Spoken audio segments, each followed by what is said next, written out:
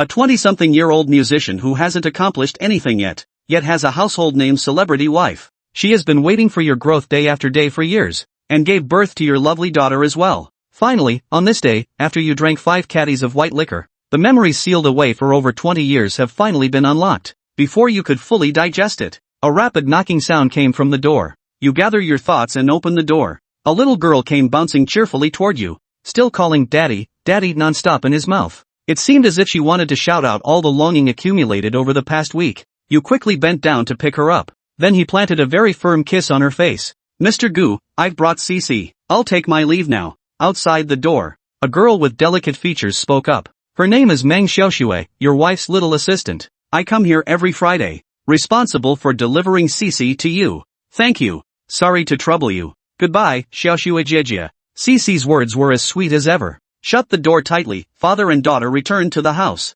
Xixi sat on the sofa. 2 little hands nestled into Daddy's palms, telling all the interesting things that happened in kindergarten this week. I'm tired of talking. You listened very carefully. Although awakening memories of a past life is an important matter, but now, nothing is as important as reuniting with my daughter. Soon, the sun had completely set. The room grew darker. Xixi quietly rose from your embrace on her own, carefully sliding off the sofa, then going to turn on the light. But he had to hop several times before finally hitting the switch. The light is on, the room is lit. Your daughter's smile brightens your heart as well. Hungry? Dad's going to cook for you. Hey there. When you go to the kitchen, Xixi had already returned to sit on the sofa. Hugging a pillow, I turned on the TV, knowing my daughter is coming. You had already braised the pork belly in soy sauce earlier in the afternoon. The fire has been simmering on low heat, gazing at the slightly despondent reflection in the glass. You ponder. It's time for a haircut. At 26, you have a 5-year-old daughter. There's also a dream that has been pursued for many years.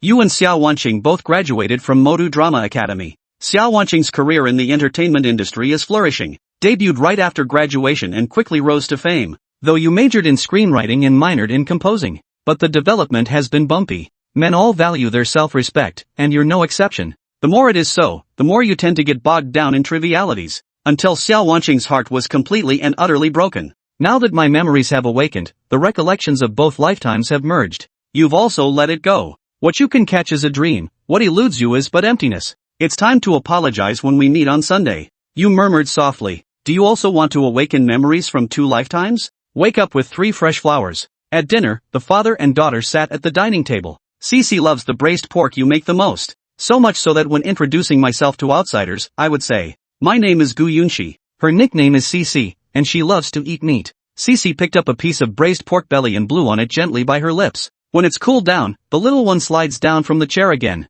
Ran up to you. Open your mouth, Dad, open your mouth. You open your mouth and allow your daughter to feed you. Dad, it's time for a haircut. Okay, Xixi will take Daddy to get a haircut in a little while. Xixi's eyes widened. I didn't expect you to actually agree, you know. This was when I parted with Mom in the morning. Mom's assigned task. Actually, Xia Ruoqing had often talked to you about these things before, but you never took it seriously. Only creation occupies the mind. It would be truly bizarre if such isolated efforts yielded any results. After the meal, Xixi was responsible for cleaning up the table. You're responsible for washing the dishes. When you come out of the kitchen, Xixi had already changed her shoes and was waiting by the door. The delicate little one stood gracefully in her tiny dress, elegant like a little princess. Locking the door behind them, the father and daughter held hands as they went downstairs. Soon they arrived at a barber shop. The shop is small, with Haircut 2000 written on the glass door. The barber was a woman in her 30s. The technology is excellent. You just happened to be there at the right time.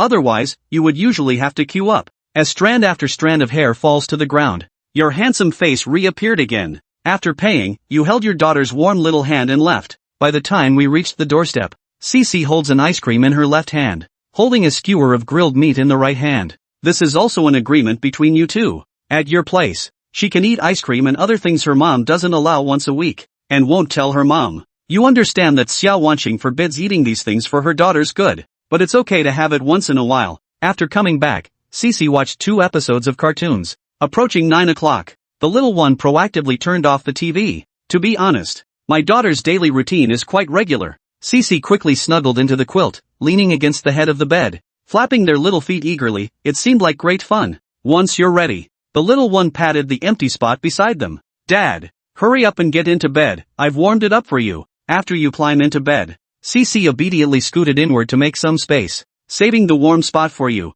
What a sweet and considerate little darling. Even though it's summer and over 30 degrees Celsius outside, after not seeing you for a week, Xixi is overflowing with longing for you. Ever since being brought here by manhwaresumen, the little mouth just wouldn't stop talking. Even when it's time to sleep, they're still talking away. This includes, but is not limited to, Mom took 3 showers, Mom asked someone to help scrub her back, and Mom's skin was incredibly smooth and tender. If you hadn't interrupted, Xixi might share more about what her mom did this week, but you can't listen anymore, or you won't be able to sleep. Although they had been separated for over 2 years already, but Xia Ruoqing was, after all, your first love, and the only lover. Ding-ling-ling, the prolonged chime of a bell rings out. You pick up your phone and take a look. What a coincidence, speak of the devil. It's a video call invite from Xia Ruoqing. It's Mom calling. Xixi stretched out her fair, delicate fingers, pressed the answer button. After a momentary hesitation, a stunningly beautiful face appeared before the father and daughter. She had just finished her busy work, with a trace of weariness between her brows,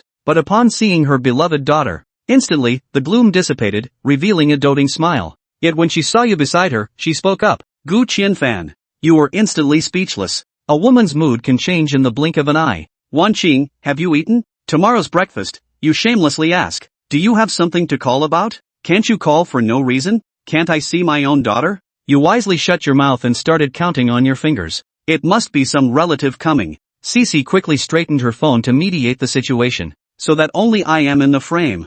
Mom, baby, look, another flip-flop. Xixi has a way with sweet words. The little one is quite clever too. Know what to say and what not to say, like eating ice cream and barbecue is definitely off the table. Otherwise, someone's gonna get scolded again. So Xixi picked the nice things to say, such as, Dad's braised pork is getting more and more delicious. Dad said it's a shame Mom couldn't eat it. You look completely puzzled. Dad said Mom works very hard. Let me not make Mom angry. Be good. You quickly nod. Ha ha ha. Dad also said he really misses you, Mom. Mom, when are you free? Can I go out to play with Daddy for a whole day? Hearing this, you felt inexplicably nervous. But to your surprise, Xia Ruoqing on the other end of the phone wasn't angry at all. Instead, she fell into contemplation. Mom will try to make time.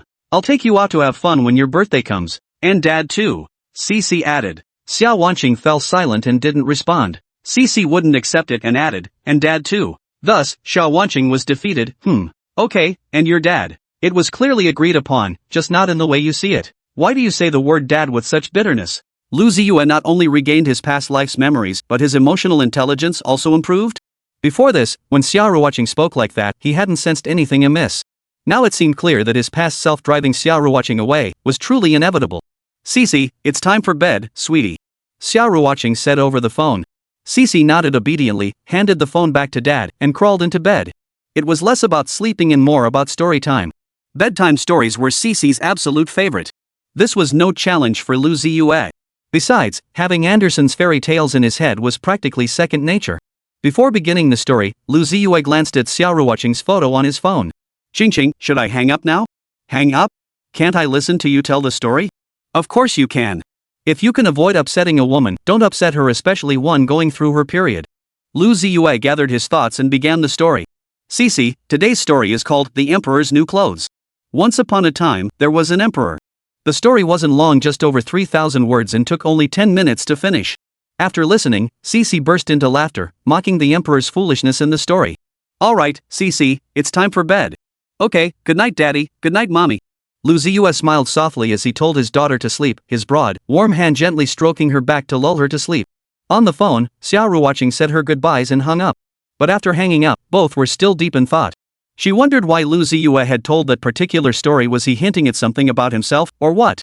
Xia Ruoqing felt a flicker of relief. To her, it seemed Lu Ziye was finally facing reality, refusing to deceive himself any longer. Xia Ruoqing was Lu Ziye's first love. How could Lu Ziye possibly hold any less weight in Xia Ruoqing's heart? Leaving his side, living apart, it all boiled down to disappointment. Xia Ruoqing wasn't afraid that Lu Ziye would amount to nothing. What angered her was his refusal to pull himself together.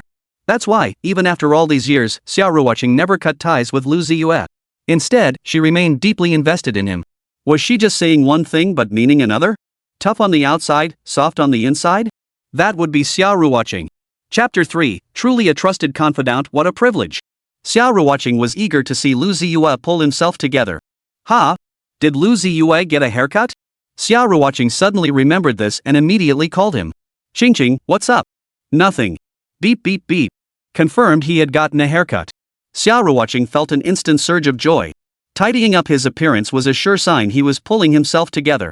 It's about time she got her haircut. It'll improve her aura and bring back that handsome look. How perfect. Reclining on the large double bed, eyes closed, Xia Ruoqing couldn't help but drift into daydreams. She felt inexplicably cheerful. Meanwhile, Lu Ziye was still baffled. A call came in, but the other party hung up after just saying nothing. He must have pressed the wrong button by accident. He didn't dwell on it, simply rolled over and went back to sleep. The next day, with his eyes still closed, Lu Ziye felt an itch tickling his nose. When he woke up, he found Xixi lying right in front of him, blinking her big, watery eyes. The reason his nose felt itchy was because the little one had sneezed right onto his face while breathing. Little princess, why are you awake so early? Daddy, it's not early, it's already 8 o'clock. Oh? 8 o'clock already? Alright, Daddy will go make breakfast for you. Though exhausted, Lu Ziye rolled out of bed and headed to the kitchen to prepare breakfast. For a man, it's better to sacrifice a little sleep than let his daughter go hungry. As Lu Ziye headed to the kitchen, Xixi rolled out of bed too. Wearing her off-white cartoon slippers, she followed him with a soft patter of footsteps. Xixi, go wait for Daddy in the living room. It won't be long. Xixi shook her head. Instead, she fetched a small stool and sat behind her dad, determined to keep him company. Daddy, I'm here with you. Alright then. How about I cook some noodles? Sure, Xixi isn't picky, you know. Lu Ziye smiled faintly. After stretching lazily, he felt completely refreshed. Cooking was simple, not difficult at all. In moments, 2 bowls of plain noodles were ready, along with a fried egg. Xixi loves noodles more than rice. At the table, the little one slurped up the noodles, eating heartily in big bites. Before long, she'd polished off the entire bowl. After learning the noodles were called Yangchen noodles, Xixi committed the name to memory, already scheming about when she could get Daddy to make a bowl for Mommy too. Weekend days are lazy. Even though the sun was scorching outside, sitting indoors with the AC on, holding half a watermelon and scooping out bites with a spoon felt incredibly comfortable. The only downside, in Xixi's opinion, was that she wasn't allowed to eat too much watermelon. Daddy! I only had a few bites. That's plenty. Save the rest for this afternoon. Xixi could only give up. She knew her dad spoiled her rotten, but precisely because of that, after being refused, the little one just pouted and said no more. Every Monday, Xixi would start thinking about what delicious treats she wanted Dad to make for her over the weekend. So by lunchtime, the table was laden with everything Xixi could possibly want. Sweet and sour pork, Beijing-style shredded pork, fried chicken, and ice-cold Coke. Ha! Taking a sip of cola, Xixi let out a joyful sound. A little fairy wouldn't burp in front of others except her dad. And so, Xixi burped. Ah, that feels so good. Cheers, Dad. Cheers. Lu Ziye's face lit up with a bright smile. Though cooking had taken quite a while, it didn't matter as long as his daughter enjoyed it, even if he had to eat leftovers for the next couple of days. After the father and daughter clinked glasses, the doorbell rang. Lu Ziye raised an eyebrow, wondering who it could be. Property management? The utility bill collector? Xixi quickly grabbed her dad's phone and unlocked the screen. Seeing that today was Saturday, she finally breathed a sigh of relief. You eat first. Daddy will get the door. Lu Ziye walked to the door and opened it without checking through the peephole. What greeted his eyes was a stunningly beautiful woman. To be precise, it was Xia Ruoqing. As a celebrity in urban beauty, her fashion sense was impeccable. Even a simple dress could radiate brand name quality. Especially with Xia Ruoqing's fair complexion, fair skin hides all flaws. She looked stunning in anything, and even minimal effort made her appear fashionable. With her hair tied up in a bun, Xia Ruoqing removed her sunglasses and leaned against the doorframe. Her cool voice echoed. Blocking the door, huh? No. Please come in. Lu Ziye stepped aside. Xia Ruoqing entered the room, closed the door tightly, and began changing her shoes. Her handbag, however, was tossed directly at Lu Ziye. The moment she stepped inside, Xia Ruoqing's expression changed completely because she'd spotted her precious daughter. Sweetie. Ah. Mom. Xixi exclaimed, but instead of rushing into her mother's arms as usual, she paused. A hand was hidden under the table, concealing something. Xixi, what are you hiding? Xia Ruoqing bent down suspiciously to look and immediately spotted the large bottle of Coke her daughter was struggling to hold. Coca-Cola, no less. Xia Ruoqing understood immediately. Ching. Lu Ziye called out, trying to shield his daughter and shift the blame onto himself. After all, Xia Ruoqing never allowed their daughter to drink carbonated beverages. Yet Xia Ruoqing didn't seem quite so heartless. Seeing her daughter about to collapse, she hurried over with quick little steps and took the large bottle of Coke from her hands under the table. Xixi, done. Xia Ruoqing chuckled, then unscrewed the soda cap. Xixi, let mom borrow your cup. It's so hot outside, chilled cola. Xia Ruoqing poured herself a glass. By the time the bubbles had settled, only a third of the drink remained, which she downed in one gulp. Unlike Xixi, she didn't burp. Though the urge was there, she silently held it in, not making a single extra sound. Xixi was nervous, terribly nervous. The little one blinked her eyes and cautiously asked, "Mommy, are you mad at me for drinking Coke?" "Blame you? Why would I blame you? We don't drink it every day. Having it once in a while is fine, especially when it's this hot." Today, Xia Ruoqing was unusually easygoing. Lu Ziye and Xixi both felt the same way. Not only that, Xia Ruoqing even sat down beside Xixi on her own, her legs slightly together in an elegant posture. "I haven't eaten yet. Want to join me?" "Sure, I'll grab a bowl." Lu Ziye headed to the kitchen. Watching his retreating figure, Xia Ruoqing blinked. Something about him was different, she couldn't quite put her finger on it. The dining table was laden with many delicious dishes. All the dishes she had been raving about lately. Now she could enjoy them all at her dad's place. Xia Ruoqing couldn't help but think, he really is my little cotton coat, always by my side. What a treat! Chapter 4, The Performer, Xixi. The meal was thoroughly enjoyable. It had been ages since Xia Ruoqing had last enjoyed a hot meal at the proper mealtime. Lu Ziye, breaking his usual habit, served Xia Ruoqing food and urged her to eat more. "This guy, isn't he usually a silent bomb? And he even got a haircut, he looks so much better now. Could it be he has a girlfriend now?" Xia Ruoqing's brows furrowed, her gaze toward Lu Ziye tinged with a hint of resentment. "Xixi, why did your dad suddenly get a haircut?" Lu Ziye opened his mouth to speak. "I'm right here, why ask our daughter?" Xixi chewed on a piece of meat. After swallowing, her eyes darted around as if recalling something. "Mommy, Daddy said he was wrong. He also said he'd apologize when he sees you. Daddy also said he got a haircut to face life anew. He said so much, I can't remember it all." Xixi was a real champ, delivering the perfect assist. Her words were perfectly aligned with Lu Ziye's inner thoughts. Sure enough, upon hearing this, Xia Ruoqing's cold, elegant expression softened slightly. Though she said nothing more. After the three finished eating, Xia Ruoqing stood up to clear the tableware. When Lu Ziye carried the soup pot into the kitchen, she was already washing the dishes. "Xingqing, let me do it." "No need." Xia Ruoqing shook her head in refusal, so Lu Ziye went to clear away the other dishes instead. Xixi, being the understanding one, didn't linger in the kitchen. She returned to the living room to watch TV, deliberately turning up the volume to avoid overhearing her parents' conversation. In the kitchen, Lu Ziye stood by, wondering how he could help. But Xia Ruoqing was dexterous and capable, far from someone who never lifted a finger. She quickly finished cleaning up. "What are you doing just standing there?" I'm keeping you company," Lu Ziye replied awkwardly. "Go out. Everything's done." Xia Ruoqing turned and walked out of the kitchen. What Lu Ziye didn't see was the faint smile playing at the corners of Xia Ruoqing's lips. She seemed to be in a good mood. Seeing Mom and Daddy merge, Xixi clicked off the TV. "Daddy, Mommy, I'm going to take my nap now."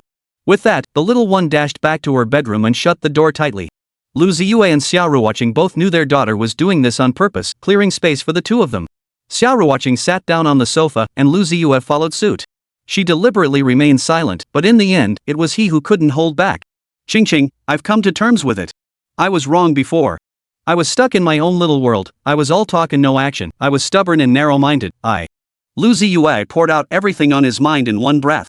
Xia Ruoqing shifted her legs, which had been crossed to the right, over to his side. Her beautiful eyes sparkled, and a faint smile seemed to linger at the corners of her lips. Just as Lu Ziye expected Xia Ruoqing to respond, she suddenly stood up, walked to the door, and carried her bag into the living room. Ignoring Lu Ziye's earlier words, she proceeded to explain her plans. "These are Xixi's clean clothes. Will you come pick her up tomorrow afternoon?" Xia Ruoqing shook her head inside. "The company unexpectedly sent me on a business trip to the neighboring city. I'll probably be gone for about a week. So this week, I'll need you to handle picking Xixi up from kindergarten. Is that okay?" "Of course it's fine," Lu Ziye hurriedly replied, feeling genuinely delighted. After all, having his daughter stay by his side for a few extra days was something he couldn't ask for more. Xia Ruoqing then went on to give him several other instructions, most of them concerning their daughter. Only at the very end did she mention Lu Ziye. "I'm truly happy to see you pulling yourself together." With that, Xia Ruoqing flashed Lu Ziye a smile. Without exaggeration, that smile seemed to brighten the entire room. In his memory, it had been ages since Xia Ruoqing had smiled at him like that. A pang of bitterness welled up in Lu Ziye's heart.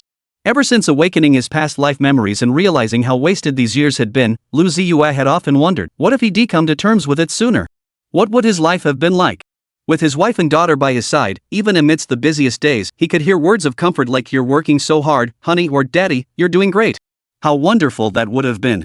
But now, his once perfect family lay in ruins because he'd stubbornly dug himself into a hole. Husband and wife lived apart, and his daughter couldn't even have her wish for her parents to be together fulfilled. As Lu Ziye drifted off in thought, his facial expression shifted visibly: frustration, regret, disappointment, and sorrow. Xia Ruoqing saw it all, her heart twisting in sympathy. She believed Lu Ziye had truly come to terms with it, truly ready to face life anew. That alone was enough. "Zai, what are your plans going forward?" "First, I'll make a living." "How will you do that?" "You'll find out when the time comes." Lu Ziye left her hanging, yet her smile radiated confidence. For a moment, Xia Ruoqing felt dazed. Once upon a time, it was precisely this kind of smile from Lu Ziye that had drawn her in. "It's about time. I'll be going now." Xia Ruoqing stood up. Suddenly, the bedroom door swung open, and a little one came running over. "Mommy, are you leaving?" Xia Ruoqing couldn't help but laugh and cry at the same time. Her daughter had indeed been eavesdropping from the other side of the door. "Yes, Mommy has to go on a business trip. You need to listen to Daddy while I'm gone, okay?" I'll be a good girl." "Such a good girl." Xia Ruoqing slipped on her sunglasses and mask before heading out.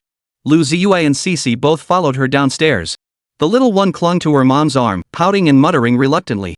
"Mommy, call me when you have time, okay? Mommy knows. Mommy, I'm going to miss you so much. Mommy feels the same way. Don't worry, I'll come pick you up right after my business trip." "Okay, Mommy. Drive safely on the way." Xixi saw Xia Ruoqing off to the car and didn't forget to wave goodbye to Meng Xiuxue, reminding them both to drive safely. She was simply an angel. "Xixi, Mommy's leaving now." "Ziye, thank you for your hard work." "Mommy." The car sped away, kicking up dust. Lu Ziye gently stroked his daughter's head. Just as he pondered how to comfort her, Xixi wrapped her arms around his arm. "Daddy! Let's go home. Yay, I get to be with Daddy for the next few days. Yay!" Xixi's face beamed with joy. Lu Ziye couldn't help but feel both amused and exasperated. So his daughter had been putting on an act earlier. "I wasn't pretending at all. I really didn't want to be apart from Mommy for so long. But it's okay since Daddy's here. Being with Daddy is just fine too." Xixi explained. Daddy believes you." Lu Ziye nodded vigorously. "Of course Daddy has to believe you. I didn't tell a lie, and kids who tell lies aren't good kids. I'm a good kid." Indeed, Xixi wasn't just a good girl, she was also the family's little ray of sunshine. Chapter 5, a 60-second voice array warms the heart. "Xingjie, what are you thinking about?" Meng Xiuxue glanced through the rearview mirror and saw Xia Ruoqing deep in thought. She was so deep in thought that it took several calls to snap her out of it. "Ha? Me? Nothing much. Xixi's dad has come to terms with it, and I just couldn't help but get lost in thought." Xia Ruoqing smiled faintly, though her mind flashed back to the words Lu Ziye had spoken not long ago. "Oh, I see." Meng Xiuxue focused on driving and said nothing more, but she couldn't help but think about all the sacrifices Xia Ruoqing had made for Lu Ziye over the years. Though Sister Qing's words could sometimes be harsh, it was all because she wanted him to do better. Otherwise, she wouldn't have repeatedly recommended Lu Ziye's work to others, never giving up even when it wasn't well received. Looking back, Xia Ruoqing had truly given so much. Hearing Xia Ruoqing say Lu Ziye had pulled himself together now, Meng Xiuxue felt genuinely happy, delighted that Sister Qing's persistence had finally paid off. As evening approached, Xia Ruoqing's phone kept buzzing with incoming WeChat messages. Without exception, they were all from Lu Ziye and Xixi. Father and daughter were anxiously waiting in Shanghai for Xia Ruoqing to arrive safely at her destination. By 9 o'clock, she finally arrived at her hotel. After quickly settling her things, Xia Ruoqing immediately video called the father and daughter back in Shanghai. "Mommy, have you arrived yet? Qing, you're here?" The moment the call connected, her father and sister showered her with affectionate inquiries, warming Xia Ruoqing's heart. "Yes, I'm here. Don't worry. Good to hear. Now go eat, it's getting late." Lu Ziye's gentle voice was soothing to Xia Ruoqing, but she had no appetite due to motion sickness. After chatting for a while, the long hours of driving and the traffic jam on the highway finally took their toll. Xia Ruoqing couldn't hold on any longer. She hung up the phone and prepared to rest. Before she could drift off, however, Lu Ziye sent her a message. She tapped to open it only to find a 60-second voice message. Xia Ruoqing tapped it with a puzzled look. At first, she couldn't figure out what it was. Only after listening for a moment did she realize it was a bedtime story. Xixi needed a bedtime story before sleeping. The idea for Lu Ziye to narrate while recording and send it to Xia Ruoqing was Xixi's own suggestion. It had to be said, without Xixi, this family might have fallen apart long ago. One story took over 10 minutes. Up to 10 60-second voice clips formed a grid. Though intermittent, Xia Ruoqing still heard the entire story of the ugly duckling. Paired with Lu Ziye's gentle voice, Xia Ruoqing, just like Xixi, started yawning. Her head tilted to the side, and she drifted off to sleep. All day Sunday, Xixi was overjoyed today she didn't have to worry about mom coming to pick her up at dusk. Eat, sleep, playing with daddy made her utterly delighted. Tomorrow was school day, so tonight meant bath time. After Lu Ziye ran the bath for his daughter, he was promptly shooed out. Yes, his little cotton jacket had grown up without him even noticing. She could handle bathing all by herself. But when it came to drying her hair, even though she could manage it alone, she refused to do it by herself. After changing into her pajamas, Xixi came to Lu Ziye with a towel wrapped around her head. When Dad wasn't looking, the little one suddenly shook her hair, splashing Lu Ziye's face with droplets, then burst into delighted laughter. Giggle.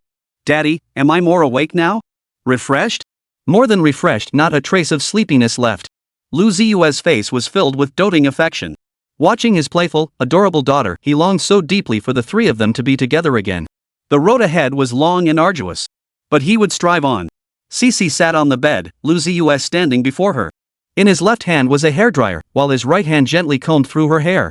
Her hair was of excellent quality, inheriting her mother's superior genes. If only Xixi weren't so mischievous, it might have dried 2 minutes sooner. But the little one insisted on playing with daddy, constantly tugging at a strand of hair and tickling her father's nose whenever Lu Ziye wasn't paying attention. After drying her hair, Lu Ziye lifted his daughter onto the bed and tickled her all over with his big hands. Instantly, the room filled with the giggles and laughter of father and daughter. She almost missed Xia Ruoqing's video call. Tomorrow was Monday, and it was Lu Ziye's turn to take Xixi to kindergarten. Xia Ruoqing would definitely call to check in. Judging by the background, Xia Ruoqing must have been out and made the call during a break.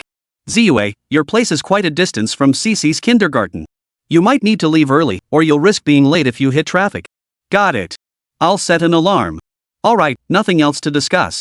You two should get some rest early. What about you? Still busy? Lu Ziye suddenly asked. Yeah, no idea how late we'll be shooting. Xia Ruoqing took a deep breath and forced a smile, though the exhaustion in the corners of her eyes was plain to see.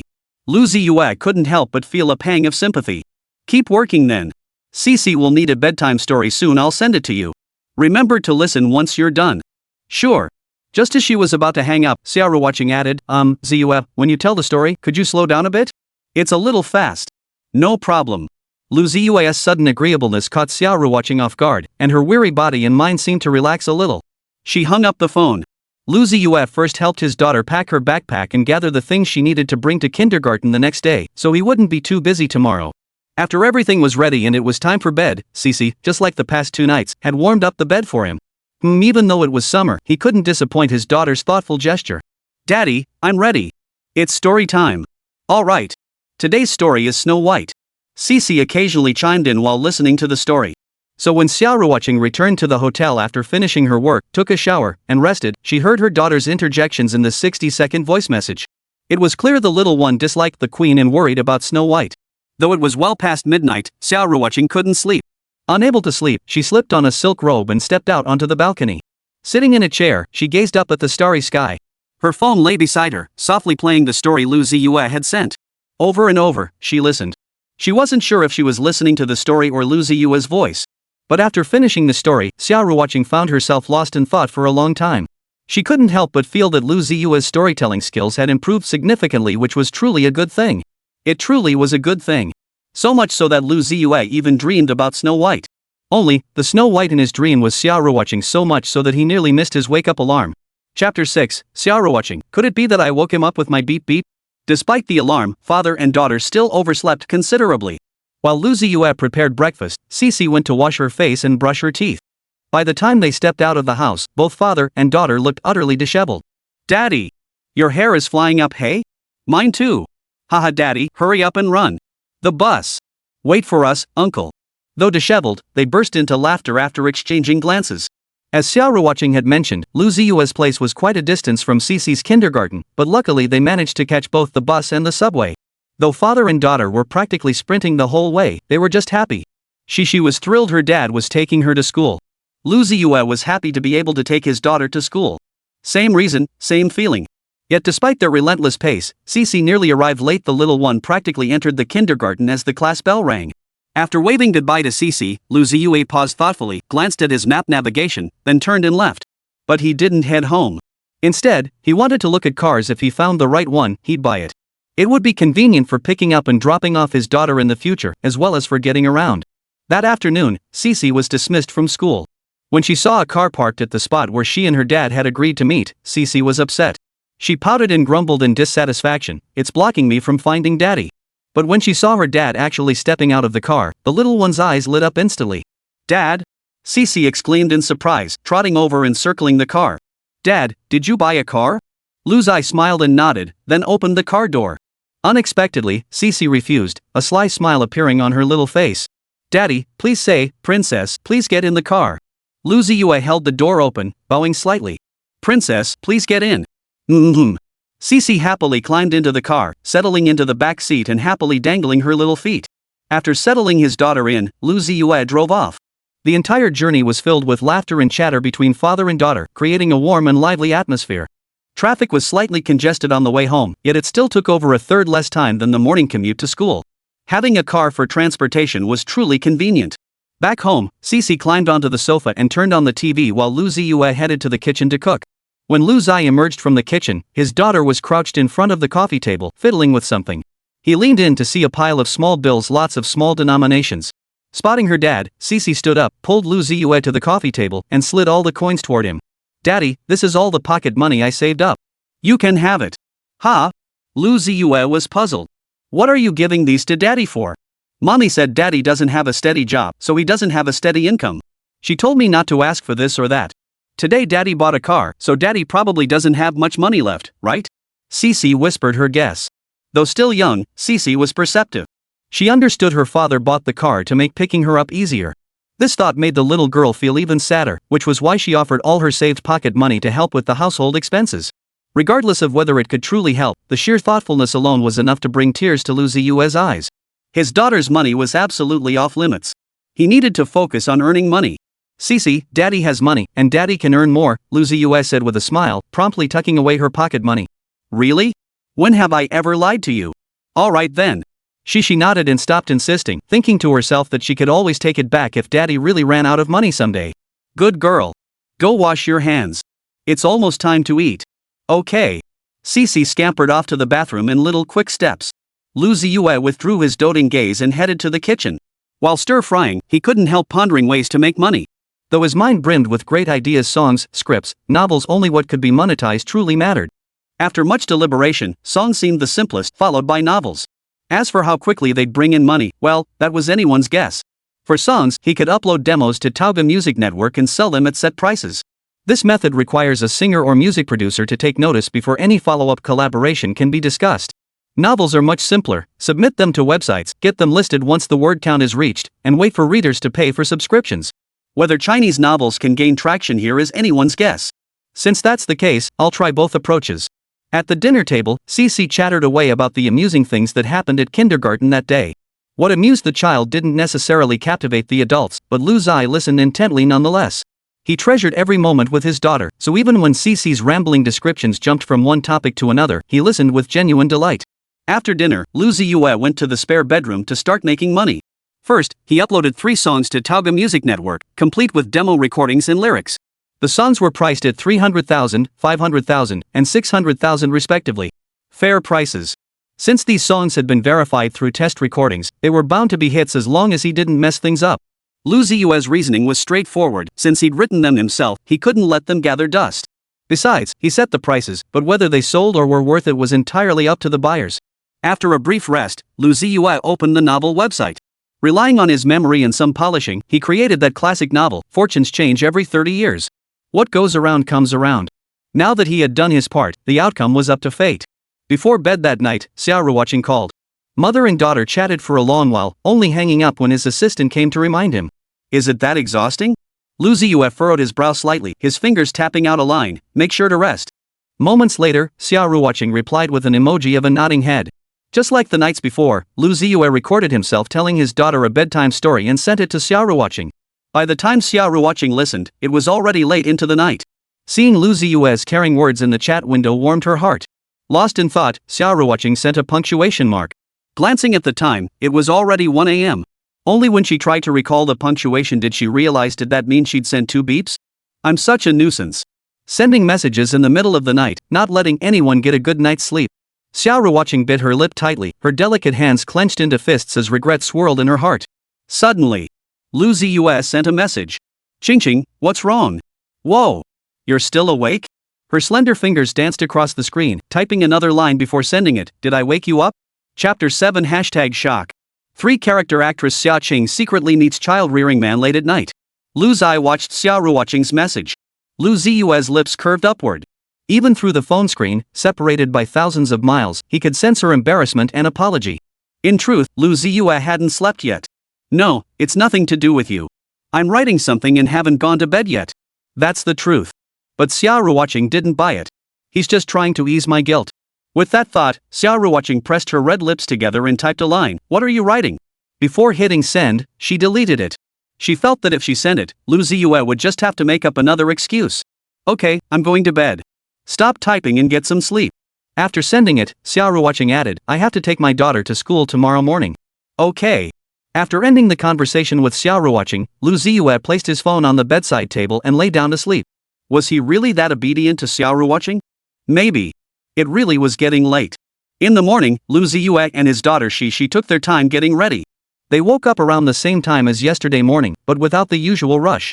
The feeling of not having to squeeze onto buses or subways was truly wonderful. Worth noting, they left earlier than yesterday, arriving at school even sooner. Xixi no longer had to rush into kindergarten just as the bell rang. During the day, while their daughter was at kindergarten, Lu Ziye stayed home to work on his creative projects and plan his life. But when he went to pick her up in the afternoon, something went wrong. Nothing major, she just missed her mom. Xixi said she dreamed of her mom during nap time and suddenly missed her terribly. The little one sat in the car, hugging her backpack, gazing out the window. Her feet stopped fidgeting, and her innocent face was filled with longing. Seeing his daughter like this, Lu Ziye, the father, felt a pang of heartache. So he turned around at the next intersection. Daddy, you're going the wrong way. Xixi, who had been staring out the window the whole time, had noticed clearly. Did she actually know the correct way home? No, we're not going the wrong way. This is the route to the highway. Lu Ziye freed one hand to retrieve his phone and handed it to his daughter. Xixi, ask your mom for the address. If your mom asks what for, don't tell her. We're going to surprise her. The little one instantly understood Daddy was taking her to find Mommy. Xixi flashed her dad an OK sign before opening her mom's chat window. Mommy, can you send me your work location? Xia Ruoqing must have been free at that moment, or perhaps she happened to be holding her phone. When she saw Lu Ziye's voice message, she wondered what was up.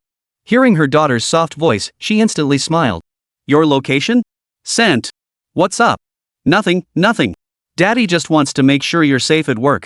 Getting your location will put his mind at ease. Xixi replied while holding down the voice button. Lu Ziye, who was driving, raised an eyebrow upon hearing this. Good girl, she was really good at assisting.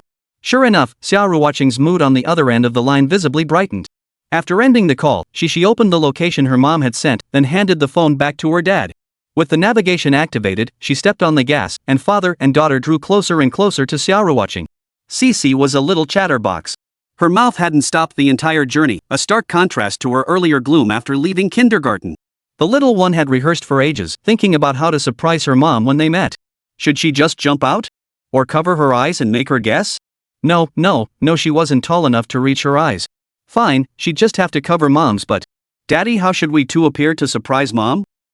Drop from the sky? Daddy, that's called a scare. Well, I don't know then. Daddy will listen to Xixi. Xixi wrinkled her nose, slightly annoyed that Daddy wasn't helping come up with ideas. Finally, Xixi decided it had to be a complete surprise. Yunding Grand Hotel.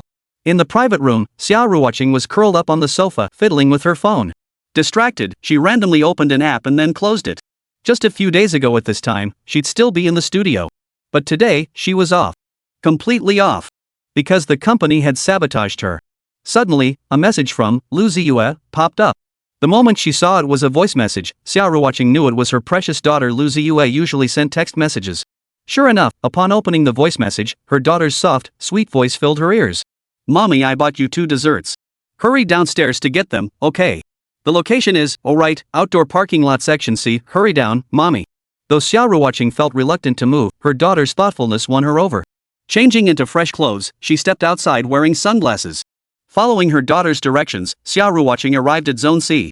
But looking left and right, she saw no delivery personnel. Had she gone to the wrong place? Beep she sent another message, Mom, are you there yet? Walk a little further in, you should see it soon. Okay. Xia Ruoqing just wanted to find it quickly, not really thinking deeply about her daughter's words. Just as she was scanning the area for the delivery guy, a pair of arms suddenly wrapped around her thigh. Immediately after, she heard, "Ah, I told you so.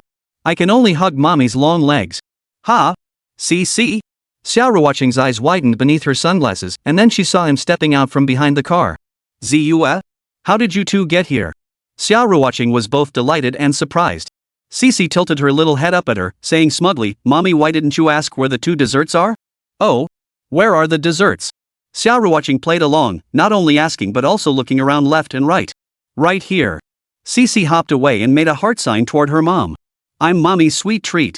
Then the little one hopped over to her dad, took Lu Ziye's hand, and made a heart shape together, adding, Daddy is the other sweet treat. Xia Ruoqing covered her mouth, laughing at her daughter's antics.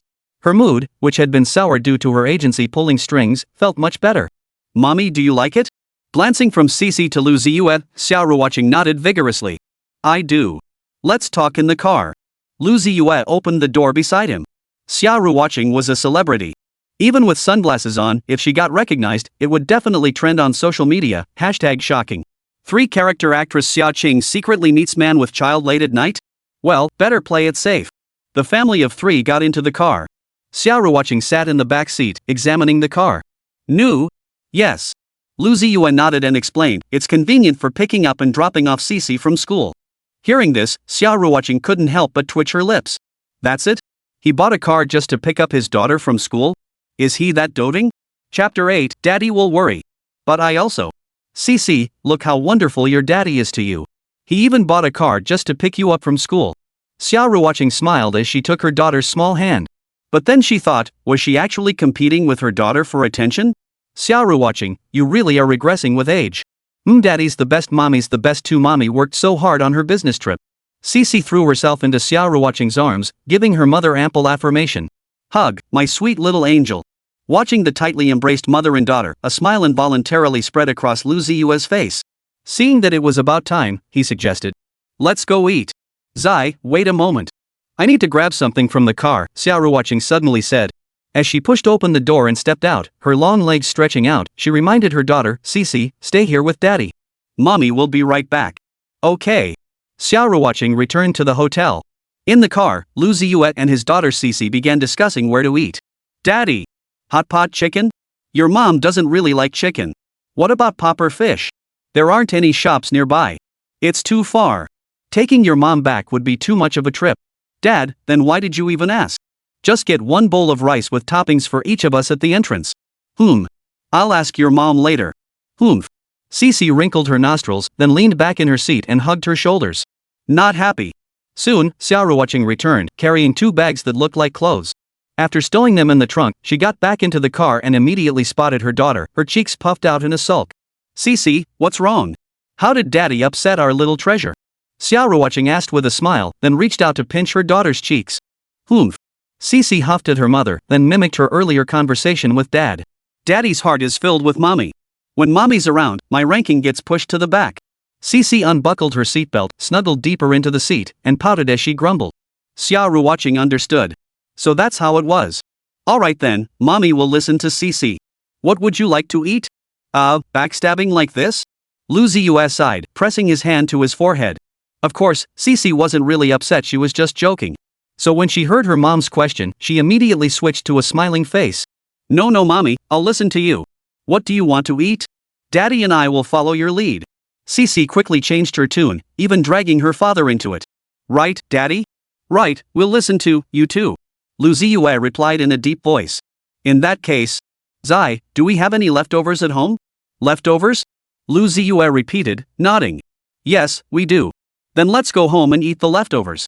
Sitting up straight, Xia Ruoqing gazed ahead, raised her delicate hand, and said with a smile, let's go home. Home? Lu Ziye and Xixi were both baffled by the sudden change. Seeing their expressions, Xia Ruoqing couldn't help but laugh. Yes, home. Our work here is done. Why wouldn't we go home? We were planning to return to Shanghai tomorrow. But since you're here, let's just head home. Let's go. I've got everything arranged. The word home made Xia Ruoqing feel restless with anticipation. The work had brought many disappointments these past few days. Having her daughter and Lu Ziye by her side eased her troubled heart considerably. Lu Ziye wasted no time, starting the car and heading home along the same route they'd taken earlier. On the way, Xixi turned into a chatterbox again. Xia Ruoqing laughed constantly at her daughter's antics. This made the otherwise monotonous highway journey seem less tedious. Midway, Lu Ziye pulled into a service area, and mother and daughter went to the restroom. When they returned, Xixi had moved back to the rear seat. Xia Ruoqing, however, opened the passenger door. Ching? What? Can't I sit in your passenger seat? Xia Ruoqing plopped down with a thud, rolling her eyes as she asked. Lu Ziye, his survival instinct kicking in, nodded hastily. Of course. Absolutely. This passenger seat is reserved for you. He added, I didn't even let Xixi sit in the passenger seat. Though Xia Ruoqing knew her daughter hadn't sat in the passenger seat for safety reasons, she chose not to call out Lu Ziye's little scheme. Instead, hearing that made her feel strangely pleased. Let's get back on the road. The car pulled out of the service area and back onto the highway. Xia Ruoqing had insisted on sitting in the passenger seat because she feared Lu Ziye might get drowsy driving alone. Plus, with night already falling, extra caution was essential. For the rest of the journey, Xia Ruoqing kept him supplied with fruit and water. Far from feeling drowsy, Lu Ziye was in high spirits. After passing through the toll station, they returned to the metropolis. Lu Ziye murmured, Xixi, should we go to your place, or? Xia Ruoqing raised her hand to interrupt him. Your place. All right. By the time they arrived home, it was already 10:30 p.m. Xixi scampered ahead to unlock the door. Xia Ruoqing followed closely behind. Lu Ziye brought up the rear, carrying the groceries. I'll make dinner. Zai, Xia Ruoqing called out to him, just heat up some rice. It's getting late. All right. The hum of the range hood filled the kitchen. Xia Ruoqing curled up on the sofa, hugging a pillow, when a wave of exhaustion suddenly washed over her. Exhausted. Mentally drained. Every part of her felt off. Her once radiant glow had faded, replaced by a hollow, drained look. Seeing her mother like this, Xixi grew worried. She quietly slipped into the kitchen to seek help. Daddy, go check on mommy. She doesn't seem well and looks really upset. Xixi tugged at her father's arm. Lu Ziye rushed out without even untying his apron. Entering the living room, he immediately spotted Xia Ruoqing discreetly wiping away tears. Xing.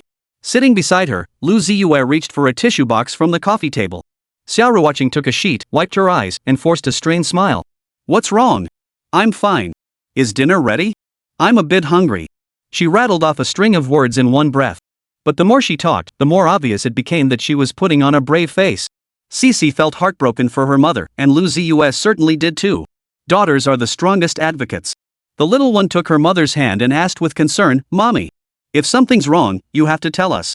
Otherwise, Daddy will worry, and so will I. Xing, your sister is right. Xia Ruoqing glanced up at the man, a flicker of warmth touching her heart.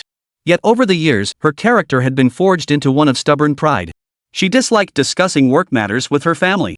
First, the entertainment industry's environment was simply too complicated to explain. Second, her family couldn't help anyway, and would only worry endlessly. Never bringing work-related negativity home had always been her rule. Chapter 9, see the puppy barking, the leaves smiling, the wind whispering. Though she didn't want to share her work frustrations with her family. But under the tender concern of Xixi and Lu Ziye, Xia Ruoqing couldn't hold back any longer. Tears welled in her beautiful eyes. Her cherry red lips pressed tightly together, pouting with hurt whenever she spoke. After all, she was just a woman. In today's entertainment industry where innocence is a crime, even if she wasn't completely stuck, it was incredibly difficult. It turned out the company's last-minute assignment for Xia Ruoqing to shoot an advertisement elsewhere was a trap. The very next day after she arrived in the neighboring city, she received the notification, due to her business trip and absence from the metropolis, the company's resources were urgently needed elsewhere and had been reassigned to someone else. First they transferred her, then they sabotaged her. They weren't even bothering to hide it anymore. The company's second stated reason was that Xia Ruoqing's recently released single had performed poorly, necessitating a reassignment of resources. The single's poor performance was largely due to a lack of promotion. While it's often said that gold will always shine, how can dust-covered gold ever gleam? Perhaps only truly exceptional work, allowed to mature over time, can gain recognition years later. Xia Ruoqing clutched her pillow helplessly, curled up on the sofa, looking pitiful. In this moment, she wasn't the dazzling star under the spotlight or on the screen, but a helpless, pitiful girl constantly targeted and ostracized. Lu Ziye felt a sharp pang of heartache. He immediately stepped forward, pulled out a tissue, and gently wiped the tears from the corner of her eye. What the hell? Are all the company executives blind? Lu Ziye suddenly cursed, his voice rising in anger. She chimed in too. Though she couldn't understand what mom and dad were talking about, she could tell her mom was being bullied and that was unacceptable. Ugh. I absolutely hate it. Seeing her father and sister standing up for her made Xia Ruoqing feel much better, especially Lu Ziye's actions, which touched her deeply. But she didn't want to talk about it anymore, nor did she want her family to worry about her. So she said, Ziye, I'm hungry. Alright, let's eat. Lu Ziye reached out to help Xia Ruoqing up from the sofa. Xixi, take mom to wash up. Let's eat. Okay. By the time Xia Ruoqing and Xixi emerged from the bathroom, the table was already set with food. Though time was tight, Lu Ziye still managed to stir-fry 2 dishes for the mother and daughter. Combined with the leftovers, they filled half the table. Xia Ruoqing was genuinely starving. She'd barely eaten anything in the neighboring city these past few days, having lost her appetite.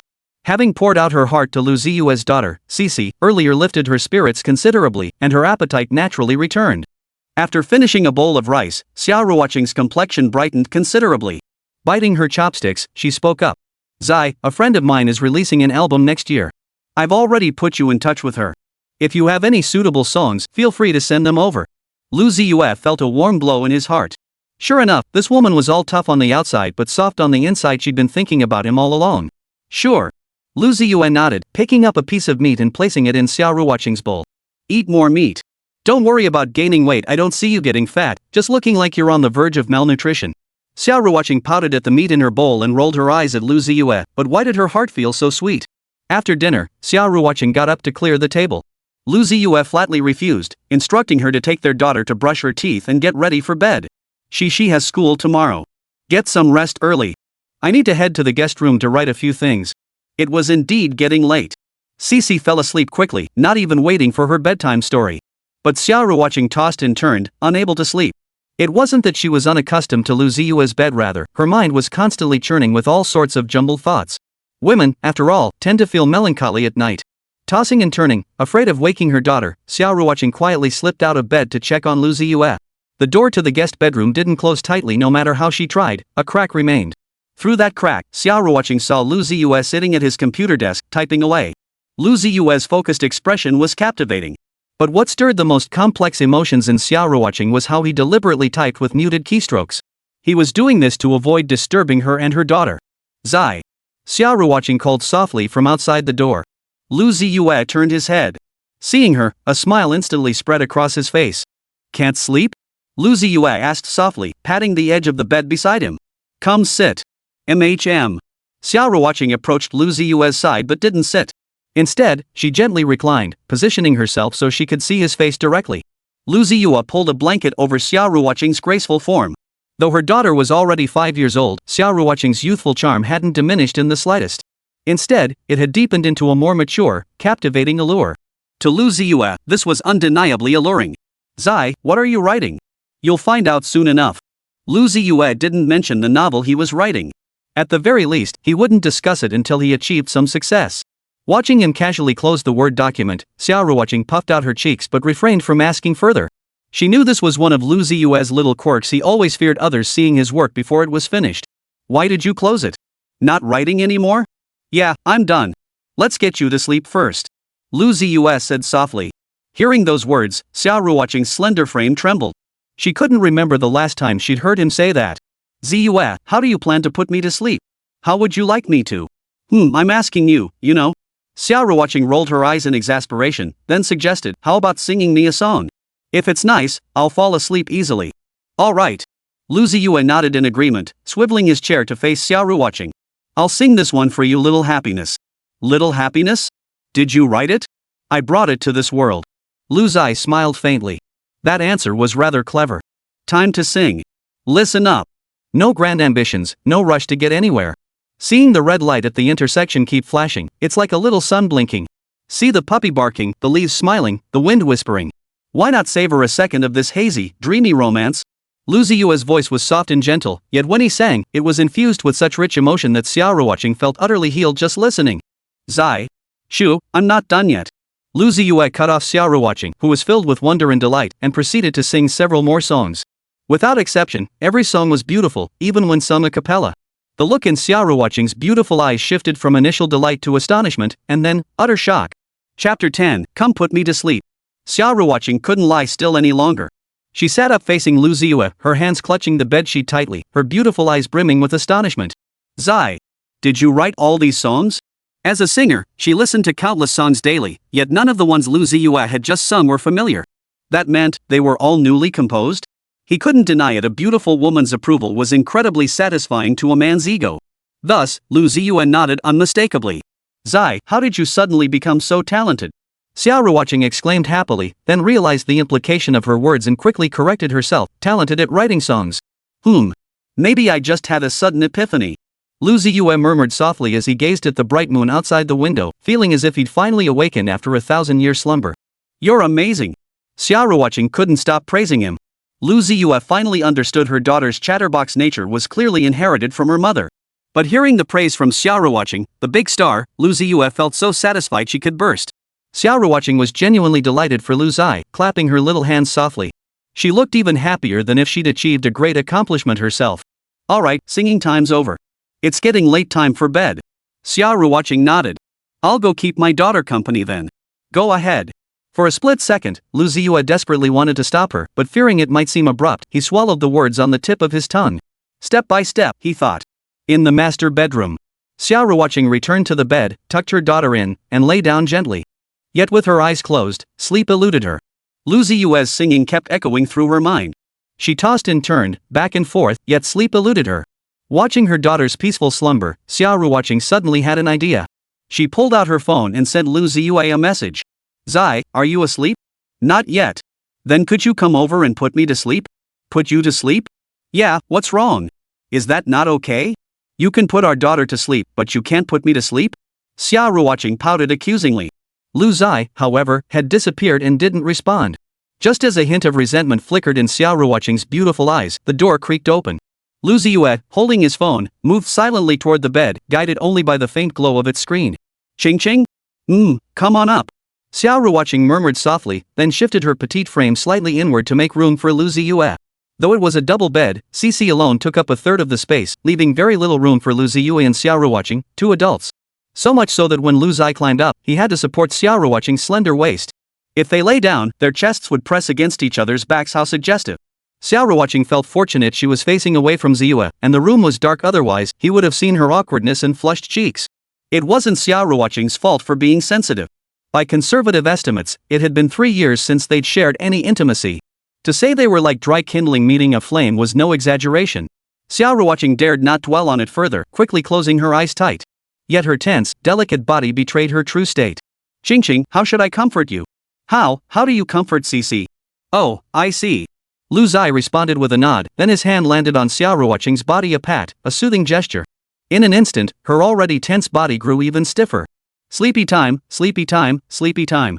But when Xia Ruoqing heard Lu Ziye's soft lullaby whispering in her ear, she nearly burst out laughing. So this was how he usually put his daughter to sleep. Slowly, Xia Ruoqing's tense body relaxed. Could Lu Ziye's gentle voice actually have a soothing effect? Before long, drowsiness overtook her, her eyelids growing heavy and drooping. Xia Ruoqing fell asleep. Her breathing evened out. But Lu Ziye found his mind wandering. Breathing in the subtle fragrance emanating from Xia Ruoqing's body, he couldn't help but bury his face in the back of her neck. How long had it been since he'd felt this way? Lu Ziye sighed deeply within, then slid his arm around her slender waist, cradling her belly button. This feeling was truly wonderful. The night passed without incident. In her sleep, Xia Ruoqing sensed a pair of eyes watching her. Suddenly, she woke up and met her daughter's bright, alert gaze. Mommy.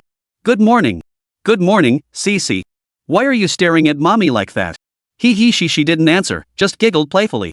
Before Xia Ruoqing could ask more, Lu Ziye's voice echoed from outside the room. Xixi, wake your mom up.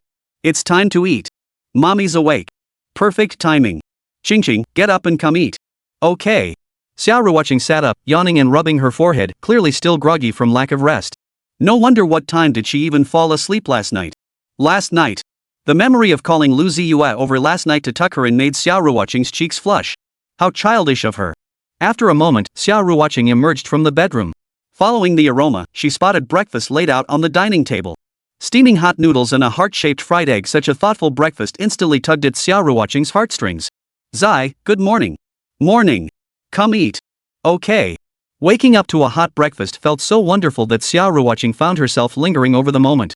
Before eating, the thoughtful Xixi cut the fried egg in half and placed one piece in Xia Ruoqing's bowl. Mommy, you need to eat more nutritious food. Xixi right, eat more nutritious food, Lu Ziye chimed in, bringing over a cup of warm milk. Though the breakfast was simple, the warmth and care infused into it made it feel special. After breakfast, Xixi was off to kindergarten. Xia Ruoqing had intended to accompany Lu Ziye to drop off their daughter, but both father and daughter declined in unison. Xingqing, you stay home and rest. I'll be back soon. Mommy, daddy's right. And so, Xia Ruoqing found herself locked inside the house by father and daughter. With this rare free time, Xia Ruoqing returned to her bedroom to lie down for a bit. But after just a few minutes, she sat up again. Lying around was boring. Glancing around, Xia Ruoqing decided to do a deep clean. Truly, a life of constant busyness. Over an hour later, Lu Ziye returned. The moment he entered, he saw the completely transformed house. The floor had been scrubbed spotless, the tiles gleaming with a lustrous sheen that made one almost reluctant to step on them. Ziye, you're back. Following the sound, she saw Xia Ruoqing, her hair tied up in a bun, sitting cross-legged on the sofa watching TV, a plate of sunflower seeds cradled in her arms. But the discarded seeds were clutched tightly in her palm. Not a single one had been eaten. Chapter 11, I'll just cry for a bit. Ziye, come here for a moment. Xia Ruoqing beckoned to Lu Ziye. What is it? I have some good news to share. Seeing Xia Ruoqing with her hands behind her back and a mysterious smile on her face, Lu Ziye couldn't help but recall a scene from several years ago. Back then, Xia Ruoqing had looked exactly like this. She'd taken his hand and placed it on her belly, saying, I'm pregnant. But this time? What's the good news? Lu Ziye asked with a smile. Well, I have a singer friend, Sui Ran. She's willing to buy one of your old songs 50,000 yuan. Xia Ruoqing freed one hand to wave it in front of Lu Ziye's face, a delighted smile lighting up her beautiful features. Only then did Lu Ziye realize that the girl before him had been quietly supporting him all along. Lu Ziye was filled with regret. Why hadn't he realized sooner? Why hadn't he understood Xia Ruoqing's thoughtful intentions earlier? The thought of his former self, so blind to her kindness, made Lu Ziye want to slap himself. Ziye, what's wrong?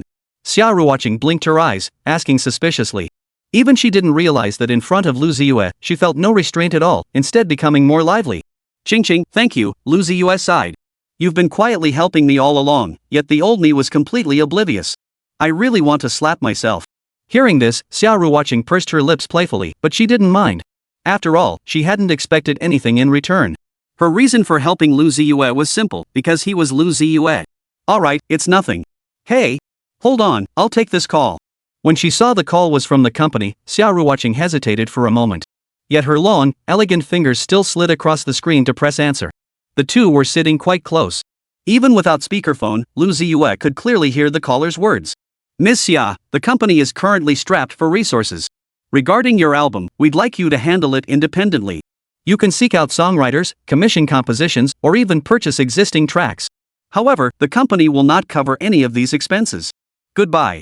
Beep beep beep. Without waiting for Xia Ruoqing to respond, the other party hung up without even the most basic courtesy. As for Xia Ruoqing, although the news from this call was within her expectations, hearing the company's decision firsthand still left her unable to suppress her sense of injustice. Xia Ruoqing, once a dazzling rising star, had contributed immensely to the company's growth. Now that the company was thriving more than ever, it was time to promote new talent and they were sacrificing her, the veteran. The company's reasoning was straightforward. On one hand, Xia Ruoqing's contract was nearing its end. Renewing it at her current stature would undoubtedly come with substantial costs. On the other hand, precisely because Xia Ruoqing had given so much to the company, they were pushing her out. No boss wanted to admit that the company's current scale relied on just one person. Xia Ruoqing wasn't stupid. She understood the mechanics and the reasons behind it all. But precisely because she understood it all so clearly, she felt the pain. Wronged. Deeply wronged. I worked hard, fought hard, and gave my all, yet received no reward, not even basic recognition. This deeply saddened Xia Ruoqing. Ziye, these sunflower seeds are for you to crack open. You eat them. I'll go back to my room to rest for a bit. Xia Ruoqing placed the melon seeds she'd been clutching into Lu Ziye's hands, then stood up and staggered toward the bedroom. Looking at the seeds still warm in his hand, Lu Ziye couldn't help but feel heartbroken for Xia Ruoqing. He reached the bedroom door and saw Xia Ruoqing, buried under the quilt, quietly sobbing. Xingqing, Xingqing. Gently lifting the blanket, he saw Xia Ruoqing crying with her pouty lips. Why? I just want to be alone for a while. Ziye, please leave me alone. Why? How can I face you after you saw me like this? Why? I'll feel better after crying for a bit. It always worked before. Why? Ugh, why won't these tears stop? Why? Xia Ruoqing sobbed continuously, her words coming out in broken bursts. She covered her face, unwilling to let Lu Ziye see her vulnerable and disheveled state, yet tears streamed down her cheeks in unstoppable torrents.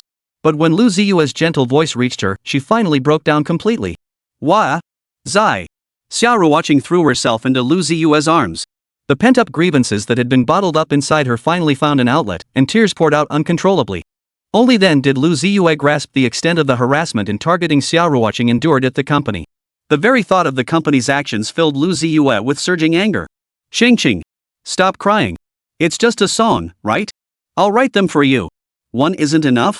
Then I'll write 10. If 10 aren't enough, I'll write 100. Gently stroking Xia Ruoqing's shoulder, Lu Ziye spoke in a deep voice. Xia Ruoqing had poured out all her grievances and felt much calmer. Hearing Lu Ziye's domineering yet generous words, she couldn't help but feel a warmth in her heart. Zai, do you think original songs are like radishes? You can just pull them out one after another? Thank you. I feel so much better now. As she spoke, Xia Ruoqing wiped her tears with the back of her hand and managed to smile. Lu Ziye pinched her smooth cheek and countered, What? Don't you believe me? I do.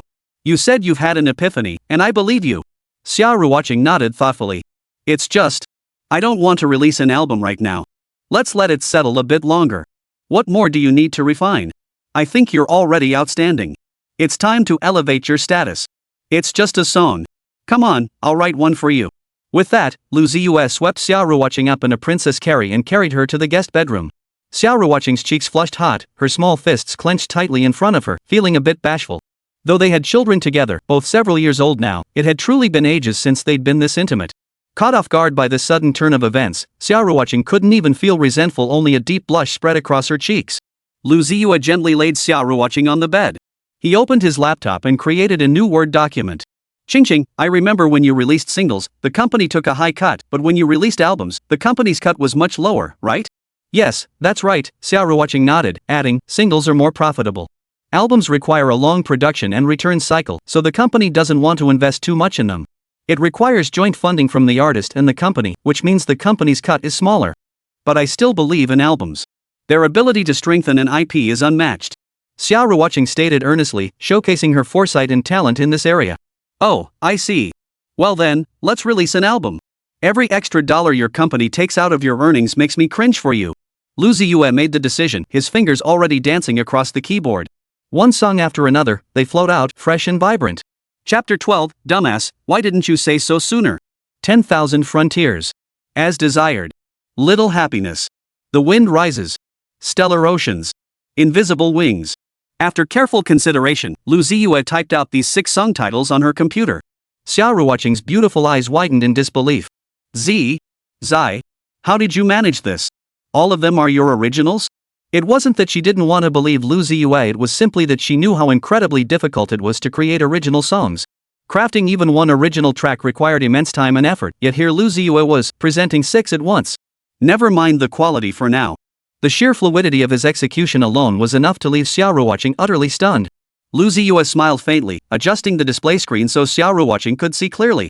Here, take a look. Just as Xia Ruoqing grasped the mouse, her WeChat pinged a message from her assistant Meng Xiaoxue. Every word radiated indignation on her behalf. Clearly, she'd learned of the company's actions. After venting her frustration, Meng Xiaoxue sent 3 screenshots. Sis Ching, I found these 3 songs on Tauga Music. I think they're pretty good, might be useful for your album. Xia Ruoqing felt a flicker of warmth in her heart. But before she could reply, she froze, as if she'd seen something utterly unbelievable. Old Lu? Lu Ziye turned at the sound. Xingqing? Zai. Old Lu, that's your pen name, right? Yeah, what's up? So those 3 songs on Tauga Music, you uploaded them too?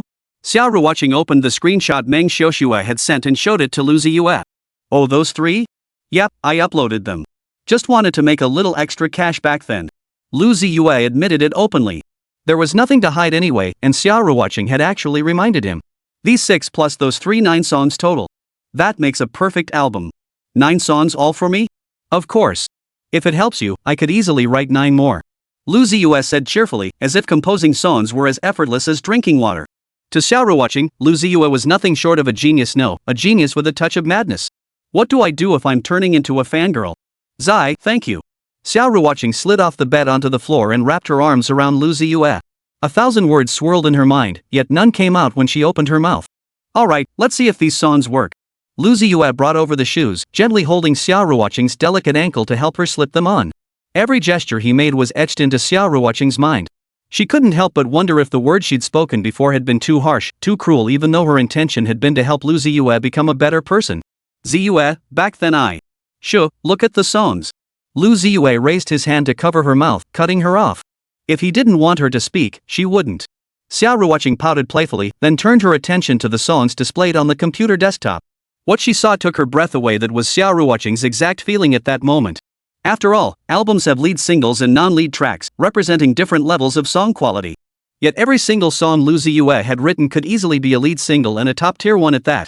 Zai, you've completely blown me away. Surprised? Ahem, really? Glad you like them. Lu Ziye blurted out, quickly catching himself. Don't ask. The answer is that he just zoned out, mesmerized by Xia Ruoqing's profile.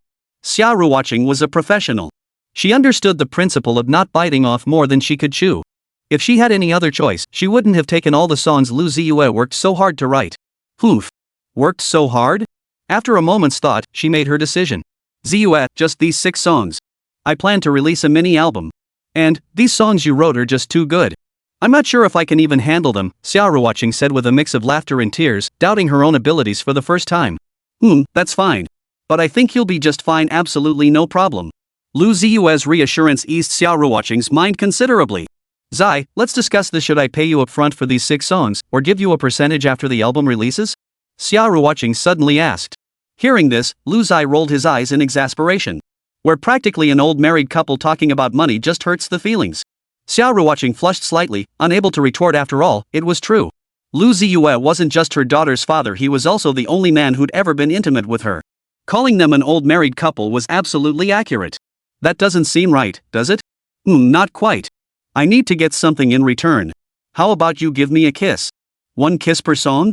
Lu Ziye teased with a smirk, leaning his face closer. Without a second thought, Xia Ruoqing leaned in and kissed him, leaving a few light, butterfly-like kisses. And Lu Ziye wasn't playing fair. Just as Xia Ruoqing offered her kiss, he suddenly turned his head. What was meant to be a cheek kiss became a full-on lip lock. Xia Ruoqing recoiled as if electrocuted. But Lu Ziye was quick as lightning, grabbing her and pulling her close. It wasn't until they were both gasping for breath that they finally pulled apart. In that moment, Xia Ruoqing couldn't help but think, you big pig's hoof. Lu Ziye, meanwhile, was both amused and exasperated. The little fool was even sticking out her tongue. The atmosphere in the room grew thick with tension. A blush spread across Xia Ruoqing's beautiful face, making her look irresistibly tempting. Lu Ziye licked his lips, his heart fluttering. He opened his arms and pulled Xia Ruoqing's delicate form into his embrace. Xixi, you've worked so hard all these years. Xia Ruoqing offered no resistance, letting Lu Ziye hold her, clasp her hand, while she rested her head against his chest. Listening to his quickening heartbeat and breathing in his scent, she felt increasingly at ease. It's okay now. We've made it through. I'm glad you found your strength again, Xia Ruoqing murmured softly. Feeling the warmth of the beauty in his arms, Lu Ziye's heart trembled. He asked softly, Xixi, don't leave. Stay by my side. I swear I'll take good care of you and our daughter. Xia Ruoqing lifted her head, met Lu Ziye's eyes brimming with tenderness, and nodded. You fool, why didn't you say this sooner? Yes, Xia Ruoqing had waited far too long. Though they'd lived apart these years, if Xia Ruoqing had lost her feelings for Lu Ziye, why would she bring their daughter over every Friday and pick her up every Sunday? Besides preventing father and daughter from growing distant, wasn't it also because she wanted to see him more? But the Lu Ziye of the past was stubborn as an ox, never understanding a woman's heart. You fool, why didn't you say something sooner? Hearing those words stung Lu Ziye's nose. The urge to slap himself grew stronger by the second. Chapter 13, Time to pay the water bill for 301. They were each other's first loves, and first loves are sweet and tender. Deep affection naturally grew stronger. Once their hearts were in sync, everything flowed naturally. The room thickened with an increasingly suggestive atmosphere. Lu Ziye's arm encircled the girl's slender waist, while his other hand was far from staying put. Xia Ruoqing offered no resistance, instead wrapping her arms around Lu Ziye's neck. As their eyes met, a subtle current of emotion surged between them. Though both their daughters were already 5 years old, Xia Ruoqing now resembled a timid young bird, her eyes brimming with deepening shyness. But just as the mood peaked and the emotional tension built to a point where they were ready to take things further, the door rattled. Unit 301, it's time to pay your water bill. It was the property manager. Damn it. Lu Ziye couldn't help but curse under his breath. It was understandable anyone would lose their cool in this situation. The problem was, the property manager knocked on the door, stuck a notice on it, and didn't leave, just stood waiting outside. With no other choice, Lu Ziye had to open the door. After retrieving the payment notice and returning to the bedroom, Xia Ruoqing was leaning against the headboard with a smile. Seeing this, Lu Ziye knew it was over. Damn it! Ching. Lu Ziye feigned hurt, making Xia Ruoqing giggle. But in the end, she comforted him. Alright, Ziye. Tonight. Those few words instantly reignited hope within Lu Ziye. But since they couldn't get intimate in broad daylight, surely a heart-to-heart chat would be fine? Without another word, Lu Ziye moved closer to Xia Ruoqing and pulled her into his arms. Xing, why don't you move in with me? Xixi sometimes talks in her sleep about how she wants us to live together. Lu Ziye brought up their daughter, and Xia Ruoqing indeed began to ponder. Ziye, you're renting here too. Why don't you move over to my place instead? Though I'm renting as well, it's much closer to Xixi's kindergarten. That sounds good. Hearing Lu Ziye agree, Xia Ruoqing couldn't help but feel overjoyed. She sat up quickly. So when should we move? Right now? Sure thing. Lu Ziye had only said it jokingly, never expecting Xia Ruoqing to take it seriously. Without another word, she swung her legs over him and landed on the floor. She rolled up her imaginary sleeves, ready to get to work. Seeing this, Lu Ziye couldn't very well back out by saying it was a joke. He had no choice but to get up and help with the packing. They divided the tasks clearly. Xia Ruoqing folded the clothes while Lu Ziye packed them away. As they tidied up the living room, Lu Ziye couldn't help but remark, Xing, you've made such a mess all at once. You cleaned for nothing. It's fine. Xia Ruoqing was in high spirits. Though she was a petite young woman, she didn't cut corners when it came to work. Her nimble hands quickly folded Lu Ziye's belongings into neat piles, and she labeled each packed bag to avoid confusion later. Both of them worked with remarkable efficiency. By afternoon, everything they needed to take had been packed into the car. Lu Ziye also contacted the landlord, returned the apartment, and settled all utility bills. As he approached the car downstairs, he couldn't help but turn back for one last look. To be honest, even that morning, he hadn't imagined moving out so quickly. After all, he'd lived here for several years. Having to leave so suddenly left him with a touch of melancholy. Ziye, it's time to go. In the car, Xia Ruoqing waved her pale, delicate arm impatiently. Alright, let's go. The car sped away, and Lu Ziye headed toward a better life. Xia Ruoqing rented a place in a relatively upscale neighborhood, though the rent wasn't exactly cheap. She hadn't rushed to buy a home not because she couldn't afford it, but because she wanted to wait until her daughter started elementary school before making a decision. Unlike other celebrities, Xia Ruoqing wasn't particularly interested in luxury cars or mansions, which was why she still didn't own a single property. Lu Ziye had visited this rental before, a spacious 300 square meter flat with minimalist decor. It had everything necessary and nothing superfluous. When Xia Ruoqing and Lu Ziye returned, their assistant Meng Xiaoxue was on the phone at her computer, seemingly booking a song for Xia Ruoqing with an enthusiastic and deferential tone. After hanging up, Meng Xiaoxue approached the pair, her curiosity piqued by the numerous bags they were carrying. Sis Ching, you're back. Yes, Xiaoxue. Ziye will be moving in with me from now on, Xia Ruoqing said with a smile, explaining the situation to Meng Xiaoxue. Meng Xiaoxue's eyes widened noticeably upon hearing this. She knew far more about Xia Ruoqing and Lu Ziye's relationship than outsiders did. In her view, Lu Ziye moving in meant all their conflicts and issues had been resolved, a good thing. At the very least, Xixi wouldn't be whining about missing her dad anymore. How wonderful, Meng Xiaoxue chuckled, with a hint of shipping vibes. Oh right. Sister Cheng, I'm trying to book a song for you, but I can't get in touch with old Lu from Tauga Music. Old Lu? I've reached him, Xia Ruoqing suddenly said, then turned to look at Lu Ziye. Meng Xiaoxue followed her gaze and murmured, Old Lu. Mr. Lu? Mr. Lu is the old Lu from Tauga Music? Yes, he's old Lu. Xia Ruoqing patted Lu Ziye's shoulder. Meng Xiaoxue's reaction was exactly what she'd expected. After all, when she'd seen Lu Ziye write a song on the spot back then, she'd been stunned for quite a while too. Ah, this. You silly girl, why are you stuttering now? Don't worry, Ziye has already prepared all the songs for the album. Meng Xiaoxue, who had only been slightly tongue-tied moments ago, now fell completely silent. She simply didn't know what to say. Xia Ruoqing wasn't the type to joke about work matters. When she said prepared, it meant they were truly ready. But an album had multiple songs. How had Mr. Lu managed that? Meng Xiaoxue had no clue, but she was utterly stunned. Xia Ruoqing helped Lu Ziye pack his things. Watching the two of them chatting and laughing made Meng Xiaoxue feel utterly superfluous. Seizing a moment, she approached Xia Ruoqing. Sis Ching, maybe I should move out. With Mr. Lu back, it's not appropriate for me to stay.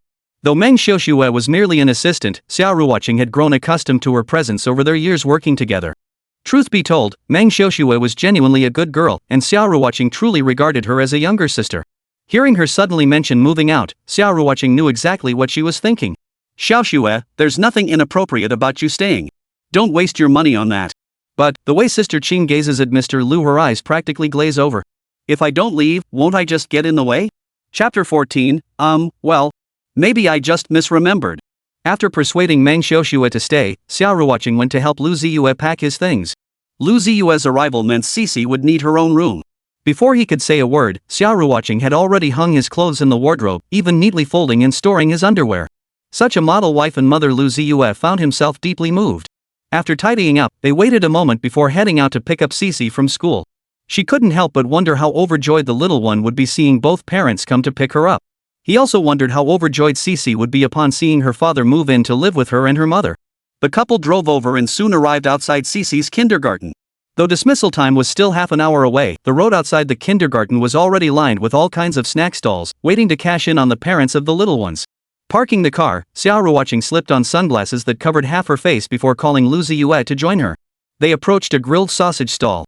"Auntie, 2 grilled sausages, please, with extra cumin." "Sure." Grilled starch sausages 3 yuan each or 5 yuan for 2 were Xia Ruoqing's favorite. Whenever she had time to pick up her daughter from school, she would always buy them, one for Meng Xiaoxue and one for herself. Today, since Lu Ziye was picking up their daughter with her, the other sausage naturally went to him. "Ziye, hurry up and eat," Xia Ruoqing urged, then opened her cherry red lips to take a bite. "Whoa, that's hot. Be careful not to burn yourself." She ate while blowing gently on each bite. Once it cooled enough, she took a big bite. Repeating this process, Xia Ruoqing soon finished the entire sausage. After tossing the bamboo skewer from Lu Ziye's hand into the trash, Xia Ruoqing explained, "I adore these sausages, but I didn't want Xixi to have any. I had to finish it before she came out." As she spoke, Xia Ruoqing raised her hand to wipe away a crumb stuck to Lu Ziye's mouth. Lu Ziye suddenly understood. So that's it, she was sneaking a snack. After that, Xia Ruoqing led Lu Ziye from one street food stall to another. They tried Odin stew and roasted sweet potatoes. For the roasted sweet potatoes, Xia Ruoqing had bought one for her daughter, so that was okay to eat. Watching Xia Ruoqing's composed yet determined manner as she stole snacks, Lu Ziye found himself both amused and touched. It was adorable. The thought of her daughter emerging moments later, begging for this and that only to be denied by her mother, made him laugh even harder. "It's about time. Let's head over there." Xia Ruoqing took Lu Ziye's hand and led him to a utility pole. "This is where Xixi and I agreed to meet. When you pick her up from school in the future, you can wait for her here. That way, you won't get lost in the crowd of kids. Xixi told me. I've been waiting for her here these past couple of days too. While waiting for her daughter to emerge, Xia Ruoqing patted her slightly rounded belly. After indulging in so many snacks, her tummy had become noticeably fuller. Beneath her sunglasses, her face wore a look of pure contentment. It was hard to imagine that this woman, sunglasses on, devouring street food, was actually the celebrity Xia Ruoqing. After all, such down-to-earth celebrities were a rare sight. Most celebrities would consider themselves superior and even mock ordinary people for putting bowls in the refrigerator. Soon, the kindergarten's dismissal bell chimed, its cheerful melody echoing as the children's footsteps grew even lighter. The air was filled with shouts of, "Goodbye, teacher. Daddy. Mommy." Just as Lu Ziye and Xia Ruoqing craned their necks searching for their daughter, a tiny figure pushed through the crowd, reached them, and threw herself into their arms with a beaming smile. "Daddy. Mommy. Why did you both come to pick me up?" Just as Xia Ruoqing had said, Xixi was overjoyed to see both parents picking her up from school, bouncing up and down with delight. "Is it okay that we both came?" Xia Ruoqing crouched down to be at her daughter's eye level. Xixi nodded vigorously, expressing her joy. "Sure. Of course. It would be even better if Daddy and Mommy could pick me up together every day." This was Xixi's little wish, a subtle hint to her parents. But little did the child know her mom actually agreed. "Sure, from now on, whenever Mom has time, she'll come pick you up from school with Dad, okay?" Hearing this, Xixi froze for a moment, blinking her eyes in disbelief as she poked her ears. "Mommy, did I hear that right?" "Of course not. Do you want me to say it again?" "No need." "Yay." Xixi was overjoyed, jumping 3 feet high. Xia Ruoqing, however, felt a pang of guilt. Her daughter's wish was so simple, yet it had taken her so long to grant it. "Let's go home," Lu Ziye said softly. Xixi nodded, stepping between her parents. She took her father's hand with one arm and hooked her mother's with the other, unable to contain her joy. Kindergarten dismissal inevitably caused temporary traffic jams. Parents rushed to pick up their children, then hurried home, creating a back-and-forth flow that clogged the roads. Lu Ziye and the others were caught in it too, though thankfully only for a few minutes. "Hey! Daddy, you're going the wrong way." Xixi, who remembered the route clearly, spotted her father's wrong turn immediately and hurriedly warned him. Lu Ziye and Xia Ruoqing both burst into laughter. Xixi, your dad's going the right way. But you'll see soon enough. Xia Ruoqing teased her with a hint of mystery, leaving Xixi puzzled as she tilted her head. When she saw her dad driving up to her mom's house, Xixi panicked. Mommy! I still want to go to Daddy's house. Daddy! Why did you bring me and Mommy home? The little one was beside herself with worry. Daddy! I left my books at home. Mommy! My pajamas are still at Daddy's place. We can't leave without them. Seeing her daughter's face flush with anxiety, Xia Ruoqing no longer held back and hurriedly explained. Xixi, Mommy had Daddy move over. From now on, we'll all live together. Ha! But I didn't see the books you left at Daddy's place. I did bring back your pajamas, though, Xia Ruoqing teased her daughter. Hearing this, Xixi rubbed her little hands together sheepishly. Well, maybe I just remembered wrong. Xia Ruoqing smiled sweetly. Her daughter was quite the little schemer. When they arrived downstairs, Xixi refused to get out of the car. Only after Lu Ziye had gone downstairs did the little one hop out. No need to ask, she was afraid Daddy might suddenly run away. Chapter 15, the most beautiful things are veiled in mystery. Only when they reached the front door did Xixi finally let go of her father's hand. Seeing this, Xia Ruoqing feigned annoyance. Xixi, now that Daddy's back, you won't be able to sleep with Mommy anymore. Really? Yes, you'll have to sleep in your own room. Mommy, I asked if Mom and Dad really have to sleep together? Xia Ruoqing flushed as she suddenly caught on, shooting a glare at Lu Ziye, who was grinning away. She'd actually been tricked by this father-daughter duo. But then again, what's wrong with sleeping together? What's wrong with that? What Xia Ruoqing hadn't expected was that her daughter seemed genuinely delighted. If Daddy and Mommy are sleeping in the same room, then of course I'll make room for myself and sleep in another room. I'm off to move my things, Daddy, you play with Mommy. With that, Xixi scampered off, quickly moving her pillow and quilt from Xia Ruoqing's bedroom to another room. Seeing this, Xia Ruoqing couldn't help but hold her forehead. I thought Xixi would refuse to sleep alone, but it seems I was worrying for nothing. Lu Ziye nodded in agreement. How to put it? Their daughter truly was a thoughtful little angel. After tidying up her room, Xixi emerged, clutching her tummy. Mommy, Daddy, I'm hungry. What are we having for dinner tonight? I want meat. Lu Ziye chuckled, scooping his daughter up in his arms. What kind of meat? How about I make noodles for dinner tonight? Would that be okay? If it's noodles, can we have jajangmyeon? Of course. We'll listen to Xixi, let's have jajangmyeon. Lu Ziye readily agreed. Xia Ruoqing smiled and reminded her, Xixi, did you forget tomorrow is your birthday? Of course you have to eat noodles the day before your birthday. Oh right. It's longevity noodles. Correct. Xixi slid down from her dad's arms, pressed her hand to her forehead, and feigned helplessness. Oh Mom, why did you have to remind me? If Daddy and Mommy suddenly said happy birthday to me tomorrow, that would be the real surprise. The little one blinked her eyes, playful and adorable. Since Xixi likes surprises, Mommy has one for you. What? What? Xixi wiggled her head and leaned in. The surprise is? Mommy didn't prepare a birthday gift for Xixi. Put.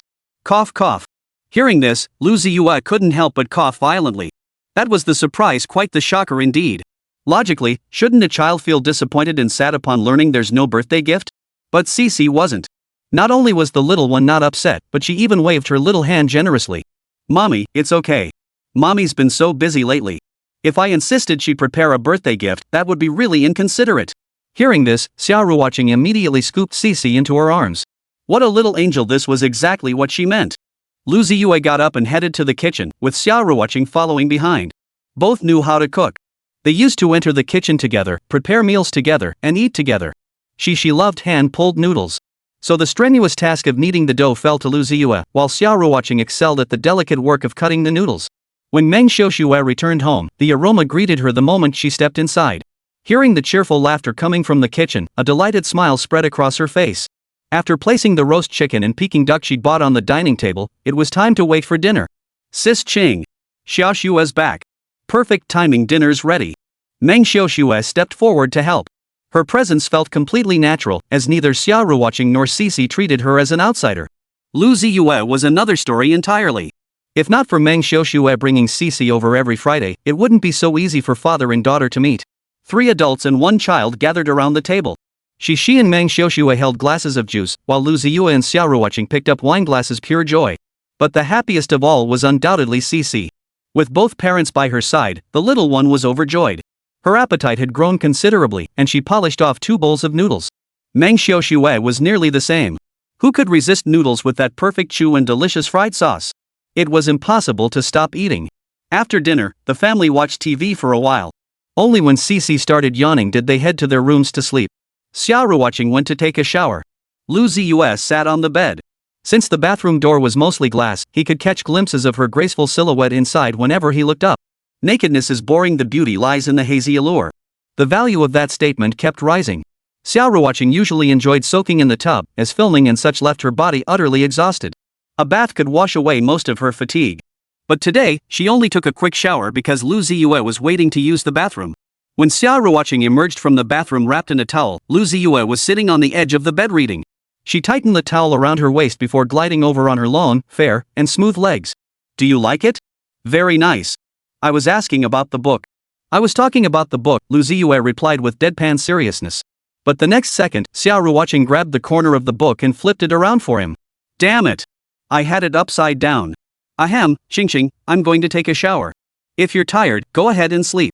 I take a while in the shower. With that, Lu Ziye dashed into the bathroom.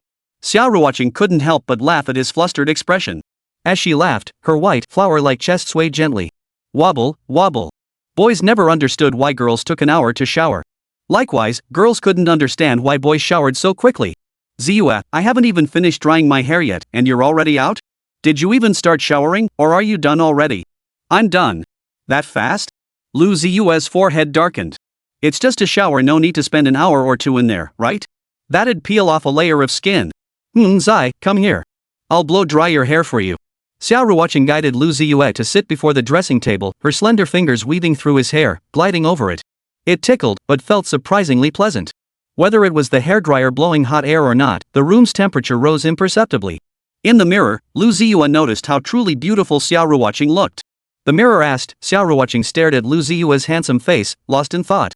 So much so that the hairdryer kept blowing on one section of hair, and a faint burnt smell began to waft through the air.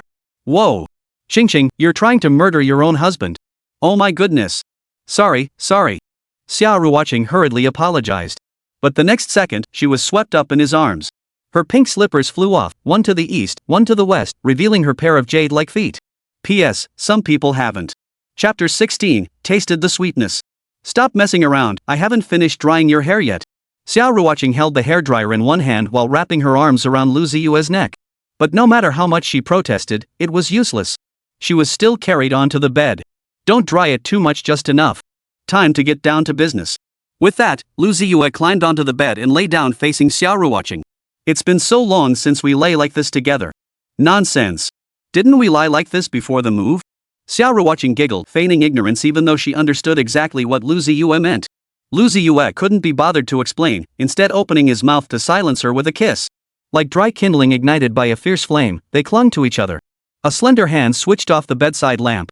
The bath towel fell from the bed, followed swiftly by the few remaining garments. Outside, the moonlight streamed in, gentle and serene. Inside, the sensual springtime scene was infinitely beautiful.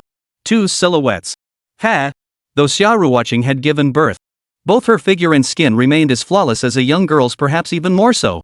Moreover, with the passage of time, Xia Ruoqing's demeanor had acquired a hint of mature charm.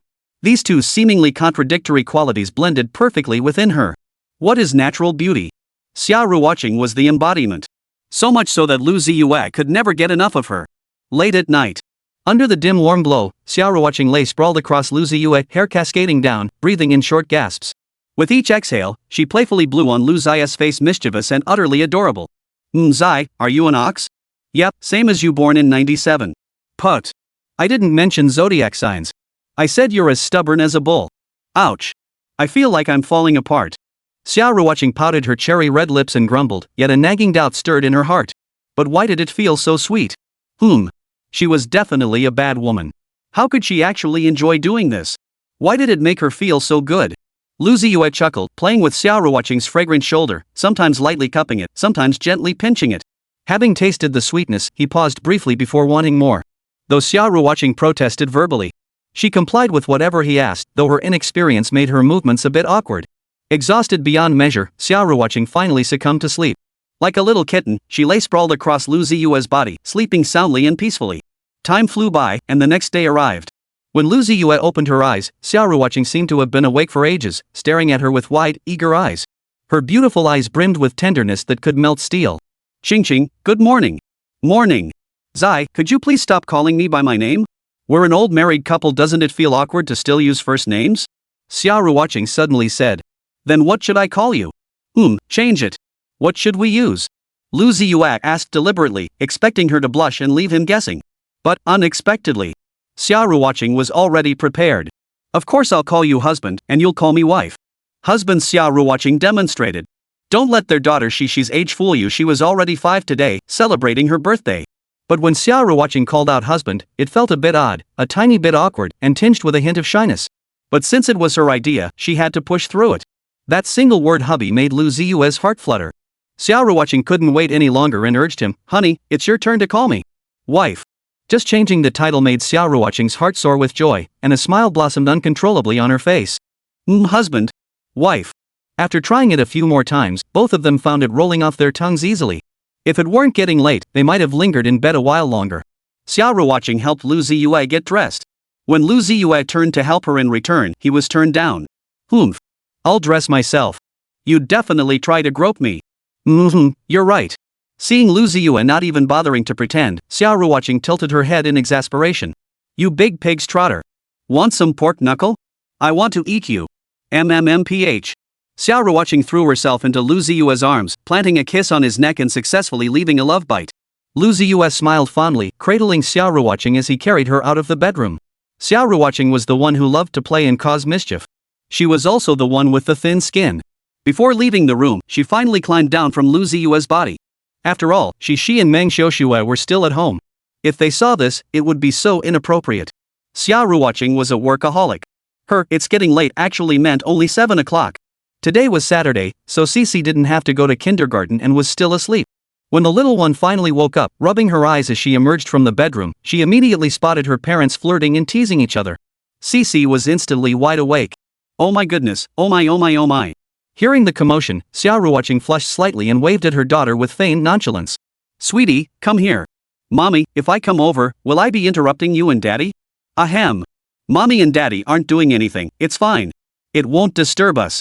Oh, Daddy, then I'll come over, okay? Lu Ziye glanced at his daughter and chuckled. Come on, birthday girl. Let's see what Mom and Dad got you for your birthday. At the mention of birthday presents, Xixi's steps quickened. She practically skipped over in 2 strides. Sure enough, 2 boxes sat on the table. What Xixi had seen earlier as flirting was actually Xia Ruoqing trying to peek at the birthday gift Lu Ziye had prepared for their daughter. Lu Ziye deliberately kept them hidden. Xia Ruoqing insisted on seeing. The resulting commotion inevitably led to physical contact, which at first glance did indeed look like they were being affectionate. Now that Xixi had arrived, it was time to present the birthday gift. Receiving the birthday gift made Xixi very happy. Of course, even without one, Xixi wouldn't cry or throw a tantrum because all the little one ever wanted was Daddy and Mommy.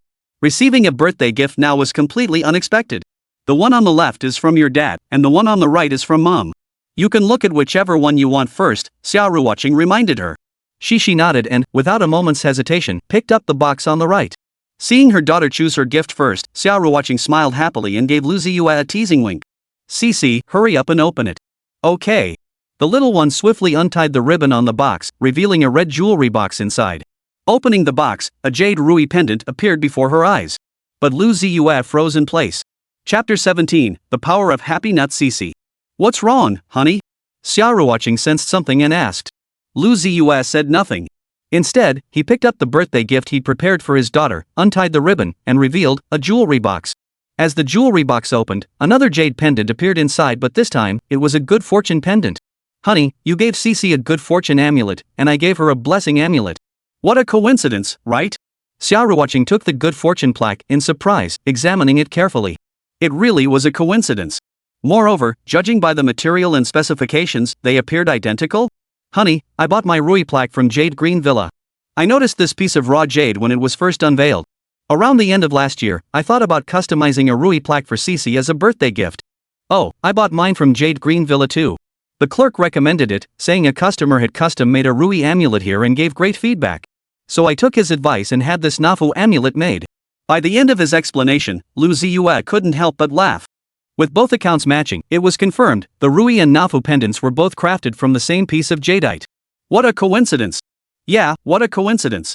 Lu Ziye, both amused and exasperated, slipped the good fortune pendant onto his daughter's neck. Xia Ruoqing followed suit, fastening hers around her daughter's neck as well. The moment the two jade pieces touched, they emitted a crisp, clear sound. Never mind, Xixi. Wear whichever one you like, but don't wear them together, they're fragile. Okay. Xixi looked down at them, then took both jade pendants off. The little one hadn't worn necklaces much before, and suddenly wearing them felt oddly unfamiliar. Do you like them? I love them whatever daddy and mommy give me, Xixi loves Xixi said with a smile, giving both parents a kiss. Just as Xia Ruoqing was about to ask her daughter if she had any plans for her birthday today, the little one suddenly flashed a mischievous grin. Daddy, what did you just call mommy? Mommy, what did you just call daddy? Xia Ruoqing froze for a moment, then asked back, not quite calm, I called him husband. Why? Oh my gosh, that's so sweet, Xixi covered her face, looking as if she had a toothache. Neither Xia Ruoqing nor Lu Ziye responded.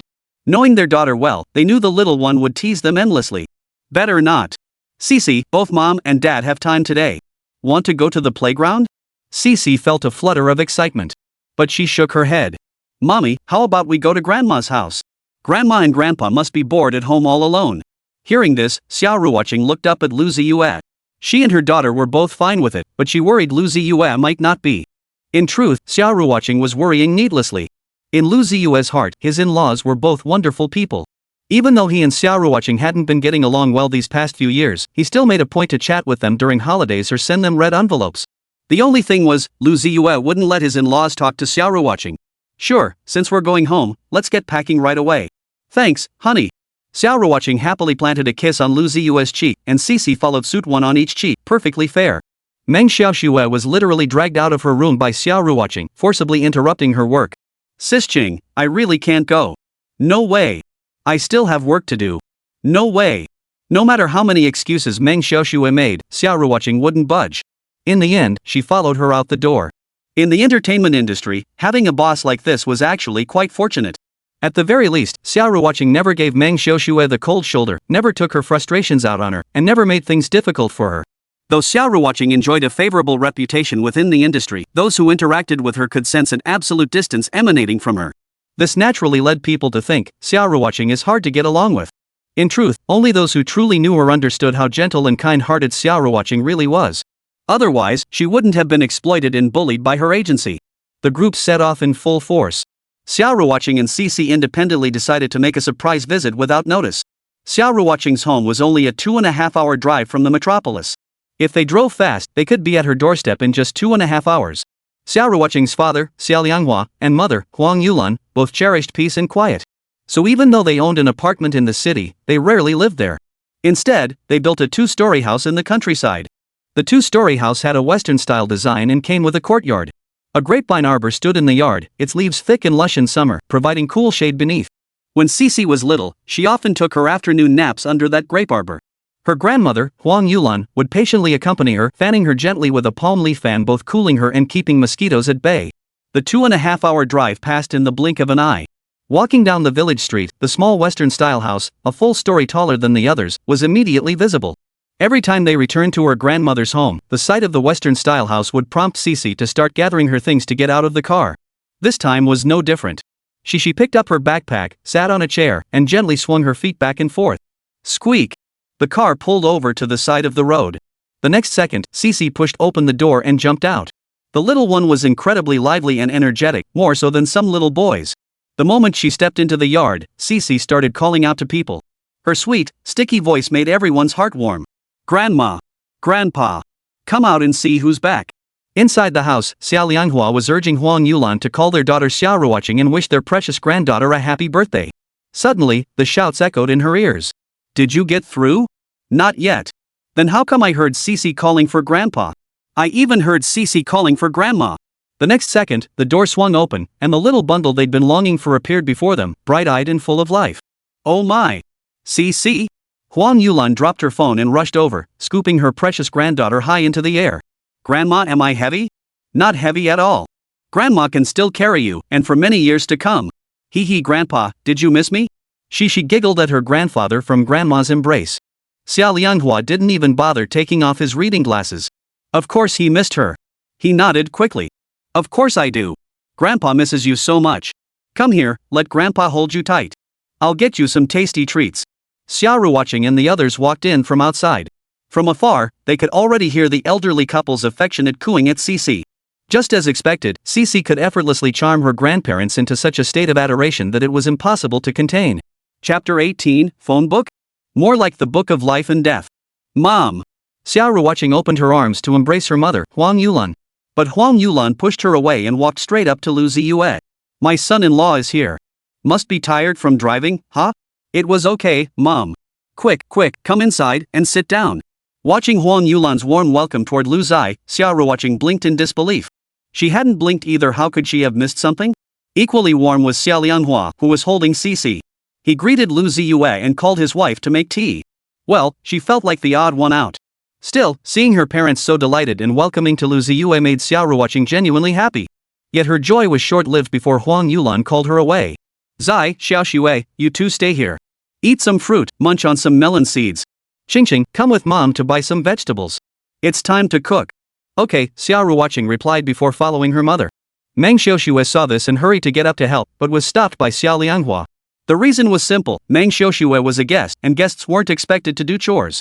It just goes to show that Xia Lianhua and Huang Yulan had sound values and excellent upbringing. Consider this: some celebrity assistants aren't much better than servants, fetching tea and water like mere attendants.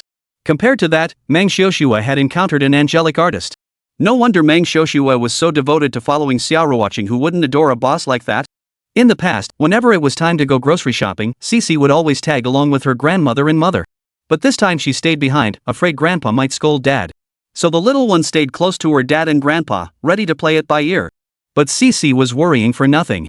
From start to finish, Xia Lianhua treated his son-in-law with courtesy. The two men chatted and laughed, appearing quite close like family. Ha! They were family, after all. Meanwhile, Huang Yulan, who had gone grocery shopping, also confided in her daughter, Xia Ruoqing. Only then did Xia Ruoqing learn how Lu Ziye had treated her parents these past years, even traveling all the way from Shanghai during holidays just to deliver basic necessities like rice and cooking oil. Learning of Lu Ziye's actions, Xia Ruoqing felt a lump in her throat, bitterly regretting that she had only just found out. Zai is a good kid. Xingxing, you're a mother now. You need to rein in your temper. I see you two are back together now, right?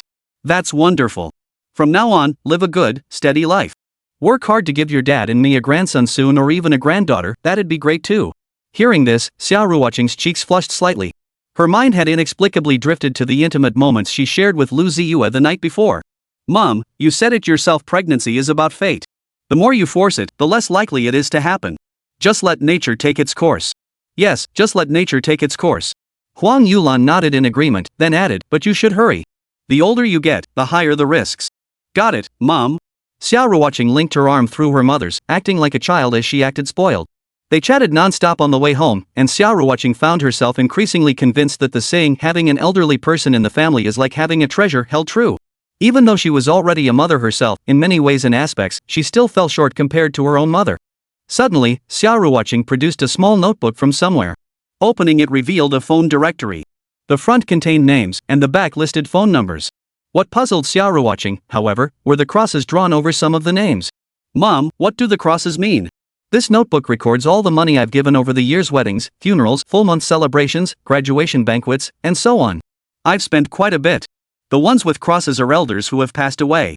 What I meant to say is, you and Ziye only registered your marriage, you haven't had a wedding banquet yet. We should make up for that when we have time. Otherwise, look, so many people have passed away already. The money I gave as gifts won't be coming back. Huang Yulan said with a hint of resignation. It must be said, getting gift money back is truly an obsession for the older generation. But, Mom, we can definitely have a belated wedding banquet. But this notebook of yours, with all these crosses drawn in it, it feels more like a death register. Hearing this, Huang Yulan rolled her eyes in exasperation and tucked the notebook away. It's none of my business if someone dies. It's not like I drew the X marks first and then they passed away. If that's the case, it's even more terrifying. Off you go. Buy a few more hairtail fish. Zai loves my braised hairtail the most. Huang Yulan strode straight into a seafood shop. Behind her, Xia Ruoqing shrugged helplessly. The braised hairtail thing was just something Lu Ziye had casually mentioned once, yet her mother had remembered it. What a great son-in-law. When mother and daughter returned with their groceries, Lu Ziye and the other adults were playing cards with Xixi. Don't underestimate Xixi just because she's little. She learned to play cards during last year's New Year celebrations, and she not only enjoys playing but is also exceptionally skilled at it. With nothing else to do, Xixi pulled out the deck of cards from the coffee table drawer and dragged her grandfather, father, and Meng Xiaoxue into a game. Her laughter was delightful, clear, and crisp like a silver bell. She was a bundle of joy, always bringing smiles to the faces of the three adults. Seeing Xia Ruoqing return from grocery shopping, Meng Xiaoxue couldn't sit still and wanted to help. Lu Ziye also stood up. But Xia Lianghua called them both back once more. Instead, he headed to the kitchen to assist his wife, even shooing Xia Ruoqing out of the kitchen. "Honey, did Dad say anything?" Xia Ruoqing asked softly. She'd been worrying the whole way home, though she couldn't quite put her finger on what it was about. Lu Ziye shook his head, then leaned close to Xia Ruoqing's ear and whispered, "Dad said he wants us to have another child. He thinks Xixi is too lonely on her own." "Put. Just as I thought." Xia Ruoqing felt both amused and exasperated. How could her dad be just like her mom, pushing them to have another child? Seeing her reaction, Lu Ziye deliberately added, "I think he makes a good point, Xingqing. We should start putting in the effort." Xia Ruoqing felt a wave of embarrassment wash over her, her earlobes tingling with heat. But before she could say anything, Meng Xiaoxue abruptly stood up with a whoosh. "Xiaoxue? What's wrong? Xing. Look at this." Meng Xiaoxue strode over, holding her phone aloft. The screen displayed a Weibo page, and the account belonged to Xia Ruoqing's entertainment agency, Meishing. Just minutes earlier, Meishing Entertainment had posted an update announcing Xia Ruoqing's upcoming album release. It wasn't unusual for an agency to post updates about its artists. But Meishing had explicitly stated they wouldn't support Xia Ruoqing's album. By unilaterally making this official announcement, they were essentially kicking her while she was down.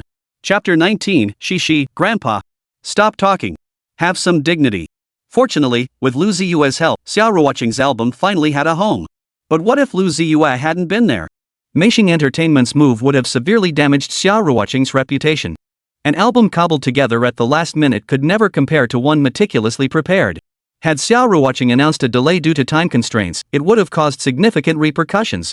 It must be said, Meishing Entertainment is utterly unprofessional. Meng Xiaoxue was originally a gentle and refined young woman. Upon witnessing Meishing Entertainment's actions, she immediately erupted in fury. "Sis Ching. The company is being so unreasonable. I'm so furious." Yet even so, as an assistant, she still had to repost the update using Xia Ruoqing's work account. Which only made her feel even more frustrated. Xia Ruoqing sighed. The company's actions were purely intended to spite her. It was clear they despised her to the extreme. "Alright, Xiaoxue, don't get angry. It's not worth it." Xia Ruoqing gently took Meng Xiaoxue's tightly clenched hand and soothed her softly. "Xingjie, we absolutely have to make this album perfect. We'll show those heartless, blind bastards at the company. Right. Let them see." Xia Ruoqing clenched her fist and murmured in agreement. Meishing had truly gone too far. Though she composed herself, Meng Xiaoxue's eyes remained slightly red, her voice still tinged with tears. Clearly, the company had pushed her to her limit. "Xing, what are your plans after your contract with the company expires?" "Actually, a few companies have already reached out to me, wanting to sign you. But they're medium-sized firms, so the resources they can offer won't be top tier." Meng Xiaoxue swiped through her phone, where her meticulously organized work notes were stored in the memo app. Xia Ruoqing pondered for a moment before shaking her head. "We'll see. I suggest going solo," Lu Ziye suddenly interjected. "Working for others is too frustrating. Better to be your own boss." At this, Xia Ruoqing's eyes lit up slightly, only to dim again in an instant. "Ziye, I've thought about opening my own studio after my contract ends, but the more I look into it, the more daunting it seems." Before Xia Ruoqing could finish, Lu Ziye took her icy cold little hand in his. Although Meng Xiaoxue had been the one cursing earlier, Xia Ruoqing was actually furious, too so furious she was shivering with cold, which was why her hands felt so icy. After rubbing Xia Ruoqing's hand, Lu Ziye suddenly joked. "How about this? You open the studio, and I'll work for you. We might be a small team, but your husband here has plenty of great ideas in his head. I'll write songs, and you hire people to sing them. I'll write scripts and get you into film crews. Together as husband and wife, we'll pool our strengths, grow bigger and stronger, and achieve new heights of glory." Lu Ziye's tone was slightly flippant, yet brimming with confidence, so much so that Xia Ruoqing and Meng Xiaoxue kept glancing his way, almost compelled to believe him. Moreover, Xia Ruoqing trusted Lu Ziye implicitly. Whether she took these words as comfort or something else, she was utterly convinced. "Alright, let's build it up and make it strong." Xia Ruoqing nodded vigorously, unable to resist imagining that someday in the future, the two of them might truly achieve it. But to Lu Ziye, the future she envisioned was just around the corner. To be more precise, it was the days when Xia Ruoqing would terminate her contract with Meishing Entertainment. Lu Ziye was ambitious. He didn't just want to be the man behind Xia Ruoqing. He also aspired to become the shadowy power broker behind the scenes in the entertainment industry. Of course, the main goal was to dabble in business ventures to experience what it felt like to be a capitalist. Meng Xiaoxue overheard every word of Lu Ziye and Xia Ruoqing's conversation, silently committing it to memory. In her mind, she would follow Sister Chang no matter what. The three adults were blocked outside the kitchen by Xia Lianghua and Huang Yulan, forced to pass the time watching TV. Xixi, however, was allowed into the kitchen to help out. Despite her young age, she handled tasks like sorting vegetables with surprising skill. Amidst her grandparents' praise, the little one even got carried away. Having never peeled a potato before, she insisted on trying. The result? One swing of the knife, and a chunk of potato skin and all came off. And just like that, the perfect little angel in Grandma and Grandpa's eyes was sent outside. Xixi, why aren't you helping Grandma and Grandpa anymore? Mommy, the kitchen's too small. 3 of us and there is just too crowded. Xixi declared with deadpan seriousness. She didn't breathe a word about how she'd sliced off half the potato's life with one stroke. Embarrassing things are best left unsaid. Even though she'd been rejected, when Huang Yulan emerged carrying the rice cooker and called out dinner's ready, Xixi still dashed back to the kitchen. Ever since she was old enough to understand, the little one loved helping out with tasks she could manage, like fetching bowls and chopsticks. Xixi had literally grown up before Xia Lianghua and Huang Yulan's very eyes. From her initial wobbly, shaky steps to her current swift strides, she changed day by day. No wonder Xia Lianghua and Huang Yulan's gaze towards Xixi was nothing but adoration and love. Once she was in the kitchen, there was no stopping her. But when it came to bringing food out, there was no stopping him.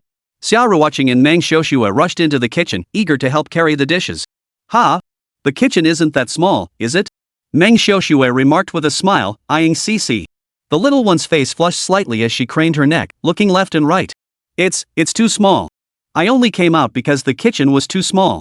With that, Xixi bolted away. But the teasing and provocation directed at her hadn't ended yet. At the dinner table, Xia Ruoqing picked up a piece of potato, examining it from all angles. Something didn't seem quite right. Is this a potato cube or a potato strip?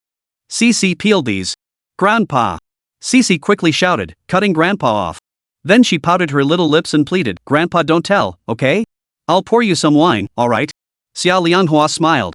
His little treasure was trying to save his face. Alright, come on, pour Grandpa some wine. Xixi slid off the chair and steadily poured 2 ounces of white liquor into her grandfather's glass. Pour some for your dad too. Xia Lianghua reached out and took Lu Ziye's wine glass. But Xixi hesitated. Daddy, you're drinking too? Yes, I'll have a little with your grandpa. Okay, but don't drink too much, okay? It must be said, the little cotton coat was strict indeed. Whether she could actually keep them in check was another matter entirely. Xixi couldn't understand why the adults were eating so slowly. She'd already watched several episodes of her cartoons, yet Dad and Grandpa still hadn't finished their meal. The little one leaned in curiously, only to discover the table was littered with empty bottles. If you weren't careful walking, you'd kick them flying everywhere. Watching her dad and Grandpa clink glasses over and over, Xixi propped her chin on her hand, looking displeased. Stupid daddy, not listening. Chapter 20, after returning home, the big star became a little girl. At her in-law's house, Lu Ziye didn't have to do anything. To be precise, whatever he tried to do, his in-laws would gently guide him back to his seat. A son-in-law is a guest of honor at the doorstep. This saying was especially evident in Xia Lianghua and Huang Yulan. On the other hand, Xia Ruoqing, a glamorous superstar in front of the cameras, became nothing more than a busy little helper at home. Xia Ruoqing didn't mind. After all, she was genuinely happy to see her parents treat Lu Ziye so well. Xia Lianghua and Lu Ziye, father and son-in-law, both drank quite a bit at lunch. By dinner time, neither had much appetite, merely sipping a small bowl of congee to warm their stomachs. In the countryside, once night fell, the outside world grew quiet. Occasionally, someone would drop by for a visit, but by 8 or 9 o'clock, they would return home, as lingering any longer would disturb others' rest. The house had many rooms. Meng Xiaoxue had her own room. Xixi had wanted to sleep with mom and dad, but Grandma Huang Yulan scooped her up and took her outside. This left the little one grumbling for quite a while. Just as Xia Ruoqing was caught between laughter and tears, Xixi ran back, clutching 2 rolls of toilet paper in her arms. When her daughter explained that Grandma Huang Yulan had given the toilet paper to her and Lu Ziye, Xia Ruoqing's face flushed bright red. After Xixi left, Lu Ziye deliberately snuggled closer to Xia Ruoqing, making her cheeks flush even redder. Zai, maybe you shouldn't come tonight? Are you made of iron or something? If you wear me out again, I won't get out of bed tomorrow. I'd be too embarrassed to face mom. Xia Ruoqing muttered softly, clutching the tissue. Though she spoke like this, if Lu Ziye really came over, she felt she probably wouldn't refuse. The thought made Xia Ruoqing quickly bury her head under the covers. How embarrassing. Meanwhile, Lu Ziye feigned ignorance, sliding beside Xia Ruoqing and gently lifting the quilt. He countered with a question. Xixi, what were you saying? I don't understand. But it sounded like some dirty talk. Why don't you explain it? Explain my ass. If you don't understand, then just don't. Wait, no.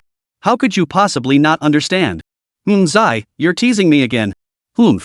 Xia Ruoqing sniffed and pulled the quilt back over her head, yet her petite frame squirmed and twisted on the bed like a caterpillar. Lu Ziye particularly loved Xia Ruoqing's coy, bashful demeanor. How could a girl possibly keep the quilt down? Before long, Lu Ziye had crawled underneath. The young couple played around under the covers. He pinched her, she bit him back. Laughter filled the air. Later, Lu Ziye fell asleep early. Rushing back from the metropolis to Xia Ruoqing's hometown, he'd drunk quite a bit at lunch. Under the influence of alcohol, he was already exhausted. Forget Xia Ruoqing being too shy for intimacy. Even if she had been willing, Lu Ziye wouldn't have agreed. Besides, he wasn't some bull. Engaging in that activity required a cooling-off period. During that time, he was as pure as a saint. Gazing at the sleeping Lu Ziye, a faint smile touched Xia Ruoqing's face. Unable to sleep herself, she lay quietly beside him, watching him. Though returning to the metropolis tomorrow would bring a host of new problems. But the thought that she was no longer alone and helpless made everything else seem less daunting. Time flew by, and the next day arrived. When Xia Ruoqing emerged from the room, she immediately spotted the large and small plastic bags scattered across the floor. Mom? Dad? What are these? Your mother prepared these for you. Homemade wheat flour from our mill, peanut oil pressed in our own press, and chickens raised on our farm. As Xia Lianghua finished speaking, Huang Yulan walked over carrying several more plastic bags filled with meat. Once you're back in Shanghai, you and Zai will be busy again. Who knows when you'll return next? Take all these things with you. When you run out, just let your dad and me know, and we'll send more. This bag has meat. You and Xixi both love meat, so take it all. Your dad and I can't eat much. If you don't take it, it'll spoil eventually. What a waste to throw it away. How could a mother not know what her daughter would say? Before Xia Ruoqing could open her mouth, Huang Yulan cut her off. Oh, and I packed the hairtail fish Zai loves in a can. Make sure to eat it soon after you get back. You just can't refuse your parents' love. Xia Ruoqing could only take everything with a mix of laughter and tears. The urea sack was surprisingly spacious. Back in college, it held her bedding. Now that she was working, it could hold plenty of the things her parents had packed for her. A mother worries even when her child travels 1,000 miles. Xia Lianghua and Huang Yulan had moved back to the countryside to retire so as not to trouble their daughter. As a result, far fewer relatives and friends came to Xia Ruoqing for favors. Unable to help from thousands of miles away, the only thing the couple could do was wait for their daughter to come home, feed her well, and then pack her bags full. Xia Ruoqing understood her parents' intentions and stopped refusing. Taking everything made the elderly couple much happier. Today was Sunday, and tomorrow, Xixi would start kindergarten. The reason for returning to Shanghai early was that Xia Ruoqing needed to find a recording studio. Once back in the city, it was time to start preparing for her album. Making entertainment wasn't exactly trustworthy. If Xia Ruoqing went back there to prepare her album, who knew what kind of trouble they might stir up again? Better to build the album entirely on her own strength and connections. That way, she wouldn't have to worry about Making Entertainment causing trouble, nor would she have to give them a single extra penny. Lu Ziye was right, both of them would feel the pinch if they paid Making Entertainment a single extra cent. Time to head back to the Magic City. Xixi, with her little backpack on her back, had a hint of reluctance on her face. Though the little one always loved teasing her grandparents, the actual parting left her heart aching. Xia Lianghua felt the same way. Holding his granddaughter from indoors to outdoors, he couldn't bear to put her down. Only after Xia Ruoqing and Lu Ziye had packed all the gifts from their parents into the car, and they were truly ready to depart, did Xia Lianghua reluctantly set Xixi down on the ground. On one hand, there was the deep bond between grandparents and grandchild. On the other, having watched Xixi grow up from infancy, the little one held an extraordinary place in both Xia Lianghua and Huang Yulan's hearts. Though their hearts ached, the time for parting had come. Watching the car disappear in a cloud of dust, Xia Lianghua and Huang Yulan felt an immediate sense of emptiness in their hearts. Just as the couple sighed and started walking back, the car that had seemingly vanished suddenly turned around and came back. The sadness on Xia Lianghua and Huang Yulan's faces vanished instantly. The car pulled over and came to a stop. Xixi pushed open the door and jumped out. Seeing this, Xia Lianghua greeted her with a hearty laugh. Xixi, are you not leaving after all? Xixi shook her head, then hurriedly opened her backpack and pulled out a certificate. Grandpa, Grandma, this is the award I won. Here you go. If you miss Xixi, you can look at it. Okay. But if Grandpa misses you, wouldn't it be easier to just video call? Hearing this, Xixi paused, then smiled shyly. Oh yeah, hee. Chapter 21, Singing Little Happiness Again. This time, Xixi's family truly departed. Xia Ruoqing and Huang Yulan returned home with Xixi's award certificate. They deliberately chose a wall to display their granddaughter's achievement. Though Xixi was only 5, the elderly couple already fantasized about the wall completely covered with her certificates. Meanwhile, 3 hours later, Lu Ziye's family returned to the metropolis. Even before exiting the expressway, the sensation of plunging back into the clamor of the city was palpable, as if life's rhythm had been sped up. After dropping off Xixi and Meng Xiuxue, Lu Ziye drove Xia Ruoqing to a private recording studio. While it couldn't match the facilities of a major entertainment company's studio in certain aspects, this place could capture Xia Ruoqing's voice, her greatest pride, as faithfully as possible. With final post-production refinement, the results would be every bit as good as those achieved in a professional entertainment company studio. As luck would have it, in the memories Lu Ziye had awakened from his past life, he himself was a million-dollar sound engineer. Moreover, Xia Ruoqing's voice was naturally beautiful, it only required a fraction of his skill to refine it. He retrieved the key and headed to the recording studio. For the next week, only Lu Ziye and Xia Ruoqing would come and go from this place. Xia Ruoqing's upcoming album contained 6 songs, and she planned to record one each day. The workload was moderate, though some might consider it substantial. However, with her contract with Meishing Entertainment nearing its end, Xia Ruoqing had no other projects lined up, granting her a rare period of leisure. After completing the preparations, Xia Ruoqing entered the recording studio, separated from Lu Ziye by a single window. Today, she was recording Little Happiness. Xia Ruoqing adored this song. She had fallen in love with it the first time she heard it. The song opened with a harmonica intro that carried a strong narrative quality. As the intro faded out, Xia Ruoqing's unhurried voice quietly emerged. Her voice was melodious, evoking a sense of ease and contentment in the listener. Combined with Xia Ruoqing's exquisite vocals, the song's emotional impact is amplified to its fullest. For a singer, a good voice is a gift from heaven. But for Xia Ruoqing, it's as if the heavens are chasing her to feed her. No wonder she dared to set a goal of recording a song every single day. It all comes down to sheer confidence. For other singers, recording songs is often a massive undertaking, requiring countless takes until the perfect version is achieved. This means they might end up living in the studio, eating, sleeping, and even going without leaving for 10 days or even half a month. Yet now, Xia Ruoqing had achieved the standard in just one take. One song finished. Xia Ruoqing quietly pushed open the door and peeked her head out. "Honey, is it okay?" Lu Ziye didn't look up, merely humming a soft acknowledgement. Only when Xia Ruoqing approached did she realize he was actually adjusting the sound. "When did he learn how to tune a guitar?" "Honey. When did you learn to do this?" "Taught myself." "Here, listen." To spare Xia Ruoqing from further questions, Lu Ziye played the tuned version of Little Happiness aloud. The warm, light melody tugged at the heartstrings. Even Xia Ruoqing, the singer of this song, couldn't help but hum along softly. The reason Xia Ruoqing was in such a good state was that during her performance, beautiful scenes unfolded in her mind. As a result, her singing became light and sunny. When the song ended, Lu Ziye wrapped his arms around Xia Ruoqing's waist. "How does it feel?" "It was great." "Honey, are you really that skilled at tuning?" "Silly, it's clearly your singing that's so good." Lu Ziye didn't dare take credit, speaking honestly. Xia Ruoqing shook her head in disbelief until Lu Ziye played the original, unedited version of her singing. "Oh my! I actually sang pretty well." "Of course I did." Xia Ruoqing was overjoyed, wrapping her arms around Lu Ziye's neck and rewarding him with a kiss. "Honey, the song you wrote is absolutely amazing. You did both the lyrics and the composition yourself. You're a genius. No matter how good it is, someone has to sing it." Lu Ziye chuckled, then pinched Xia Ruoqing's cheek playfully. "Looks like I hit the jackpot. Hee, that line should be mine." The two hadn't expected today's work to wrap up so quickly.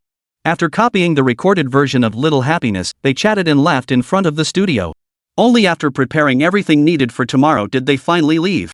For the next few days, Meng Xiuxue took full responsibility for picking up and dropping off Xixi from school. Lu Ziye and Xia Ruoqing spent most of their time in the recording studio. Despite Xia Ruoqing's exceptional talent and beautiful voice, occasional issues arose that required re-recording. Moreover, the 6 songs she had selected spanned different musical styles, presenting an undeniable challenge. Xia Ruoqing dared not relax or slack off for a moment, fearing she might disappoint Lu Ziye. She could only give it her all, putting forth 100% effort. Time flew by, and another Saturday arrived. After finishing the last song, Xia Ruoqing headed to Meishing Entertainment. Had called, instructing her to collect her personal belongings. The tone carried an unmistakable sense of "you're fired." Xia Ruoqing went willingly, feeling lighthearted. She had expected Meishing Entertainment to make her final week of the contract period anything but peaceful. To her surprise, they didn't pull any tricks, truly a welcome relief. Lu Ziye waited in the car while Xia Ruoqing walked alone into Meishing Entertainment. She carried herself with grace and confidence, radiating a sunny, cheerful energy. Along the way, she passed several signed artists and staff members of Meishing Entertainment, none of whom could fathom why Xia Ruoqing still managed to smile. The entire company knew Xia Ruoqing's album release date was imminent. Yet no one had heard of any preparations being made.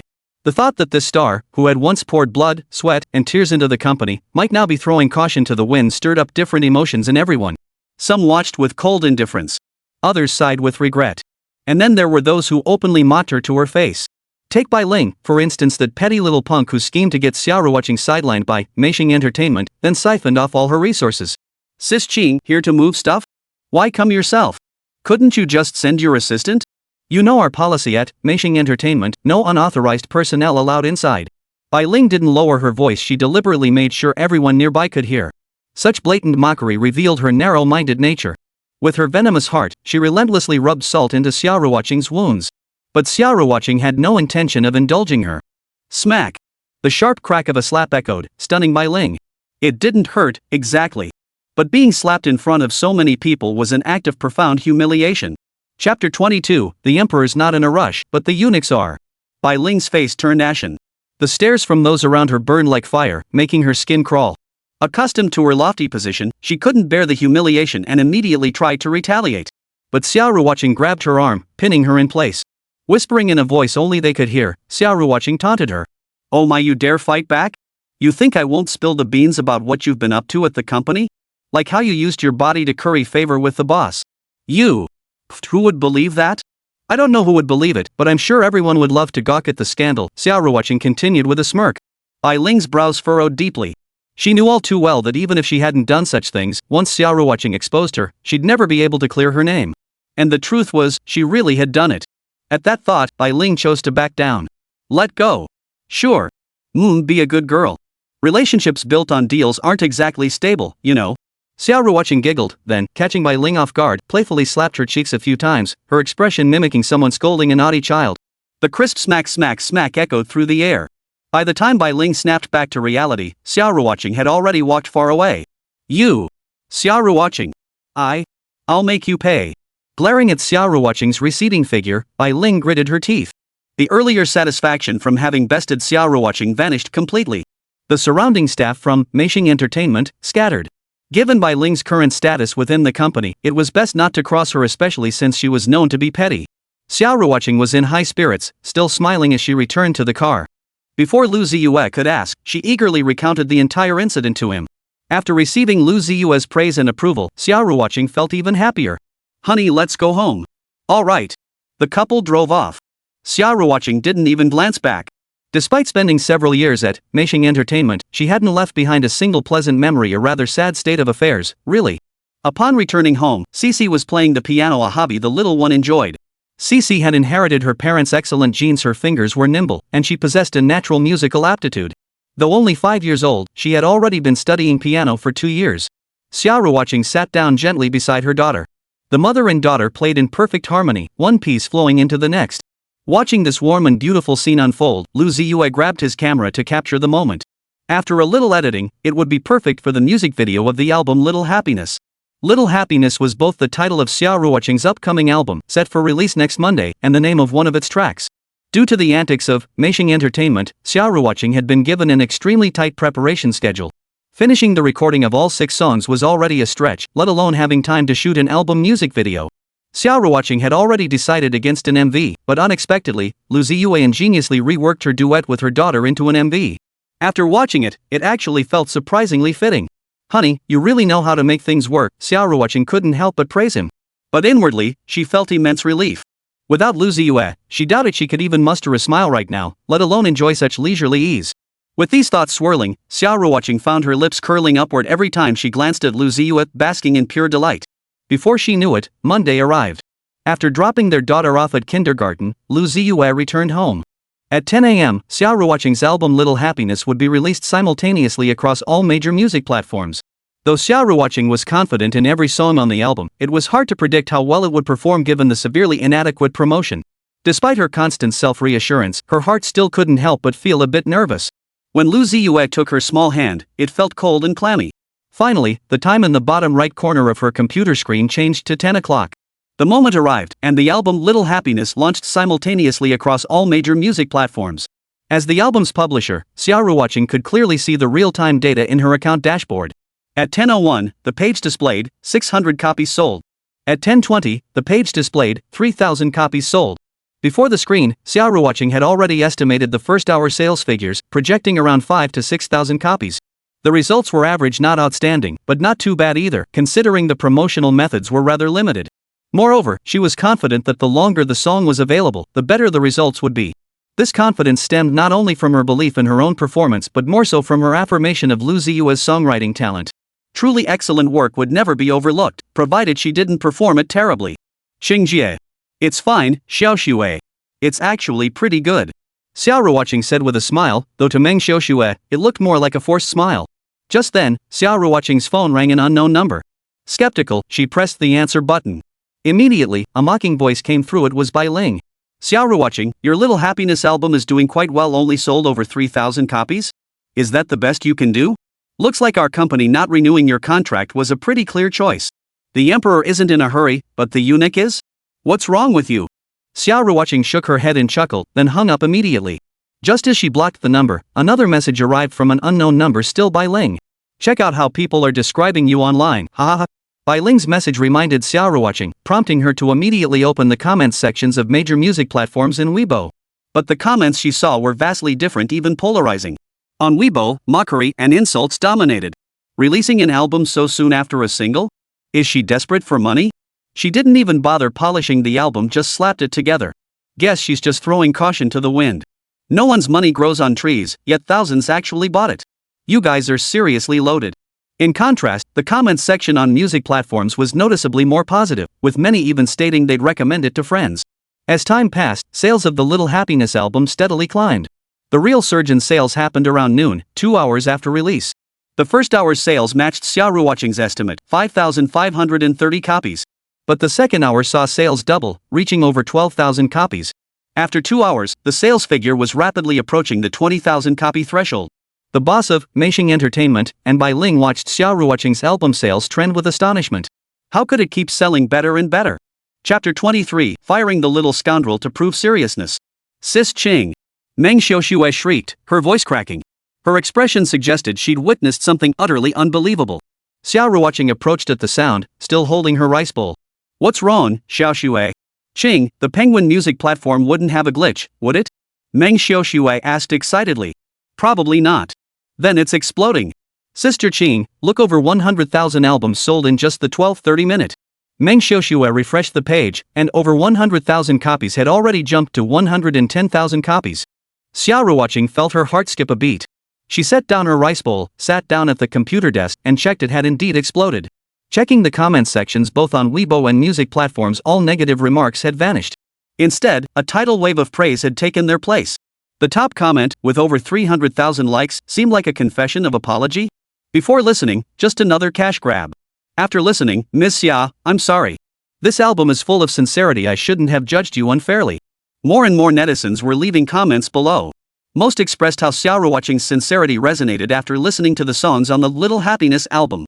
As netizens put it, every one of the 6 tracks on the album is worthy of being a lead single. Whether it's the lyrics, the composition, or the vocalist, everything fits together perfectly. Any single track could be a smash hit. Guided and recommended by Xia Ruoqing's fans, Little Happiness spread like wildfire. If its initial impact was like a pebble skipping across a lake, creating ripples that spread out, then now, the album Little Happiness has unleashed a colossal tidal wave throughout the music industry. Everyone, listeners, musicians, and singers alike, was stunned by this album called Little Happiness. Xixi got out of school at 4 in the afternoon. Lu Ziye and Xia Ruoqing left home at 3 p.m. to pick her up from kindergarten. Just 5 hours had passed since 10 o'clock that morning, yet the Little Happiness album had already sold over 600,000 copies. At 24 yuan per album, sales had soared to over 15 million yuan. On the way to kindergarten, Xia Ruoqing felt completely dazed. She had always believed the album wouldn't perform poorly, but she never dared imagine it would explode like this. With several hours still left before the 24-hour mark, how much higher would the sales climb? Are you happy? Lu Ziye asked with a smile. Xia Ruoqing nodded eagerly. If Lu Ziye hadn't been driving, she would have leaned in for a kiss. Honey, it's all thanks to you. It's both of us. There was no need for one spouse to take sole credit, and Lu Ziye was absolutely certain this was just the beginning. The 6 songs on the album Little Happiness were indeed excellent and had proven their market appeal, but what no one expected was how absurdly fast they spread.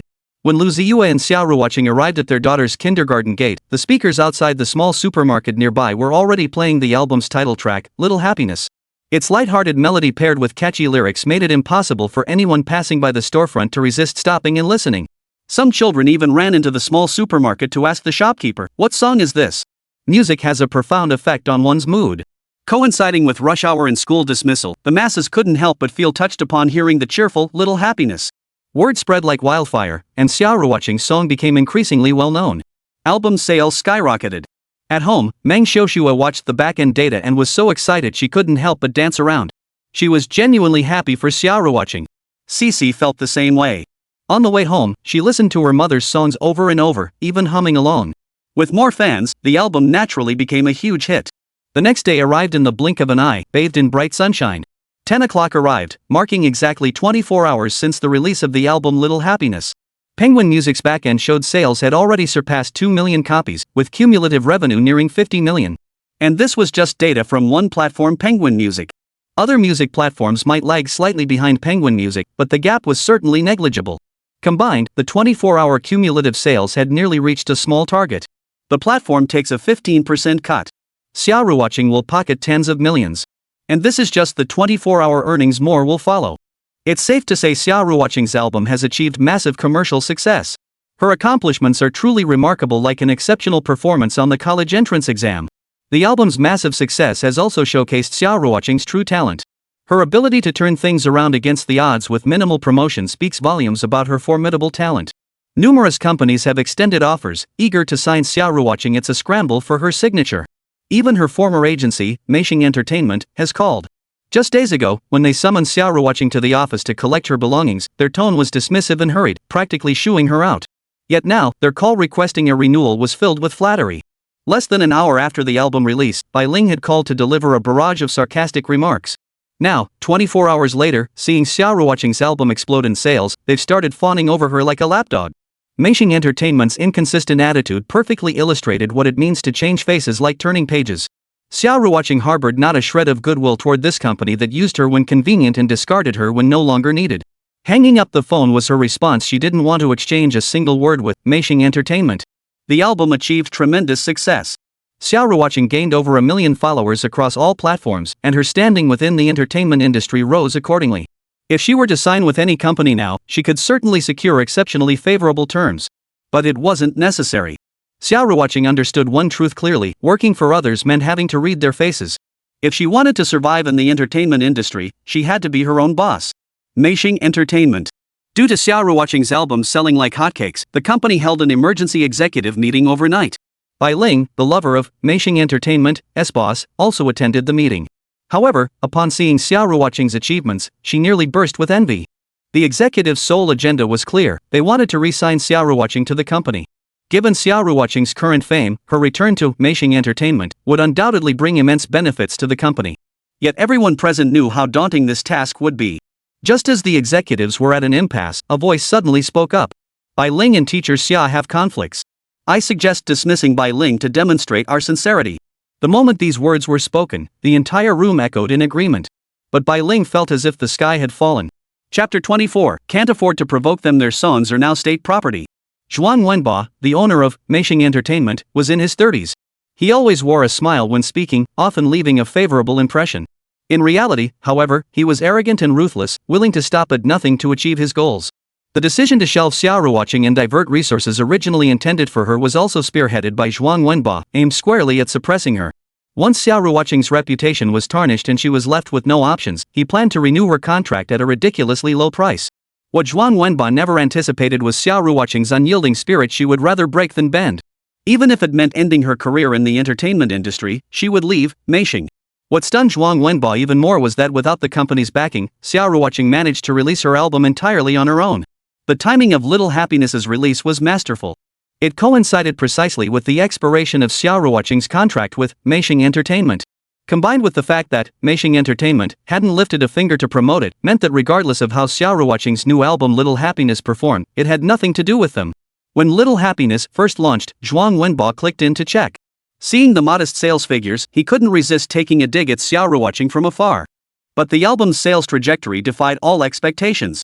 Within a single day, it sold 2 million copies on the Penguin music platform alone, a feat that made Zhuang Wenbo green with envy. This development dashed any hopes of renewing Xia Ruoqing's contract at a low price. Given the current situation, renewing Xia Ruoqing's contract would bring immense benefits to Meisheng Entertainment. That's why when a company executive suggested the absurd idea of firing Bai Ling earlier, he briefly considered it but quickly dismissed the notion. Zhuang Wenbo understood that simply firing Bai Ling, who had conflicts with Xia Ruoqing, wouldn't suffice. After all, the entire Meisheng had issues with her. Xiao Li, call Xia Ruoqing later. Tell her we've dismissed Bai Ling and gauge whether she's willing to return. Also inform her that we'll restore all resources that belong to her. Alright, that's all for now. Meeting adjourned. After the Meisheng Entertainment executives departed, Zhuang Wenbo pulled Bai Ling into his embrace, cupping her fair chin with a faint smile. Upset? It's not like we're really firing you. Zhuang Wenbo was a fox who had become a demon. Currently, most of Meisheng Entertainment's resources were poured into Bai Ling. Firing Bai Ling would be a double loss if they couldn't win back Xia Ruoqing. They'd lose both the battle and the bride. Wenbo, I knew you were the best. In the conference room, the two engaged in playful banter, all sweetness and light. Moments later, Little Li returned after finishing his call with Xia Ruoqing. Just by looking at his expression, Zhuang Wenbo knew the outcome. Though expected, it still infuriated him. Arrogant as he was, Zhuang Wenbo never credited a star's success to their own hard work. Instead, he believed it was all down to the company's promotion efforts. Therefore, whether Xia Ruoqing would skyrocket to fame with her new album or not, he wouldn't give it a second thought. Now, faced with rejection, Zhuang Wenbo's anger boiled over. His grip on Bai Ling's thigh tightened with each passing second. I understand. You may leave. Zhuang Wenbo waved him away, but Little Li remained standing, hesitating as if he had something to say. What is it? Zhuang Wenbo asked, his brow furrowed. Xiao Li hurried forward, pulled out his phone, and opened Weibo. The screen was paused on a video update from the official account of Capital TV. The video was paused, and 2 characters were written beneath it, as desired. As desired? Zhuang Wenbo felt it looked familiar, but he couldn't quite place where he'd seen it. Boss, As Desired is a song from teacher Xia Ruoqing's new album, Little Happiness. Xiao Li chimed in. Beside him, Bai Ling curled her lip in disdain, clearly displeased that Xiao Li had addressed Xia Ruoqing as teacher. Oh, that's why it looked familiar. What's up? Xiao Li didn't respond. He tapped the screen of his phone, and the next second, the video began to play. The video was only a few minutes long, but every frame told a revolutionary story. Paired with the song As You Wish, it was surprisingly moving. At the end of the footage, the video specifically highlighted the song's performer and expressed gratitude to Xia Ruoqing. Xiao Li had shown this video to Zhuang Wenbo to convey one thing: Xia Ruoqing had submitted As You Wish to the state. To say that Imperial Capital TV was backing Xia Ruoqing might be an exaggeration.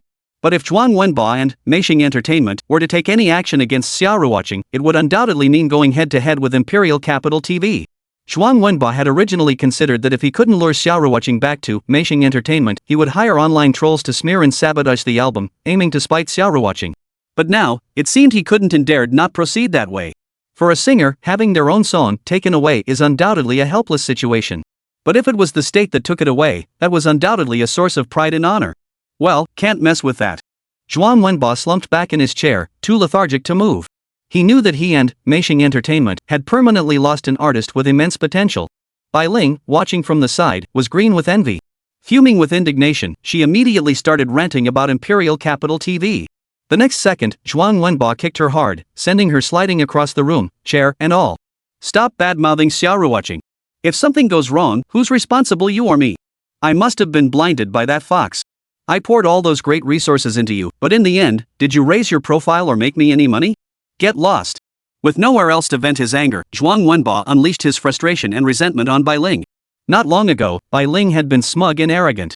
Now she was much more subdued and less arrogant within Meisheng Entertainment. Employees at Meisheng Entertainment had all heard bits and pieces about what happened at the meeting. Since learning that Bai Ling could be fired at any moment, they weren't as afraid to cross her anymore. Behind her back, whispers about Bai Ling grew louder. Poor thing, she couldn't even let out a single fart. At this very moment, Xia Ruoqing was also facing a headache. She and Lu Ziye had decided to establish their own studio to secure future career planning and creative freedom. Though they would no longer have a professional team from their agency to handle the tedious details, they could reduce their dependence on entertainment agencies while safeguarding their own interests. But setting up a studio was no easy feat. Lu Ziye and Xia Ruoqing were stumped right from the start. What should they name their studio? Chapter 25, Music Channel, Bring It On. Xia Ruoqing was hopeless at naming things. If tasked with naming the studio herself, she'd pull out a handful of hair. Honey, how about we name our studio Xia Lu? Hearing the name, Lu Ziye couldn't help but tilt his head. Seeing his wife's delighted expression moments ago, he'd thought it was some brilliant idea. Honey, look, both our surnames sound pretty nice. Put them together, don't you think it's actually pretty good? Xia Ruoqing blinked her eyes innocently, her argument sounding perfectly reasonable. Xia Lu doesn't quite work. How about Xia Lu instead? He expected Xia Ruoqing to nod eagerly in agreement, but to his surprise, she refused. No way. Since Xia Lu's studio belongs to both of us, it should be named using both our surnames. So that's what she meant. Lu Ziye felt a flicker of warmth. The homophonic meaning is perfectly fine. Alright, listen to me, we'll name it Xia Lu. Xia Ruoqing couldn't persuade Lu Ziye and reluctantly gave in. But deep down, she thought, once the studio becomes famous, I'll make sure to explain to everyone that Xia Lu actually stands for Xia Lu. He. Meng Xiaoxue came over. Xia Ruoqing waved excitedly. Xiaoxue, we've decided on a name for our studio. Does Xia Lu sound nice? Meng Xiaoxue smiled. Sis Qing, you guys debated for 2 hours and finally decided. That's quite an achievement. Hearing this, Xia Ruoqing's cheeks flushed slightly, a hint of embarrassment showing. Xiaoxue, you look so happy. What's the good news? It is good news. Sister Qing, it really is. Meng Xiaoxue slid her tablet toward Xia Ruoqing and Lu Ziye. The video playing was none other than the official Weibo post recently released by Imperial Capital TV. Only then did Xia Ruoqing realize that her song As You Wish had been selected by Capital TV as background music. Instantly, her whole being lit up with joy. Being featured by Capital TV not only helped promote her work but also felt like a form of recognition. That feeling of recognition was incredibly satisfying, especially coming from Capital TV. Xia Ruoqing was sharp. She understood what it meant to be specially thanked by Imperial Capital TV and sensed an opportunity. Honey, Capital TV praised me. Things should stay calm for a while. Why don't we get our Xia Lu studio up and running sooner rather than later? Lu Ziye agreed. After all, seizing the right timing, location, and human connections often yielded twice the results with half the effort. Even if Meishing Entertainment is annoyed, they won't dare cause trouble anytime soon. This is a good chance. Exactly. Xia Ruoqing was overjoyed. More than the album's solid performance, she was thrilled at the prospect of finally taking control of her own acting career. Signing with an entertainment company was a hurdle most artists struggled to overcome. Without a contract, it's nearly impossible to break into the industry. But signing up means facing all sorts of unfair treatment and dirty unwritten rules like the unfair treatment Xia Ruoqing experienced at Meishing Entertainment. Only by establishing her own studio could she truly thrive. While the couple was busily preparing matters related to the Xia Lu studio, Xia Ruoqing shot to the top of the trending list. For celebrities and public figures, trending offers significant benefits. It boosts exposure and traffic while enhancing personal recognition and influence. This is precisely why many celebrities are willing to spend their own money to make it onto the trending list. The trending list serves as a platform for self-presentation. Showcasing one's talents is key to amplifying influence. Overall, the benefits of trending are substantial. Although Xia Ruoqing made the trending list this time because of her song As Desired being featured on Imperial Capital TV, the benefits are immense. Having a song recognized nationally is undoubtedly a great honor. Netizens who had never heard As Desired were introduced to this outstanding song through the video content released by Imperial Capital TV. Infused with the soul-stirring melody of As Desired, the video content resonated more deeply with viewers. Whether it was the Venerable Yuan Zheniying declaring, "My greatest wish is to keep the rice bowl firmly in the hands of the Chinese people," or the great man who bitterly uttered, "Once is not enough, fly twice." Both moments brought countless Chinese citizens to tears. Under the official account of Imperial Capital TV, the comments section saw real-time posts refreshing one after another. This convenience is just as you wished. See? Our planes won't have to make a second pass anymore. The wind's a bit strong, it's stinging my eyes. The video updates released by the official account of Capital TV are undoubtedly full of positive energy. It helps our nation understand the hardships our martyrs endured, so we can strive forward with greater resolve. And Xia Ruoqing's rendition of As Desired truly resonates with the video's message. Only after netizens dissected the lyrics did they realize the pure heart of its creator. As the performer, Xia Ruoqing infused this outstanding work with emotion through her ethereal vocals. With As Desired, Xia Ruoqing has won over countless fans. Many casual listeners gained a deeper appreciation for Xia Ruoqing after hearing this song. It even boosted album sales for a time. Fans who had already purchased the album enthusiastically recommended it. New listeners, upon discovering how captivating the songs on the Little Happiness album were, transformed from casual listeners into devoted fans. Xia Ruoqing's personal Weibo account saw a dramatic surge in followers. Music platforms that carried her album also prominently featured Xia Ruoqing's work. Entertainment companies of all sizes were equally captivated by Xia Ruoqing. Every single one of them wanted to sign Xia Ruoqing. The terms and conditions offered were exceptionally generous, enough to make any star green with envy. Yet no matter how hard these agencies pitched themselves, Xia Ruoqing politely declined each offer, leaving them puzzled. Rumors even circulated within the industry that Xia Ruoqing intended to join the national team.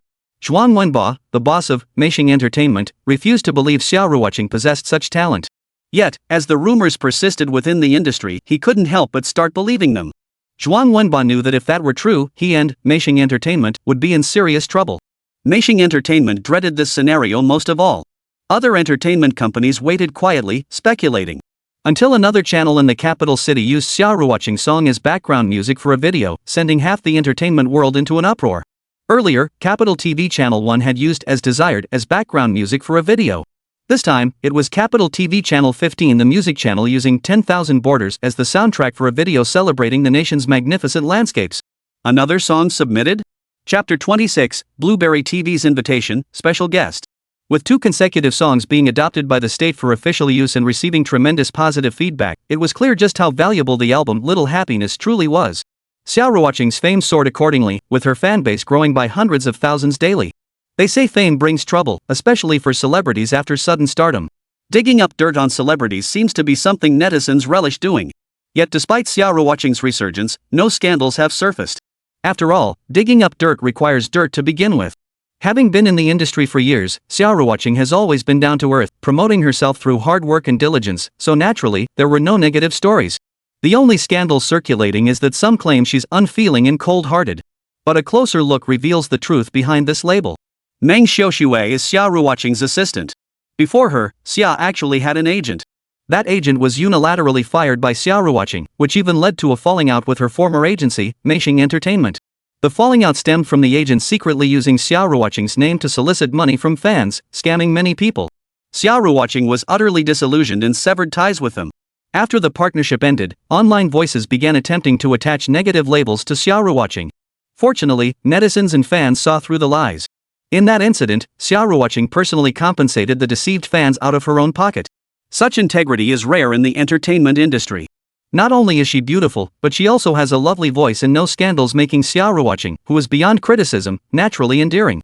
Most significantly, both Channel 1 and Channel 15 in the capital city have given thumbs up to Xia Ruoqing's song's undeniable recognition. Since the album's release, Xia Ruoqing has been unrivaled in popularity. Far from becoming arrogant, she remained as sincere as ever toward her fans and netizens. While Xia Ruoqing and Lu Ziye were busy with matters at the Xiaolu studio, Zhejiang TV, also known as Blueberry TV, contacted her about a program called Singer. Singer is a music idol development entertainment talent show primarily aimed at discovering promising musical talents through selection. Its diverse formats and segments have earned it a devoted audience. By now, Singer had aired numerous episodes, each generating significant buzz. To maintain the show's momentum, Blueberry TV approached Xia Ruoqing, currently enjoying immense popularity, to serve as a special guest for an episode. The caller was an assistant director from Singer, and he was very polite. Xia Ruoqing initially intended to consider the offer. But Lu Ziye, who had overheard the call, nodded at her. "Thank you for the invitation, Director Wang. I'll be present before the recording begins." "Ms. Xia, you've agreed? Thank you. Thank you. The compensation will definitely satisfy you." Deputy Director Wang on the other end of the line felt like bursting into tears. He'd expected to return empty-handed, yet Xia Ruoqing had actually agreed? No wonder so many people adored her. Counselor Wang hurriedly expressed his gratitude, practically bowing to Xia Ruoqing through the phone line. He hung up and tossed the phone aside. Xia Ruoqing looked at Lu Ziye suspiciously. "Honey, didn't we say we needed to focus on studio work? Why did you agree to let me be a special guest on Singer?" "Silly, our studio needs your star power to shine. Only when your fame grows will it be easier for the studio to operate in the future. Besides, you're only going as a special guest. It'll take just a couple of days, and you'll be back before you know it. It won't interfere with anything. Most importantly, this time Blueberry TV personally invited you. By accepting, they'll owe you a favor. Favors from regional broadcasters will come in handy later." Lu Ziye spoke with such eloquence that he dispelled Xia Ruoqing's doubts in just a few sentences. A spark of understanding flashed in her beautiful eyes, as if she'd just had an epiphany. "Since we're appearing on the show, we should prepare thoroughly. Special guests are there to enrich the program content. So over the next couple of days, I'll prepare the songs you'll perform. We'll make a huge splash. Watching Lu Ziye's earnest expression, Xia Ruoqing smiled sweetly. She genuinely appreciated having Lu Ziye by her side. With this thought in mind, Xia Ruoqing raised her slender arm to wrap it around Lu Ziye's neck, then gently kissed the corner of his mouth. Honey, you're so wonderful, having you is truly the best. These were Xia Ruoqing's truest thoughts at that very moment. She dared not imagine what would have become of her after falling out with Manhwaresumen Entertainment if not for Lu Ziye's help. At best, her acting career would be over. At worst, she dared not imagine. After all, Xia Ruoqing was just a delicate woman. Going head-to-head with an entire entertainment company? She was hopelessly outmatched. Yet Lu Ziye single-handedly turned everything around for Xia Ruoqing. Her album became a smash hit. Manhwaresumen Entertainment dared not act recklessly. After her comeback against all odds, she even caught the attention of Blueberry TV's flagship programs. Even now, Xia Ruoqing still felt a sense of disbelief. Time flew by until the day they went to Blueberry TV for the show recording. Lu Ziye and Xixi had both come along. Meng Xiaoxue, as Xia Ruoqing's assistant, needed to stay by her side, so she entered the station with them. Lu Ziye and Xixi, father and daughter, found a nearby hotel and holed up in a room to watch the live broadcast. Backstage at the singer, the staff monitoring the ratings were stunned. The moment this episode aired, its ratings surged past all previous peaks. No one needed to ask, it was Xia Ruoqing's doing. Ever since assistant director Wang invited Xia Ruoqing, the station had been working overtime to produce new promotional footage. Xia Ruoqing's fame was at its peak. When the official announcement came that she would appear as a special guest on The Singer, her fans went wild. The sheer power of celebrity influence, fans rallying behind their idol, could actually sway a show's ratings. In the hotel room, Lu Ziye and his daughter Xixi sat leaning against the headboard, their eyes glued to the television. Though the show featured many talented musicians, their hearts were set solely on Xia Ruoqing. When Xia Ruoqing wasn't on stage, the pair one big, one small, either crack sunflower seeds or nod on chicken feet, enjoying their leisurely time. Backstage, Xia Ruoqing emerged from the green room with Meng Xiaoxue and made her way to the music instructor. As a special guest, her mere appearance would bring immense benefits to the show. But the show's music teacher never imagined that special guest Xia Ruoqing would actually perform a new song, a brand new original composition. When did original songs become as common as cabbage? Chapter 27, The Wind Rises. The Singer program had already aired several episodes. Every contestant who came to participate was a talented musician with considerable potential. After a round of competition, the show's popularity had soared, and the atmosphere in the venue was at its peak.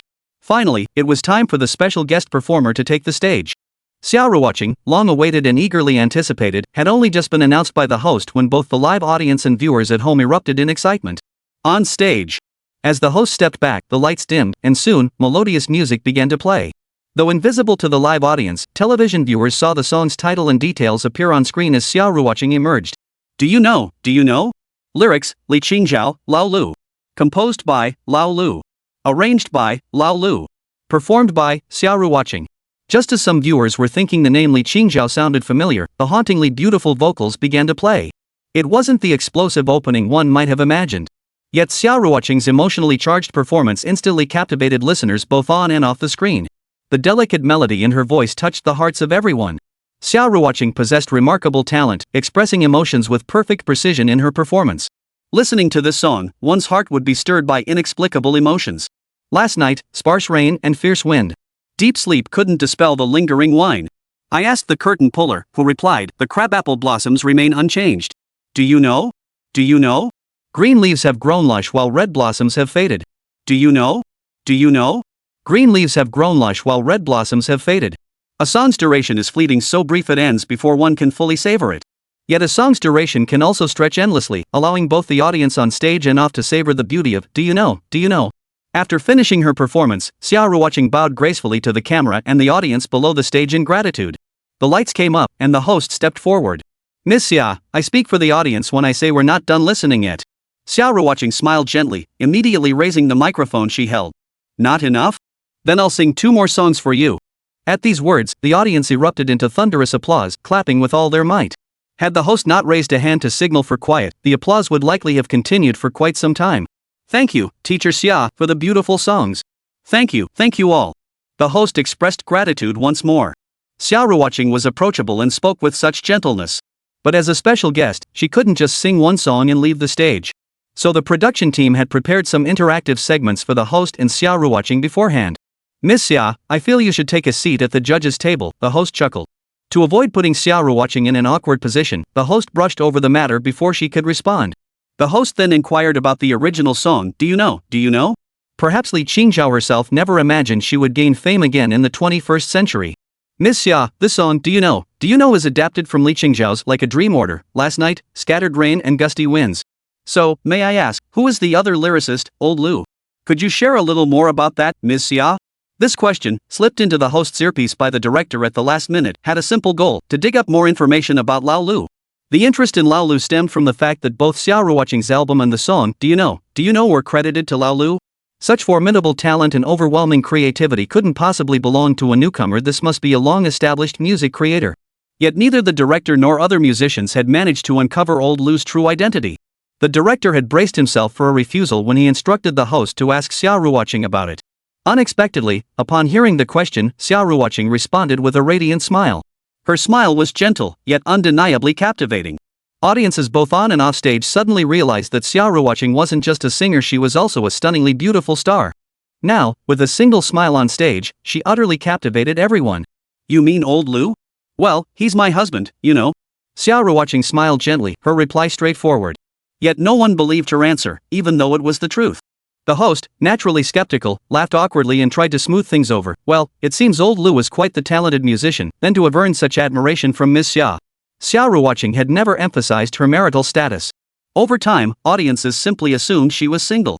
So even when Xia Ruoqing personally admitted it on a high-rated show watched by thousands, no one would believe her. Except for Lu Ziye and Xixi watching on a hotel TV, and manhwaresumen. The interactive segment concluded swiftly. Having tasted the sweet rewards of the ratings boost Xia Ruoqing brought, the production team earnestly requested she sing one more song.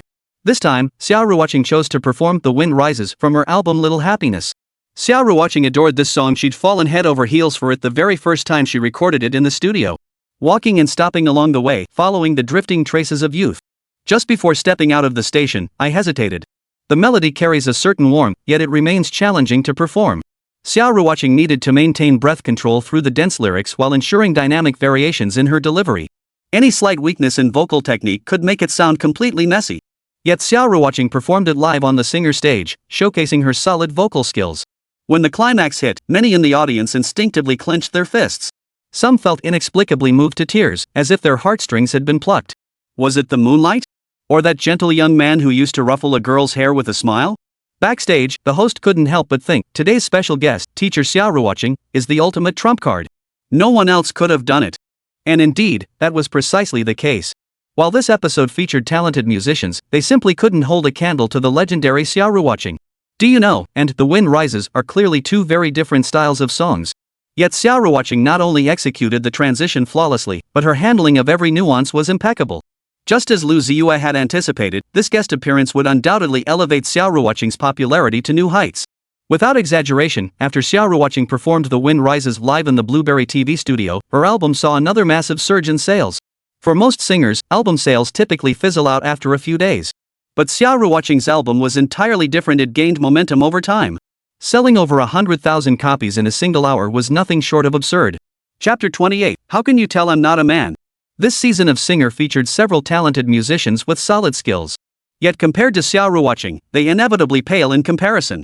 Even as a special guest making a brief appearance, she still delivered a legendary performance. Without exaggeration, no matter how fiercely the contestants competed this episode, none could overshadow Xia Ruoqing. Xia Ruoqing single-handedly propelled the show's ratings to new heights, an achievement alone that others would struggle to surpass. And her stage performance of Do You Know was nothing short of outstanding. After the recording, Xia Ruoqing and manhwaresumen returned to their hotel. Mom, you're so amazing. You did great. The moment they entered the room, Xixi rushed over and gave her a big hug. Lu Ziye gave her 2 thumbs up in praise. At that moment, Xia Ruoqing felt immense joy. Receiving affirmation from her husband and daughter was far more rewarding than winning any award. Filming the show was undoubtedly exhausting. Even as a special guest, Xia Ruoqing was worn out. Her main focus was presenting her best self on camera, meticulously attending to and adjusting every detail. Her nerves had been stretched to the limit all evening. Only upon returning to the hotel and seeing her husband and daughter did her taut nerves finally relax. Exhausted. Utterly exhausted. Too tired even to shower, Xia Ruoqing collapsed onto the bed and burrowed under the covers. Honey, time for bed. Xia Ruoqing, the unrivaled queen of the spotlight and a superstar at the peak of her fame, was now acting cute and playful. This demeanor stood in stark contrast to the elegant, poised Ms. Xia who had graced the studio just moments before. At the mention of sleep, Xixi nodded eagerly. At this hour, the little one was usually already asleep. Before Xia Ruoqing returned, she'd been yawning non-stop. "Sleepy time, mommy, I want to sleep in the same bed with you." Saying this, Xixi climbed from her small bed over to the large bed next to it. Why were there two beds in the room? It was a long story, but simply put, when they booked the room, the only option available was a family room, one large bed and one small bed. But shouldn't the small bed be for the child? "Xixi, this small bed is yours. Daddy has to sleep on the big bed," Lu Ziye said, feigning sternness. Yet his sternness held no sway whatsoever in Xixi's eyes. The little one sat cross-legged on the edge of the bed, shaking her head vigorously. "No way, usually Daddy hogged Mommy, and I didn't fight him for her. But since we're staying out tonight, Daddy should give Mommy back to me for just one night." Xixi's reasoning made perfect sense. Ever since Lu Ziye moved in with her and her mother, Xixi hadn't shared a room with her mom again. Though she was well-behaved and sensible, she still clung to her mother. Hearing this, Lu Ziye couldn't refuse and had to agree. "Alright, I'll give Mom back to you tonight." "Thank you, Daddy Mommy." Xixi happily burrowed into her mother's bed, sharing a blanket with Xia Ruoqing. The little one rubbed her head against her mother's chest, tickling Xia Ruoqing into giggles. The atmosphere in the room was warm and cozy. The scene before Lu Ziye's eyes was heartwarming. While this loving family of three shared their tender moments, Xia Ruoqing was causing quite a stir online. What surprised the production team of The Singer most was that simply inviting Xia Ruoqing as a special guest had propelled their show onto the trending topics list. Even though it was under the tag Xia Ruoqing, it still counted as trending, right? The Singer had aired several episodes by then, yet despite its initial heavy promotion and subsequent modest popularity, it had never made the trending list before. Its current trending status is a completely unexpected delight. The show's producers invited Xia Ruoqing specifically to add sparkle and depth to the program. Unexpectedly, not only did Xia Ruoqing deliver an exceptionally outstanding performance on the show, but she also helped propel them onto the trending list. This was undoubtedly an unexpected delight. The Singer shattered its own viewership records, much to the delight of Blueberry TV executives. A hit show is a tangible achievement for station executives, how could they not be pleased? Beyond that, the executives inquired about the identity of old Lu from the production team, but came up empty-handed. To consistently create such outstanding works, old Lu was clearly no ordinary person. Even if he were, he'd be a talent worth courting from all sides. Since Xia Ruoqing openly joked about it on the show, it clearly indicates their relationship is quite special. Some even speculated that old Lu might very well be Xia Ruoqing's close confidant. Only for this reason would Xia Ruoqing publicly refer to old Lu as her husband. Lu Ziye? In truth, Xia Ruoqing hadn't given it much thought when answering the host's question, she simply wanted to acknowledge it openly. But in the entertainment industry, it's practically an ironclad rule that neither male nor female celebrities readily disclose their significant others. So even with Xia Ruoqing's personal confirmation, no one actually believed it. It was utterly baffling. Once people started viewing old Lu as Xia Ruoqing's close friend or confidant, everything suddenly made sense. The station leadership immediately signaled that guest star Xia Ruoqing's fee should be doubled, and specifically instructed all departments to cultivate a good relationship with her. For artists, building good relations with a TV station is never a bad thing, especially when the station is essentially paying them to do so. Both Blueberry TV and the Singer production team reaped the benefits, and so did the audience. Hearing beautiful songs is undoubtedly a crucial thing for music lovers. Even if Xia Ruoqing's rendition of Do You Know prompted some viewers to shell out an extra 20-odd yuan to buy the album Little Happiness, it was absolutely worth it. Do You Know is a beautiful song, and the other tracks on the album Little Happiness are equally captivating. Those who bought the album felt it was worth every penny and recommended it to friends. Those who hadn't bought the album or had no intention of buying it heard Xia Ruoqing sing Do You Know, and were moved. They developed a desire to own it and spent 20 yuan. 20 yuan won't leave you at a loss or feeling cheated, instead, it gets you 6 fantastic songs. What a steal! But netizens' ambitions didn't stop there. Under Blueberry TV's official account, pleas for new content are everywhere. Many comments implored the Singer production team to invite Xia Ruoqing to appear on an episode. Blueberry stage is tempted. If they could actually get Xia Ruoqing on the show, just imagine the buzz it would generate. Chapter 29, Honey, You're So Naughty Be Good, Bring Your Feet Over. Sometimes, all it takes to turn a passerby into a fan is one song. And to go from fan to devoted music lover? One album is all it takes. From the album Little Happiness to her performance of Do You Know on The Singer, Xia Ruoqing effortlessly won over nearly 1 million fans, many of whom became devoted music enthusiasts. In the entertainment industry, singers who skyrocket to fame with a single song are not uncommon. But an entire album's worth of songs all going viral simultaneously? That's never happened before. Xia Ruoqing is the first artist to achieve widespread success with an entire album, even having her songs taken by the capital's television station. The 6 tracks on her Little Happiness album, plus Do You Know, performed on stage, represent entirely different musical styles.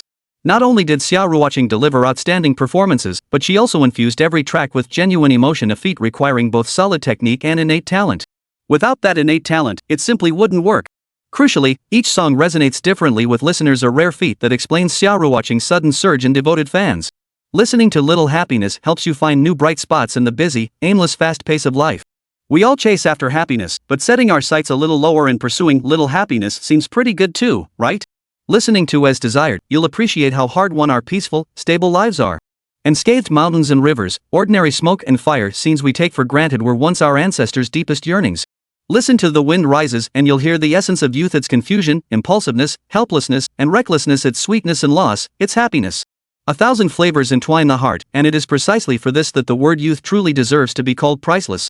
In an industry where many singers focus on technical displays, Xia Ruoqing's ability to deliver so many outstanding songs is truly remarkable. Sometimes, a single song or even a single line of lyrics can captivate a girl or a boy, turning them into die-hard fans. Xia Ruoqing's latest album and guest appearances have drawn in many precisely because of this. Equally impressive is the response from her peers, other singers. While some artists exploit album releases to fleece fans, Xia Ruoqing's work proves one truth: great songs will always find their audience. Ripping off fans is undoubtedly short-sighted and self-defeating. When karma catches up, the consequences will be unstoppable. Xia Ruoqing's resurgence owes much to the album's powerful tracks, but equally crucial is her down-to-earth character, unassuming and uncompetitive, yet determined to fight for what she deserves within her principles. Artists inferior to Xia Ruoqing feel admiration, those on par with her can't help but feel envy, and singers who were once more famous than her now seem to have lost their spark. Does this sense of exhaustion stem from talent? Vocal prowess? Or perhaps exceptional work? Not everyone has Lu Ziye's backing. But as the old saying goes, luck is a form of strength too. So Xia Ruoqing's resurgence and her ever-growing popularity is entirely deserved. Fans are going wild with support. Her peers may be reluctant to admit it, but they must acknowledge Xia Ruoqing's undeniable rise to fame. Yet no matter how fiercely the internet buzzed, Xia Ruoqing paid it no mind. After returning to her hotel, she didn't even glance at her phone. She was just too tired and sleepy. After playing and wrestling with her daughter for a while, Xixi suddenly dozed off. The little one curled up beside her mother, sleeping soundly. Just as Xia Ruoqing bid Lu Ziye goodnight, he unexpectedly rose from the small bed, approached the large one, and picked up Xixi. Xixi slept so soundly that even being lifted from her mother's side went completely unnoticed. After settling their daughter, Lu Ziye slipped into Xia Ruoqing's bed. "Husband, you're so naughty." "Bad? Not at all. You've been standing for hours recording that show, haven't you? Let me give you a foot massage and rub your legs." "Good girl, bring your feet over." Before Xia Ruoqing could speak, Lu Ziye gently lifted her delicate foot by the ankle. In the dim light of the room, Lu Ziye could clearly see that Xia Ruoqing's feet were truly luminous and smooth. For a fleeting moment, he couldn't help but imagine how alluring they'd look with a coat of soft pink nail polish. Truly a natural beauty. Not only was her face lovely, but her figure was stunning too. And not just a great figure, her skin was fair and silky smooth. And not just fair and smooth, her hands and feet were flawless, exquisite, and delicate. Lu Ziye couldn't help but think, no wonder he always liked holding Xia Ruoqing's small hand when they were out. There was a reason for that. Lu Ziye wasn't joking or trying to tease Xia Ruoqing. He genuinely wanted to help ease her fatigue. Massaging the soles of her feet, scraping her calves, then gliding upward along her plump thighs, all standard massage techniques. Before long, Xia Ruoqing was covered in sweat. Just moments ago she'd been weary and exhausted, yet now she felt thoroughly refreshed. Could this sensation truly exist without? Phew. After finishing his work, Lu Ziye let out a long sigh of relief, then surprisingly got out of bed. "Honey? Where are you going?" "Back to sleep." "Bring Xixi back with you?" "Yeah, what else?" Lu Ziye answered with deadpan seriousness. The next second, Xia Ruoqing yanked him back onto the bed and pinned herself on top of him. "Honey, are you playing hard to get?" "Am I?" "Yes." Xia Ruoqing wrinkled her nostrils and puckered her cherry-red lips, looking as if she was about to bite him. But when her lips touched Lu Ziye's cheek, they transformed into a light kiss, a butterfly-like touch that barely grazed his skin. "All right, honey, stop messing around. Just sleep here." "What about Xixi?" "She probably sleepwalked over," Xia Ruoqing said with a serious expression. Lu Ziye chuckled. That made sense. With their daughter in the room, they definitely couldn't do anything. Besides, today had been exhausting enough. Xia Ruoqing wasn't in the mood either. "What?" In the pitch-black room, Xia Ruoqing snuggled into Lu Ziye's embrace. Neither spoke. But Lu Ziye never stopped playing with Xia Ruoqing's small hand, crossing her fingers, cracking her knuckles with a satisfying pop, so straight-laced, yet not quite. Xia Ruoqing's free hand fidgeted restlessly on Lu Ziye's body, but it was utterly powerless. If she didn't use any force, it was useless. But what if she hurt Lu Ziye by using too much? In the end, Xia Ruoqing could only resort to threatening him with vicious words. Once we're back in Shanghai, I'm getting my nails done. No acrylics, no extensions, just have them trimmed into serrated edges specifically for dealing with you. Whoa, that's brutal. Chapter 30, Honey, you're on fire. The next day. After waking up, Xixi instinctively reached out beside her. But she found nothing, no mother either. The little one instantly opened her eyes and turned to look. Both mom and dad were there, but not in the same bed as her. Xixi sat up, watching her parents cuddling and kissing on the bed next to hers, and couldn't help but pout. She figured it out, dad must have carried her over here last night. How come she didn't feel a thing? Stinky daddy. So in love with sleeping with mommy, huh? Good thing Xixi was just talking to herself. If her parents had heard that, it would have been pretty awkward. What does loving to sleep with mom even mean? It's so easy to get the wrong idea. When Lu Ziye and Xia Ruoqing woke up, Xixi was already dressed and sitting quietly over there. The little one sat on the edge of the bed, arms crossed, head tilted up slightly, occasionally rolling her eyes at her parents. No need to ask, Xixi's resentment was palpable. Xixi, sweetie, good morning. Lu Ziye greeted his daughter with a smile. The excuse he'd prepared last night was useless now. Xixi wasn't the type to be easily fooled. Daddy, mommy, good morning. I'm not good. I'm not happy. Xixi abruptly changed her greeting mid-sentence.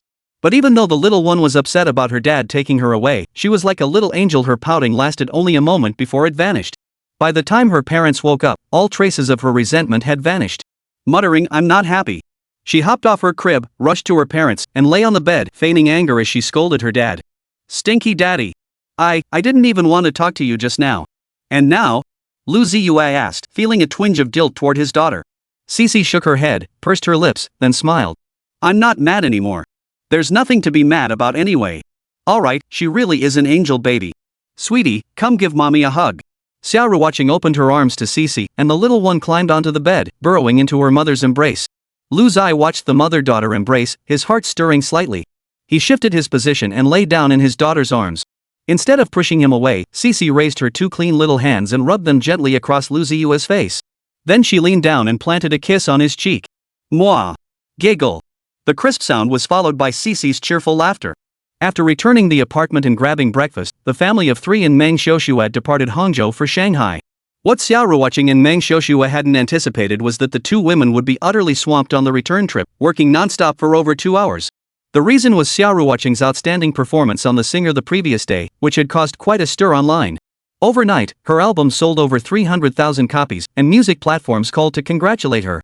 Several companies called again, eager to sign Xia Ruoqing with extremely generous, even unreasonable, terms. Even executives from certain TV stations called, inquiring whether Xia Ruoqing would be interested in appearing as a special guest on their satellite channels' programs. Beyond that, the most frequent callers were fellow artists and celebrities. Those of lesser stature than Xia Ruoqing called to congratulate her, showering her with compliments before inquiring about old Lu's identity. Those at a similar level to Xia Ruoqing also called, offering token compliments before similarly inquiring about old Lu's identity. Even those of higher stature than Xia Ruoqing, including some overseas celebrities, had their agents call with the same purpose, to inquire about old Lu's identity. After fobbing them off, Xia Ruoqing turned her gaze to Lu Ziye, who was driving with full concentration. Honey, you're famous. Meng Xiuxue nodded in agreement. If brother Lu revealed his identity, he could probably debut directly. Lu Ziye, however, remained largely indifferent. Whether he debuted or not held little appeal for him. He preferred staying behind the scenes. Like becoming the puppet master pulling strings behind the scenes in the entertainment industry? Or perhaps become a heartless capitalist? Beyond that, occasionally singing and being a singer might still be somewhat interesting. Writing songs without performing them felt rather dull. There were some songs Lu Ziye was eager to bring into this world himself. Upon returning to Shanghai, the staff member from Penguin Music responsible for liaising with Xia Ruoqing called to inquire whether she needed the platform's assistance in compiling and releasing the song Do You Know, as a single. Xia Ruoqing declined. Lu Ziye had said this song was the theme for a script, so releasing it as a single wasn't necessary. And the name of that script was Do You Know? Should be green fat, red thin. The day after returning to Shanghai, after dropping their daughter Xixi off at kindergarten, Xia Ruoqing and Lu Ziye didn't go home. Instead, they headed to Shanghai Plaza. On the west side of the plaza stood an office building called Star Sea Business Center. The entire 13th floor of Star Sea Business was leased by the couple to serve as the headquarters for Xia Lu Studio. Xia Lu Studio quietly commenced operations, its sign now hanging in place.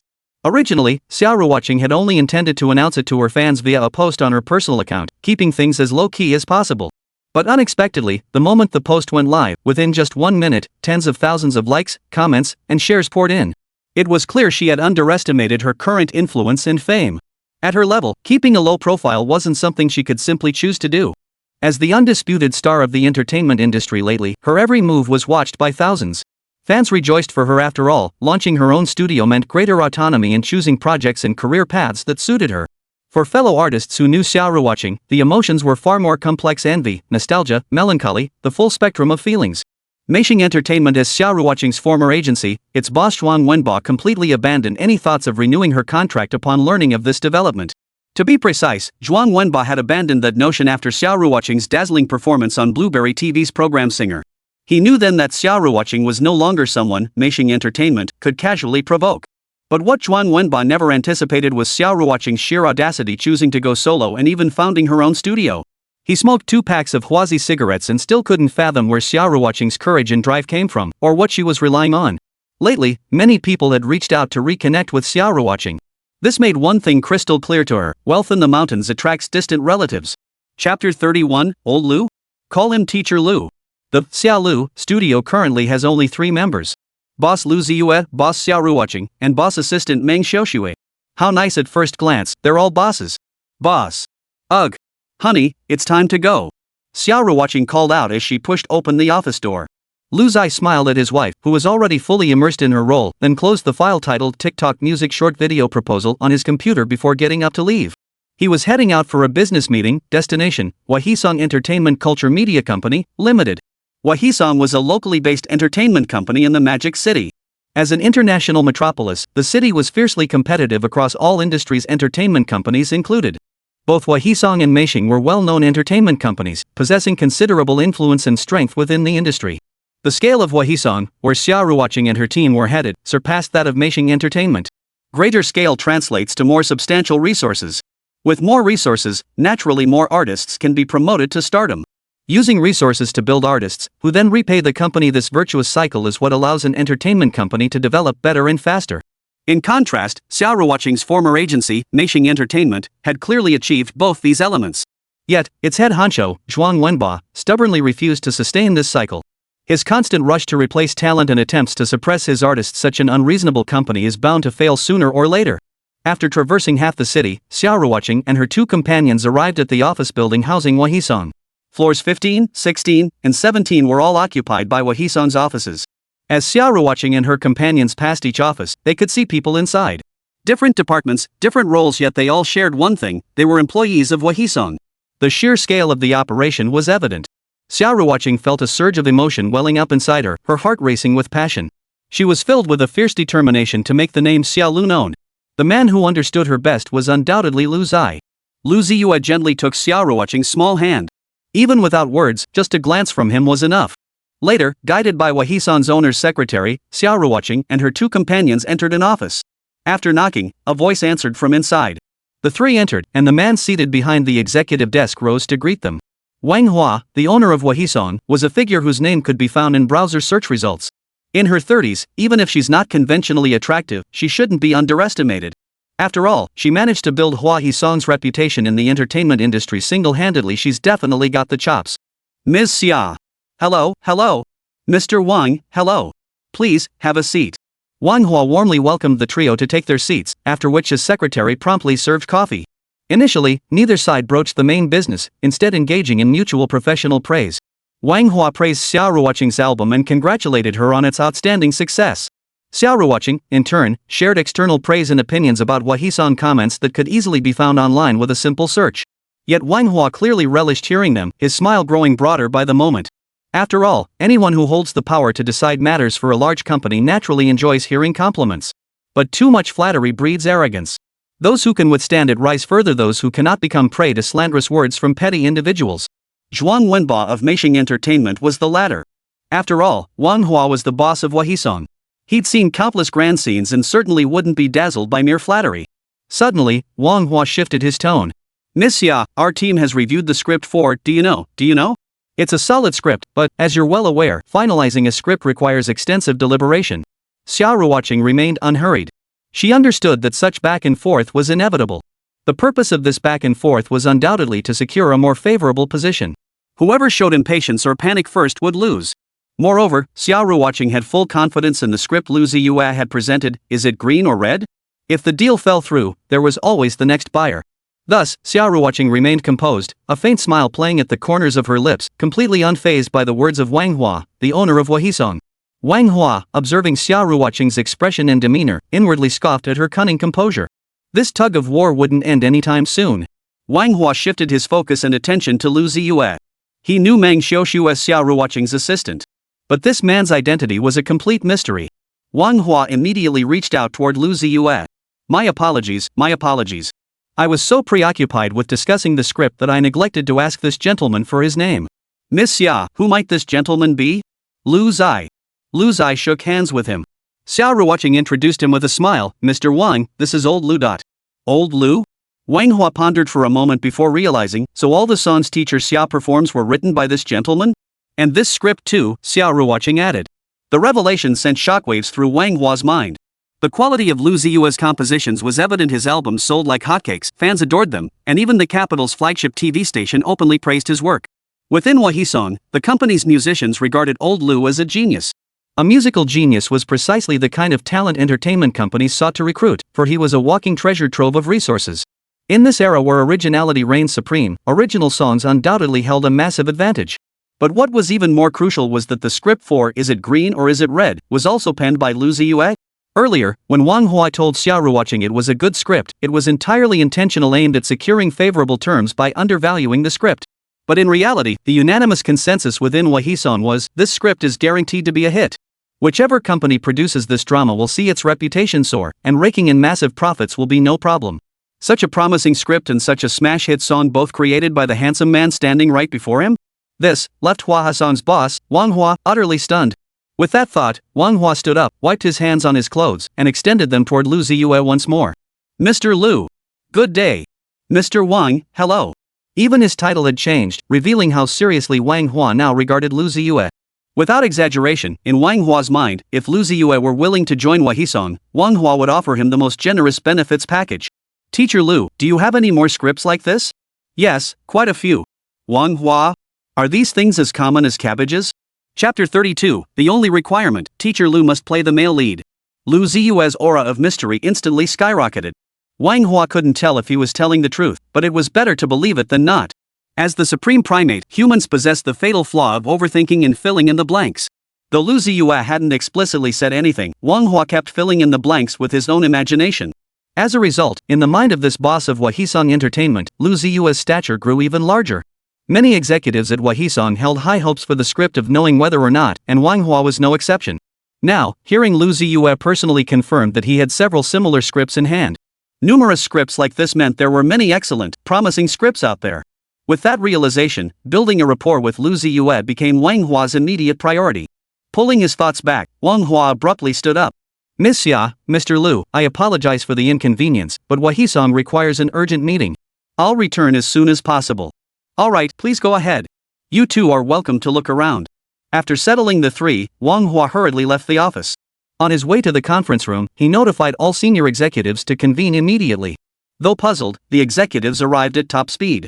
Once everyone was present, Wang Hua revealed a series of revelations, that old Lu was the scriptwriter, among other things. A sudden silence fell over the conference room, as if someone had pressed mute. From then on, only two matters were discussed: how to build rapport with old Lu, and how to ensure the drama Knowing Whether or Not was produced to perfection. The room buzzed with continuous discussion. Huahisong multiple departments sprang into action. Some were estimating funding requirements, while others were coordinating production details with directors of all ranks. Wang Hua had told Xia Ruoqing and Lu Ziye they were going to a meeting for discussion, but in reality, he was already arranging the relevant matters.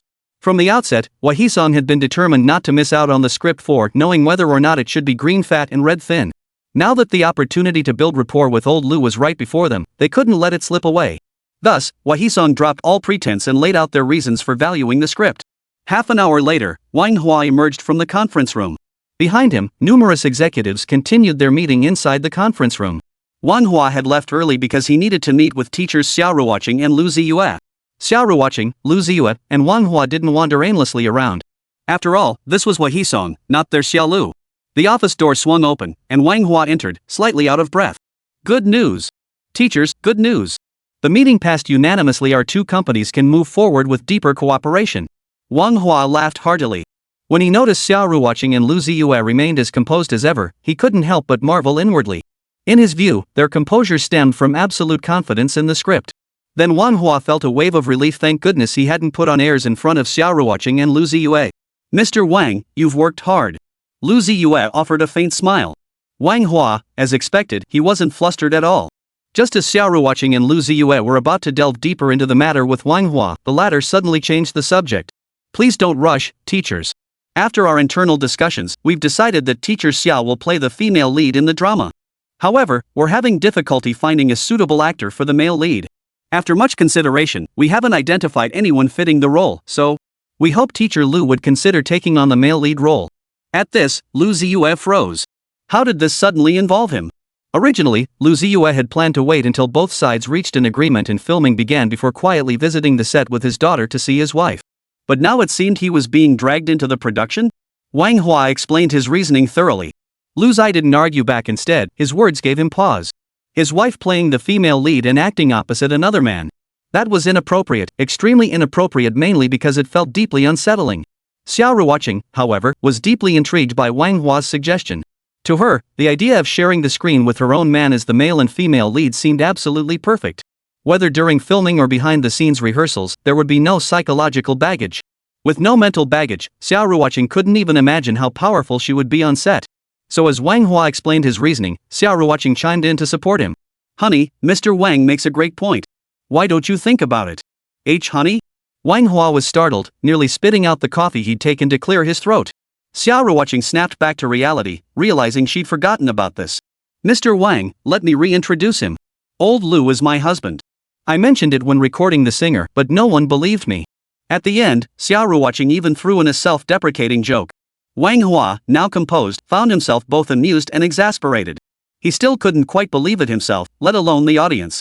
But upon learning that Xia Ruoqing and Lu Ziye were actually married, Wang Hua felt even more convinced that casting them as the male and female leads was an incredibly wise decision.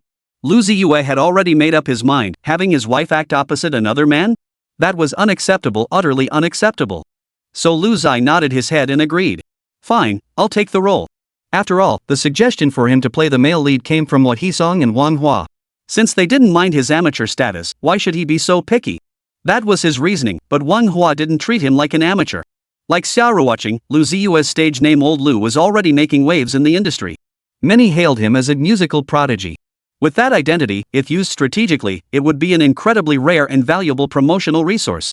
Wang Hua pondered briefly, and countless marketing strategies flashed through his mind. His confidence in making the drama, knowing whether or not a success, surged, even leading him to believe its popularity was inevitable. Thus, the matter of casting the male and female leads was swiftly settled. The collaboration between Xia Lu and Wahisong was tentatively finalized. Shortly after, Wang Hua's secretary opened the door and delivered a document. It contained their company's professional department's rough estimates for various aspects of the drama. Knowing or not knowing, should be green fat and red thin. One key item was the production budget. Wahisong demonstrated great professionalism even though they hadn't spent much time on it. Their estimates were quite accurate.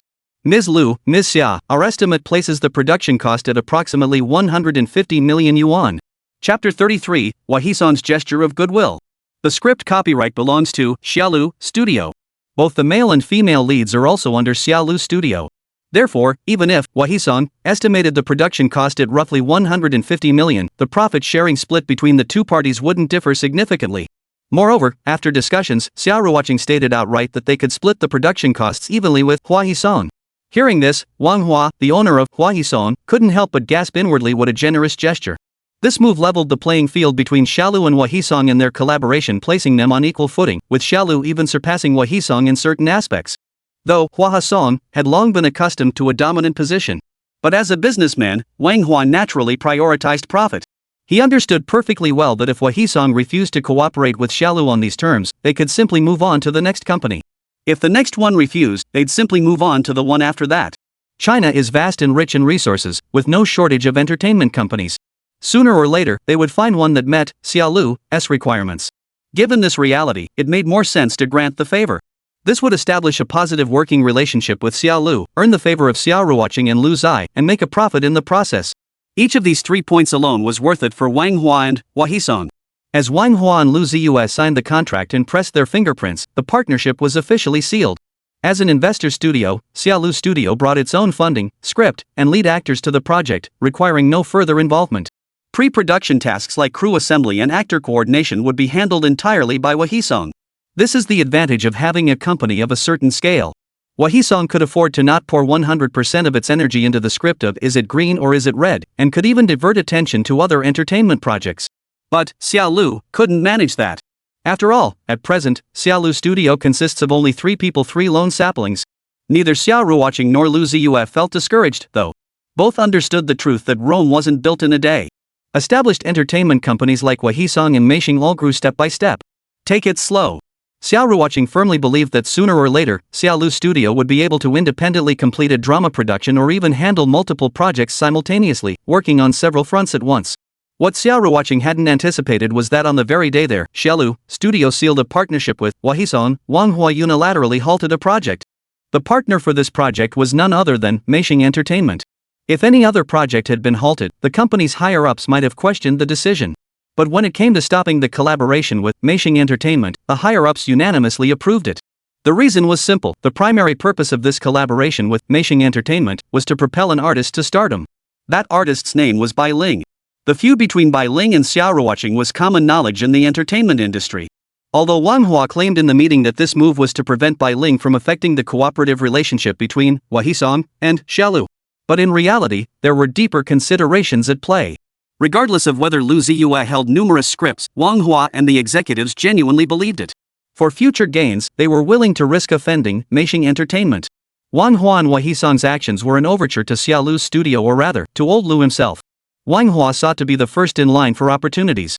If Lu Ziye wrote songs or scripts in the future and prioritized Hua, then all his efforts would be worthwhile. It must be said, Wang Hua showed remarkable foresight. He would later look back on today's decision with gratitude. Actions must be made known, otherwise, they might as well not have been taken. Thus, after terminating its partnership with Meisheng Entertainment, Hua promptly leaked the news to Xia Ruoqing. Xia Ruoqing was a sharp woman and instantly grasped the significance of Hua move. Though unexpected, witnessing her arch-rival Bai Ling treated this way brought Xia Ruoqing a certain satisfaction. She had no intention of playing the saint, showing mercy to those who targeted her. After all, both Bai Ling and the entertainment agency behind her, Meisheng Entertainment, had hired online trolls to smear her relentlessly during this period. Everyone in the entertainment industry knew the tricks of the trade. Celebrities attacking and tearing each other apart was commonplace, and the methods used were no secret. Unfortunately, on the internet, even if you found evidence, it was useless. So she simply chose to ignore it. But ignoring it doesn't change the fact that it's genuinely disgusting. Now that Meisheng Entertainment has been caught off guard by Hua, Bai Ling and Zhuang Wenba's expressions are bound to be quite interesting. Just as Xia Ruoqing had anticipated, Zhuang Wenba froze when he received the notice from Hua. The termination of the partnership was a mere scratch for Hua, but for Meisheng Entertainment, it was a crippling blow. After all, they'd invested so much time and effort. Meisheng Entertainment had pinned their hopes on launching Bai Ling to stardom, using her success to propel the company forward. But now, with the sudden termination, all their investment and preparation went down the drain. Who could they even complain to? Had Zhuang Wenba not known someone high up at Hua, he would have remained in the dark for quite some time. Upon learning that Xia Ruoqing was the reason for the termination, Zhuang Wenba confronted Bai Ling directly. After relentless questioning, he learned that during her training at Hua, Bai Ling had constantly badmouthed Xia Ruoqing, spreading rumors that she kept a ghost as a spirit medium. Case solved. Zhuang Wenba nearly beat Bai Ling to death. But in reality, none of Bai Ling's slander about Xia Ruoqing ever reached Hua executives. They saw no need to, nor did they care to, pay it any mind. The real reason Hua terminated their partnership with Meisheng Entertainment was to curry favor with Xia Lu and old Lu. It just goes to show that different company scales mean different perspectives among bosses. Wang Hua looked to the future, while Zhuang Wenba fixated on immediate gains. With such differing approaches, their paths of development were bound to diverge. Bai Ling was filled with regret, regretting why she had ever envied Xia Ruoqing. Her former sense of triumph had vanished. Zhuang Wenba also regretted it. Why had he listened to slander? Otherwise, how bright would Meisheng Entertainment's future have been? But there's no such thing as a regret pill in this world. What's done is done. Xia Ruoqing wouldn't give them any leeway just because they regretted their actions. Besides, she had no time for that. At this very moment, Xia Ruoqing was rummaging through her wardrobe, frantically searching for clothes. Because she was about to go to a dinner party with Lu Ziye, and the guests were Lu Ziye's college roommates. Chapter 34, What defines a stunner and what constitutes natural beauty? Though they'd met before, Xia Ruoqing still wanted to spruce herself up a bit. In her view, her appearance directly reflected on her man's reputation. To make Lu Ziye proud, Xia Ruoqing spent quite some time primping. Lu Ziye was touched by this, yet also found it both amusing and exasperating. Honey, do you have some kind of misconception about your own looks? You're a big star, yet you're still so lacking in confidence? Alright, you're the most beautiful even without makeup. But no matter how much Lu Ziye tried to persuade her, Xia Ruoqing wouldn't listen. This woman had her own ideas. Finally ready to head out, Xia Ruoqing was all set. Truth be told, if she hadn't needed to pick up their daughter Xixi from kindergarten first, she might have spent more time getting ready. Xia Ruoqing, renowned for her stunning looks, wore a light purple fitted dress. As she walked, her figure swayed gracefully, radiating a particularly feminine charm. If one must describe her, the phrase soft and delicate as jade would be most fitting. Her long, flowing black hair cascaded down her shoulders, while her slender waist curved like a deadly blade. One flawless beauty could overshadow 100 imperfections. Xia Ruoqing embodied the very essence of a diva and natural beauty. Outside the kindergarten, Xixi easily found the car. Spotting the stunning beauty and sunglasses beside it, she rubbed her little hands together and approached. Hey, gorgeous. Can I have your contact info? She blinked her eyes playfully as she asked. The beauty looked down, smiled warmly, and nodded. Of course you can. The conversation between the two, one big, one small, caught the attention of a passerby nearby. A woman in her 30s glanced over, a flash of astonishment flickering deep in her eyes. For a moment, she truly understood why men were drawn to beautiful women. Not just men, even she, as a woman, couldn't help but feel a flutter of admiration for the stunning beauty before her. Xia Ruoqing's playful cooperation had Xixi giggling non-stop. Mommy, you look so pretty today. Really? Mommy, give me a hug. With that, Xixi threw herself into her mother's arms. The woman beside them suddenly understood they were mother and daughter. No wonder the little girl had such delicate features, it was all thanks to excellent genetics. Mother and daughter hugged, then got into the car. Lu Ziye started the engine and drove away slowly. Of course, before driving off, Lu Ziye also asked his daughter for a kiss. Xixi, naturally, didn't play favorites. She hugged her mom outside the car, and once inside, giving daddy a kiss was no problem at all. The harder the little one kissed, the happier Lu Ziye became a bit of a sucker for it. Men, you see, evolve into doting dads once they have daughters. Becoming a little clingy is perfectly understandable. Mommy, where are we going? We're going to eat. We're eating out. Yay! Xixi bounced up from her seat with delight. Lu Ziye feigned anger at the sight. What? So fond of eating out? Is daddy's cooking not tasty enough? Ha! Xixi's eyes widened instantly, her little head spinning rapidly. Fortunately, her new brain worked like a charm. Of course not, daddy's cooking is the best. My cooking is the best? Then why do you want to eat out? Just try eating out once, and you'll see how delicious daddy's cooking really is. You need a comparison to appreciate the difference. Xixi's dark, bright eyes twinkled as she spoke with growing confidence, as if she knew exactly what she was talking about. Lu Ziye and Xia Ruoqing couldn't help but laugh at their daughter's explanation. The little one really was a clever little rascal. Xixi was thrilled to hear they were going out to eat with Uncle Li Yiliang and Uncle Chen Xiang. Whenever they had family gatherings, Lu Ziye always brought Xixi along. Li Yiliang and Chen Xiang would shower their niece with gifts and treats. Life-sized stuffed animals, big snack gift bags, you name it. That's why Xixi was so excited. Soon, the family of three arrived at the gathering place, a restaurant called Imperial Cuisine Garden. The decor was modeled after ancient Chinese architecture. At night, it was brightly lit, appearing luxurious and elegant from afar. Similarly, the prices inside were steep. After all, if they were cheap, they might not even be able to afford the electricity for the exterior lights. The auspicious hall was the top-tier private room at Imperial Cuisine Garden. When Lu Ziye and his family entered the private room guided by the waitstaff, someone was already inside. The tall, athletic-looking man with a sunny, handsome appearance was Li Yiliang, nicknamed Unity. The shorter man wearing a baseball cap was Chen Xiang. This short was relative. Chen Xiang was actually 5 feet 9 inches, but he appeared shorter next to Li Yiliang 6 feet 0 inches and Lu Ziye 6 feet 1 inch. Uncle Unity. Uncle Chen Xiang. Xixi was the first to speak, the little one darting past her parents straight into the private room. The moment Li Yiliang and Chen Xiang saw their niece, Xixi, their faces lit up with warm smiles. Chen Xiang opened his arms to give Xixi a hug. But Li Yiliang beat him to it, shoving a big bag of snacks into Xixi's arms before scooping the little one up first, clearly one step ahead. Chen Xiang had no choice. Knowing he couldn't snatch Xixi from Li Yiliang's arms just yet, he turned to greet Xixi's father instead. Old Lu, sister-in-law. His attention had been entirely on Xixi until now, and only then did Xinxiang notice Xia Ruoqing following behind Lu Ziye. He immediately dropped his playful expression and adopted a serious demeanor. Outsiders didn't know the identity of Xia Ruoqing, who wore sunglasses. But as Lu Ziye's old classmates, Xinxiang and Li Yiliang knew her best, she was a big star who had become quite famous recently. Li Yiliang also just noticed her and stepped closer, enthusiastically calling out, "Sis! Hello, it's been ages." Xia Ruoqing greeted them with a gentle smile. For a moment, both Li Yiliang and Xinxiang couldn't help but marvel at Lu Ziye's incredible luck. To have won over a superstar like Xia Ruoqing, that was quite the feat. But truth be told, it was hard to say who had actually pursued whom between Lu Ziye and Xia Ruoqing. Before the Lu family arrived, Li Yiliang had already instructed the waitstaff to bring out the dishes, famous ones, expensive ones, all ordered. If it wasn't enough, they could order more. The plan was to lock the doors once everyone arrived, ensuring they wouldn't be disturbed. Xia Ruoqing was a major celebrity. If she showed up here, who knows how many waitstaff and guests would come to gawk. That would have ruined the entire gathering. After locking the door, Li Yiliang and Xinxiang ushered Lu Ziye's family of 3 to their seats. With the adorable little Xixi present, her lively energy quickly filled the room with cheer. Xixi had been harboring a question all along. With both parents present today, the little one gained the courage to turn to Li Yiliang. "Uncle, why is your nickname Tuanjie? That nickname doesn't really have anything to do with your name, does it?" At this question, Xinxiang gave a thumbs up. "Good question." Chapter 35, Xinxiang. 6:30. Li Yiliang looked sunny and handsome. If you asked people to guess, almost no one would figure out he was actually a programmer. Lu Ziye, Xinxiang, Li Yiliang, all 3 had majored in screenwriting in college. Yet in the end, Li Yiliang became a programmer, a self-taught one at that. Teaching himself programming, Li Yiliang endured countless hardships and stumbled through many pitfalls, yet he weathered them all without flinching. Yet Xixi's sharp question now made Li Yiliang's face darken.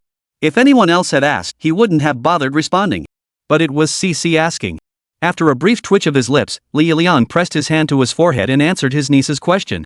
"The nickname? It's because of a song." "A song?" "Yeah, just this line, 'Unity is strength, Li Yiliang.'" Li Yiliang belted out the line. Then the private room fell silent. A moment later, Xixi burst out laughing. "Uncle Strength. Oh, no. Uncle Unity, sorry, I couldn't hold it in, haha." After Xixi finished laughing, Xia Ruoqing couldn't hold back either. Covering her mouth, she giggled quietly. So that's what it was. Li Yiliang had known this would happen. Since there were no outsiders present, laughing was fine. But he still gave Xinxiang a sharp elbow jab. After all, he owed that nickname entirely to Xinxiang. The 3 of them had a great bond, gathering whenever possible even after graduation. What gnawed at Li Yiliang, though, was that he still hadn't come up with a truly sharp nickname for Xinxiang. Total failure. But he wasn't giving up. A nickname's ugliness? 10 years isn't too late. As Xinxiang sang "Unity is Li Yiliang" over and over, the mood in the private room grew increasingly lively. Li Yiliang and Xinxiang also took the opportunity to congratulate their sister-in-law, Xia Ruoqing. After all, whether it was her album or her performances on The Singer, Xia Ruoqing's achievements were truly dazzling. But when they confirmed that all the songs Xia Ruoqing had performed were composed by Lu Ziye, both Li Yiliang and Xinxi were stunned. "Uncle, eat your meat." Xixi placed pieces of meat into both uncles' mouths, thoughtfully lifting her hand to help them chew. "Seriously, old Lu, when did you become a musical genius?" "Exactly." Hearing this, Xixi indignantly dropped her chopsticks, crossed her arms, and pouted, "My daddy was always a genius, okay." His daughter's defense lifted Lu Ziye's spirits, and he shamelessly nodded in agreement. "That's right, exactly. My daughter's spot on, I am a genius." At this declaration, Li Yiliang and Xinxiang both sneered in disdain. It wasn't until Lu Ziye asked Xia Ruoqing and received her affirmation that Li Yiliang and Xinxiang finally stopped digging their own graves. In their eyes, Lu Ziye's genuine talent was undeniable, and Xia Ruoqing and Xixi's affection for him was equally real. Envy, indeed. "I've got some good news and some bad news," Li Yiliang suddenly announced. Xinxiang picked up the wine bottle, poured Li Yiliang a full glass, then leaned in and asked with a sly grin. "What's the bad news? Spill it so we can have a laugh." "Damn." He cursed under his breath, but Li Yiliang still told the truth. "The bad news is I pissed off the company's leadership and got shipped off to a branch office." Lu Ziye and Xinxiang both knew Li Yiliang's company was a major player in the IT industry, boasting excellent growth prospects and substantial income. Otherwise, he wouldn't be hosting a dinner at the exorbitantly priced Imperial Cuisine Garden. Hearing he was being demoted, Xinxiang immediately dropped his playful demeanor. "What happened?" Lu Ziye frowned slightly and inquired. "Never mind. Let's not talk about it. There's good news too, don't you want to hear it?" At the mention of good news, Li Yiliang's face lit up again. Seeing this, Lu Ziye and Xinxiang couldn't help but breathe a sigh of relief. Judging by Li Yiliang's demeanor, he probably wasn't depressed. What's the good news? Spill it, let old Lu and I share in the joy. Xinxiang changed tack, eagerly prompting him. The good news is the branch office is right here in Shanghai. Now I can hang out with you guys more often. And I'm the top dog at the branch office. Sure, it's a promotion in name only, no real advancement path like at HQ, but my salary's going up and the workload's lighter. Isn't that great news? Li Yiliang laughed heartily, his laughter a bit loud. Seeing this, Xixi quietly nudged Xinxiang. Uncle Xinxiang, is Uncle Tuanjie feeling a bit down? Xinxiang pondered for a moment before nodding. Seems like it. Like hell. Don't worry, I'm fine, really fine. Even though I got shuffled to the branch office, I feel pretty good about it. At least it's way easier to take on side gigs now. Li Yiliang went on at length until Lu Ziye and Xinxiang finally relaxed.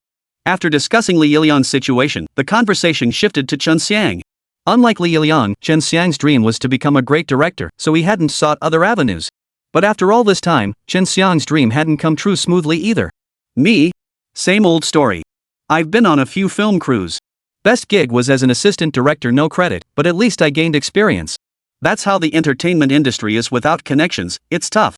That's why I've been exploring new avenues lately. You know about mini web dramas, right? Li Yiliang furrowed his brow slightly.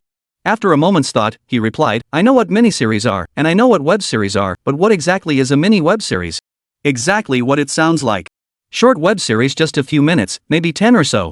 I plan to make mini web series with a funny, light-hearted, and cheerful style, then use websites as the distribution channel. Xinxiang explained it clearly to Li Yiliang at length. Once Li Yiliang grasped the concept, he simply said, Dad supports you. If you need money, just give me a shout. Xinxiang, got it. Damn it. Li Yiliang laughed and waved his hand dismissively, but he took it seriously. How much do you need? I can give you 200,000 yuan up front. If that's not enough, we'll ask old Lu. Lu Ziye didn't beat around the bush and nodded. Dad would definitely support you too. You guys, you bastards. Xinxiang chuckled, feeling warm inside. Even if he'd been taken advantage of, he'd get his chance to turn the tables later. Not yet. It's just an idea for now. I'll let you know if I actually need it. Lu Ziye, however, disagreed with his approach. If you have an idea, you should act on it quickly. What you can think of, others might too. You need to be the first to seize the opportunity. Old Lu's right. Makes sense. But? No buts. Lu Ziye cut Xinxiang off, then pointed at the wall clock. I think this mini web series should be called Xinxiang at 6:30 p.m. Hey! It's exactly 6:30 now. Chapter 36, Xixi, one more kiss, and I'll get mad. Bro, is it really that simple and direct? Xinxiang tilted his head in surprise, because Lu Ziye didn't look like he was joking at all. But naming it after a person and a time? How reasonable is that? Unexpectedly, Lu Ziye raised his wine glass. Cheers to Xinxiang 6:30 p.m. Lu Ziye raised his glass. Xia Ruoqing and Xixi naturally followed suit, while Li Yiliang also lifted his glass and looked over. Xinxiang gritted his teeth, stamped his foot, and conceded. Fine. 6:30 it is. At least it's better than 11:11. Why? 11:11, the hour of loneliness, you know. The group burst into laughter. You have to admit, Xinxiang had a natural gift for humor. Later, Lu Ziye solemnly declared that Xinxiang 6:30 would definitely go viral, it would explode. Li Yiliang took it at face value, mainly because he didn't want his good friend to fail. Xinxiang believed it too, not blindly, but determined to live up to Lu Ziye's faith. Xiangzi, you should know that your sister-in-law and I founded a studio, Xia Studio. Interested in joining? Before Xinxiang could respond, Li Yiliang slapped him on the shoulder and pressed on. Xiangzi. Of course you should join. If you join now, you'll be a founding member and get original shares. Plus, old Lu can enroll you in Social Security, make sure he covers the 6 insurances and 1 housing fund for you. Xinxiang was tempted. Truth be told, he'd known about Xia Ruoqing and Lu Ziye founding Xia Studio long before the gathering. He'd already considered joining them, but had been too hesitant to make the move. Today, when Lu Ziye brought it up at the table, Xinxiang was naturally thrilled. So, with Li Yiliang chiming in, Xinxiang agreed. Old Lu, sister-in-law, thank you for not turning me away. I'll work hard to prove myself. Before Xinxiang could finish, Lu Ziye waved his hand to cut him off. Alright, stop being so dramatic. Drink up. But, once we step outside this company door, if you call me Brother Lu, I won't mind. But what should you call me when you're at work? Boss. Alright, good boy, drink up. Lu Ziye smiled happily, not just because he'd teased Xinxiang, but because he was thrilled to have brought him into Xia Studio. Others might not know, but Lu Ziye and Li Ilian were well aware Chen Xiang possessed genuine talent. Gold will always shine, that's utter nonsense. In today's entertainment industry, true talent alone doesn't guarantee success. You need the right timing, the right environment, and the right connections. Chen Xiang had suffered from this very disadvantage, which was why his career had been so slow and bumpy. In Lu Ziye's view, now that he and his wife had founded Xia Studio, they naturally needed to recruit talent. Even ordinary people knew not to let talent slip through their fingers, let alone wait until someone else spotted Chen Xiang and snatched him away. That's precisely why Lu Ziye extended an olive branch to Chen Xi at this critical juncture. Chen Xiang agreed to join, making everyone happy. He drank heartily himself, pouring 1,000 words into the wine. The meal stretched on for quite some time. Xixi had finished eating long ago. Bored, she chatted idly with her mother, recounting amusing incidents from kindergarten. Some stories were old ones she'd told before. Yet Xia Ruoqing listened with the same delight and surprise as if hearing them for the first time, praising her daughter's every word. Finally, it was time to leave. Chen Xiang had drunk quite a bit, while Li Ilian was almost sober. The two brothers were heading back to Li Ilian's place, which put Lu Ziye at ease. Chen Xiang was indeed quite drunk. As they left the private room, he kept expressing his gratitude, loudly declaring he wanted to show off. Li Ilian laughed and scolded him, "If you puke on me, I'll dump you at the bar entrance for someone else to pick up." Unexpectedly, Chen Xiang's response was a resounding hell yeah. "You. Ahem, old Lu, sister-in-law, see you later. We're heading out first. Text us when you get home." "All right. Uncle Tuanjie. Why didn't you say goodbye to me?" Xixi deliberately pouted her little lips, feigning anger. Li Ilian and Chen Xiang, who doted on the little girl, stood put and waved at her. "Xixi, bye-bye." Only Li Ilian's wave looked exactly like a beckoning cat, while Chen Xiang wasn't even sure if he'd raised his hand. "Bye, Uncle, drive safely." Xixi's thoughtful reminder warmed everyone's hearts. Back in the car, Lu Ziye was clearly unable to drive. Fortunately, there was another driver, Master Xia. Xia Ruoqing helped Lu Ziye into the passenger seat, then leaned over to fasten her seatbelt. After settling her daughter, she strode over with her long legs and took the driver's seat. "Honey, Xixi, buckle up. Let's head home." "Okay, mommy, drive safely." Lu Ziye responded with a nod. Though he'd had a few drinks, he didn't feel drunk. Yet Xia Ruoqing assumed he was just talking nonsense from intoxication, which was why she'd helped him back to the car after parting ways with Li Ilian and the others. The car moved slowly. It wasn't that Xia Ruoqing was a poor driver, but safety came first. After all, she had two people she loved in the car, her husband and daughter, and she dared not be careless. Finally home. After parking, Xia Ruoqing strode over to the passenger side with her long legs, ready to help Lu Ziye out. But by the time she reached the car, Lu Ziye had already gotten out and was lifting their daughter out of the vehicle. "Honey, take it easy. Don't worry, I'm fine. I didn't drink much." "Yeah, right." Xia Ruoqing rolled her eyes. Meanwhile, Lu Ziye and Xixi were playing together even more joyfully. When his daughter wasn't looking, Lu Ziye planted a kiss on Xixi's cheek, prompting the little one to react with utter disgust. It wasn't that she disliked her dad's kiss, it was the taste of alcohol she couldn't stand. Just as Xixi puckered her little lips, Lu Ziye sneakily planted another smack on her cheek. This time, Xixi was truly furious. "Daddy! Try kissing me again. Go ahead, try me. Moi. What's the matter?" Lu Ziye deliberately kissed his daughter's cheek again. Xixi was truly furious. The little one grabbed her dad's head, put on a menacing expression, and planted several kisses on his face in quick succession. "I'll kiss you back 100 times over, muma muma muma." Xixi held Lu Ziye's head and kissed him again and again, smacking here and smacking there, leaving Lu Ziye both amused and exasperated. Lu Ziye didn't resist at all. After all, these were kisses from his daughter. He was overjoyed. Xixi grew tired of kissing. The little one suddenly spotted her mom secretly smiling behind them and waved cheerfully at her. "Mommy, come give daddy a kiss too." To her surprise, Xia Ruoqing actually came over to kiss him. Chapter 37, Just Say It? How embarrassing. The stunning beauty, the superstar. Xia Ruoqing. She actually disregarded her image and leaned in, planting a big, wet kiss on Lu Ziye's other cheek. Regardless of anything else, Lu Ziye felt utterly delighted inside. His wife was stunningly beautiful, his daughter utterly adorable, both hanging on him. Who wouldn't grin from ear to ear with such joy? When Lu Ziye and his family of 3 returned home, Meng Xiuxue had already retired for the night. Xixi in his arms quickly blew on her fingers. "Daddy, mommy, please walk more quietly." No wonder everyone adored Xixi. The little angel was simply irresistible. Xia Ruoqing went back to the bedroom to wash up in the en-suite bathroom, while Lu Ziye took his daughter Xixi to the shared bathroom outside. After closing the door, Xixi began brushing her teeth while Lu Ziye poured a basin of warm water to wash her feet. Standing on a small stool at the sink, Xixi's height was just right to see herself in the mirror. She brushed her teeth and washed her face with practiced ease, requiring no supervision from Lu Ziye. Only occasionally would the little rascal playfully splash water droplets onto her father. At times like this, Lu Ziye would sneak up behind her and tickle her soft spots. Just like Xia Ruoqing, Xixi was extremely ticklish. Especially when Lu Ziye tickled her soft spots, the little one would giggle non-stop. Back and forth they went, father and daughter playfully wrestling.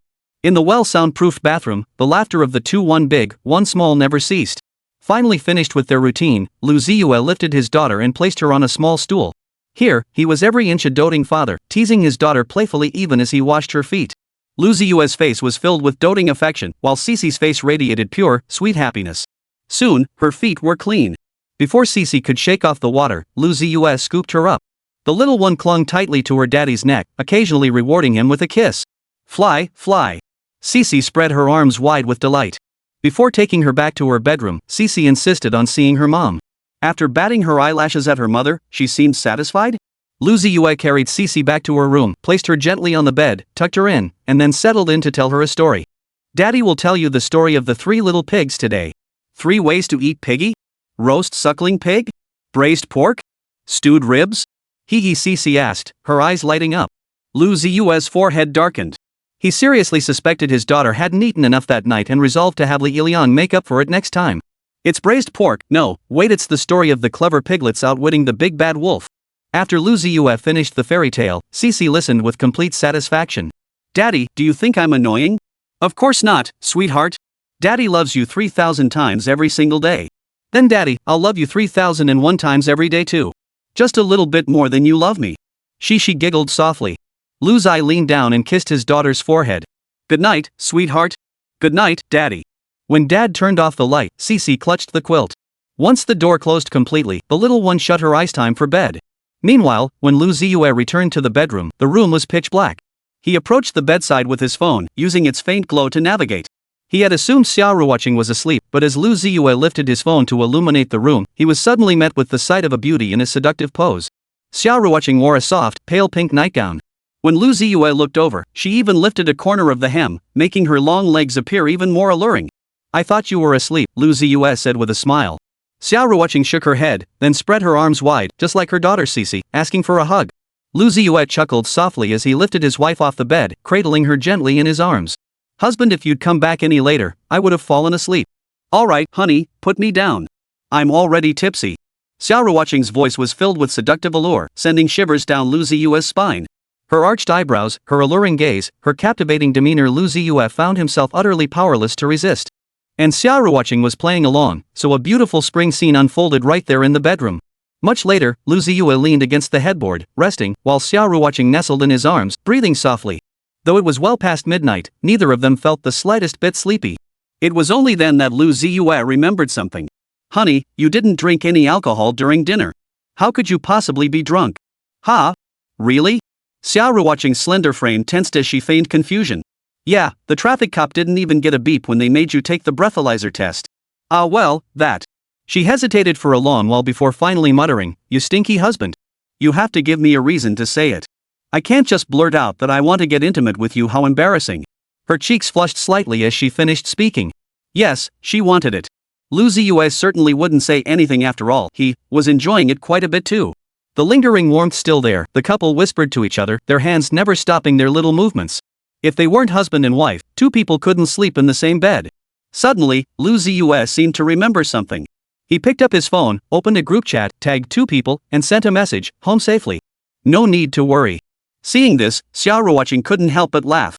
Honey, isn't this a bit unethical? They should all be asleep by now. Before Xia Ruoqing could finish her sentence, Lu Ziye received a notification. Opening it, he saw Li Yiliang had replied in the group chat. Glad you made it. Get some rest.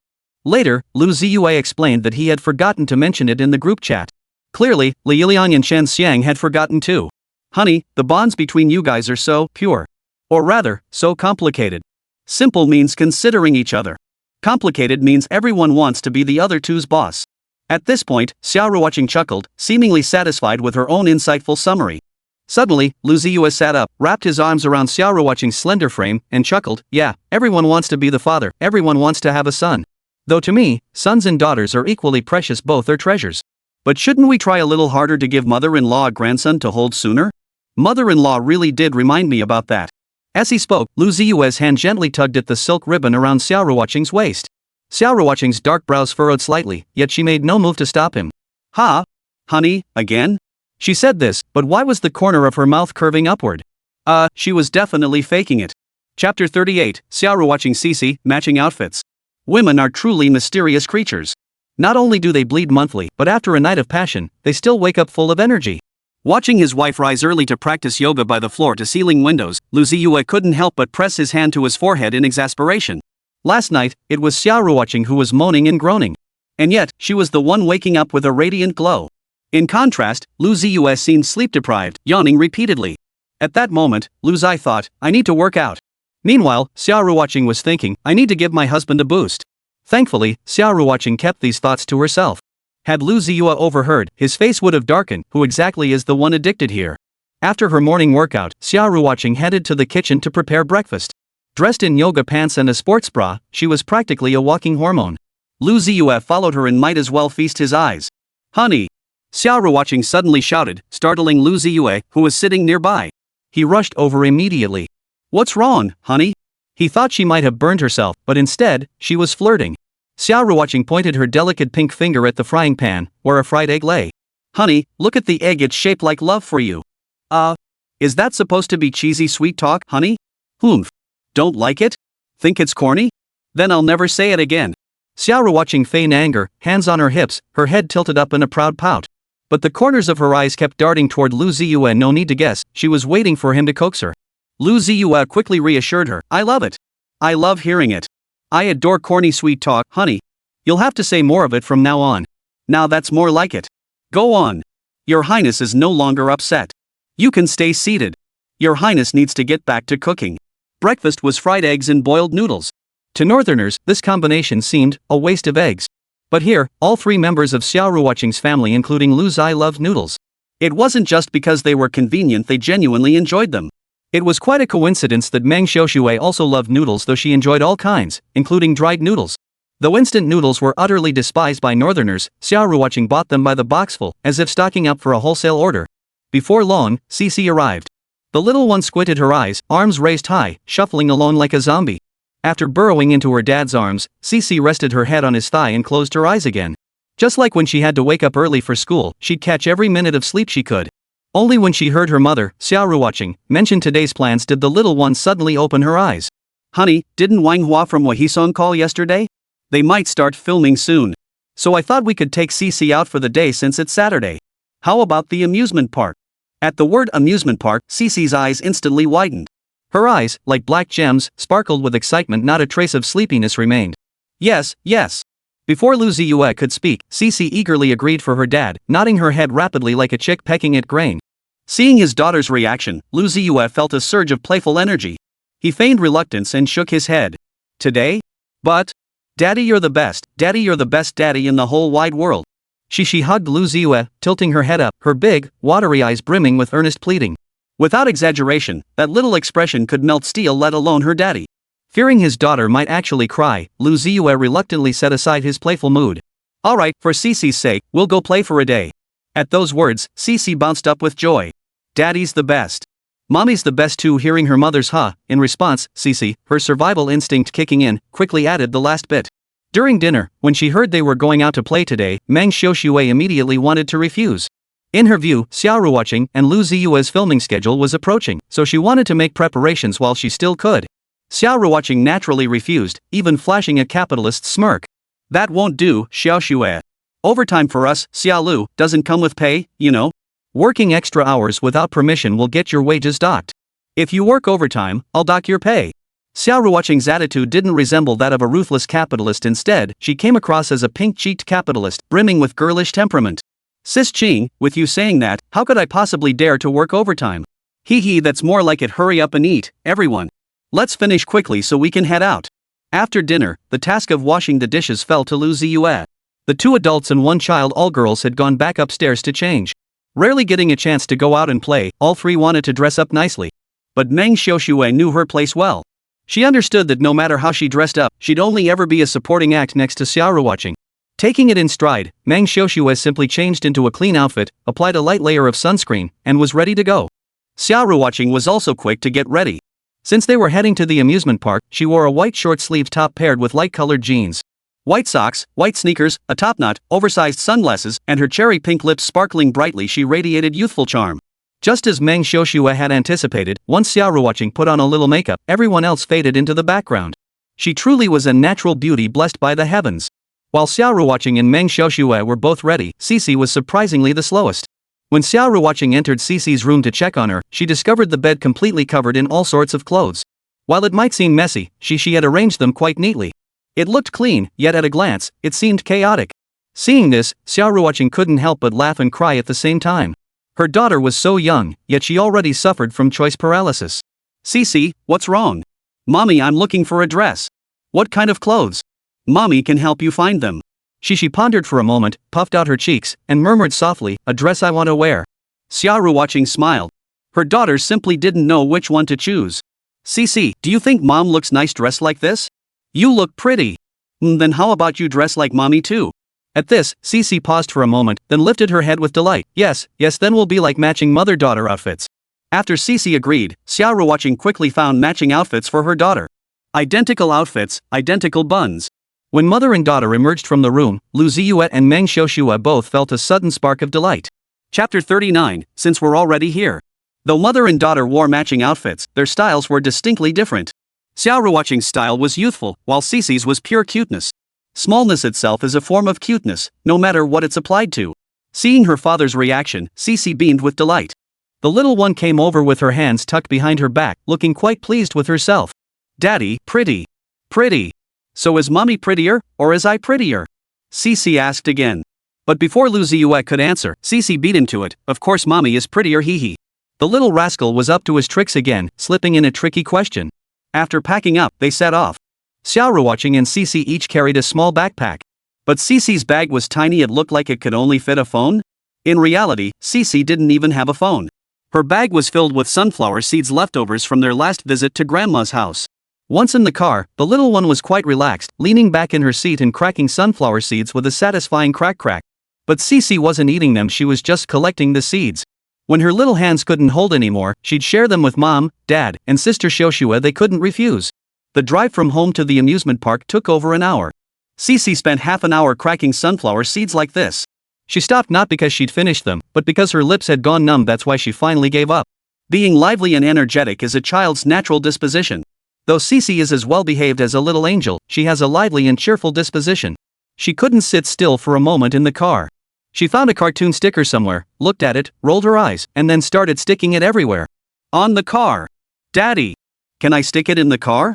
After getting permission, Xixi happily planted a kiss on Lu Ziye's cheek. Honestly, as long as it made his daughter happy, he'd do anything. But for that reward kiss, Lu Ziye would even gladly help her daughter stick the stickers.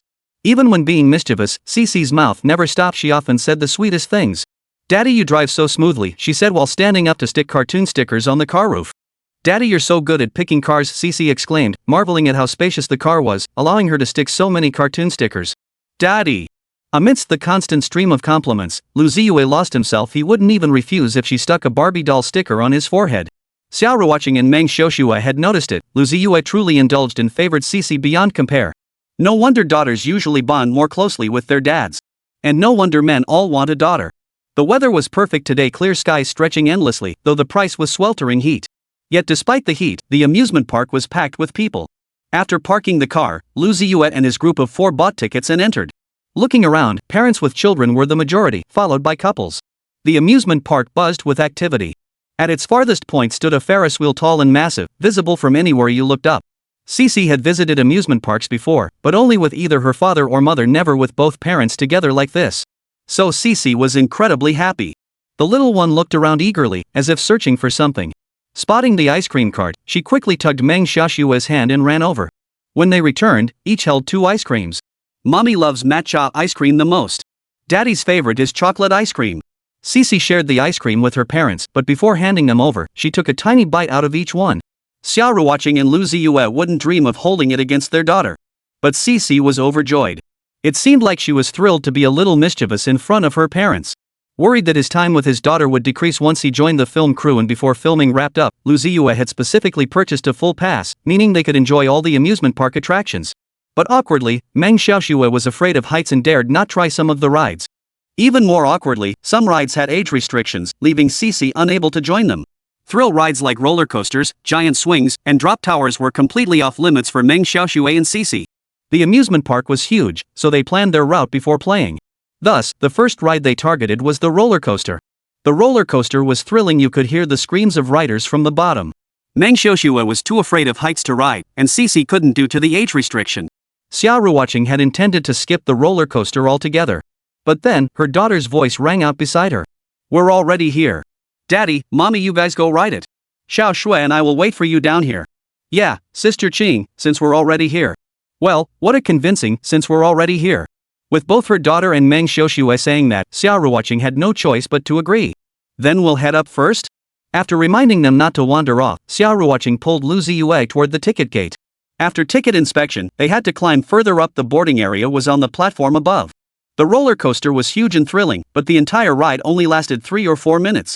Over 2 minutes of that time was spent climbing the incline, leaving only the remaining moments for all the screaming and yelling. After the roller coaster completed its loop, riders emerged, some thrilled, others startled, with the assistance of staff. Once the car was cleared, it was finally Lu Ziye and Xia Ruoqing's turn. While waiting for the bus, the staff kindly reminded her about the sunglasses. Xia Ruoqing pondered for a moment, then removed her sunglasses and placed them in her bag. Though she'd worn them to avoid being recognized, she figured riders on the roller coaster wouldn't have time to notice her. Once everyone was on board, the roller coaster was about to launch. The staff member stepped forward to explain the safety precautions, such as leaning forward into your seat during the dive. But Xia Ruoqing had misremembered the instructions. She recalled it as lean forward during the dive, completely backwards.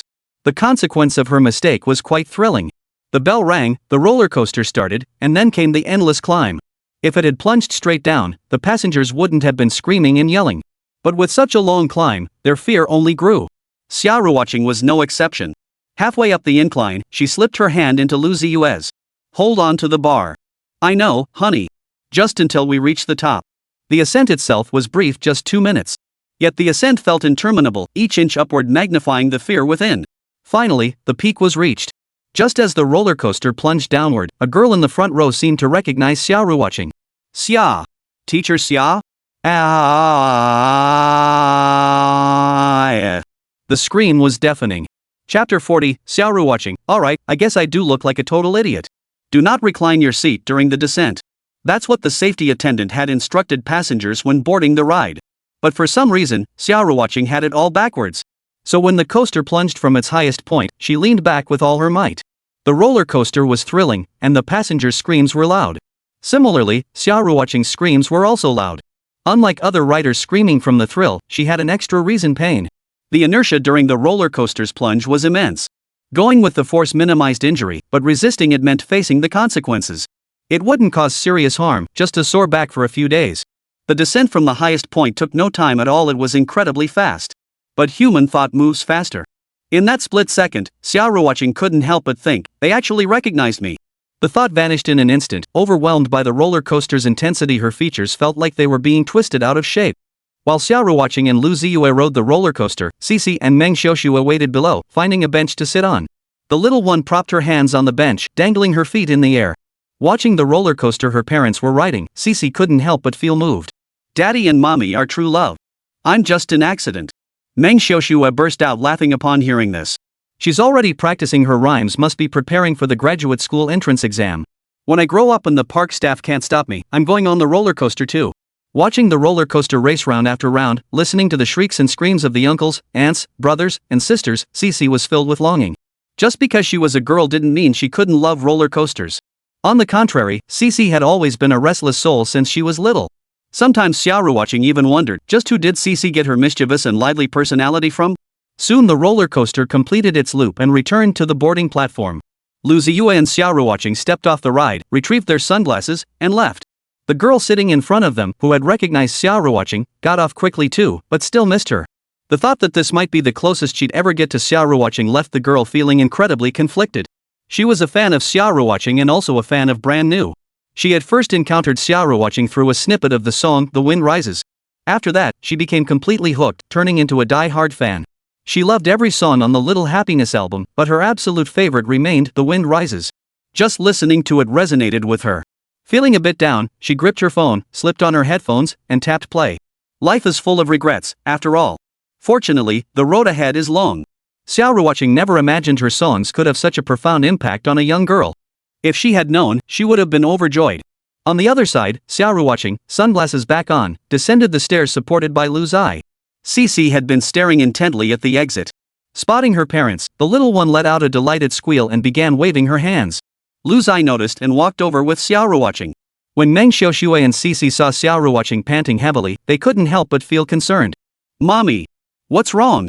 Sister Cheng?" Faced with Meng Xiaoshui and her daughter's concern, Xia Ruoqing momentarily didn't know how to explain. Mainly, she felt too embarrassed to admit she'd acted foolishly and done something stupid. I acted foolishly and did something stupid. It must be because she just got off the roller coaster. Her heart was racing.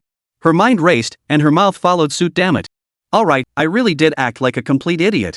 Xia Ruoqing sat down on the chair and truthfully recounted how she'd misheard the safety attendant's instructions and then defied the roller coaster's momentum. Meng Xiaoshui had never ridden a roller coaster, but Xia Ruoqing's explanation was so vivid that she could picture it clearly. The image of Sister Cheng battling the roller coaster's momentum made Meng Xiaoshui's lips twitch in amusement. Just imagining it made her wince. And indeed it was. Painful. Very painful. If I hadn't misheard, this little roller coaster would have been a piece of cake.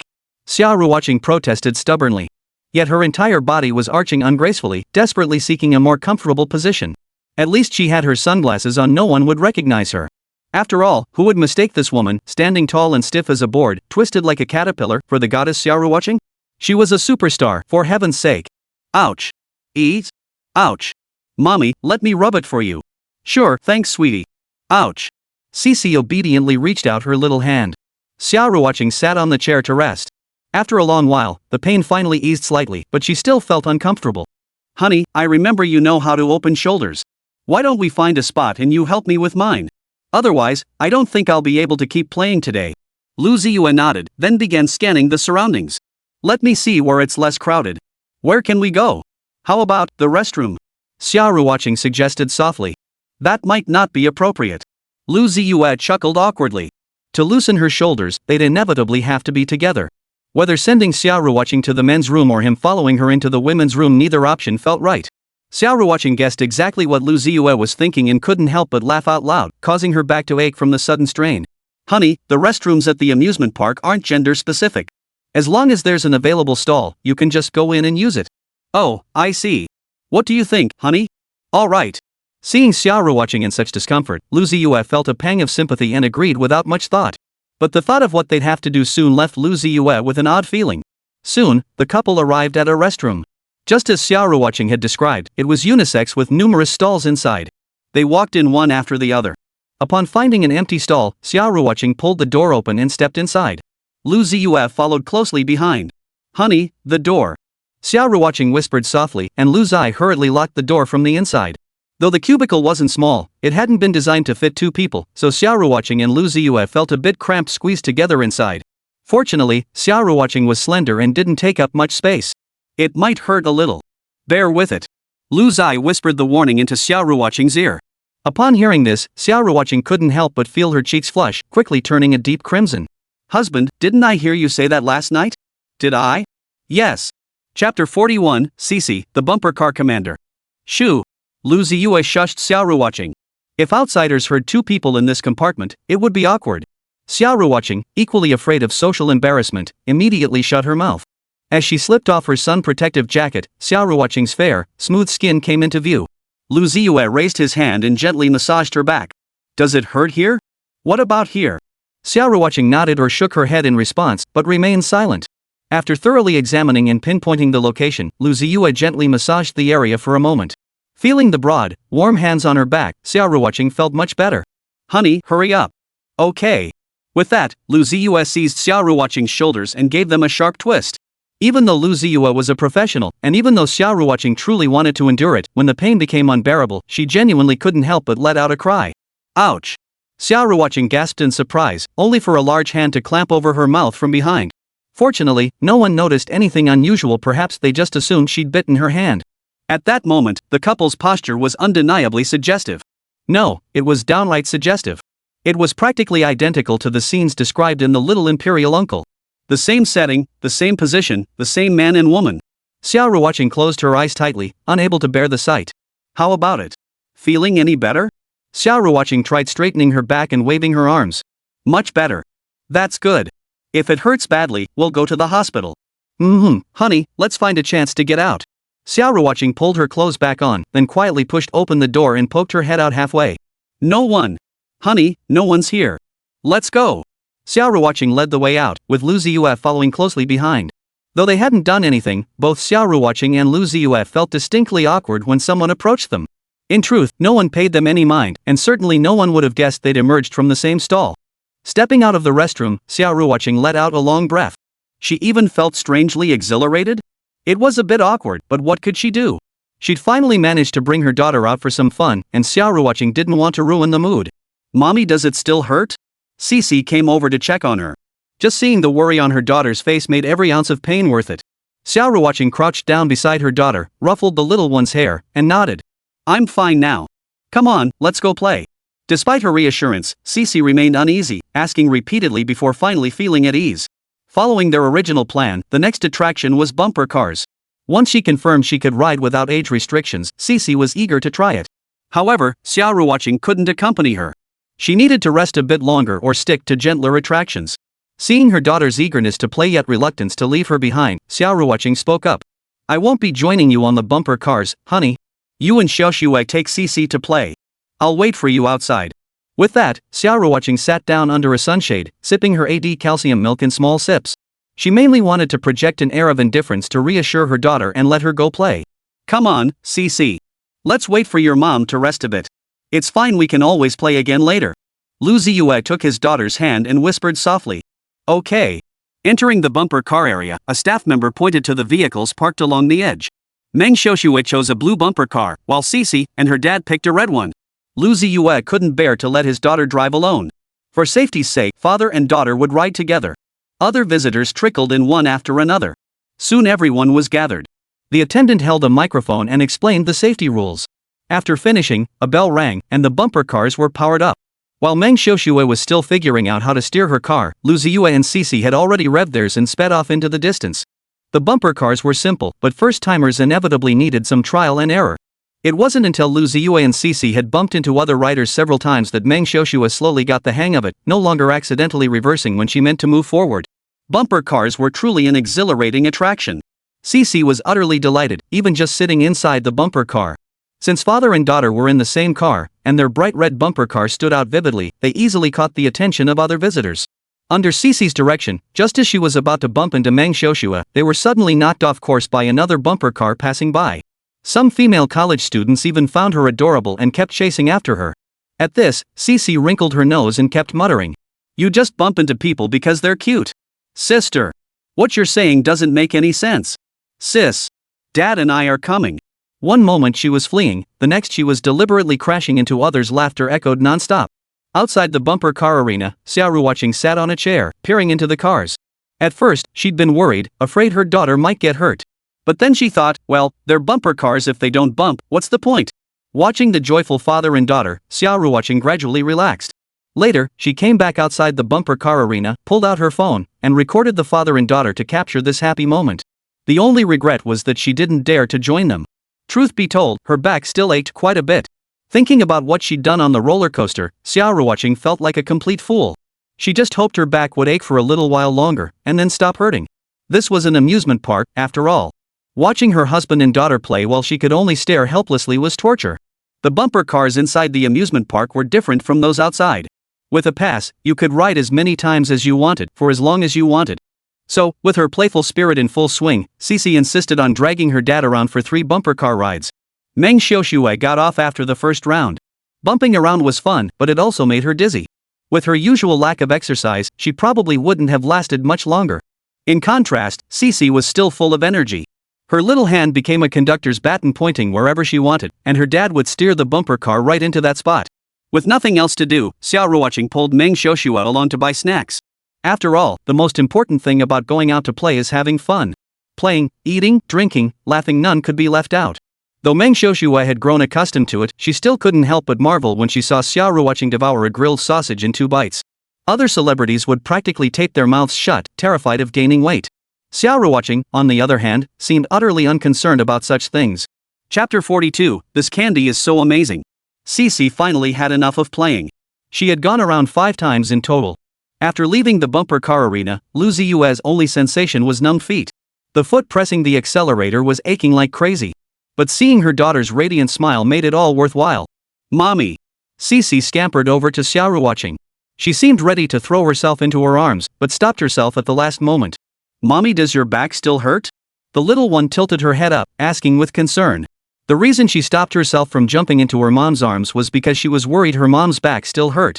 Not only that, but the reason Xixi rode the bumper cars several times was partly because she genuinely loved playing, and partly because she wanted to wait for her mom. In Xixi's mind, if she stayed in the bumper car a little longer, her mom's back would stop hurting and she could come in to play together. But after 5 laps, Xia Ruoqing still hadn't joined her. Having waited in vain for her mother and grown tired of the ride herself, Xixi finally climbed out. Hearing her daughter say this, Xia Ruoqing felt a warm surge in her heart. Even though she was still in pain, she couldn't bear to let her daughter worry anymore. Mom's back doesn't hurt anymore, it's much better. But I still can't handle intense rides like bumper cars. Next time, okay? Next time, Mommy will ride in a bumper car with Xixi, alright? Okay. Xixi nodded knowingly, already looking forward to the next time she could come to the amusement park with her mom and dad. Xixi, look! Guess what's in Mommy's hand? Suddenly, Xia Ruoqing pulled a small item from her pocket, a colorful plastic bag. But she couldn't tell what was inside. Xixi was still young and hadn't been in kindergarten for very long, so her vocabulary was quite limited. Among the characters printed on the plastic bag, she only recognized sugar. Sugar, sweet and delicious, every child loves it. So it wasn't surprising that Xixi recognized this character. Mommy, is it candy? Xixi asked softly, can I eat it? Of course you can, but would you like Mommy to feed it to you? You've never had this kind of candy before. Xia Ruoqing said confidently. Because this candy was popping candy. She herself had eaten it when she was little, but it had been many years since. She had bought this bag of popping candy earlier while Lu Ziye and Xixi were playing bumper cars. Bored, she had dragged Meng Xiaoxue to the snack shop in the amusement park. They had intended to browse and see what to buy, but when Xia Ruoqing crouched down, she spotted this popping candy on the bottom shelf. There were only a few bags left on the shelf. After checking the expiration date, Xia Ruoqing bought them all. Mainly because her daughter had never tried them. She was sure her daughter would love the pop-pop sensation of the popping candy in her mouth. But I've tried lots of candies before, Xixi protested, clearly feeling a bit put out. Her mother didn't continue the banter. Instead, Xia Ruoqing crouched down and tore open the popping candy packet. Sweetie, open wide. Ah. Once Xixi opened her little mouth, Xia Ruoqing tilted the bag and poured some popping candy into the little one's mouth. When the popping candy entered her mouth, Xixi didn't notice anything unusual. But the next second, her mouth was hit by a thunderclap. Ha! Ouch! Woo! Crackle, pop, pop. Xixi's eyes widened instantly.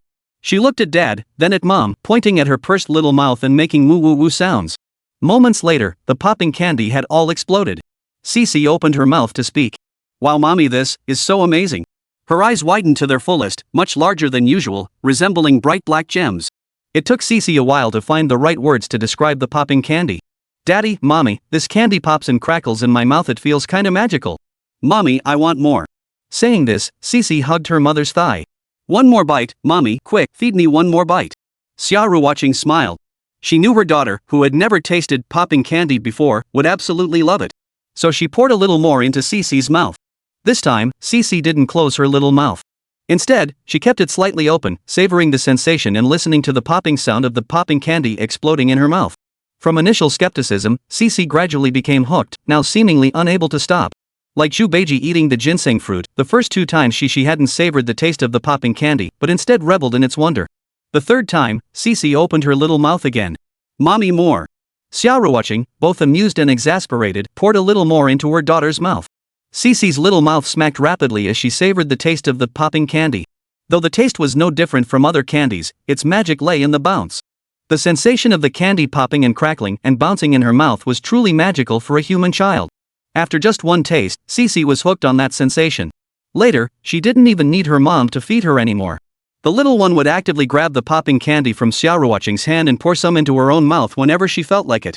Before long, Xixi had polished off the entire bag of popping candy. Only after finishing it did the little one realize, oh no, I forgot to save some for Daddy, Mommy, and Sister Xiaoxue. Mommy, Daddy, Sister Xiaoxue, I finished it all and forgot to save some for you. Xixi stood with her hands behind her back, twisting awkwardly as she spoke sheepishly. Of course, Meng Xiaoxue and the others wouldn't compete with Xixi for candy. Besides, Xia Ruoqing still had some in her bag. They hadn't told Xixi because they were afraid she'd want more. After all, popping candy was still candy, too much would cause cavities. She could save it for next time. Xixi was convinced this magical popping candy was truly something she'd never tasted before. The group continued exploring the amusement park. After bumper cars, they tried the whitewater rapids ride. 4 people squeezed into one raft, and Xia Ruoqing hopped on 2. Xixi sat in the front, with her dad behind her. Lu Ziye sat behind Xia Ruoqing, with Meng Xiaoxue bringing up the rear. This seating arrangement avoided awkwardness and kept everyone balanced. The only downside was getting splashed. Especially for Xixi in the front. As the raft hurtled down the track, the immense impact sent a massive splash flying. Unsurprisingly, Xixi choked on water.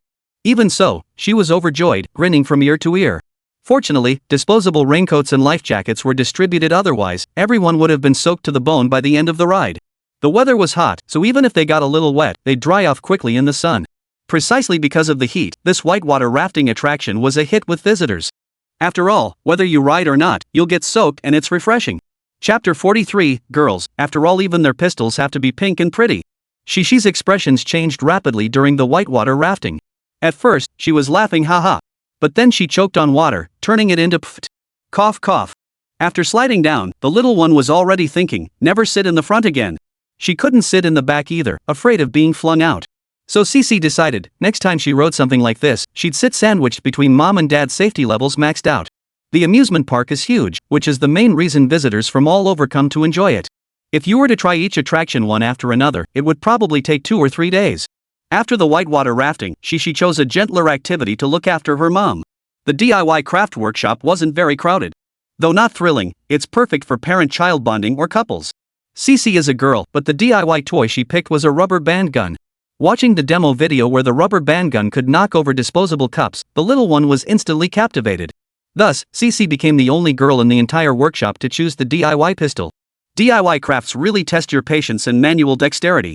Girls generally excel at manual tasks compared to boys, so Xia Ruoqing took the lead, while Lu Ziye mostly provided companionship. But crafting isn't exactly a breeze. The group spent nearly 2 hours in the workshop before finally emerging. The reward? Xixi now held a pink DIY pistol in her hands. Daddy, buy you. Typical girl, even her toy gun had to be all pink and pretty. At noon, they had a buffet lunch at the amusement park cafeteria. Perhaps because they'd burned so much energy, even though the food wasn't great, they all ate quite a lot. Otherwise, they definitely wouldn't have had the stamina to enjoy other attractions in the afternoon. In the afternoon, we rode the Ferris wheel, the carousel, and the 360-degree aerial ride. We missed the drop tower because the line was too long. And even if we had made it, Xixi couldn't ride, Meng Xiaoxue was too scared, and Xia Ruoqing had back pain. That would have left only Lu Ziye to brave it alone. How boring would that have been? So the group picked up their pace, circled around, and headed out. Even as evening fell, visitors continued buying tickets to enter. Behind them, the amusement park echoed with endless laughter and cheer. Xia Ruoqing and the others, however, were utterly exhausted, unwilling to take another step. They'd been having such a great time playing inside before leaving, but the moment they stepped out, they were exhausted as hell. Lu Ziye went to get the car. After Xia Ruoqing and Meng Xiaoxue helped Xixi into the vehicle, they began to drift off. Sitting in the passenger seat, Xia Ruoqing struggled to stay awake, forcing herself to stay alert. She knew drowsiness was contagious. Leaving her husband alone at the wheel looked unsafe and actually was dangerous. Xia Ruoqing still remembered her mother, Huang Yulan, warning her last time they returned from their hometown, never fall asleep while driving on the highway. Huang Yulan had even shared a trucker's rhyme, sleep on the road, pee when you stop, but when asked where you're headed, you've no clue. So even though she was exhausted, Xia Ruoqing forced herself to stay awake. She couldn't sleep, mustn't sleep, just no zzz. Lu Ziye understood Xia Ruoqing's little worries perfectly. Out of the corner of his eye, he watched his wife, whose head kept bumping against the window as she fought off drowsiness. Lu Ziye couldn't help but feel both amused and exasperated. He cherished his wife deeply, so even when Xia Ruoqing finally drifted off, Lu Ziye had no intention of waking her. By the time Xia Ruoqing awoke, the sky had grown completely dark, and the scenery and buildings outside the window had become familiar. Wait, honey, are we almost home? Go wake up Xixi and Xiaoxue too. We'll be home soon. Alright, honey. Why didn't you wake me up? Driving alone like that is so dangerous. Xia Ruoqing nodded awkwardly, muttering under her breath. Exhausted from playing, she didn't feel like cooking even after arriving home, so they grabbed dinner at a small restaurant before heading back. After getting home, she didn't feel like moving a muscle. Compared to the adults, Xixi had regained some energy after eating. She helped her mom remove her makeup. The little one was quite capable of handling it. As for Xia Ruoqing and Meng Xiaoxue, they had no recollection of what time they fell asleep or how they drifted off. When they finally opened their eyes, it was already the next day. During breakfast, Wahisong called to ask if Xia Ruoqing and Lu Ziye had time to come to the company to record the theme song. During their collaboration talks, Lu Ziye had mentioned that the theme song, Do You Know? Should be green fat and red thin, was a duet. After deliberation, Wahisong concluded that a duet was indeed the most suitable format. The final performers were confirmed as Xia Ruoqing and Lu Ziye. First, Xia Ruoqing had already performed as a special guest on the Singer program. Secondly, as the male and female leads of the drama, their emotional investment in the performance would be more genuine. The fundamental reason for choosing Lu Ziye to sing the male part was simply that he can sing, a fact strongly endorsed by Xia Ruoqing. Both Wahisong and Wang Hua were convinced by this reasoning. After all, old Lu is widely hailed as a musical prodigy these days. If he's a prodigy, it makes perfect sense that he can sing, right? Lu Ziye didn't rush to agree, instead turning to Xia Ruoqing for confirmation. Xia Ruoqing understood exactly what her husband was worried about. She straightened her back, smiled reassuringly, and signaled that everything was fine. The pain had subsided. Only then did Lu Ziye give Wahisong a definitive answer. Finally, both parties agreed that this afternoon, the Wahisong recording studio would be reserved exclusively for Lu Ziye and Xia Ruoqing. I'm so jealous. I wonder when our Xiaolu will ever have our very own recording studio. I know running a company is like raising a child. You can't rush it, you need to develop step by step, but I'm still so envious. After hanging up, Xia Ruoqing couldn't help but sigh. Wahisong holds significant weight in the entertainment industry. It's only natural for them to have their own recording studio. We'll have one someday too, so no need to envy them too much. Lu Ziye said with a smile. Xia Ruoqing nodded, then placed the peeled egg into Lu Ziye's bowl and said with a smile, "Husband, I just love how confident you are." Xixi, munching on her fried dough stick, believed her daddy's words wholeheartedly. To the little one, her daddy was simply all-powerful. How else could he have won over her beautiful mommy? Wahisong, the recording studio won't be available until this afternoon. So they stayed home in the morning. Lu Ziye watched cartoons with his daughter while Xia Ruoqing went to Meng Xiaoxue's room. Although Xia Lu's studio was just starting out and didn't have much work yet, Meng Xiaoxue still instinctively clutched her laptop. Though they were assistant and boss professionally, their personal bond was exceptionally close. As they chatted, the conversation turned to popping candy. When Meng Xiaoxue mentioned that popping candy could actually be used for flirting, Xia Ruoqing couldn't help but widen her eyes. So this is how city folks have fun. Chapter 44, My Adorable Man. Put the popping candy in your mouth, then. Flirtatious. Xiaoxue, you're so full of tricks. Xia Ruoqing's beautiful eyes widened in surprise, completely caught off guard by how much her friend Meng Xiaoxue knew. Meng Xiaoxue was busy protesting, shouting that she'd seen it on an app called Tomato Novel. Xia Ruoqing demanded proof. Meng Xiaoxue searched for ages before realizing the book had been taken down. Well, no proof left.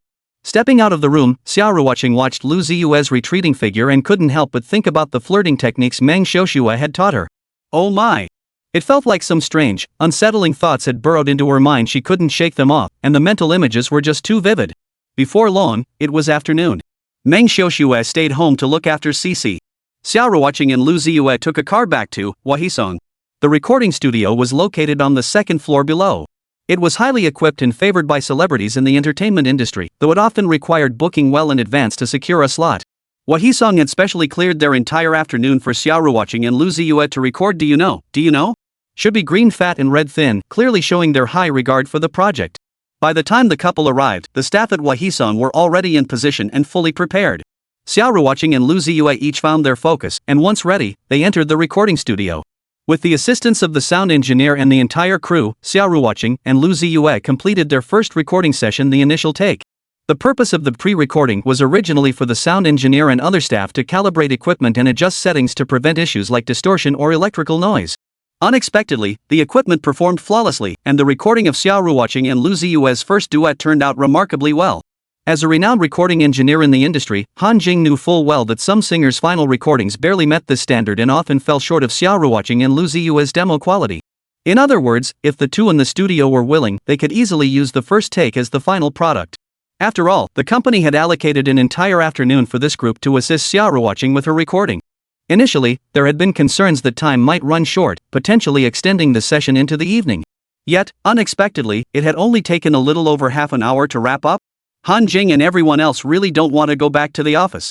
Miss Xia, please don't be so pushy. At least let us drag it out until quitting time. After all, Han Jing and the others were serving Xia Ruoqing, so they could only seek her opinion. Teacher Xia, Teacher Lu, this initial recording is already quite good. What do you two think, should we continue recording, or just go with this take? Upon hearing this, Xia Ruoqing pondered for a moment before making her decision. Let's do it again. Thank you all for your hard work. The crew cheered at her words. No trouble at all. Exactly. Why would it be hard work? Their enthusiasm felt slightly off. After a brief rest, Xia Ruoqing and Lu Ziye moistened their throats with warm water before commencing the official recording session. Inside the studio, as Xia Ruoqing sang, she couldn't help but think, this recording studio at Wahisong is truly excellent, very comfortable. Outside the studio, Han Jing and the others were utterly speechless. Teachers Xia Ruoqing and Lu Ziye were truly exceptional. Their fundamentals were rock-solid clear diction, precise breath control, and every vocal technique executed flawlessly. Moreover, they infused the song with genuine emotion during their performance, making it deeply resonant for listeners. For a moment, renowned recording engineer Han Jing couldn't help but think their breakout success was only a matter of time. Before the official recording began, Han Jing sent the rough draft to the boss upstairs. Wang Hua was immediately moved upon hearing it, promptly setting aside his work and heading straight to the recording studio. They were both veterans in the entertainment industry. Wang Hua understood the challenges singers faced during recording sessions, which often required numerous takes and days of work. Yet Xia Ruoqing and Lu Ziye delivered such a flawless performance on their very first take, proof of their profound skill. In Wang Hua's view, both possessed immense potential, Xia Ruoqing with her extraordinary talent, and Lu Ziye as a true prodigy. This alone made them worth his attention and worth Wahisong's investment in cultivating a relationship.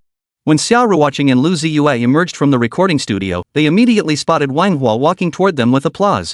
The Wahisong staff present were equally astonished, utterly unprepared for their boss to personally come out to greet them. After all, countless celebrities, singers, and production companies booked the studio daily, yet none had ever prompted Wang Hua to personally extend such a welcome. Moreover, by the look of things, Wang Hua clearly held them in high regard. It made sense. Xia Ruoqing and Lu Ziye could nail a song's recording in just 2 takes, a level of skill rarely seen in today's entertainment industry, certainly worthy of special attention. Miss Xia, Mr. Lu, you both sang wonderfully, Wang Hua said cheerfully, his words brimming with admiration and praise. Xia Ruoqing smiled faintly, glancing at the staff present and the recording studio. It's mainly thanks to the recording studio and everyone's help. Wang Hua dismissed Xia Ruoqing's words as mere courtesy. If a good recording studio could make such a significant difference, he'd gladly invest in building several more. While external factors certainly play a role, the core lies in the singer's talent and skill. Otherwise, it would truly become a case of poor students having more stationery. Teachers, now that the recording is done, shall we head upstairs for a break? Sounds good. Xia Ruoqing and Lu Ziye followed him to an office. As the host, Wang Hua welcomed them and briefed them on the details of the project. Knowing or not knowing, should be green fat and red thin. Wahisong was genuinely optimistic about this script. The production team formation, actor recruitment, and funding consolidation were all being handled simultaneously across multiple fronts. The advantage of multitasking was saving time, but it required strong discipline. Otherwise, uneven resource allocation could easily lead to stagnation. We'll be ready to officially start filming in about a month at most. Finally, Wang Hua gave them a rough timeline. After leaving Wahisong, the couple strolled along the street. Xia Ruoqing was fine as a celebrity and actress, filming was her day job. Lu Ziye, however, felt a bit nervous. This was his first time. Xia Ruoqing knew exactly what was on his mind, so she spent the entire walk reassuring him. Honey, I know how well you understand the script. You'll be perfect. Honey, acting alongside you? Just thinking about it makes me excited. Honey, you wouldn't abandon me after you become famous, would you? Honey.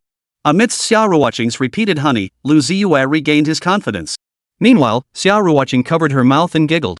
Her man was just too adorable. Oh haha. Chapter 45, Xixi, Daddy and Mommy, when are we having a little brother or sister? In the blink of an eye, over a month had passed, bringing them to July 1st. Xixi's kindergarten was closing for summer break today, lasting all the way until September 1st, a full 2 months off. For a child, a long vacation was undoubtedly something to be thrilled about. But Xixi couldn't muster any excitement. Although she was on summer break, her parents were set to join a film crew for shooting starting tomorrow. July 2nd was the agreed-upon start date for filming between Wahisong and Xialu Studio tomorrow. Xixi had been making plans for her summer break, but upon hearing this news, she sulked silently, hugging her pillow. Xixi. Xia Ruoqing called softly. Xixi lifted her head and forced a smile at her mother. Mommy, I'm fine. Dad and Mom's work comes first, otherwise, our whole family would be eating literally, northwest wind, meaning starving. Xixi was very sensible. Though she felt a little disappointed inside, she understood what was important. Lu Ziye, driving ahead, caught the fleeting sadness on his daughter's young face through the rearview mirror and felt a pang of heartache. Xixi didn't bring her unhappiness home, she had sorted it out halfway there. So the sadness in her heart turned into words of care for her parents. Like, "Daddy, take good care of Mommy." Or, "Dad, don't work yourself too hard, make sure to rest. Mommy and Daddy, safety is the most important thing. If you get hurt, I'll be heartbroken." As she spoke, her eyes glistened, and tears welled up uncontrollably. Their precious daughter's words warmed Xia Ruoqing and Lu Ziye's hearts. Being this little one's parents truly felt like the greatest blessing. Xixi wiped her eyes with the back of her hand and asked again, "Mommy and Daddy, where are you going to film? If you have time, can you come home to see Xixi?" "Of course we can, sweetie. We're filming right here in Shanghai, so we'll be home every night as long as it's not too late," Xia Ruoqing replied softly. Hearing this, Xixi paused, then a look of joy spread across her face. "You're filming right here in Shanghai? You can come home every night? Can Xixi see Daddy and Mommy every day? That's wonderful."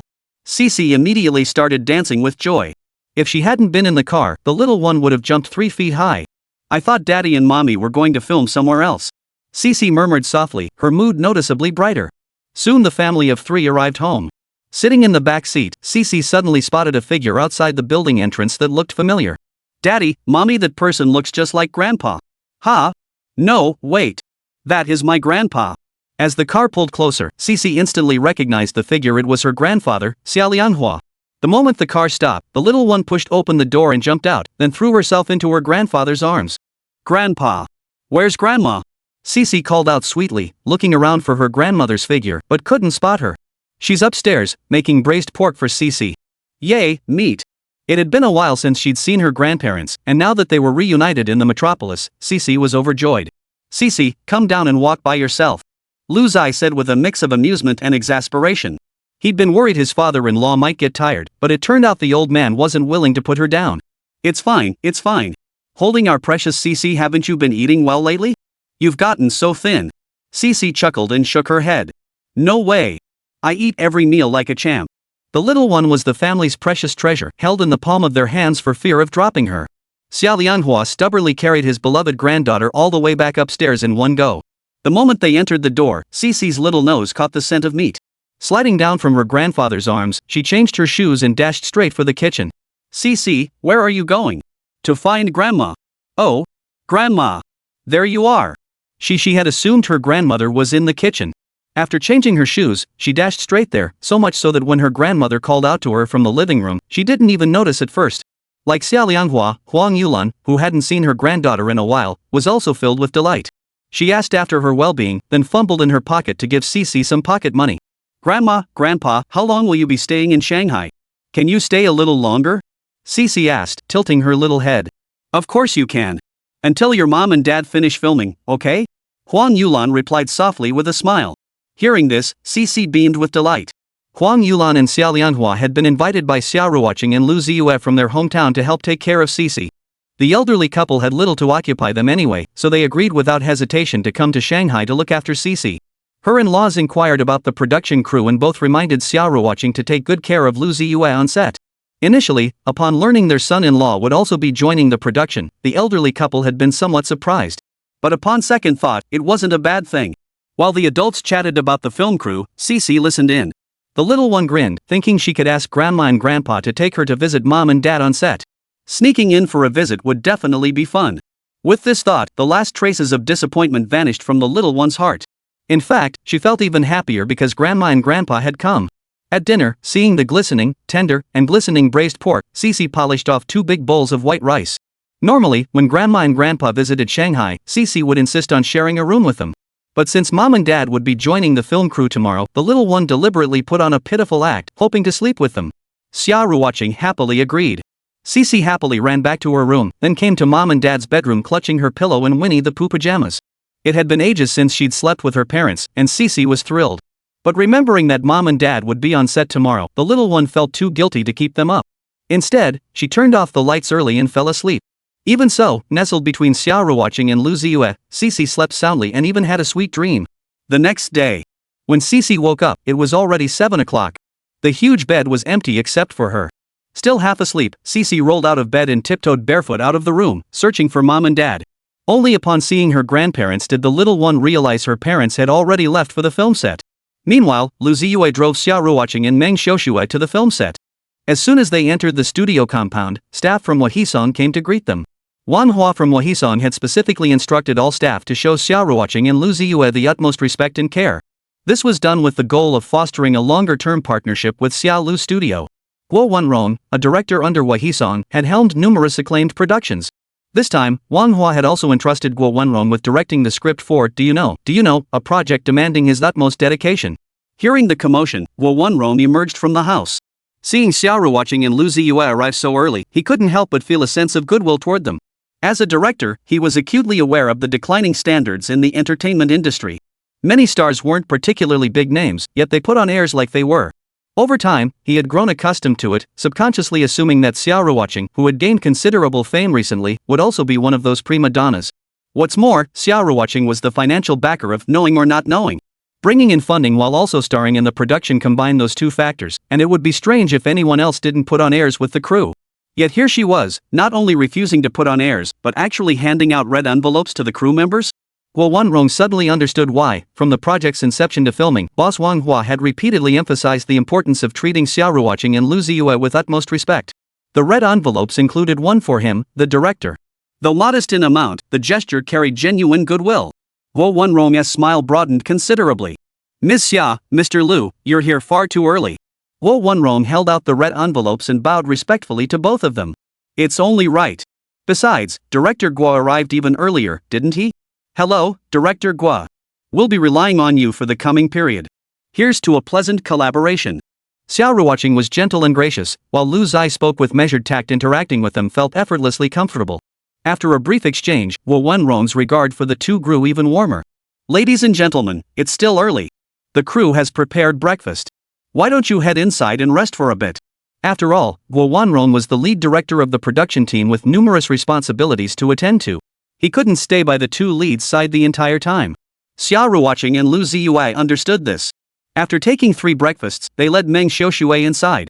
Meng Xiaoshui munched on a steamed bun while clutching her notebook to review today's schedule. Having worked together for years, the two had developed a deep rapport.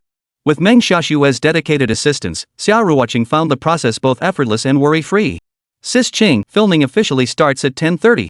At 9 o'clock, Director Guo will lead the entire crew in a memorial ceremony. 9 o'clock? That's still over an hour away. Honey, let's review today's shooting script later.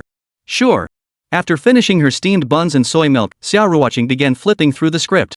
She occasionally rehearsed scenes with Lu Ziye, occasionally stood up to stretch her back, and before she knew it, 9 o'clock had arrived. Xia Ruoqing hadn't realized how quickly time had passed. She'd clearly been completely absorbed. When Xia Ruoqing and Lu Ziye stepped out of the room, the studio courtyard was bustling with many new faces, some familiar, some not. Knowing or Not Knowing was arguably Wahisong's most ambitious production in recent years. Recognizing its potential, the production pursued excellence in every aspect from casting to costumes, makeup, and props. The cast featured over 20 stars of varying prominence, including Xia Ruoqing, alongside several veteran actors invited to join the production. As the lead actress and with her recent surge in popularity, many artists treated Xia Ruoqing with considerable deference. That's just how the entertainment industry works. Popularity and status are the two hard metrics. But while they may be courteous and enthusiastic on the surface, what lies beneath remains unknown. Stay humble when in the spotlight, maintain a level-headed attitude in quieter times. This has always been Xia Ruoqing's guiding principle. So whether it's a colleague or a fan greeting her, she responds with warmth and humility, never letting fame go to her head. By 9 o'clock, everyone had arrived. Executive Director Guo Wenrong led the entire crew in offering incense and paying respects. The ceremony was solemn and somewhat elaborate, yet no one present felt the slightest annoyance. Instead, they all held a sense of reverence. Almost every production team holds an incense offering ceremony before filming begins. The intricacies behind this practice are hard to explain, but simply put, it's a case of better safe than sorry. For a period family drama like Knowing or Not Knowing, it was manageable. For supernatural scripts, however, the pre-production rituals and precautions during filming become far more numerous. Whether it's the production company or the actors involved, their sole aim is to make a good show. So even when faced with the intangible, they choose to believe.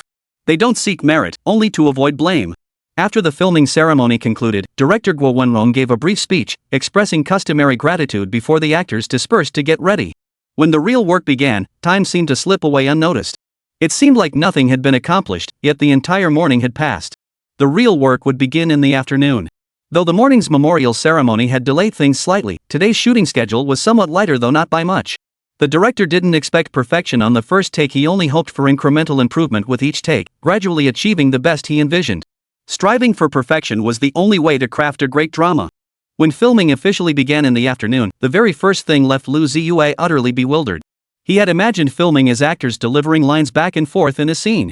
But when it actually started, he discovered he was filming himself. Consider this, a single 40-minute TV episode contains over 400 shots, with some episodes exceeding 1,000. If you shoot everything strictly according to the script, the flowers will have wilted by the time you finish.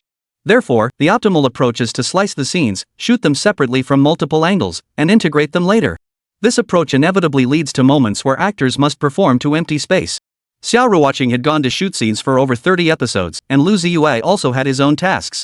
In the script, Gu Tinji, played by Lu Ziye, has scenes with another actor, but that actor is currently shooting other scenes. So Lu Ziye has to act to thin air. The crew was very considerate. Worried Lu Ziye might feel awkward, they brought a bottle of Coca-Cola and held it in front of him, suggesting he act toward the bottle. The crew meant well, but it was seriously distracting. Lu Ziye managed to hold back his laughter, which was no small feat, especially while acting opposite a Coke bottle. First take, laughed. Second take, he messed up his lines. Third time. It wasn't until the sixth take that the scene was finally wrapped. Lu Ziye felt drenched in sweat, and the makeup artist rushed over to help wipe the beads of perspiration from his forehead. In his eyes, taking 6 takes for a single shot was utterly ridiculous and unacceptable. Yet the assistant director and the rest of the crew gave it high praise. "Mr. Lu, you've worked hard, great job. Your acting was spot on, Mr. Lu. Mr. Lu, is this really your first time acting?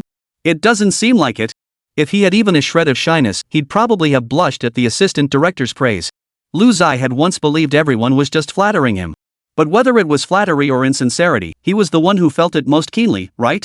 They were definitely just trying to save face for me. Lu Ziye thought to himself. Next up was a scene with Xia Ruoqing, so he could take a brief break. During the break, he took the opportunity to observe other actors, hoping to learn from their experience. But when he arrived, he discovered they had already shot the scene 13 times and still hadn't passed. Lu Ziye felt he had performed quite well, yet the director called cut and ordered a retake. He couldn't help but feel it was a bit overly demanding. The assistant director preparing nearby seemed to sense Lu Ziye's inner thoughts. "Mr. Lu, we're not just flattering you or saying nice things. You nailed a shot in just 6 takes, that's truly impressive. That's precisely why we're astonished this is your first time acting. It just goes to show you have a natural talent." Everyone loves compliments, and Lu Ziye was only human, he certainly did. But he took it all in stride, not letting it go to his head. He continued to hold himself to the highest standards. In his view, having chosen this path, he owed it to himself to deliver his absolute best. Otherwise, once it hit the screens, the one who'd lose face would be himself. In other words, both Xia Ruoqing and Xia Lu Studio needed another hit drama to maintain their reputation.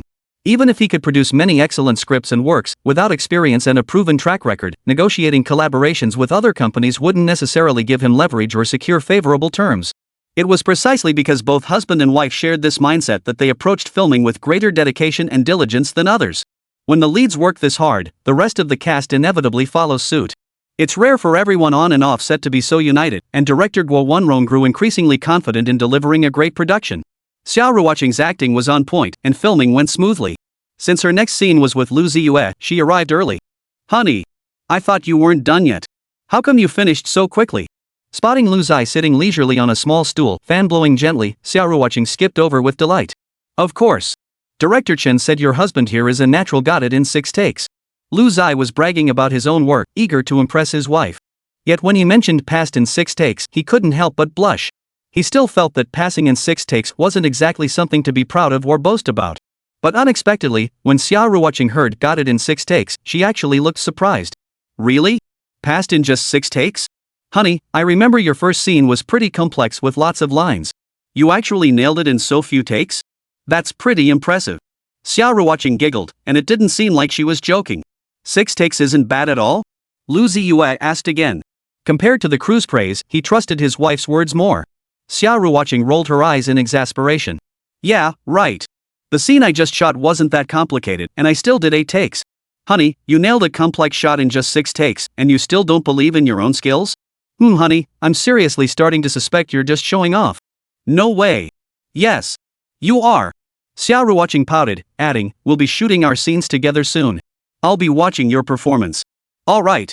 After that, the couple sat on small stools, completely oblivious to the stares of others, sharing their thoughts. Lu Ziye, being a first-time actor, felt it especially keenly. "I feel like actors need thick skin. If you're too sensitive, you'll never last. It's either cringeworthy social death or laugh-out-loud hilarious." Lu Ziye recounted his experience acting out scenes with a Coca-Cola bottle to Xia Ruoqing. Aha! Xia Ruoqing couldn't hold back her laughter, then quickly corrected herself. "Ahem, that's too much. When I see Director Chen, I'll tell him. Next time you have a solo shot, have him switch it to Pepsi. A big bottle." The moment those words left her mouth, Lu Ziye instantly pictured the scene. Facing a 2L bottle of Pepsi while acting. Sigh. The thought alone was ridiculous. Still, Lu Ziye nodded in agreement. "Yeah, makes sense. And it has to be cold." "Cold? Yeah, after the scene, I'm gonna kill the Coke, drink it, eliminate it. Who does it think it is, watching me act so awkwardly?" Lu Ziye declared with deadpan seriousness. Xia Ruoqing paused for a moment before bursting into even louder laughter.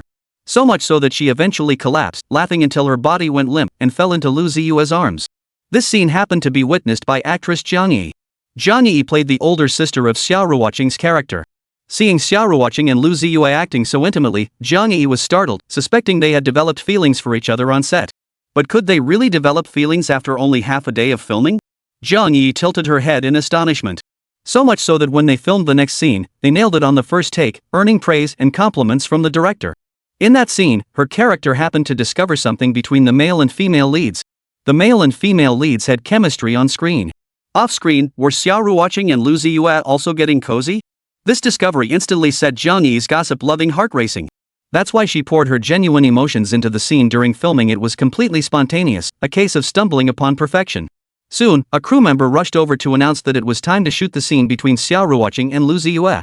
Since they were married in real life, they felt no psychological burden whatsoever during their scenes together. Once immersed in their roles, they completely improvised throughout the scene, delivering a powerful performance in front of everyone. Every nuance of their expressions and delivery was spot on. The crew on set couldn't help but gasp in awe, feeling thoroughly satisfied. Behind the screen, director Guo Wenrong couldn't help but think, "This isn't filming, it's like sending the camera back to the Song Dynasty." For an extended scene, Xia Ruoqing and Lu Ziye managed to shoot it in one continuous take over 3 takes. The impact this had on director Guo Wenrong and the crew was immense. Everyone had originally planned to spend half the afternoon grinding through this super long take. But who would have thought they nailed it on the first take? Moreover, both Xia Ruoqing and Lu Ziye delivered exceptionally brilliant performances. From that moment on, whenever anyone mentioned Lu Ziye who had never acted before, they couldn't help but exclaim, "Teacher Lu is incredibly talented. It's only a matter of time before she becomes a star." Later, when rumors began circulating that Teacher Lu was none other than old Lu, the composer behind the songs performed by teacher Xia Ruoqing, it caused another sensation. Could it really be that musical prodigy? Not only that, but when people discovered that the author of the drama Is It Green or Is It Red was also Teacher Lu, Lu Ziye's reputation within the production team instantly reached its peak. Sure, he'd never directed before, but so what? Whether as the musical genius old Lu or the screenwriter behind Green Leaves and Withered Blossoms, either identity alone was jaw-dropping enough. And to top it off, both identities belonged to the same person. During past productions, director Guo Wenrong would always declare, "You're the worst group of actors I've ever worked with." Filming episodes cured his low blood pressure, though he'd occasionally get so flustered his eyes would squint and his mouth twist, looking like he'd had a stroke. But this time, directing Is It Green or Is It Red, Guo Wenrong has been lavish with praise for everyone involved. Because they deserved it. On the very first day of filming, nothing went wrong. Not only did they complete the day's schedule, but the quality was exceptionally high. Some actors' performances were particularly noteworthy, leaving Guo Wenrong, a veteran director with decades of experience, deeply gratified. But filming is no easy feat. There's so much work involved, far from the easy money outsiders imagine. Juggling this and that, time slipped quietly through their fingers. By the time Xia Ruoqing and Lu Ziye emerged from the set after finishing their tasks, it was already 11 p.m. A bright moon hung in the sky, like a glowing jade disc. The star-studded sky above the metropolis was a sight rarely seen in the city. Meng Xiaoxue was practically chased home by Xia Ruoqing. With only wrap-up tasks remaining after filming concluded, there was little need for Meng Xiaoxue to linger on set. Thus, Xia Ruoqing rushed her home. Such treatment made the assistants of other artists green with envy. It greatly satisfied Meng Xiaoxue's vanity. Xia Ruoqing and Lu Ziye emerged from the set, walking beneath sparse streetlights toward the parking lot. Bright lights stretched the shadows of Lu Ziye and Xia Ruoqing walking side by side. Their pace was unhurried, without a trace of urgency. It could be said they both relished this quiet moment after finishing work. It seemed that simply having each other's company brought them peace. Xia Ruoqing tilted her head slightly, glancing at Lu Ziye beside her. His face, illuminated by the moonlight, looked exceptionally handsome. "Honey, it's so nice having you by my side." Xia Ruoqing suddenly spoke, a look of happiness spreading across her beautiful face. Then, wrapping her arms around Lu Ziye, she continued murmuring. "Before, when I'd leave the set this late while filming, I used to be pretty scared. But now that you're here with me, I'm not afraid at all. It's actually really nice."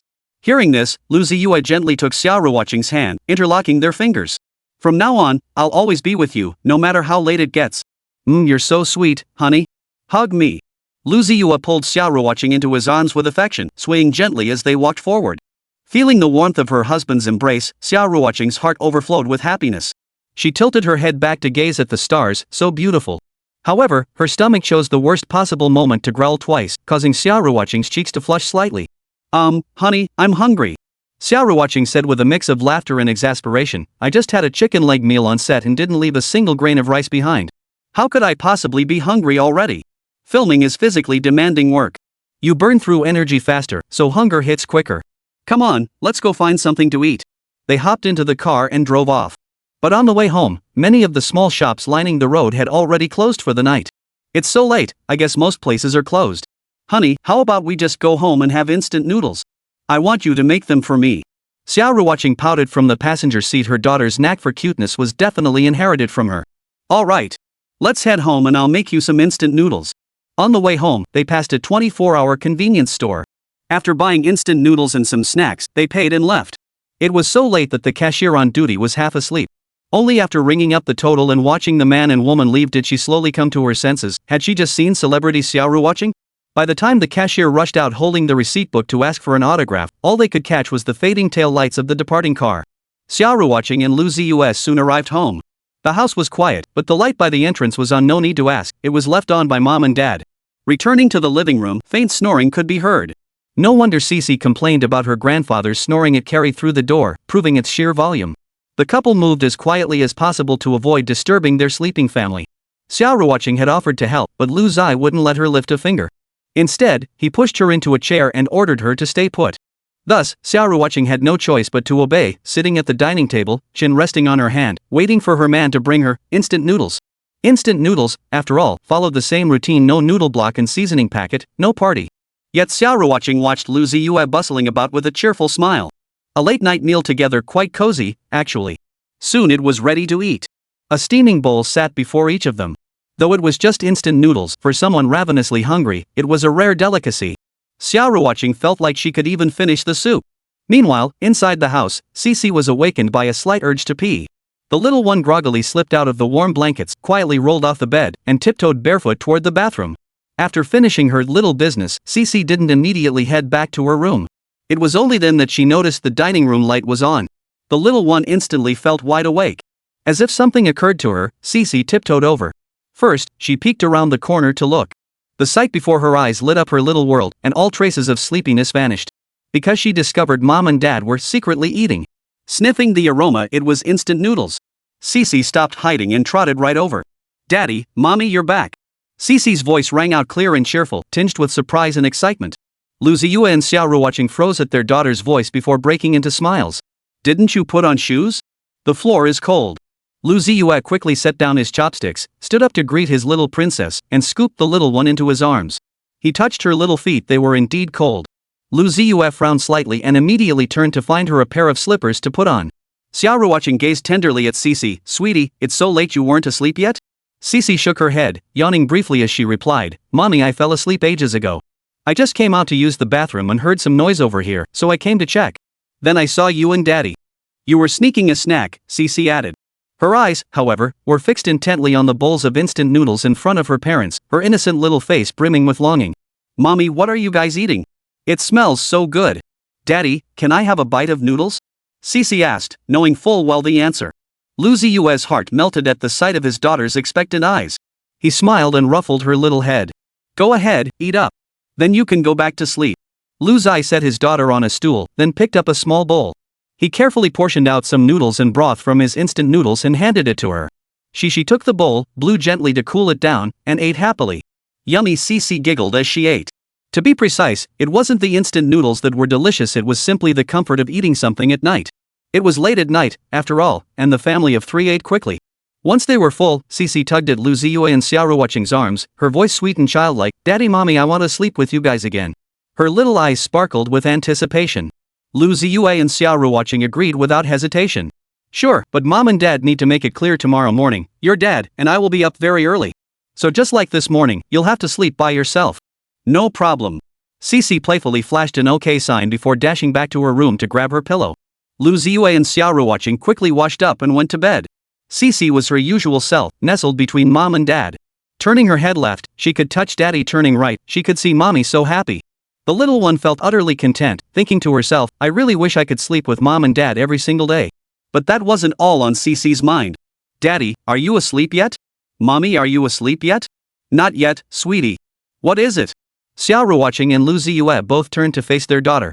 Xixi giggled softly, then wrapped her arms around both her father and mother. "Daddy, Mommy, when are you going to give me a little brother and little sister?" As everyone knows, when parents ask their child, "Do you want a little brother or a little sister?" it usually means they're already expecting. But what if the tables were turned, and the child asked when they'd get a little brother or sister? Perhaps it's because they feel too lonely? Lu Ziye hadn't given this much thought. Even when he occasionally teased his wife with mother-in-law mentioned it, his primary focus now was raising their daughter well. But Xia Ruoqing was different. She had genuinely pondered this question. She wanted to give her husband another son. It wasn't that she favored sons over daughters, their family had no such outdated beliefs. It was mainly about wanting a son and a daughter, a complete set to form the character for good. But pregnancy truly depended on fate. When the time was right, a baby would come naturally. If not, no amount of wishing could bring it about. "Xixi, why do you suddenly want Mom and Dad to give you a little brother or sister?" Xia Ruoqing asked in return. Xixi pondered for a moment, then shook her head, unable to articulate why. If pressed for a reason, she might have said, "I often hear the other kids at kindergarten talking about their brothers and sisters, and I'm so jealous. I'll take really good care of my little brother or sister." Xixi patted her chest in assurance, leaving Xia Ruoqing and Lu Ziye both amused and exasperated. "Alright, time for bed, sweetie," Xia Ruoqing said softly, silently adding in her heart, "Mommy will make sure Daddy tries harder. What you think about during the day, you dream about at night." That very night, Xixi dreamed of a little child. Tiny, fair-skinned, chubby, and utterly adorable. But no matter how wide the little one opened its eyes in the dream, Xixi couldn't tell if the adorable little one was a brother or a sister. Early the next morning, Xixi suddenly opened her eyes. Just like yesterday morning, her parents were nowhere to be seen beside her. So even if the little one wanted to share last night's dream with Mom and Dad, she'd have to wait until evening. Meanwhile, Xia Ruoqing and Lu Ziye arrived at the production compound before 8 o'clock. Shooting was scheduled to start at 8:30. The fact that the two leads arrived early without being late earned the admiration of the entire crew. Xia Ruoqing found this rather pointless. Wasn't punctuality a basic principle in any situation? It just goes to show how rotten the entertainment industry really is these days. On the second day of filming for Knowing or Not Knowing, they encountered scorching heat. Yesterday was hot too, but fans were sufficient. Today, however, the heat was intense from the very morning.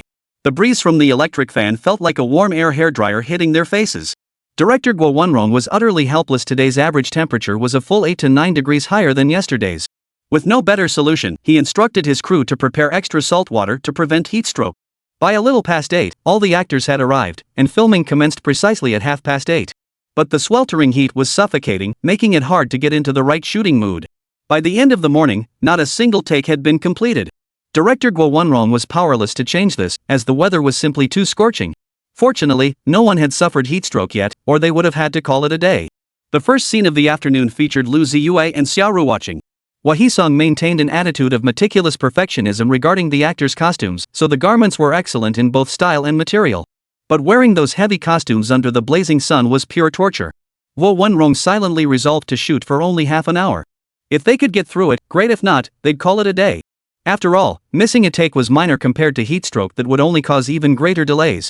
Soon, the crew completed their preparations.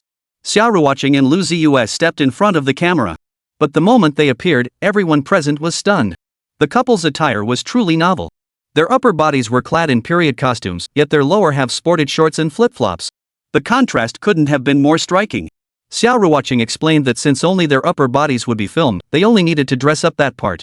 Though shorts and flip-flops might not be the most elegant choice for the lower body, they certainly offered much-needed comfort in the heat. The idea was unconventional, yet remarkably effective. Lu Ziye couldn't help but agree, hosting the shoot with a mix of laughter and exasperation. What was even more unexpected was that Xia Ruoqing and Lu Ziye, drawing on their deep acting skills and solid craft, wrapped up the scene quickly. Lu Ziye, who had been behind the equipment, hurriedly stood up after yelling cut and gave them a thumbs up. The rest of the crew on set erupted in enthusiastic applause. In today's entertainment industry, such diligent and hard-working actors are truly rare. Thus, admiration, recognition, and respect became the prevailing sentiments among the crew. Working with such an actor was truly a blessing. Chapter 46, Dry Heaving? Got it?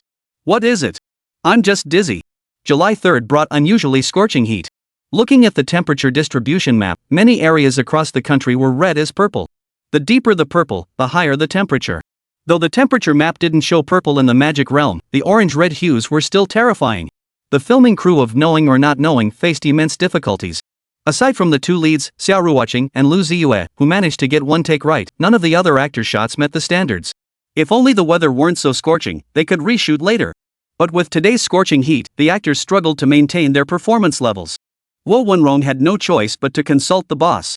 After receiving a response, he sought Xia Ruoqing's opinion. Xia Ruoqing and Lu Ziye are signed with Xia Lu Studio. Though the studio was small, it was ultimately the production's financial backer, making Xia Ruoqing's input essential in this situation. Wang Hua's suggestion was to halt production, cancel the afternoon shoot, and give the actors the afternoon off. Xia Ruoqing agreed without hesitation. Continuing filming in this weather would be pure torture. If they managed to shoot the scenes, fine, but failing to do so would only fuel frustration. If cast and crew suffered heatstroke, it would only delay production further. Thus, both sides agreed to grant the entire crew a day off. Near the compound where the set of Knowing or Not Knowing was located, there was a film studio complex. Film crews of all sizes from across the country frequently visited there to scout locations. Xia Ruoqing and Lu Ziye didn't rush home instead, they wanted to explore the film studio. Xia Lu Studio had just been established and was in urgent need of fresh talent. So the couple seized the opportunity to act as scouts, looking for promising new talent. After all, even among extras, there are talented individuals. If discovered and nurtured well, they could be worth investing in. They drove to the film studio complex. Despite the scorching heat, the place was teeming with people. Besides the staff from various production crews, the largest group was the extras, the rest were mostly tourists. Stepping inside, Lu Ziye momentarily lost track of his wife. He retraced his steps for a while before spotting Xia Ruoqing buying boiled corn. Honey. 3 yuan each, or 2 for 5. Not expensive at all. After all, the film studio was a tourist attraction, and Xia Ruoqing genuinely thought the price for boiled corn was reasonable. Look, I even picked out 2 big ones. Xia Ruoqing chuckled, feeling a little smug. But that pride vanished after her first bite. Because while the corn was big, it was also tough. Each bite required chewing for ages before she could swallow, and even then, it scraped her throat. Xia Ruoqing took Lu Ziye's ear, took a bite, then handed him hers. Honey, you take mine. Mine's softer. Yours is tougher, I'll handle that one. Lu Ziye refused, only to be called picky. Oh my goodness. Stop arguing, honey. Here, you eat it. My teeth are just fine, I'll take the old one. As she spoke, Xia Ruoqing flashed her teeth at Lu Ziye, proving her good teeth. The two of them munched on corn as they strolled deeper into the ancient-style street. The street bustled with passers-by dressed in all manner of attire. Here you could spot little Japanese kids, ancient martial heroes, and even ladies in Republican-era attire. All in all, it was incredibly lively. As they walked, they noticed a commotion ahead. The love for a good spectacle was practically ingrained in their DNA, and Xia Ruoqing was no exception. She immediately tugged Lu Ziye forward. Upon approaching, Xia Ruoqing scanned the area and found a step to stand on. She then pulled Lu Ziye up beside her, instantly towering above the crowd. Given their already considerable height, this elevated vantage point afforded them an unobstructed view. But neither of them could have imagined that their attention would be drawn to none other than Zhang Yi. Zhang Yi was also an actress in the drama Knowing or Not Knowing, playing the older sister of the female lead. The crowd congestion seemed to stem from her being recognized, with many people jostling forward to beg for autographs. As far as the eye could see, it was a sea of heads and arms raised high. Xia Ruoqing shuddered involuntarily. She'd clearly experienced this before.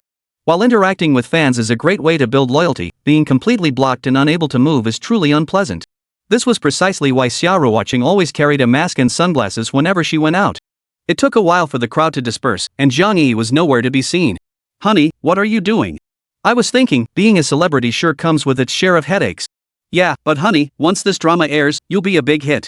Don't worry, I already bought you sunglasses. The super stylish kind. Xia Ruoqing chuckled. Lu Ziye shook his head, torn between laughter and exasperation. Compared to this, he much preferred the back seat.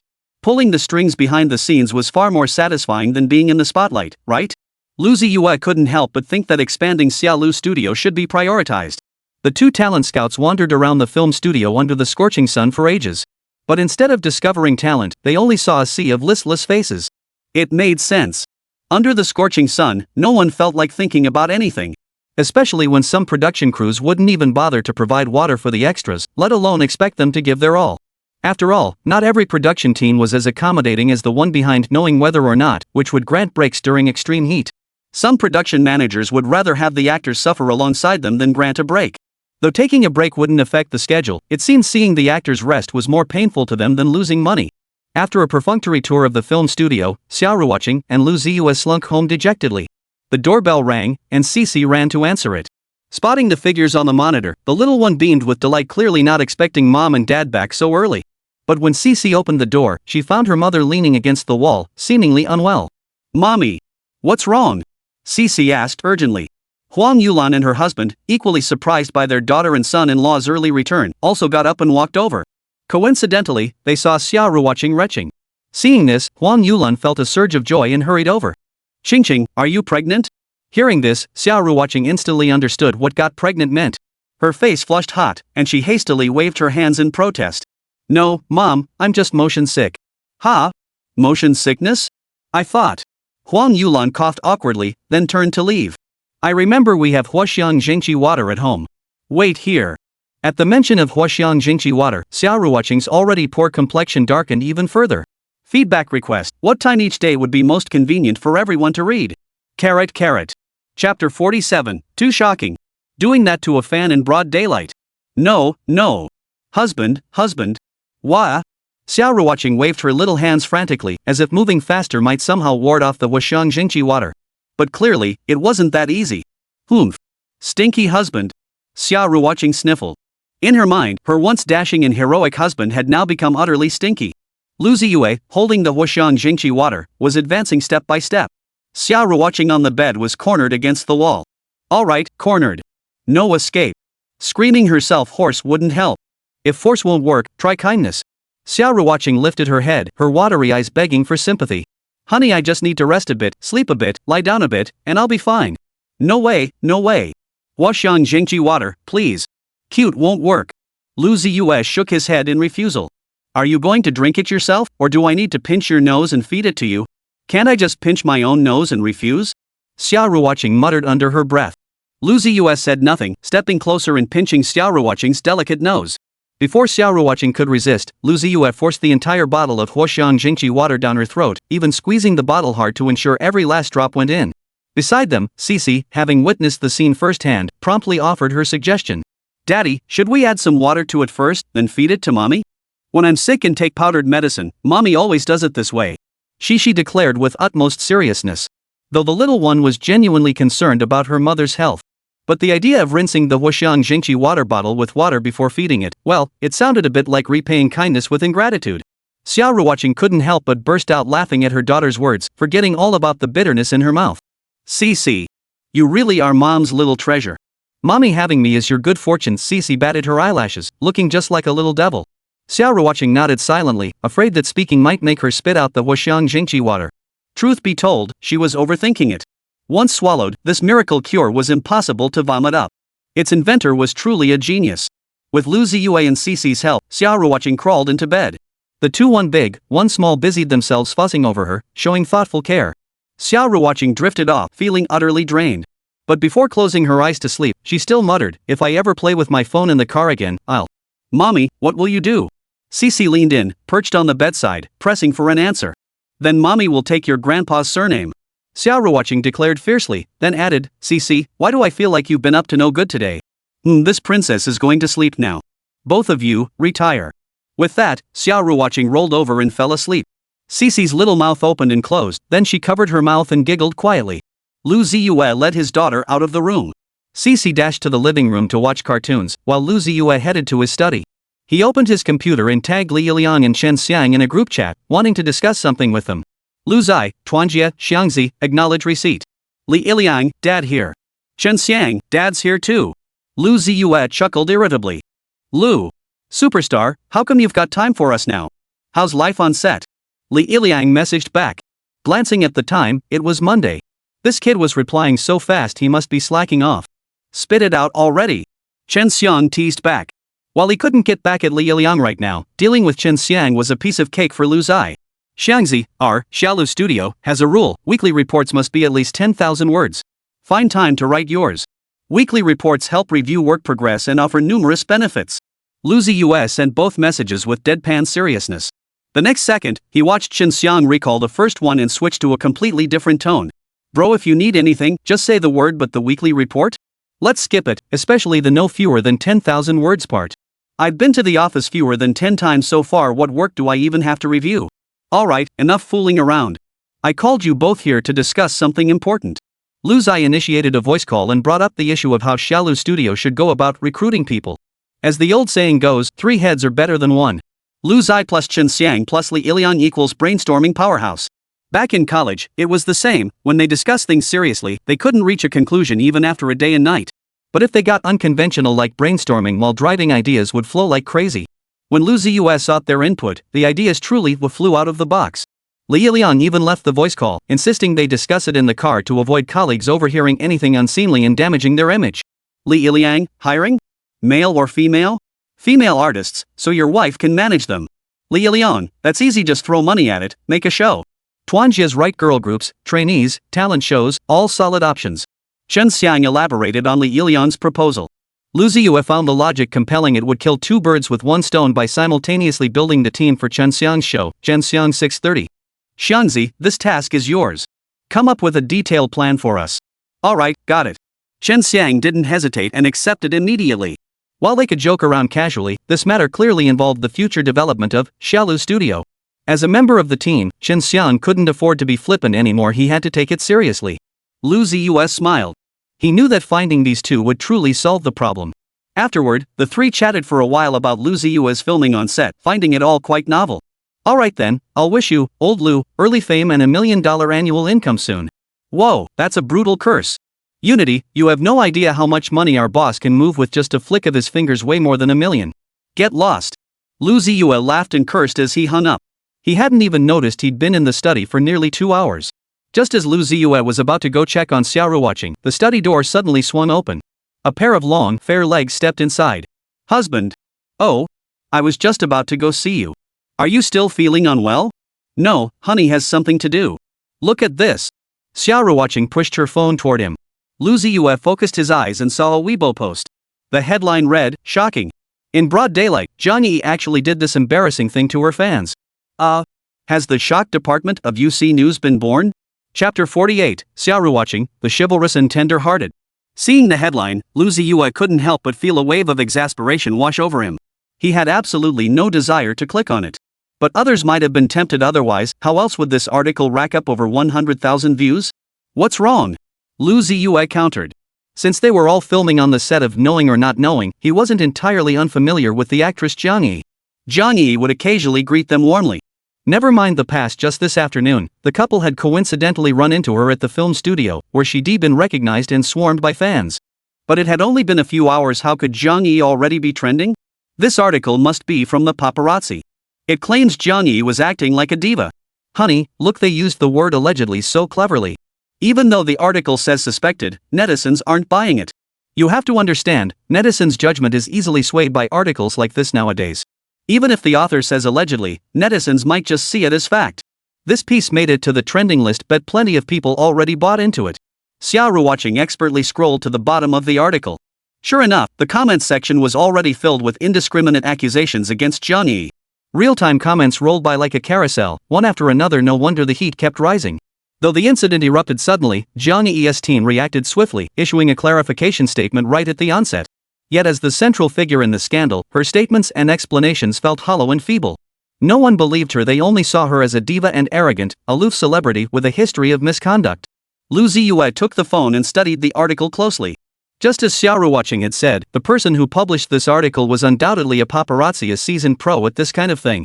The entire piece flowed smoothly from start to finish, easy to read in one sitting. Yet throughout, it questioned, rebuked, and attacked Zhang Yi, essentially standing on moral high ground to condemn the artist, and even the entertainment industry itself. The fact that celebrities in today's entertainment industry command substantial incomes is undeniable. This makes some people very uncomfortable. That's why, upon encountering such articles, they don't bother questioning their authenticity, they just jump straight into the chorus of criticism. Even if the celebrity might be misunderstood, they don't care. At worst, they'll just delete their account. Can you really track me down through my internet connection? Honey, back when I was with my former agency, Meishing Entertainment, Bai Ling hired trolls to smear me. That feeling? Utterly powerless. Back then, many so-called friends avoided me like the plague, terrified of being implicated. But Zhang Yi, even though we weren't acquainted then, I heard she stepped in to rein in her own fans in their group chat and spoke up for me. So honey, I want to help clear her name. Xia Ruoqing furrowed her brow slightly, her resolve firm. Lu Ziye nodded in agreement upon hearing this. He knew his wife was a gentle and kind-hearted woman. Moreover, Zhang Yi had spoken up for Xia Ruoqing back then, a favor that deserved repayment. Moreover, Zhang Yi was also an actress in their production team. If something were to happen at this critical juncture, the repercussions would be significant. Xiaolu Studio was newly established, and the drama Is It Green or Red represented the studio's entire heart and soul. Unless absolutely unavoidable, nothing could be allowed to jeopardize the drama. After all, an artist's public image directly shapes how their work is perceived by audiences. Therefore, both in principle and in practice, it was only right to lend a helping hand. Receiving Lu Ziye's support warmed Xia Ruoqing's heart. Her man's character was beyond reproach.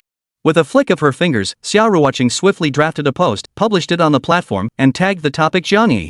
Though Xia Ruoqing appeared gentle and charming before her eyes, the words in her post carried a sharp edge. The post was concise, covering 3 key points. First, she publicly affirmed that Zhang Yi was not a diva or arrogant artist with a tarnished reputation.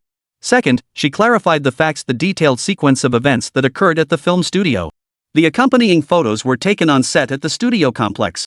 Coincidentally, both Xia Ruoqing and Lu Ziye were present, giving them first-hand knowledge of what transpired. And as luck would have it, Xia Ruoqing even had footage of the scene. This footage is undoubtedly the trump card. Third, it condemns the paparazzi for taking things out of context and harshly criticizes the article's author, calling their motives despicable. The Zhang Yi's diva behavior incident caused quite a stir. Apart from Zhang Yi's camp, no one has come forward to support her. Now Xia Ruoqing has come out like a thunderclap to defend Zhang Yi, a major bombshell. Not only that, Xia Ruoqing has practically taken up residence on her Weibo account. Whenever netizens inquired, she responded to each one personally. Yes, it's me.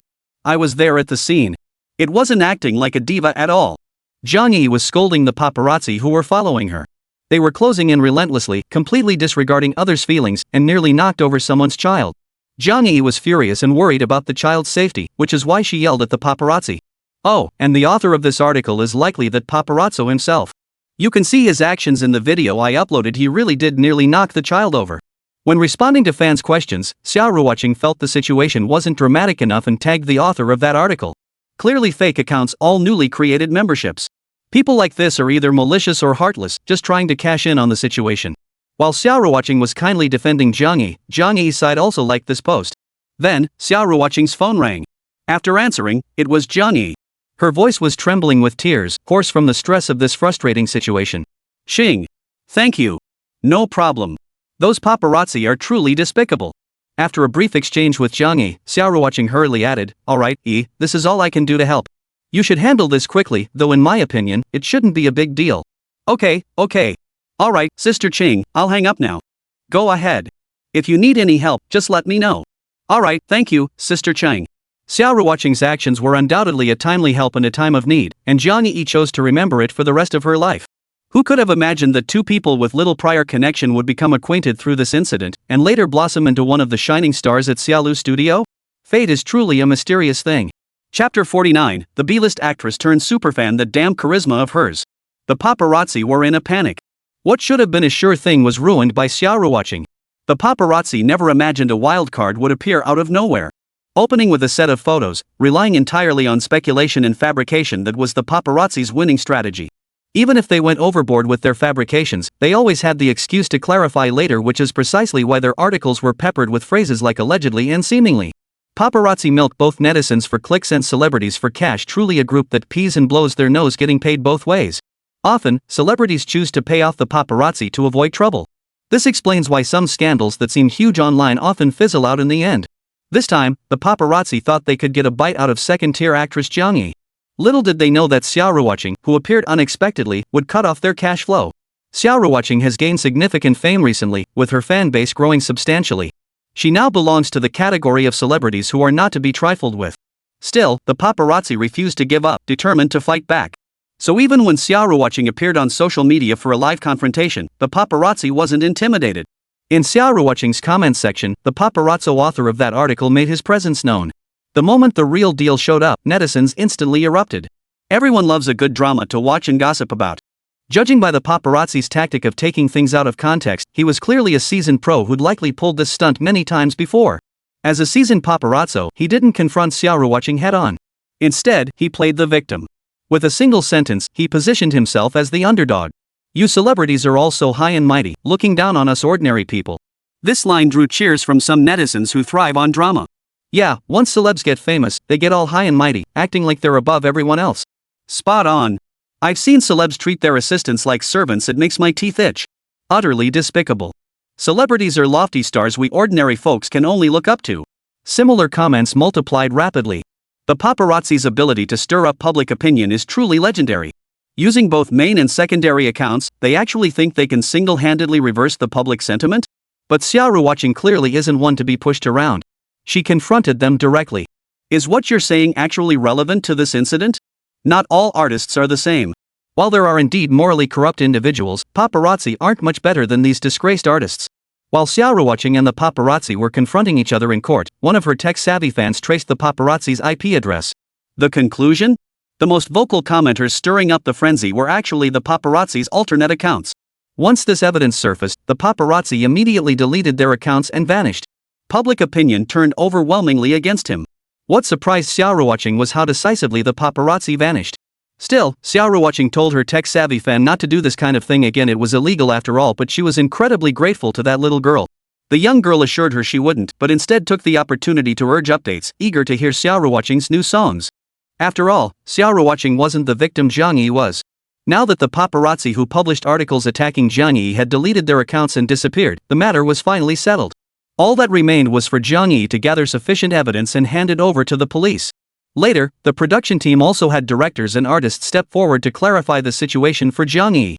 But their support felt more like icing on the cake, nothing compared to Xia Ruoqing's timely help in her hour of need. Such is the entertainment industry. Zhang Yi didn't dwell on it, but she held Xia Ruoqing's kindness deeply in her heart. Celebrities and artists are public figures. They need to cultivate positive, wholesome images. So even when paparazzi deliberately smear them, even when they fabricate and distort facts out of thin air, it still affects the artists. Just as Zhang Yi was preparing to submit her resignation to the production team of Knowing or Not Knowing, a turning point emerged. Another victim came forward. To be precise, it was a mother and daughter. The girl was the child nearly knocked over by paparazzi in the video. Upon discovering Zhang Yi had been falsely accused and smeared because of this, her mother grew deeply concerned. She immediately posted a statement detailing the true sequence of events, but it went unnoticed. It wasn't until the paparazzi deleted their account and vanished that the woman's statement finally surfaced. Thus, netizens now know Zhang Yi was wrongfully accused. In an instant, all the negative attention surrounding Zhang Yi vanished, and she was instead hailed by netizens as a compassionate goddess. Not only that, but Xia Ruoqing, who had stepped in to defend her, also gained a wave of new fans because of this incident. Even though gaining fans wasn't her intention. Many casual netizens became her fans because of her righteousness and kindness. It was truly a case of planting willows without intending to, yet they flourished. The next day arrived in the blink of an eye, and the weather remained scorching. Compared to yesterday, though, it felt noticeably cooler. At least it wouldn't hold up the filming schedule. Xia Ruoqing and Lu Ziye were, as usual, the first artists to arrive on set. Zhang Yi arrived shortly after.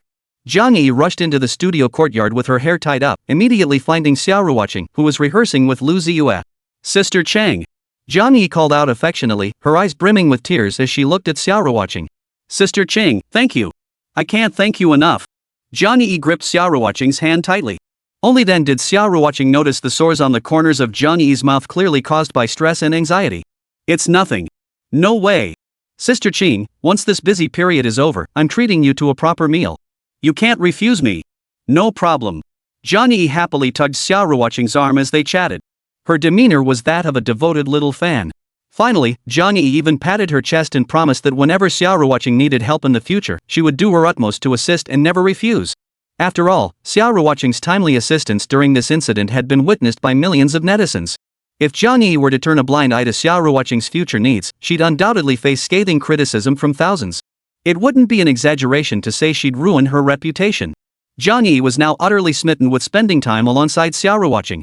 They ate together, took breaks together, and even went to the bathroom together. By comparison, Lu Ziye, the official boyfriend, seemed almost superfluous. And during that very lunch break, Jiang Yi shared some major news with Xia Ruoqing. "Sis Qing, my contract with my current agency is about to expire. I want to join your Xia Lu studio, would you take me on?" She said this while batting her eyes playfully. Her agent knew nothing about this, it was entirely Jiang Yi's personal decision. Don't ask why, the answer is simply that she desperately wanted to work alongside Sister Cheng. That a second-tier star would place such trust in her speaks volumes about Xia Ruoqing's personal magnetism. Chapter 50, Veteran actors change their minds in a flash. Of course, dear sister. Faced with Jiang Yi's request, Xia Ruoqing was more than happy to oblige. After all, Xia Lu Studio is a newly established studio, and what it needs most is fresh blood. Moreover, Jiang Yi is a fairly well-known artist. Her joining would undoubtedly be a boon for Xia Lu Studio. Jiang Yi never imagined that this decision would benefit her for a lifetime. She would even find herself frequently feeling fortunate to have joined Xia Lu Studio. Using stunt doubles during filming is common practice.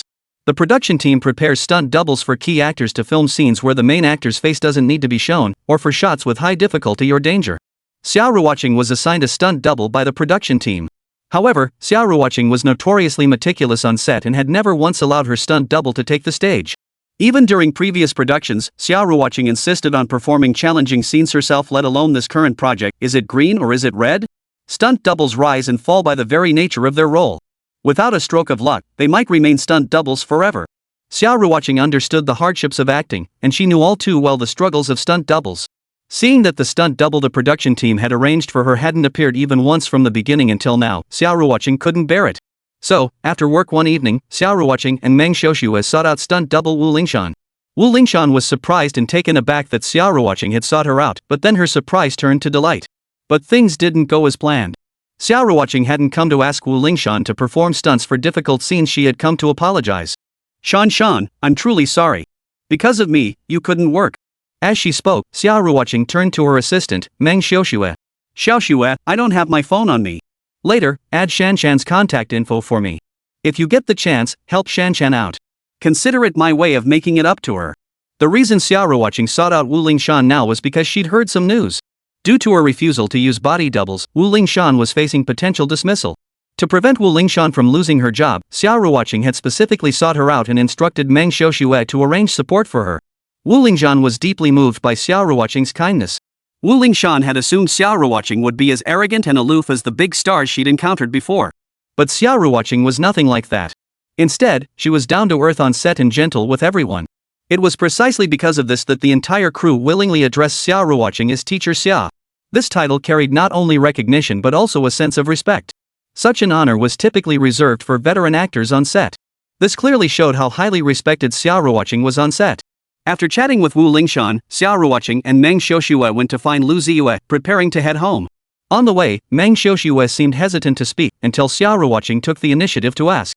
Xiuxue, are you curious why I helped Wu Lingshan? Meng Xiuxue nodded eagerly. As an assistant, she felt awkward asking directly, but since Xia Ruoqing brought it up, she didn't deny it. Similarly, Lu Ziye, who was driving, was also eager to know what was going on.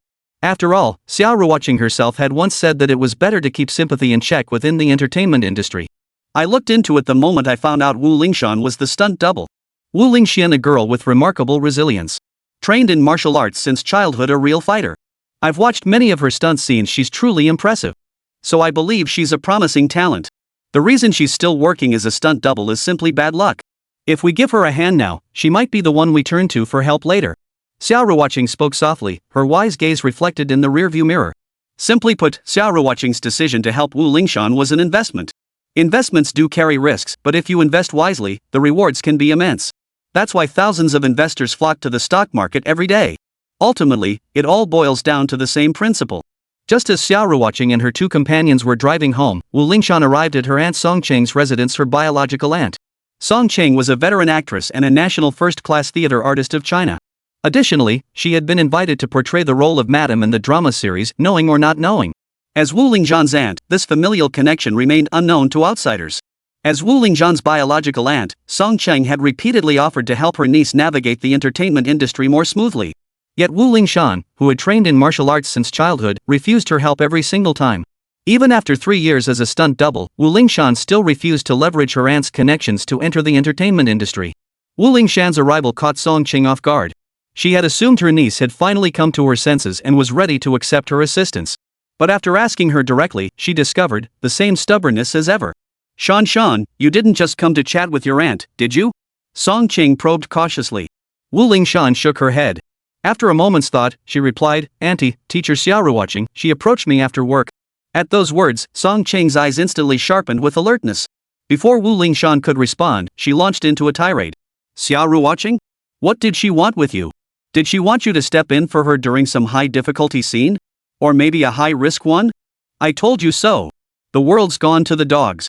These so-called big stars nowadays won't lift a finger to help themselves. If everyone's like that, the entertainment industry will go down the drain sooner or later. Did Xia Ruoqing bully you? Don't let her status as the lead fool you. If she dares to bully you, this auntie will make sure you get justice. Song Cheng genuinely doted on her niece. Wu Lingzhan watched her aunt spitting fire and was momentarily at a loss for words, torn between laughter and tears.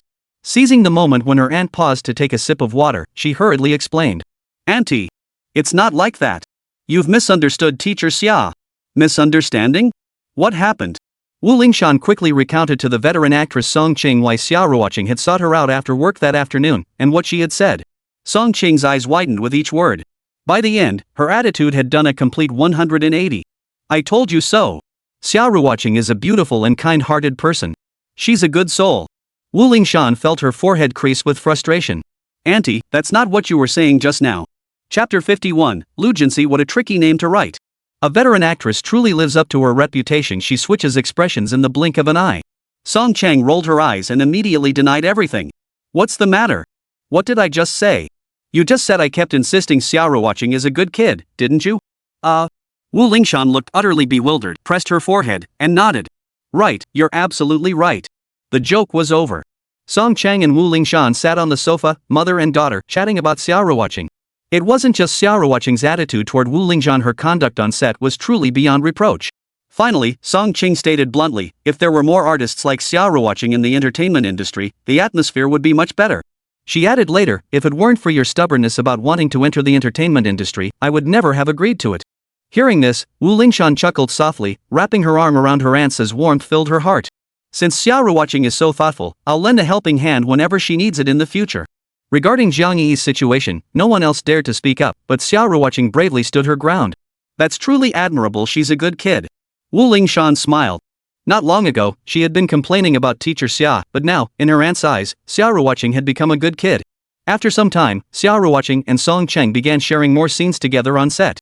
Both possessed exceptional acting skills, so their on-screen chemistry and interactions during filming were vivid and compelling, often drawing praise from the director and crew. Xia Ruoqing felt a bit puzzled. For some reason, she sensed that teacher Song Cheng was being unusually kind to her. It was clear, not an illusion. In fact, Xia Ruoqing's intuition was spot on. Song Cheng had been praising Xia Ruoqing to everyone on set. The crew members had also heard veteran actors praise Xia Ruoqing, calling her a good kid. Though it was odd that Song Cheng would use the phrase good kid to describe Xia Ruoqing, it did reveal one thing: Song Cheng held Xia Ruoqing in high regard. This further elevated Xia Ruoqing's standing within the production team. After all, even veteran actors like Song Cheng had expressed their absolute approval of Xia Ruoqing, proof of her undeniable talent. When you're goofing off, time drags on. But when you're fully immersed in your work, you barely notice the passage of time. Before she knew it, the production of Is It Green or Is It Red had been underway for a month. Over that month, aside from the regular weekly day off, they'd only had a half-day break during the most sweltering heat. Therefore, director Guo Wenrong requested 2 days off from the 2 directors above him. Machines can run non-stop, but people can't. That's why proper rest is essential. After resting and recharging, returning to work with renewed energy yields significantly better results. And so, the crew of Is It Green or Is It Red took a break 2 whole days. The thought of not having to rush to the set tomorrow or the day after filled Xia Ruoqing with a sense of deep relief. Filming was work, but let's be honest, how many people in the world actually enjoy work? So when Guo Wenrong approached her to ask if they could take 2 days off, Xia Ruoqing agreed almost without hesitation. On her way home, Xia Ruoqing was as happy as a silly child. She rolled down the window, letting the warm breeze wash over her, her spirits soaring. Honey, tomorrow I'm sleeping in until I wake up naturally.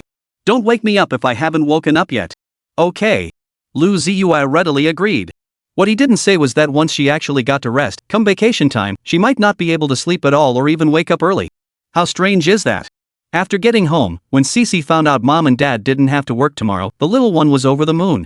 After all, it had been a whole month since Xixi's kindergarten summer break began. To put it simply, this past month had been utterly boring. With mom and dad away on a film set, only the little one and her grandparents remained at home. Huang Yulan and Xia Lianhua weren't locals to Shanghai, so they didn't know the city well and dared not take Xixi out to play. As a result, Xixi spent her days at home watching TV, playing with phones, and practicing calligraphy. You have to hand it to her. Despite her young age, her handwriting already shows a touch of elegance. Over the past month, Xixi has successfully learned to write her name. But in the early days of practicing, the little one couldn't stop complaining about the name her parents had given her, Lu Ziye. The reason for the complaints? The name Lu Ziye has far too many strokes, it's just so hard to write. Xia Lianhua and Huang Yulan felt helpless teaching Xixi her name, realizing the easiest character to write was actually the surname Lu. Though she wanted to complain, Xixi eventually lost the energy to do so. After all, Lu Ziye was her name. It might be a bit tricky to write, but she had to learn it anyway. So with her grandparents' help, Xixi began practicing writing her name. The first time she wrote Lu Ziye, the 3 characters took up 2/3 of the white paper. After finishing, Xixi noticed that each character in her name was progressively larger than the last. Especially the character Xi, it was 2 or 3 times larger than the other 2. When Xia Lianhua and Huang Yulan saw their granddaughter's handwriting, they couldn't help but feel both amused and exasperated. If she didn't practice diligently, wouldn't her name alone take up half the exam paper when she eventually took tests? Fortunately, Xixi possessed determination. The little one knew that if she couldn't even write her own name properly, she'd be laughed at. So she practiced writing her name with great diligence. Finally, after filling dozens of sheets of A4 paper, she mastered her name. The A4 paper displayed it clearly. The first few sheets still had very large characters. But as he progressed, the characters gradually shrank until they finally resembled proper Chinese characters. After mastering her name, Xixi set her sights on newspapers. Regardless of whether she recognized them or not, she decided to give writing them a try. She hadn't realized it until she started writing, but she discovered she actually loved practicing calligraphy. This was truly an unexpected delight. After Xixi expressed her love for calligraphy, her parents, Lu Ziye and Xia Ruoqing, thoughtfully bought her a whole box of calligraphy practice sheets. At the pace she practiced a few pages daily, it would take over half a year to complete the entire set. If she only practiced 1 page a day, she'd likely be writing into next summer break. Supporting her daughter's interests, how could that not be parental love? Chapter 52, is that pink little basin for washing underwear? During dinner, Xixi's little mouth never stopped moving. She was gnawing on a spare rib while muttering about where to go play tomorrow. It had been over a month since summer break began, and Xixi had been cooped up at home the entire time. The little one was practically bursting with pent-up energy. Tomorrow, mom and dad finally didn't have to go to the film set, and Xixi was naturally thrilled. She'd been pondering for ages where to go and what to do. But after mumbling to herself for ages, she still hadn't made up her mind. It wasn't until bedtime that Xixi finally came running into mom and dad's room. Clearly, she had an idea. Xia Ruoqing, with a face mask on, looked like a ghost as she leaned back against the headboard, legs crossed, looking relaxed. Sweetie, have you decided? Where should we go tomorrow? Mommy, I've decided. Let's go shopping tomorrow. Shopping? Xia Ruoqing was puzzled, knowing full well her daughter disliked shopping just like herself. Whenever mother and daughter went shopping, they always decided what to buy beforehand before heading out. With a clear purpose, shopping wouldn't take too long. The reason for this was simple: neither mother nor daughter enjoyed shopping. They found it tiring and boring.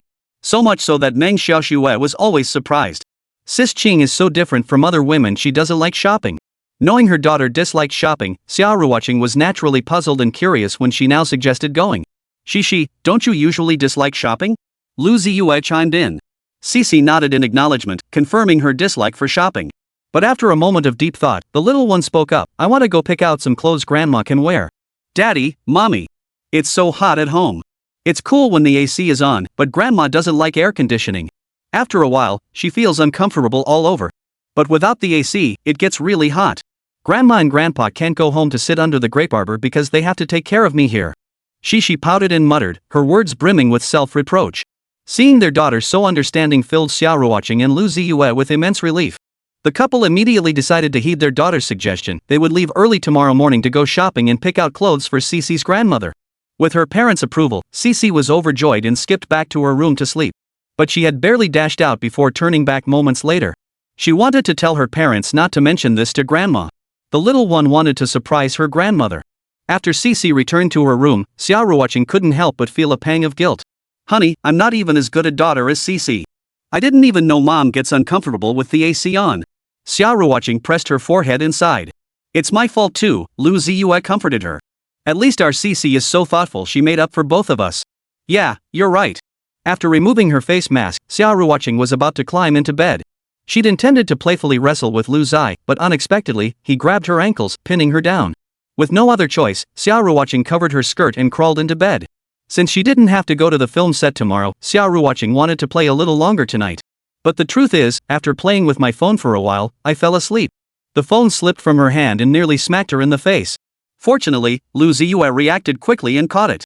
Otherwise, Xia Ruoqing, who had just fallen asleep, would have been jolted awake. Glancing at the time, Xia Ruoqing had fallen asleep not long after removing her face mask, her breathing already steady and even. Filming on set was no easier than working in an office building. Especially when the couple played the male and female leads. With heavy dialogue loads and numerous scenes together, they even spent their lunch breaks poring over scripts and lines. Such a double drain on both mental and physical energy would wear down even an Iron Man. Not long after Xia Ruoqing fell asleep, Lu Ziye felt drowsy. As drowsiness overtook him, Lu Ziye tossed his phone aside, draped his arm around Xia Ruoqing's slender waist, and drifted off. Perhaps he was simply too exhausted. He didn't dream at all that night, only feeling his mind go completely blank. Not only that, but it felt like he had only just lain down. Yet when he opened his eyes, daylight had already broken. The sensation was like having traveled through time. When Lu Ziye opened his eyes, Xixi was perched on top of him. The little one wasn't wearing pajamas, she was fully dressed and ready to go out. Lu Ziye instinctively looked beside him for his wife. Sure enough, she was gone. Xixi, where's your mom? Daddy, why are you so clingy with mommy? You just opened your eyes and already asking where she went. Don't worry, Daddy. We'll wait for you. Mommy's washing your clothes right now. At Lu Ziye's first act of opening his eyes being to look for his wife, Xixi feigned displeasure but still told him where Xia Ruoqing had gone. Lu Ziye rubbed his daughter's little head with a wry smile, then pulled out his phone to check the time. It was almost 9 o'clock. Well, so he was the one who slept the longest and deepest. When had Xia Ruoqing gotten up and left? He hadn't even noticed. Alright, Dad's getting up now. As Lu Ziye finished washing up and changed clothes, Xia Ruoqing returned carrying a laundry basin. He didn't need to ask, she'd gone to the bathroom outside instead of using the one in their bedroom, clearly to avoid waking him. Thinking of this, a warm feeling touched Lu Ziye's heart. His gaze towards Xia Ruoqing softened considerably. Lu Ziye stepped forward, intending to take the laundry basin from Xia Ruoqing's hands to help hang the clothes to dry. But Xia Ruoqing dodged his touch and refused. It's okay, honey. I can handle it myself. You go ahead and change your clothes. Let me have it. I'm taller. I'm not that short. I can reach it. Xia Ruoqing stubbornly raised her hand to test it, and then, she couldn't reach the clothesline. Determined, she quickly stood on tiptoe and reached up again. This time, she made it. See? Silly girl. Lu Ziye smiled affectionately, then, while Xia Ruoqing wasn't looking, picked her up along with the basin and set her aside. After that, Lu Ziye took charge of hanging the clothes on the rack. Xia Ruoqing's job was to hand them to him. Working together as a couple, the task felt effortless. Laughter and conversation filled the air, creating a warm and joyful atmosphere. But when it came to hanging the last few items, Xia Ruoqing suddenly refused to hand them to Lu Ziye, insisting on hanging them herself. Puzzled, Lu Ziye glanced into the basin. Inside, he found a small pink basin. Inside the pink basin were lingerie and underwear, lace-trimmed ones at that. These are my new purchases. I just washed them together with the rest. Honey, what are you staring at? Chapter 53, My Dad's Rich, Really Rich.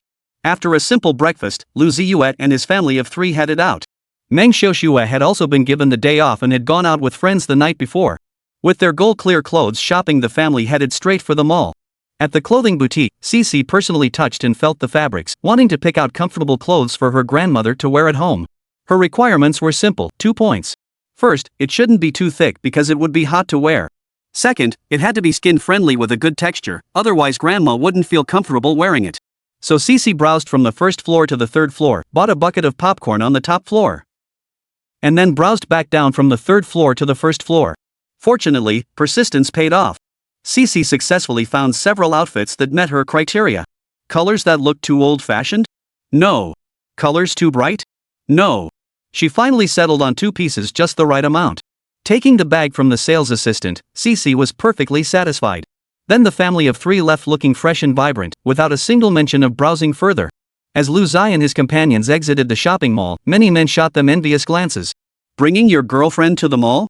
That's a death sentence. You're dead meat, honey. You'll be sorry later. Before getting into the car, Lu Ziye received a call. Xia Ruoqing and Xixi had been waiting in the car for quite some time before Lu Ziye finally joined them. So, the big and little ones turned into curious little dolls, crowding around together. Honey, who was that? Daddy, what's going on?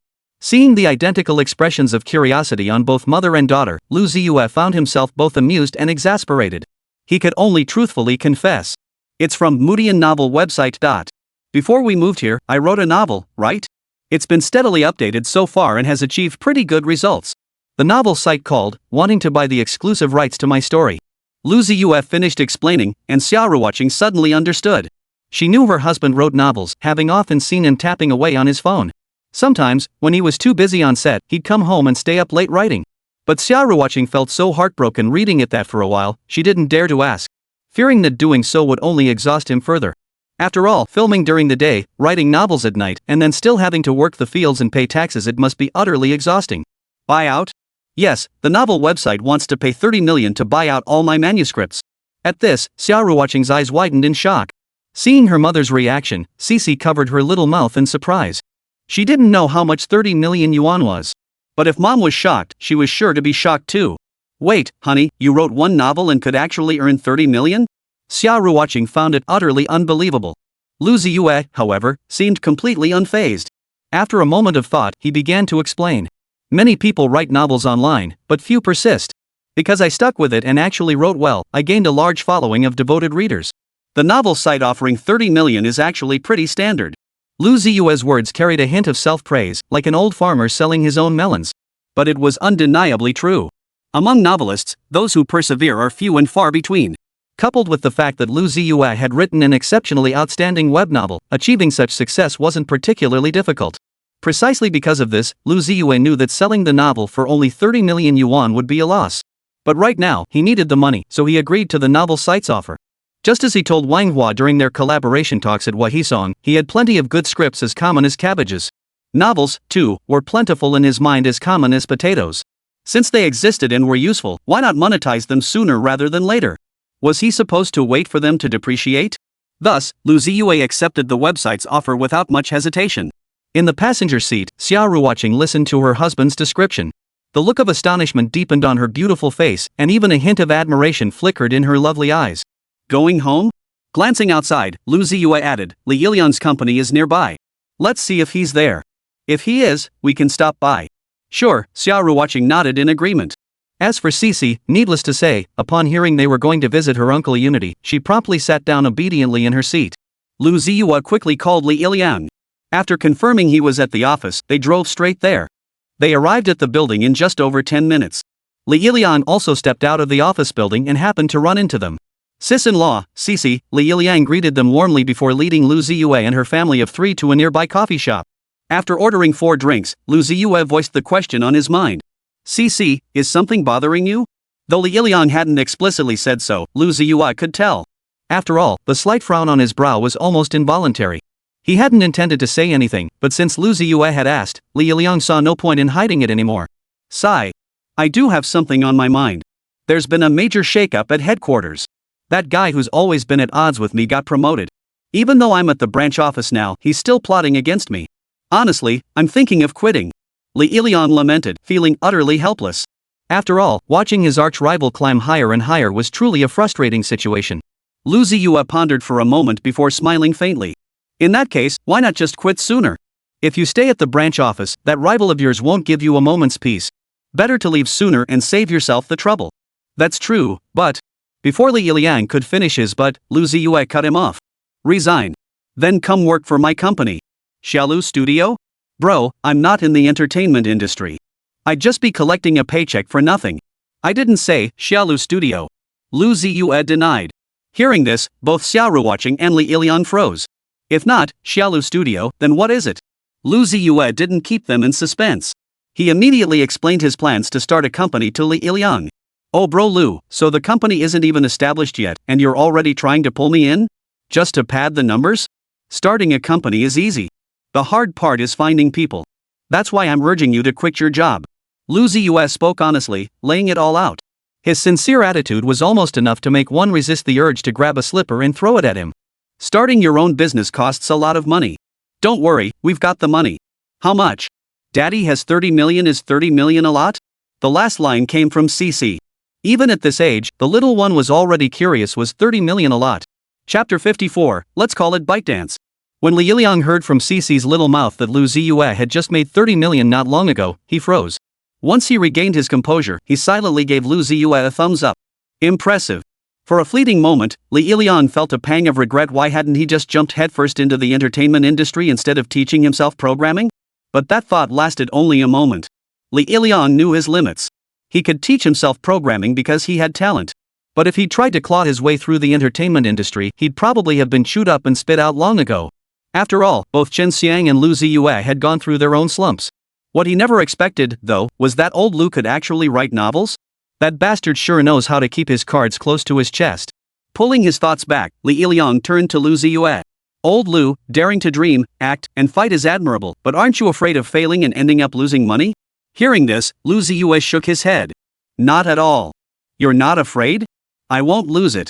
Li Yiliang felt a wave of exasperation wash over him. Confidence was admirable, but why did he keep getting this urge to slap him? Alright, let's get down to business. What do you need me to do? Do what you're good at. Code? Lu Ziye nodded. I'll handle the funding and provide the concepts. You just need to deliver the finished product. Simple as that. Hearing this, Li Yiliang rolled his eyes in exasperation. Typical client. Lu, you really trust me to meet your needs? I do. Li Yiliang was thoroughly satisfied with this answer, feeling a little touched inside. Alright, tell me what you want to do. Keep it simple. In one sentence, I want to build software that helps users share, discover, and engage with interesting and valuable information. Ha! That's interesting. Old Lu, go on. That's it. I'm done. Li Yiliang's face darkened. This jerk must be here to cause trouble. After all, anyone who's worked for clients knows, the less the client says, the tougher the task. Counting on his fingers, Lu Ziye had barely uttered a few dozen words. Asking Li Yiliang to build a software application based on those few dozen words was nothing short of hellish difficulty. Fortunately, Lu Ziye was just teasing the old fox. After a moment's thought, he laid out his detailed ideas and plans for Li Yiliang. Use algorithms to calculate what users like and are interested in, then push it heavily to increase user stickiness to the software itself. Let users open the app and immediately see what they want to see. They should even receive relevant push notifications without opening the app. Wow! Old Lu, you've got some serious ideas here. Li Yiliang, being a professional, quickly grasped the general direction and ideas after a brief discussion with Lu Ziye, gaining a clear understanding of the next steps. Then came a sense of admiration for Lu Ziye. On one hand, he admired his vision. On the other, his courage. After all, Weibo was undoubtedly the largest social platform in China right now. As a long-established platform, its user base was enormous. Yet despite this, Lu Ziye was determined to carve out a piece of the pie. That kind of courage wasn't something just any client could muster. Moreover, in Li Yiliang's view, Lu Ziye's idea was remarkably innovative. The thought that it might actually challenge Weibo sent a wave of excitement through Li Yiliang. Brother Lu, what should we name the app? Have you decided yet? Li Yiliang asked. Meanwhile, after Lu Ziye's meticulous description, a clear, rough outline of the app had already formed in his mind. Since it pushes content users are interested in, why not call it Today's Headlines? Today's Headlines? Not bad. Should we name our company that too? Of course not. Today's Headlines is just the name of the app one want to build. We'll also be developing Douyin later, so the company name will be ByteDance. ByteDance? That's a great name. And just like that, in a corner coffee shop, a future internet giant was born. That same afternoon, Li Yiliang handed in his resignation to headquarters. While resignations required processing and would take at least 2 weeks. But Li Yiliang was determined to leave early, even if it meant forfeiting overtime pay and subsidies. Without waiting for HR's notification, he packed his belongings and walked out. Shortly after Li Yiliang's departure, several colleagues reached out to him. They had maintained good relationships with him, so upon learning of his resignation, they called to inquire about the situation. Li Yiliang didn't hide anything, explaining the reasons directly to his colleagues. He even added a few embellishments to the story, aiming to poach them from the company. His arch-rival was rapidly climbing the corporate ladder at headquarters, and Li Yiliang had every reason to believe that things would only get worse for the branch office staff. Out of consideration for their past collegiality, he chose to be candid. Besides, his and Lu Ziye's ByteDance desperately needed talent in this area. If he could poach a few people, it would save them a lot of trouble. Sure enough, fueled by Li Yiliang's harrowing first-hand account, 2 colleagues were immediately swayed. When they parted ways at the coffee shop, Jiang Xicheng had specifically instructed Li Yiliang to offer the most favorable terms to employees, only then could they be retained. After all, as a newly established company, failing to retain talent would hinder progress and delay future projects. Thus, the terms Li Yiliang offered his colleagues were exceptionally generous. In that case, it's only a matter of time before they successfully poach the talent. Meanwhile, Lu Ziye and his family of 3 had also returned home. The weather outside was sweltering. Without air conditioning, just walking a few steps would leave you drenched in sweat, and the stifling heat made breathing difficult. Honestly, life without air conditioning was unbearable. So even though Xixi initially wanted to play outside, after getting taught a lesson by the sun, she settled down. Forget about going out to play. Better to stay home and enjoy the cool air. Xixi suddenly realized that sitting on the sofa watching cartoons with the AC on was actually pretty comfortable. After getting home, Xixi dashed to grandma's room and gave her the clothes. Huang Yulan felt deeply touched by the sight. Even when trying on clothes, she never stopped murmuring all that love for Xixi hadn't been wasted. Xixi loved hearing that. She tilted her little head up and giggled happily. Lu Ziye went to the study to busy himself registering ByteDance. Xia Ruoqing, meanwhile, held half a watermelon, scooping out the flesh into little balls with a spoon. She wasn't eating it herself, but planned to bring it to her husband later. But Xixi came over with a toothpick in hand. Xia Ruoqing scooped 2 balls, she ate 1, leaving 1 behind. Chapter 55, Xia Ruoqing, Dieting? I'd rather quit showbiz. Having previously founded Xia Lu Studio. So when Lu Ziye registered ByteDance, he handled it with ease. Everything that needed to be done was taken care of. Required tasks, including but not limited to logo registration, were completed to prevent future disputes. Lu Ziye spent quite some time holed up in his study, thoroughly considering every conceivable detail and taking all necessary actions. After enjoying some chilled watermelon balls brought by his wife and child, Lu Ziye needed to head out to submit some documents in person. Huang Yulan and Xia Lianghua, the elderly couple, heard Lu Ziye was leaving and quickly tidied up before following him out to visit the market. Xixi, of course, wouldn't miss this chance. By the time her grandparents were ready, the little one was already standing bright-eyed and bushy-tailed at the door, eager to go out. As for Xia Ruoqing, in this weather, she'd rather die than step outside. Staying home, enjoying the air conditioning while watching TV, how blissful. But just as Xia Ruoqing lay sprawled on the sofa, utterly unconcerned with her appearance, her phone rang. She glanced at the caller ID. It was Jiang Yi. Skeptical, Xia Ruoqing answered the call. What she hadn't expected was that Jiang Yi actually wanted to come over to her place. Hearing Jiang Yi's words, Xia Ruoqing felt an inexplicable flutter of nervousness. But then she thought, what was there to be nervous about? So she agreed. After hanging up, Xia Ruoqing glanced around her home. It was spotless. That was the perk of having parents around, no need to worry about cleaning or such. The main thing was that the elderly couple had nothing to do all day at home, so they found things to keep themselves occupied.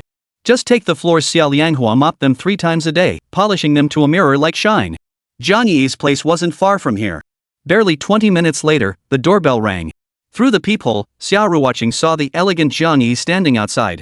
The moment the door opened, Jiang Yi threw herself into Xia Ruoqing's arms, exclaiming enthusiastically, "Xingjie."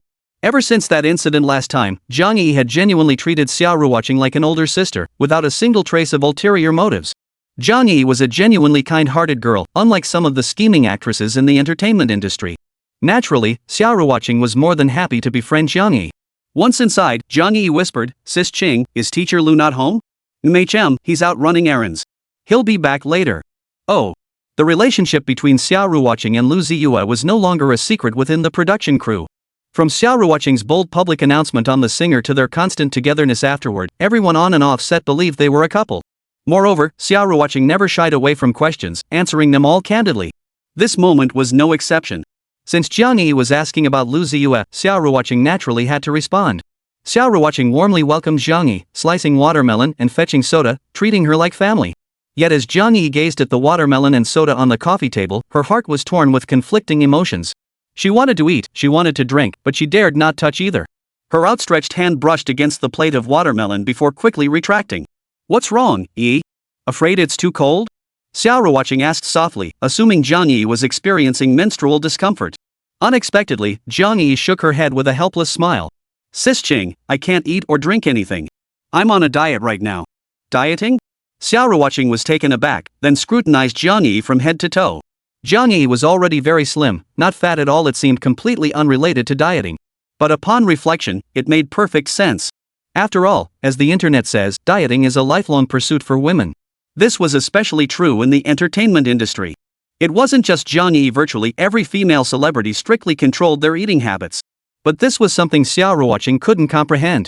She simply couldn't fathom why someone already as thin as a stick would still diet. What's more, some haven't eaten staple foods in years. Just thinking about it made Xia Ruoqing feel suffocated. For Xia Ruoqing, who prided herself on being a foodie, the idea of being told to avoid this and that was utterly unbearable. She'd rather quit showbiz altogether. To hell with that damn entertainment industry. Jiang Yi dared not eat. Xia Ruoqing couldn't bring herself to say more, though she fundamentally opposed the whole idea of dieting. But in the end, Xia Ruoqing couldn't hold back and offered a few well-meaning words of caution. Your body is your most valuable asset. Dieting is completely unnecessary. If anything, just burn it off with more exercise. Saying this, Xia Ruoqing picked up a slice of watermelon and began eating it in small bites, looking elegant and beautiful. Of course, this was only because Jiang Yi was present. If no one else were around, Xia Ruoqing would have been chomping away by now. The watermelon on the plate was exceptionally sweet, as if the very air carried a faint, sugary scent. Watching Xia Ruoqing's contented expression as she ate the watermelon, Jiang Yi felt her heart stir. But the weight of the word diet was too heavy, pressing down on her until she could barely breathe. Sis Qing, don't you spit out the seeds when you eat watermelon? Ha? Why would you spit them out? Xia Ruoqing didn't answer, but asked instead. Though Jiang Yi had asked the question, she found herself stumbling over her words. It's just, ever since I was little, everyone in my family spits out the seeds when eating watermelon. Every single seed has to come out. After stammering through her explanation, Jiang Yi laughed, feeling a bit silly for asking such a question. Xia Ruoqing didn't seem to mind, waving it off with a generous gesture. Not spitting them out is too much trouble. With you here, I have to eat slowly and mind my manners. If you weren't here, I'd be chomping away already. Who'd bother with seeds then? Xia Ruoqing spoke her mind openly, without a trace of pretension or airs. This made Jiang Yi look at her with newfound respect. After Xia Ruoqing finished her slice of watermelon, Jiang Yi chuckled softly. Sis Qing, I suddenly feel so envious of you. Envy me? Why? Because you're not bound by the celebrity label. I see you living happily every day, unlike me, wearing a mask day in and day out. I'm starting to forget which face is my true self. With that, Jiang Yi shook her head with a bitter smile. And she truly envied Xia Ruoqing from the bottom of her heart. But admiration aside, Jiang Yi knew she couldn't break free from her shackles, at least not yet, so she could only envy from afar. Chapter 56, My Wife Gets It. Even brought the big honey pills? Qing, I brought you something. Mid-conversation, Jiang Yi suddenly pulled a bag from her shoulder bag. Xia Ruoqing looked closely and realized it was a packet of instant noodles. As Jiang Yi opened the packet, one round ball after another spilled out. What are these? Sis Qing, these are called big honey balls, Jiang Yi replied with a smile. She then picked one up and held it between her fingertips. Sis Qing, you can look it up online. Big honey pills are very common back home. They're a kind of tonic. I remember you once mentioned that your hands and feet get cold easily in winter, and you occasionally have trouble sleeping? Right? You should try these big honey pills. They really work. Hearing this, Xia Ruoqing felt a slight warmth in her heart. She had indeed mentioned it, but she hadn't expected Jiang Yi to remember. Thank you. Oh, come on, Sister Qing, you're being too formal. These honey pills were handmade by my parents. They're gentler than the ones sold in pharmacies. As if worried Xia Ruoqing might hesitate to take them, Jiang Yi added, Don't worry, my parents are both TCM practitioners. Their ancestors even served as imperial physicians. Sis Qing, give them a try. If they work, I'll bring you more from home. All right. It was clear Jiang Yi had come specifically to deliver these large honey pills. After presenting the honey pills, she didn't linger long before taking her leave. After seeing Jiang Yi off, Xia Ruoqing carried the bag of honey pills back to her bedroom. She took one out and examined it closely. It was sealed with a layer of wax, and it took a bit of effort to break it open. Then, the large black pill inside was revealed. The pill was dark and quite large. Swallowing it whole would surely get stuck. Her throat wasn't that wide. So Xia Ruoqing first broke the large honey pill in half, then divided each half into smaller pieces. Before long, the large black pill had transformed into smaller pills. But there were many small pills, a whole handful. As she pinched off the smaller pills, Xia Ruoqing caught a whiff of bitterness. The thought of how bitter they would be made her shudder slightly. But since they were made by Jiang Yi's parents themselves, how could she bear to waste them? So Xia Ruoqing gritted her teeth, stamped her foot, and swallowed it all in one gulp. But then disaster struck. In her haste to swallow the medicine, she'd completely forgotten to grab water. With the pills still in her mouth, Xia Ruoqing hurried to the living room to find water. By the time she found it, some of the pills had nearly dissolved in her mouth. The sensation was quite the experience. The large honey-coated pills were sour, astringent, and faintly sweet, a complex explosion of flavors in her mouth that felt quite unpleasant. Thankfully, she didn't have to chew them, just swallow them whole. This time she learned her lesson. Next time she drank it, she'd definitely prepare water beforehand. Before they knew it, evening had arrived. Before bed, Xia Ruoqing took Qianqian to bathe. Lu Ziye, bored, returned to the bedroom. Out of the corner of his eye, he suddenly spotted a packet of instant noodles on the cabinet. He initially thought Xia Ruoqing had secretly eaten instant noodles that afternoon, but upon closer inspection, he discovered it was filled with pills. He picked one up. It was labeled Big Honey Pill. Oh, it's Demi Wan. Did my wife buy these for me? Do I need these? Lu Ziye muttered to himself, then peeled off the wax coating on the honey pill. He popped the pill into his mouth. Eating it raw. If Xia Ruoqing saw this, she'd definitely grimace.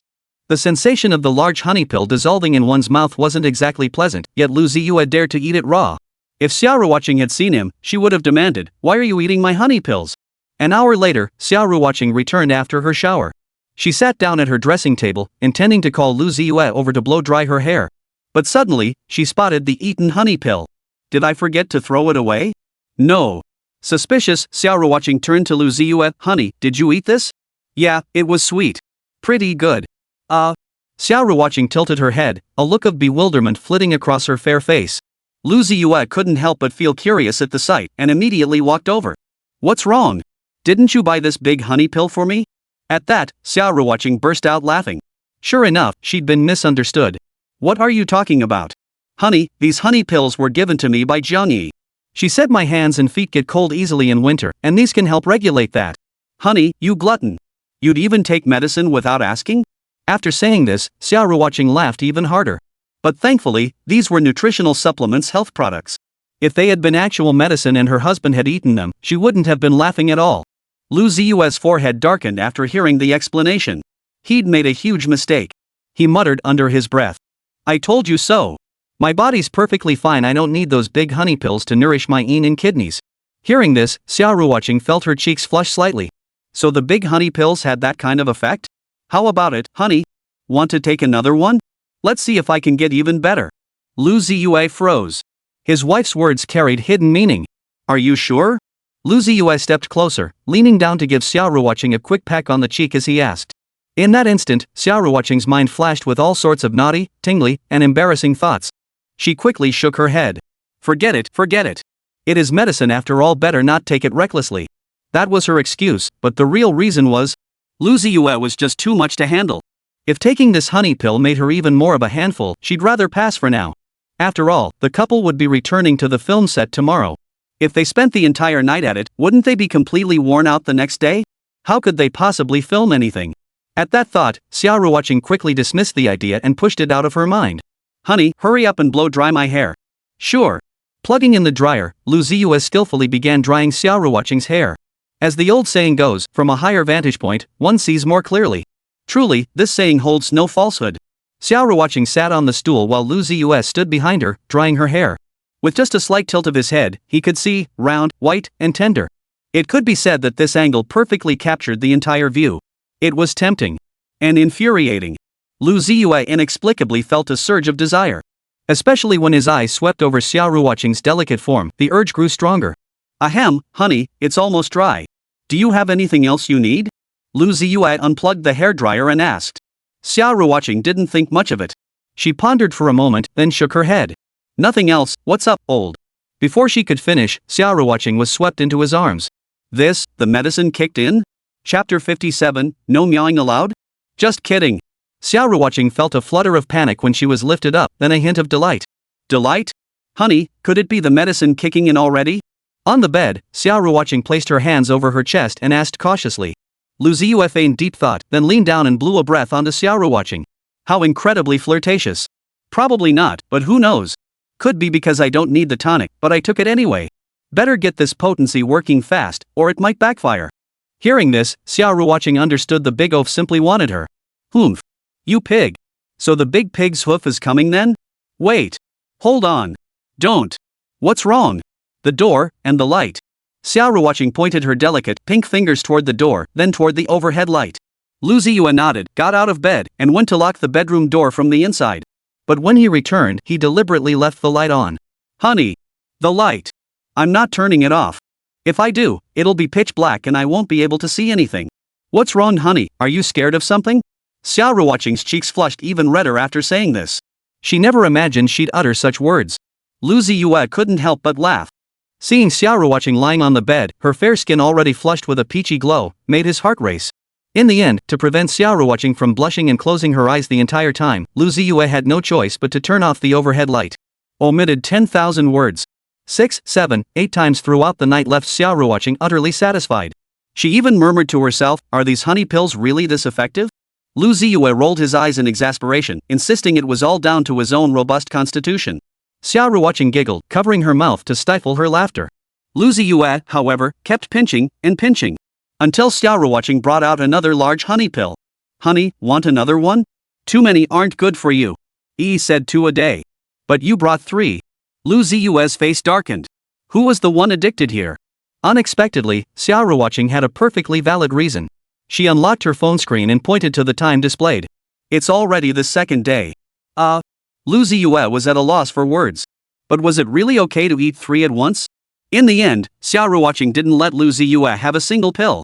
As the saying goes, all medicine has some toxicity. Better safe than sorry. Time flew by. It was already late into the night.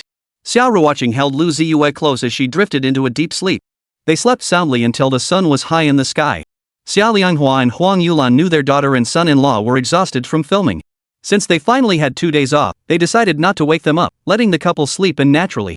Truth be told, if not for last night's, well, they might have woken up much earlier.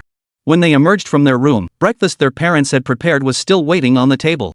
After eating, Xia Ruoqing went to change clothes. When she came out, she slipped a large honey pill into Lu Ziye's hand. She had intended for Lu Ziye to help crush the large black pill into smaller pieces for easier consumption. But unexpectedly, her mother saw it. Huang Yulan watched the large honey pill in her son-in-law's hand, her brow furrowing slightly as if deep in thought. But she couldn't bring herself to say such things directly to her son-in-law. After much deliberation, Huang Yulan pulled Xia Ruoqing into the living room. "Xingqing, what kind of medicine are you giving Zai? It's not some kind of tonic, is it? It's best to avoid that sort of thing. And you too, with how exhausting filming is, you still." Listening to her mother's barrage of questions, Xia Ruoqing's forehead creased with confusion. "Mom? What are you talking about? Those big honey pills? Those were for me, not my husband." Realizing her mistake, Xia Ruoqing hurriedly explained, afraid her mother might misunderstand something else. Huang Yulan, however, gave her a skeptical look. Seeing this, Xia Ruoqing dashed over to Lu Ziye, shoved the large honey pill still unrolled into a ball into her mouth, and then chewed vigorously. While chewing vigorously, she pointed at her mother, implying, "See? It really is for me." Realizing the misunderstanding, Huang Yulan turned and left without another word to avoid the awkwardness. But back in her room, Huang Yulan pondered whether she should give both her daughter and son-in-law some nourishment. After all, filming was so exhausting. Fortunately, Xia Ruoqing and Lu Ziye didn't overhear Huang Yulan's inner thoughts. Otherwise, the couple would surely retort, "The more we eat, the more exhausted we get." After breakfast, Lu Ziye was about to head out. Neither Xia Ruoqing nor Xixi expressed a desire to accompany him. First, it was too hot outside, and Xixi didn't feel like moving. Second, Xia Ruoqing had been thoroughly exhausted the night before. Her whole body ached, and even though she looked quite well, the soreness made her want to rest a little longer. Thus, Lu Ziye had no choice but to head out alone. He had 2 tasks to accomplish. First, sign a contract with the novel website, signing the agreement and collecting payments simultaneously. Second, he needed to deliver funds to Li Ilian to expand ByteDance. It was worth mentioning that while Xia Ruoqing was showering last night, the registration process for ByteDance had been completed, officially establishing the company. Lu Ziye drove to a commercial office building, the headquarters of Mudian novel website. Staff then escorted Lu Ziye into a conference room where 3 people were waiting. One was the editor who had published Lu Ziye's novel, a young woman wearing glasses. The other 2, unsurprisingly, were executives from Mudian Novel Network, the key personnel responsible for signing this contract. Upon seeing Lu Ziye enter, all 3 hurriedly stood to greet him. Editor Strawberry Bear pushed her glasses up, somewhat surprised that the author she had signed turned out to be so accomplished. She was still just an intern, yet signing Lu Ziye had catapulted her to full-time status, even making her the team leader of editorial group 2. Honestly, if the 2 executives from Mudian novel website hadn't been standing beside her, Strawberry Bear would have been dying to ask Lu Ziye, "How on earth did you manage that?" laugh. Looking at Lu Ziye before her, a young man who could pen lines like fortunes change over 30 years never looked down on a poor youth. Strawberry Bear felt a flood of emotions and gratitude. "Mr. Lu, hello." "Hello." Lu Ziye took a seat across from the 3 of them. They got straight to the point, opening a folder and pulling out a contract, sliding it toward Lu Ziye. "Mr. Lu, here is the contract. Please review it. If you have any questions, just call us over to clarify. Alright, thank you for your trouble. Saying this, Lu Ziye opened the contract and began scrutinizing it word by word. Though the contract was tediously long and made one drowsy, Lu Ziye forced himself to read it through. After all, contracts demanded utmost caution, otherwise, you might get sold out without even knowing it. Chapter 58. A colleague was scared away by the office location. The contract was fine. After reading it, Lu Ziye felt that Manhwaedian novel website was being quite generous. The terms outlined in the contract were even more favorable than what had been discussed over the phone. Seeing this, the senior executive from Manhwaedian Novel Network proactively explained. Mr. Lu, our company sincerely hopes you'll continue publishing your novels with us in the future. That made perfect sense. After all, from Manhwaedian Novel Network's perspective, Lu Ziye could only bring greater benefits to the site, making him a worthwhile investment. Lu Ziye didn't dwell on it. After all, no one ever complains about receiving more money. After confirming the details, both parties signed the contract. Once the fingerprint was pressed, the partnership was sealed. Almost simultaneously, Lu Ziye received notification that the manuscript fee had been deposited.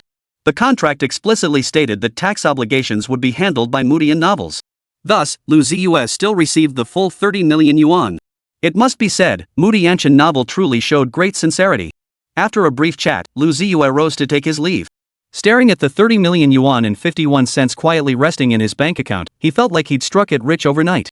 Yet this money wouldn't even have time to warm his hands before it had to be put to work. After all, ByteDance was now a reality. Seizing the opportunity early was the only way to maximize its potential. 30 million yuan was a substantial sum now, but that might not hold true in the future. With this in mind, Lu Ziye left the Manhwaedian Novel website and headed straight for Li Yiliang. As he stepped out, Lu Ziye received a message from Li Yiliang saying the office location had been secured and inviting him to take a look. What surprised Lu Ziye was that this so-called office space wasn't in a commercial building or an office tower, it was inside a residential complex. Glancing again at the location Li Yiliang had sent, Lu Ziye suddenly realized this was the very place the guy lived. With lingering doubts, Lu Ziye knocked on the door. The door swung open quickly. Upon seeing Lu Ziye, Li Yiliang beamed and invited him inside. Old Lu, look. This is our ByteDance headquarters. As he spoke, Li Yiliang gave Lu Ziye a tour of the various rooms. The living room is the office area. The master bedroom is the executive office. The second bedroom is the tech department. The guest room is the conference room. The bathroom is the bathroom. The kitchen is the kitchen. The company provides meals, and you can cook whatever you want. Li Yiliang gave a detailed introduction. But after hearing the explanation, Lu Ziye couldn't help but turn grim. He understood Li Yiliang was trying to save him money, but this was really unnecessary. Hearing the commotion, people emerged from the master bedroom and the second bedroom, the executive office and the technical department. Counting Li Yiliang, there were exactly 5 people. Old Lu, allow me to introduce. This is our boss, Lu Ziye. After Lu Ziye exchanged greetings with the others, Li Yiliang added somewhat sheepishly. I originally recruited 5 people, but one colleague ran away because of our office location. But no worries. Though our company is brand new and small, we're fully equipped and can handle anything. Li Yiliang declared boldly, pounding his chest to guarantee everything would be fine. Despite his words, Lu Ziye couldn't help but feel a mix of amusement and exasperation. Alright, I'll transfer the funds shortly. Oh wait. I'll do it right now. We'll go scout for office space together this afternoon. Turning your home into an office? That's way too cramped. While our company is brand new and saving money makes sense, we should cut corners where we can but never on the essentials.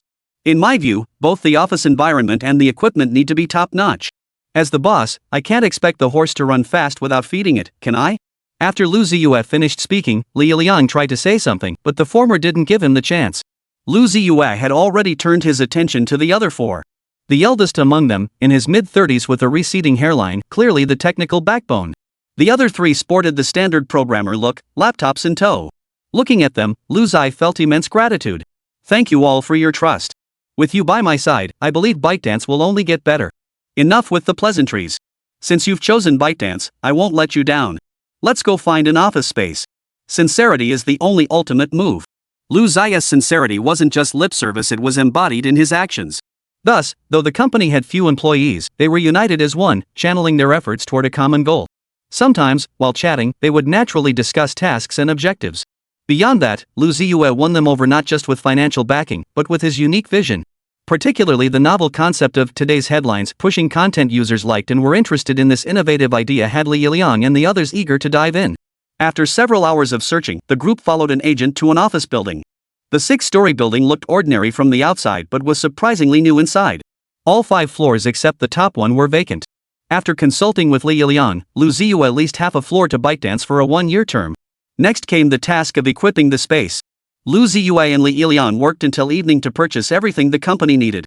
The remaining tasks would have to be handled by Li Yilian alone the next day, so Lu Ziye headed home.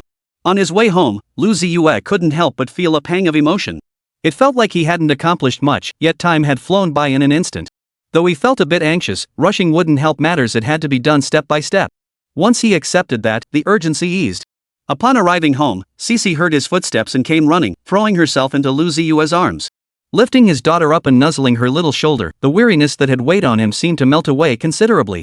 Beside him stood Xia Ruoqing, poised and elegant. The dining room was filled with a table laden with fragrant, delicious dishes. Such warmth and affection, what man wouldn't be charmed? And without even guessing, he knew that the entire spread was undoubtedly prepared by Xia Ruoqing. Surrounded by his mother and daughter, Lu Ziye washed his hands and sat down at the table. His in-laws appeared and, noticing the weariness on their son-in-law's face, couldn't help but express their concern. "Zai, work is important, but your health matters more. You really need to rest properly from time to time." "Don't worry, Mom. I know," Lu Ziye replied with a smile. Father-in-law Xia Lianhua was even more direct, opening a can of ice-cold beer and handing it to Lu Ziye. "Just out of the fridge. Take a sip, it'll wash away your fatigue." This time, Xixi didn't stop him. Instead, she picked up a glass to clink with him only to reveal it was filled with ice-cold cola. Chapter 59, Musical Genius, Scriptwriting Genius, Acting Genius, Author of a Viral Novel. Time flew by, and the next day arrived.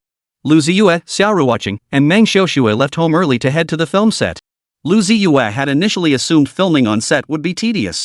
After all, online rumors claimed actors merely mouthed numbers in front of green screens, with post-production handling the rest. But in reality, once you actually stepped onto a proper film set, you realized how exhausting it could be.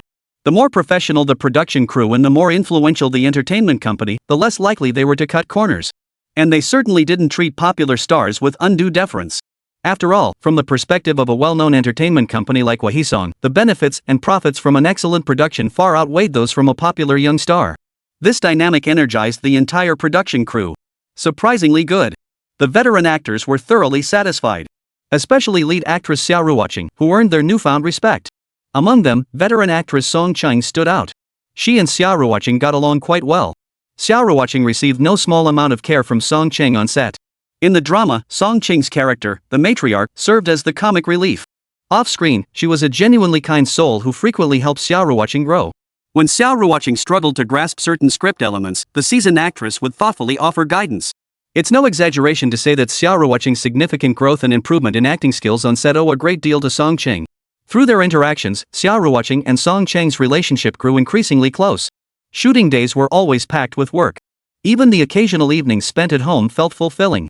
Thus, the production team for Is It True or Not has been established for 179 days, nearly half a year. And on the 179th day, filming for Is It True? Is It True? Should Be Green Fat, Red Thin was completed. Half a year has flown by in the blink of an eye. Before many realized it, supermarkets had already begun playing Gong Xia Fei Kai. The Is It Green or Is It Red crew pulled off a remarkable feat. Squeezing time here, squeezing time there, they managed to wrap filming before Chinese New Year's Eve. When director Guo Wenrong shouted cut, everyone present spontaneously burst into applause. That single cut signaled the completion of filming for Is It Green or Is It Red? Over 180 days of filming poured countless hours of dedication and sweat into this project. There were moments of joy, conflict, disappointment, and excitement. With the 78-episode drama now filmed, anyone would feel a sense of accomplishment. With filming wrapped up and only post-production remaining, Is It Green or Is It Red is ready to premiere and meet its audience. The extended filming and promotional efforts have already built significant buzz for the series even before its broadcast. Director Guo Wenrong is fully confident that the drama will be a smash hit upon its release. Though its success isn't solely in his hands. Yet the past 200 days of experiences offer clear indications. With the actors delivering solid performances, the crew working tirelessly, and the script polished to perfection, all these elements combined make it impossible for Is It Green or Is It Red not to be a hit. The thought of launching a hit series fills director Guo Wenrong with genuine excitement. Beyond that, he felt profound admiration for the drama's male lead, Lu Ziye. The script for Is It Green or Is It Red is truly excellent. The person who wrote it must be a genius. And that genius also composed numerous original songs, earning him the title of musical prodigy. Genius. A musical prodigy.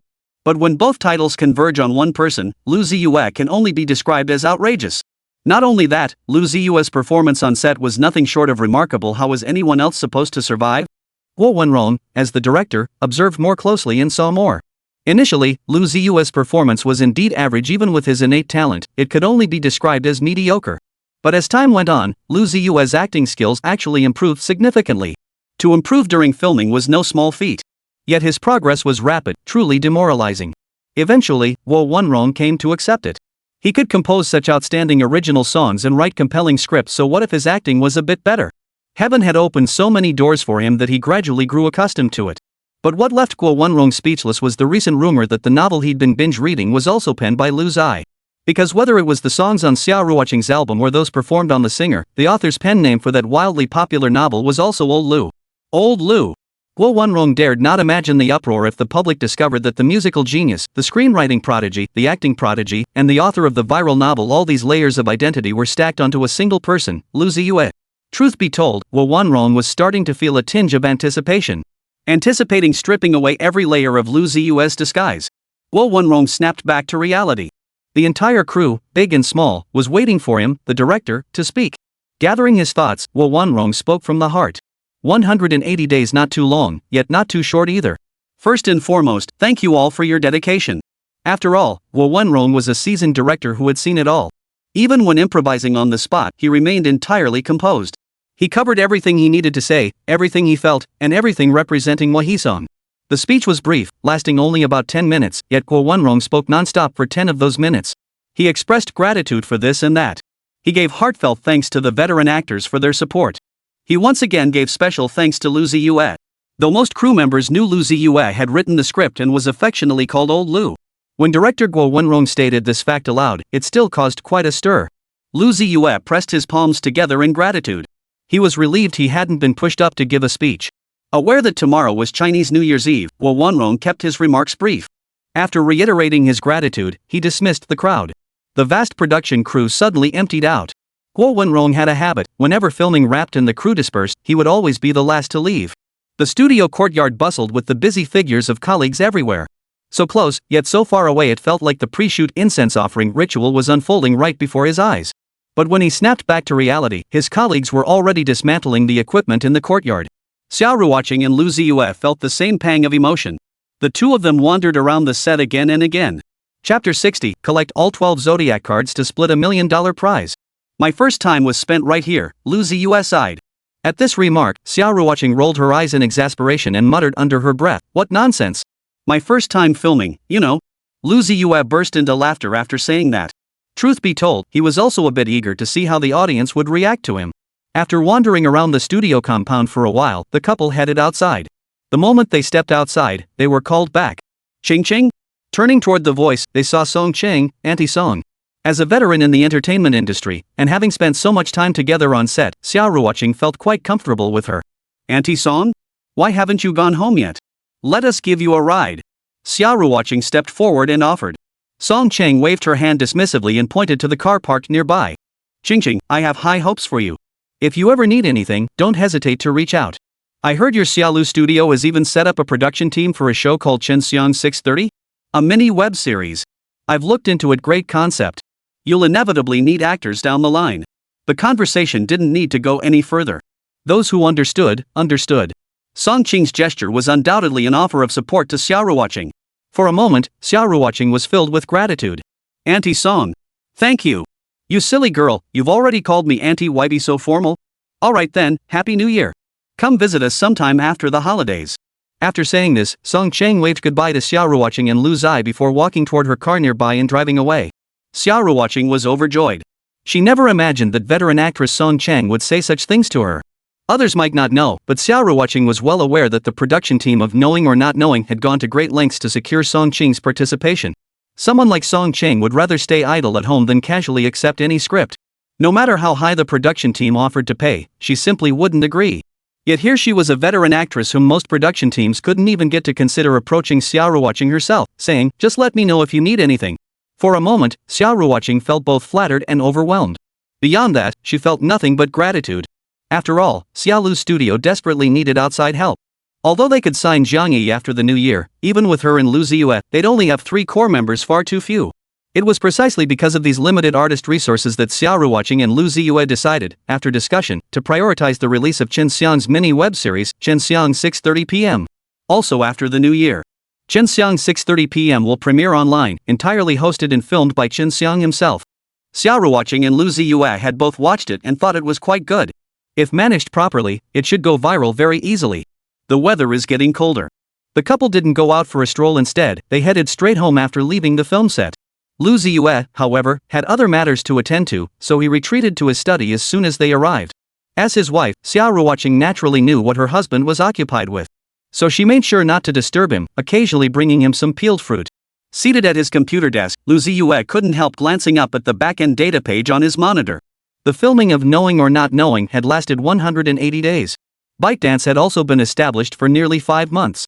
During these 5 months, Lian led his team to rush develop the app, Today's Headlines. When Lu Ziye saw the finished product, he couldn't help but feel a surge of emotion. It was that familiar interface, that familiar feel. He tested functions like refresh, everything worked perfectly. The backend algorithm could intelligently crawl content tailored to users' interests for targeted recommendations. Lu Ziye knew that Today's Headlines was poised for explosive growth in the coming period. Recently, Lian had been busy with ground promotions offering eggs and plush toys for scanning QR codes to download the app. After successful downloads, users could earn coins within the app. Viewing articles or images would yield coins. At midnight each day, these coins convert into cash withdrawable to bank cards. Offering users free meals and freebies was the strategy Today's Headlines chose to build its reputation. Though costly, Lu Ziye believed the future returns would be immense. The Spring Festival is China's most solemn and grandest holiday. Therefore, Lu Ziye would never let Lian miss this golden opportunity. Thus, half a month prior, while conducting on-ground promotions, Lian launched the New Year event on Tuxio. Reading articles earned users a chance to enter the lottery. Each draw granted one zodiac card. Once all 12 zodiac cards were collected, participants could share in a million-yuan grand prize. The top 10 users to complete the set would also receive an extra cash prize of 6,666 yuan. Moreover, the number of users who completed their sets was displayed in real time on the app's homepage, making it highly appealing. After all, people are naturally drawn to the thrill of the unexpected. Seeing that no one has collected all 12 zodiac cards yet, users will strive harder to draw cards, each hoping to be the first to complete the set. Daily draws take just a few minutes to complete, effortless and hassle-free. Thanks to the combined momentum of user acquisition campaigns, new product launches, New Year promotions, and numerous other initiatives, Today's Headlines surpassed 1 million registered users before Chinese New Year's Eve. In his study, Lu Ziye couldn't help but feel a surge of excitement when he saw the registration count had surpassed 1 million. After all, reaching a million users clearly demonstrated one thing: Today's Headlines was highly engaging. Moreover, this achievement would give them significant leverage in future negotiations with other companies, preventing them from being at a disadvantage. Helping users discover content they're interested in was a novel concept to begin with. Now, bolstered by numerous promotional activities, Today's Headlines user base was skyrocketing. Even Lu Ziye's in-laws were actively swiping for zodiac cards daily. His mother-in-law, Huang Yulan, was simply drawn in by the real-time data displayed on the homepage. But her father-in-law, Xia Ruoqing, found genuinely useful and engaging articles and news on the app, leading him to spend significantly more time on it, what we call user stickiness. Suddenly, Lu Ziye, who was in his study, heard a cheer of delight. Stepping out, he discovered it was his mother-in-law. It turned out she had collected all 12 zodiac cards and was celebrating her achievement. Chapter 61, The Trap. Mother-in-law Huang Yulan and father-in-law Xia Ruoqing were among the very first users to download and register for Today's Headlines. Back when the app was in open beta, the elderly couple had been recruited by Xia Ruoqing to boost user numbers. Xia Ruoqing especially found the app surprisingly useful the more he used it. He'd often lose track of time scrolling through it, sometimes even spending 2 hours straight. Today's Headlines offered incredibly diverse content. Whether it was news updates, TV series clips, or photo galleries of beautiful women, it had everything one could want. It was precisely this that made Xia Ruoqing addicted. With the launch of the Spring Festival event, Huang Yulan's attention was also drawn. Without exaggeration, she diligently participated in the activities every day, all for the sake of collecting the complete set of Chinese zodiac cards. After all that effort over so many days, she finally completed the set. Tomorrow is New Year's Eve, and I finally got them all. I should be among the top 10 to complete the set, right? Huang Yulan said happily. Lu Ziye stepped forward, took his mother-in-law's phone, and opened the built-in wallet feature in the app. Sure enough, there was now an additional 6,666 in the wallet ready for withdrawal at any time. Mom, you're definitely in the top 10. See? The backend has already credited your reward. Huang Yulan glanced at the screen. When she saw the over 6,000 yuan in her wallet, she couldn't help but feel a surge of happiness. But then she thought about it, this money she'd earned was essentially her son-in-law's. In an instant, her heartfelt joy faded considerably. Lu Ziye immediately understood his mother-in-law's thoughts. After a moment's consideration, he explained. Mom, think about it this way, if you hadn't collected all 12 zodiac cards in the first 10 episodes, wouldn't that 6,666 have gone to someone else? Lu Ziye knew how to comfort people. Hearing this, Huang Yulan's spirits lifted again. That's right. Come New Year's Eve tomorrow, I'll give this money to Xixi as her lucky money. Saying this, Huang Yulan happily went back into the kitchen to cook. By dinner time, the homepage of the Today's Headlines app showed that nearly 10,000 users had already collected all 12 zodiac cards. More and more users were completing their sets. Similarly, by the time the draw happened at 9:30 p.m. on New Year's Eve, the share of the $1 million prize would be smaller. Only then did users realize they'd been tricked. This event was full of tricks. In other words, the closer it got to the draw date, the easier it became to collect all 12 zodiac cards. They thought they'd get a bigger share of the $1 million prize pool, but unexpectedly, as more people complete their sets, their individual shares shrink. Suddenly, many users took to social media to voice their dissatisfaction. Some even loudly questioned whether the top 10 who collected all 12 zodiac cards were insiders. Huang Yulan happened to see these posts. As the most credible witness, she certainly wouldn't stand by and watch these users direct their accusations at her son-in-law. So Huang Yulan set down her chopsticks and laid out the evidence. To other users, however, Huang Yulan looked like a shill. Even after explaining for ages, some still clamored to uninstall the app. Huang Yulan grew anxious, very anxious. But Lu Ziye reassured his mother-in-law. Mom, don't worry. For every person who uninstalls, there's someone else downloading. Every software and product has its share of praise and criticism. Besides, this Spring Festival event has already secured me 1 million registrations. We can declare we've exceeded our target. Even with her son-in-law's reassurance, Huang Yulan still couldn't shake her unease. Son-in-law, with so many people uninstalling, is there really no impact? It does, but not significantly, it's negligible. Mom, if I asked you to uninstall the app, would you be willing to do so? Lu Ziye suddenly inquired. Huang Yulan pondered for a moment before shaking her head. No, why would I? This app has a lot of pretty decent stuff, old songs, classic TV dramas. Things I'd never think to watch otherwise, but I can find them here. It's really useful. Plus, you can earn coins just by scrolling through videos and articles every day. At midnight, those coins convert to cash, and you can even withdraw it. Honestly, I've never seen any other app that offers such perks. Huang Yulan rattled off a string of points, sharing her experiences and impressions from using the app over the past period. Lu Ziye couldn't help but smile after hearing her. Mom, if you feel that way, then we've achieved our goal. And think about it, aren't there probably tons of users who feel the same way you do? If we can retain just one person out of 100, we've succeeded. Lu Ziye's words suddenly made Huang Yulan see the light, and she stopped worrying about it altogether because it really was that simple. The longer the time, the greater the user stickiness, making it harder to let go later. Forget uninstalling Tuxio. After a while, opening the app would likely become the first thing she did each morning. The reason was simple: Tuxio tailored content recommendations based on users' habits and interests. For food lovers, it pushes food-themed anime, movies, and documentaries. Music lovers get all kinds of tunes. For those who like beautiful women, well, let's just say photo collections are practically defying the rules. Right from the start, Lu Ziye warned Li Yiliang never to touch the high-voltage wires like pornography, gambling, or drugs.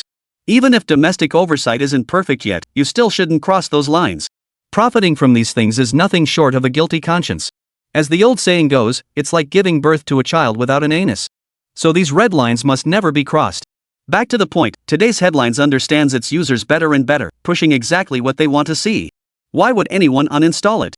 Whether it's killing time or earning phone credit and pocket money, Today's Headlines meets their needs. Most importantly, Today's Headlines also functions as a search tool. Want to look up something? Just search directly on the homepage. Sometimes the results are even more detailed than what you'd find using a browser on a computer. Detailed, comprehensive, and convenient. Who wouldn't love it? The achievements of Tuxio are undeniable. When ByteDance deliberately announced its million-user milestone, Lu Ziye was quickly approached. Many parties were eager to acquire the Tuxio app. The offers were one more generous than the next.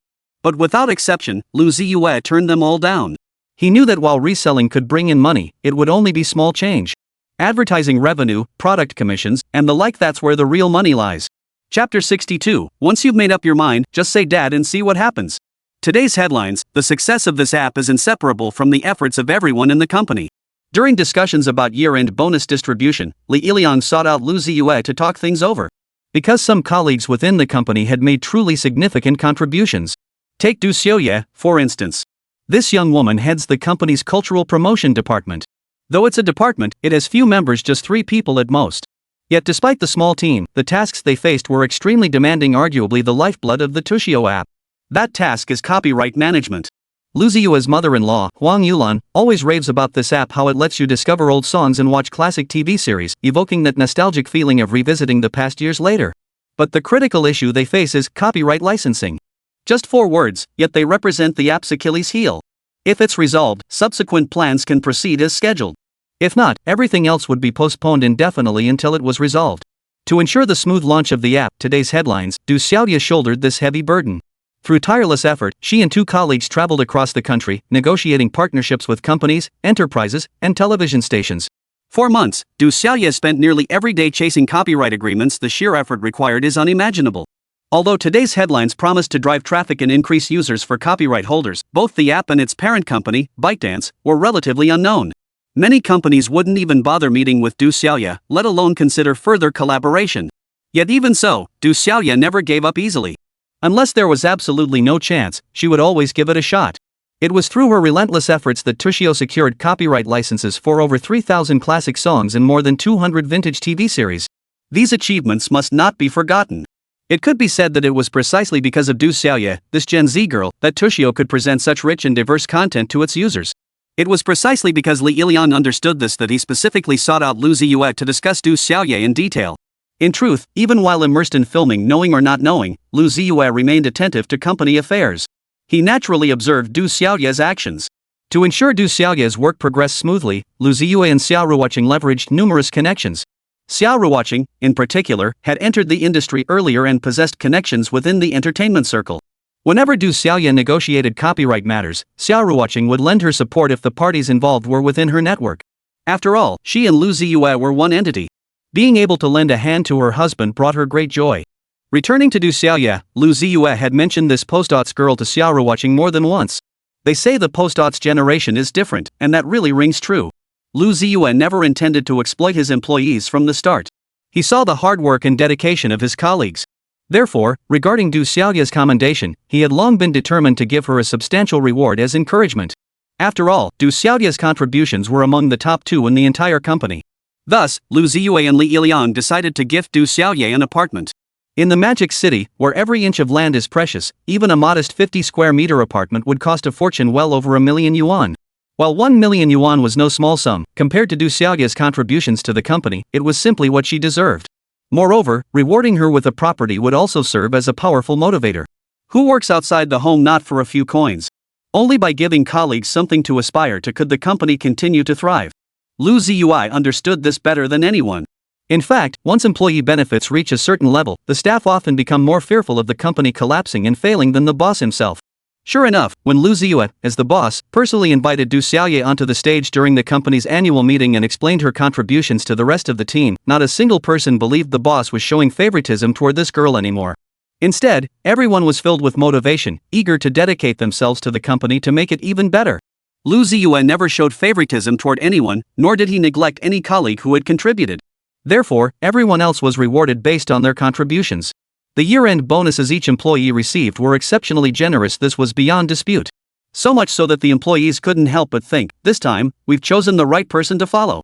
Lu Ziye's thinking was straightforward. Only by ensuring his colleagues earned well could the company endure. He was nothing like certain other bosses, not in the slightest. Lu Ziye understood all too well the hardships his colleagues faced, leaving their hometowns to survive in the international metropolis of Shanghai. Having chosen to join ByteDance, he felt a responsibility to live up to their trust. That meant ensuring their benefits and compensation were top-notch. In contrast, some bosses grow bitter when employees live better than them. They skimp on benefits they should provide, even forcing overtime when there's no actual work. The worst part? Right before quitting time, they insist on holding a pointless meeting. These people clearly derive pure pleasure from controlling employees. They couldn't care less about their well-being. The difference between Lu Ziye and such people is starkly evident. That day's year-end gala went smoothly. Every colleague wore a broad smile. After it ended, Lu Ziye called Li Ilian into his office and said something that brought tears to the latter's eyes. In Lu Ziye's view, Du Ziye's contributions were significant, but Li Ilian's dedication was equally immense. As the boss, beyond allocating funds, he had largely been a hands-off manager. Yet ByteDance's growth was inseparable from Li Yiliang's tireless efforts and dedication. From the company's humble beginnings with just a handful of people to its current state with fully established departments, every single one was built by Li Yiliang. Finance, administration, human resources, all these departments were built from the ground up by him. Such contributions were truly immense. When Lu Ziye finished speaking, Li Yiliang was so moved he nearly shed tears of profound sense of fulfillment from being recognized.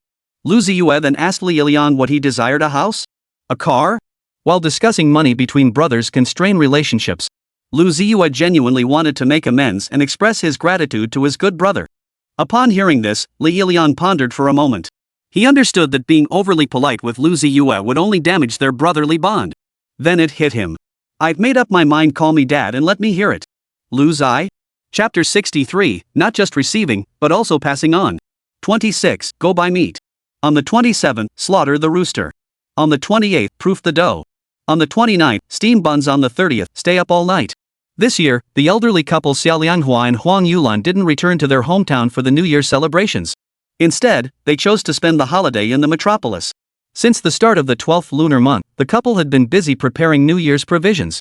Though their daughter Xia Ruoqing and son-in-law Lu Ziye were busy filming, their granddaughter Xixi was always by their side, bustling about to help. When buying meat, Xixi would bargain with the shopkeeper. The shopkeeper's wife adored the little girl and gave her 2 pigtails as a gift. When buying chickens, ducks, and fish, Xixi would squat nearby, watching the uncles and aunts slaughter the chickens and fish. The sight made the little one grimace and shiver all over. But come mealtime, she never hesitates. Xixi was a social butterfly. Naturally outgoing, she could mingle with adults anywhere. Let's be honest, being articulate has its perks, especially when it comes to flattery, saying things people love to hear. It often lands her discounts. Getting a couple extra pigtails was no big deal. The fishmonger family chatted so animatedly with Xixi that they insisted on keeping the little one for dinner. It must be said, Xixi brought Xia Lianghua and Huang Yulan immense joy. On New Year's Eve morning, Lu Ziye rose early to hang the couplets. Though there weren't many places to hang them, it was still the spring festival, and he was happy to put his heart into it. Xia Ruoqing didn't sleep in either. As Lu Ziye got dressed, she rolled over and climbed out of bed too. After preparing the paste, they began hanging the couplets. With Xia Ruoqing assisting, Lu Ziye quickly finished the front door. However, as they moved on to paste the character blessing in the other rooms, Xia Ruoqing suddenly sighed with emotion. Hey, honey, have you noticed how the festive atmosphere seems to be fading these days? When I was little, I looked forward to the new year the most, getting new clothes, setting off fireworks, and going out to play with the kids. But now, even if we do all those things again, it just doesn't feel joyful. Xia Ruoqing pouted as she murmured. Lu Ziye nodded in agreement. He too felt that the festive spirit was fading. But he had a new perspective on the matter. Silly girl, guess why the festive spirit is fading? The reason? Could it be because we're growing up? Well, that's part of it, but there are other reasons too. Other reasons? Xia Ruoqing pondered earnestly for a moment before shaking her head. I'm not sure about the others, honey. Why don't you tell me? Lu Ziye nodded, gathered his thoughts, and began. It's not that the festive spirit is fading. It's more that we're no longer the main characters in it. Back when we were kids, the reason we felt so much festive spirit was because our parents created that sense of ritual for us. Now that we're grown and understand things, it's time to pass that festive spirit on. That means bringing the festive spirit to our little Xixi. People can't just know how to receive without knowing how to pass on. Now, we need to transform from people who experience the festive spirit into people who create it. Lu Ziye's words were simple, yet they struck a chord with Xia Ruoqing. Being a sharp woman, she instantly understood upon hearing these words. You're absolutely right, honey. We're parents now, not children. That's why we need to create the festive atmosphere for our little treasure. Xia Ruoqing understood. Meanwhile, Xixi, lantern in hand, dashed out of the room and straight to her parents. Then, with a showy flourish, she called out to them, Daddy, Mommy, look. Grandma made these little buns for me, aren't they pretty? Xixi now sported 2 little knots on her head, with a bright red dot between her eyebrows. The sight was so striking it took everyone's breath away. The red dot on the forehead was a custom from Xia Ruoqing's hometown, symbolizing the warding off of evil and the welcoming of good fortune. Combined with the 2 little buns on her head, she looked even more like a little fortune doll. After receiving praise from Lu Ziye and Xia Ruoqing, Xixi ran off clutching her little lantern, giggling happily as she went. Clearly, she was heading to the kitchen to show her grandfather so he could compliment her too. The little one's cheerful laughter lingered in their ears. Lu Ziye's words from earlier had now come to life. Honey, you were so right. We should create this festive atmosphere for Xixi. Look how happy she is. Yes, you are. From then on, Xia Ruoqing no longer lamented how the festive spirit was fading. Instead, she focused on making her precious daughter happy. Wasn't that a form of tradition in itself? Soon, Lu Ziye and Xia Ruoqing had the couplets neatly pasted. The door bore the character for fortune, the windows were adorned with couplets, and even the balcony was hung with small red lanterns. When they were lit up at night, it would surely be a beautiful sight. After hanging the couplets, Xia Ruoqing called her daughter, and Xixi tugged at her dad. The family of three headed downstairs. Xixi was in such a hurry because she wanted to set off firecrackers. It was worth mentioning that this year, Shanghai had actually allowed firecrackers. Perhaps last year's public outcry had been heard, transforming the complete ban into a restricted use policy. Fireworks could be set off during designated times. Starting at midnight on New Year's Eve, the fireworks could begin. As if the long ban had built up pent-up energy, the sudden permission to set them off instantly ignited everyone's enthusiasm. By 7 or 8 in the morning, the occasional crackle of firecrackers could already be heard outside. Both Xia Ruoqing and her daughter Xixi loved setting off firecrackers. Despite both being girls, they weren't the least bit timid. Compared to sparklers and other fireworks that only produce smoke without a loud bang, the mother and daughter preferred the ones that made a loud noise. Take the double cracker, for instance. Once lit, they make a loud bang before soaring into the sky and exploding. This style of firecracker is actually Xia Ruoqing and Xixi's absolute favorite. But liking them was one thing, daring to set them off was quite another. Xia Ruoqing always said she'd been bold enough to set them off when she was little, but as she grew older, her courage had dwindled. Xixi nodded at her mother's words, playing along and believing her, then began to give instructions. Mommy, you stay right here and wait for me and Daddy, okay? Once we light them, we'll run right back. With that, the little one followed her dad out to the open space, leaving Xia Ruoqing alone by the apartment door. In that moment, she couldn't help but think, she really is her daughter, just like me when I was little. After all, according to Xia Lianghua, Xia Ruoqing had even dared to set off firecrackers inside their home when she was little. The reason? The village elders had said setting off firecrackers indoors could drive away evil spirits. Chapter 64, Xixi, braver and more mischievous than any little boy. Xixi was eager to try. She kept lifting her head to stare at the lighter in her father's hand. Finally, unable to contain herself, she opened her little cherry mouth and asked, Daddy, can I play with it? Hearing this, Lu Ziye raised an eyebrow. His daughter certainly had guts. But, no. For safety's sake, it was best not to let her come. When you're a little older, Daddy will let you play with it. Hearing this, Xixi felt a little disappointed but didn't press further. Instead, she urged him on.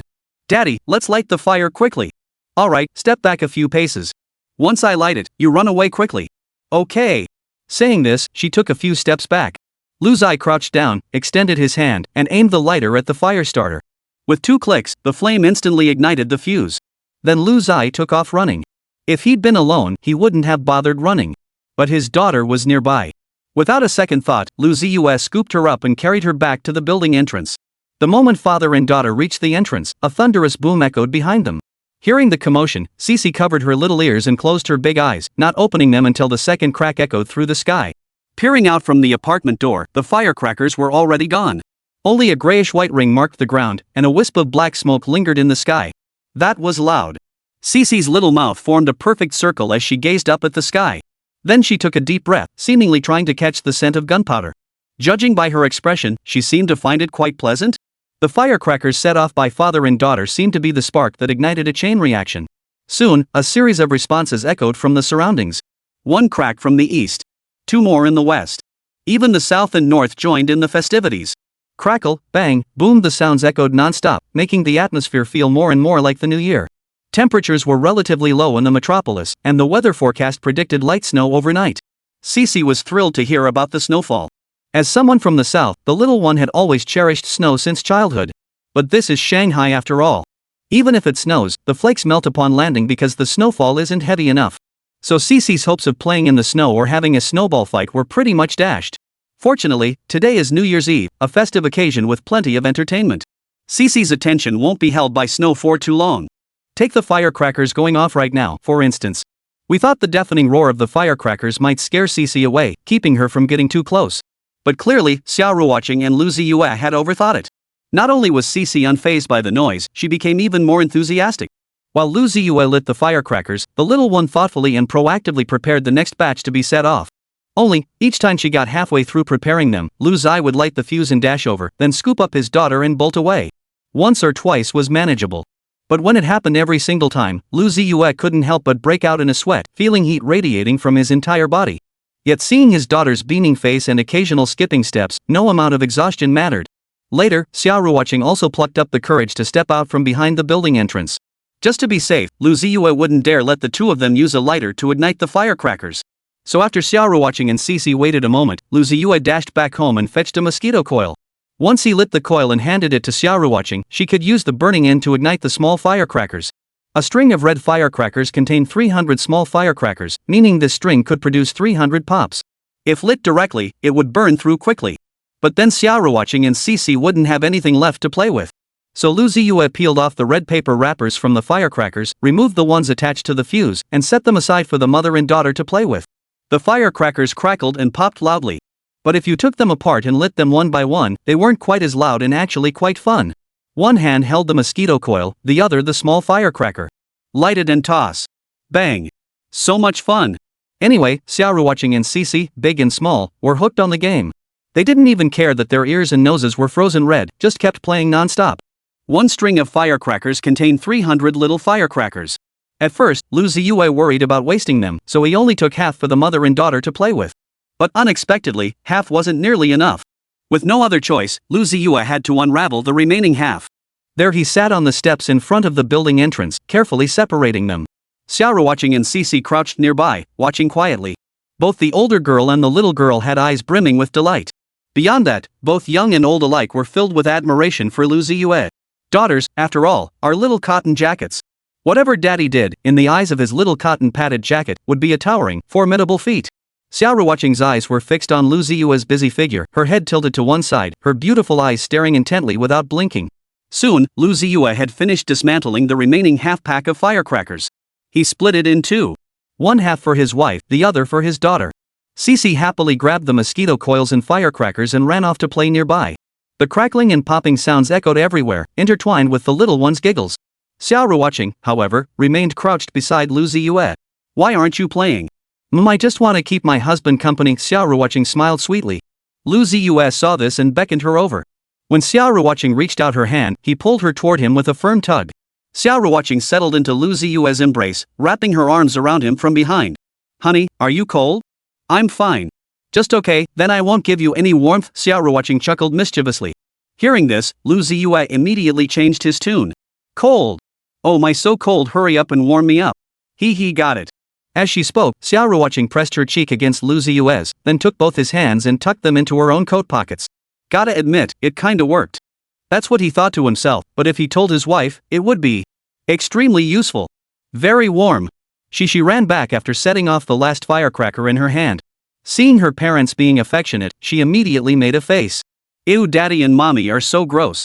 Faced with her daughter's teasing, Xia Ruoqing's cheeks flushed slightly, but she showed no sign of getting up. After all, there was no one else around.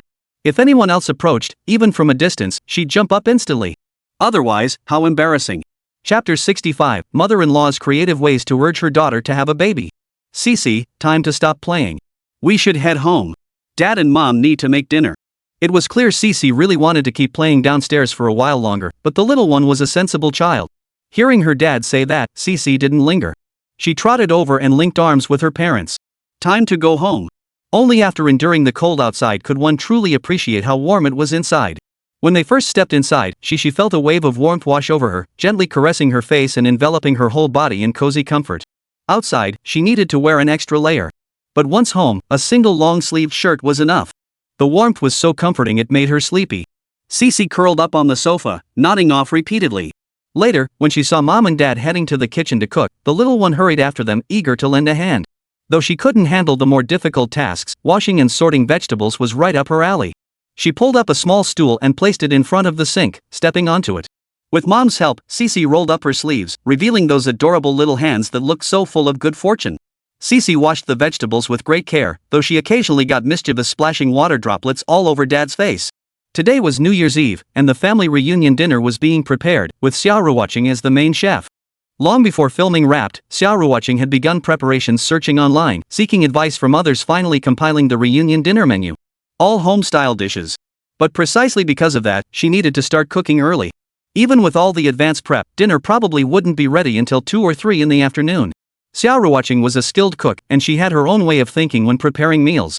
That meant she didn't like others helping her while she cooked, as it would disrupt her flow. Though Lu Ziye and Xixi were both in the kitchen, they were only allowed to assist. They were absolutely forbidden from touching any cooking tasks. Once all the ingredients were prepped, Xia Ruoqing clapped her hands. Lu Ziye and Xixi immediately got the hint. They took off their gloves, picked up their little stools, and turned to leave. She didn't forget to close the door on her way out.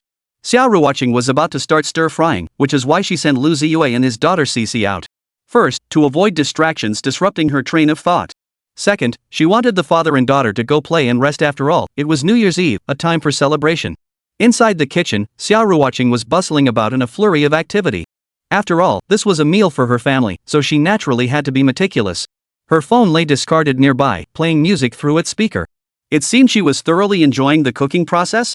After being chased out of the kitchen, Lu Ziye and Xixi made their way to the living room. They snacked on melon seeds, peanuts, and tangerines while watching TV, relaxed and carefree.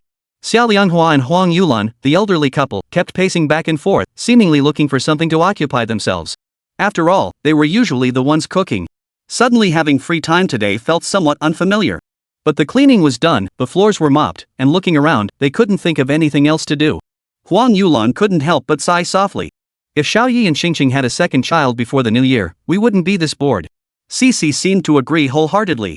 Lu Ziye stuffed a peeled tangerine segment into his daughter's mouth before quietly slipping away and retreating to the study. To be honest, neither Lu Ziye nor Xia Ruoqing felt ready for a second child. Both were running their own companies now. At the very least, they needed to wait until the businesses were on solid footing and stable before even considering children. Besides, in Lu Ziye's view, having just one precious daughter like Xixi was perfectly fine. But he dared not voice this thought to his mother-in-law, nor to his wife lest he invite a scolding. After all, Xia Ruoqing was determined to give him a little boy. In the study, Lu Ziye powered up his computer. Checking the back-end data for today's headlines had become his first task after booting up.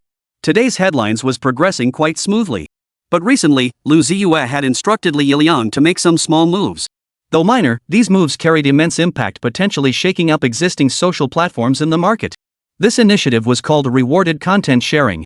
As a universal information platform, today's headlines was dedicated to efficiently distributing high-quality content, enabling users to discover more interesting, engaging, and valuable material. But where does this high-quality content come from? That's precisely what Lu Ziye will tackle next. If it merely reposts content from other websites, today's headlines won't last long. The only sustainable strategy is to attract users to create content on Tuxio itself. Some may share updates and creations on social platforms purely for the sake of sharing. But if sharing and publishing becomes a source of revenue, more and more users will be willing to share on today's headlines. Today's plan is to empower every individual to become a media outlet. Lu Ziye refers to this as self-media. With just a phone or computer, anyone can edit and publish content on current hot topics. This is the essence of being a self-media creator. Linking this to financial rewards will undoubtedly attract many to become self-media creators. This approach will make the content on Tuxio increasingly diverse. However, when Lu Ziye first proposed this plan, Li Yiliang and others opposed it. They feared being milked for profit.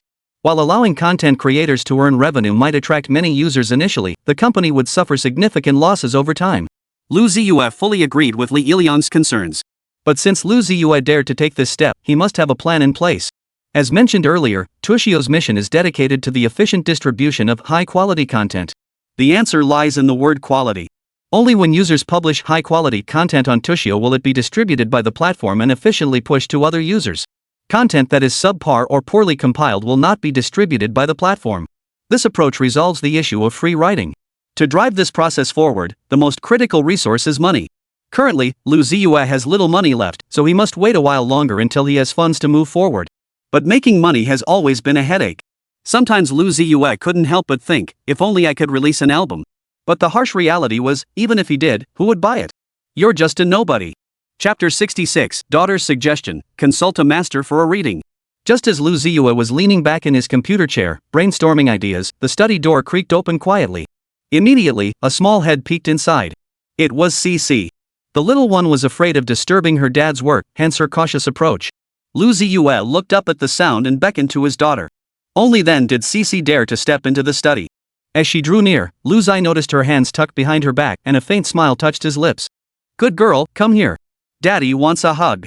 Xixi immediately threw herself into his arms, only revealing the small hands she'd been hiding behind her back once she reached her father. Only then did Lu Ziye realize what his daughter had been hiding: half a pomelo. The pomelo had been split open, with the rind serving as a bowl filled to the brim with crystal clear, fresh pomelo flesh. As Xixi presented the peeled pomelo, a sweet and tangy aroma wafted through the air. Peeling a pomelo was no easy task. Both the outer peel and the inner seeds must be removed for it to taste good, otherwise, it becomes bitter and spoils the flavor. Xixi knew this well. So, to give her dad sweet and sour pomelo flesh, she deliberately washed her little hands twice, then carefully peeled off the rind and seeds bit by bit. Though it was only half a pomelo, it took the little one over half an hour to peel it properly. That meant Xixi had been bent over working for over half an hour. At first it was fine, but after a while, her neck started to ache. Yet Xixi persevered. Not only that, but the little one knew dad was busy working in his study and hadn't come out for a drink in so long that he must have been parched. So Xixi didn't just prepare pomelo for her dad, she also prepared other fruits. For instance, she peeled apples and candied tangerines. She even packed a bag full of melon seeds and peanuts. First, Xixi placed the pomelo in front of her dad, then began rummaging through her pockets. The left pocket held peanuts and melon seeds, while the right pocket contained unpeeled candied tangerines. The main reason was that the half peel used as a container couldn't hold everything else, otherwise it would have been placed inside too. As Xixi emptied her pockets, the desk in front of Lu Ziye was nearly covered with items. But it wasn't over yet. "Daddy! Wait for me." With that, Xixi dashed off again. When she returned, the little one was holding a cup of water and a bottle of Coca-Cola. "Daddy, you've been in the study for ages. Come out already, I'm here to feed you." Watching his daughter tilt her head adorably, Lu Ziye felt nothing but warmth in his heart. He couldn't resist any longer, scooping her into his arms and nuzzling his chin against her shoulder, making Xixi giggle non-stop. "You're such a good girl, my little angel. He. Xixi absolutely loved hearing her daddy praise her, and the smile on her face grew even brighter. Sitting in her daddy's arms, the little one tapped her finger lightly against her lips before suddenly posing a sharp question to Lu Ziye. Daddy, if you and mommy have a little brother or sister, will I still be daddy's little treasure?" Xixi blinked her big, beautiful eyes as she posed the seemingly sharp question. Lu Ziye didn't even hesitate before answering. "Of course you would. No matter what, Xixi will always be daddy's precious little angel, the kind I'd hold in my hands for fear of dropping you, and hold in my mouth for fear of melting you." Lu Ziye answered with unwavering conviction. This wasn't him trying to placate his daughter, it was his genuine, heartfelt belief. Sure enough, upon hearing her father's answer, Xixi's smile grew even sweeter. She then wrapped her arms around his neck, pressed her cheek against his, and unleashed a full-on cuddle attack. Not just Lu Ziye, even a man of steel would melt into liquid iron at his daughter's adorable display. But then Xixi changed her tune. "Daddy, I want a little brother or sister too. Grandma says you and mommy should have given me one ages ago." Hearing this, Lu Ziye felt a dark cloud descend over his forehead. If his daughter weren't still so young and innocent, he might have thought she was trying to blackmail him. Ahem, children shouldn't meddle in grown-up matters. Daddy and mommy have plans. Besides, having a little brother or sister isn't something you can just decide to do. It depends on fate. When fate aligns, you might just get a little brother or sister one day. Understand? Lu Ziye explained gently to his daughter. After listening, Xixi looked deep in thought. But the little one, ever quick with her words, was about to stun everyone. "Daddy, should we ask the fortune teller to calculate it? Have it read?" Lu Ziye froze at the suggestion. Yeah. The big master at the temple. He can just snap his fingers and figure out when daddy and mommy will have a little brother or sister. Well, that's all superstitious nonsense, Xixi. But what if it's accurate? Xixi added. It was clear Xixi genuinely wanted a little brother or sister. Seeing this, Lu Ziye couldn't help but wonder if he and his wife should put in some extra effort. But what left Lu Ziye both amused and exasperated was that while his mother-in-law was nagging them to have a baby, now his own daughter was joining in. It seemed his daughter was still too young. She only understood that having siblings would mean she wouldn't be lonely anymore. But she hadn't figured out that having siblings meant splitting the family fortune in half. After playing and roughhousing in her dad's arms for a while, Xixi slid down from Lu Ziye and signaled she was ready to leave. Before leaving, the little one reminded her dad to finish the pomelo and candied tangerines they were specially peeled for him. Lu Ziye agreed wholeheartedly. Yet as soon as his daughter closed the door firmly behind her, a look of helpless resignation spread across his face. Half a pomelo, 17 or 18 tangerines, 2 large handfuls of peanuts and melon seeds, plus a Coca-Cola and a glass of water. If he ate all this, he wouldn't need to sit down for the reunion dinner later. He'd already be stuffed. But then he thought this was all his daughter's heartfelt offering. He'd eat it, as much as he could manage. Stuffing himself silly was better than disappointing his daughter. What could he do? After all, she was his precious little darling. If he didn't spoil her, who would? It wasn't just Lu Ziye. Xia Ruoqing felt the same way. In the kitchen, the busy homemaker Xia Ruoqing stared at the pomelo segments her daughter had brought her, feeling a wave of hesitation. Finish it all? No way, sweetie. Please give me gifts, please give me free gifts. Chapter 67, Xixi's paying the price for being young. Xia Ruoqing frowned at the fruit her daughter had brought. While the kitchen was filled with greasy fumes, eating some fruit could effectively cut through the oiliness. But eating this much meant she wouldn't need to eat the reunion dinner anymore. So after nibbling on some pomelo and popping a few tangerines, Xia Ruoqing quietly scooped the rest into a bowl. Then she carried the bowl straight out of the kitchen and dashed toward the study. Squeak! The door creaked open again. Lu Ziye quickly turned his head, dreading that his daughter had come to offer her concern again. Fortunately, it was his daughter-in-law, not his daughter. When he saw Xia Ruoqing holding the bowl, Lu Ziye's eyes lit up. He quickly hid the leftover fruit in the bowl, planning to eat it later. What a clever little rascal I am. But before he could speak, Xia Ruoqing came trotting over. Then, Lu Ziye saw the fruit in the basin exactly the same as the fruit on his computer desk. Seeing this, Lu Ziye couldn't help but twitch his eye. A vague realization dawned on him. Honey, these fruits in your bowl, they're also a thoughtful gift from our daughter, right? Xia Ruoqing smiled and nodded. Yep. Xixi said I work hard cooking, so she specially peeled the pomelo and tangerines for me. But honey, I can't eat all this. Could you help me finish some? Hearing this, Lu Ziye immediately stepped aside, revealing the abundance of fruit scattered across his computer desk. See, dear? How could I possibly help you? If I were a camel with 4 stomachs, I'd definitely share the load with you. But now, it's not that I can't help you. It's just that when we have our reunion dinner later, your husband might have to leave early. As he spoke, Lu Ziye reached for the fruit in the bowl. The next second, Xia Ruoqing hurriedly pulled the bowl away. Don't! No need! Husband, if you fill up on fruit, all the dishes I prepared will go to waste. No way! You're not allowed to eat anymore, not even the fruit Xixi gave you. You need to save room to savor my cooking. Xia Ruoqing waved her delicate little fists as she lectured. Later, as if still uneasy, she gathered all the fruit from the computer desk into a bowl and hid it away. Dinner's almost ready. Save these fruits for when we watch the Spring Festival Gala tonight. I bet tonight's show will be boring, perfect for eating, drinking, and playing cards. Xia Ruoqing's words made perfect sense. Lu Ziye wholeheartedly agreed. After all, in recent years, just the phrase dumpling making was enough to turn off a large portion of the audience. Likewise, few people were particularly excited or anticipating tonight's show. At most, people would turn on the TV, chat with family, play cards, and wait for the midnight chimes. The TV, the Spring Festival Gala, these things were more like atmosphere props. Xia Ruoqing returned to the kitchen. Lu Ziye had no more work to do either, so he got up, left the study, and headed to the living room. His mother-in-law was knitting woolen gloves. Her father-in-law was being dragged into a card game by his daughter, Xixi. The old man and the little girl were playing Draw the Turtle. Though the rules were simple, they were having a blast. After all, with the bond of intergenerational affection, it wasn't just playing Draw the Turtle. Even if Xixi asked her grandfather to play the turtle, Xia Lianghua would probably have to look up online how to act like a turtle more convincingly. Such is the power of that special bond between grandparents and grandchildren. After circling the living room, Lu Ziye headed to the kitchen. The kitchen hood whirred loudly, so loudly that Lu Ziye had to walk right up behind Xia Ruoqing and wrap his arms around her waist before she realized someone was there. Xia Ruoqing jumped in fright until she caught sight of Lu Ziye out of the corner of her eye. You sneaky husband! How could you walk so quietly? You scared the life out of me. Husband apologizes, kiss kiss. Lu Ziye nuzzled her neck and fragrant shoulders like a big pig's hoof, making Xia Ruoqing giggle uncontrollably. Alright, honey, stop fooling around. What brings you here? I came to see if you needed any help. Lu Ziye explained honestly, then glanced around the room.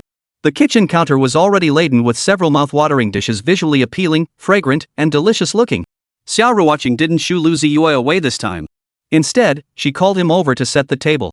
No problem. Lu Ziye worked swiftly, quickly counting out 5 bowls and 5 pairs of chopsticks. After that, Xia Ruoqing didn't let him help with anything else. Honey, what's next? Then, go play in the living room. I'm not needed again, huh? You got it right, honey, you're so smart. Xia Ruoqing batted her eyelashes, sending flirtatious vibes. Lu Ziye, however, leaned in with a scowl and planted a loud, hard smack on Xia Ruoqing's cheek. Had he lingered a moment longer, he might have successfully left a red mark. Alright, be good, go out now. With a sigh, Lu Ziye reluctantly left, making sure to shut the kitchen door tightly behind him. Bored, Lu Ziye plopped down on the sofa to watch his father-in-law and daughter play cards. Huang Yulan paused her needlework and called out to Xia Lianghua. Old Xia! Playing just the two of you is boring. Let Ziye join in. At her words, Xixi immediately tossed aside the cards in her hand, her little hands rummaging through the pile with a clatter. Seeing this, Xia Lianghua smiled fondly. Xixi was playing dirty. If not for her grandmother's intervention, the little one would have lost in no time. Now look at her. Xixi was discarding cards at lightning speed, determined to be a little rascal. At this point, Xia Lianghua chuckled and tossed his own cards back into the pile, ready to start over. But, Xixi, go get your grandmother to join us. It'll be more fun with all four of us playing. Stop knitting for now. You can continue later. Huang Yulan hadn't wanted to join in, but Xixi had already come running over to pull her in. With no choice, she set down her needle and thread and joined the drawing turtles game. With Huang Yulan and Lu Ziye joining in, the game of pulling the turtle did indeed become more entertaining. The living room echoed with continuous laughter and cheerful chatter. Xia Ruoqing emerged from the kitchen several times during the game, each time with a smile on her face, radiating warmth. Tonight, whoever loses pays up. Losers on me, winners for my Xixi, Xia Lianghua suddenly announced. Xixi immediately clapped her little hands in delight, but then looked troubled. But I don't know how to play with money. Landlords? I don't know how to play that either. Oh dear. Xixi was paying the price for her I don't know how. Chapter 68, Xixi catches up on sleep before watching the Spring Festival Gala. Xixi was being a little rascal again. Just as the little one was about to face off against Grandpa, Xixi suddenly tossed her cards aside and dashed toward the kitchen. And as she ran, she kept yelling. Grandpa, I lost. I'm done playing. I need to help Mommy bring out the food and dishes. It turned out Xixi wasn't being stubborn at all. She'd spotted her mom carrying dishes out of the kitchen. Holding a tray, Xia Ruoqing called out. Dad, Mom, honey, dinner's ready. Okay. Lu Ziye and his mother-in-law Huang Yulan headed toward the kitchen to help, while Xia Lianghua stayed behind to tidy up the playing cards. With more hands, tidying up went quickly. Soon, the dining table was laden with delicious dishes. All prepared by Xia Ruoqing herself. Surveying the table laden with dishes, Xia Ruoqing placed her hands on her hips, feeling a quiet sense of accomplishment welling up inside her. Xixi truly understood her mom best. She immediately grabbed her mom's phone. Mommy, take a picture, post it on Moments. Okay, sure. Taking the phone, Xia Ruoqing snapped photos from multiple angles, giving close-ups especially to the dishes she was most proud of. After editing the caption, she hit send without hesitation. Compared to those who spend ages editing photos before posting, Xia Ruoqing was remarkably efficient. Before Xia Ruoqing could even put her phone down, friends started commenting on her post. It was time to eat. Everyone put down their phones. Xixi filled the cups in front of Mom, Dad, Grandma, and Grandpa with juice. As everyone took their seats, dinner began. As the family's precious little darling, both her grandmother on the left and her mother on the right were eager to serve her food. Whether it was shrimp or meat, Xixi loved it all. Especially the braised pork in the clay pot. The little one could swallow a whole piece in one bite. Feeling the tender, juicy meat roll around in her mouth made Xixi incredibly happy. Finally, she scooped up a spoonful of white rice so delicious. Of course, Xixi was also very considerate. Whether it was her grandmother or her mother, the little one would serve them food too. Even for Grandpa and Dad, seated farther away, Xixi would hop down to deliver a peeled prawn and then refill their wine glasses. The family chatted and laughed, eating while recounting the events of the past year. Outside, the crackling and popping of firecrackers filled the air, further enhancing the festive atmosphere of the Spring Festival. The table was laden with dishes. Xixi was dazzled by the sight.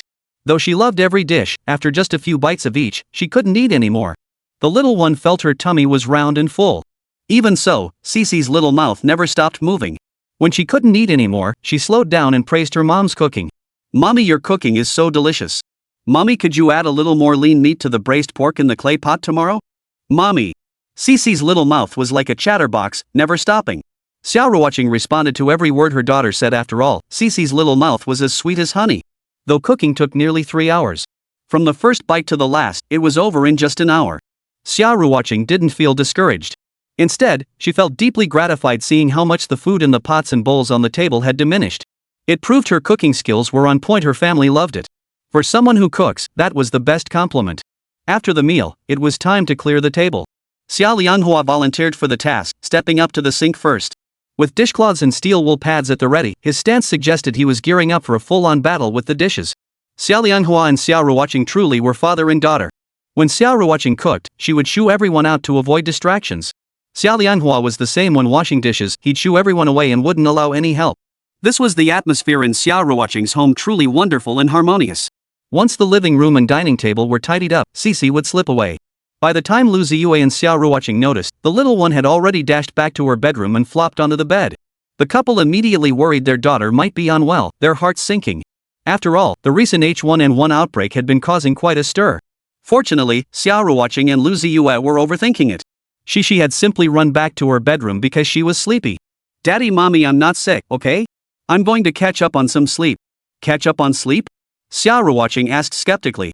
Xixi nodded and pointed at the clock on the wall. Mommy, today is New Year's Eve, we have to stay up late tonight. At kindergarten, the teacher said the later we stay up, the better.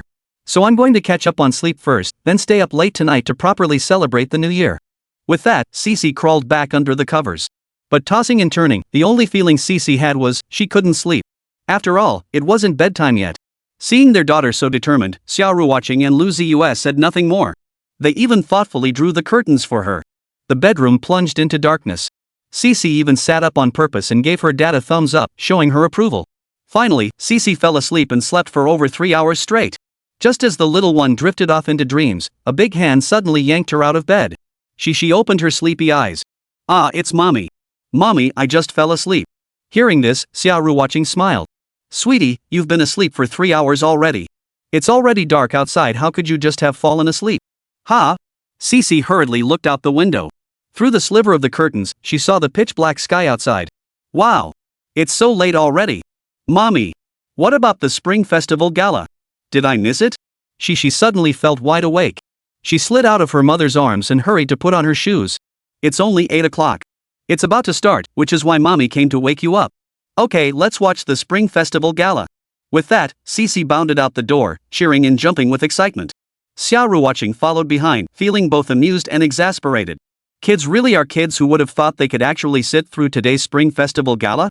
In contrast, Lu Ziye and the other adults. Their interest in the Spring Festival Gala had likely been worn away long ago. After watching for over an hour, their facial expressions remained utterly unchanging. But what about the audience on the TV screen? Were they all planted? That didn't seem likely. So why were they laughing so heartily? Babies, be extra careful lately. Avoid crowded places, wear masks, and stay vigilant. The flu outbreak is really severe. Chapter 69, Dumplings. Dumplings. Dumplings. 2 meals a day means eating more rice. 3 meals a day means eating more vegetables. This means that if you only eat 2 meals a day, you'll consume more rice. But if you eat 3 meals a day, you'll consume more vegetables than rice. Ever since Xia Ruoqing could remember, her family always ate their New Year's Eve dinner very early, usually finished by 4 in the afternoon. This year was no different. Yet by the time they were halfway through the Spring Festival Gala, barely past 10 o'clock, Xixi was already hungry. Of course, Xixi wasn't the first to feel hungry, she was just the first to say so. There she was, rubbing her empty tummy, pouting her little lips as she walked into Grandma Huang Yulan's arms. In her sweet, childish voice, she said, "Grandma, I'm hungry. I want something to eat." Her expression was truly heartbreaking. Hearing his granddaughter's plea, Xia Lianghua's stomach promptly responded with a loud rumble. The old man gave an awkward chuckle and said, "Looks like my stomach is protesting along with Xixi. How about we make some dumplings?" The moment Xia Lianghua finished speaking, the room fell silent as everyone considered the suggestion. But Xixi jumped up excitedly, beaming, "Making dumplings is great. I love little dumplings the most." Seeing her granddaughter's excitement, Huang Yulan's heart melted. She affectionately ruffled Xixi's hair and said gently, "Alright, since Xixi wants them, Grandma will make you some dumplings." With that, she rose and headed toward the kitchen to prepare the dumpling filling, knead the dough, and roll out the wrappers. Winter dumpling fillings were typically made with cabbage and pork. Huang Yulan washed and chopped fresh cabbage finely, then minced carefully selected lean pork into a paste. She mixed the cabbage and pork together thoroughly. To enhance the flavor, she added a bit of lard to the filling. This lard was a special ingredient. It made the dumplings release an irresistible aroma when cooked, making them look utterly mouth-watering. After preparing the filling, Huang Yulan began kneading the dough. She measured out the appropriate amount of flour, added just enough water, and kneaded while gradually incorporating the liquid until the dough became smooth and elastic. Though seemingly simple, this process required skill and experience. Huang Yulan's skill was, of course, beyond reproach. Before long, a plump, white ball of dough appeared in her hands. At that moment, Xixi hopped down from the sofa and skipped toward the kitchen. She wanted to see how her grandmother made dumplings and offer to help. Lu Ziye noticed and asked curiously, "Xixi, where are you off to?" Xixi turned with a sweet smile and replied, "Me? I'm going to see if there's anything I can help Grandma with." Hearing his daughter say this, Lu Ziye felt a surge of warmth. He knew his daughter was growing up and learning to care for others. So he waved her off to the kitchen. Arriving in the kitchen, Xixi peeked through the door like a lively little bunny, calling sweetly, "Grandma, Grandma." Her voice was clear and pleasant, warming the heart of anyone who heard it. Huang Yulan heard her granddaughter's voice and looked up, asking gently, "Oh, why isn't Xixi watching TV in the living room?" Xixi ran to her grandmother's side, hugging her legs and cooing, "I wanted to come keep Grandma company." Watching her granddaughter's affectionate manner, Huang Yulan felt her heart melt.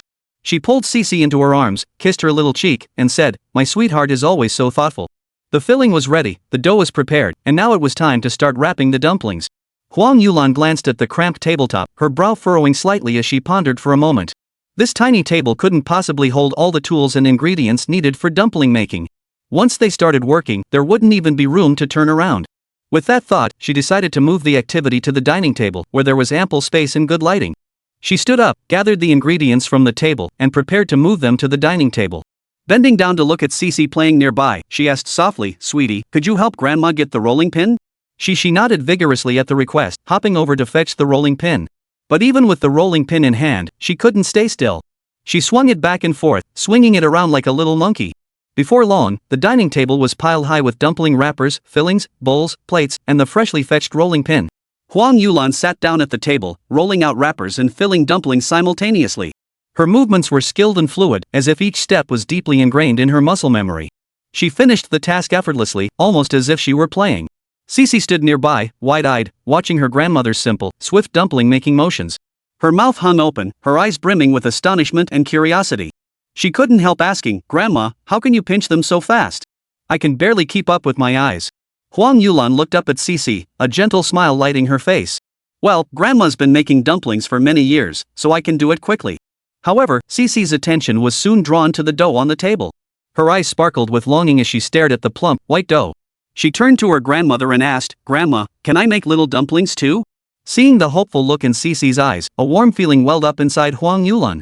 She smiled and nodded, saying, "Of course you can. Grandma will get you a wrapper."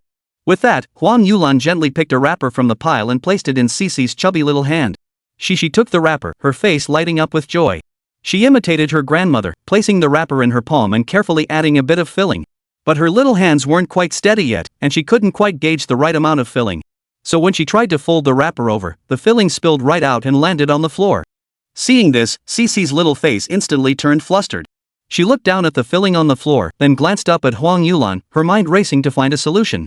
She was afraid her grandmother would scold her, especially since this was her first attempt at making dumplings and it had turned into such a mess. However, Huang Yulan showed no sign of blame. She simply patted Xixi's shoulder gently and comforted her, "It's okay, sweetie.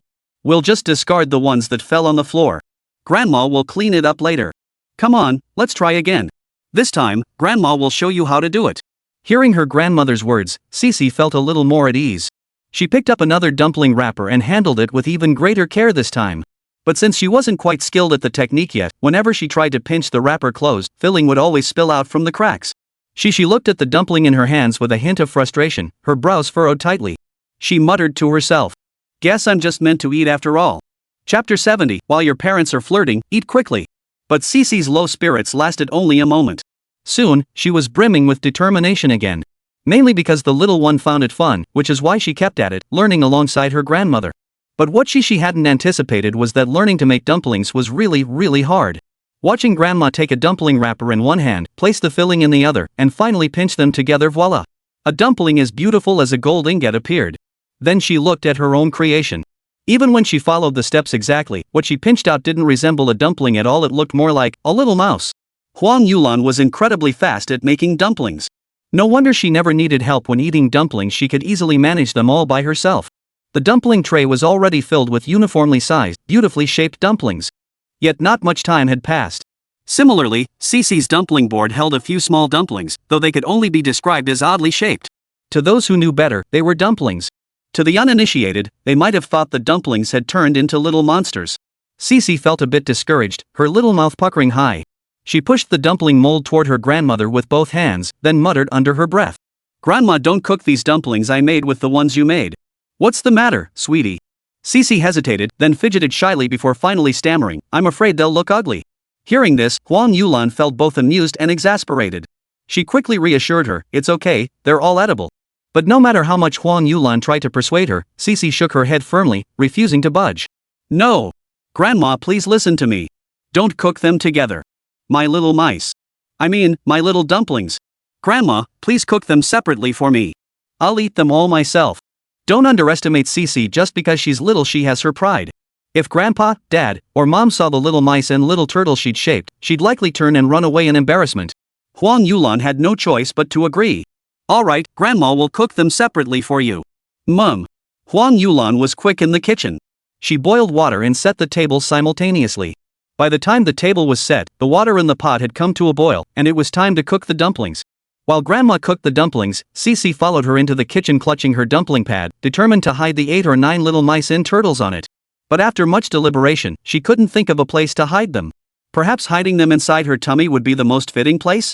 Once the water boiled, she added the dumplings. Once the water came to a boil again, she added cold water. Repeat this process 3 times. Once the dumplings boil again and float to the surface, they're ready to be scooped out of the pot. Huang Yulan explained to Xixi while her hands never stopped moving, demonstrating as she spoke. Once the steaming dumplings were scooped out, Xixi carefully carried the plate out. There were 5 plates of dumplings in total, 1 for each person. Of course, Xixi was still young and certainly couldn't finish a whole plate. Even adults probably couldn't manage one. Everyone gathered around the coffee table. The Spring Festival Gala played on the TV, coinciding perfectly with the dumpling making segment. It was the same every year without that line, dumplings wrapped, dumplings smashed, the flavor just wouldn't be quite right. Just before they began eating, Huang Yulan suddenly laughed. I hid a coin in one of the dumplings. Whoever finds it will have better luck next year. So eat up, everyone. Don't leave a single dumpling, finish them all. Hiding coins inside dumplings while making them had always been Huang Yulan's habit. She'd done it since Xia Ruoqing was little, and it always made Xia Ruoqing eat several more dumplings than usual. Now that Xixi had grown up, Huang Yulan still enjoyed hiding coins in the dumplings while making them, using the symbolic gesture to encourage and motivate the child to eat a few more dumplings. And it wasn't just the children. Even adults like Xia Lianghua and Lu Ziye, father and son, dived right in without hesitation upon hearing coins were hidden inside the dumplings. But extracting the coin from the dumpling to truly taste that good fortune? That proved no easy feat. In the blink of an eye, the plate of dumplings was cleared by the group, yet not a single coin was found. Well then, they had no choice but to continue. As they dug into the second plate, Xia Ruoqing suddenly gasped, "Oh!" Then, a coin popped out of her cherry red lips. Xia Ruoqing beamed with delight, acting like a child as she eagerly showed off to Lu Ziye. "Hey, I found it in my dumpling. Honey, look at this coin. Doesn't it look just like the one from Bringing Wealth and Treasure?" Lu Ziye played along, nodding with a smile. "Yeah, it does. I'd say that's the one." Xia Ruoqing then pushed the coin she'd worked so hard to find toward him. "Here you go. Here you go, honey. Wishing you a prosperous year ahead, honey." Xia Ruoqing blinked her beautiful eyes as she offered her blessing, gentle and devoted. Lu Ziye hadn't expected his wife to give him the coin she'd worked so hard to get rid of. He felt a flutter of warmth in his heart, even though the coin was merely symbolic. Seeing the slight upturn of Lu Ziye's lips, Xia Ruoqing giggled. "Honey, are you touched?" "Yes, very touched. Hee, silly goose, silly husband." Watching their daughter and son-in-law flirting openly, Huang Yulan and Xia Lianghua couldn't help but smile. It was a lovely sight. Huang Yulan promptly took the opportunity to serve dumplings to Xixi. "Xixi, eat up. Grandma hid 2 coins in the dumplings. Your mom found one already, there's still one left. Hurry and find it. Your parents are busy showering everyone with love. Eat up." Hearing this, Xia Ruoqing felt both amused and exasperated. She hadn't thought about it earlier, spreading love right in front of her parents. Since they'd eaten lunch early that afternoon, time had passed quickly, and everyone was hungry now. Huang Yulan had assumed there would be leftover dumplings. But to her surprise, all 5 plates were completely devoured. But then a problem arose: where were the coins? She clearly remembered making only 2 coins. Xia Ruoqing had found one, but where was the other? Staring at the 5 empty plates on the coffee table, the second coin had vanished without a trace. Could someone have eaten it too quickly and swallowed it? It's not in the plates. Then it must be in the kitchen. After seeing no steel coins in the plates and no one finding the second one, Xixi dashed straight to the kitchen. Sure enough, as Xixi stood on her little stool and scooped through the pot with a strainer, a steel coin surfaced. You gotta hand it to kids, their minds work wonders. Chapter 71, the mini-drama that crashed the Spring Festival Gala. When Lu Ziye and Xia Ruoqing arrived in the kitchen, their daughter Xixi had already climbed down from the stool, holding the steel coin high in triumph. Spotting her mom, the little one ran over happily. "Mommy, here you go." Xia Ruoqing's eyes widened at the sight. After all, her daughter had been working so hard eating dumplings earlier, wasn't it all for this lucky coin? That was certainly true. But in Xixi's eyes, there was family. Rather than being happy about getting the coin herself, Xixi wanted to make her family happy. That's why she gave the coin to her mom right after fishing it out. "Mommy, this coin is for you. You gave Dad the good luck. So I want to give Mommy good luck too." Hearing this, Xia Ruoqing was instantly moved by her daughter. My precious little one. But Mommy doesn't want this coin, because what Mommy wants is for my little treasure to have a smooth and prosperous year ahead." Saying this, Xia Ruoqing picked up her daughter, and the family of 3 walked out of the kitchen. The Spring Festival Gala was still airing live on the television. It could only be said that this year's show was slightly better than last year's, but not by much. The dull parts remained dull. The awkward parts remained awkward. Of course, the main thing was that it made you sleepy. Take Xixi, for instance. The little one promised to stay up all night to see in the new year. But by 11 o'clock, she was already exhausted. Xia Ruoqing and Lu Ziye called their daughter to bed, but the little one shook her head with her eyes closed, refusing to go back to her room. Huang Yulan watched the scene, feeling both amused and exasperated. Xixi, you're already asleep. Stop trying to stay up, go back to your room and sleep. Xixi still shook her head stubbornly, insisting, no. I'm not. Though she said this, Xixi's little head kept nodding down, just like when feeding chicks their grain. Yet even as her head tilted sideways and slumped against her father's shoulder, she still refused to admit she'd drifted off. Since Xixi absolutely refused to go back inside, everyone else stopped insisting. It was already past 11, and the midnight chimes were approaching. It wouldn't be long now. But just then, Chen Xiang called. Suddenly, Lu Ziye felt inexplicably tense. Usually, even when calling, they would choose WeChat voice calls. But Chen Xiang dialing directly meant something must have happened. Sure enough, just as Lu Ziye had anticipated, Chen Xiang opened with, "Something's wrong. Old Lu, something's wrong. What happened?" Lu Ziye stood up and moved aside to take Chen Xiang's call. On the other end, Chen Xiang paused thoughtfully before explaining. Xiaosong messed up the timing. The Chen Xiang 6:30 p.m. series was supposed to go live tomorrow at 8 p.m., but Xiaosong set the wrong time and scheduled it for today. Today? It went out at 8 o'clock. Lu Ziye couldn't help but raise his voice. Chen Xiang's affirmative voice quickly followed over the phone. All right. How's the response? Lu Ziye regained his composure. He knew clearly that the damage was done, and blaming anyone now would serve no purpose. Just as Lu Ziye braced himself for the worst, Chen Xiang suddenly laughed on the other end of the line. He actually laughed. So much so that Lu Ziye thought he must have misheard, or that Chen Xiang was amused by his assistant's rookie mistake. But in fact, Chen Xiang was genuinely delighted. Old Lu, how should I put this? You probably haven't checked your phone, have you? Check the trending topics. Chen Xiang 6:30 p.m. is right next to the Spring Festival Gala. Hearing this, Lu Ziye hurriedly opened today's headlines and then Weibo. Sure enough, both social media platforms featured Chen Xiang 6:30 p.m. prominently in their trending topics. What the hell? Lu Ziye was completely baffled. As a mini web series produced by Xiaolu Studio, Chen Xiang 6:30 had clearly been crafted with great care. Even its release date was strategically set for Chinese New Year's Day to ride the wave of holiday buzz. The reason it wasn't released on New Year's Eve was because that night featured the Spring Festival Gala. Across the nation, virtually every household's attention would be glued to the gala. So, Xiaolu Studio settled for the next best option, releasing it on the first day of the Lunar New Year. Being a mini web series, it's an online-only release. Once all permits were secured, it could be uploaded with a single click. But unexpectedly, Chen Xiang's assistant Xiaosong got the timing wrong, and through a series of misfortunes, it was released on New Year's Eve. What surprised Chen Xiang and Lu Ziye most was that while they'd intended to avoid the Spring Festival Gala's shadow, they ended up going head-to-head with it anyway. Not only did they go head-to-head, but they actually won? While its buzz may have fallen slightly short of the Spring Festival Gala, couldn't that still be considered a victory? After all, compared to a program like the Spring Festival Gala that had been running for over 40 years, Chen Xiang's 6:30 p.m. felt like a sudden newcomer. Damn, Lu Ziye couldn't help but exclaim. Just moments ago, he'd been thinking Chen Xiang's 6:30 p.m. might get completely crushed by the Spring Festival Gala's heat. That would have been a spectacular failure before even getting started. Yet within mere minutes, Lu Ziye's emotions had undergone multiple dramatic shifts.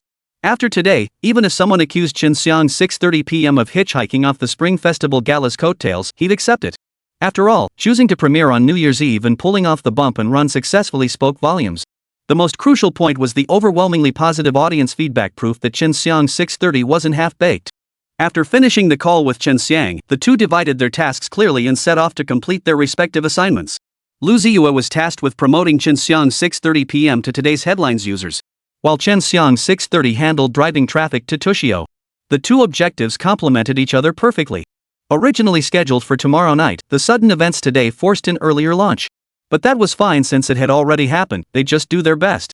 Mutual traffic diversion, complementary synergy, and excellent feedback. Many Tushio users received push notifications for Chen Xiang 6:30 p.m. At first, they might have been puzzled, but after clicking through, they discovered these short, light-hearted dramas packed with non-stop laughs and genuine charm. Then they glance at the Spring Festival Gala playing on their TVs. The difference is stark. Some netizens even boldly claimed, "Isn't this way better than the Spring Festival Gala?" It's precisely these factors that propelled Xinxiang's 6:30 p.m. to rival the Spring Festival Gala in popularity. After all, it carved out a significant chunk from the gala's massive audience pool. As Chen Xiang and Lu Ziye put it, it's going viral for some inexplicable reason. Chapter 72, Midnight chimes ring out. Xixi wakes up. Daddy, you wake up too. Lu Ziye was exhausted and sleepy. After roughly finishing the tasks at hand, she flopped onto the bed, intending to rest. Yet even lying there with eyes closed, thoughts raced through her mind like a frantic slideshow. The word that appeared most frequently was opportunity. Just as he and Xinxiang had anticipated, Xinxiang's 6:30 would be an opportunity for both Xiaolu Studio and ByteDance. Handled properly, it could significantly improve the awkward situations both parties currently found themselves in. Precisely because of this, Lu Ziye and Xinxiang understood all too well that they couldn't afford any missteps. It wasn't just the two of them. Even Li Yiliang, who had returned to his hometown for the new year, spent the entire night clutching his work laptop on the sofa. He watched the Spring Festival Gala while fending off his parents' marriage pressure, all the while keeping a constant eye on the code. His goal was to be ready to handle any issues that might arise. Although ByteDance was a newly established company, still in its infancy. From Lu Ziye and Li Yiliang down to every single colleague, everyone was on edge during this period. Because they understood the magnitude of what they were building, they dared not be careless. Without exaggeration, if Tushio could stabilize, its future growth potential would be limitless. This realization stirs excitement and enthusiasm in everyone who contemplates it. After all, who wouldn't want to achieve something remarkable to show their family and friends? The entire company was giving it their all. And that goes double for Lu Ziye, the boss himself. The pressure he endured founding ByteDance is unimaginable. Fortunately, the time had come to reap the rewards. Xia Lianghua and Huang Yulan, the elderly couple, had also gone to bed not long ago. Making them stay up all night with the young folks? That would be downright rude.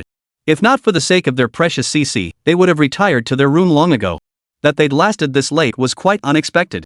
Of course, staying up all night was quite a challenge for Xixi, who rarely stayed up late anyway. The Spring Festival Gala was still airing, but Xixi was already too tired to keep her eyes open. Her eyelids felt like two heavy lead weights, her lashes fluttering up and down in a constant battle. It seemed that if her willpower faltered even slightly, they would close completely, sending her straight into dreamland. Driven by inertia, her little head began to nod forward unconsciously. Like a chick pecking at grain, her body leaned forward slightly. Had her mother not promptly supported her head, she would have likely toppled onto the sofa and collapsed completely. Even so, her little face still held traces of anticipation and excitement for the approaching new year. Even though she was so tired her eyes could barely stay open, the excitement and anticipation in her little heart kept her fighting to stay awake. Xia Ruoqing watched the scene clearly. Amused yet heartbroken, she couldn't help but feel a pang of pity for her daughter. Finally, she gently placed her hand on Xixi's shoulder, trying to offer her some strength and support. Sweetie, if you're too tired, why don't you go back to your room and sleep? We can always go off fireworks tomorrow. Xia Ruoqing coaxed gently, hoping to ease her daughter's stubborn determination and encourage some rest. After all, she was clearly on the verge of falling asleep. Yet Xixi seemed held up by some invisible force, shaking her head firmly. No, Mom. I want to wait for the New Year's bell to ring. I want to set off fireworks. Though her voice was muffled, the determination and anticipation in her tone were unmistakable. Hearing her daughter's response, Xia Ruoqing smiled helplessly and could only continue waiting with her. During this time, Xia Ruoqing kept stuffing food into Xixi's mouth every so often to keep her awake. From small oranges to large white rabbit milk candies, then to pistachios. But each time, it only had a tiny bit of effect. After Xixi finished whatever was in her mouth, she'd simply close her eyes again. It must be said, her daughter's eyelashes were truly long and beautiful. She definitely took after her father. When Xia Ruoqing listened closely, she could even hear faint snoring coming from her parents' bedroom. The thought of her parents persevering just to keep their precious Xixi company made Xia Ruoqing smile. But then a problem arose. Xia Ruoqing felt unusually alert, not the least bit sleepy. Glancing toward her parents' bedroom, then at her daughter in her arms, she smiled. It seemed tonight's champion of staying up all night would be none other than herself. Finally, the countdown to midnight chimed from the television. A wave of relief washed over Xia Ruoqing. If midnight hadn't arrived soon, she truly wouldn't have been able to hold on much longer. Sweetie, Xixi, my darling daughter, wake up quickly, the bells are about to ring. Xia Ruoqing gently shook her daughter's shoulder. As the countdown echoed from the TV, 10, 9, 8, 7. Xixi's eyes gradually widened, as if awakened by some mysterious force. The moment the host counted down to 0, Xixi's beautiful eyes instantly lit up, sparkling with excitement and joy. In the blink of an eye, Xixi sprang up as if springs were attached to her bottom, landing with a soft thud. This, full recovery? Waving her little hands excitedly, she cried out, Mommy, it's New Year. Happy New Year, let's go downstairs to set off fireworks. Her voice was clear and sweet, brimming with childlike innocence and pure joy. Xia Ruoqing looked at her daughter before her, unable to shake the memory of her earlier behavior, and found herself both amused and exasperated. Alright, go inside and call daddy. We'll go set off fireworks together, Xia Ruoqing replied with a smile. Xixi nodded happily, then darted toward the bedroom like a cheerful little bird to call her dad. The bedroom was empty. Undeterred by fatigue, Xixi dashed off to the study. Sure enough, Lu Ziye lay sound asleep on the small bed in the study. Without a word, the little one climbed onto the bed, pulled back the blanket covering her dad, and then called out in her sweet, childish voice. Daddy, it's midnight. Hurry up and come downstairs with us to set off fireworks. Daddy, you promised me, hurry up and get up. An urgent look appeared on Xixi's innocent little face. Outside, the crackling sounds of fireworks had already begun. Xixi could even see through the window as dazzling fireworks of every color exploded in the night sky so beautiful. This only made the little one even more excited and impatient. Yet Lu Ziye seemed glued to the bed. No matter how much Xixi called out, he only rolled over. Even when he opened his eyes, they were completely lifeless. He glanced at Xixi before letting them droop again. Seeing this, Xixi scratched her little head anxiously, pondering how to wake her dad up. It must be said that her new brain worked wonders. A sudden flash of inspiration lit up her little mind, giving her an idea that was absolutely guaranteed to work. She dashed to the kitchen, grabbed a pot lid from the cabinet, and picked up the rolling pin her grandmother had used to make dumpling wrappers not long ago. Xia Ruoqing, who was getting dressed, couldn't help but feel curious at her daughter's hurried appearance until she saw the pot lid and rolling pin in her hands. No! Xixi, are you going to hit your dad? Be gentle, don't hit his face. Xia Ruoqing teased. She shook her head at the remark but didn't pause to explain, dashing straight back to the study.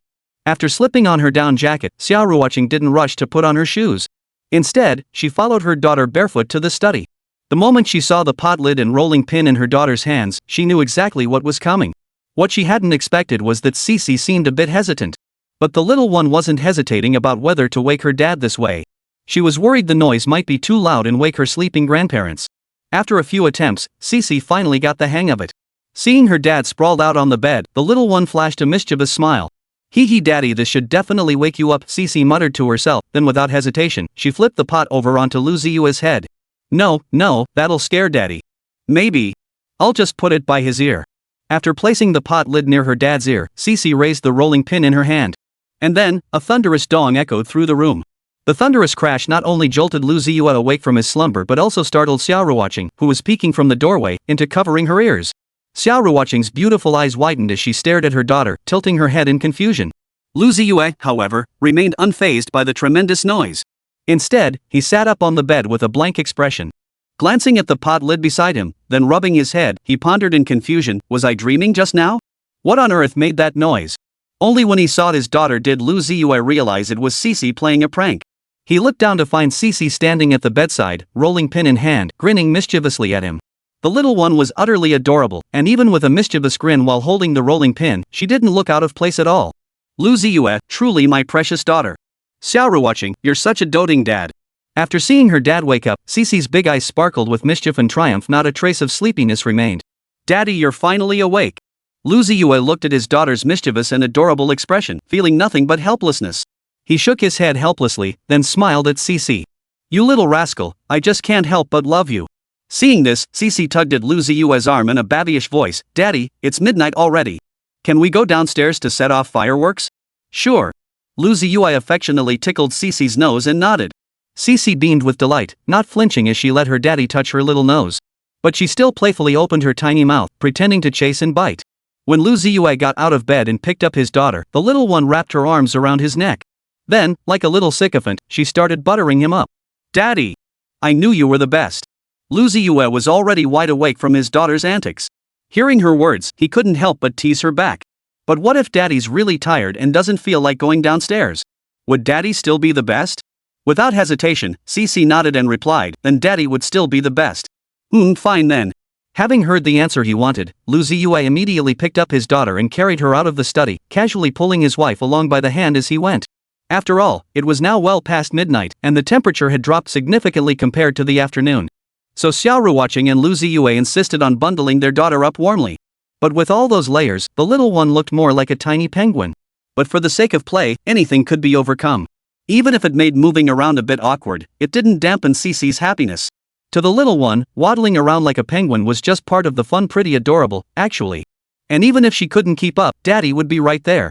Daddy would never give up on her, he'd definitely carry her along as they ran together. Once ready, the happy trio descended the stairs together. Xia Ruoqing and Xixi waited at the building entrance while Lu Ziye went down to the basement to retrieve 2 boxes of fireworks he had prepared earlier. One box was for his wife and daughter to play with, while the other was for him to set off. Xia Ruoqing loved sparklers, while Xixi adored poppers. Lu Ziye, however, preferred firecrackers and double-kick fireworks. Their explosive power made setting them off exhilarating and satisfying. Though Xixi waking her dad had delayed them a few minutes, the clock had just struck midnight, so the festivities outside were in full swing. Clusters of fireworks burst one after another, followed by thunderous booms that lit up the sky, making everyone cheer with excitement. Xia Ruoqing crouched before a box, pulling out a handful of sparklers. With Lu Ziye's help, she successfully lit them. One in each hand, they shimmered brightly as she waved them around, thoroughly enjoying herself. Xixi crouched down in front of the box too, pulling out a pack of sparklers. But unlike her mom, who lit them one by one, the little one preferred to play with a whole bunch at once. Each sparkler had 20 sticks. Once lit, it instantly illuminated the entire area, outshining even the streetlights nearby. Sweetie, put it down when it gets too short. Don't burn yourself. That's right, hand them to mommy. Don't toss them carelessly, otherwise, it'll be a hassle for the uncles and aunts cleaning up tomorrow. Xia Ruoqing gently reminded them. After that, no matter how many fireworks they set off, Xia Ruoqing never let her husband or daughter toss them carelessly. Instead, they gathered them all together. Not just Xixi, but even Lu Ziye had been subtly influenced by his wife's refined manners. Chapter 73, Oh my, this year just won't let up. A man remains a boy until his dying day. After his wife and child finished playing with sparklers and firecrackers, it was Lu Ziye's turn to play. Compared to the firecrackers Xia Ruoqing and Xixi played with, Lu Ziye's were much louder. He pulled out a firework launcher, stuffed over a dozen double-kick firecrackers into it, and lit the fuse. With a thunderous boom, firecrackers began shooting out one after another from the rack. The thunderous roar sounded like a battle, lighting up the sky with flashes of light. Xia Ruoqing had already dragged her daughter away while Lu Ziye was preparing, hiding behind the building entrance. But Xixi couldn't resist peeking her head out to watch. The flash of white light from the flying firecrackers was startling, giving Xixi a fright. Fortunately, it was only a momentary fright. Soon after, Xixi grew accustomed to it and even began to get excited. Of course, Lu Ziye wouldn't let his daughter play with firecrackers. Though thrilling, they were far too dangerous. Especially this batch, where many fuses were unusually short. Anyone with even a shred of caution would likely hesitate to light them. Lu Ziye lighting the firecracker seemed to kick things off. Soon, more and more firecrackers began to go off around them. Some were crackling string firecrackers. Or fireworks bursting across the sky, illuminating it momentarily again and again. The cacophony of sounds intensified the festive atmosphere, and faint laughter from adults and children mingled in the distance. At this moment, both Lu Ziye and Xia Ruoqing couldn't help but marvel. This was what the new year was all about. Today was the first day of the Lunar New Year, the beginning of a new year. If one were to look down from a high vantage point, they would see fireworks bursting across the entire sky above the metropolis, a dazzling, beautiful sight. Perhaps only the heavens knew how many firecrackers the people of the Magic City had set off after midnight. It was certainly no small number. As Lu Ziye and Xia Ruoqing walked home with their daughter, the air was already thick with the scent of gunpowder. Truth be told, Xia Ruoqing actually loved that smell. So much so that before heading home, she deliberately took a few extra breaths, inhaling it deeply a couple more times. Only upon returning indoors did they realize just how bitterly cold it was outside. But downstairs, lost in their joyful play, Xia Ruoqing and Xixi hadn't felt the cold at all. Now that they were back inside, the chill finally set in. Without a word, mother and daughter scrambled onto the sofa and pulled a blanket over themselves. Lu Ziye couldn't help but look at them suspiciously. What's this? You two aren't planning on sleeping? Really going to stay up all night? Xia Ruoqing blinked a few times at his words, then couldn't help but laugh and cry at the same time. Honey, I just realized I'm not sleepy at all. Before she could finish, Xixi chimed in, practically raising both hands in agreement. Yeah. I'm not sleepy either. Not a bit. Surprisingly, the mother and daughter even began urging Lu Ziye. Honey, why don't you go to bed first? Xixi and I will stay up a little longer to see the new year in. Daddy good night. Xixi waved her little hand goodbye, then turned the TV back on and found the Spring Festival Gala replay. Can't sleep? Watch the Spring Festival Gala rerun. Mother and daughter really knew how to have fun. Still, Lu Ziye felt a bit sleepy and decided to head to bed. Alright then. If you two feel sleepy, go to bed early. I'll head back to the room first. With that, Lu Ziye stretched lazily and headed back to the bedroom. Yet lying in bed under the covers, he couldn't shake the feeling that something was missing. After much pondering, he realized it was his wife. Sleeping while wrapped in the warm, soft embrace of his wife that was true comfort. But his wife was observing the New Year's fast and wouldn't be coming. No choice, Lu Ziye had to sleep alone on the cold bed, warming it up for quite a while before the covers finally got cozy. In the living room, Xia Ruoqing and Xixi turned down the TV volume and snuggled together to watch the Spring Festival gallery run. Although the live broadcast hadn't been interrupted and the TV hadn't been turned off, neither mother nor daughter had watched every single moment. Whether it was Xixi helping grandma make dumplings or Xia Ruoqing playing cards with her parents, there were moments when they missed parts of the show. Now, watching the rerun, they discovered some scenes and performances were surprisingly unfamiliar. So even though it was a replay, it was still worth watching. Xia Ruoqing and Xixi munched on dried fruits and fresh fruit while watching TV. Every light in the house was on, except for the 2 bedrooms. This was a custom from Xia Ruoqing's hometown. Keeping the lights on during the New Year symbolized a bright and smooth year ahead. Even the lights in the kitchen, bathroom, and balcony remained on, never turned off. As a result, even though it was now well past midnight, the house still felt lively. It wasn't just Xia Ruoqing's home. Looking out the floor-to-ceiling windows, many other homes had their lights on too. Barring any surprises, most would remain brightly lit all night long. While Xia Ruoqing and her daughter watched the Spring Festival gallery run, Lu Ziye slipped out twice. Each time, mother and daughter were engrossed in the TV, their chatter never ceasing. But when Lu Ziye emerged from the bedroom for the 3rd time, the scene had changed dramatically. His wife and daughter, who had seemed so lively moments before, were now fast asleep. Xixi was slumped across her mother's lap. Xia Ruoqing was sprawled out on the sofa. Without exception, both were sleeping soundly and deeply. Seeing this, Lu Ziye chuckled. Well, I guess that's that. We were supposed to stay up all night, but how long has it even been? They're already asleep? After a moment of playful teasing, Lu Ziye approached. He couldn't possibly let his wife and child sleep on the sofa. So Lu Ziye picked up Xia Ruoqing first, intending to carry her back to the bedroom before lifting their daughter. Xia Ruoqing was in a deep sleep.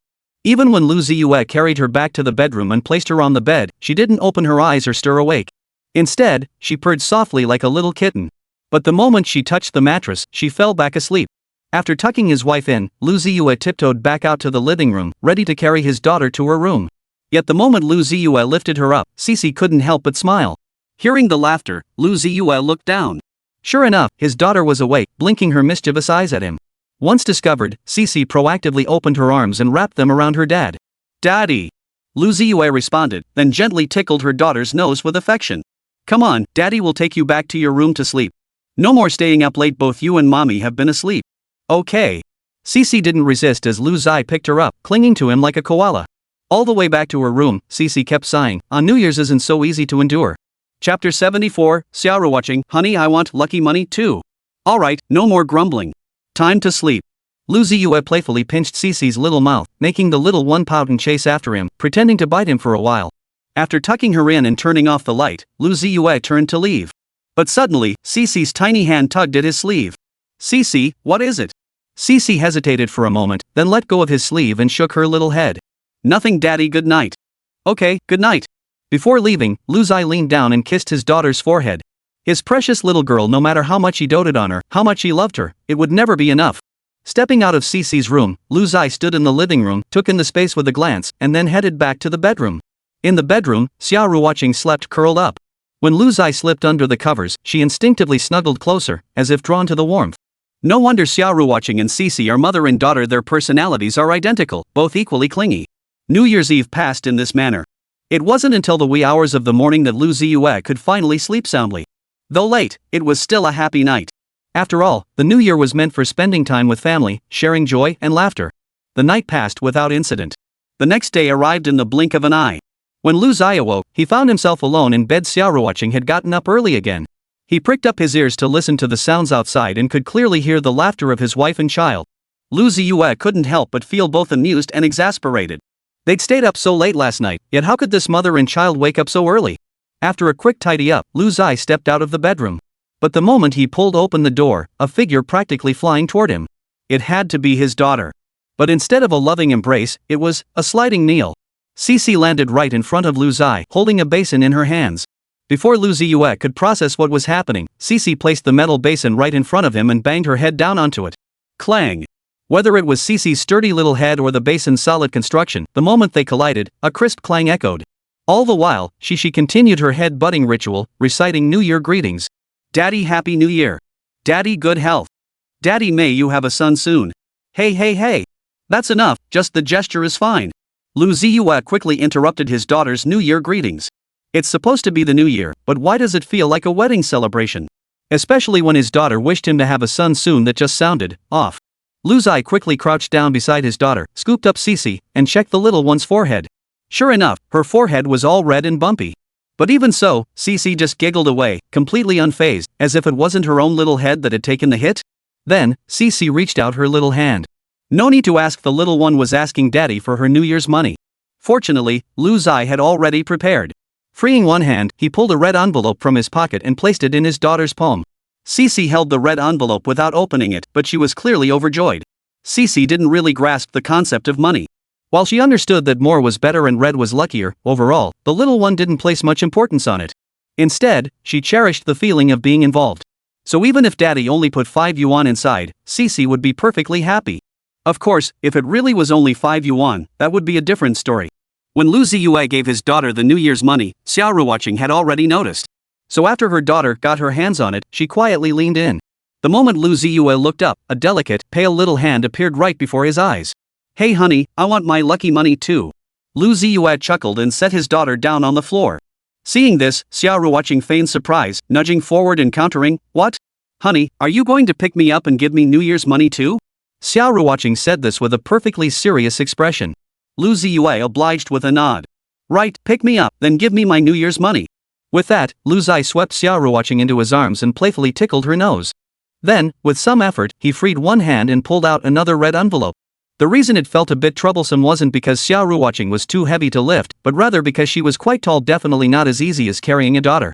Xia Ruoqing took the red envelope, wrapped her arms around Lu Ziye's neck, and planted a kiss on his cheek. Kiss, honey, thank you, honey. On the floor, Xixi saw this and stood on tiptoes, clamoring for a kiss too. Daddy, I want to kiss daddy too. Thanks for the New Year's money, daddy. With both his wife and daughter clinging to him like this, Lu Ziye didn't play favorites. He scooped up both of them in his arms. Though it only lasted a moment, he had at least showered them with affection. In the living room, Huang Yulan couldn't help but laugh at the sight of her daughter's family of 3.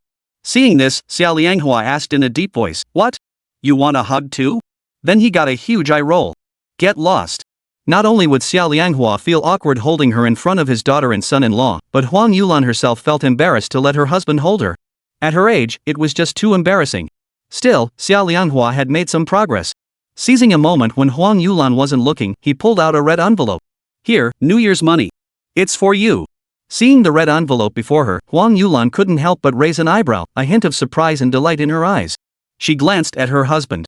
On New Year's Day, he seemed much more agreeable. Not bad, showing improvement. Huang Yulan teased with a smile. Though her words were playful, her heart was filled with sweetness. After all, women are women no matter their age, they always love little surprises.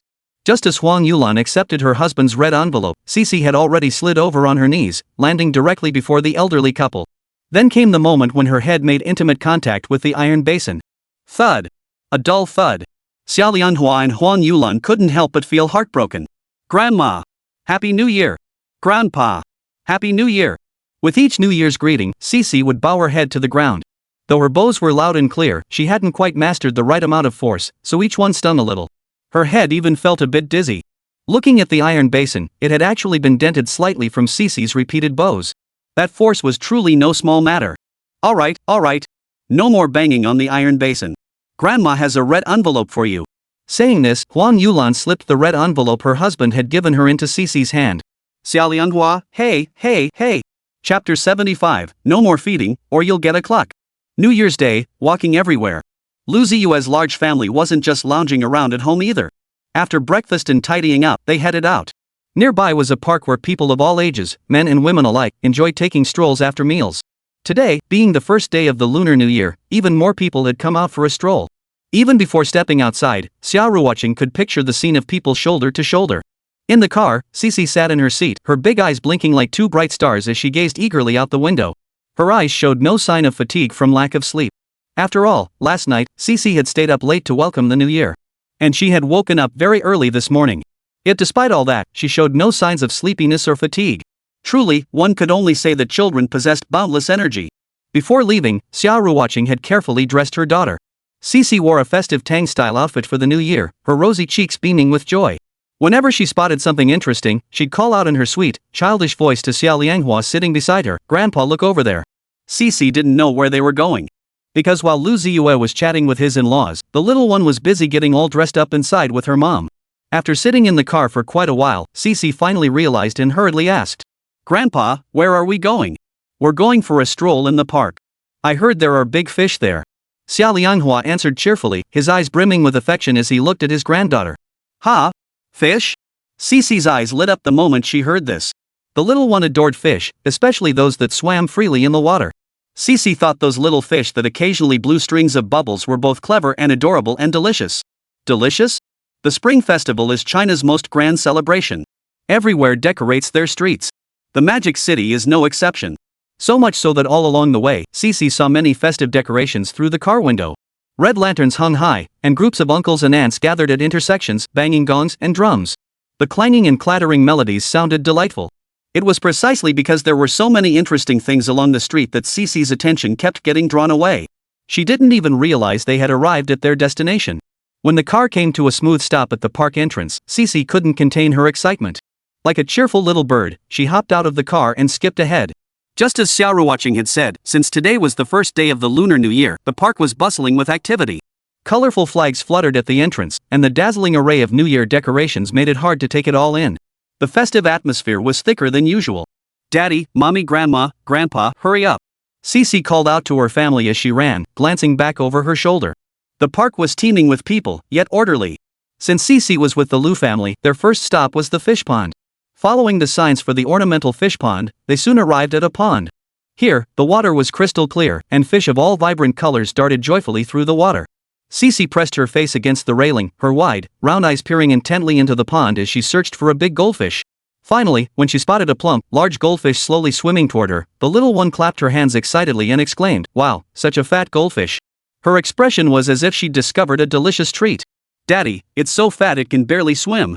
Xixi giggled, her words tinged with playful mischief, brimming with childlike wonder and delight. Lu Ziye grinned at her words. Xia Ruoqing crouched down to adjust her daughter's clothes before gently explaining. "Sweetie, when fish get too fat, just like us humans, it becomes really hard for them to move around. That's why it swims slower. See how the slimmer fish swim faster and more nimbly?" Xixi nodded, looking both understanding and confused, her little face full of earnest thought. Seeing only a few fish lazily swimming around in her section, Xixi clutched Lu Ziye's arm tightly, her pleading voice tinged with eager anticipation. "Daddy, can we buy some fish food? I want to see lots and lots of little goldfish swimming happily around, okay? Please." Only a father could understand the devastating impact of those words from his daughter. Lu Ziye gazed at his daughter's innocent yet earnest little face and simply couldn't bring himself to refuse. So he smiled and nodded in agreement. "All right, let's go find some." He began scanning the area, searching for a place that sold fish food. Logically, in such a public place, especially during the Spring Festival, there should be plenty of vendors selling snacks and souvenirs, let alone something as common as fish food. However, after searching around, Lu Ziye couldn't find a place selling fish food. Feeling somewhat helpless, Lu Ziye had no choice but to ask the park staff for help. Soon, Lu Ziye arrived at the staff member's location with his daughter.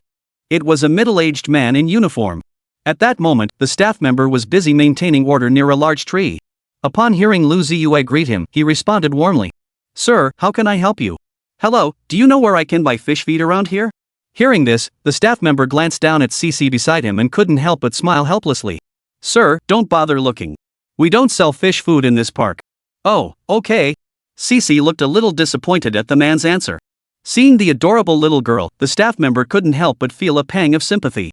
He then explained in a low voice. "Little one, we don't allow feeding the fish in the park anymore. If we did, those already bloated fish would just pop. Ha? Die?" Xixi heard clearly and repeated the staff member's words with a puzzled look, her big eyes filled with confusion. How could they die?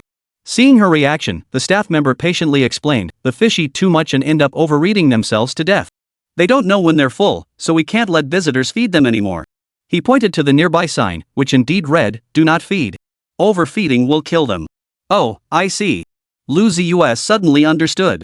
Thinking about it, it made perfect sense, otherwise, the fish in the water wouldn't be so fat. Chapter 76, The Big Director's Side Hustle Selling Fruit Cake? After saying thanks, Lu Ziye led his daughter back to the fish pond. Seeing them return empty-handed, Xia Ruoqing asked curiously, "Honey, weren't you going to buy fish food? Why are you back so soon?" "Mommy, they don't let us feed the fish in the park anymore." If we feed them too much, they'll overeat and die. Xixi answered with utmost seriousness and solemnity. Xia Ruoqing froze for a moment upon hearing this, then couldn't help but burst into laughter. Glancing at the fish in the pond, which seemed almost too lazy to swim, she laughed even harder. You're right. These fish are so plump, they really should be fed less. Otherwise, they'll just keep getting rounder and rounder. Daddy, won't they get hungry if they don't eat? When I skip a meal, my tummy growls. They must get hungry too, right? As she spoke, the little one shyly rubbed her own tummy, as if using her own experience to back up her point. Don't worry about that. Fish aren't like us humans. They live in water with their own food chain and way of life. So even if we don't feed them, they won't go hungry. Besides, fish can find their own food. So you don't need to worry about them going hungry. Lu Ziye offered an objective explanation. He knew his daughter wouldn't understand yet. But even if she didn't understand, after listening, Xixi still nodded her little head as if she had. Just then, an elderly woman pointed at a plump fish in the water and began lecturing her grandson. Look, even the fish know to eat until they're plump, yet you keep being so picky about your food. The old lady had intended to use this to encourage her grandson to eat properly. But who would have thought the little boy wasn't exactly an easygoing kid either? He immediately started arguing back with his grandmother. Grandma, that uncle just said these fish would burst if they ate anymore. If I'm picky, I won't get stuffed to death like grandma. At this, the old lady's face darkened visibly. Finally, she gave her grandson a sharp slap on the butt. What kind of talk is that? As if I'd want to stuff you to death? No. The little boy quickly backtracked and scurried away. It wasn't just the little boy whose mind worked in peculiar ways. Xixi, the daughter accompanying Lu Ziye and Xia Ruoqing, was no different. Standing before the fish pond, the little one gazed at the plump fish swimming in the water and couldn't help but remark. Mommy, the fish swim all day long, but they never get skinny. Didn't you say swimming is the best way to lose weight? At this remark, Xia Ruoqing was instantly at a loss for words, unsure how to explain it to her daughter. After all, it was true fish swam longer than anyone, yet they still got plump as balls. At the critical moment, Lu Ziye stepped in to save the day. Xixi, fish get fat one bite at a time, so they need to swim bit by bit to lose weight. Compared to how much they eat, they obviously haven't swum enough yet. Otherwise, they would have slimmed down long ago. Xixi listened, seeming to grasp the concept yet not fully, before concluding, looks like losing weight isn't just about exercise, you also have to eat less.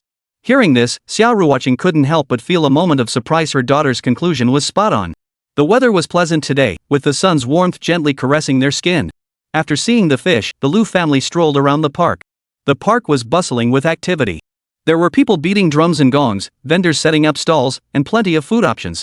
But since it was the first day of the Lunar New Year, everyone had eaten their fill before heading out, so the food vendors weren't doing much business. Unless you were a real foodie. Otherwise, very little would be sold. Leaving the park, we turned a corner along the road and arrived at a pedestrian street. The pedestrian street was in a prime location with a huge flow of people. Fortunately, the crowd moved freely without crowding together. Otherwise, Xia Ruoqing might not have even felt like joining the festivities. But just as Lu Ziye and his entire family stepped onto the street, a shout suddenly rang out beside her. It was someone calling out Lu Ziye's name. Lu Ziye thought he was hearing things until Xia Ruoqing spoke up. Honey, someone seems to be calling you. Daddy! Someone's calling you. I heard it too. Xixi chimed in. But to Lu Ziye's confusion, when he turned to look around, searching for the source, he couldn't find anyone calling his name.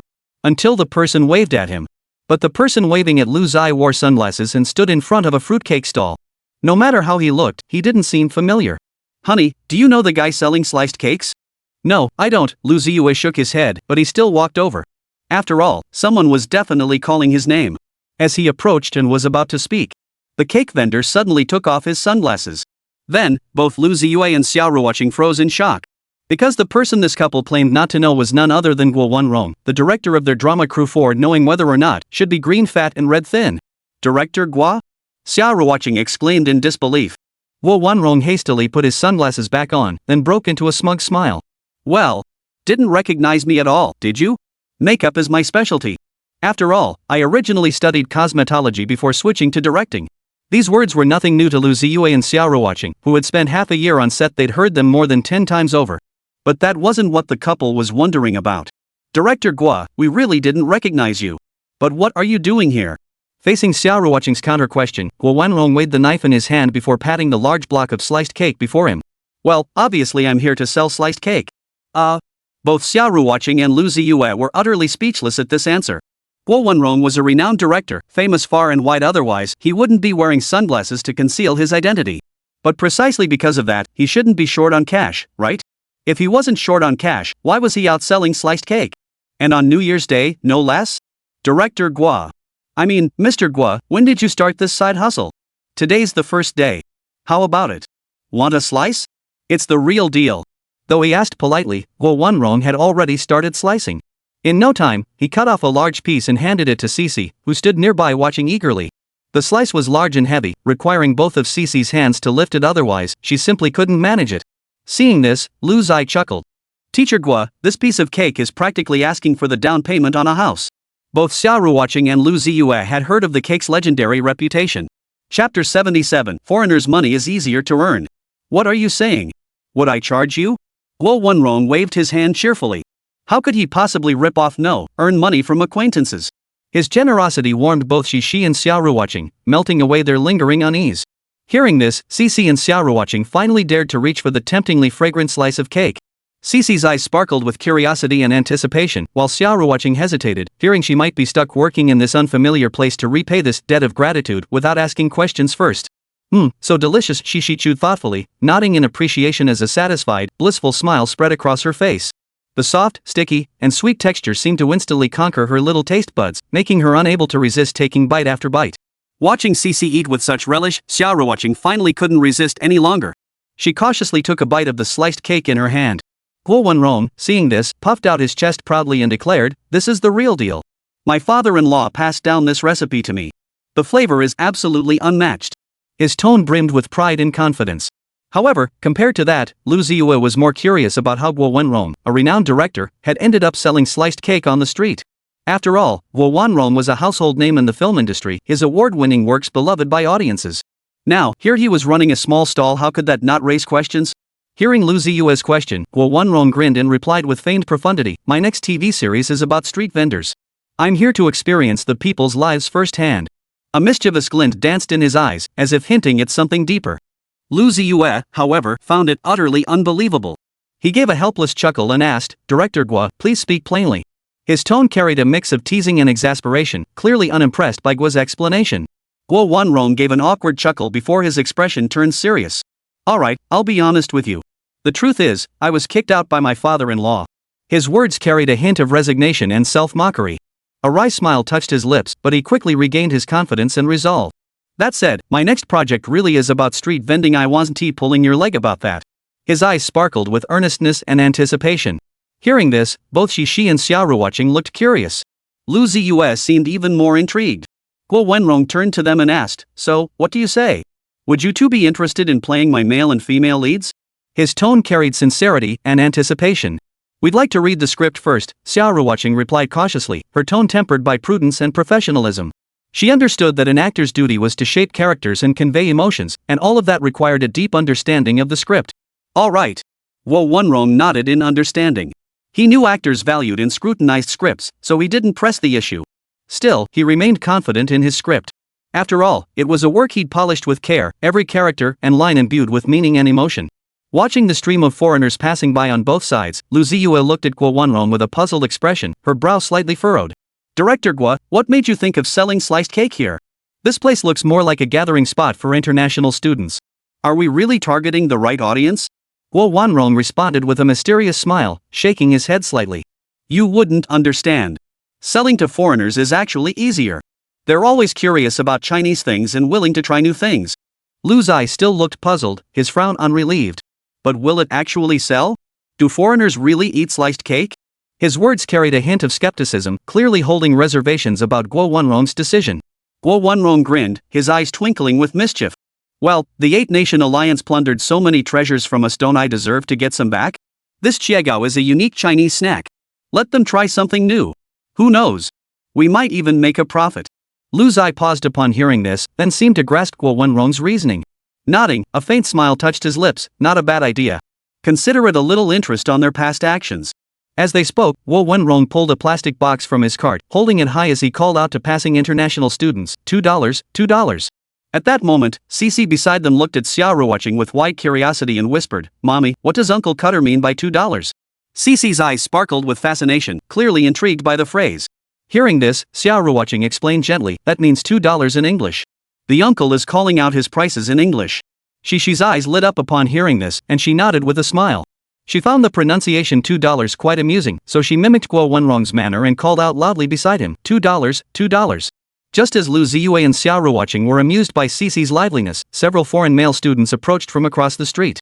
Dressed fashionably, their faces radiated youthful energy. Guo Wenrong spotted them, smiled warmly, and enthusiastically called out, $2, $2. Then, a young African-American man wearing a baseball cap and radiating a healthy, sun-kissed glow approached. He asked cheerfully in English, "What is this?" His eyes sparkled with curiosity and anticipation. Lu Ziye quickly chimed in with a smile, "Good cake." Guo Wenrong, sensing the young man's interest, quickly chimed in from the side, $2, $2. The young man nodded with a smile upon hearing this, pointing at the cake and saying, "Give me some." His tone brimmed with anticipation and eagerness. Guo Wenrong responded with a cheerful smile and an okay gesture, then swiftly pulled out the saw he carried with him from beneath the cake cart. He skillfully grasped the saw, glanced at the cake, then applied force to cut down at a spot just a hand's width from himself. As the saw cut deeper, sweet, delicious pieces of cake were neatly sliced off. Seeing this, Xia Ruoqing couldn't help but chuckle. "That one cut of yours practically sliced the old summer palace right back here," she remarked, her tone laced with playful teasing as she clearly poked fun at Guo Wenrong's notion of reclaiming something. Guo Wenrong burst out laughing upon hearing this. He packed the sliced cake into a plastic container and handed it to the young African man. The young African man accepted the cake with a satisfied smile, then cheerfully inquired, "How much?" Guo Wenrong winked mysteriously, his face alight with mischief. $2 million. Hearing this price, the young man's eyes widened like copper bells. His brows furrowed, his face frozen in disbelief. Thinking he must have misheard or that Guo Wenrong was joking, he double-checked, "Huh? Did you say $2? His voice trembled slightly, clearly stunned by the price. Seeing this, Guo Wenrong grinned and pulled another plastic sign from under the cake cart. It read in English, 1 ounce. He pointed to the sign, then to the cake in his hand, indicating that the price was calculated by the ounce. The young African-American man stared at the sign, his brow furrowing even deeper. He was clearly displeased with the price but couldn't bring himself to back down. After a moment of internal struggle, he reluctantly pulled $200 from his pocket and handed it to Guo Wenrong. The moment he received the money, his face was etched with bitterness as he muttered to himself, "This is a huge loss." Just then, a young man beside him, glasses perched on his nose, a hooked beak, smiled broadly at Guo Wenrong and asked in fluent English, "How many pounds?" His eyes sparkled with curiosity and anticipation, clearly intrigued by the cake. Guo Wenrong chuckled and repeated his old trick, "Too much." His response was deliberately vague, no specific number, no clear unit of measurement, as if he were intentionally teasing the other person. Seeing the hook-nosed young man also interested in buying the cake, Xia Ruoqing casually asked in English, "Where are you from?" "England." The hawk-nosed young man answered with a smile, his tone tinged with pride. Hearing this, Lu Ziye and the others couldn't help but suppress a smile. They exchanged knowing glances, silently agreeing, "Let's take him for a ride." Guo Wenrong's sliced cake scheme was tough even for locals to resist, let alone this young Englishman who'd come from afar. Lu Ziye turned to Guo Wenrong, giving him a knowing look. "Get him a piece too," she said, her tone tinged with teasing anticipation, as if watching a show about to unfold. Guo Wenrong picked up the large knife and made a few practice cuts on the cake. His technique was skilled and powerful, each slice perfectly executed, as if performing an art form. Yet upon witnessing this, the young eagle-eyed fellow recoiled repeatedly, terror etched across his face. He had just witnessed the birth of a sucker, and he certainly didn't want to follow in his footsteps. Guo Wenrong felt a pang of regret. He had expected to make a killing this time, but this eagle sauce guy turned out to be surprisingly sharp. He shook his head helplessly, sheathed his cleaver, and began counting the dollar bills in his hand with a smug grin. Xia Ruoqing watched the scene, unable to suppress a mix of laughter and exasperation. "Director Guo, if you keep this up, you might make more money than you do directing." Her tone carried a hint of teasing and admiration, as if she were both surprised and impressed by Guo Wenrong's side hustle. "Ha ha!" Guo Wenrong burst into laughter once more upon hearing this. His laughter brimmed with pride and satisfaction, as if he were celebrating his ingenious, money-making scheme. Just then, a middle-aged woman approached. She was dressed plainly, her face kind and gentle, looking like a local resident. She glanced at the sliced cakes on the stall, then looked at Guo Wenrong and asked in the local dialect, "Young man, how much are these sliced cakes?" Hearing this, Guo Wenrong's smile faded, replaced by a sincere expression. He replied in the local dialect, "Ma'am, if you're interested in buying some, I'll give you a good price. This cake is made with the finest ingredients, it's sweet, soft, and sticky. I guarantee you'll want more after trying it." The middle-aged woman's face lit up with satisfaction at Guo Wenrong's words. She nodded and said, "All right then, I'll take a piece to try." With that, she pulled out some loose change from her pocket and handed it to Guo Wenrong. Guo Wenrong took the money, swiftly cut a piece of cake, placed it in a plastic bag, and handed it to the woman. He smiled and said, "Have a nice day, ma'am." Come back again next time. Just then, the young man with the eagle tattoo returned. His steps carried a hint of urgency, as if he had something important to attend to. Lu Ziye watched, furrowing his brow slightly. A look of puzzlement crossed his face as he murmured, "Why did he come back?" Wo Wenrong was busy organizing the goods on his stall. Spotting the young man return, his eyes lit up instantly, as if he'd spotted a new business opportunity. He set aside his work and asked excitedly, "Hey, wanna try a slice of our specialty sliced cake?" Hearing this, the eagle sauce guy shook his head, a shrewd, calculating gleam flashing in his eyes. He glanced around to make sure no one was paying attention before lowering his voice to Guo Wenrong. "If I bring you business? Can you give me a commission?" Guo Wenrong's English wasn't great. He turned to Lu Ziye and asked, "What does he mean?" Lu Ziye, standing nearby, couldn't help but chuckle. He explained cheerfully to Guo Wenrong, "He wants to send you some customers. He hopes you'll give him a cut once the deals are done." "Sure, no problem at all." Guo Wenrong nodded without hesitation, his smile as bright as a blooming flower. He even raised his right hand in an okay gesture to show his sincerity and determination. In his eyes, this was business practically delivered to his doorstep. Why wouldn't he take it? Seeing this, the eagle-branded young man flashed a satisfied grin.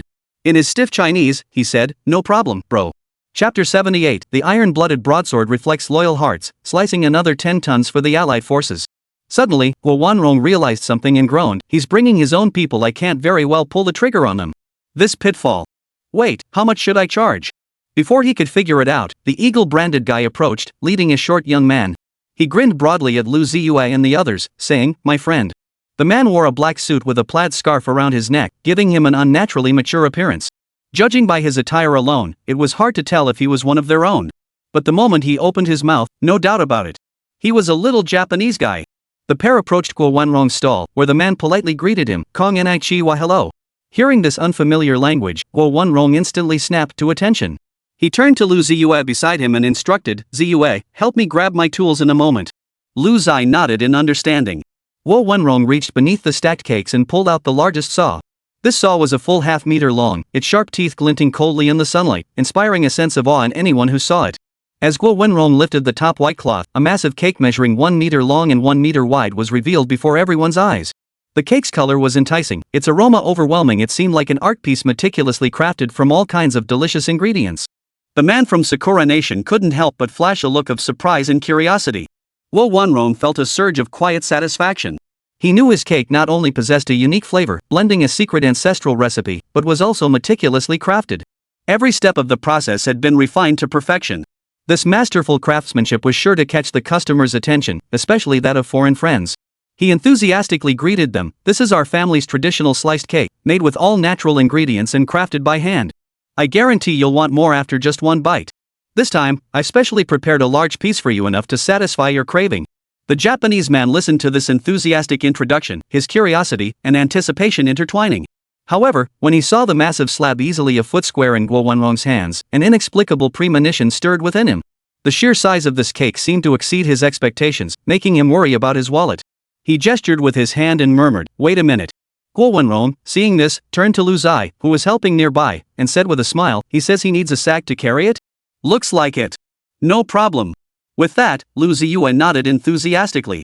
After rummaging around, he finally found a green burlap sack. Lu Ziye brought the sack back to the stall and thoughtfully shook it out, ensuring it was free of dust or debris.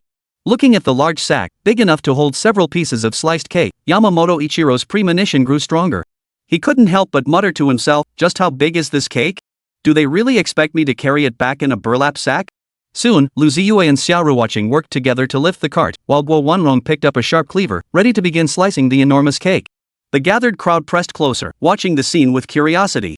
Sakura Country's eyes widened in astonishment, nervously fixated on the blade poised to descend. With a crisp snap, Guo Wenrong's cleaver sank steadily into the cake. With practiced skill, he moved the blade back and forth. Soon, a neatly cut piece measuring half a meter long and half a meter wide was separated.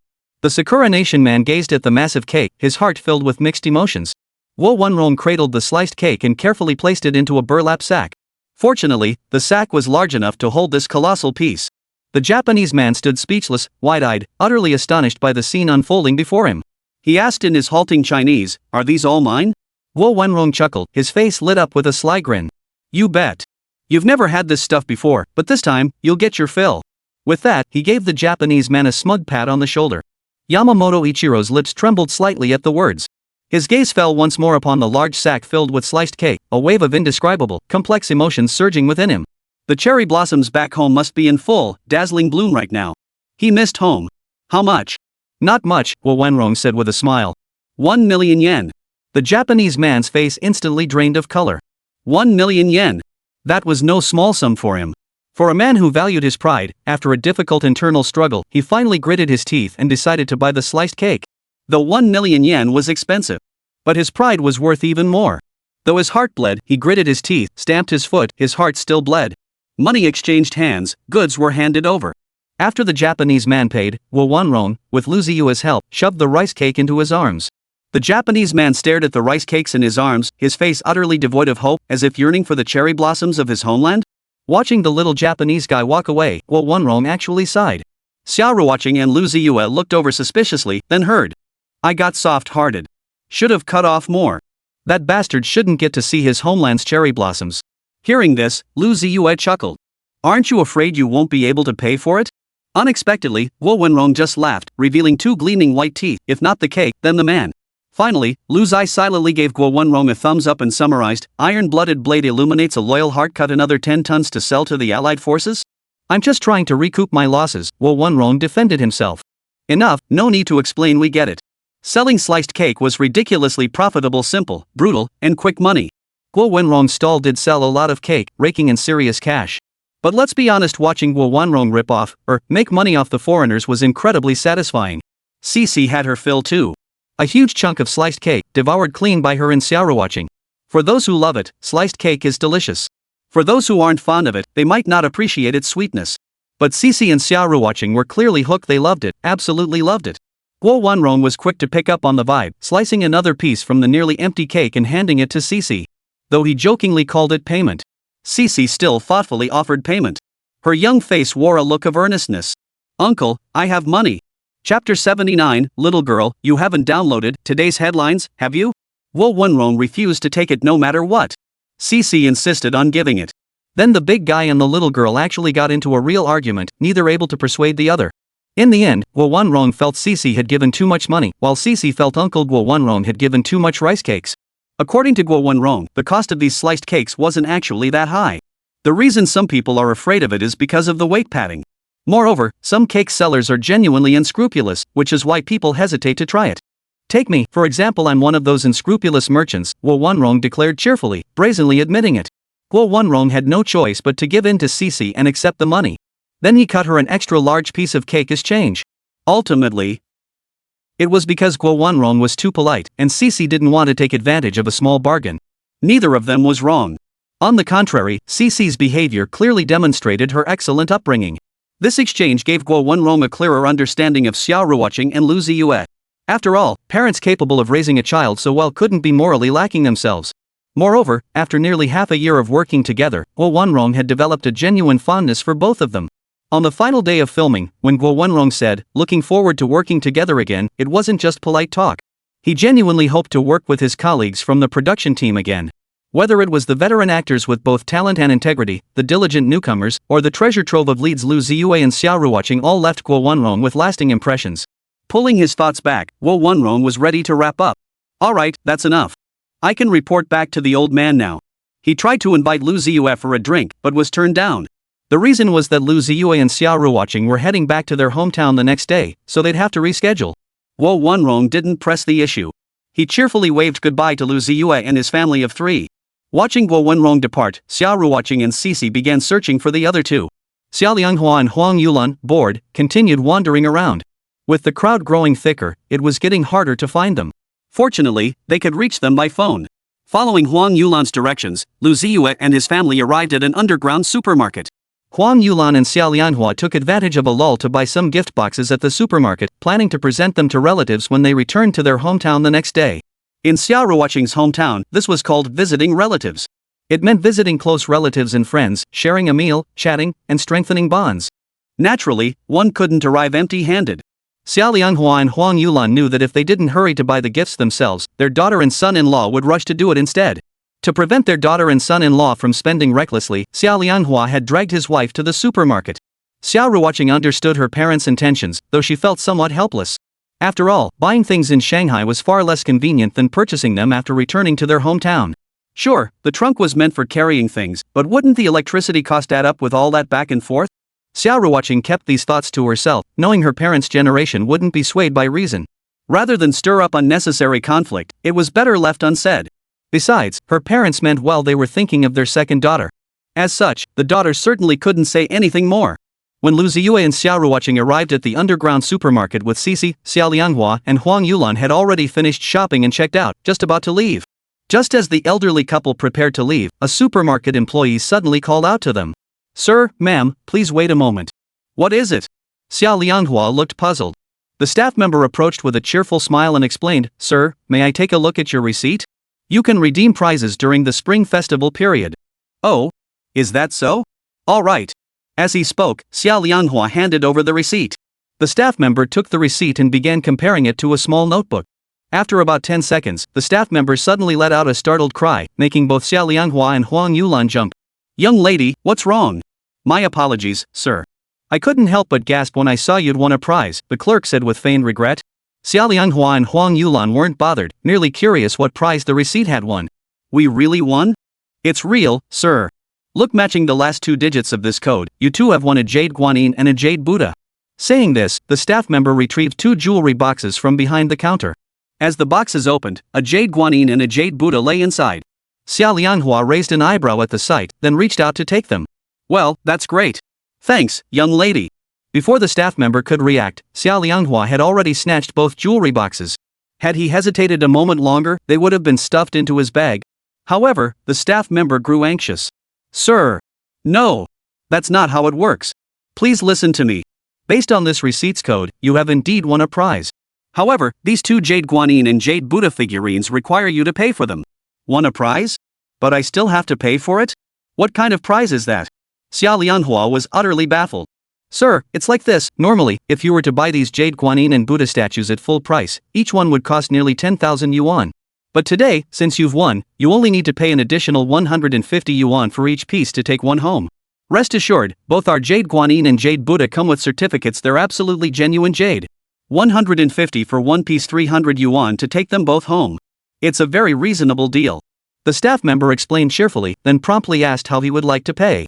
However, Xia Lianghua disdainfully returned both jewelry boxes, then pulled his wife up and started pushing the shopping cart toward the exit. The supermarket staff panicked at this sight. They hurried after them, continuing to plead. "Sir, you're not buying? You won the lottery. Seriously, the odds are incredibly low. Please reconsider." Fed up with the nagging, Xia Lianghua waved his phone. "Young lady, you haven't downloaded today's headlines, have you?" "Huh? What's that?" "It's an app with lots of short articles and news. All those little tricks you pulled earlier get pushed there. I saw them. So don't bother trying to trick me. You want to sell more and make more money? Fine. But don't target us seniors. Right?" Chapter 80, Parents everywhere are the same. They love sharing articles in groups. The woman flushed slightly at Xia Lianghua's words.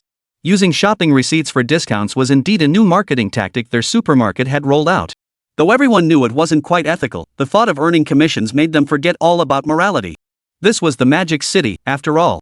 There were so many wealthy people. The middle-aged and elderly who came shopping daily, didn't each of them have a hefty monthly pension of several thousand?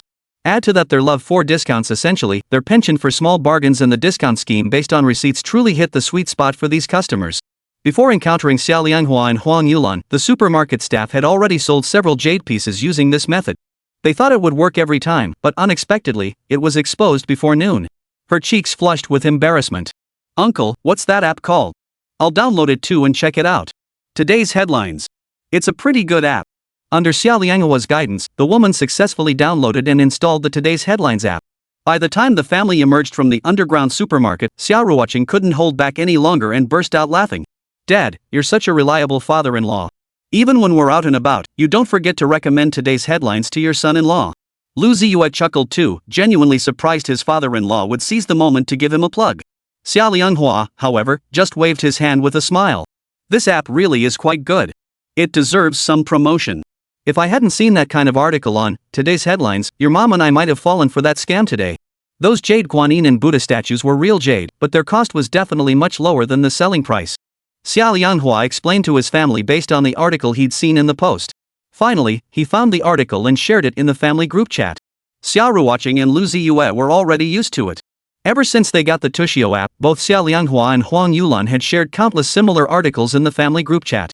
For example, warning. Working out before recovering from a cold leads to sudden heart attack. Or, heartbreaking. Young person frequently pulls all-nighters, diagnosed with thyroid cancer. Or, what do women work so hard their whole lives for? These kinds of educational articles and inspirational quotes were exactly what the elderly couple loved to share in the family group chat. Not that they're useless, but it's best not to take them all at face value. Lu Ziye's family played outside until evening before heading home. After arriving home, they had hot pot. That evening, they sat on the sofa as usual to watch the local TV station's Spring Festival Gala. Compared to yesterday's National Gala, the local station's version was much more entertaining. But Xixi grew sleepy early on. Perhaps it was because she had stayed up too late the night before? Before much of the show had aired, Xixi's head tilted sideways as she drifted off, nestled against her dad. Xia Ruoqing was persevering through it, but it looked like she wouldn't last much longer. So after settling his daughter, Lu Ziye promptly carried his wife back to their room. Once tucked under the covers, Xia Ruoqing couldn't help but sigh.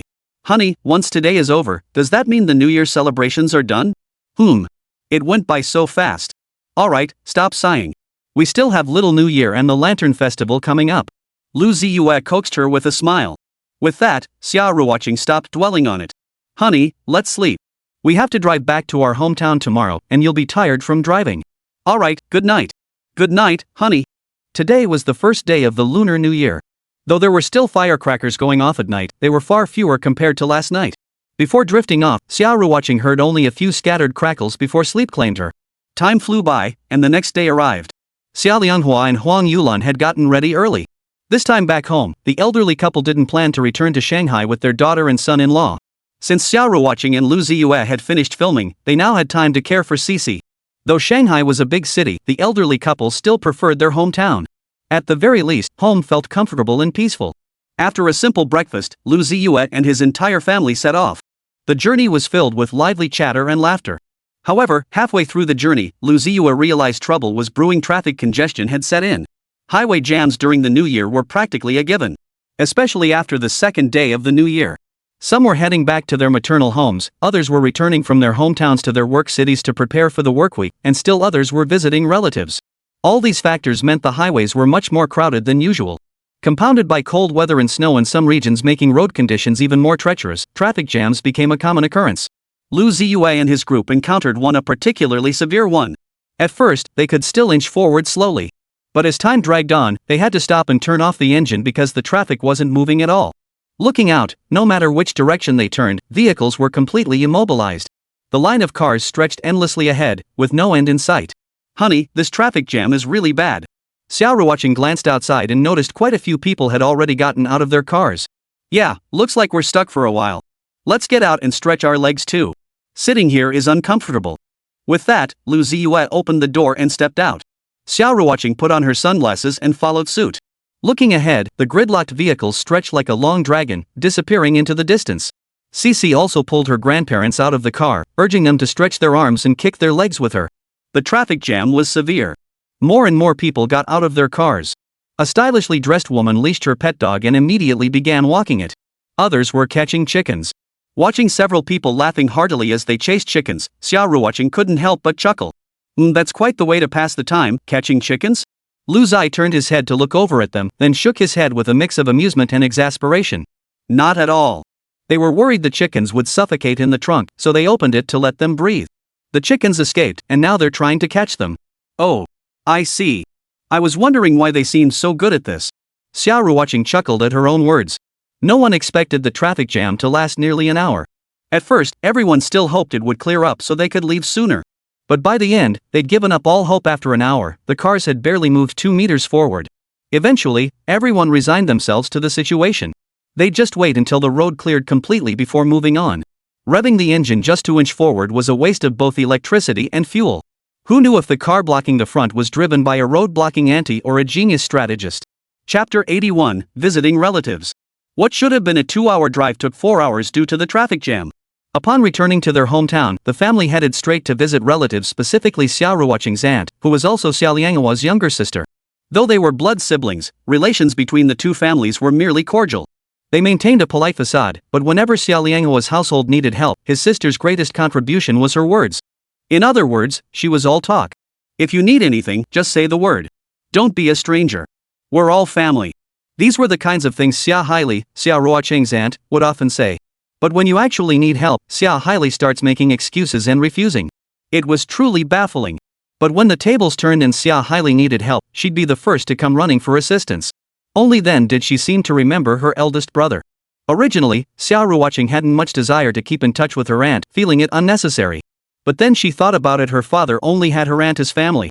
She should make the effort. And so, upon returning from the metropolis, her first stop was her aunt's home. As Xia Lianghua put it, though his sister was stingy and tight-fisted, she didn't harbor any ill will.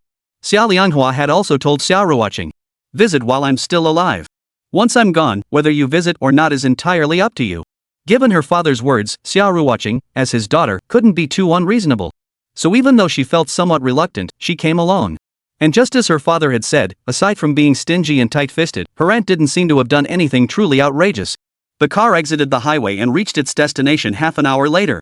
It was a village, and Xia Ruoqing's aunt, Xia Haili, lived not far from the entrance. As soon as the car stopped, Xia Haili seemed to hear the commotion and hurried out to greet them. Her face lit up with a warm smile upon recognizing her eldest brother and sister-in-law. "Big brother, sister-in-law, you're here. Xingqing, Xiaoyi, come on in and sit down. She. Oh my, come here. You're such a big girl, now let your auntie take a good look at you." Xia Haili greeted everyone warmly. Once they were back inside, Xia Haili's husband greeted them in the same warm manner. For a moment, Xia Ruoqing wondered if she was being overly sensitive. After all, this was her own aunt. After ushering Lu Ziye and the others to their seats, Xia Haili called Xixi over and pulled out 200 yuan from her pocket. Seeing this, Xia Ruoqing immediately called out, "Xixi, you can't accept that. Come on, Xingqing. Xixi only visits a few times a year.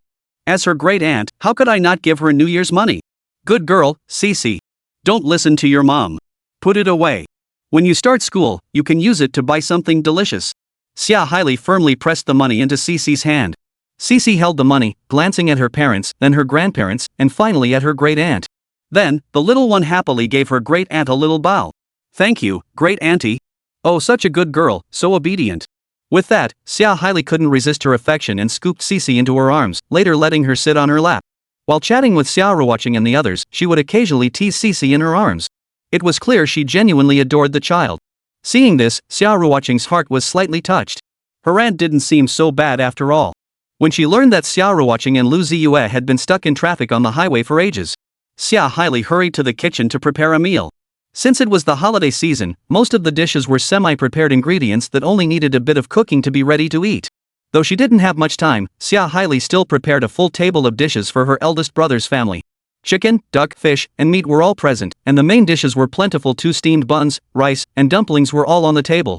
Xia Ruoqing and the others were only staying for one meal, but with so much food prepared, Aunt Xia and Uncle Lu would likely be eating leftovers for days. During the meal, Xia Ruoqing inquired about her cousin Chen Ning. "Auntie, did Ning Ning not come back for the new year?" "Yes. They said it was the company's rotating schedule. As new hires, they won't get their turn off until after the new year.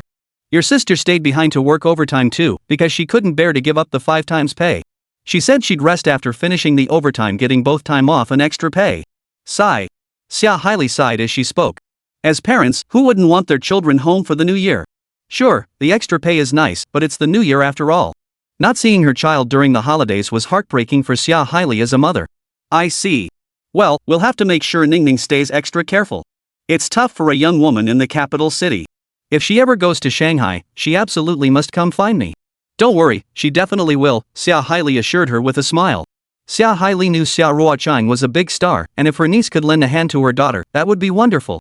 After dinner, Xia Ruoqing and Huang Yulan helped Xia Haili clear the table. Xia Lianghua and Lu Ziye stayed in the living room with Xia Haili's husband, Chen Zhengping, chatting. Just then, the dog tied up at the door began to bark. Chen Zhengping got up to investigate. Visitors had arrived. It was a villager. Upon seeing the guests, he initially intended to leave, but Chen Zhengping called him over. "No problem, come on in and sit down." At Chen Zhengping's invitation, the 3 villagers sat down on the heated bed and began discussing a matter among themselves. Lu Ziye and Xia Lianhua could hear clearly. It seemed to be about road repairs. The village roads were indeed in need of repair. On their way here, they'd encountered muddy paths everywhere, with large pits within smaller ones making travel quite difficult. However, while road repairs were a good thing in principle, Chen Zhangping and the others learned during their conversation that some villagers refused to agree. The reason for their non-cooperation was that the family believed the small section of road in front of their door belonged to them. If the road was built, it would encroach on their property, and they demanded compensation. This argument was unreasonable. How could the road in front of their door possibly be considered their personal property? Yet that family held this belief, insisting road construction was impossible without compensation. And this compensation meant money. They made an outrageous demand, acting like stubborn bullies and asking for 50,000 yuan. Keep in mind, road repairs are typically funded collectively by the entire village. That family didn't contribute, and now they're not only blocking progress but actually demanding compensation? Do they plan to stay after the road is built? Wouldn't they also benefit from the convenience? This simple logic is obvious to anyone, but that family either doesn't understand or pretends not to. Frankly, they were just greedy for a small advantage, thinking they could profit from the situation. Most importantly, they believe the road isn't necessary, they can still get around just fine without it. Chapter 82, The Veteran Actor's What If? Need to consider it? Not at all. After Chen Zhang and the others discussed it, they unanimously decided to crowdfund 30,000 yuan for that family. For some villagers, 30,000 yuan was no small sum. Giving it to that family like this left Chen Zhang and the others feeling deeply resentful. After all, road construction was a major public good benefiting the entire village. But spending money to do good deeds? That's something no one would feel entirely comfortable with. But no matter how you look at it, there's no better solution, this is simply how it must be. As Chen Zhang saw the three off, they continued cursing in the courtyard, vowing that once the road was fixed, they'd find a chance to mock that family. Back inside the house, Chen Zhang's face was etched with bitter laughter. Finally, he sighed with resignation. It's true what they say, backwater villages breed troublemakers. Xia Ruoqing's family stayed a little longer at Aunt Xia Hailey's place before taking their leave. Though they still had time in the afternoon, there was no need to rush with visiting relatives, so the family headed home. Just as Xia Ruoqing was watching TV, she suddenly received a call that caught her completely off guard. "Honey, it's Teacher Song Chang. Let me take this." After saying that, Xia Ruoqing answered the call and exchanged New Year greetings. "Miss Song, Happy New Year. Wishing you all the best." A gentle laugh immediately echoed from the other end of the line. Veteran actress Song Qing seemed to be in quite a good mood. "Qing, Happy New Year. Teacher Song, I hadn't even called you yet, and you called me first. This makes me feel so embarrassed as your junior." Xia Ruoqing spoke honestly, and these words truly reflected her inner thoughts. Yet Song Qing on the other end didn't seem to mind at all. Instead, upon hearing Xia Ruoqing's words, she comforted her. "It's nothing. We're not petty people. There's no need to dwell on such things. Besides, I actually have something to ask of you. Auntie Song, go ahead. If it's possible, I'm all ears." "Oh? What if it can't be done?" Song Chang teased. Xia Ruoqing, being a seasoned veteran, immediately shot back, "Even if it can't be done, I'll still try my best." Hearing this, Song Qing felt even happier. She already got along well with Xia Ruoqing, and now she found her even more likable. "Alright, enough chit-chat. I do have something I need to discuss with you. Auntie Song, go ahead." "Well, I've been watching your company's show Chen Xiang 630. It's really good, great creativity, great acting. It's totally my cup of tea. So I'd like to apply to join your company's short-form drama production team." Hearing this, Xia Ruoqing froze in surprise. She never imagined that veteran actress Song Chang would call to discuss this very matter. Why would she even need to apply? Getting veteran actor Song Ching to join the Chen Xiang 6:30 p.m. crew would be an absolute godsend. Not to mention, Song Ching's involvement would instantly elevate the acting standards of Chen Xiang 6:30 by leaps and bounds. "Auntie Song, are you serious? You're not joking with me?" To be honest, Xia Ruoqing still couldn't quite believe it, which is why she asked again. "Your auntie isn't that bored." "Of course it's true. Xing, think about it." Before Song Ching could finish, Xia Ruoqing cut in. "Auntie Song, what's there to consider? No need to think about it." "I said no need to think about it, I agree. Whenever you have time, you can come teach us anytime." Xia Ruoqing's words made Song Ching very happy. After discussing this matter, the two chatted about everyday life over the phone. Eventually, Song Cheng had guests arrive, and they hung up. Yet even after hanging up, Xia Ruoqing still felt a surge of excitement. "Honey, Teacher Song wants to join our Chen Xiang 6:30 p.m. production team." "MHM, I heard." Lu Ziye smiled affectionately. "You heard it, but I still have to say it." That's so great." Xia Ruoqing gloated like a little girl for quite a while. It wasn't until Lu Ziye insisted on calling Chen Xiang to inform him that Xia Ruoqing finally calmed down. Just as both of them had imagined. When Chen Xiang learned that veteran actor Song Ching was actually joining the cast of Chen Xiang 630, he was over the moon. He filled Lu Ziye's ears with a barrage of wolf howls over the phone before finally calming down. Anyone who knew him understood he was just being happy, but to outsiders, it looked like he'd regressed to primal instincts. Lu, while Chen Xiang 6:30 p.m. has gotten a decent response so far, we're still all newcomers, new cast, new director. Some people just pass on it after seeing the cast list. But now, with teacher Song Ching joining us, we'll definitely draw in a huge audience. This is great news, truly great news. Chen Xiang was thrilled, sensing a bright future ahead. Lu Ziye shared his joy. This signaled that Xia Lu Studio was finally getting on track.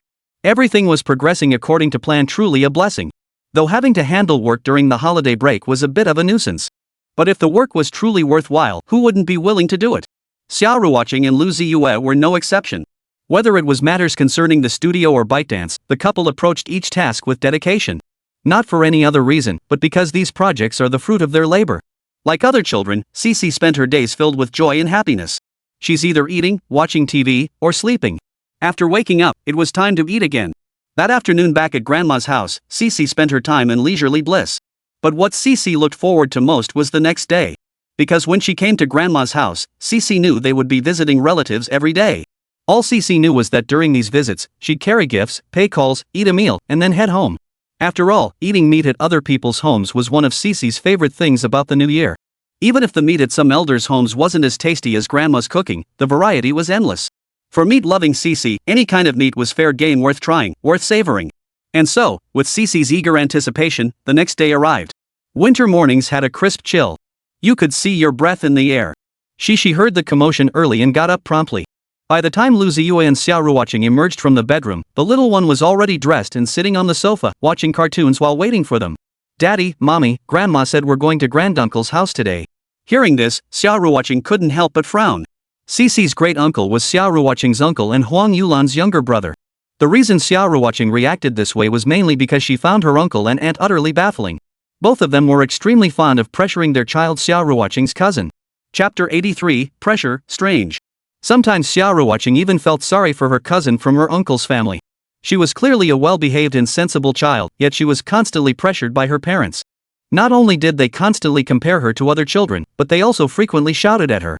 As a result, even though Huang Qiao was already in her senior year of high school, she would sometimes stutter when speaking in front of her parents. She's perfectly fine around outsiders. Only in front of her parents did she stutter when speaking. Xia Ruoqing understood this was fear, a subconscious dread that caused her to stutter uncontrollably. Family members, especially Xia Ruoqing's mother Huang Yulan, had repeatedly warned Huang Ziye. But Xia Ruoqing's maternal uncle, Huang Ziye, always brushed them off with vague responses like aha, yeah, and got it. No matter how many times they brought it up, it never changed anything. So it wasn't just Xia Ruoqing, even Huang Yulan, her own sister, sometimes didn't want to visit her brother's house. She was simply worried about the child. But with the new year approaching, and Huang Ziye being Huang Yulan's only brother, it simply wouldn't do to not visit. So they decided to go early. The family packed up quickly and set off. Huang Ziye's house wasn't far from Xia Ruoqing's place, just about a 20-minute drive. Upon reaching the village entrance, Xia Ruoqing stopped at a small convenience store and purchased several gifts. After all, he was her own uncle, so Xia Ruoqing bought high-quality gifts in generous quantities. They soon arrived at her uncle's house.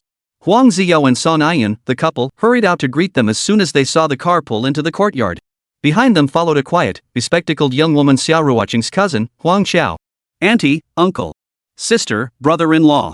Huang Qiao greeted them with a smile the moment they met. But Huang Ziye and Song Ayun still seemed dissatisfied. Speak up. Who can hear you speaking so softly? The smile froze on Huang Qiao's face. Though she was used to it, it still stung. Helplessly, she had no choice but to start over and shout loudly once more. Auntie, sister, please sit down. I'll go get some water. With that, Huang Qiao turned and went back inside. But to Huang Ziye and Song Ayun, their daughter was just throwing another tantrum. Sigh, just look at her. This child is like an ungrateful wolf that never learns. I just asked her to call out louder, and look, she's throwing another tantrum. Song Ayun looked deeply troubled, and Huang Ziye chimed in with her.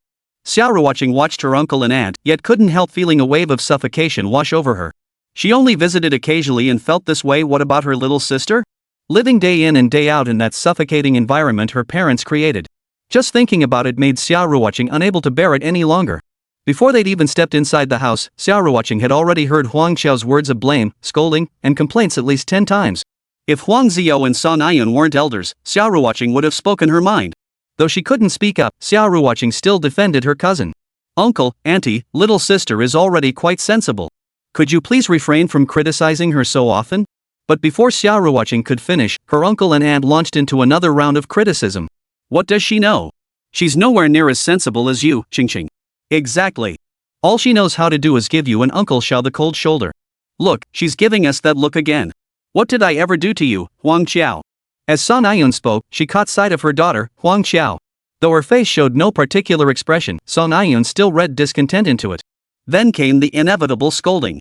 If Xia Ruoqing and her family hadn't been present, Huang Qiao would have been scolded for quite some time.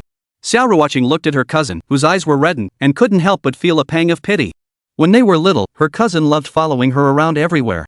Big sister this, big sister that, wait for me, big sister, she was utterly adorable. But now, that lively, spirited energy that once defined her cousin was nowhere to be seen. Thinking of this, Xia Ruoqing couldn't bear it any longer and immediately stood up. Little sis, I forgot to buy something.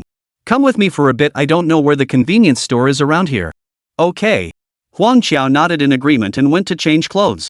But Huang Ziye grew impatient with her slow pace and snapped again. Hurry up! You dawdler! Do you expect everyone to wait for you? Oh.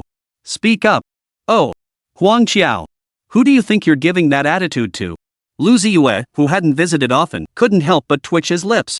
What kind of situation was this? For a moment, he understood his wife's words.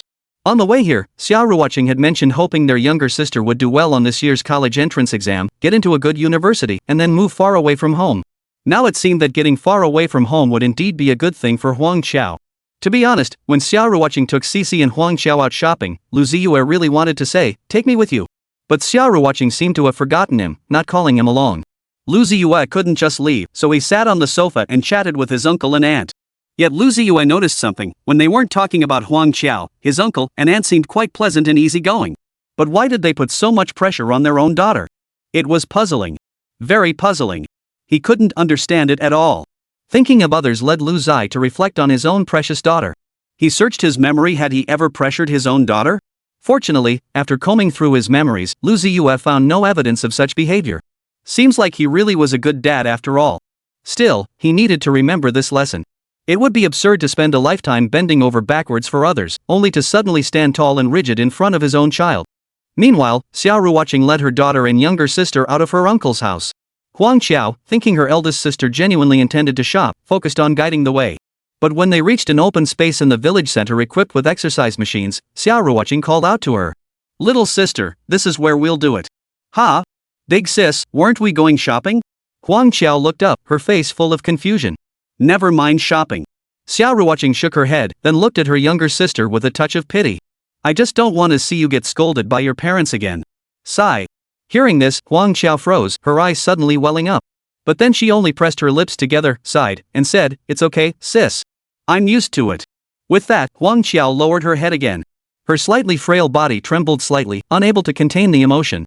It was clear how deeply she was hurting inside. Xia Ruoqing looked at her younger sister, momentarily at a loss for words to comfort her. She knew all too well that the pressure her uncle and aunt placed on her was not something that could be eased with a few words. Chapter 84, Allergies? Just a fussy eater. Xia Ruoqing knew her aunt and uncle, being elders, wouldn't listen to her objections. After all, even Huang Yulan, her own biological sister, couldn't sway them. It had always been this way over the years. How could a few words suddenly change anything? This only made Xia Ruoqing feel even more heartbroken for her little sister. "Little sister, just study hard for another half year. Once you take the college entrance exam, everything will be fine." After much deliberation, Xia Ruoqing felt this was all she could say. Huang Qiao nodded softly at her words. When she lifted her head again, her expression had returned to normal. Xia Ruoqing didn't rush back. She simply sent a message to Lu Ziye, then took her daughter and little sister for a stroll around the village. It wasn't until dinner time approached that Xia Ruoqing finally led the two girls, big and small, back home. Huang Ziye and Song Ayun had prepared a lavish spread. However, while clearing the dishes, Huang Qiao's expression grew slightly grim. Later, Huang Yulan spoke up in surprise. "Xiao, doesn't Xiao Qiao have trouble digesting soybeans?" Hearing this, Xia Ruoqing quickly glanced at the dishes on the table. Sure enough, the dishes included soybean pork rib soup, braised pork with tofu, and stir-fried soybean sprouts with pork. While there were many dishes, but nearly half of them contained soybeans. Xia Ruoqing snapped back to reality at her mother's words. Her younger sister had been allergic to soybeans since childhood. Though the allergic reactions weren't severe, no allergy should ever be taken lightly. But right now, uncle and aunt insist on making so many dishes with soybeans. Before she could think further, Xia Ruoqing felt a suffocating sense of dread. She knew that during dinner, her uncle and aunt would inevitably stage another scene of forcing her little sister to eat soybeans. Huang Xiao knew this too, which was why her face had turned grim. But she never had much say in the household, so she simply kept silent. Her grim expression stemmed solely from her own dread of soybeans. Huang Ziye and Song Aiyun, however, were furious. Sis, it's not like you say. She's just being picky. Back in our day, we never had these kinds of conditions. We didn't get to pick and choose what we ate. Just having something to eat was a blessing. Now that we're better off, the kids turned picky. It's not allergies or anything, just plain picky eating. Huang Ziye grumbled, then shot Huang Qiao a disapproving glare. While her uncle and aunt were in the kitchen, Xia Ruoqing pulled Huang Qiao aside. Little sis, if you're allergic to something, we won't eat it. We'll have something else. Huang Yulan chimed in, don't listen to your parents, especially your father. He's stubborn as a mule, and even your aunt can't reason with him. With the comfort of her aunt Huang Yulan and her eldest sister Xia Ruoqing, Huang Qiao felt much better inside. Being naturally sensible, Huang Qiao understood these dynamics well. Auntie, sister, I know. It's fine. After saying this, Huang Qiao went back to help in the kitchen. But the more sensible and obedient she acted, the more helpless Xia Ruoqing and Huang Yulan felt inside. Xia Ruoqing even resolved that if her uncle and aunt insisted on forcing their little sister to eat soybeans during dinner, she wouldn't hold back. Because that was sheer nonsense. Treating allergies like a joke, what was uncle thinking? Soon, Huang Ziye and Song Aiyun brought all the dishes to the table. Huang Ziye brought over a bottle of wine to offer Xia Lianghua and Lu Ziye. Lu Ziye, needing to drive, politely declined and drank a soft drink instead. Song Aiyun urged Huang Yulan and Xia Ruoqing to eat. Xixi, eat your vegetables and meat. Xixi nodded obediently, but instead of picking up meat, she took advantage of the adults' conversation to pick out each soybean from her plate one by one and eat them. Xia Ruoqing felt a wave of warmth upon seeing her daughter's actions. She knew her daughter must have been deliberately picking out the soybeans to prevent her aunt from eating them. How adorable that such a young child already knew to consider others' feelings. The family dinner started off smoothly. Everyone ate, drank, and chatted cheerfully. But after Huang Ziye downed 2 shots of baijiu, the alcohol seemed to hit him hard. His eyes kept darting toward his daughter, Huang Qiao. Finally, it erupted. What's wrong with eating some soybeans? Are they going to poison you? Before he could finish, Song Aiyun chimed in. She accused Huang Qiao of being unreasonable, scolded her for disobedience, and so on. Though the accusations were baseless, from Song Aiyun's mouth, her daughter truly sounded like a bad girl. Uncle! Xia Ruoqing called out. But before Xia Ruoqing could say anything to defend her younger sister, Huang Qiao moved. Her expression blank, she picked up a ladle and filled her bowl to the brim with soybean and pork rib soup. She scooped up especially large amounts of the soybeans that had sunk to the bottom of the pot. Before Xia Ruoqing and Huang Yulan could react, she began shoveling it into her mouth in large bites. Not only that, but she stuffed everything else related to soybeans, tofu, bean sprouts, and whatever else Huang Ziye and Song Aiyun wanted her to eat into her mouth. Bite after bite after bite. Huang Qiao's expression grew increasingly grim. Just as Huang Ziye was feeling rather pleased with this turn of events, something happened. Huang Qiao abruptly stopped what she was doing. Then she vomited. With a gush, the food and soup she'd just swallowed came rushing back up. But even after vomiting, Huang Qiao didn't stop eating. She kept shoveling food into her mouth. Huang Ziye realized his daughter was throwing a tantrum at them.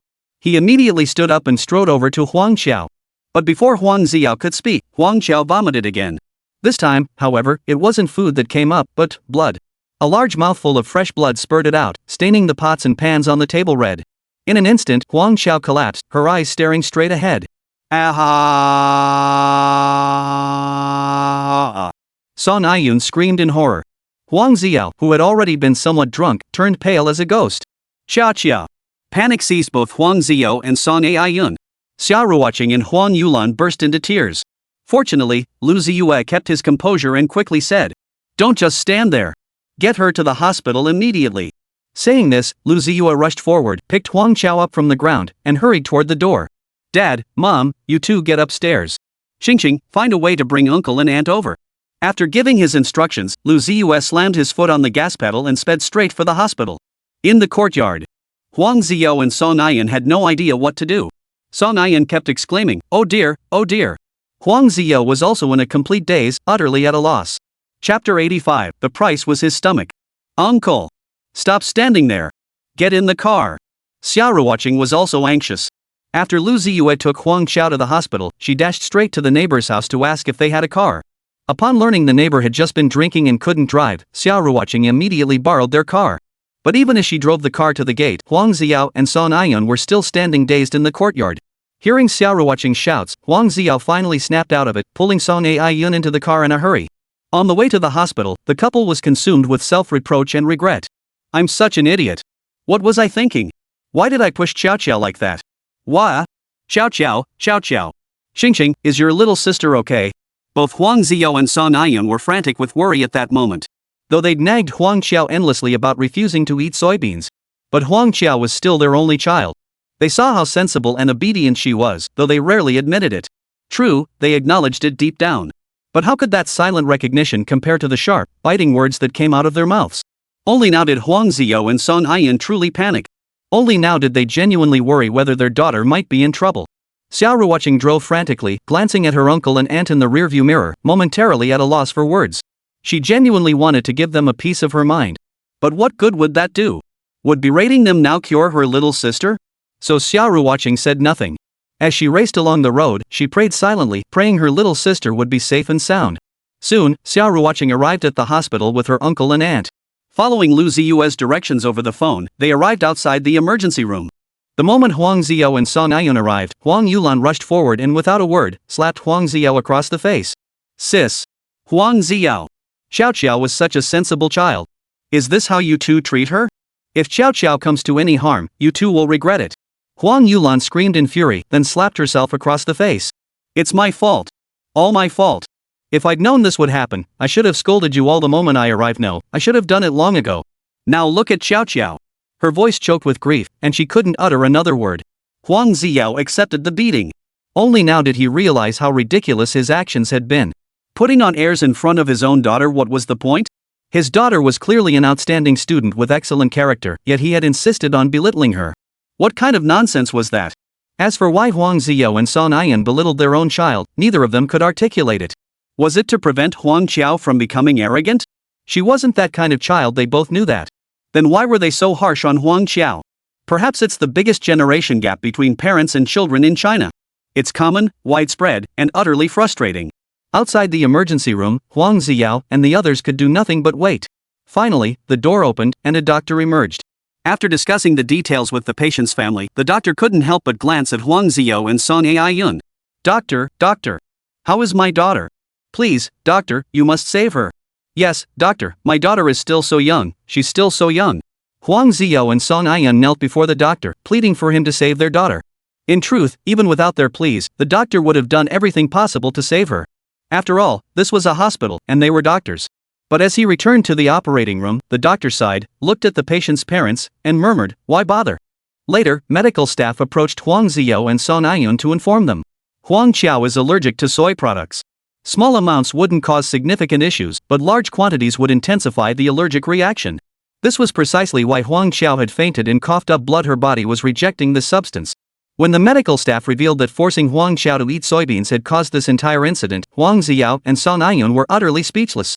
The couple slumped to the floor, leaning against the wall, their minds blank. I thought Xiao Xiao was just a picky eater. How could she be allergic? Xiao Xiao never mentioned it either. Hearing this, Xia Ruoqing closed her eyes slightly, finding no words left to say. My little sister never mentioned it? Impossible. She said things like, my stomach feels uncomfortable after eating soybeans, or my stomach feels queasy just today.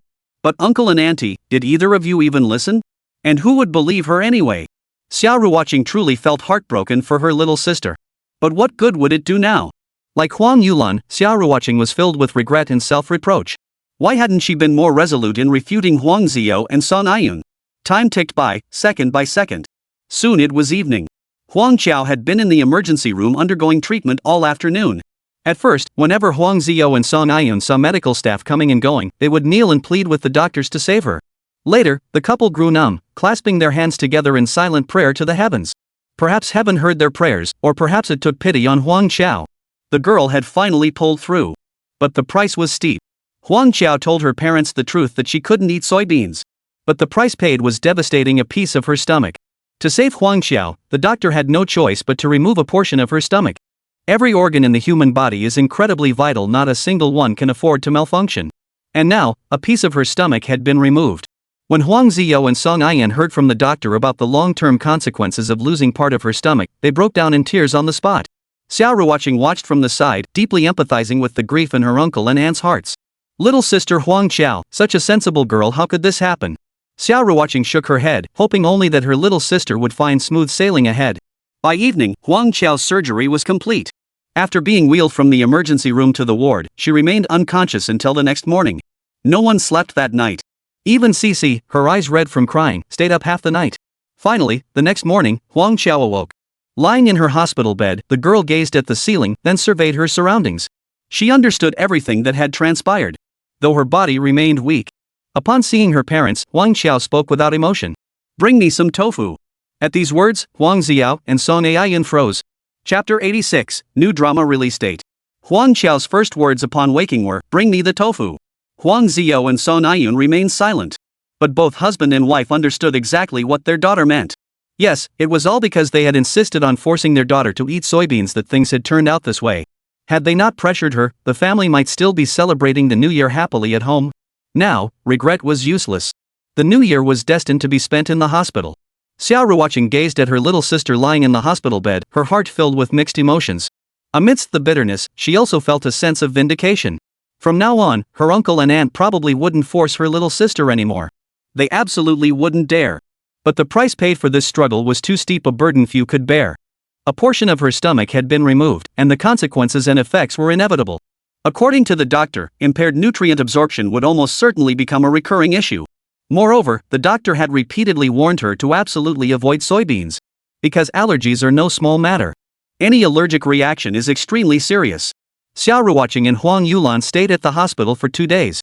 The remaining relatives were seen off by Xia Lianghua and his son-in-law, Lu Ziye. In the hospital, Huang Qiao spoke even less than before. Huang Ziye and Song Ayan, the couple, had tried more than once to make amends with their daughter, but Huang Qiao responded to them with even fewer words. In the past, they might have lost their temper long ago. But now, neither dared to show their temper. They couldn't bear to hurt their daughter again. The 5th day of the Lunar New Year marked the Little New Year. Xia Ruoqing and Lu Ziye spent the Little New Year with Xixi at their hometown. They returned to the metropolis on the 6th day. The news came suddenly. Director Guo Wenrong called to announce that the premiere of Is It True? Is It True? Green leaves thicken, red petals wither was set for the 13th day of the first lunar month. That meant there was only 1 week left before the drama premiered? The reason it was so sudden was that hardly any promotion had been done for nor not. Very few people even knew about the drama. As members of Xiaolu Studio and co-investors in the drama, Xia Ruoqing and Lu Ziye couldn't afford to neglect the promotional efforts. After returning from her hometown, Xia Ruoqing collapsed onto the sofa. She couldn't quite pinpoint why, but she felt utterly exhausted. And she truly was exhausted after all. From the new year until now, she'd encountered so many things. Especially the matter with her younger sister, Huang Qiao, who was still recuperating in the hospital. Upon returning home, Xia Ruoqing felt no desire to do anything but rest. In contrast, Lu Ziye proactively took charge of all affairs. This included, but was not limited to, the promotional campaign for the drama series Knowing or Not Knowing should be green fat and red thin. Frankly, boosting visibility is just a matter of throwing money at it. Lu Ziye allocated funds to Li Liang, and soon after, tens of thousands of pieces of information related to the drama Knowing or Not Knowing flooded onto today's headlines. Today's headlines also pushed it across the entire network. Almost every second, a new Tushio user learned of the drama's existence. Meanwhile, Wahisong was also pouring significant funds into promoting their new drama. After all, Wahisong had poured immense effort into Is It Green or Is It Red? Having invested so much already, they certainly weren't going to skimp on the final step of promotion. Thus, information about Is It Green or Is It Red flooded the internet like a tidal wave. Men and women, seniors and students alike, many have become aware of its existence. Adding to the buzz, Xia Ruoqing had previously performed the theme song on the show Singer. When the two were linked together, fans were overjoyed. This song is actually a drama's theme song? How could anyone not be excited? Before returning to work after the holiday break, Xia Ruoqing's daily routine revolved around posting updates. From her New Year's Eve dinner to her daily life updates, Xia Ruoqing's central focus has been promoting Is It Green or Red? With such vigorous promotion from both sides, the online buzz for Is It Green or Red reached an almost terrifying level. It just goes to show that a short preparation time isn't necessarily a bad thing. At the very least, netizens quickly became aware of and remembered the upcoming release of the drama Is It Green or Is It Red? Some companies, eager to build buzz for their products, start hyping them before filming even begins or after only a few scenes are shot. As a result, by the time the actual release arrives, the hype often fizzles out. Because the wait is so long, even viewers who genuinely look forward to it will inevitably forget about it amid other things happening in their lives. After all, people encounter and experience so many things every day. In contrast, the release date for Is It Green or Red was decided rather hastily, leaving little time for promotion. But upon reflection, this might not be such a bad thing. On the 8th day of the new year, Meng Xiaoxue returned from her hometown. The moment they met, she scooped up Xixi and slipped a red envelope into her arms. Then came the heart-wrenching sobs. Wah! Sister Chang. This sudden outburst startled Xia Ruoqing, who feared something terrible had happened to Meng Xiaoxue. Fortunately, it was all her own overthinking. It turned out that going home for the new year is practically an obsession for every Chinese person, right? But sometimes, going home is just impossible. Ha! Xia Ruoqing uttered in confusion. Meng Xiaoxue wiped away imaginary tears before explaining. Going home for the new year is wonderful, but my family has far too many children, 3 older brothers, 2 older sisters, 8 kids in total. Oh, and my eldest sister-in-law is expecting twins too. Ugh. And as their aunt, I can't very well not give my nieces and nephews New Year's money. So one red envelope after another completely drained me. I barely saved any money all year, and then I spent it all back home. Completely wiped out. Why do I feel like some giant hand is secretly manipulating my little money? All gone, wah? Meng Xiaoxue recounted the whole ordeal with a mix of laughter and tears.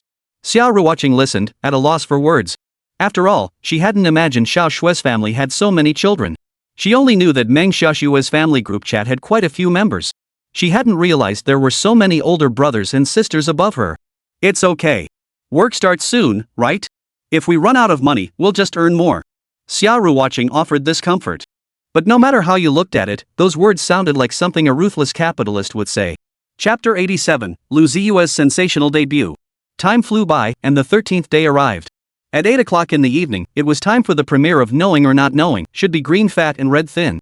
After dinner, Xia Ruoqing and her family gathered on the sofa in front of the TV, waiting for the show to begin. Finally, the alarm chimed, signaling the moment had arrived. After 6 months of arduous filming, Knowing or Not Knowing premiered. Although Xia Ruoqing and Lu Ziye were the actors, even the male and female leads, seeing their own work on the television screen still stirred up complex emotions. Meanwhile, Xia Lianghua and Huang Yulan shared the news of their daughter and son-in-law starring in the drama with friends and relatives. Many of them found them directly through social media. Upon confirming it was indeed Xia Ruoqing, the elderly couple's friends and relatives showered them with phone calls expressing concern and congratulations. To ordinary people, landing the lead roles in a TV drama was truly a remarkable achievement. Especially after watching it, they realized this drama was no ordinary production. Thousands of netizens across China shared the same thoughts as the couple's friends and family. Fans of Xia Ruoqing, for instance. And netizens who had long been bombarded by the overwhelming promotional trailers. Within mere minutes of the show's premiere, a distinct feeling emerged: this is a masterpiece made with genuine dedication. The opening theme alone was meticulously crafted. As the story unfolded, it became clear that the costumes, makeup, and props were all meticulously crafted. Even before the first 4 episodes finished airing, it caused quite a stir on social platforms like Weibo and Tuxio. Especially on Tuxio. As an emerging social platform, Tuxio's user base still can't compete with Weibo. But its fresh features easily satisfy mass demand, letting users see what they want and find the information they seek. Consequently, its user base is growing at an almost explosive rate. Whenever a news article about Knowing or Not Knowing is opened, the comment section becomes incredibly lively. Netizens are actively discussing it. Though I've only watched 2 episodes, the plot, acting, and production design are all superb, truly a well-crafted piece. Why do I sense such refined beauty in this drama? Yeah, me too. It's mainly the authentic ancient charm and the living scenes, whether it's the furniture, set design, or other details, everything is meticulously crafted. That's why it feels so sophisticated. Honestly, this drama is really quite good.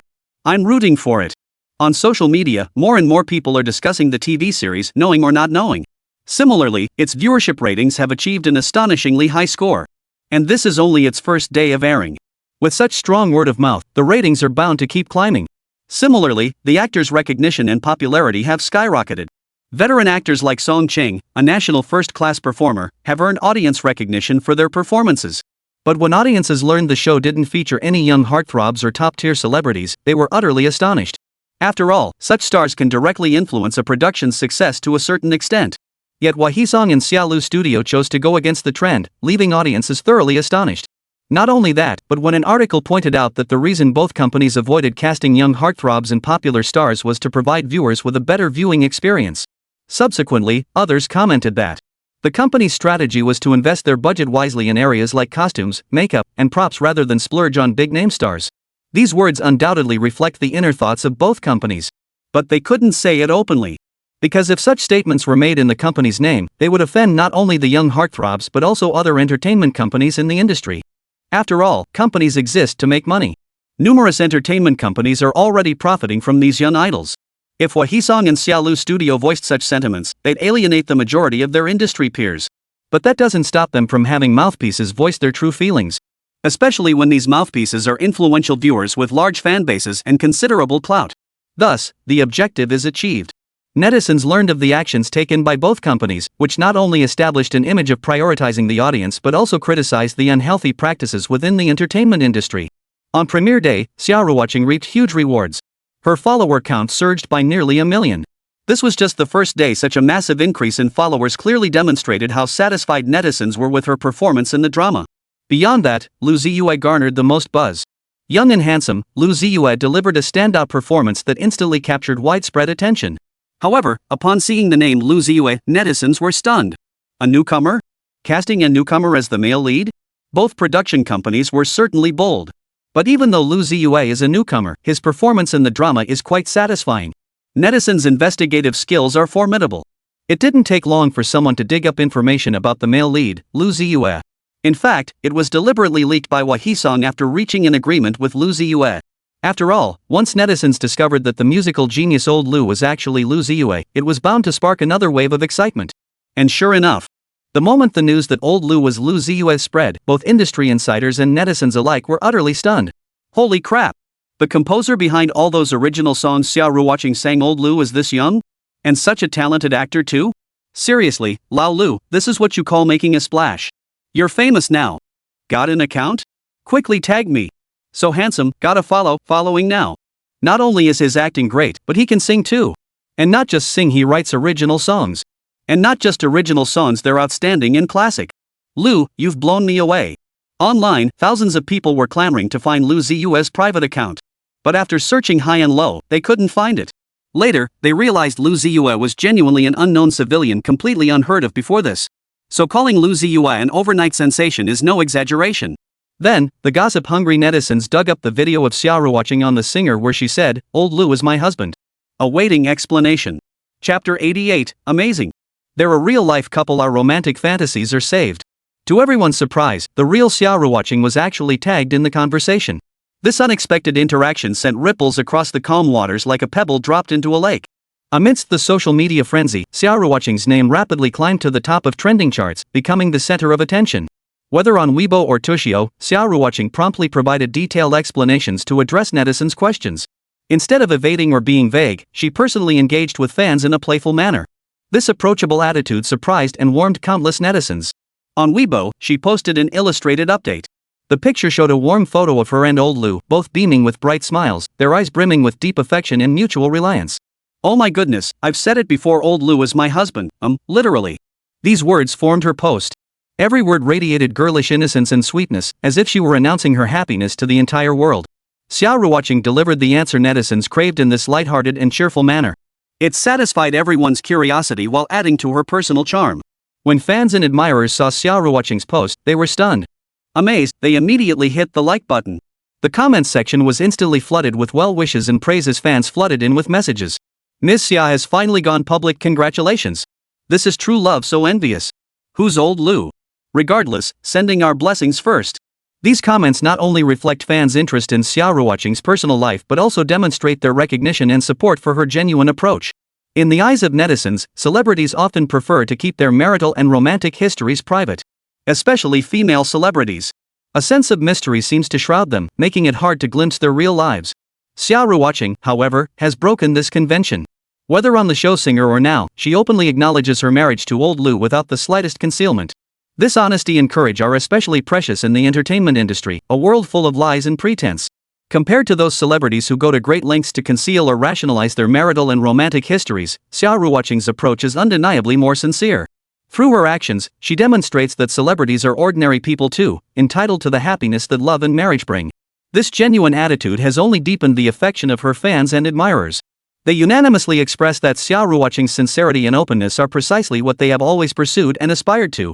When Xia Ruoqing openly acknowledged her relationship, executives at White Entertainment were initially concerned that this unexpected news might impact the broadcast of Knowing or Not Knowing, should be green fat and red thin. After all, Xia Ruoqing was the female lead in the drama, meaning her personal life would undoubtedly have some impact on the series. Moreover, White had poured immense effort into this production. From casting to filming to post-production, every step had been poured with the team's heart and sweat. If Xia Ruoqing's personal life truly caused any negative repercussions, White executives would likely face harsh criticism. However, the reality turned out to be the complete opposite of their expectations. Xia Ruoqing's decision to step forward, clarify the situation, and acknowledge the truth did indeed have an impact on is it green or is it red? But this impact was entirely positive. Since its premiere, the series has garnered widespread acclaim from audiences, with ratings climbing steadily and even breaking multiple records. When lead actress Xia Ruoqing publicly confirmed that the male lead was her real-life husband, netizens not only felt no disappointment or aversion, but instead found it even more compelling. That damn chemistry between them just hit the roof. In the show, their characters' tangled emotional journey, a mix of love and hate, had viewers completely hooked. Yet in real life, they are actually married. This serendipitous connection and natural chemistry undoubtedly added a layer of mystery and romance to the series. For fangirls who love shipping couples, discovering that the leads aren't just a pair on screen but also a married couple in real life is absolutely perfect. Fans eagerly shared their excitement on social media, driving unprecedented attention and buzz for the series. With all these positive factors piling up, Xia Ruoqing and Old Lu's popularity skyrocketed, making them one of the most talked about celebrity couples in the entertainment industry. Their love story has been widely covered by the media, becoming a hot topic of conversation. Netizens flooded the comments with reactions like, "This is amazing. They're a real-life couple, our romantic fantasies are saved. Sister Xia Ruoqing and teacher Lu are actually married in real life? So sweet, no wonder I thought they looked like a couple. Thumbs up. Lu Ziye is Old Lu? The musical genius? Sister Xia Ruoqing, you've really hit the jackpot." These comments not only reflect netizens' recognition and blessings for their marriage but also showcase their admiration and adoration for the couple's personal charisma. Faced with this situation, the concerns of many executives at White seemed entirely unnecessary. Xia Ruoqing's playfully charming announcement not only avoided any negative impact on the series but directly boosted the popularity of Is It Green or Is It Red? The show's popularity continued to soar, with ratings hitting new highs, making it one of the season's most beloved dramas. This success not only filled White coffers but also cemented its positive reputation and brand image. It can only be said that Xia Ruoqing's announcement was a win-win move on multiple fronts. Not only did she win the affection and support of fans, but she also elevated her acting career to new heights. Meanwhile, Old Lu gained increased attention and recognition through this opportunity, emerging as a highly acclaimed musical talent in the entertainment industry. For the drama Knowing or Not Knowing, Xia Ruoqing and Old Lu's on-screen marriage undoubtedly added layers of intrigue and conversation points, drawing more viewers to the series and turning them into loyal fans. Of course, such achievements and success ultimately stem from the collective efforts of the entire production team. From the screenwriters to the director, from the actors to the post-production team, every individual poured immense effort and sweat into this series. They meticulously refined every detail, striving to present the finest work to the audience. Chapter 89, Lantern Festival. It is precisely because of the collective dedication, professionalism, and passion for the film and television industry that this group of individuals possesses that Knowing or Not Knowing has achieved such brilliant success. It's worth noting that the show's success was no accident. Throughout filming, the crew faced numerous difficulties and challenges, yet they consistently maintained a positive attitude and spirit of teamwork, overcoming these obstacles together. Both the actors' performances and the plot development underwent countless refinements and adjustments before finally culminating in this outstanding work. And though Is It True? Is It True? Should Be Green Fat and Red Thin has been airing for several days now, it continues to garner rave reviews, a testament to its quality and charm. Time flew by, and soon it was the 15th day of the first lunar month, the Lantern Festival. On this day of reunion, every household hangs lanterns and eats glutinous rice balls to celebrate this joyous festival together. Xia Ruoqing and Lu Ziye had originally planned to take Xixi back to their hometown to celebrate the Lantern Festival together. However, due to the recent release of Is It Green or Is It Red, their work has been exceptionally busy. They have to handle work every day and simply cannot find the time to return home. Both Xia Ruoqing and Lu Ziye starred in the drama, and their performances earned high praise from audiences. Therefore, during the show's broadcast period, they were not only busy filming other projects but also participating in various promotional events to build momentum for the drama.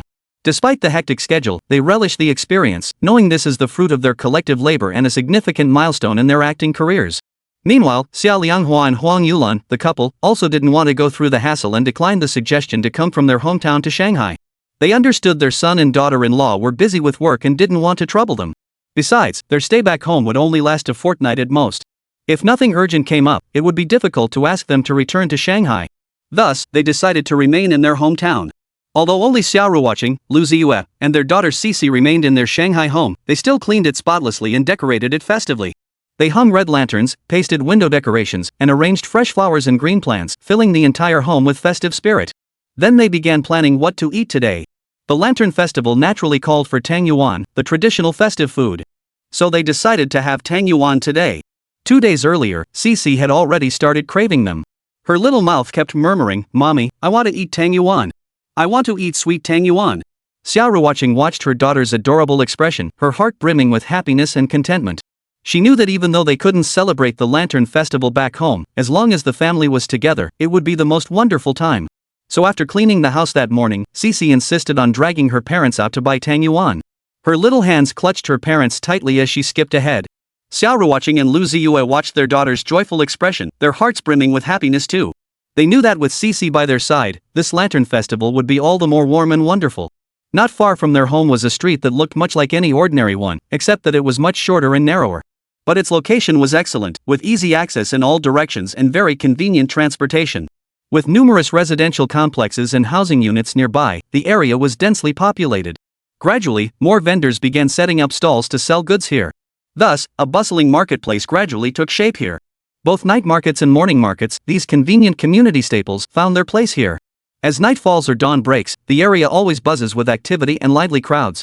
Not only do nearby residents enjoy shopping here, but people living farther away also make a point of stopping by on their commute to buy a few things. Breakfast here was cheap and delicious, while evening grocery shopping was both convenient and economical. Not to mention others, Xia Ruoqing used to enjoy shopping here herself. She found the vendors here warm and welcoming, and the goods fresh and reasonably priced. Lately, though, she'd been too busy and often chose the closer convenience store instead. As the Lunar New Year approaches, stalls selling festive goods have started popping up along this street. An array of New Year goods, candies, melon seeds, peanuts, couplets, lanterns, and more filled the stalls, offering everything imaginable. The elderly couple, Xia Lianghua and Huang Yulan, frequently shopped here. They found the New Year goods not only reasonably priced but also of excellent quality. What surprised the couple most was how affordable the prices were, a rare find in Shanghai. They found the stall owners to be down to earth and kind, never overcharging or passing off inferior goods as premium. Therefore, they always felt at ease and delighted whenever they came here to shop. Soon, Xia Ruoqing and Lu Ziye arrived at the morning market with Xixi. On any other day at this hour, the stalls would have already closed, leaving only the night market as an option. But today was the 15th day of the first lunar month, the Lantern Festival, so the stalls stayed open much longer. Both sides of the street were packed with all kinds of stalls, some selling snacks, others toys, and still others handicrafts. Every stall was surrounded by crowds, creating a lively atmosphere. As soon as the family approached, they were enveloped by the festive atmosphere, their ears filled with chatter, laughter, and vendors' shouts. Xixi's little face flushed with excitement, her eyes wide as she gazed around in wonder. Xia Ruoqing and Lu Ziye were also delighted. Holding Xixi's hand, they weaved through the crowd, soaking in the festive joy and warmth. Moreover, since they hadn't eaten at home, the moment they caught the aroma and saw the steam rising from the pots, their stomachs couldn't help but start growling. So they decided to buy some snacks to tide them over. Especially Xixi, she tugged her parents straight toward the Xiaolongbao stall. Before they even arrived, her crisp little voice rang out, "Uncle, do you have any Xiaolongbao left?" "Yes, the meat ones." "Of course. Take a seat, and your buns will be ready in a moment." The vendor nodded with a smile, then lifted the steamer lid, sending a wave of steam into the air. Before long, steaming hot Xiaolongbao with their enticing aroma were placed on the table. Xixi couldn't wait. She grabbed a steamed bun with her chopsticks, took a bite, and the juices burst out. It was incredibly delicious. "Delicious! Delicious!" she exclaimed repeatedly. At the same time, Xixi brought over a small dish and poured vinegar into it. Not only that, but after pondering for a moment, the little one even opened the box of chili peppers. After wrinkling her little nose, she scooped some chili flakes onto the plate with a spoon. Mixing vinegar and chili, Xixi dipped the half-eaten bun into the mixture, then popped it into her mouth. A look of pure satisfaction instantly spread across her little face. Chapter 90, Xixi, rich, but not stupid. After devouring 2 steamed buns in quick succession, Xixi's face beamed with delight and surprise. Those delicate, steaming dumplings, thin-skinned, tender-filled, and bursting with broth made her little face break into a giggly smile with every bite. Yet, while enjoying the dumplings, Xixi's attention was drawn to a small jar on the table. That little jar filled with chili peppers. Though Xixi usually couldn't handle spicy food, the tangy, spicy flavor was just too good. It made her crave just a little more, just a bit more. She stole a glance at her parents chatting nearby, confirming they hadn't noticed her little maneuver. Then, quietly, she reached for the chili jar. After grabbing it, she carefully scooped a little with a spoon and gently placed it into the small dish of vinegar, afraid to make even the slightest sound. By the time Lu Ziye and Xia Ruoqing realized what was happening, Xixi had already mixed the vinegar and chili evenly with her little spoon. The combined liquid deepened in color and intensified in aroma. Excitedly, Xixi picked up her chopsticks, grabbed a steamed bun, and followed the same steps as before, pinching, dipping, and then eagerly popping it into her mouth. However, the moment the dumpling loaded with extra chili and vinegar touched her tongue, Xixi's expression instantly turned complex. Her eyes widened in surprise at the sudden, more intense spiciness. Then the heat began spreading through her mouth, making her cry out, "So spicy! So spicy! So spicy!" She opened her little mouth wide, sticking out her tongue and panting with slurping sounds, trying to ease the burning sensation. Her free hand, not holding chopsticks, fanned her tongue incessantly, as if this could somehow dispel the heat. Seeing her daughter like this, Xia Ruoqing acted swiftly, pushing the bowl of millet porridge over to her. Amused and exasperated, she said, "Xixi, take a sip of porridge." At her words, Xixi immediately grabbed the spoon and gulped down several spoonfuls of porridge. But the moment the warm porridge touched her tongue, it felt even spicier. Only after several more sips did the burning sensation finally begin to fade. Relieved, she exhaled softly, her face lighting up with a smile once more. But just as she settled down, Xixi picked up the half-eaten bun she'd bitten into earlier, ready to continue her feast. Seeing this, Lu Ziye couldn't help but stop her with concern. "Kid, you're already burning your mouth out. Why keep eating?" She just chuckled, shook her head, and said, "Daddy, it's super spicy, but it's really delicious." After saying this, she handed the small jar of chili flakes to her dad and added, "Daddy, you should try some too." Lu Ziye couldn't help but feel both amused and exasperated by his daughter's eager gaze. Taking the small jar, he gave it a light sniff. The aroma of the chili peppers was indeed quite pleasant. He smiled at Xixi and said, "All right, Daddy will try." He picked up a steamed bun, dipped it into the sauce, a blend of chili and vinegar, and popped it into his mouth. Although Lu Ziye could usually handle spicy food, the sudden heat made him cough a few times. He quickly regained his composure and said to Xixi, "It's really good. But when I get home, I'll help you tweak it, make the chili more fragrant and the heat a bit milder." Xixi's eyes lit up at this. "Oh, that sounds great, he. Xixi ate with great delight throughout the meal. With the help of chili peppers, she polished off an entire steamer basket of xiaolongbao all by herself. Though there were only 8 dumplings, that was quite impressive for a child. Moreover, she polished off both her mother's millet porridge and her father's rice porridge completely, making Xia Ruoqing and Lu Ziye smile uncontrollably. The reason for their amusement was that Xixi was overwhelmed by the spiciness, turning the porridge into a mouth-rinsing solution to ease the heat. "Our Xixi really has a hearty appetite today," Xia Ruoqing remarked with a smile. Lu Ziye nodded in agreement. "Yeah, she usually can't eat this much." However, just as Xia Ruoqing was about to pay, Xixi suddenly spotted the small wontons the owner was boiling. The translucent dumplings glistened brightly, dancing in the boiling water and releasing an enticing aroma. Xixi stared at them, feeling an unexpected urge to eat some. She patted her round belly and sighed helplessly. After all, she had already eaten so much that her belly was already bulging. But seeing those tempting little wontons, Xixi still felt a bit reluctant to give up. So she lifted her head, tugged at her dad's hand, and said, "Daddy." Lu Ziye looked down at his daughter and asked, "What is it, Xixi?" She blinked her big, sparkling eyes and said, "Daddy, can you make wontons?" Lu Ziye instantly understood his daughter's thoughts. He smiled, ruffled her hair, and said, "Of course I can. What's up? Craving wontons?" Xixi nodded vigorously. I want to eat dumplings made by Daddy." Xia Ruoqing smiled too and said, "All right, then Dad will make you some dumplings when we get home." Xixi jumped up with delight. "Yay, Daddy and Mommy are the best." Kids are kids, the tiniest things could make her absolutely overjoyed. After breakfast, the family of 3 continued strolling through the morning market. The market was bustling with activity, selling all kinds of fresh vegetables, fruits, and snacks. Beyond that, lanterns were the most abundant items for sale. The diverse lanterns looked festive even from afar. After all, today was the 15th day of the first lunar month, the Lantern Festival, and children usually loved lanterns. Walking between her parents, Xixi looked around curiously, taking in everything around her. Her eyes lit up when she spotted the colorful lanterns. "Daddy, Mommy, can we buy a lantern?" Xixi asked. Xixi was the apple of everyone's eye at home. Buying a lantern was such a simple request, even if it meant her dad had to make one himself, it wouldn't be a problem. Without a moment's hesitation, Xia Ruoqing and Lu Ziye turned and walked straight to the lantern stall. The vendor was swamped so many customers buying lanterns that he couldn't possibly attend to everyone personally. For those within sight, he'd call out a cheerful greeting.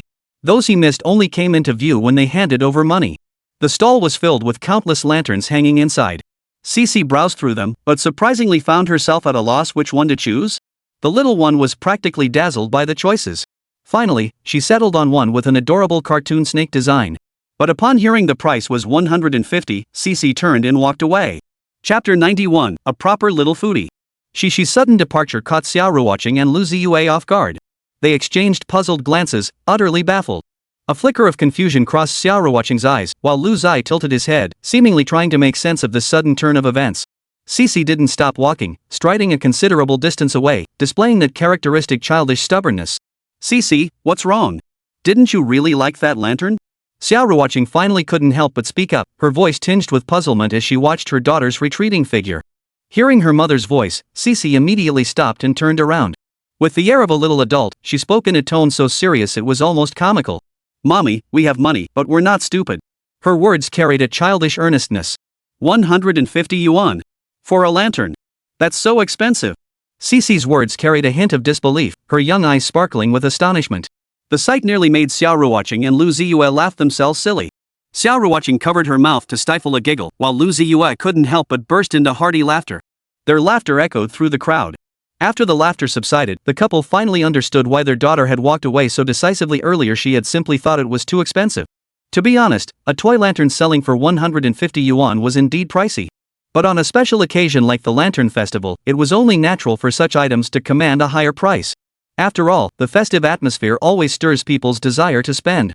It was understandable that the vendor hoped to make a little extra profit. So Xia Ruoqing crouched down, bringing her eyes level with her daughter's, and asked gently, "Xixi, it's okay if it's a bit pricey. After all, today is the 15th day of the first lunar month. Now, let me ask you, do you like it? If you do, mommy will buy it for you." Her words carried a hint of indulgence and tenderness. She knew her daughter had always loved beautiful things, especially those colorful, uniquely shaped lanterns. Ever since Xixi was little, Xia Ruoqing had never denied her daughter anything, even during periods when she had no acting gigs and was unemployed. She understood the wisdom of raising her daughter in comfort and recognized her duty as a mother. Moreover, Xia Ruoqing's own parents, Xia Lianghua and Huang Yulan, had raised her in the same manner. They had always given her the very best, allowing her to grow up in a carefree environment. Now that Xia Ruoqing had become a mother herself, she naturally followed suit, hoping her daughter would have a joyful and happy childhood. Hearing her daughter complain about the lantern's price brought Xia Ruoqing a slight sense of satisfaction. She knew her daughter was beginning to understand the value of money, learning to distinguish between necessary expenses and unnecessary waste. But that wasn't all she wanted. She hoped her daughter would understand that instead of constantly trying to save money, it was better to figure out what money could and should be spent on, and what wasn't worth spending. In contrast, little Xixi, though still young, seemed to grasp this concept perfectly. Watching one child after another pass by with their parents, each holding a different kind of lantern, Xia Ruoqing found it even harder to resist buying one for her daughter. Yet when Xia Ruoqing asked her again if she wanted a lantern, Xixi paused thoughtfully, then shook her head firmly. "No. Mommy, with the money for one lantern, we could buy so many sugar balls, right?" Xixi blinked her beautiful eyes as she countered, her voice tinged with anticipation and excitement, as if she could already see the sweet, sticky balls beckoning to her. Xia Ruoqing nodded in agreement, smiling. That's true. She knew her daughter had loved sugar balls since she was little, especially the soft, sticky, sweet ones with a delicate texture. "Then let's go buy sugar balls." "No lantern!" Xixi exclaimed excitedly, her voice clear and cheerful. "If we buy lanterns, I'll only play with them today. Tomorrow I might not even want them anymore." Then, acting like a little adult, Xixi continued, "Mommy, lanterns bring only fleeting joy, but sugar balls offer lasting sweetness. But if we buy sugar balls, I'll want to eat them today, tomorrow, and the day after tomorrow too, hee. Xixi's words carried a hint of mischief and pride. She knew her choice was right, because sugar balls could bring her lasting joy and satisfaction. Sweet, delicious candied balls so tasty, she licked her lips as she spoke, as if already savoring the sweet flavor. Her beautiful eyes sparkled with anticipation, as if she could already see those delicious sugar balls smiling at her. Lu Ziye and Xia Ruoqing heard this and instinctively pressed their hands to their foreheads in unison. Then, equally in sync, they muttered, "Like me. Like you." Their words carried a mix of resignation and affection. They knew their daughter's personality mirrored their own, especially that voracious appetite. It was an exact replica. Xia Ruoqing couldn't help but smile. Her daughter was just too much like her. Looking into her daughter's eyes, brimming with anticipation, a wave of warmth washed over her heart. Seeing how determined Xixi was, Xia Ruoqing could only give in to her daughter's wishes. She planned to buy extra sugar balls later, in several different flavors, so her daughter could fully savor the sweetness and joy. Continuing along the morning market, they soon came upon a stall selling sugar balls. The stall was bustling with people, the atmosphere lively and vibrant. An array of colorful, tempting tangyuan in every flavor imaginable filled the tables, dazzling the eyes and making mouths water. But beyond the round dumplings displayed on the table, there were also giant round dumplings piled high in large bamboo baskets.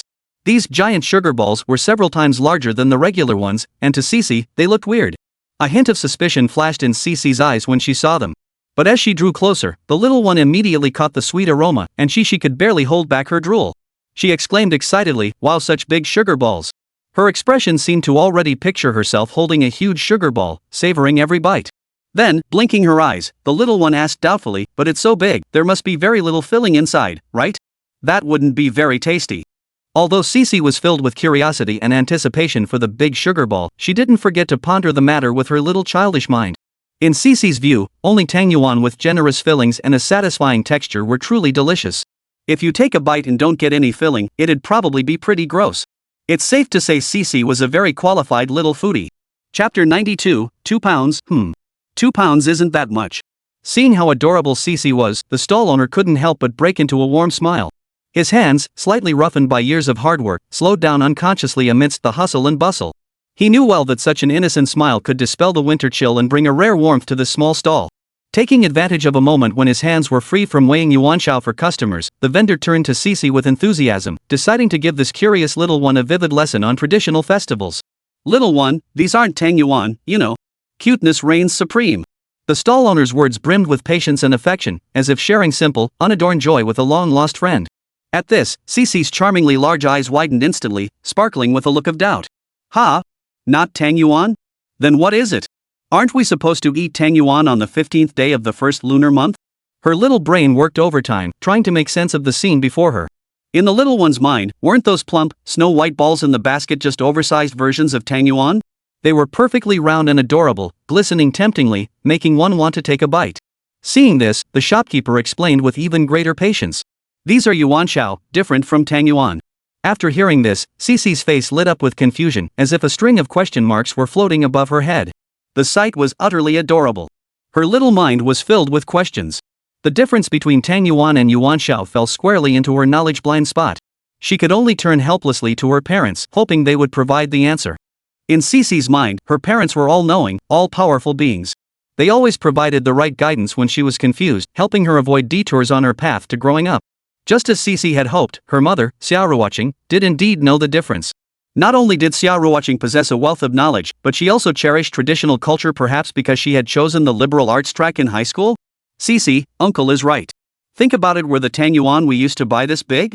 So the big ones are yuanxiao, and the small ones are tangyuan?" Her voice brimmed with anticipation, as if awaiting a definite answer. Hearing this, Xia Ruoqing patiently continued her explanation. "Let me put it this way, Xixi. Yuanxiao are rolled into shape, while tangyuan are wrapped into shape." Xixi's eyes lit up at this, as if she'd found the key to unlocking a whole new world. She stared curiously at her mother, waiting for more information. Seeing this, Xia Ruoqing added, "Look at that big bamboo tray in front of uncle. That's what they use to roll yuanxiao. When making them, they first cut the filling into small pieces, then put the glutinous rice flour into the tray. After rolling it back and forth repeatedly, it gradually becomes perfectly round." As she spoke, Xia Ruoqing gestured with her hands, as if demonstrating the process of making yuanxiao to Xixi. Xixi watched with rapt attention, her little face glowing with excitement and curiosity.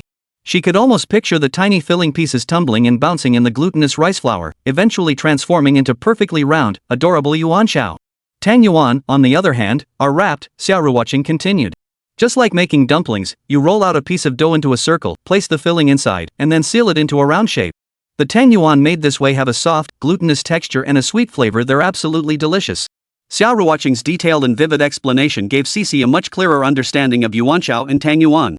Her little mind was filled with new knowledge, her eyes sparkling with excitement. She knew she'd learned another fascinating fact, but were yuanxiao tasty? The passers-by gathered around the stall buying yuanxiao listened just as intently. After Xia Ruoqing finished her explanation, the stall owner gave her a thumbs up, his voice brimming with praise. "You got it exactly right. In today's rapidly developing society, people's lives move at an ever-increasing pace. Many things steeped in the rich flavors of traditional festivals have become difficult for young people to accept. They often just take a bite of traditional food during festivals, rarely delving into the cultural significance and historical origins behind these delicacies. Xia Ruoqing, however, was different. Not only did she know the difference between yuanxiao and tangyuan, but she could even explain it to her daughter when she was confused. Her knowledge is both extensive and comprehensive, and her passion for preserving traditional culture is truly admirable. Such a parent is undoubtedly a model of excellence in Chinese parenting. Young lady, just for explaining that so clearly, I'll give you 2 pounds of yuanxiao. The stall owner said enthusiastically, consider it a reward for promoting traditional Chinese culture. With that, he began scooping out the yuanxiao. Xia Ruoqing and her daughter Xixi quickly protested, knowing how hard the vendor worked and not wanting to take advantage. Yet the vendor moved swiftly, already filling the bag. He handed the bag to Xixi with a beaming smile. Here you go, little miss. It's just a small token of uncle's appreciation. But what was both amusing and frustrating was that 2 jin of yuanxiao really wasn't much. At best, the bag seemed to hold only a dozen or so glutinous rice balls. Though the quantity wasn't small, the plastic bag still looked rather empty. The owner seemed to sense the awkwardness and scratched his head sheepishly. Miss, there are just too many customers right now. I can only give you 2 jin for now. Why don't you wait here a bit? Once things calm down, I'll make a few more jin for you? His voice brimmed with genuine apology and a hint of awkwardness. Hearing this, Xia Ruoqing hastily waved her hands in refusal. No need, brother. We'll just buy more. It's tough for you to set up shop in this freezing weather. How could we take advantage of you? But no matter how much Xia Ruoqing protested, the vendor wouldn't listen. He firmly pressed the bag of yuanxiao into Xixi's hands. Little girl, take it. It's a gift from uncle. Come on, come on. Who wants some glutinous rice balls? They're ready to go. The vendor's voice, rough yet tinged with a hint of warmth, rang out again, leaving Xia Ruoqing no chance to refuse. He busied himself weighing glutinous rice balls, packing orders, and taking payments for other customers. Xia Ruoqing realized the shopkeeper had no intention of taking back the glutinous rice balls in her daughter's hands. With no other choice, the couple quietly slipped the money over while the shopkeeper was busy, then hurried away. By the time the shopkeeper realized what had happened, Lu Ziye, Xia Ruoqing, and Xixi had already disappeared into the distance. Helplessly, the shop owner could only pocket the money. Chapter 93, Cult. Meat-filled tangyuan. Besides the yuanxiao, Xia Ruoqing and Lu Ziye also bought their daughter tangyuan several different flavors to satisfy little Xixi's discerning palate. The morning market streets were lined with all kinds of stalls, and the tangyuan stalls were especially eye-catching. These stalls offered tangyuan in every imaginable flavor, from traditional black sesame and peanut fillings to innovative fruit varieties, and even jaw-dropping cult-like meat-filled tangyuan. When Xixi heard about meat-filled tangyuan, her little face instantly twisted into an expression of utter disbelief. Her clear, wide eyes seemed to scream, what kind of dark cuisine is this? It wasn't just Xixi, even Xia Ruoqing was skeptical about the meat-filled tangyuan. She tried to imagine the taste of meat-filled tangyuan. Sweet with a hint of salt? Or salty with a hint of sweet? Either way, it sounded downright unappetizing. So Xia Ruoqing and Xixi merely approached the stall out of curiosity to take a look, then slunk away from the stall. To Xia Ruoqing's surprise, however, quite a few people were buying the meat-filled tangyuan. This peculiar flavor was actually selling like hotcakes. Watching the queue of people buying meat-filled tangyuan, Xixi blinked her big, watery eyes and murmured softly, meat-filled tangyuan? Why not just eat dumplings or wontons instead? Hearing this, Xia Ruoqing couldn't help but laugh at her daughter's innocence. She hooked her arm through Lu Ziye's and said with a mix of amusement and exasperation, honey, look at all these people buying meat-filled tangyuan. So who's the cult here, us or them? Lu Ziye couldn't help but laugh and sigh at the same time. Truth be told, he too had reservations about meat-filled soup dumplings. After all, the idea of biting into a sticky, sweet, yet salty meat filling felt a bit off no matter how you looked at it. Different strokes for different folks, Lu Ziye sighed, shaking his head. He might not understand it, but he respected everyone's choice. At the same time, he speculated that the reason meat-filled tangyuan sold so well might be because many people had never tried this unique flavor and wanted to buy some to experience something new. Still, he suspected plenty would find the taste unpalatable after bringing them home, ultimately tossing them into the trash. Rather than go through that trouble, it was better to stick with the tried and true classic flavors. The family of 3 wandered around the morning market once more, picking up some fresh vegetables and a fragrant fried chicken before heading back the way they came. Back home, Xia Ruoqing and Lu Ziye placed the purchased tangyuan and yuanxiao on the table before settling on the sofa to rest. Only little Xixi was completely captivated by the tangyuan and yuanxiao on the table. On one hand, Xixi genuinely craved these treats. After all, they were traditional festive delicacies. On the other hand, Xixi was also eager to see what the difference in taste was between these two things that looked so similar yet had completely different methods of preparation and flavors. This must be a big question in the mind of every child who has never seen yuanxiao but only eaten tang yuan. Xia Ruoqing and Lu Ziye hadn't expected their daughter to be so preoccupied with tang yuan and yuanxiao. The couple felt they hadn't been long since breakfast and weren't particularly hungry yet, so they had no plans to cook tang yuan or yuanxiao. They sat on the sofa, chatting and enjoying their rare leisure time.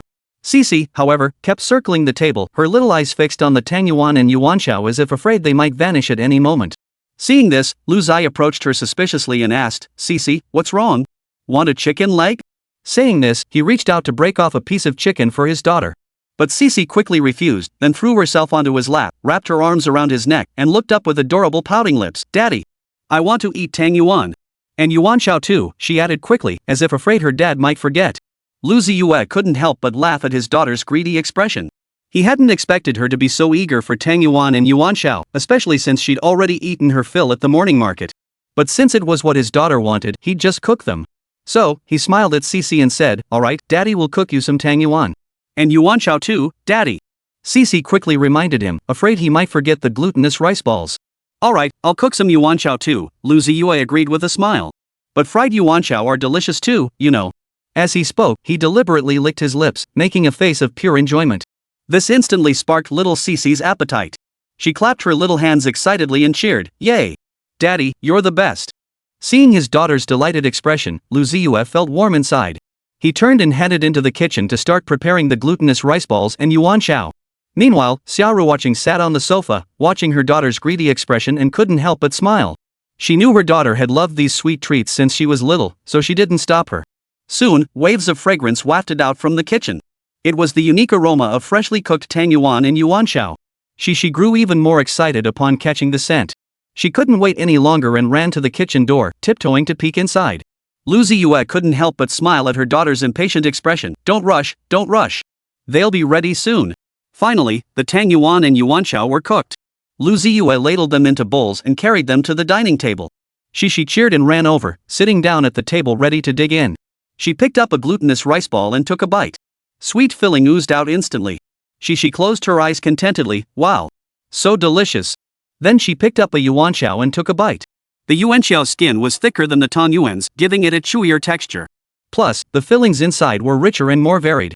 She kept praising as she ate, "Daddy's tang yuan and yuanxiao are so delicious." Xia Ruoqing smiled upon hearing this. Xixi, stop flattering your dad. Eat up, it's really the tang yuan and yuanxiao themselves that taste so good. Though her little scheme was exposed, the youngster didn't seem embarrassed. Instead, she chuckled and went back to eating her tang yuan. Watching their daughter eat with such relish, Xia Ruoqing and Lu Ziye felt deeply happy. They understood that for children, these traditional festival foods weren't just a taste sensation, they were a cultural legacy and an emotional anchor. This was precisely why Xia Ruoqing had taken the time to earnestly explain the difference between yuanxiao and tang yuan to her daughter earlier. After all, this was part of China's traditional culture, something that needed to be passed down. Chapter 94, Fried Yuanxiao. After devouring both yuanxiao and tang yuan, Xixi patted her round little belly contentedly, a few unrubbed sesame seeds still clinging to the corners of her mouth. The soft, chewy texture of the yuanxiao and the smooth, delicate feel of the tang yuan intertwined on her taste buds, lighting up her face with delight. Soon after, Xixi curled up like a lazy kitten in the soft embrace of the sofa, joining her parents in enjoying the fun of TV programs or immersing herself in the warm chatter of the family of three. The television played her favorite cartoon. Though her little tummy was already full to bursting, the delicious taste of the yuanxiao lingered in her innocent little mind. Especially when she recalled her dad casually mentioning fried yuanxiao, that curiosity and anticipation were impossible to shake off. Today marked Xixi's first taste of yuanxiao, and this novelty fueled her boundless imagination about the unknown delights of fried yuanxiao. She silently resolved that next time, she would definitely try this legendary delicacy even if her little tummy couldn't hold another bite right now. The 15th day of the first lunar month, the traditional Lantern Festival, held little difference for Xia Ruoqing and Lu Ziye compared to previous years. Yet the festive atmosphere permeating the air still filled her with excitement. The sporadic crackling of firecrackers outside the window was enough to stir her imagination about the holiday. Occasional bursts of fireworks, like the brightest stars in the night sky, dotted this ordinary yet special day. Television commercials had donned festive attire, vibrant and bustling, adding festive cheer to the quiet night. Yet behind this seemingly ordinary festival lay people's deep attachment to the year. Once the 15th day of the first lunar month passes, it signifies the imminent conclusion of this new year filled with laughter and family reunions. For most people, a year's worth of hard work is dedicated to these few days of warmth and togetherness. As the festive clamor gradually fades, a faint sense of loss inevitably wells up in the heart, a longing for the beautiful moments of the past and a sense of trepidation about the unknown journey ahead. Yet life must go on. Soon enough, people will plunge back into their busy work lives, transforming that melancholy into motivation to move forward. For the couple Xia Ruoqing and Lu Ziye, this lantern festival also failed to fully immerse them in the festive joy.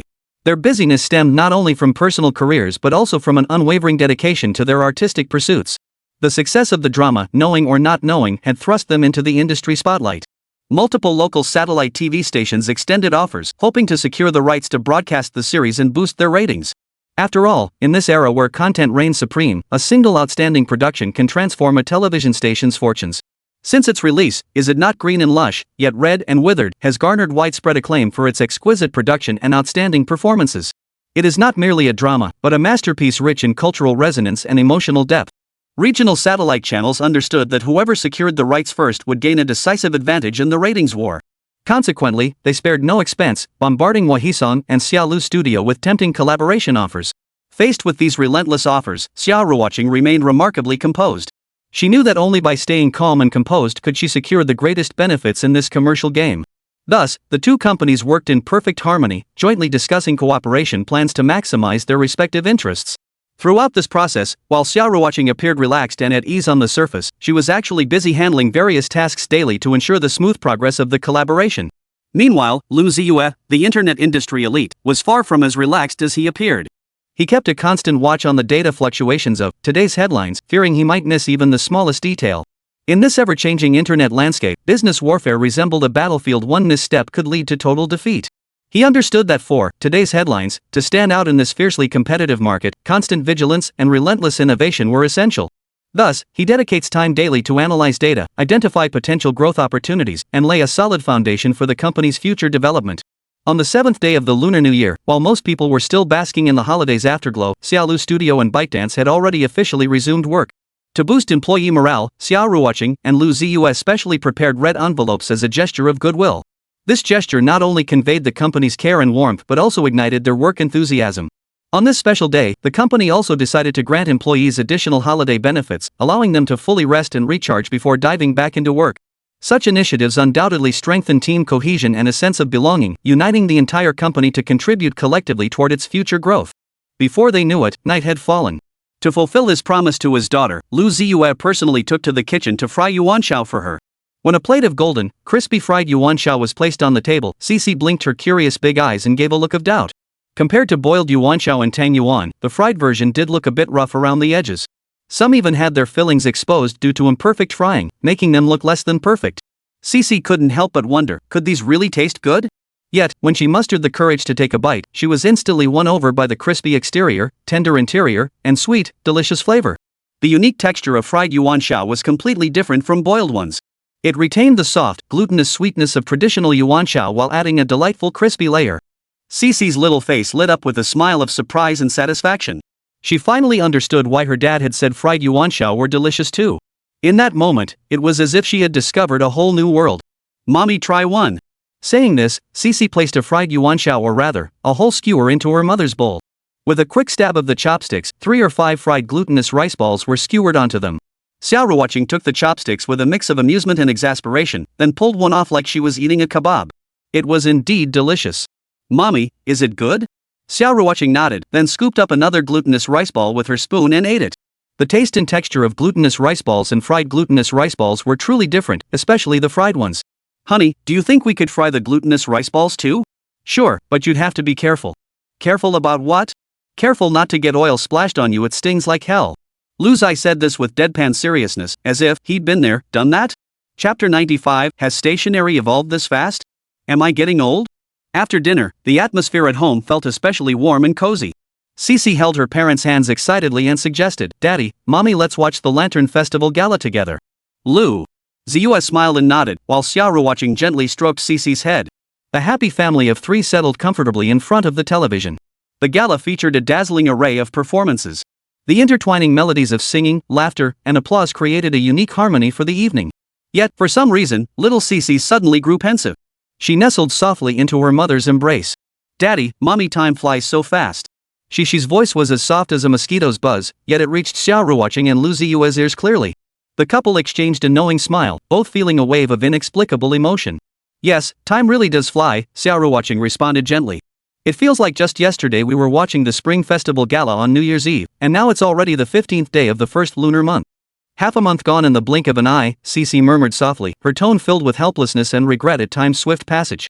In truth, it wasn't just the child who felt this way. Xia Ruoqing and Lu Ziye, the two adults, shared the same sentiment. How to put it? I guess happy days just fly by, Lu Ziye mused. Once the 15th day of the first lunar month passed, the couple would even have to start preparing for Xixi's return to school. They knew well that a child starting school was a major event, especially for a girl who couldn't do without certain essential items. So they began discussing what to prepare for Xixi. First, new clothes, Xia Ruoqing spoke up. We want Xixi to look absolutely beautiful for her first day. Her voice brimmed with affection and anticipation for their daughter, and Lu Ziye nodded in agreement. Second is a new backpack, Lu Ziye continued. Xixi needs one that can hold all her dreams and hopes. And third, Xia Ruoqing added, a pencil case. Xixi needs one to hold all her school supplies so she can focus on learning. Her voice brimmed with concern and emphasis for her daughter's education. Lu Ziye smiled and nodded.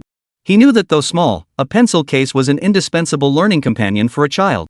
On the third day, the 17th day of the first lunar month, Xia Ruoqing and Lu Ziye took their daughter out shopping to buy supplies for Xixi's upcoming school term.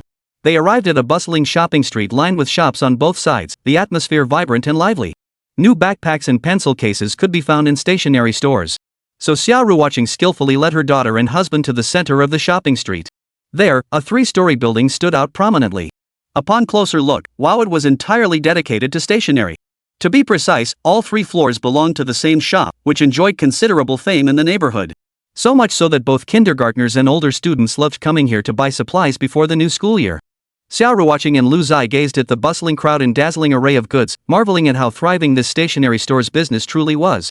After all, it was already the 17th day of the first lunar month, and most middle and high schools had already resumed classes. Yet the stationery store was still packed. Upon closer look, most shoppers were parents with children around Xixi's age. For a moment, Xia Ruoqing couldn't help but mutter, do kindergartners really need to buy this much stationery nowadays? After voicing her thoughts, Xia Ruoqing realized her own situation. She chuckled self-deprecatingly, thinking to herself, look who's talking. Isn't my family doing the same thing? Otherwise, why would I bring Xixi here? Like the other children in the store, Xixi's eyes lit up at the sight of the dazzling array of stationery. She eagerly pushed a little cart over and began selecting items with excitement. She picked up this item to examine it, then that one to take a closer look, her face beaming with contentment and joy. Only after stepping inside did Lu Ziye understand why a stationery shop could span 3 entire floors. It was because the variety of stationery items was simply overwhelming. The sheer diversity was dazzling. Without a closer look, one couldn't even guess what some items were for. There were colored pens, exquisite notebooks, erasers in all shapes and sizes, everything imaginable. Xia Ruoqing and Lu Ziye gazed at the stationery and couldn't help but marvel at how fortunate today's children were. Where had there been such choices when they were in school? Yet, upon reflection, they couldn't help but feel a pang of nostalgia. They were still young, yet accompanying their daughter to buy stationery made them feel like they were getting old and falling behind. Back in their school days, they preferred buying those huge blocks of erasers. Though they never used up a whole one, they had so many uses. You could cut them into small pieces and play dice with them, quite a unique kind of fun. But nowadays, erasers come in transparent varieties and even different flavors. Strawberry, lemon, apple, the scents were distinct yet not cloying. Xia Ruoqing picked up an eraser and sniffed it, feeling a bit alarmed. The scent is so strong, won't kids be tempted to eat it? Thinking of this, Xia Ruoqing hurriedly warned her daughter, Xixi, you absolutely must not eat this eraser. Don't put it in your mouth. Upon hearing her mother's warning, Xixi blinked her eyes innocently, her expression seeming to say, Mommy, I'm not stupid, you know. Ahem. Mommy just worries you might be tempted, Xia Ruoqing explained, slightly embarrassed. Don't worry, Mommy, I won't, Xixi giggled, covering her mouth. After buying 2 erasers, Xixi wanted to buy pencils next. Pencils had also evolved rapidly, featuring all kinds of high-tech innovations, sharpener-free, non-cutting, school essentials, you name it. Not only that, but stores thoughtfully prepared sets for children. Take the Capybara electric stationery set, for instance. It included an electric pencil sharpener, an electric eraser, and other high-tech gadgets. Another example was the Kurumi stationery set, featuring adorable Kurumi-themed stationery items. Then there's the Disney Elsa princess set, themed around Disney's Elsa, which also includes all kinds of exquisite stationery items. Flashy designs are the most effective. So much so that some kids in the store couldn't wait to start shopping. Daddy, I want this one. Mom, I want this one too. It's safe to say almost no child could resist those exquisite stationery gift sets. Except for Xixi, of course. While the other kids scrambled to buy the sets, Xixi stood there like a little adult, holding her forehead as if to say, it's useless. Chapter 96, Stationery Store? Or Grocery Market? Compared to the children utterly enchanted by the stationery sets, Xixi appeared much more composed. At the stationery store entrance, a group of children excitedly gathered around the display case, their eyes sparkling with endless desire for the colorful, intricately designed stationery gift sets. Their parents stood nearby, smiling as they occasionally picked up a few sets from the shelves, trying to appease their children. Yet amidst this frenzy, Xixi stood apart like a refreshing breeze, quietly observing without a trace of greed or urgency in her gaze. Not just the children, even Xia Ruoqing, an adult, couldn't help but feel a surge of affection upon seeing those exquisite sets. The gift sets contained not only elegant fountain pens and vibrant erasers, but also assorted notebooks and pencil cases, each item thoughtfully designed to add a touch of fairy tale magic to children's school lives. Xia Ruoqing recalled her own childhood. Back then, her stationery was simple and functional. She had never seen such exquisite items. She murmured softly, back in our day, we didn't have such luxuries. Her words carried both nostalgia for the past and a hint of envy for the modern comforts children now enjoyed. Watching Xixi's composed expression, Xia Ruoqing felt an overwhelming urge to buy her daughter a gift set too. She imagined Xixi's delighted expression upon receiving it, picturing her daughter excitedly unwrapping the gift and laying out each piece of stationery.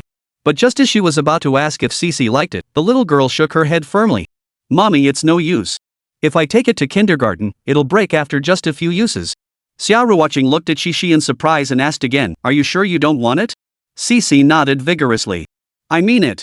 Seeing her daughter's earnest expression, Xia Ruoqing could only smile helplessly, inwardly marveling at how sensible her child was. In the end, it was Xixi who had to physically pull her mother away from the shelves. To Xixi, coming here meant buying stationery only what was needed. There was no point wasting her little money on flashy, useless things. But Xixi wasn't just a well-behaved child, she was also a little treasure who understood the value of cherishing and gratitude. Guided by Xixi, they quickly selected what they needed, a few pencils, several erasers, and a pretty notebook. Xixi carefully selected each item, comparing and considering them one by one. Her small hand gently swept across the shelves before finally selecting the stationery she desired.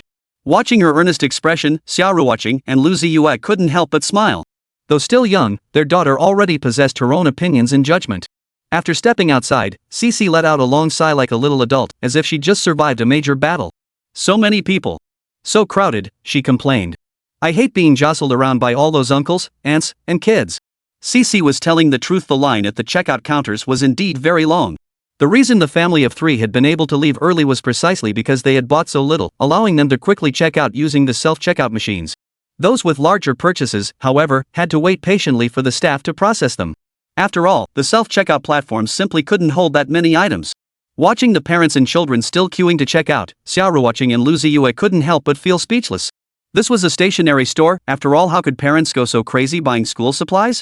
They knew some people weren't buying stationery gift sets for their own children, but as presents.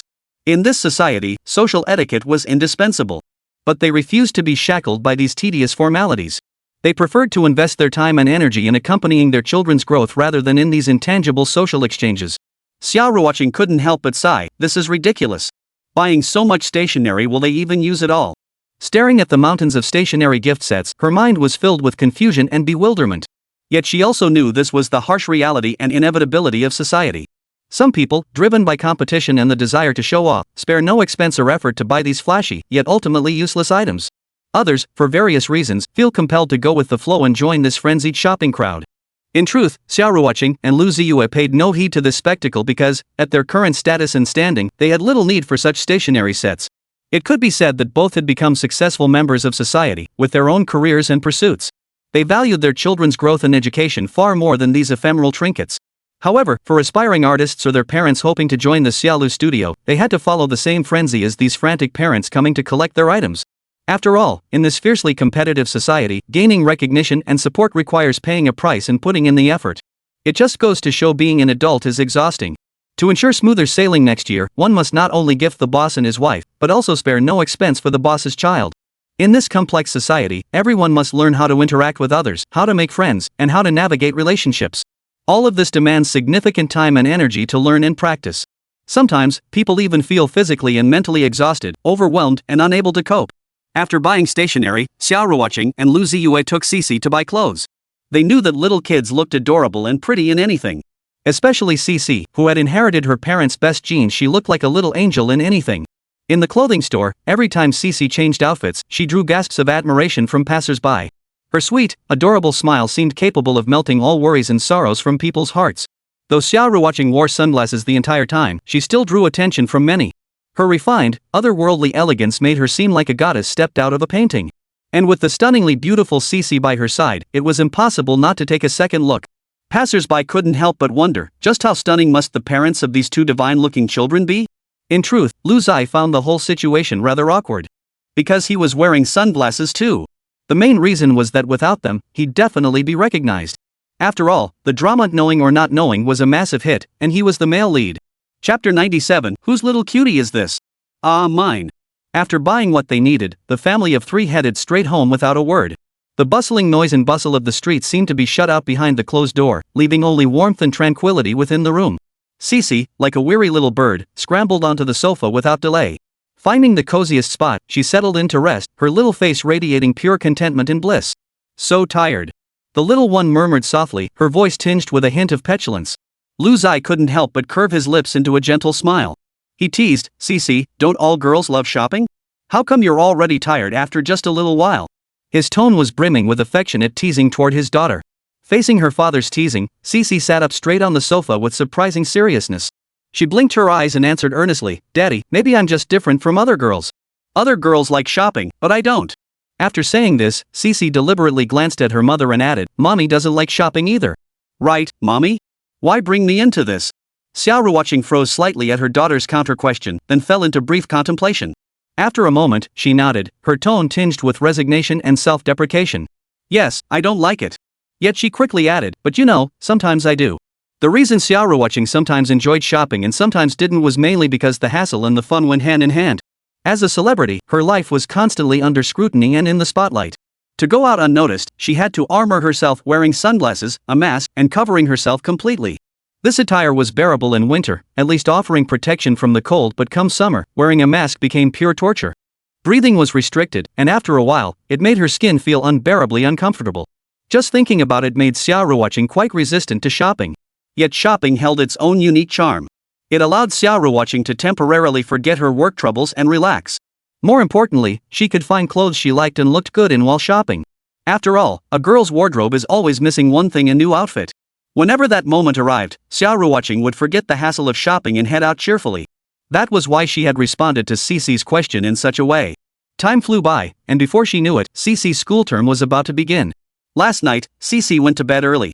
Though she didn't usually stay up particularly late, it still felt a bit late compared to her school routine. So starting a few days before school began, Xixi reminded her mom to make sure she went to bed early.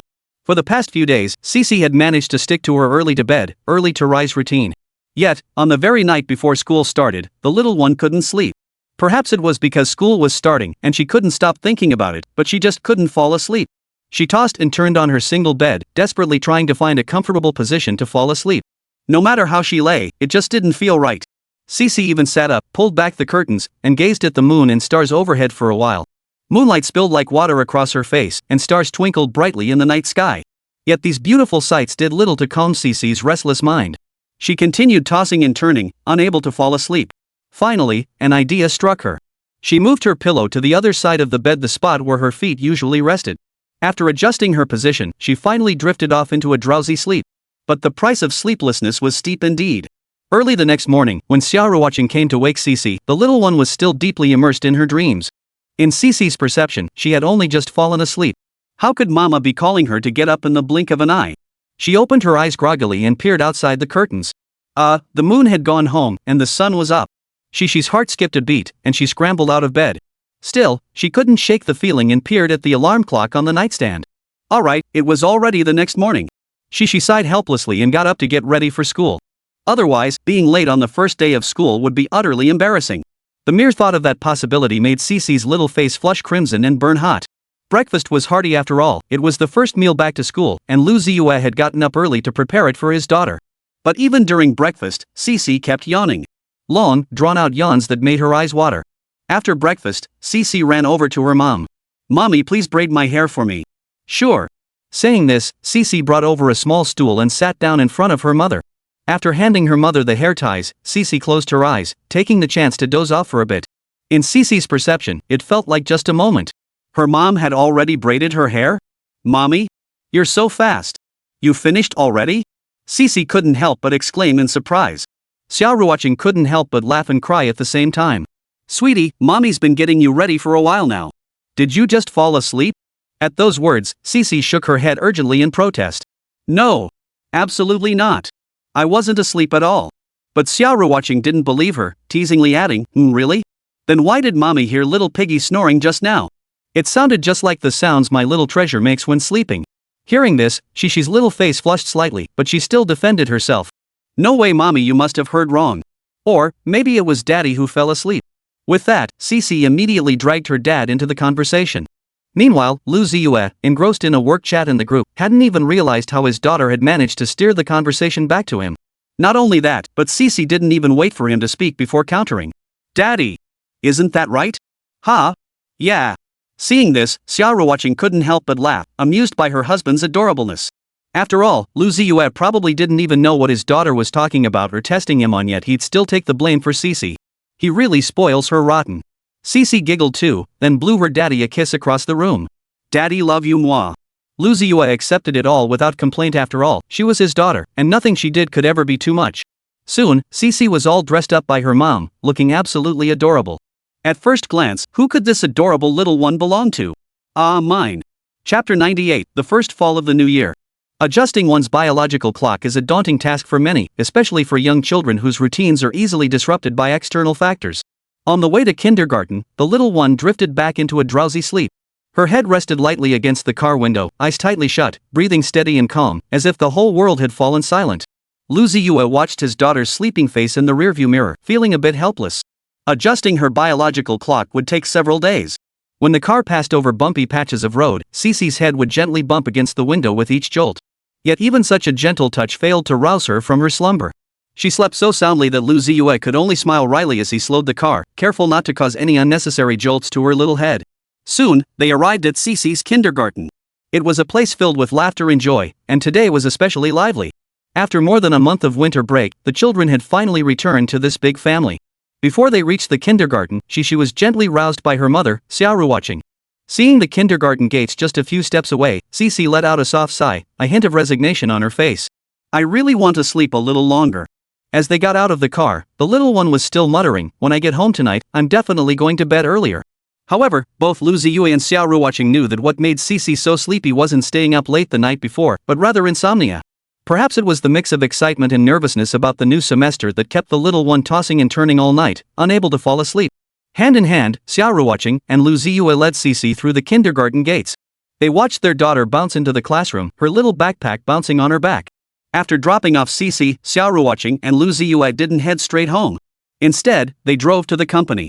Lu Ziye had previously relocated his company, ByteDance, to the Shanghai business district, making it neighbors with Xia Ruoqing's Xiaolu studio. This arrangement not only made their work more convenient but also brought their family and careers closer together. However, today they didn't head to ByteDance first. Instead, they followed Xia Ruoqing to Xiaolu studio.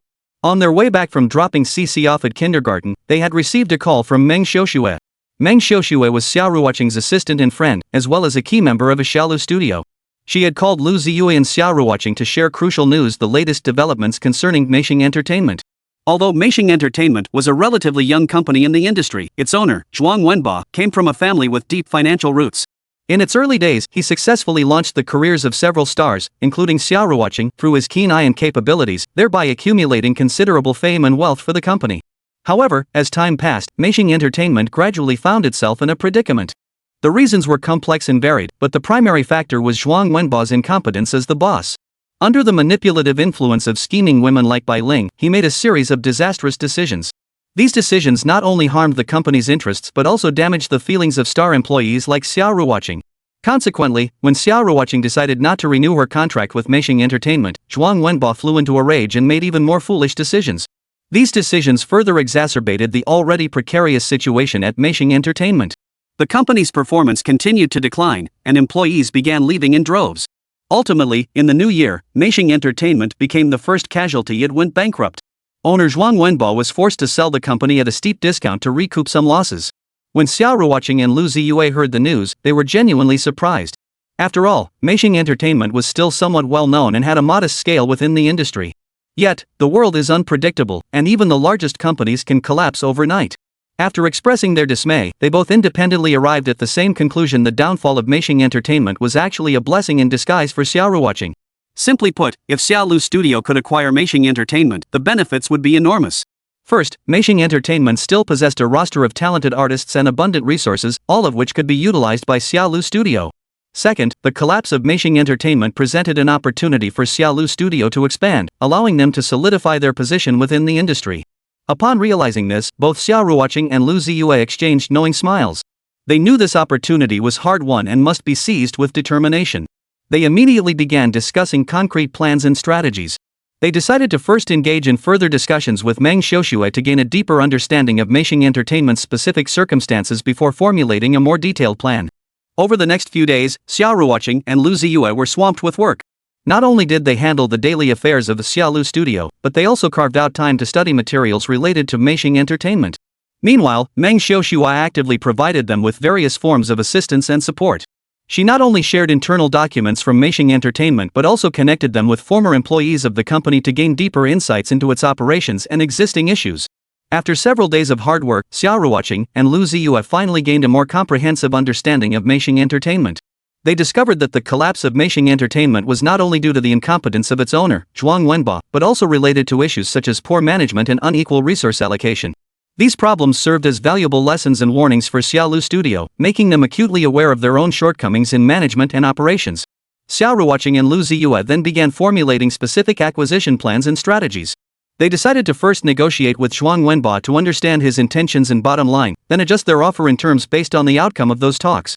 Simultaneously, they began preparing all necessary legal documents and procedures to ensure a smooth acquisition process. Moreover, they reached out to Zhuang Wenba, their former boss. Chapter 99, Acquiring Meishing Entertainment. When Zhuang Wenba received Xia Ruoqing's call, his feelings were deeply conflicted. After all, they had both once belonged to Meishing Entertainment. Yet, due to Zhuang Wenba's repeated absurd decisions, their paths had diverged. Recalling those days, Zhuang Wenba couldn't help but feel a flood of emotions. Reality dealt him a heavy blow. His decisions not only failed to elevate the company but plunged it into unprecedented turmoil. Meanwhile, Xia Ruoqing, the very person he had once suppressed, had become the hottest star in the entertainment industry. Zhuang Wenba grew increasingly aware of how laughable and misguided his decisions had been. Often, late at night when all was quiet, he would sit alone in his office, gazing out at the bustling city lights beyond the window, his heart filled with endless regret and self-reproach. Yet those mistakes and regrets were irreversible. That was why Zhuang Wenba felt such complex emotions when Xia Ruoqing called. Xia Ruoqing's call wasn't to offer condolences or New Year greetings, but to inquire about the transfer of Meishing Entertainment. Zhuang Wenba froze for a moment, a strange emotion welling up inside him. But upon reflection, he found himself at peace. After all, selling off Meishing Entertainment was his way of bailing himself out. This company, once the vessel for his boundless passion and dreams, had now become a burden he desperately sought to shed. As the owner of Xia Lu Studio, Xia Ruoqing's acquisition of Meishing Entertainment was only natural. What Zhuang Wenba hadn't anticipated was that the first call to come in would be from Xia Ruoqing herself. Ever since Xia Ruoqing's fame had skyrocketed, Zhuang Wenba had often wondered, if things hadn't soured so badly back then, perhaps they could have continued working together. Yet life offers no what-ifs, only consequences and outcomes. The regrets and mistakes of the past could not be undone. Still, for Zhuang Wenba, Xia Ruoqing taking over Meishing Entertainment would actually be a positive development. After all, he urgently needed to offload the company to plug other financial holes. The debts incurred from poor decisions weighed on him like mountains, suffocating him. Xia Ruoqing's acquisition was undoubtedly his best chance to escape this predicament. Precisely for this reason, Zhuang Wenba felt genuine gratitude towards Xia Ruoqing. He was grateful that she had extended a helping hand at this critical moment, grateful that she hadn't turned him away because of past grievances. This profound gratitude made him approach Xia Ruoqing with added sincerity and humility. The conversation couldn't be fully conveyed over the phone, so they arranged a time to meet. After hanging up, Zhuang Wenba's mind remained unsettled for a long time. Standing by the office window, he gazed out at the nightscape, his heart filled with both anticipation and trepidation. He had no idea what the outcome of this meeting would be. Soon, 2 days passed, and the day of their meeting arrived. Zhuang Wenba waited early for Xia Ruoqing's arrival. When Xia Ruoqing appeared in his line of sight alongside Lu Ziye, Zhuang Wenba felt a momentary daze. The girl before him was no longer the inexperienced newcomer of years past, but had transformed into a highly acclaimed superstar in the entertainment industry. As for Lu Ziye, the prodigy hailed as a musical genius, he had long achieved remarkable success in the music industry. Hand in hand, they co-starred in the critically acclaimed drama Knowing or Not Knowing, propelling their fame to new heights. Zhuang Wenbo watched them, his heart filled with mixed emotions. One a top actress, the other a musical prodigy. Such a power couple was nothing short of explosive in the entertainment world. Moreover, they had co-starred in that wildly popular drama. Zhuang Wenbo knew that the coming year would be one of brilliant success for the pair. Pulling his thoughts back, Zhuang Wenbo pushed the matter aside. He stepped forward, smiling as he greeted Xia Ruoqing and Lu Ziye. Then, he invited them into his office to begin discussing the acquisition. In the office, Zhuang Wenbo personally brewed coffee for them. However, awkwardly, the water dispenser in the office had long since run dry. Zhuang Wenbo felt a pang of embarrassment. He'd neglected such mundane tasks for far too long. Noticing his predicament, Xia Ruoqing changed the subject. Mr. Zhuang, let's get down to business. We're not thirsty. Zhuang Wenbo smiled gratefully, masking his embarrassment. Once seated across from Xia Ruoqing and Lu Ziye, both parties began discussing the details of the acquisition of Meishing Entertainment. Zhuang Wenbo provided a detailed overview of the company's current status and future prospects, along with his expectations regarding the acquisition price and terms. Xia Ruoqing and Lu Ziye listened attentively. Throughout the negotiations, Zhuang Wenbo observed that both Xia Ruoqing and Lu Ziye were highly professional and pragmatic individuals. Not only did they possess a clear understanding and strategic vision for the company's current state and future growth, but they also presented highly reasonable and fair demands regarding the acquisition price and terms. This deepened Zhuang Wenbo's admiration and respect for them. Throughout the negotiations, Xia Ruoqing and Lu Ziye, thanks to their thorough preparation, accurately grasped Zhuang Wenbo's mindset and needs. They also skillfully leveraged various information and resources to strengthen their negotiating position. After several rounds of intense negotiations, they finally reached an agreement with Zhuang Wenbo and signed the acquisition agreement. Xia Ruoqing and Lu Ziye agreed to acquire Meishing Entertainment at a reasonable price, pledging to retain the company's core team and operations post-acquisition while injecting fresh capital and resources to drive its further development. Zhuang Wenbo expressed his sincere gratitude and best wishes for the acquisition, pledging full cooperation during the transition process. Watching Xia Ruoqing and Lu Ziye depart, Zhuang Wenbo sat in his chair, lost in thought. But then came a wave of relief. After all, successfully transferring Meishing Entertainment was reason enough for him to unwind. For years, company matters had left him with no peace. Now that he'd secured the partnership with Xiaolu Studios' Xia Ruoqing, he felt a wave of relief wash over him. Regardless, the current outcome was already quite favorable, wasn't it? Zhuang Wenbo thought to himself. Meanwhile, Xia Ruoqing and Lu Ziye were also delighted. The couple hadn't anticipated the acquisition process going so smoothly. After all, the relationship between Xia Ruoqing and Zhuang Wenbo, and between them and Meishing Entertainment, had been quite strained. Now that negotiations had concluded smoothly, contracts were signed, and everything was settled, it felt not bad. The place where she had once strived so hard was now part of her own company. How dramatic, right? Chapter 100, The Rise of Capital. Zhuang Wenbo had demonstrated exceptional cooperation throughout the entire process. He had indeed resolved to sell off Meishing Entertainment, though it was primarily to plug other financial holes. Zhuang Wenbo moved swiftly, efficiently completing all handover procedures, a pace that surprised both Xia Ruoqing and Lu Ziye.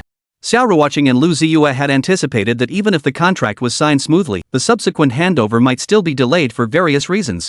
However, Zhuang Wenbo's decisiveness and efficiency surprised them deeply, simultaneously paving the way for the subsequent work. This progress undoubtedly saved them valuable time, allowing them to focus more intently on subsequent integration and planning efforts. After Zhuang Wenbo completed all handover procedures, Xia Ruoqing, as the owner of Xiaolu Studio, formally merged Meishing Entertainment into the company. This decision represented a significant strategic step for Xiaolu Studio, signaling an expansion of their business scope and further cementing their position within the entertainment industry. For the employees of Meishing Entertainment, however, the news felt like a pebble dropped into a calm lake, sending ripples of change through their lives. Several days later, at dawn, Xia Ruoqing arrived early at the Meishing Entertainment office building. Though it was still early, employees of all ranks had already begun arriving, all awaiting Xia Ruoqing's arrival. After all, everyone's feelings towards Xia Ruoqing, who was about to become their new boss, were difficult to articulate. When Zhuang Wenbo announced internally that Meishing Entertainment would be sold, the employees' feelings were complex. They understood that acquisitions were commonplace in the business world, but the thought of being sold off after pouring so much into the company left a bitter taste in their mouths. Some even began questioning their own value and future prospects. After all, it wasn't just the company being sold, it was the sweat and memories they had poured into this place. However, Zhuang Wenbo handled employee relocation with considerable thoughtfulness. He promised that employees willing to stay at Meishing Entertainment would be assigned positions based on their capabilities after the new company took over, ensuring they wouldn't lose their jobs due to the corporate change.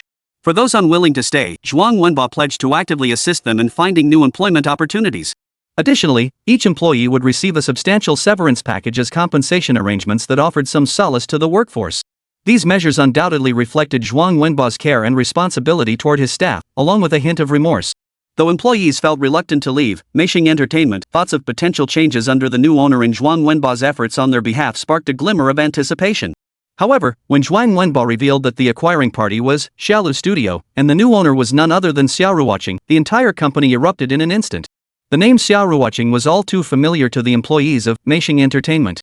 She had once been assigned artist here, with countless ties to the company. More importantly, when Xia Ruoqing's contract expired and she left, the relationship between the two parties was far from amicable, leaving many employees with complex feelings toward her. Now, the fact that Xia Ruoqing was willing to take over this former mess shocked everyone. In the minds of the staff, Xia Ruoqing was no longer the same person she once was. She was now a superstar riding the wave of unparalleled popularity. Her appearance undoubtedly added more uncertainty to the future of Meishing Entertainment. Regarding Xia Ruoqing's impending role as the new boss, employee reactions varied. Some viewed it as a positive outcome, given Xia Ruoqing's well-known character and capabilities. They believed that under her leadership, Meishing Entertainment could be revitalized. Especially those employees who maintain good relations with Xia Ruoqing are filled with anticipation for her arrival, hoping to continue developing their careers under her leadership. However, another group finds Xia Ruoqing's arrival difficult to accept. Among them were those who had experienced unpleasant encounters with Xia Ruoqing before her departure, or had even offended her. They fear Xia Ruoqing will use this opportunity to exact revenge. Additionally, some doubt Xia Ruoqing's capabilities, believing that while she is a successful artist, she may not necessarily be able to lead Meishing Entertainment out of its current predicament. Despite differing opinions and expectations among the staff regarding Xia Ruoqing's arrival, the fact remains unalterable. They could only wait for Xia Ruoqing's arrival and see how she would treat this former home. Time ticked by, and the entire Meishing Entertainment was enveloped in a subtle atmosphere. With the company yet to officially commence operations, the employees enjoyed a relatively relaxed pace. They gathered in small groups, discussing Xia Ruoqing's arrival and the company's future. Some appeared excited and hopeful, while others seemed anxious and uneasy. Regardless, they all understood that everything would change with Xia Ruoqing's arrival. Just as everyone assumed Xia Ruoqing would be delayed further, the office door suddenly swung open. A tall, stylish figure appeared in the doorway, Xia Ruoqing herself. Her appearance was like a bright spot in the landscape, instantly capturing everyone's attention. She wore a simple yet elegant dress, complemented by refined makeup and a confident smile that made her stand out. Xia Ruoqing's entrance sent a wave of unprecedented awe through the room. Though they had seen her countless times on television and online, encountering her face-to-face revealed a star quality that radiated from within, leaving them in awe. She seemed like a goddess stepping out of a dream, impossible to look away from. Upon entering the company, Xia Ruoqing greeted everyone with a warm smile. Her voice was soft and warm, as if she were catching up with old friends. This approachable demeanor brought a sense of warmth and reassurance to the employees, gradually easing their initial nervousness. Xia Ruoqing didn't immediately launch into a lengthy speech or announce any major decisions. Instead, she chose to engage in deep conversations with the staff first, learning about their thoughts and needs. She listened patiently to each person's comments, occasionally nodding in agreement or posing questions to guide the conversation deeper.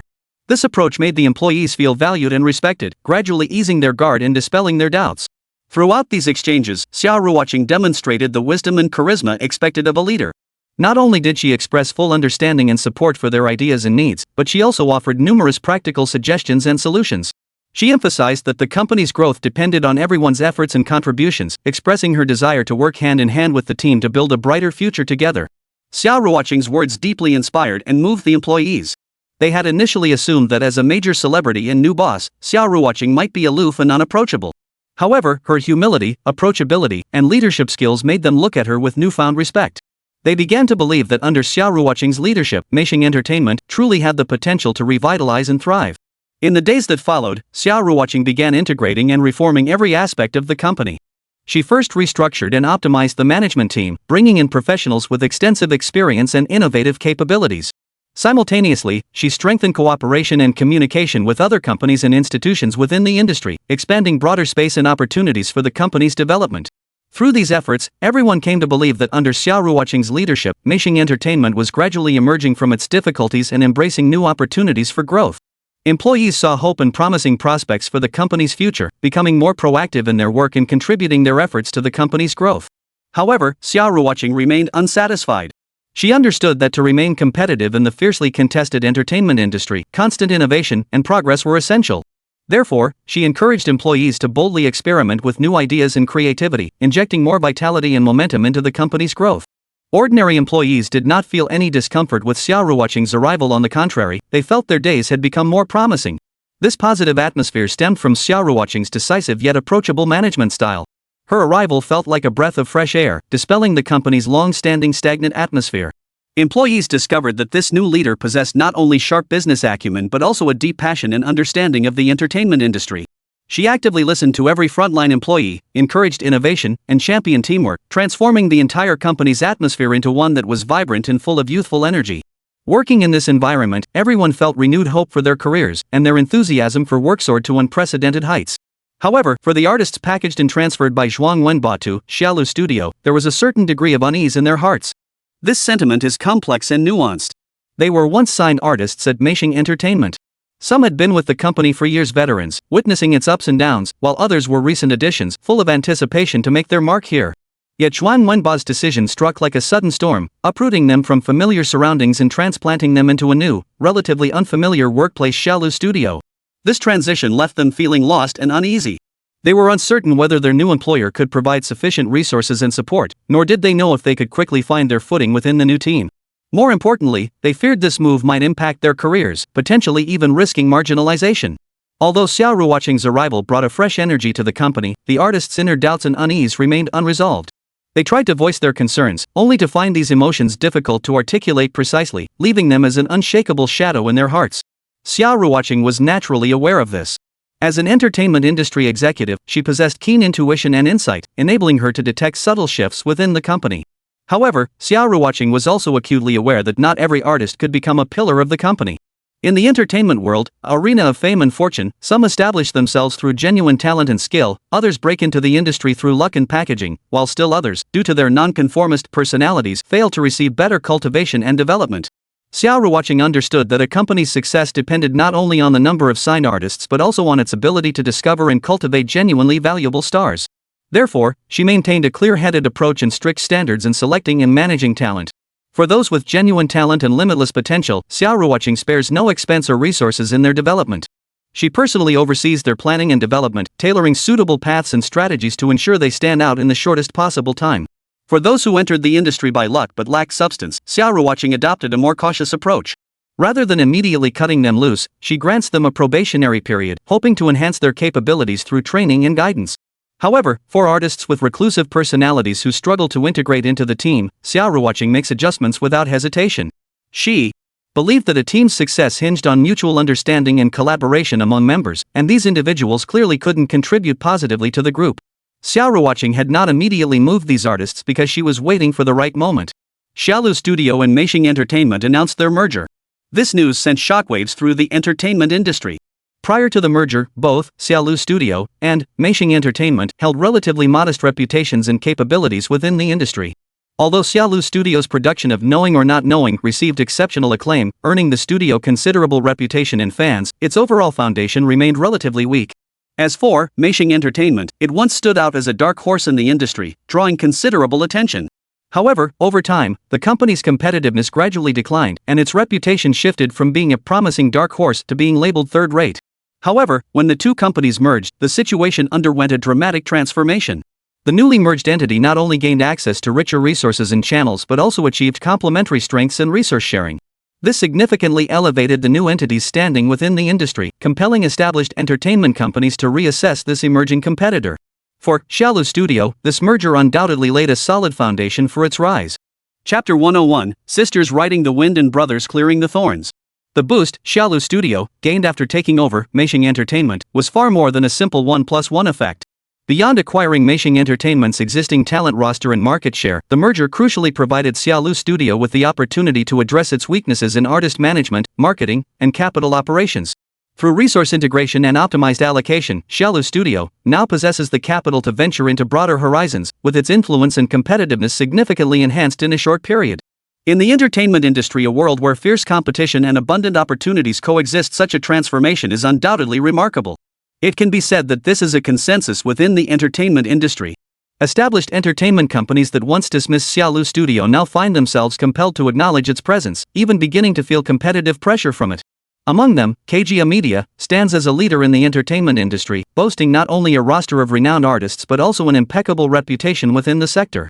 As a long-standing player in the entertainment industry, Xixi Media understands better than most that to survive in this field, constant innovation is essential.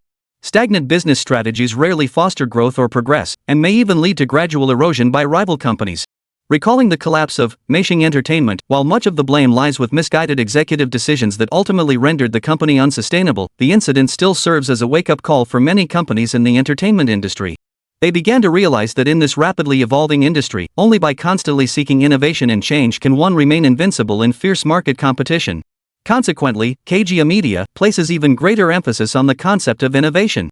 Not only has it actively explored new models and methods in artist development and marketing, but it also keeps a close eye on industry trends and competitor movements to adjust its business strategy in a timely manner. After years of development in the entertainment industry, agencies have largely mastered the techniques. Put simply, people need clothes and horses need saddles. To make someone or a star famous, you need to focus on packaging. From an artist's image design to their conduct and demeanor, all the way to media publicity and social engagements, every aspect requires meticulous planning and careful arrangement. Only through such meticulous efforts can an artist establish a distinctive image and unique charm in the minds of the audience. In the early days, whether a star became famous or not was entirely up to the entertainment company. Entertainment companies tailor a persona for their artists based on their unique characteristics and market demands. Subsequently, they employ a series of events and promotional tactics to amplify this persona, deepening the audience's impression of the artist. Gradually, artists accumulate popularity and recognition through this process, eventually rising to prominence in the entertainment industry. It's not just people, even a pig could be made famous if capitalists set their minds to it. With sufficient resources and methods, packaging and promotion can establish a unique image for this pig in the audience's mind, attracting attention and affection. However, such artificially manufactured celebrities often lack genuine charm and substance, making it difficult to sustain audience interest over the long term. As time passes, audiences and fans gradually awaken. They no longer content themselves with being led by the nose by entertainment companies, but have begun to form their own judgments and make their own choices. They've started to feel aversion, even disgust, toward artists who were forcibly pushed into the spotlight. Fans no longer blindly follow the hype, which has become a real headache for entertainment companies. To address this issue, established companies in the entertainment industry have been constantly thinking about how to break the mold. They've started experimenting with various new methods and approaches to capture the audience's attention and retain fans' loyalty. It must be said that putting thought into problems inevitably yields results. In this regard, Xixi Media stands as an undeniable success story. Not only does it possess unique insights and methods in artist development, but it has also achieved remarkable results in market promotion and brand building. And the solution they devised is remarkably effective. That solution is Idol Trainee. Idol Trainee is a reality show designed to select and cultivate the next generation of idol groups. By monitoring and documenting the trainees around the clock, fans gain clear insight into their actions, character, and personality. This represents a groundbreaking new approach, offering fans the chance to get up close and personal with their favorite artists, thereby forging deeper emotional connections. For the trainees themselves, this is both a rare opportunity and a significant challenge. They must showcase their talents and abilities on camera while maintaining a positive image and exemplary conduct. Only by doing so can they stand out in fierce competition and become idols in the eyes of the audience. Through this program, audiences can also see the most authentic side of artists beyond the polished image. They witness the sweat and tears in practice rooms, the brilliance and glory on stage, and the laughter and tears in everyday life. As a result, when audiences develop a fondness for an artist, their affection and attention only deepen. They are drawn not only by the artist's talent and charm, but also deeply moved by their sincerity and dedication. Compared to stars previously manufactured by entertainment companies, artists selected through this method are undoubtedly more popular. Fans' affection for them far surpasses that for others. After all, people have a natural tendency to develop attachments. Witnessing the trainees grow from inexperience to maturity, from ordinary to shining, undoubtedly gives fans a sense of watching their child grow up. This overwhelming sense of nurturing naturally deepens fans' affection and support for their favorite artists. It must be said that Xixi Media's innovative approach may indeed be effective. Not only has it successfully attracted massive audience attention and affection, but it also provides its artists with a platform to showcase their talents and capabilities. So much so that when a representative from Xixi Media visited Xia Studio and explained the benefits to Xia Ruoqing, she couldn't help but express her astonishment. She understood exactly what this program meant for Xia Lu Studio, a brand new opportunity for growth and a stage to demonstrate their capabilities. Therefore, she decided without hesitation to send her agency's artists to participate in the program, hoping to leverage this platform to boost their visibility and influence. Simultaneously, KJ Media dispatched representatives to visit several domestic entertainment companies. They explained the concept and significance of the Idol Trainee program to these companies and invited them to participate in the first season. Any entertainment company agreeing to participate could send their artists to the filming location designated by KJ Media to await production. This undoubtedly presented a win-win collaboration opportunity. It would allow KJ Media to expand the show's influence and audience reach, while also giving these entertainment companies a chance to showcase their artists and boost their visibility. Unsurprisingly, for the entertainment companies, KJ Media's initiative was undoubtedly a generous gesture. After all, leveraging KJ Media's resources to develop their own talent is a cost-effective endeavor. Therefore, as long as these companies are willing to participate in the program, they can send their outstanding artists to the filming location. However, nothing comes for free. KJ Media naturally has its own agenda. No wall is completely airtight, especially in this era of information overload. And the entertainment industry is a tangled web of interests, full of holes and cracks where any whisper can spread like wildfire. When KJ Media, a company with considerable influence in the industry, began secretly dispatching agents to lobby major entertainment agencies with the intent of jointly creating a brand new idol audition program, Idol Trainee, the news spread like wildfire throughout the circle. Artists from all major entertainment companies, regardless of their standing, keenly sensed this potentially life-changing opportunity. They understood that boarding this express train would not only mean a surge in exposure but could also usher in a second spring for their careers or pave a star-studded path for newcomers. Thus, before their agencies could issue any official announcements or arrangements, these artists could no longer contain their restlessness. They began privately inquiring and maneuvering. They leveraged their agents, tapped into personal networks, and even resorted to less than honorable tactics, all to secure a piece of the pie at this impending feast. Some artists, desperate for one of the limited spots, resort to backstabbing, viewing former friends and partners as rivals and employing every trick to stand out. Once close friends now turned bitter enemies over conflicting interests, threatening each other with compromising information in hopes of using it as leverage to secure a spot on the show. Even once inseparable girlfriends now sling mud at each other for the same reasons, their former friendships rendered worthless in the face of fame and fortune. Such incidents are all too common in the entertainment industry, recurring with alarming frequency, leaving one to marvel at the complexity and fickleness of human nature. Even Meishing Entertainment, successfully acquired by Xia Lu Studio, could not escape the storm's impact. Since taking over Meishing Entertainment, Xia Ruoqing had earned considerable acclaim in the industry for her unique vision and decisive approach. Yet, the artists under her management have also been swept up in this turmoil. Entertainment industry stars often form their own cliques, bonding over shared experiences or interests, or forming alliances through mutual interests. Therefore, when news broke that KJ Media was about to launch the show Idol Trainee, many artists from Meishing Entertainment, like those from other companies, learned of it early on.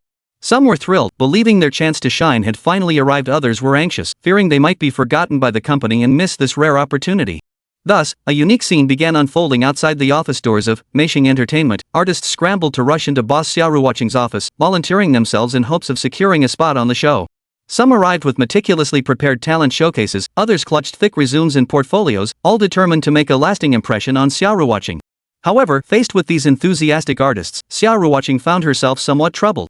She understood that the show Idol Trainee aimed to provide a platform for trainees to showcase themselves and realize their dreams, cultivating them into genuine idols and entertainment stars. It was not meant for those who were already established and famous to come and steal the spotlight. Therefore, whenever an artist came to inquire or request participation, Xia Ruoqing patiently explained this point, hoping they would understand the company's decision. Yet no matter how earnestly Xia Ruoqing explained, these artists seemed unconvinced. Some believed Xia Ruoqing was deliberately making things difficult for them, while others felt the company didn't value their development. Some even began privately gossiping that Xia Ruoqing was stingy and miserly, unwilling to give them opportunities. These rumors cut like sharp knives, stabbing Xia Ruoqing's heart. But she knew that as the company's leader, she had to remain calm and rational, not letting these negative emotions sway her. Despite this, Xia Ruoqing never once considered selecting existing artists to participate in Idol Trainee. She firmly believed that KJ Media's initiative undoubtedly provided an excellent opportunity to cultivate new talent. Therefore, she would definitely select newcomers to participate, allowing them to shine brightly on this platform. As for established artists, Xia Ruoqing believed they could potentially regain popularity or boost their appeal through alternative avenues. This spark of inspiration came from KJ Media itself. Xia Ruoqing reasoned, if Idol Trainee could launch new talents, why couldn't Xia Lu Studio blaze a new trail? Why not create a dedicated competition track to help established artists and celebrities regain popularity or boost their appeal? Once planted, this idea took root in Xia Ruoqing's mind and rapidly flourished.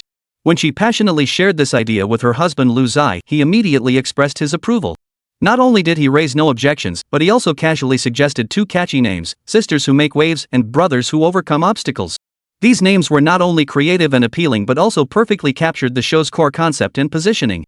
Upon hearing them, Xia Ruoqing couldn't help but feel a surge of joy, rewarding Lu Ziye with a big, sweet kiss. Chapter 102. Wait a minute, how come I didn't know I was accepting bribes? The idol trainee event hosted by Xia Media proceeded as scheduled, causing quite a stir within the entertainment industry. As one of the nation's top media companies, Xia Media's events consistently drew massive attention. This idol trainee program was particularly anticipated, seen as a golden opportunity to forge a new generation of idol groups. Numerous entertainment agencies, including Xia Studio, naturally wouldn't miss this prime chance to boost their influence and discover new talent. These companies dispatched their most promising new artists to participate, hoping this opportunity would provide greater exposure and training for their talents, helping them establish a foothold in the entertainment industry. As a rising force in the entertainment industry, Xia Studio naturally wouldn't pass up this chance either. To ensure the studio's growth, Xia Ruoqing, as its head, understood the critical importance of selecting the right candidates. She certainly wouldn't make the mistake of shooting herself in the foot. Therefore, before finalizing the selection, she specifically organized a rigorous assessment to ensure the chosen new artists possessed sufficient talent and potential. Today's Xia Studio is unrecognizable from its former self, having expanded tremendously in scale and no longer consisting of just a handful of people. Following the successful acquisition of Meishing Entertainment, the number of artists under Xia Studio's management has surged, significantly boosting its overall strength. This growth stems not only from Meishing Entertainment's existing roster of talented performers but also from Xia Ruoqing's initiative inspired by Lu Ziye's advice to launch a comprehensive program for recruiting new actors from across society. Meng Xiaoxue, Xia Ruoqing's capable assistant, was put in charge of this initiative. Meng Xiaoxue had been working closely with Xia Ruoqing for several years, and Xia Ruoqing knew her character and capabilities very well. Therefore, Xia Ruoqing felt completely at ease in trusting this crucial task to her. Meng Xiaoxue did not disappoint Xia Ruoqing's expectations. With her keen insight and outstanding work ethic, she recruited several highly promising talents for the studio. After undergoing Xia Ruoqing's personal evaluation, these new actors demonstrated remarkable talent and potential.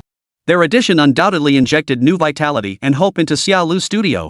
The idol trainee event organized by Xia Media presented an especially rare opportunity for these newcomers. Xia Ruoqing naturally paid them extra attention, hoping they would stand out in this event and contribute to the company's future growth. After a series of rigorous assessments and selections, two final candidates were chosen. One hails from Xia Studio, while the other belongs to the original Meishing Entertainment. This artist from Meishing Entertainment is named Kong Ziquan. He was discovered by a talent scout from Meishing Entertainment during his university years and recruited into the company. However, after joining the company, he didn't receive better training or development opportunities. This led him to remain relatively unknown, with little popularity. Bound by his contract, Kong Ziquan was unable to take on private work to boost his visibility and income. The company also failed to provide him with scripts or performance opportunities, leaving him in a difficult situation. To make ends meet, he even resorted to working as an extra at film studios just to earn enough to survive. Yet Kong Ziquan refused to give up. He remained grounded, approaching even minor roles like playing a corpse with dedication, viewing each as an opportunity for self-improvement. Over time, both his acting skills and mindset improved significantly. He gradually stood out among the extras, becoming a rising star within the film studio. While the collapse of Meishing Entertainment might have been a setback for some, for Kong Ziquan, a man of genuine talent and steadfast dedication, it presented a rare opportunity. He saw the opportunity and seized it. When Xia Studio merged with Meishing Entertainment, Kong Ziquan resolutely chose to stay with the newly integrated company. He understood that the company's owner, Xia Ruoqing, was a rare breath of fresh air in the entertainment industry. She valued an artist's talent and potential, but placed even greater emphasis on their character and attitude. This was the primary reason Kong Ziquan chose to stay when some artists left Meishing Entertainment. Perseverance pays off. Kong Ziquan's dedication and persistence finally bore fruit. He waited for his chance and seized it. During the auditions for Xia Studio, his outstanding talent and composed demeanor allowed him to stand out, securing him as one of two candidates sent to Xia Media to participate in Idol Trainee. The other candidate was Zhang Liang, not the scumbag Zhang Liang who sold spicy hot pot, but a promising new actor. He was discovered while Meng Xiaoxue was out shopping. At that moment, Meng Xiaoxue was immediately drawn to his facial features and aura, recognizing his potential for a debut-ready face. After getting to know him, Meng Xiaoxue discovered that Zhang Liang not only possessed outstanding looks but also a passion and dedication to acting. After gaining Zhang Liang's consent, Meng Xiaoxue brought him into the Xiaolu studio. Zhang Liang did not disappoint Meng Xiaoxue's expectations. After joining the studio, he quickly adapted to the environment and demonstrated remarkable talent and potential. During the idol trainee selection process, his outstanding performance secured him a spot in the program.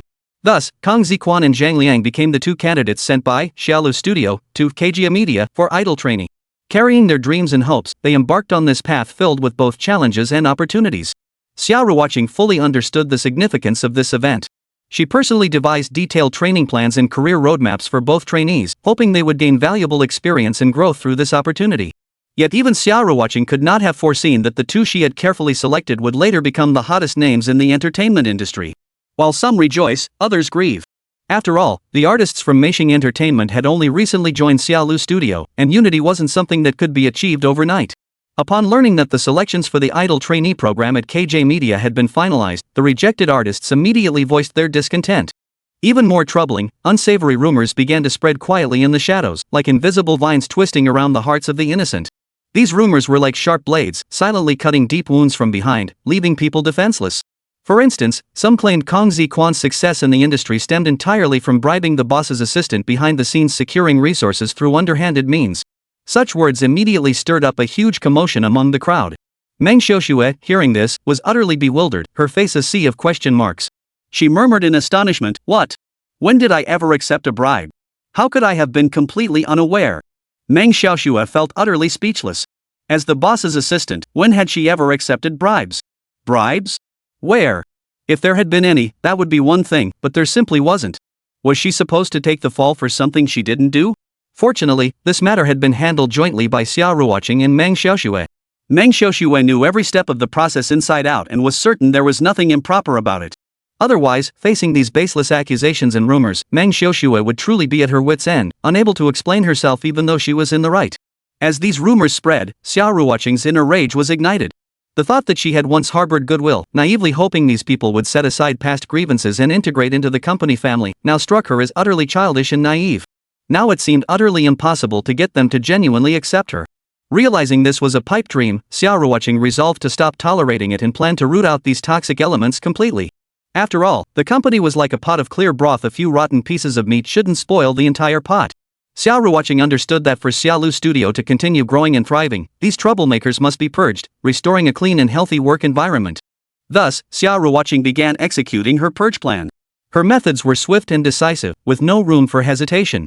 Whether they were newcomers or established actors, anyone unwilling to stay at Xiaolu Studio was promptly shown the door.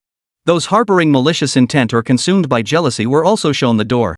Xia Ruoqing's stance was unwavering. Even if it meant paying breach of contract penalties, she was willing to bear the cost. To those with ulterior motives, she would never give another chance. All were discarded. She understood the wisdom of cutting losses early. Although this would inevitably lead to some downsizing at Xiaolu Studio, with a reduction in staff numbers, Xia Ruoqing believed that moving forward with a leaner team was far preferable to being weighed down by bloated, inefficient operations. A healthy, orderly work environment was far more important than a large team with scattered hearts and minds.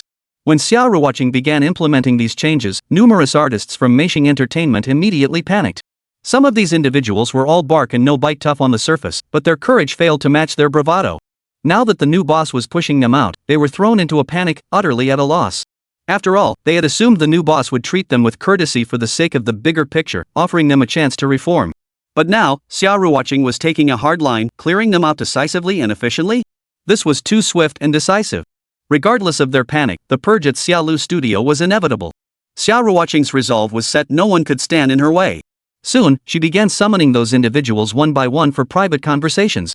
Though the plan to purge the cancerous elements encountered significant resistance and obstacles, Xia Ruoqing never wavered. She had mentally prepared herself, knowing this path would be anything but smooth sailing. But for the studio's future, Xia Ruoqing steeled her resolve, unmoved. And so, the purge commenced with great fanfare. 1, 2, 3. Artists were successively dismissed from Xiaolu Studio. Among them were some moderately famous stars, yet Xia Ruoqing showed no mercy. She understood that for those harboring ulterior motives, even the slightest mercy or hesitation could inflict irreparable damage on the company. Once they sensed Xia Ruoqing's unwavering resolve, these moderately famous stars shed their facades and openly severed ties with the company. They launched vicious online attacks against Xia Ruoqing and Xia Lu Studio, attempting to use public pressure to force her into compromise. Sometimes their words were downright nasty, dripping with malice and slander. Yet none of this affected Xia Ruoqing in the slightest. She had long prepared herself to face any challenge. No matter how fiercely they attacked or slandered her, she remained unwavering in executing her plans. Naturally, Xia Ruoqing delivered forceful counterattacks against certain individuals' retaliatory tactics. She understood that silence and tolerance would only embolden these individuals to become more arrogant and reckless. Thus, she began gathering evidence, preparing to expose their true colors to the public. Just as those dismissed employees were crying foul online, seeking sympathy, and detailing the crimes of Xia Lu Studio, Xia Ruoqing had already released ample evidence to counter their claims. This evidence clearly exposes these individuals' true nature and the various misdeeds they have committed. Netizens initially got caught up in the spectacle, egged on by the expelled individuals. But upon seeing this evidence, they swiftly branded them as scoundrels. They bit off more than they could chew perfectly describes these individuals. Their actions not only failed to garner sympathy or support from netizens but also plunged them into an even more awkward predicament. Though their actions proved to be a case of shooting themselves in the foot, they still caused some damage to Xia Lu Studio. After all, the entertainment industry is inherently complex, with intricate web of interests, grudges, and rivalries forming a vast network. Therefore, it's only natural that not everyone is pleased to see Xia Lu Studio grow and thrive. Driven by jealousy, conflicting interests, or other motives, some began sabotaging the studio behind the scenes, attempting to hinder its progress. The saying, "A tree that stands out in the forest is sure to be struck by the wind," proved remarkably apt. Under Xia Ruoqing's leadership, Xia Lu Studio gradually gained prominence, attracting widespread attention and acclaim within the industry. Yet this very success made it a thorn in the side of those with ulterior motives. They began spreading negative rumors and false information, attempting to tarnish the studio's image and reputation. Suddenly, negative reports proliferated, thrusting Xia Lu Studio into the eye of the storm. Yet Xia Ruoqing remained utterly unfazed by these rumors and attacks. She knew she had an exceptionally capable man silently supporting her behind the scenes. Lu Ziye. Chapter 103, New Album, New Movie. Lu Ziye was not only Xia Ruoqing's lover but also her strongest pillar of support. After Xia Lu Studio encountered difficulties, he immediately transformed into a devoted husband, strategizing and troubleshooting for Xia Ruoqing. Lu Ziye understood the entertainment industry's complexity and ruthlessness, so he didn't act impulsively. Instead, he calmly analyzed the current situation and circumstances, then formulated a practical and feasible countermeasure strategy. Ultimately, he transformed into an emotionless songwriting machine, effortlessly crafting one outstanding track after another. That night, Xia Ruoqing came to understand what it truly meant to be a musical genius. As melody after melody, each with profound lyrics, gushed forth from Lu Ziye's pen like a spring, Xia Ruoqing was utterly speechless with astonishment. Her eyes widened as she watched Lu Ziye's fingers dance across the keyboard. Each note seemed to possess its own life, skillfully woven into moving musical compositions. In just one night, Lu Ziye composed 13 original songs. Each song possessed a distinct style. Some were passionate and stirring, others gentle and melodious, while some were deeply heartfelt. Every single one was utterly captivating, leaving one utterly spellbound. Xia Ruoqing sat silently beside him, counting the songs as they emerged, her mind reeling in disbelief. In Xia Ruoqing's perception, her husband hadn't even exerted his full potential. The speed and quality of his songwriting were simply unbelievable. If he could effortlessly produce 13 original songs without even trying, what would happen if he gave it his all? Xia Ruoqing dared not dwell on the thought, fearing her imagination couldn't keep pace with Lu Ziye's creative output.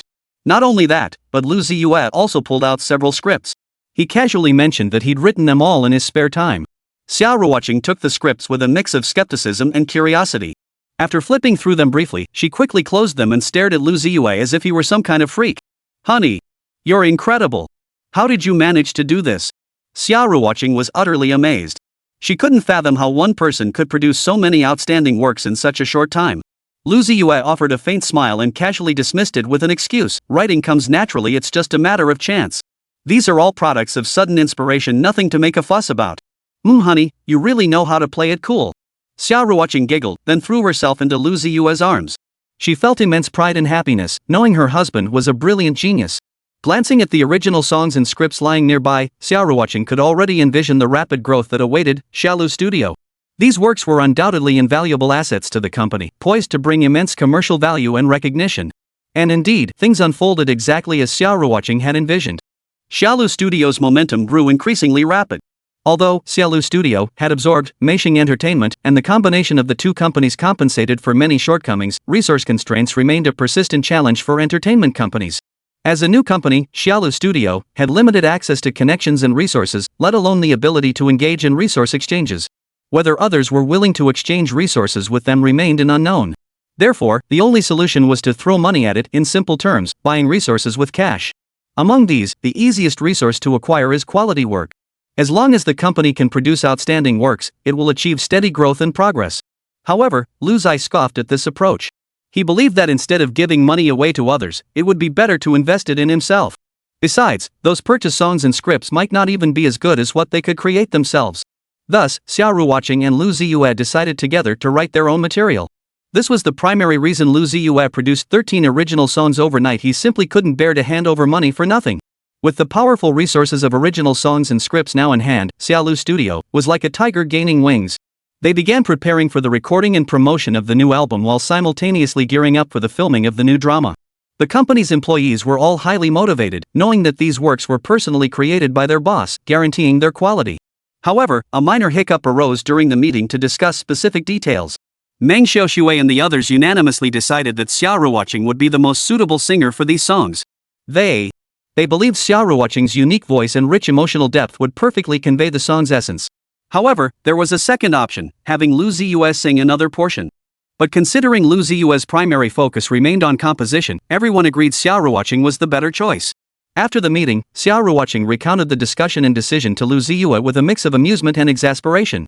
She had expected Lu Ziye to feel disappointed or dissatisfied, but to her surprise, he burst into laughter. "Honey, look how much everyone trusts you, just focus on singing. As for me, I'll keep writing songs for you from behind the scenes, huh?" Lu Ziye said, patting Xia Ruoqing on the shoulder. Xia Ruoqing was infected by his laughter and nodded with a smile. "All right. I'll sing my heart out. But honey, you have to work hard too. Aim to write even more amazing songs." The words were barely out of her mouth when Xia Ruoqing regretted them. She knew all too well how fast her husband wrote songs. If he really threw himself into writing, how could she possibly keep up with singing? Still, filling up the company's resource library was a decent idea. But if that were the case, her husband would be utterly exhausted. Xia Ruoqing simply couldn't bear to see her husband work so hard and tire himself out. In the days that followed, the entire staff of Xia Studio became busy. They began intensive preparations for the recording and promotion of the new album. Xia Ruoqing entered an intense recording phase, spending over 10 hours daily in the studio, meticulously refining the vocal techniques and emotional delivery for each song. Meanwhile, Lu Ziye continued composing new works at his computer. To others, his inspiration seemed inexhaustible, with new songs sprouting up like mushrooms after rain. As time passed, the recording of the new album was finally completed. When Xia Ruoqing heard the songs she had recorded, she could scarcely believe her ears. After professional post-production and processing, the songs sounded flawless and heart-stirring. She knew these works would bring immense commercial value and recognition to the company. Meanwhile, Xia Studio began preparations for filming a new drama. They hired a team of outstanding professionals to form Xia Studio's own production crew. Throughout filming, everyone immersed themselves wholeheartedly in their roles, striving for perfection in every detail. Months passed in the blink of an eye. After months of intense filming, the new drama finally wrapped. Everyone eagerly anticipated the drama's release and hoped for its success.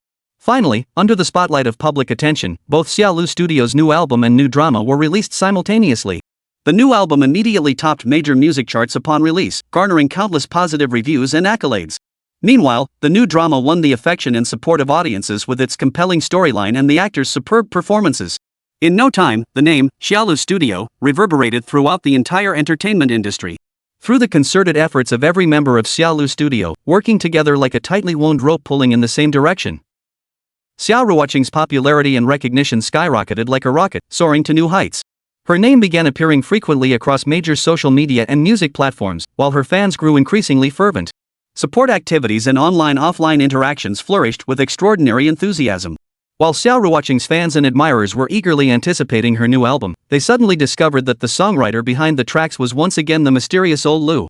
This revelation instantly sent shockwaves of astonishment and awe through their ranks. They flooded social media with comments and discussions.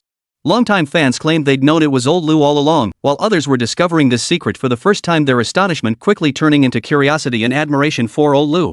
Just think about it, from Xia Ruoqing's very first album when she debuted to her current second album, over 10 songs were actually penned by old Lu. It was nothing short of a miracle that left everyone utterly speechless. For most music producers, creating just one original song that gains widespread popularity is enough to sustain them for a long time. If they could steadily produce new songs, that would be extraordinary enough to carve out their own niche in the music festival scene. But old Lu? He seems to have shattered all conventions. He didn't just make a splash, he made a huge splash. He churned out original songs like Dirt Clods, and each one was so beautiful and profound. It's like a perpetual motion machine, endlessly churning out inspiration and creativity. Most crucially, every single one of old Lu's original songs is exceptional. Not only are the melodies beautiful, but the lyrics are deeply moving, leaving a lasting impression long after listening. Moreover, his styles are incredibly diverse: ballads, rock, folk, electronic. Not only are the genres varied, but each one is exceptionally classic. Such talent and skill are truly breathtaking. For any artist, mastering multiple distinct styles within a single album is an incredibly difficult feat. Yet Xia Ruoqing has achieved it and done so exceptionally well. She not only delivers flawless performances but breathes new life and soul into each song through her voice and stage presence. Such performances naturally leave fans in awe, further solidifying their admiration and support for Xia Ruoqing. After all, Xia Ruoqing's acting prowess is undeniable. She has brought vivid characters to life on screen, leaving a lasting impression. Her voice is truly exquisite, and every song she sings is so beautiful that each time she opens her mouth, it captivates the audience. How could fans not adore Xia Ruoqing? If Xia Ruoqing's husband weren't old Lu, people would likely envy Xia Ruoqing's husband daily. After all, marrying such an outstanding and beautiful woman is the dream of countless men. But Xia Ruoqing's husband is old Lu, and that leaves everyone speechless. Netizens can only marvel at Xia Ruoqing's brilliance while simultaneously marveling at the brilliance of old Lu. After all, both are so talented and accomplished, they're truly a match made in heaven. What defines a power couple? Xia Ruoqing and Lu Ziye are the living embodiment. Not only do they support each other professionally, but they're also deeply devoted in their personal lives. They seem destined for each other, perfectly matched in both personality and talent. Together, they're an unstoppable force, leaving everyone in awe. Unsurprisingly, Xia Ruoqing's new album has blown up again. This time, she not only earned more money but also gained more fans and acclaim. Her musical talent and performance skills were once again recognized and praised by everyone. But unlike her last album release, Xia Ruoqing's attention didn't linger on the album for long this time. She knew that as long as old Lu was around, making money was guaranteed, and success was assured. After all, old Lu's talent and capabilities were undeniable, everyone could see that. So unlike last time, she didn't run herself ragged promoting and marketing the album. If pressed for a reason, it was all because of old Lu. Xia Ruoqing possessed unparalleled confidence in her husband. She knew old Lu would always be her strongest support and most reliable partner. No matter what difficulties or challenges arose, as long as old Lu was by her side, she knew she could overcome them. Moreover, the primary reason was that the album and the new film produced by Xia Lu Studio were released back to back. For Xia Ruoqing, this undoubtedly presented an even greater challenge and opportunity. After all, compared to films, TV dramas take a back seat, let alone songs. Films offered a much larger stage, capable of attracting far more viewers and attention. Therefore, Xia Ruoqing's attention and focus were largely drawn to the film her company was producing. Every day, she was busy discussing scripts and rehearsing performances with the director and actors, and she personally visited the set to check on the filming progress and results. She hoped this film would be as beloved and recognized as her album. After all, it was the result of her and her husband's joint efforts, their collective passion and creation. Chapter 104, Unstoppable Momentum. Under the meticulous management and relentless efforts of Xia Ruoqing and Lu Ziye, Xia Lu Studio seemed infused with boundless vitality and potential, gradually making its mark in the fiercely competitive entertainment industry. Simply put, Xia Lu Studio had no weak points. The rise of Xia Lu Studio caused quite a stir within the entertainment industry. For a newly established entertainment company to rapidly make its mark across multiple sectors was no small feat. This is especially true considering their recent integration of Meisheng Entertainment, a process that tested not only the company's consolidation capabilities but also the wisdom and decision-making skills of its management.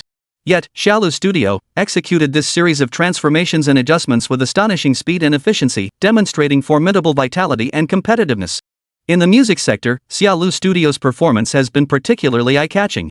While many entertainment companies have profited handsomely from a single popular artist, few can match Xia Lu Studio's relentless output of albums and new works. Lu Ziye, the musical genius known by his pen name Old Lu, has crafted one high-quality music album after another for Xia Lu Studio, with his boundless talent and endless creative inspiration. Not only is the sheer volume of his work astonishing, but the quality is exceptional. Each song is imbued with a unique charm and profound depth, leaving a lasting impression on listeners. Xia Ruoqing, a talented artist blessed with a beautiful voice, brings Lu Ziye's compositions to life with remarkable artistry. Her voice is crystal clear and deeply moving, perfectly conveying the emotions within each song to the audience.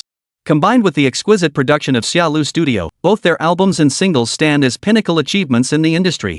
This powerful collaboration has undoubtedly solidified Xia Lu Studio's position in the music industry, gradually establishing it as a leader in the field. However, Xia Lu Studio's ambitions extend far beyond this. In the realm of filmmaking, they have also demonstrated extraordinary talent and capability. Their concurrently produced film Journey to the West, Demon Strike Back garnered widespread acclaim on its opening day.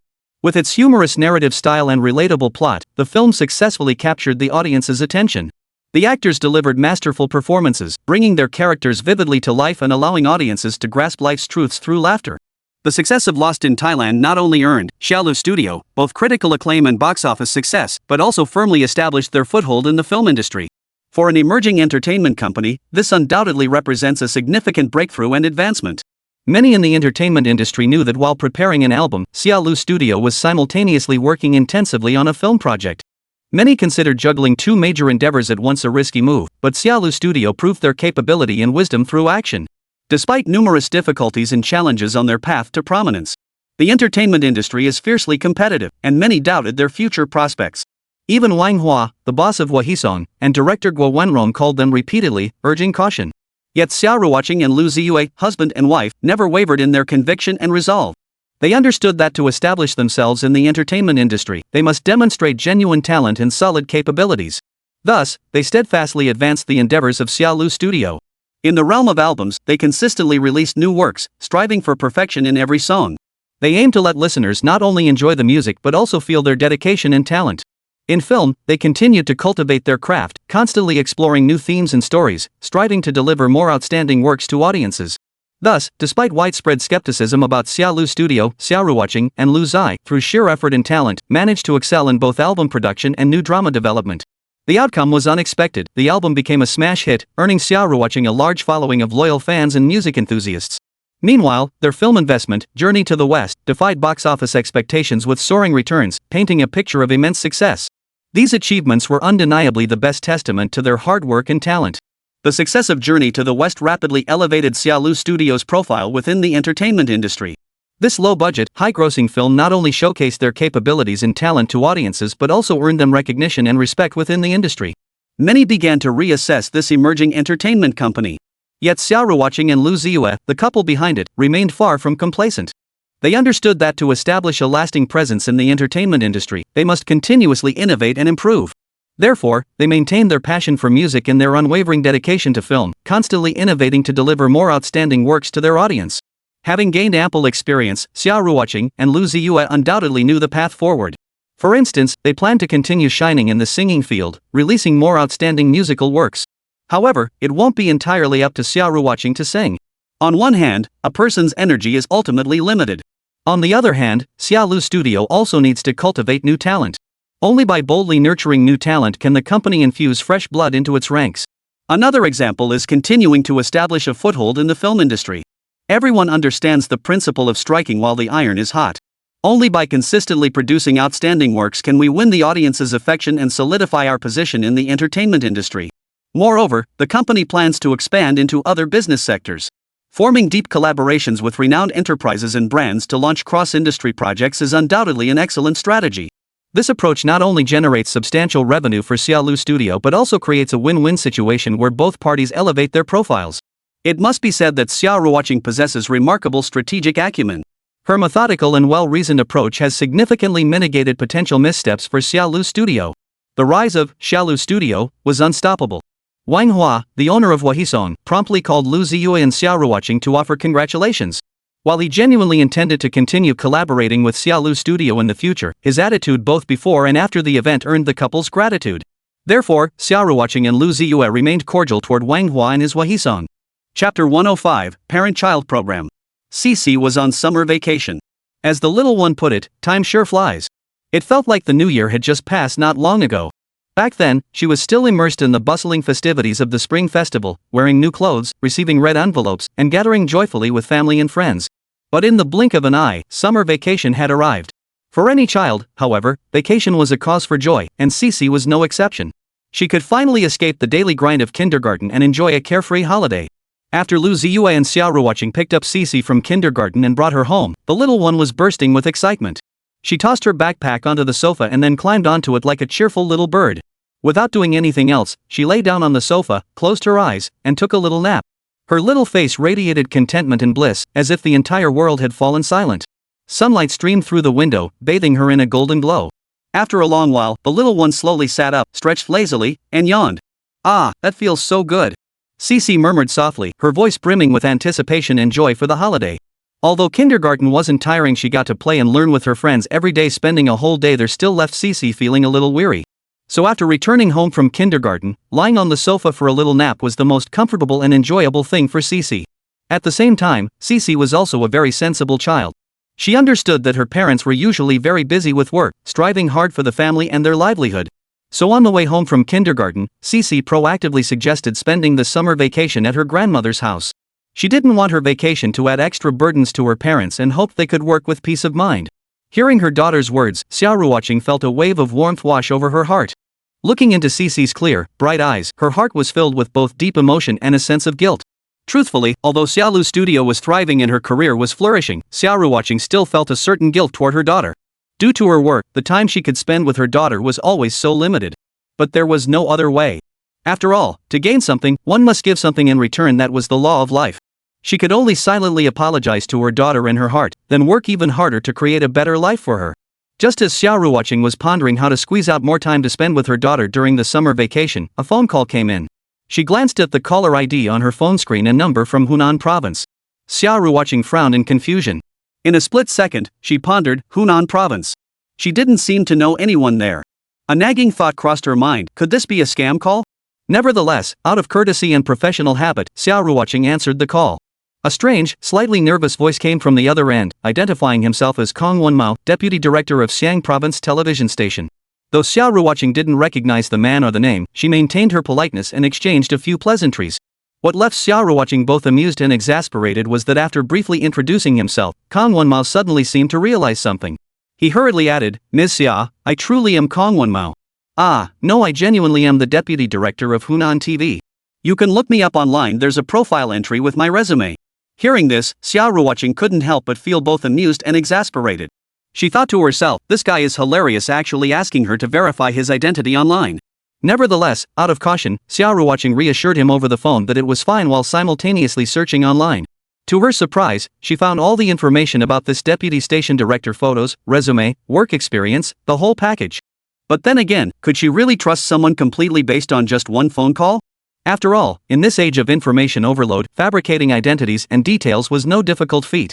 So Xia Ruoqing remained extra vigilant and didn't immediately accept the invitation. It turned out that deputy station manager Kong Wenmao had called to invite Xia Ruoqing to appear on a program. More precisely, he wanted to invite Xia Ruoqing and her entire family of 3 to appear on the show. Xia Ruoqing and Lu Ziye were a married couple, and they had an adorable child named Xixi. This was no secret online. With the rise of Xia Lu Studio, and the growing prominence of Xia Ruoqing and Lu Ziye in the industry, details about their family life had gradually become public knowledge. The program deputy director Kong Wenmao was inviting them to appear on was a parent-child variety show. This variety show aimed to showcase the parent-child relationships within celebrity families. Through interactions and task completion among several 3-member celebrity households, it allowed viewers to see how stars interact with their children privately and the warmth and joy within their families. The show had already aired one episode featuring several popular celebrities and their families. After its broadcast, it received enthusiastic responses and steadily rising ratings. Viewers showed great interest in this format that authentically depicted celebrity family life, expressing hopes for more such programs. Therefore, Hunan TV began scouting families for the second season well in advance to ensure its success. They hoped to invite well-known, talked about, and approachable celebrity families to participate in the recording, adding more highlights and appeal to the program. Coincidentally, Xia Ruoqing and Lu Ziye were currently at the peak of their popularity, and their family was also receiving significant attention. Thus, when Hunan TV staff reviewed the candidate list, Xia Ruoqing's family immediately caught their attention. They felt Xia Ruoqing's family perfectly matched the show's requirements, possessing both fame and approachability, plus an adorable child, Xixi, who could inject plenty of childlike charm and joy into the program. Consequently, deputy station manager Kong Wenmao personally called Xia Ruoqing to extend an invitation for the family of 3 to participate in the recording. He was well aware of Xia Ruoqing and Lu Ziye's standing and influence in the industry, and knew their family was highly regarded. Therefore, he expressed his invitation with great sincerity over the phone, promising to provide the Xia Ruoqing family with the best treatment and conditions.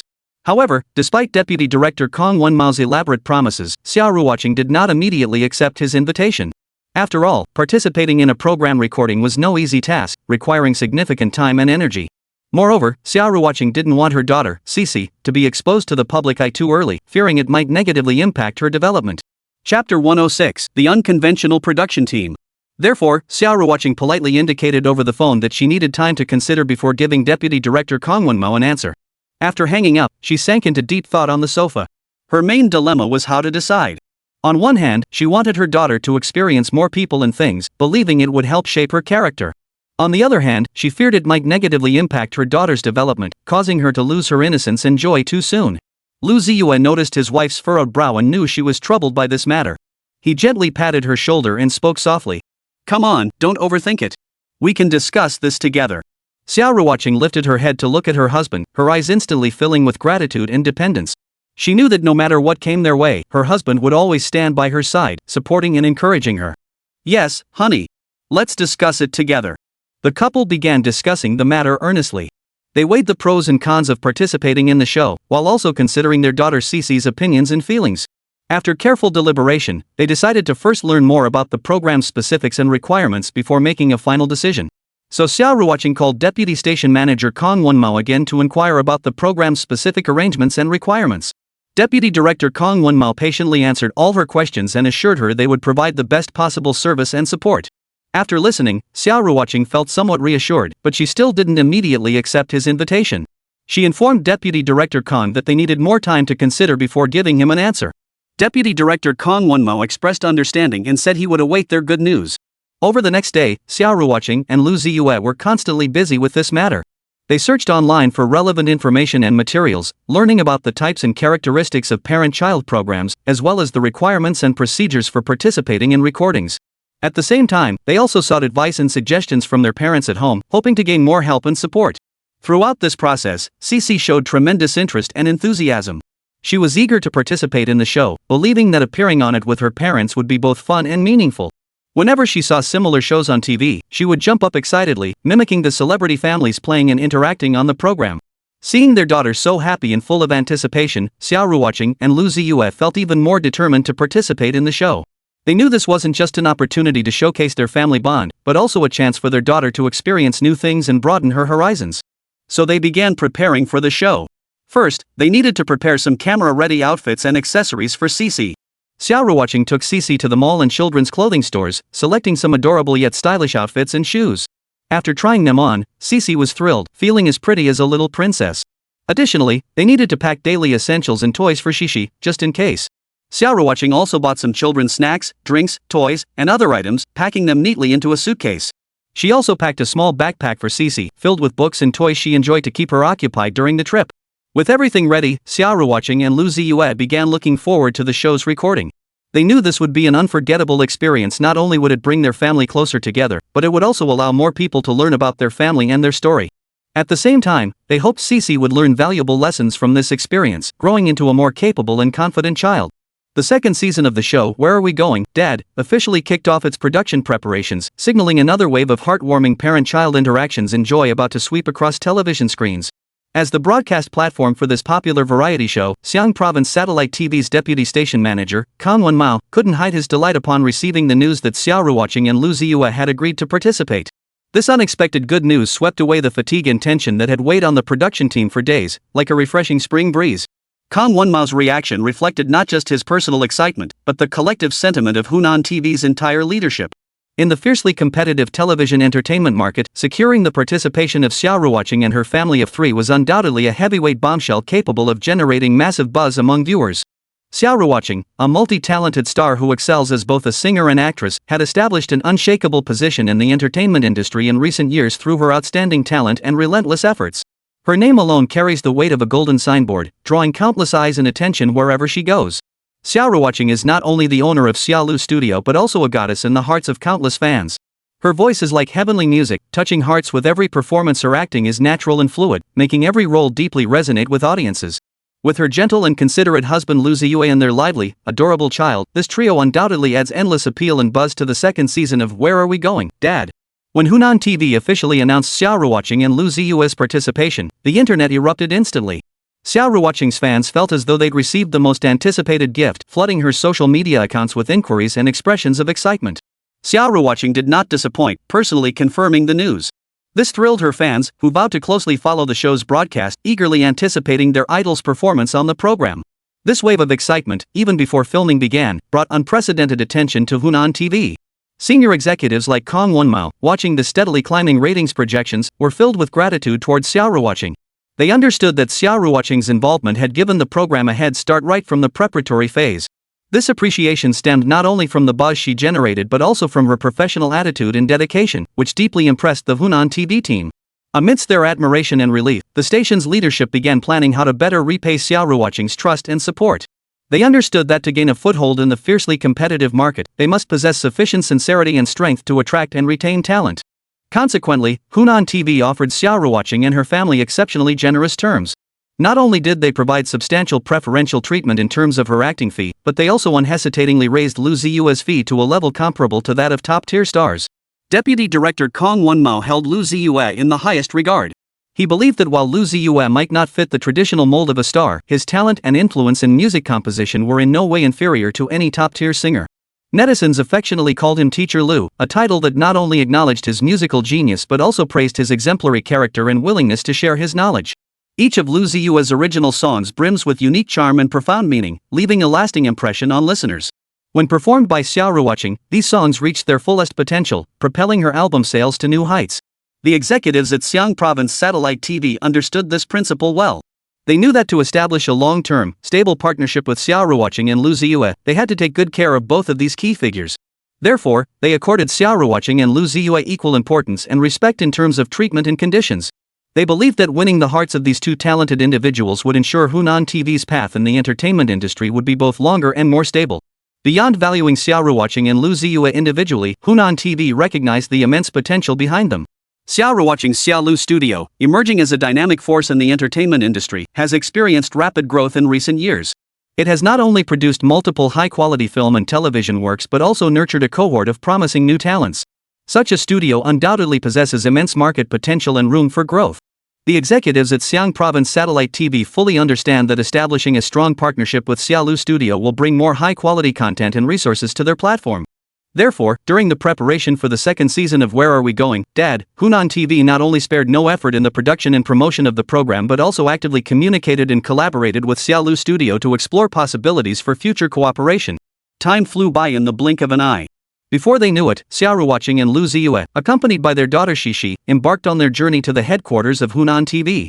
They were both excited and eager, as this marked the first time the family of three would participate together in the recording of a popular variety show. Xixi was especially thrilled, chattering non-stop throughout the journey, filled with boundless anticipation for the adventure ahead. The filming approach for Season 2 of Where Are We Going, Dad? Mirrored Season 1, employing a shoot first, edit later format. This meant that after completing all filming tasks, the program would undergo meticulous post-production before finally reaching viewers. Xia Ruoqing was no stranger to this process and had prepared thoroughly for the challenges ahead. However, what Xia Ruoqing and her family never anticipated was that Hunan TV would break from convention this time. Typically, for this kind of variety show, guests are given time to meet and get to know each other before filming to ensure better coordination and interaction during the program. But Hunan TV took a unique approach, playing a mystery guest game with Xia Ruoqing's family. The production team only announced that Xia Ruoqing's family would participate in the recording, keeping the identities of the other guest families completely under wraps, not leaking a single hint. Netizens speculated wildly, but the truth remained elusive. Xia Ruoqing and Lu Ziye were equally in the dark, knowing nothing about the co-stars they would be performing with. Though Xia Ruoqing was filled with curiosity and confusion, as a professional artist, she understood she must comply with the production team's arrangements. Thus, she could only patiently await the day filming officially began to meet the other guests. This patience and professionalism earned her deep respect from both Lu Ziye and Xixi. Finally, the day of filming arrived. However, when Xia Ruoqing and her family arrived at the recording site full of anticipation, they discovered things were far more complicated than they had imagined. Instead of arranging for them to meet the other guests, the production team took the family of three to the seaside. Driving all the way from the bustling provincial capital of Hunan to the distant coast, this arrangement was truly laughable. What on earth is this production team up to? Xia Ruoqing wondered silently, though her expression betrayed nothing. She knew that as an artist, she must always maintain professionalism, staying calm and composed no matter what situation arose. So, she accepted the production team's arrangement with a smile and set off with her daughter and husband on the journey to the isolated island. The isolated island lay amidst the sea. As far as the eye could see, turquoise waves rippled gently while seagulls soared overhead, creating a scene reminiscent of a secluded paradise. Though the island was quite large, it seemed small and lonely in the vast ocean. However, today's weather was exceptionally clear, with the sun shining brightly and a gentle sea breeze caressing the surroundings. The breathtaking scenery was truly refreshing. Xia Ruoqing, her family of 3, and the staff boarded a speedboat, cutting through the choppy waves until they finally reached the island. The sea breeze caressed their faces, carrying the salty scent of the ocean and fresh air that instantly lifted their spirits. Xixi was especially thrilled, skipping and jumping along the beach, picking up seashells one moment and chasing the waves the next, completely absorbed in her play. Seeing her daughter so happy, Xia Ruoqing's heart was filled with contentment and satisfaction. She knew her daughter's happiness was her greatest joy. Though participating in the show recording meant sacrificing some rest time, she felt it was all worthwhile to accompany her daughter through such a memorable vacation. Lu Ziye felt equally happy and fulfilled. Watching his wife and daughter play and laugh on the beach, his face beamed with happiness. As a father and husband, he rarely got to spend time with his family. This chance to participate in the show with them was both a rare opportunity and a precious memory for him. As newcomers, the production team hadn't made any arrangements for them. It seemed they intended to let Xia Ruoqing and the others enjoy a day of vacation time arranged by the production team. However, the production team's arrangement certainly wasn't without purpose. As time ticked by, evening arrived in the blink of an eye. The crimson sun dipped toward the west, and Xia Ruoqing's family of 3 received their task cards from the production team. Build a fire and cook? The 4 characters on the card left them stunned. Chapter 107, now that's a celebrity. Ah, wait, there's more text on the back. Xia Ruoqing's voice carried a hint of surprise and curiosity as she gently flipped the task card in her hand. Sure enough, 4 characters were hidden on the back of the card, though they were rather baffling. Build Zhang Pon? Xia Ruoqing murmured in confusion, her brow furrowing slightly. The combination of these 4 characters seemed both abrupt and inexplicable. She instinctively looked up at the busy staff nearby and waved them over. The staff members stopped what they were doing and looked at Xia Ruoqing with puzzled expressions. Soon, Xia Ruoqing jogged toward them, believing she had stepped out of the camera's frame into an unrecorded blind spot. But that wasn't the case. Cameras were everywhere, like invisible eyes constantly capturing every movement in every corner. Xia Ruoqing's subsequent conversation was thus recorded without any warning. Hey, you guys wrote the wrong character. It should be set up a tent, but you wrote Zhang Peng instead, Xia Ruoqing kindly pointed out, her tone carrying a hint of gentleness and concern. She had deliberately moved to the blind spot before speaking up, hoping to spare the crew unnecessary punishment for this minor work error. What Xia Ruoqing never anticipated was that with multiple camera angles simultaneously recording, there was no such thing as a blind spot. Her reminder was thus captured unreservedly on camera. The crew, of course, understood perfectly. A wave of warmth washed over them, and they felt immense gratitude for Xia Ruoqing's kind gesture. But the realization that there were no blind spots left them with only a helpless, wry smile. One crew member stepped forward and bowed slightly to Xia Ruoqing. Miss Xia, it was indeed our mistake. We apologize for the trouble. It's fine, it's fine. I'll go now. Xia Ruoqing smiled and shook her head, her tone brimming with understanding and tolerance. With that, she turned and returned to her husband, Lu Ziye, and their daughter, Xixi. The family of 3 stood in an open clearing, surrounded by lush trees and the distant, shimmering sea. Next, they had 2 tasks to complete. First, set up the tent. Second, build a fire and cook. Fortunately, they were participating in a family-oriented show, not some wilderness survival challenge. The production team simply wanted to document their hands-on skills like starting a fire to cook and setting up a tent to give viewers a deeper look at the unknown sides of celebrities. Therefore, everything they needed from ingredients for cooking to tools for pitching tents had been meticulously prepared by the production team. Seeing the various items stacked nearby, Xia Ruoqing felt secretly relieved. Thank goodness this was a parent-child show. If it had been a wilderness survival challenge, she and Lu Ziye would have had to seriously figure out what to eat and where to stay. After all, this was a deserted island. Xia Ruoqing intended to discuss division of labor with her husband, but Lu Ziye shook his head. It's getting dark. Let's not split up, we'll work together. After confirming that neither his wife nor daughter was particularly hungry, Lu Ziye decided to set up the tent first. After all, the tent was their temporary shelter. Only after securing shelter could they focus on cooking with peace of mind. So the family of 3 worked together, retrieving the camping tent and various tools of all sizes from the designated spot.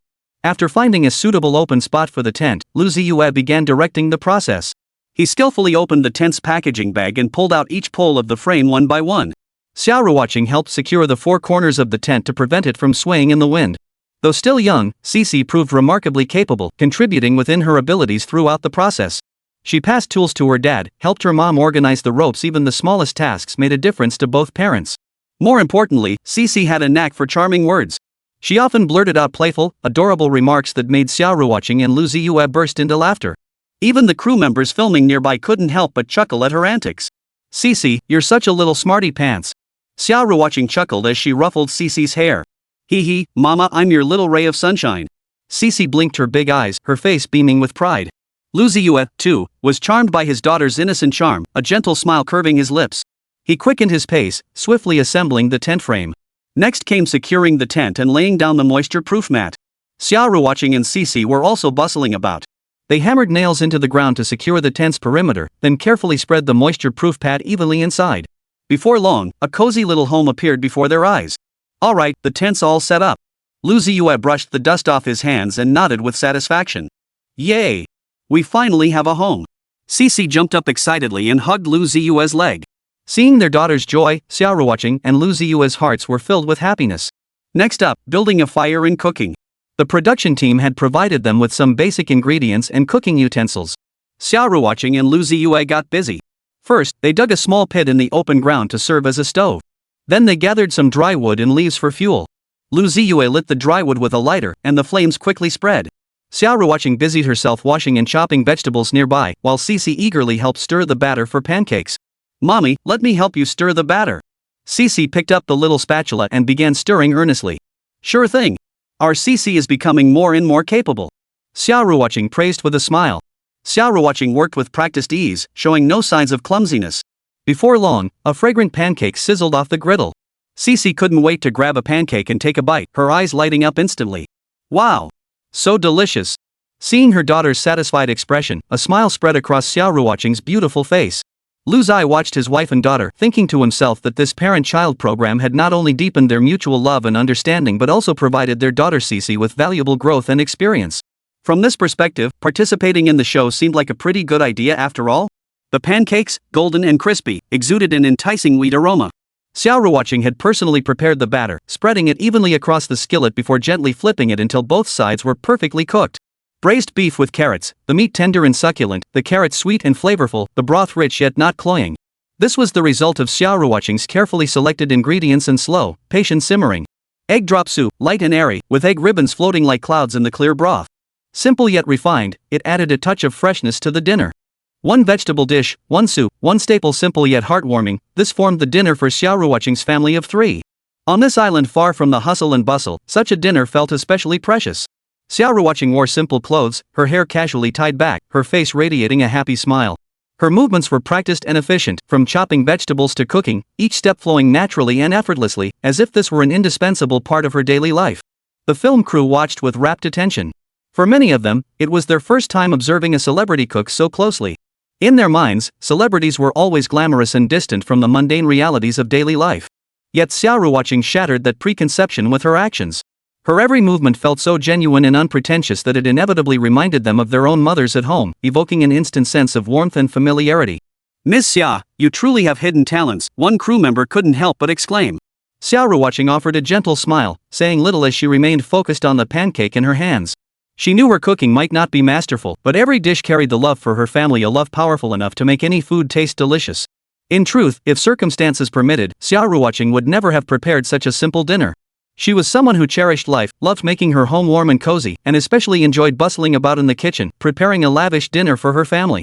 Whenever she saw her family gathered around the table, enjoying the food, her heart filled with satisfaction and happiness.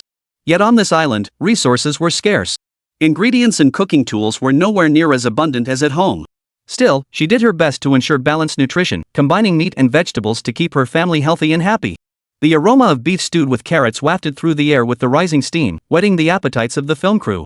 Though they were busy at work, their senses were irresistibly drawn to the aroma, as if they were already seated at the table, ready to dig in. Yet the shoot wasn't over, so they had to endure their hunger and stay at their posts.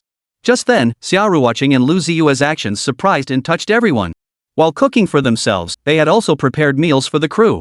As the family of 3 approached the crew carrying the dishes, puzzled and skeptical expressions appeared on the staff's faces. They couldn't believe that this superstar, currently at the peak of fame in the entertainment industry, would be so thoughtful as to prepare dinner for them. Ms. Xia? Mr. Lu, a crew member asked in confusion. Xia Ruoqing and Lu Ziye smiled warmly as they placed the dishes before the crew. Come, let's eat together. You've all worked hard today. These words flowed like a warm current into everyone's hearts, filling them with a wave of warmth. As staff members of Hunan TV, they were no strangers to interacting with celebrities. Yet this was the first time they had ever been treated with such genuine warmth by a star. They recalled the filming of the first episode of Where Are We Going, Dad?, which also featured celebrity families cooking. Yet none of those families had ever prepared food for the crew. On camera, celebrities appeared approachable, yet off camera, they seemed to transform into someone else entirely aloof and arrogant. Yet Xia Ruoqing and Lu Ziye before them showed none of that airs. Their smiles were so genuine and warm that one couldn't help but want to draw closer.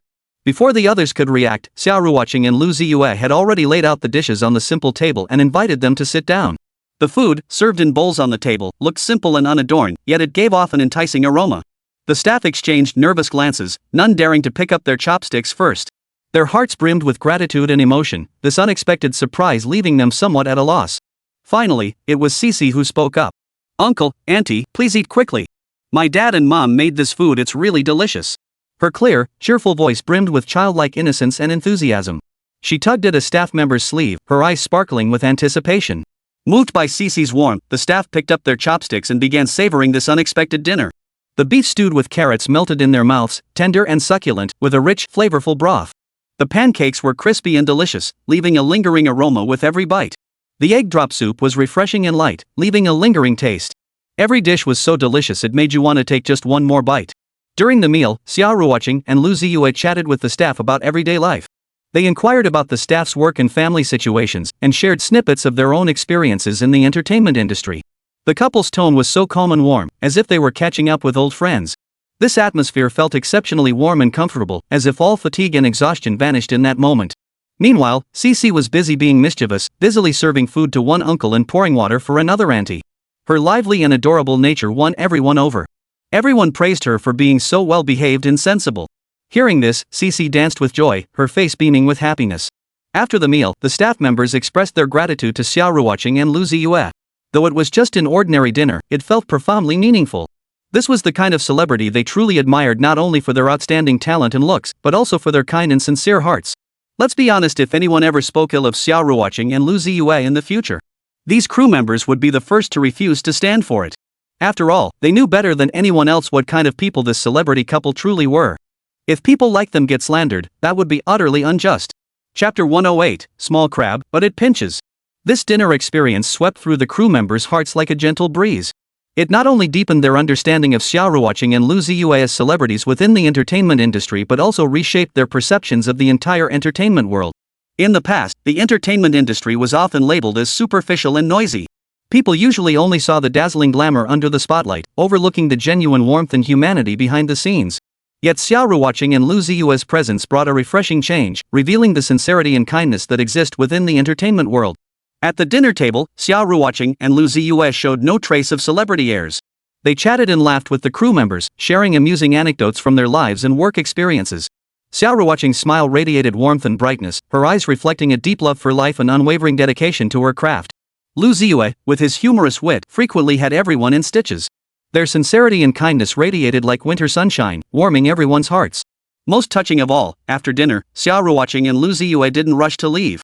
Instead, they actively joined in clearing the dishes. Their young child, Xixi, followed suit, already understanding at such a tender age the importance of sharing household responsibilities. This heartwarming scene deeply touched the production crew. Originally, the crew didn't want to burden them further. After all, they'd already been treated to a delicious meal. Moreover, they hadn't helped with the cooking, so it would have been unfair to let them stand around doing nothing now. So, after a quick discussion, several crew members decided to shoo Xia Ruoqing and her family back to their tent to rest. Yet Xia Ruoqing's sincerity and kindness remained undiminished. This gesture deeply moved the crew members, further cementing their fondness for Xia Ruoqing and Lu Ziye. After dinner, the first day's filming wrapped up. The crew informed Xia Ruoqing and her family that they could retire early. Though it wasn't particularly late, this was no home, just a desolate island with little to pass the time. Thus, after thanking the crew for their care, the family of three returned to their tent to prepare for an early night. The tents provided by the crew were of excellent quality, sturdy enough to withstand the island's chilly night winds. Inside, a gas stove was provided, perfect for warming a pot of tea and savoring a moment of leisure if one felt so inclined. However, after a full day of filming, both Xia Ruoqing and Lu Ziye were visibly tired. Lying in the tent, they reflected on the day's experiences, their hearts filled with emotion. Only Xixi, the little one, seemed exceptionally happy to be out with her parents for the show recording. Even though she'd been running around all day, she wasn't the least bit sleepy or tired. Instead, she was still full of energy, bouncing around the tent like a little sprite. If it weren't so dark outside, Xixi would probably have run out to play for a while longer. Seeing their daughter so excited, Xia Ruoqing and Lu Ziye felt deeply gratified. They knew this program recording wasn't just a work opportunity, but also a rare family trip. They hoped Xixi would broaden her horizons and gain new experiences during this trip, while also enjoying the warmth and joy of family togetherness. Yet Xixi's excitement showed no signs of fading as night fell. She stayed awake long after her parents had fallen asleep. Later, she must have fallen asleep somehow, because when she opened her eyes, it was already dawn. Such boundless energy left Xia Ruoqing and Lu Ziye both amused and exasperated. The production crew woke up very early because they needed to start filming relatively early. They had assumed Xia Ruoqing's family of 3 might still be asleep, given how exhausting the day-long filming had been. Yet when they approached the tent, they unexpectedly heard cheerful laughter. Looking closer, there they were, Xia Ruoqing, Lu Ziye, and their daughter Xixi. Had they really gotten up so early?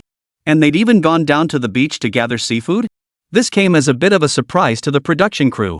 After all, in their eyes, celebrities were known for valuing their sleep and should have slept in late. Yet Xia Ruoqing's family shattered that preconception with their actions. Not only did they rise early, but they also enthusiastically went to gather seafood. After consulting Xia Ruoqing, the crew began filming. It was less a task and more a spontaneous documentation. The morning shoot primarily captured the daily routines of Xia Ruoqing's family of 3. Being on an island, there was simply too much to film, like beachcombing. For children, collecting seashells and catching little crabs by the sea was a source of great joy, and Xixi was no exception. She had discussed it with her parents before bed last night. She wanted to wake up early today to go beachcombing. She had seen videos of beachcombing on Tushio, where people wielded tools and made discoveries every few moments, scenes that filled her with envy. Now, accompanying her parents to a summer program recording on an island, she simply couldn't resist trying her hand at beachcombing. So, on camera, Xixi ran excitedly barefoot across the sandy beach. She held a small shovel in one hand and a bucket in the other, looking just like a little beachcomber. Though Xixi had no experience with beachcombing, for a child, having fun is what matters most. Even if she was just running around, nothing could dampen her laughter. Her cheerful giggles were like a melody from heaven, lifting the spirits of everyone around her. Xia Ruoqing and Lu Ziye followed closely behind, occasionally reminding her to stay safe. Seeing their daughter so happy filled the couple with joy. This program recording not only broadened Xixi's horizons and enriched her knowledge, but also allowed her to fully savor the warmth and joy of family. While foraging by the sea, Xixi discovered a tiny crab. She carefully scooped it up with a small shovel and placed it into her bucket. Seeing the little crab in the bucket, a satisfied smile spread across Xixi's face, and she couldn't help but let the corners of her mouth turn up slightly. Excitedly, she ran to her parents to show off her prize. But then, her little hand got pinched. Chapter 109, Another Star. Fortunately, the crab was small, so getting pinched didn't hurt much, but it still made Xixi puff out her cheeks, looking thoroughly annoyed. Her little hands rubbed the pinched spot incessantly as she muttered under her breath. You little rascal, just you wait." Though slightly annoyed, her eyes sparkled with the unique innocence and curiosity of a child. Besides beachcombing, Xia Ruoqing's family of 3 experienced many other activities on the island. They built sandcastles together. Xixi dug with her little shovel, creating one whimsical structure after another, then excitedly invited her parents to tour her castle. Xia Ruoqing and her husband walked hand in hand behind Xixi, their faces beaming with happiness. They played ball by the shore, with Xixi and her dad chasing each other, their laughter drifting on the sea breeze, while her mother captured these precious moments with her camera. Without a doubt, these precious moments would become treasured memories in their hearts. With the sea breeze gently caressing them and sunlight spilling down, the family of 3 left behind laughter and joy by the shore, as if the whole world was filled with warmth and sweetness. Yet, as Xia Ruoqing's family of 3 strolled along the beach toward the east, completely unprepared, a startled voice suddenly reached their ears. "Hey, Ms. Xia?" The voice carried a hint of uncertainty, yet it was brimming with delight. Startled by the sudden call, Xia Ruoqing looked up, and sure enough, there was someone. And it was someone familiar. To be precise, someone she knew but wasn't particularly close with. Since the other person was also an artist, they both moved in entertainment circles. Even if they hadn't crossed paths before, they were at least aware of each other. The person was Qi Wanxiu, a female celebrity with some fame in the entertainment industry. Like Xia Ruoqing, she had been invited by Hunan TV to participate in the program recording. However, while Qi Wanxiu knew Xia Ruoqing would be there, Xia Ruoqing had no idea Qi Wanxiu would be present. That's why Xia Ruoqing looked a bit surprised when she saw Qi Wanxiu. Fortunately, Xia Ruoqing was quick-witted and recovered her composure swiftly. Though they weren't close, Qi Wanxiu had greeted her first, so Xia Ruoqing warmly approached her in return. After exchanging pleasantries, Xia Ruoqing noticed a man and a little girl accompanying Qi Wanxiu. The man was tall and well-built, with delicate features and an air of refinement. The little girl was utterly adorable, with big eyes and a round face that made you want to pinch her cheeks. Xia Ruoqing introduced them. "This is my husband. He's a race car driver. And this is our daughter, Nan Nan." Xia Ruoqing smiled and nodded, acknowledging them. Xia Ruoqing's husband was an outsider to the entertainment industry, rumored to be a highly renowned race car driver. He was reserved and spoke little, yet exuded a sense of steadiness. Their child was also a little girl, appearing to be about the same age as Xixi. However, she was nowhere near as lively as Xixi, giving off an air of shyness. She clung tightly to her parents' hands, her eyes darting around the room as if wary of her surroundings. Perhaps because the surroundings were unfamiliar, Nan Nan, Xia Ruoqing's daughter, stayed close behind her parents, hesitant to venture out. She cautiously observed everything around her, as if fearing danger lurked at every turn. Seeing Nan Nan like this, Xia Ruoqing felt a pang of unease. She knew her daughter had always been shy, hesitant to speak to strangers and even more reluctant to initiate play with others. Every time she saw her daughter hiding behind her out of fear, Xia Ruoqing felt a pang of heartache. Xixi, however, was the opposite, a natural social butterfly. Noticing the little girl's timid demeanor, her eyes darted around before she walked over on her own while her parents and the adults chatted. She approached Nan Nan, crouched down, and said in a childish voice, "Hi, I'm Xixi. Can we play together?" Nan Nan looked at Xixi with surprise, seemingly unable to believe someone would approach her first. She hesitated for a moment before giving a slight nod. Xixi happily took Nan Nan's hand and led her to a quiet corner. She took out the toys she had brought and began playing with Nan Nan. At first, Nan Nan was still a bit reserved, hesitant to let loose. But Xixi was incredibly enthusiastic, constantly chatting with Nan Nan and trying to make her laugh. Gradually, Nan Nan was won over by Xixi's warmth and began to relax, joining in the play. What surprised Xia Ruoqing was that her daughter, who had always been shy since childhood, was actually willing to play with Xia Ruoqing's daughter. This undoubtedly filled Xia Ruoqing with delight. Watching her daughter play with Xixi, her heart was filled with gratitude. She knew it was a rare thing for her daughter to play with Xixi, as her daughter had always been introverted and rarely initiated play with others. That her daughter could be having such a good time with Xixi today brought her immense comfort. To the crew members, the two little ones sitting on the sand within the camera frame looked incredibly warm and loving. They played, wrestled, and laughed together, as if the whole world was filled with joy. Not only that, but Xixi seemed to be guiding her little sister. She taught Nan Nan how to play with sand and build sandcastles. Under Xixi's guidance, Nan Nan gradually loosened up, becoming less timid and shy. It appeared that Xixi's guidance was proving quite effective. At the very least, Xia Ruoqing's daughter Nan Nan had been timid and reluctant to show her face at the beginning. But now, she didn't seem so cautious anymore. Instead, a faint smile could be seen on her innocent little face. She began initiating conversations with Xixi, sharing toys, and playing together. Seeing her daughter's transformation, Xia Ruoqing's heart was filled with deep emotion and gratitude. The crew behind the camera couldn't help but feel surprised, looking at Xixi with renewed respect. They hadn't expected this little girl to possess such remarkable social skills and the ability to guide others. Xia Ruoqing was equally delighted. Watching her daughter play with Xixi, her heart overflowed with gratitude and joy. As a celebrity, Xia Ruoqing, like most people, had little time to spend with her daughter due to filming commitments. She was often busy with work, traveling constantly, and rarely had time to be with her daughter. The consequence of this was that her daughter had been shy since childhood, afraid to speak to strangers and even more hesitant to initiate play with others. Whenever Xia Ruoqing saw her daughter stammering nervously when speaking to her out of fear, it broke her heart. But no matter how many doctors she took her daughter to see, they were all at a loss. Chapter 110, 5 Celebrity Families. How could Xia Ruoqing not know that what her daughter needed was her companionship and affection? Yet her work prevented her from giving it. This left her filled with guilt and helplessness. That's why she squeezed time into her packed schedule to agree to appear on the show, all to properly spend time with her daughter. She also hoped her daughter could make friends her own age on the show to play and grow together. Now, even as filming had just begun, initial results were already visible. How could Xia Ruoqing not be delighted?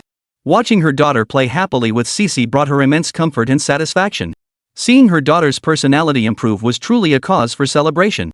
After all, traits like being introverted, shy, and hesitant to talk to others from a young age could significantly impact her future growth and development. Now that her daughter was gradually opening up, daring to interact and play with others, Xia Ruoqing could see hope and possibilities for her future. Seeing her daughter's progress, Xia Ruoqing's gaze towards Xia Ruoqing held an added note of gratitude. Without Xixi's proactive guidance, her daughter might not have opened up so quickly. Xia Ruoqing also noticed the gratitude in Xia Ruoqing's gaze. She smiled and said, "It's no trouble at all. As long as the children are having fun together." After speaking, she turned her gaze back to Xixi and Nan Nan, who were engrossed in their playful antics. Xia Ruoqing and Xia Ruoqing sat on the soft, fine sand. A gentle sea breeze carried a faintly salty scent, and sunlight filtered through the clouds, casting dappled patterns across their skin, adding warmth to this leisurely afternoon. They alternated between quiet laughter and gazing into the distance, their conversation drifting from everyday trivialities to deeper discussions about their respective work and lives. Without realizing it, the distance between them had grown much closer. "I never imagined the production team would pair us together this time," Xia Ruoqing murmured, gently smoothing her hair tousled by the sea breeze, her eyes sparkling with anticipation. "I thought it would just be the three of us." It was the production team's idea. Just as their conversation grew lively, another voice sounded nearby. As the person approached, they both realized it was Fang Zicheng. Fang Zicheng, a male artist who rose to fame early in the entertainment industry, had won the affection of countless fans with his unique charm and solid acting skills. "Hey! Xi Wanqiu, long time no see." Fang Zicheng's voice was warm and enthusiastic, instantly breaking the slight awkwardness of their first encounter. Xi Wanqiu chuckled playfully, "Fang Zicheng, you're getting more and more eloquent." Fang Zicheng laughed heartily and explained, "It was the show's arrangement, you know? They said it was a family bonding program and invited our whole family to participate. I was hesitant at first, but when I heard you'd be there too, I agreed immediately." Though everyone knew it was just polite talk, people still loved hearing it and found it flattering. Speaking of Fang Zicheng's family, one must mention his wife, Songling. Songling had once been Fang Zicheng's agent. They weathered storms together and eventually found happiness, a true love story in the entertainment industry. Their wedding back then caused quite a stir, not only because of their significant age difference, but also because Fang Zi chose to be with Songling despite facing opposition from nearly the entire entertainment industry. Ultimately, he defied all objections and won the beauty's hand, earning him the title of pure love warrior among netizens. "By the way, where's Songling? Didn't she come with you?" Xi Wanqiu asked curiously. Fang Zicheng turned to see Songling walking slowly toward them with their child, a gentle smile on her face and eyes brimming with affection. Though now a wife and mother, her poise and elegance remained undiminished from her younger days, commanding quiet respect. "Here she comes. Look, isn't that her?" Fang Zicheng said as he walked toward her. Standing side by side, they exchanged a smile that spoke volumes without words, their deep understanding and affection evident to all. Seeing this, Xia Ruoqing and Xi Wanqiu quickly rose to greet them. 3 families, 3 children, soon they gathered together, instantly filling the beach with lively chatter. The children ran and played on the sand, while the adults gathered in a circle, sharing everyday stories and exchanging experiences. "Honestly, the production team really gave us a huge surprise this time," Xia Ruoqing remarked with emotion. "I thought it would just be the 3 of us participating, but first we ran into Xi Wanqiu's family, and now we've bumped into you all." Fang Zicheng nodded in agreement.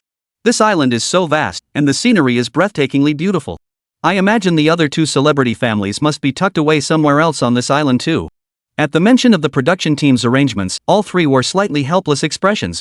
Though these chance encounters were far more exciting and delightful than scripted meetings. After all, on an unknown journey, every encounter is a fresh exploration, and every exchange sparks something unique. Fang Zicheng and Songling were incredibly warm, eagerly sharing their experiences in the entertainment industry, with Xia Ruoqing and Xi Wanqiu unveiling the untold stories of artists and their agents. Xia Ruoqing and Xi Wanqiu, in turn, generously shared their own experiences and insights. Lu Ziye listened quietly nearby, occasionally interjecting a word or two in a calm and humble tone. Though he didn't engage in conversation as readily as Fang Zicheng, his steady and reserved demeanor made him the focal point of everyone's attention. Fang Zicheng and Songling held Lu Ziye in particular esteem. They knew that although Xia Ruoqing was now the owner of Xiaolu Studio, and Xiaolu Studio had merged with Meisheng Entertainment, many in this circle still believed Lu Ziye was the true driving force behind Xia Ruoqing. His talent and wisdom, his modesty and humility, made him a figure of profound admiration. "Mr. Lu, I've long wished to consult you on certain matters." Fang Zicheng finally couldn't contain his curiosity and respect, extending an invitation to Lu Ziye. "Would you have time?" Lu Ziye smiled faintly and nodded. "Of course." Thus began Fang Zicheng's barrage of questions, ranging from honing acting skills to selecting roles, from script analysis to market insights. Each query radiated his passion and pursuit of artistic excellence.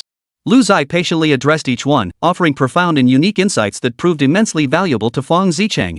Songling listened quietly nearby, her eyes sparkling with admiration. She knew that interacting with a genius like Lu Ziye was undoubtedly a rare learning opportunity for Fang Zicheng. So she joined the discussion, sharing her insights and experiences as an agent.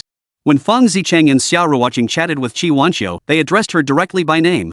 However, when Fang Zicheng and Songling addressed Lu Ziye, they specifically referred to him as Teacher Lu.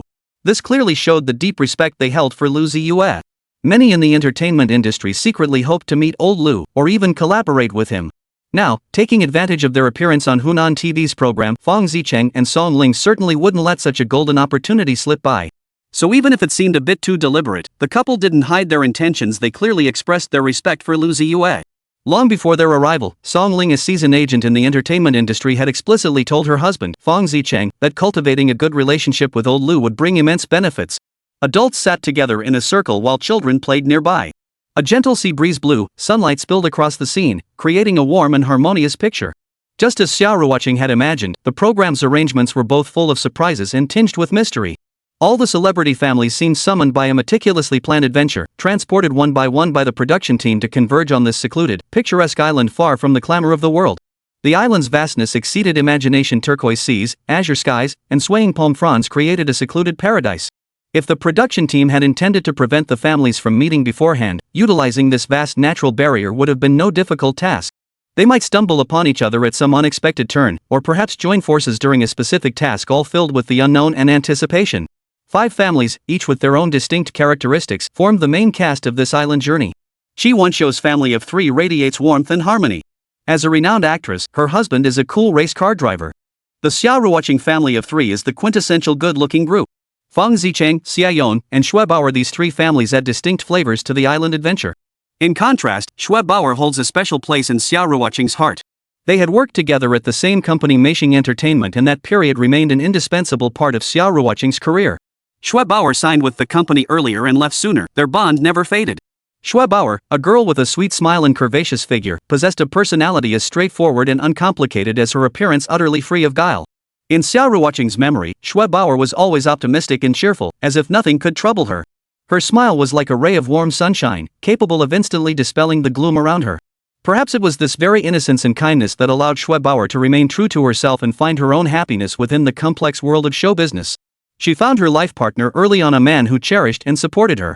They walked hand in hand into marriage, and soon welcomed the fruit of their love, an adorable daughter named Tang Tang. For Xue Bauer, appearing on this show wasn't just a chance to return to the screen, it was also an opportunity to reunite with an old friend. The moment she saw Xia Ruoqing, her joy was palpable. She practically jogged over, nearly forgetting her daughter Tang Tang in her arms. Had Xue Bauer's husband not acted swiftly to grab Tongtong's little hand, the toddler might have stumbled from her mother's excitement. Tongtong blinked her big eyes, watching her mother's excitement. Seemingly infected by this joy, she broke into an innocent smile. "Sister Chang." Xue Bauer waved and called out loudly, as if afraid Xia Ruoqing wouldn't hear her. When she finally reached Xia Ruoqing's side, she threw her arms around her without hesitation. That long-missed warmth instantly flooded her heart. Xue Bauer's warmth touched Xia Ruoqing too. She gently patted Xue Bauer's back, soaking in the comfort from her old friend. The two stood tightly embraced, their hearts brimming with the joy of reunion. Xia Ruoqing felt a flood of emotions. Ever since Xue Bauer left Meishing Entertainment, their contact had dwindled significantly. Though they occasionally exchanged greetings over the phone or social media during holidays, they hadn't shared a face-to-face conversation in ages. Now, meeting again, Xia Ruoqing realized that while time had left its mark on both of them, their pure friendship remained as strong as ever. They reminisced about the past, those days of striving together, those stories of dreams and perseverance, all vivid and profound, as if they had happened yesterday. Xia Ruoqing also mentioned Meishing Entertainment, the place that had once nurtured their dreams. Only now, Meishing Entertainment no longer existed, having been absorbed into Xia Luo's own, Xia Lu Studio. This decision represented both a challenge and an opportunity for Xia Ruoqing. They also talked about their families and children. Xue Bauer shared moments of Tongtong's growth, and those stories of maternal love allowed Xia Ruoqing to feel the happiness and responsibility of motherhood. Xia Ruoqing, in turn, shared her approach to raising Xixi. Her insights on companionship and parenting proved invaluable to Xue Bauer. Though their life paths diverged, their shared love and responsibility toward family and children resonated deeply. All 5 celebrity families participating in the program were present. The show's director stepped out from behind the scenes. Over the past day, he had observed the daily routines of all 5 families and gained a general understanding of the 5 celebrities. As a director, his role extends beyond simply filming the show, while he must also navigate and balance the dynamics. After all, each celebrity is unique. Not everyone possesses Xia Ruoqing's gentle kindness. The saying that celebrities have tempers is absolutely true. That's precisely why the director arranged for the celebrity families to be placed in different parts of the island. The goal was to use this setup to gauge their personalities and temperaments, making it easier to make other arrangements. It must be said, the insights gained were immense. The director now knows how to structure the subsequent storyline and how to interact with these 5 celebrities. Who's stingy, who has a bad temper, who's two-faced? The director was fully prepared for all of it. Chapter 111, Winking and Nodding. All the program guests had arrived. A gentle sea breeze carried a faintly salty scent, harmonizing with the shimmering expanse of the ocean in the distance. On this golden glowing beach, 15 figures stood in a pleasingly staggered formation. Adults and children alike, each with their own unique demeanor, collectively formed a distinctive scene. Xia Ruoqing and her daughter, Xixi, stood out particularly. Xia Ruoqing wore a light, flowing white dress, her long hair dancing in the breeze, her face radiating tenderness and anticipation. Xixi, meanwhile, wore a lively and adorable pink sundress, her hair tied into 2 playful pigtails. Her eyes sparkled with boundless anticipation for the game about to begin. Their faces radiated anticipation, as if they couldn't wait to dive into this island adventure. Compared to the mother and daughter's palpable excitement, the other adults appeared much more composed. Some were deep in thought, others whispered among themselves, seemingly discussing something, yet none displayed the same palpable excitement and anticipation as the children. This couldn't help but make one marvel. While it's true that playfulness is a child's nature, this statement isn't always entirely accurate. After all, only those fearless, carefree children truly regard play as life's joy, throwing themselves into it without reservation. Take Xixi, for instance. She was precisely such a pure, innocent child who loved life. As time passed, all the guests finally arrived. At this moment, the production crew slowly emerged from behind the scenes. Dressed in uniform work attire and wearing smiles, they were clearly prepared to tackle the tasks ahead. Their arrival signaled the imminent start of the game segment. Through the staff's detailed explanation, the guests learned the name of the first task, wink and nod. Hearing this playful task name, everyone, adults and children alike, couldn't help but freeze in surprise. While they understood the phrase's basic meaning, how to translate it into concrete game actions remained entirely unknown. This instantly filled everyone present with curiosity and anticipation. Seeing this, the staff quickly began explaining the game's rules. It turned out that in the game wink and nod, 5 fathers would each place a cookie on their forehead. They would then use facial muscle contractions and eye blinks to successfully guide the cookie into their mouths. Throughout the process, they were not allowed to touch the cookie with their hands or let it fall.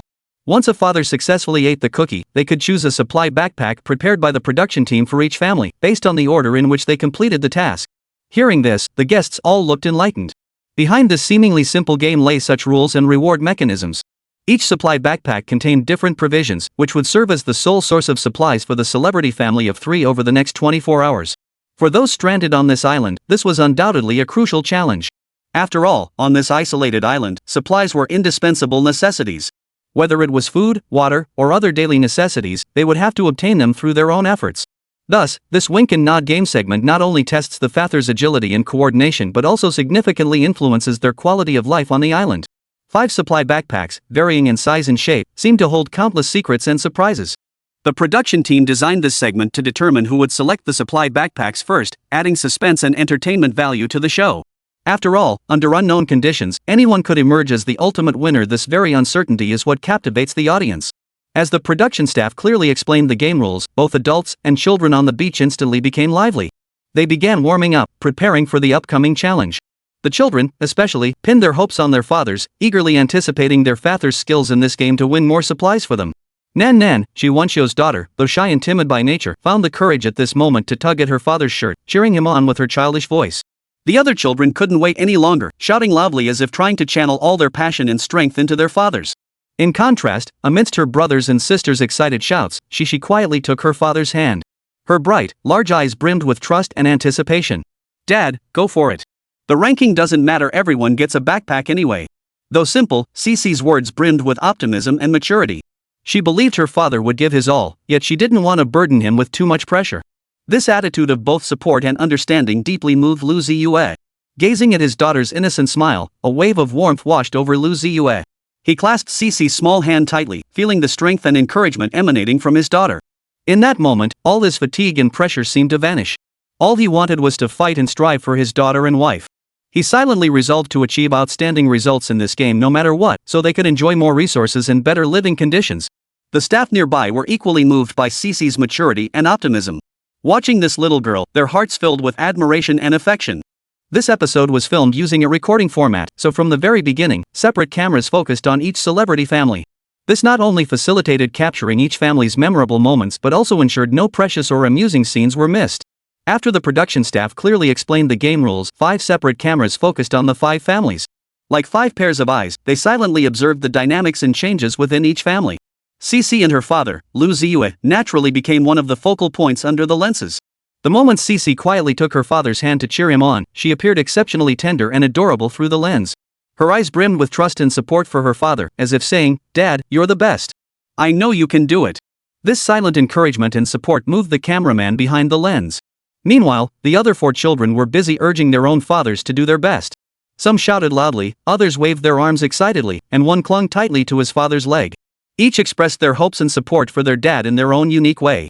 But compared to them, Xixi's behavior stood out as uniquely different and remarkable. Not only did she refrain from urging her father on, but she also comforted and encouraged him. This mature and optimistic attitude undoubtedly highlighted her distinctiveness from the other children. It's no exaggeration to say that when the photographer captured this scene, their heart couldn't help but skip a beat. They were deeply moved by Xixi's adorable and mature demeanor, as if witnessing a little angel radiating light in the world. Who wouldn't adore a girl as adorable and mature as Xixi? Every gesture and expression radiated childlike innocence and beauty, making one want to cherish and protect her. As the game segment officially began, the 5 fathers each took their designated positions. The cookies were also placed by the wives of the 5 men. However, under these circumstances, any attempt to cut corners would become scandalous material, so no one dared to act recklessly. Instead, they strictly followed the game rules.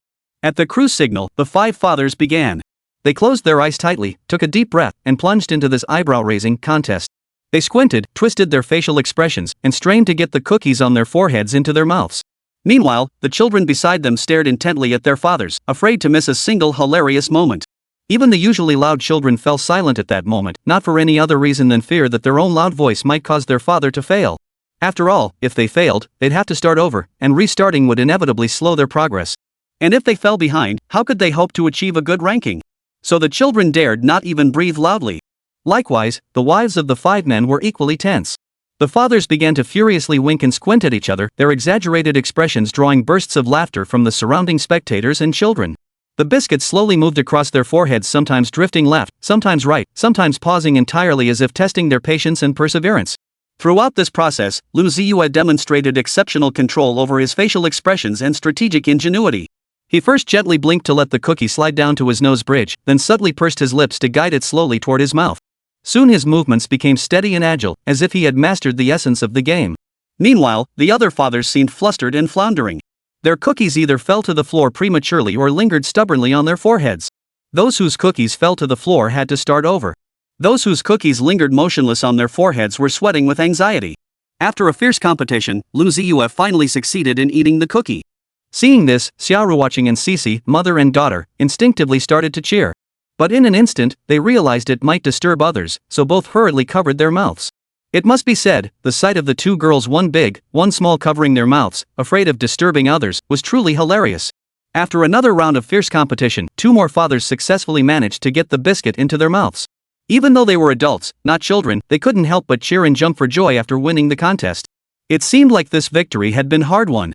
The remaining 2 fathers looked a bit dejected and disappointed, but they quickly regained their composure, ready to take on the next challenge.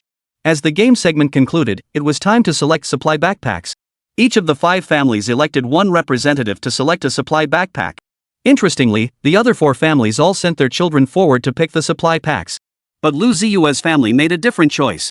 Lu Ziye and Xixi actually sent Xia Ruoqing out to do it. Seeing the other 4 families sending their children to pick out supply backpacks while she was left behind, Xia Ruoqing felt her pretty face flush with embarrassment and shyness. Fortunately, with Lu Ziye and Xixi's encouragement, Xia Ruoqing managed to regain her composure. However, the decision made by this family of 3 sparked a wave of envy among the female heads of the other 4 households. Why exactly? It was hard to pinpoint.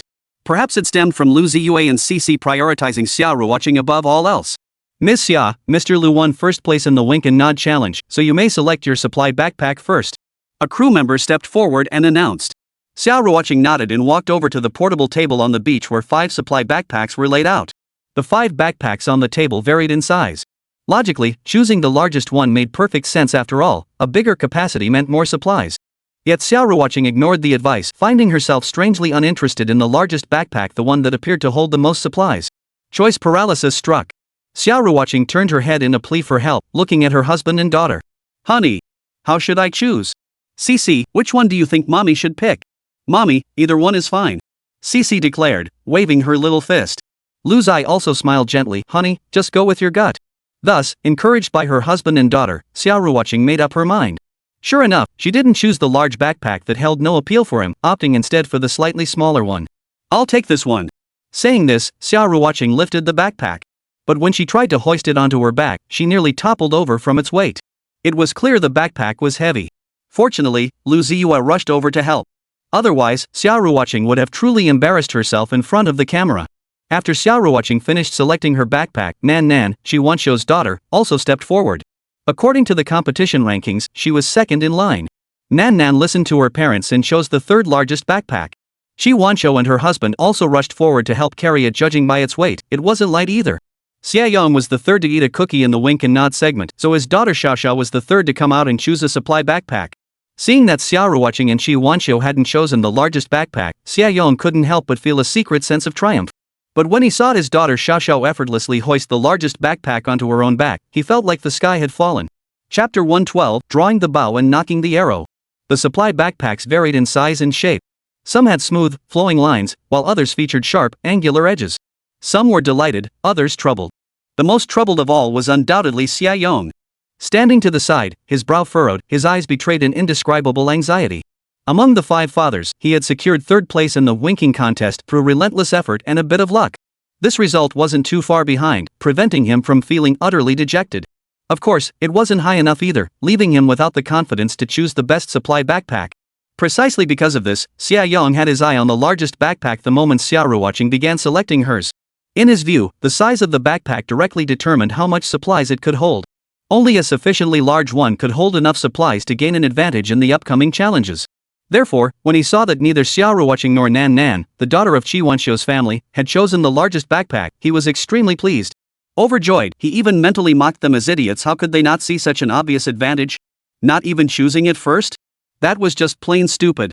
So when it was Xiaoyang's daughter Xiaoxiao's turn to pick a backpack, he practically shouted for her to choose the largest one. His voice carried an unquestionable certainty, as if proclaiming to the world that his choice was the right one. Though puzzled, Xiaoxiao obeyed her father and walked over to the largest backpack. Then Xia stepped forward, ready to help his daughter grab the backpack. But things didn't go as planned. As he tried to lift the backpack for her, he realized something was off about its weight. He had expected it to be heavy, packed full of supplies.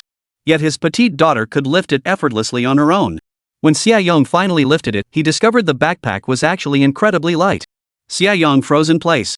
He couldn't believe what his eyes and hands were sensing. He gave the backpack another firm tug, but the result remained unchanged. Xiaoyang's face twisted in disbelief. An indescribable sense of loss and regret welled up inside him. His daughter could lift that backpack on her own. What did that mean? It meant there wasn't much of substance inside. It didn't even have the most basic weight. Could he really expect it to contain any useful supplies? He thought of his earlier smugness and arrogance, now reduced to this pathetic state, and felt a wave of shame and helplessness wash over him. Xia felt like crying, but no tears came. Standing there, he watched other families cheerfully selecting their supply backpacks, his heart filled with envy and jealousy. Then, the children from the Chang and Xu Ebao families each made their selections from the remaining 2 backpacks. But this was a live TV recording. How could he possibly back out now? Doing so would make him famous, but not in a positive light. He'd be known as a rogue, a slick operator. No, to be precise, it would ruin his reputation in the entertainment industry. Xia couldn't accept that outcome. Therefore, even though the backpack selection was disappointing, he had no choice but to swallow his pride. He suppressed his disappointment and resentment, standing aside as if nothing had happened while watching the other families excitedly inspect their supply backpacks. Just as 5 families were about to give in to the urge to peek inside their supply backpacks, the show's staff emerged. Dressed in uniform, they stood there smiling, as if awaiting some significant moment.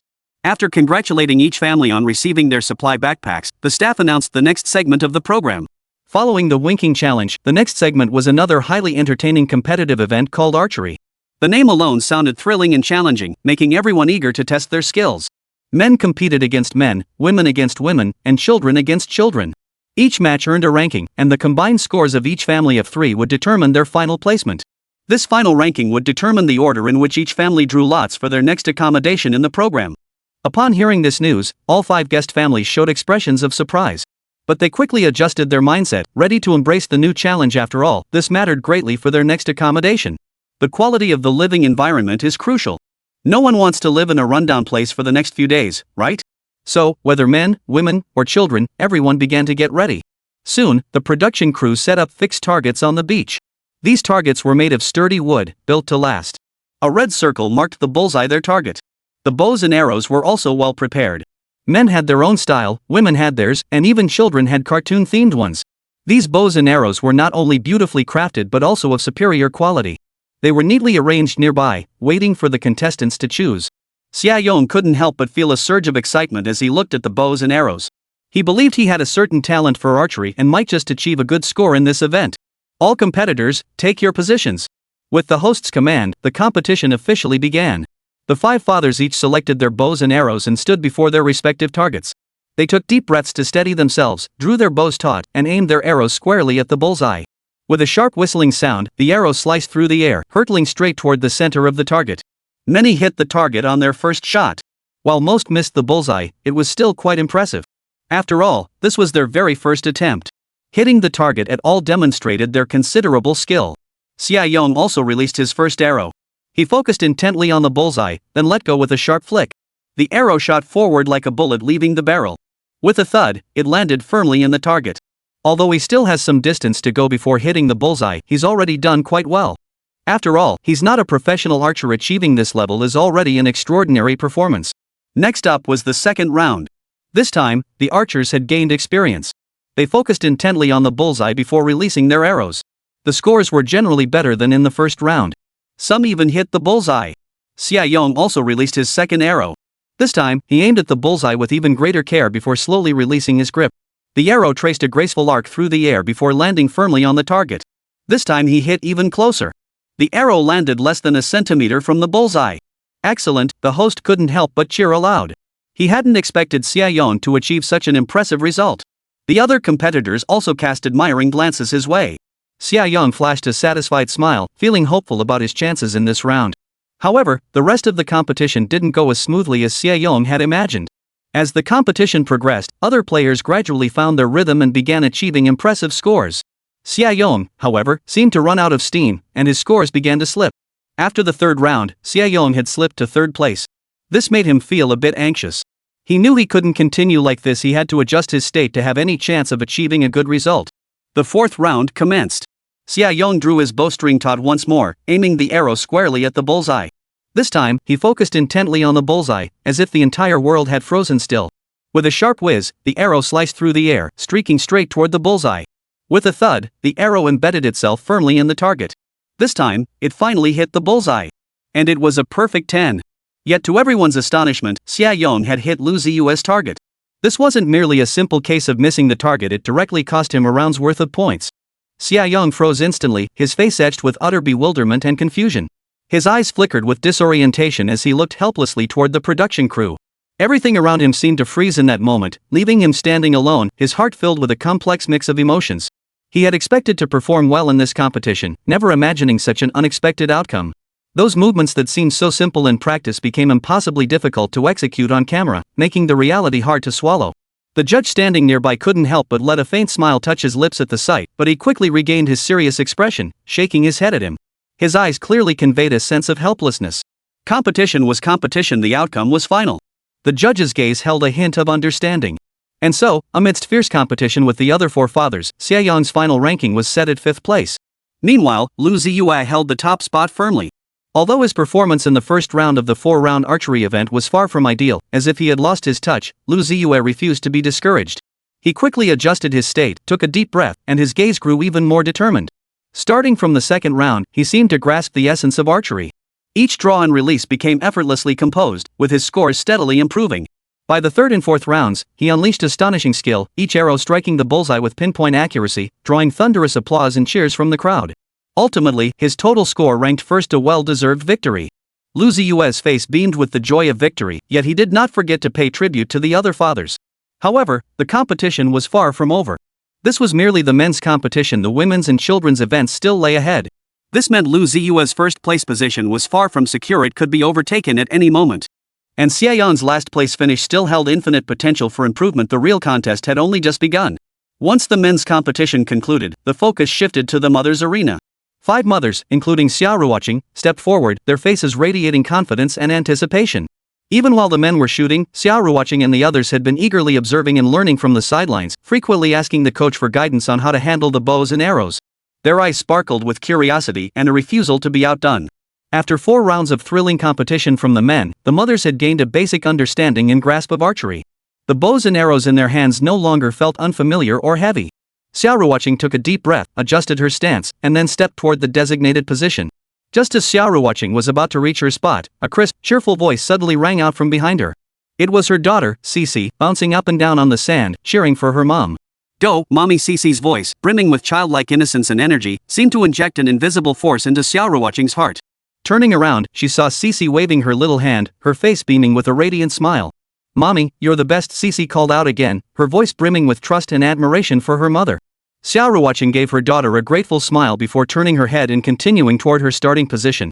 She knew she wasn't just fighting for herself, she was fighting to live up to her daughter's trust. Meanwhile, Xixi didn't forget to take little Nanan's hand beside her. Nan was a shy and introverted little girl who rarely initiated conversations with others. But inspired by Xixi's encouragement and example, she too was swept up in the enthusiasm. Raising her arms and small hands high, she began cheering for her mother, Xiwanxiu. Little sister, come on, cheer for your mom. Xixi's voice was full of encouragement and anticipation. Though still shy, Nan bravely shouted, "Go, Mom!" Seeing this, Xiwanxiu was deeply moved. She never imagined her daughter would cheer for her so bravely, nor did she expect little Xixi to have such a profound influence. Her heart overflowed with gratitude towards Xixi, and her resolve to bring honor to her daughter only strengthened. She smiled and nodded to Xia Ruoqing in thanks before turning to walk toward her own position. With the host's command, the mothers' competition officially began. The 5 mothers took their positions, drew their bows, and released their arrows. Though their movements were still somewhat awkward, their earnest and determined attitude commanded respect. Each arrow released was met with a wave of tense, expectant gazes. The audience cheered them on, filling the air with a palpable mix of excitement and tension. Xia Ruoqing took a deep breath, then steadily drew the bowstring. Her gaze was unwavering and focused, as if the entire world had frozen in time. Chapter 113, First Place. With a sharp whistling sound, the arrow streaked across the sky like a meteor, carrying an unstoppable momentum. It struck the bullseye with pinpoint accuracy, its tail feathers fluttering as if the very air trembled. In that instant, time seemed to freeze as every pair of eyes was utterly captivated by the scene. A thunderous applause and cheers erupted from the crowd, surging like a tidal wave. People on the beach rose to their feet, clapping vigorously with both hands. Some shouted cheers, children laughed heartily, and the entire venue was filled with joy and fervor. A radiant smile, as bright as sunshine, blossomed on Xia Ruoqing's face, a smile brimming with the joy of victory. Her daughter's encouragement felt like warm sunlight, illuminating her heart and giving her boundless strength and confidence. She looked at her daughter, Xixi, her eyes sparkling with tenderness and pride. Then she winked at Xixi, a playful and adorable gesture. Of course, the other mothers weren't about to be outdone, each showcasing their own strength and grace. Some were calm and composed, others poised and spirited, every movement radiated confidence. Though their results varied, some hitting the bullseye, others missing slightly, each gave their all, showcasing the unique resilience and charm of women. In that moment, the outcome of the competition seemed to matter less. After several rounds of intense and spectacular competition, Xia Ruoqing secured the championship in the mothers group with her outstanding performance, steady execution, and precise shooting. She rushed over to Xixi, her face radiating unmistakable excitement and pride.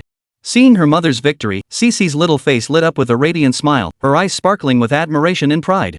She opened her arms wide, welcoming her mother's embrace.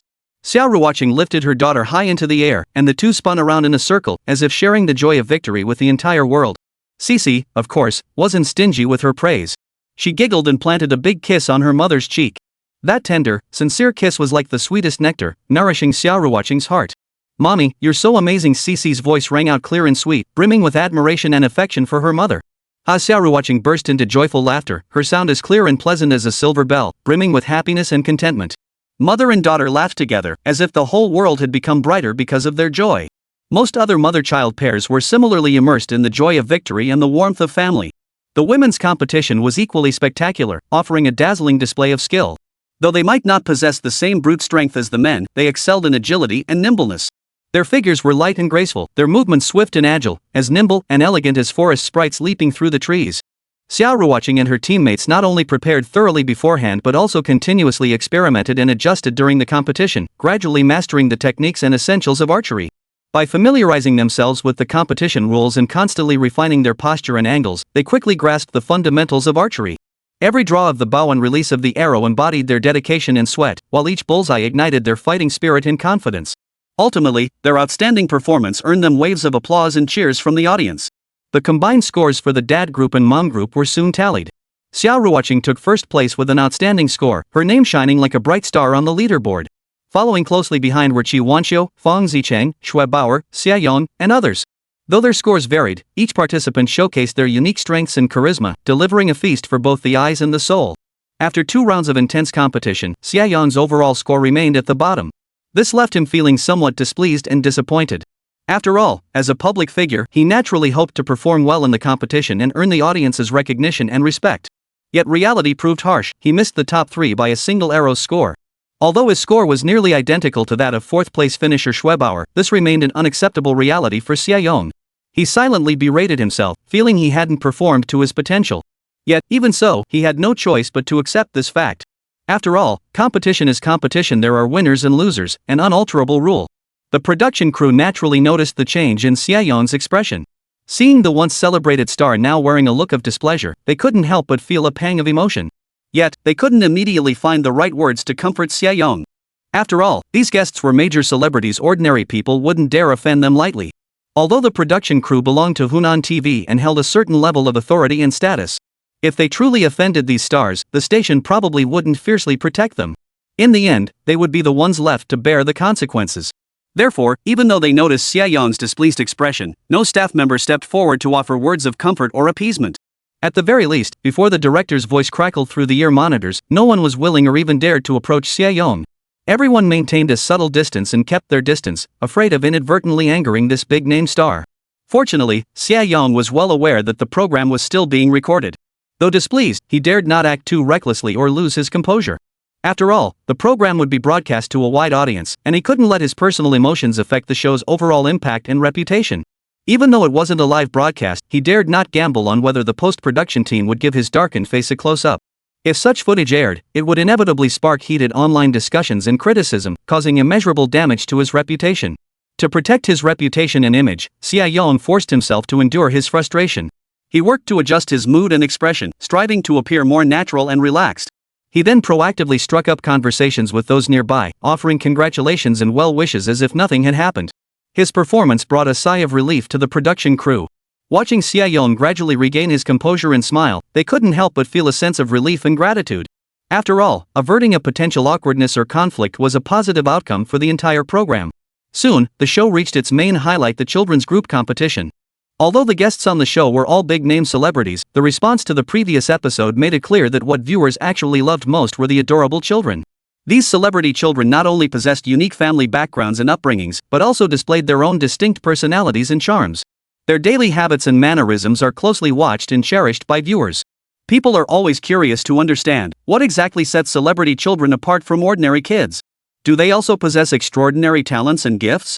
It is precisely this psychological need and curiosity that led the production team to gradually discover the appeal and charm of the children. They began placing greater emphasis on the children's performances and sense of participation, providing them with more opportunities and platforms to shine. This not only made the audience grow fonder of the show but also allowed the children to gain valuable experience and grow through their involvement. Sure enough, after the dads and moms finished their archery competition, the kids' contest kicked off in earnest. Though young and inexperienced, the children approached the competition with utmost seriousness and dedication. The children enthusiastically participated in the competition, relishing the fun and challenge of archery. The camera crew stood ready, constantly listening for the director's instructions and reminders through their in-ear monitors, poised to capture every brilliant moment from the children. They knew these children's performances would be one of the highlights of the entire program, so they had to give their all and leave nothing to chance. Xixi, Nan Nan, Xiao Xiao, and Tang Tang, the 4 girls, stood in order at the starting line. Dressed in different outfits and shoes, they looked exceptionally neat and adorable. Their little faces radiated excitement and anticipation, as if they couldn't wait to showcase their skills and charm. Shuo, the son of Fang Zicheng and Songling, stood at the back. Although he was the only boy in this episode, he appeared exceptionally mature and steady. When talking with his sisters, he always carried himself like a big brother, constantly looking out for their safety and mood. Such behavior made people marvel, what a thoughtful and well-behaved child. Finally, with the referee's command, the children's competition officially began. The children drew their bows taut, aimed at the bullseye, and then shot their arrows with all their might. Though their movements were still a bit clumsy and unpolished, they were filled with earnestness and effort. Unlike the solemn and tense atmosphere of the adult group, the children's competition carried an extra dose of childlike innocence and joy. Their compact archery gear didn't diminish its professionalism. Plastic bows and arrows sparkled with iridescent light under the sun, as if they were magical props tailor-made for this competition. The targets were deliberately enlarged so the children could clearly see their results, and their placement was cleverly set where the waves gently lapped the shore, adding a touch of dancing with the sea. Ready, aim, fire. With the referee's command, the children's competition officially began. Xixi was the first to step forward. Her ponytail bounced as her little face radiated earnest focus. Taking a deep breath, she gripped the bow and arrow tightly, aimed at the bullseye, her eyes flashing with determination and anticipation. With a sharp whoosh, the arrow sliced through the air and landed firmly on the target. Though it didn't hit the bullseye, it was an impressive feat for a child. Xixi jumped up excitedly, pumping her little fist, her face beaming with satisfaction and pride. Children always love sharing their joy with mom and dad. After seeing her arrow hit the target, Xixi quickly turned to look at her parents. Xia Ruoqing and Lu Ziye immediately responded to their daughter. "Way to go! He. This made Xixi even happier. But even in her excitement, the little girl didn't forget to encourage her younger sister beside her. Nan was very introverted and shy. Taking care of her little sister Nan was something Xixi had decided in her heart from the very beginning. Next was Nan. She wore a sun hat that Xi Wanshou had given her daughter, worried she might get heatstroke. With it on, Nan looked both adorable and playful. Nan's archery movements seemed a bit clumsy, but she thoroughly enjoyed the process. Each arrow felt like a silent conversation with the ocean. Though her scores weren't impressive, Nan's smile never left her face. Her pure joy and happiness touched everyone present. After shooting, she would reach out and take Xixi's little hand. It was clear that in Nan's heart, Xixi had become incredibly important. Tang, on the other hand, was a clever little thing. Quick-witted, she soon discovered a small trick to archery. She adjusted her stance, shifting her body slightly sideways and narrowing her eyes into slits, as if trying to sense the arrow's trajectory with her mind. Sure enough, her performance improved significantly. Each arrow landed closer to the bullseye, drawing continuous admiration from those around her. After finishing her round, she gave a triumphant wink, her face beaming with the joy of victory. Xiao, on the other hand, was a brave girl who feared neither failure nor challenge. Though she nearly slipped several times on sand dampened by waves during the archery session, she never gave up. The little one firmly believed that as long as she tried her best, she would surely reap the rewards. And a girl who loves to smile is the luckiest of all. That's precisely why her parents named her Xiao, meaning smiling. Finally, it was Shuo's turn to take the stage. As the only boy in this episode, he appeared exceptionally composed and confident. The youngster looked both sharp and handsome. Shuo's archery form was fluid and powerful, each shot showcasing his manliness. His performance was quite impressive, with nearly every arrow hitting the bullseye, drawing gasps of admiration from those around him. Not only did Shuo demonstrate his own skills, but he also proactively helped the other girls adjust their stances and shared archery techniques, showing the responsibility and warmth of a big brother. Soon the competition concluded. The final scores were tallied. Although Xixi's archery score wasn't ideal, her father and mother were exceptionally skilled. As a result, their family still secured first place in the overall standings. Xia Yong came in last place. Even though he had mentally prepared himself, Xia Yong's face still darkened when the staff announced the final results. But there was nothing to be done about it. After all, he was an excellent archer, accurate enough to hit other people's targets. Chapter 114, Teacher Turns Big Brother. In the blink of an eye, the sun was already slanting through the trees, casting dappled shadows. It was nearly noon. The morning dew had long since evaporated, leaving the air filled with the faint scent of plants and earth, signaling the approach of the day's warmest hours. On this meticulously selected campsite by the production team, after 3 rounds of intense, drawing bows and arrows competitions, both the energetic adults and the children, still young-faced yet intensely focused, had fine beads of sweat on their foreheads. Smiles of either satisfaction or regret played on their lips. The moment the competition ended, hunger washed over them like a tide. Their stomachs began to rumble in unison, reminding everyone it was time to refuel. The production team had clearly anticipated this. They understood that cooking and eating ordinary, everyday activities could spark endless entertainment and joy in the right setting. After all, food is not merely sustenance, it serves as an emotional bond that bridges people, revealing the most genuine and heartwarming aspects of humanity. With the referee's signal, the competition officially ended. Like birds returning to their nests, each family hurried back to their carefully constructed tents. Back in their tents, each family eagerly began inspecting their supply backpacks. These backpacks, distributed by the production team before the competition began, contained the supplies needed for their survival over the coming days. The contents varied greatly, some were plentiful and diverse, while others were rather meager. Regardless, they were indispensable for the upcoming filming. As one of the highlights of this season's show, the 5 celebrity families Xia Ruoqing, Lu Ziye, and others drew intense attention with every move they made. Almost simultaneously, they carefully opened their respective supply backpacks, their faces radiating anticipation and curiosity. The other families weren't about to be left behind, quickly following suit. In an instant, the campground buzzed with the sounds of rummaging through supplies and hushed conversations. Yet among all these families, Xia Yong's family stood out with a particularly distinct expression. When the Xia Yong family of 3 returned to their tent and eagerly opened their supply backpack, their smiles instantly froze. It wasn't because the supplies were particularly abundant or surprising, but rather because their simplicity and unexpected nature left him momentarily speechless, forcing him to laugh helplessly. Xia Yong glanced around. Though he couldn't see what other guests had in their backpacks, he could imagine their supplies were likely far more abundant than his own. And his backpack?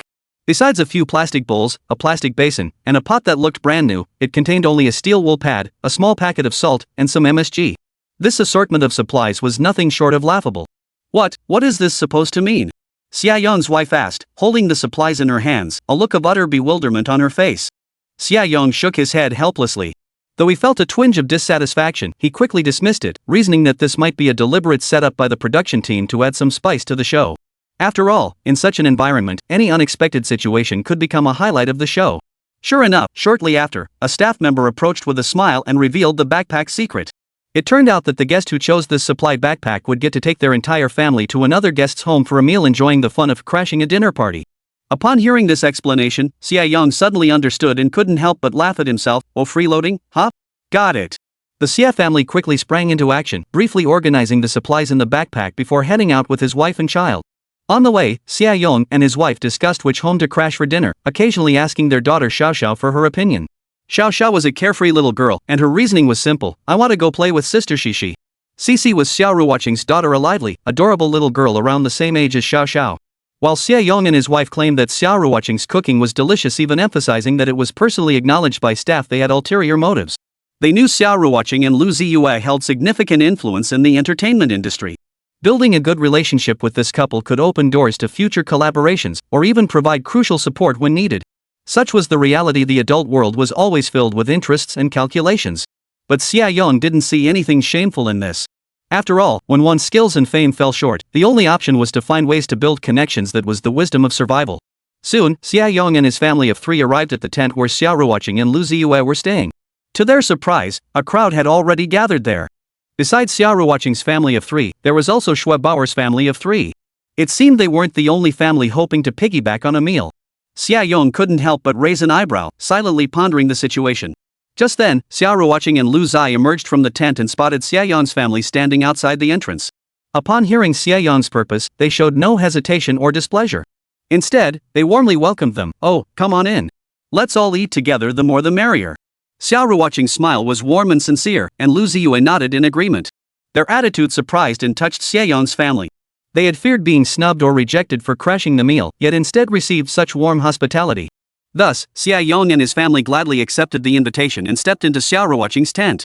Xue and Xia Ruoqing were good friends, so after getting the production team's approval, she brought her entire family over to Xia Ruoqing's side. Now that Xia Yong had come with his wife and child to solve their meal problem, the 3 families totaling 9 people instantly made Xia Ruoqing and Lu Ziye's side bustling with activity. Although Xia Yong and Xue were both celebrities and public figures, they didn't put on airs. Instead, they got to work on whatever needed doing. While the adults were busy, the 3 children played happily together. The supply packs Xia Ruoqing and Xue had obtained were well stocked. Combined with the fact that both Xia Ruoqing and Lu Ziye were skilled cooks, preparing a meal for 3 families was no problem at all. Xia Yong knew his family of 3 was essentially freeloading off the meal. So he eagerly volunteered for every dirty or tedious task, as if doing so could lessen his sense of embarrassment. Perhaps even Xia Yong hadn't anticipated that his efforts would earn him considerable goodwill. Soon, a lavish spread of dishes appeared before everyone, each one visually appealing, fragrant, and mouth-wateringly delicious. Each dish was meticulously prepared, blending the warmth of home cooking with elegant presentation, clearly the result of thoughtful preparation. Just like last time, Xia Ruoqing and Lu Ziye hadn't forgotten to prepare a portion for the busy staff. This gesture not only demonstrated their respect and care for the staff but also warmed the hearts of everyone present. Xia Ruoqing smiled as she carried the dishes to the table one by one, while Lu Ziye helped distribute the utensils beside her. Their seamless coordination made it seem as if they had repeated this scene countless times. Xia Yong stood nearby, witnessing it all, and an inexplicable feeling welled up inside him. He never imagined Xia Ruoqing and Lu Ziye would be so thoughtful and considerate toward the staff. What astonished him even more was that the very first bite of food instantly conquered his taste buds. It turned out that Xia Ruoqing and Lu Ziye's culinary skills were surprisingly excellent. Each dish was perfectly cooked and seasoned, leaving an unforgettable aftertaste. Recalling his life at home, Xia Yong couldn't help but feel a pang of emotion. At home, with maids and housekeepers, he and his wife rarely set foot in the kitchen, let alone cook themselves. In contrast, Xia Ruoqing and Lu Ziye were not only diligent in their careers but also self-sufficient in their daily lives, a quality that truly earned his admiration. To conceal their inability to cook, Xia Ruoqing and his wife redoubled their efforts to assist in other areas, setting the table, clearing dishes to compensate for their culinary shortcomings. Yet despite these efforts, they still felt somewhat awkward, as their clumsy performance paled in comparison to Xia Ruoqing and Lu Ziye's grace. Surprisingly, this very awkwardness won them considerable goodwill in the eyes of others. Staff members, witnessing their diligence and effort, cast admiring glances their way and praised their professional dedication. Thus, though slightly flustered, Xia Ruoqing and his wife felt a deep sense of accomplishment. At the dining table, as guests and staff gradually took their seats, a warm luncheon gathering officially commenced. Photography equipment was set up nearby, quietly capturing these precious moments. Everyone gathered around, eating and chatting in a very harmonious atmosphere. Xia Ruoqing and Lu Ziye frequently shared amusing anecdotes and insights, drawing continuous laughter from the group. In this atmosphere, Xia Ruoqing gradually gained a deeper understanding of Xia Ruoqing and Lu Ziye. Initially, he knew little about the couple beyond their status as prominent figures in the entertainment industry. But as he spent more time with them, he discovered that Xia Ruoqing and Lu Ziye were not only exceptionally talented but also possessed rare and admirable qualities. They possess easygoing, gentle, refined, and generous personalities, approaching both work and life with passion and sincerity. These admirable qualities kept flashing through Xia Ruoqing's mind, becoming his most profound impressions of Xia Ruoqing and Lu Ziye. As a celebrity, Xia Ruoqing had always been brimming with self-confidence. He never considered himself inferior to other artists, believing he possessed unique charm in both acting skills and looks. Yet, through his interactions with Lu Ziye, he gradually recognized his own shortcomings. Lu Ziye not only possessed superb acting skills but also exuded an indescribable aura that drew people in effortlessly. Xia Ruoqing was equally outstanding. Not only was she beautiful and graceful, but she also possessed a kind heart, treating everyone with warmth and care. Xia Ruoqing couldn't help but ponder why Xia Ruoqing and Lu Ziye had achieved such remarkable success, becoming household names in the entertainment industry. After much contemplation, he arrived at a conclusion: it was because they possessed not only outstanding talent but also exceptional character and personal charm. It was only natural that such individuals would earn the audience's affection and respect. After clarifying these thoughts, Xia Ruoqing made a silent resolution to cultivate a close relationship with Xia Ruoqing and Lu Ziye. He understood that associating with such exceptional individuals would not only elevate his own taste and style but also provide immense support for his future career development. Thus, he began actively reaching out to Xia Ruoqing and Lu Ziye, seeking every opportunity to interact and engage with them. Xia Ruoqing's transformation was evident. His address for Lu Ziye shifted from teacher Lu to brother Lu, his tone growing warmer and more enthusiastic. When conversing with Lu Ziye, he always wore a smile, his eyes brimming with admiration and respect. Lu Ziye noticed Xia Ruoqing's shift in attitude. After a moment's thought, he understood the reason behind it. Although Lu Ziye had no intention of actively courting Xia Ruoqing, since Xia Ruoqing was making such overtures, he naturally wouldn't refuse the gesture. After all, they were both adults, and opportunities for future collaboration were inevitable. Therefore, Lu Ziye responded positively to Xia Ruoqing's overtures and established a good rapport with him. The production crew also noticed the shift in dynamics between Xia Ruoqing and Lu Ziye. They were surprised to find that the relationship between these two men seemed to be growing increasingly closer. Whether during filming breaks or downtime, Xia Ruoqing was always by Lu Ziye's side, chatting and laughing with him. Lu Ziye, in turn, showed Xia Ruoqing considerable care, frequently offering him advice and assistance. This shift piqued the crew's curiosity, sparking widespread speculation about the reasons behind it. However, no matter how much they speculated, one undeniable fact remained: Xia Ruoqing truly revolved around Lu Ziye. Not only did his words reflect respect and admiration for Lu Ziye, but his actions clearly demonstrated care and support. Such behavior was plain for anyone to see. Xia Ruoqing was deliberately or unintentionally drawing closer to Lu Ziye, seeking to forge a stronger bond with him. Though surprised by Xia Ruoqing's shift, the crew refrained from commenting further. After all, Xia Ruoqing was a star in his own right, entitled to his own choices and judgments. And since he chose to befriend Lu Ziye, he must have his own considerations and motives. Though the crew didn't know the specifics, they understood and respected his choice. Moreover, the positive rapport between Xia Ruoqing and Lu Ziye yielded an unexpected benefit. The crew members began treating Lu Ziye with greater deference. They knew that if Xia Ruoqing, a fellow artist, treated her with such deference, Lu Ziye must possess extraordinary talent and charm. Chapter 115, The Downpour. Inside the tent, laughter and cheerful chatter mingled, creating a scene of pure joy. Several families sat in a circle, sharing amusing stories from their journey. The children were especially excited, sometimes playing and roughhousing, other times scrambling to recount their own adventures. The adults listened with smiles, occasionally chiming in, creating a warm and lively atmosphere. Yet this tranquility and joy did not last long. Just as everyone was enjoying their meal, a sudden clap of thunder shattered the peace, as if a giant drum in the sky had been violently struck, deafeningly loud. The thunderclap was so loud that the three children inside the tent startled, nearly dropping their cutlery as their smiles froze instantly. Their eyes widened in terror, clearly shaken by the sudden noise. It wasn't just the children, even the adults nearby couldn't help but freeze in place. The thunderclap was utterly overwhelming, as if it were tearing the very fabric of the heavens and earth apart, filling everyone with dread. Xia Ruoqing instinctively clutched her daughter, Xixi, tighter to her chest. A flicker of worry crossed her eyes, but she quickly regained her composure and began soothing the frightened children. At that moment, Lu Ziye stood up. "I'll go check the situation outside.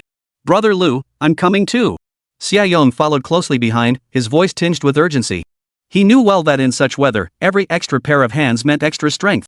Xue husband, a burly man, saw this and followed without hesitation.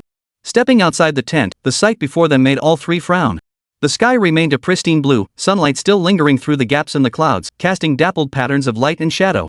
Yet this tranquility was but a fleeting illusion. Almost in the blink of an eye, a fierce gale swept in with a howling roar, engulfing the entire island. Immediately afterward, the once azure sky seemed torn apart by an invisible giant hand. Dark, ominous clouds rapidly gathered, obscuring the sun and engulfing the sky. Amidst the clouds, lightning flashed and thunder rumbled, as if heralding an unprecedented storm about to strike. Seeing this, Lu Ziye immediately grasped the gravity of the situation. He spun around and shouted at Xia Ruoqing and Xue husband, who were still standing outside the tent, "Quick! Get inside the tent! With this weather, a downpour is about to hit." His voice was faint against the howling wind, yet the urgency in his tone was unmistakable. Xia Ruoqing and the others turned and sprinted toward the tent. Meanwhile, Lu Ziye swiftly retrieved ropes and pegs from the nearby toolbox, preparing to reinforce the tent. He knew that in such weather, the tent's stability was crucial. If the storm hit and they weren't careful, the tent could be swept away by the gale. The consequences would be unimaginable. Meanwhile, the others inside the tent also sensed the danger outside. Everyone set down their bowls and chopsticks, nervously watching the tent entrance. Xia Ruoqing clutched Xixi tightly, terrified she might get hurt. The two little girls, Xiao and Tang, had already burrowed into their mother's arms, their little faces filled with terror. Although Xixi appeared relatively composed, her tightly clenched little hands betrayed her inner tension. Her eyes fixed on the tent roof, which swayed violently in the gale, seeming as if it might collapse at any moment. The howling wind outside roared like a ferocious beast, sending chills down their spines. Just then, Lu Ziye, Xia Ruoqing, and the others burst out of the tent. They sprang into action, securing the tent's perimeter to the ground with ropes and reinforcing its support structure with stakes. Seeing this, the others joined in the effort to reinforce the tent. Working together as one, they prepared to withstand the approaching storm. After a frantic flurry of activity, the tent was finally secured solidly. Seeing the results before them, Lu Ziye and the others couldn't help but breathe a sigh of relief. They knew that while these reinforcements couldn't completely withstand the storm's onslaught, they at least provided an extra layer of safety. However, just as they prepared to return to the tent, the sky unleashed a torrential downpour. Raindrops fell like a barrage of arrows, pounding the tent with a terrifying clatter. The raging wind and torrential rain seemed poised to swallow the entire world.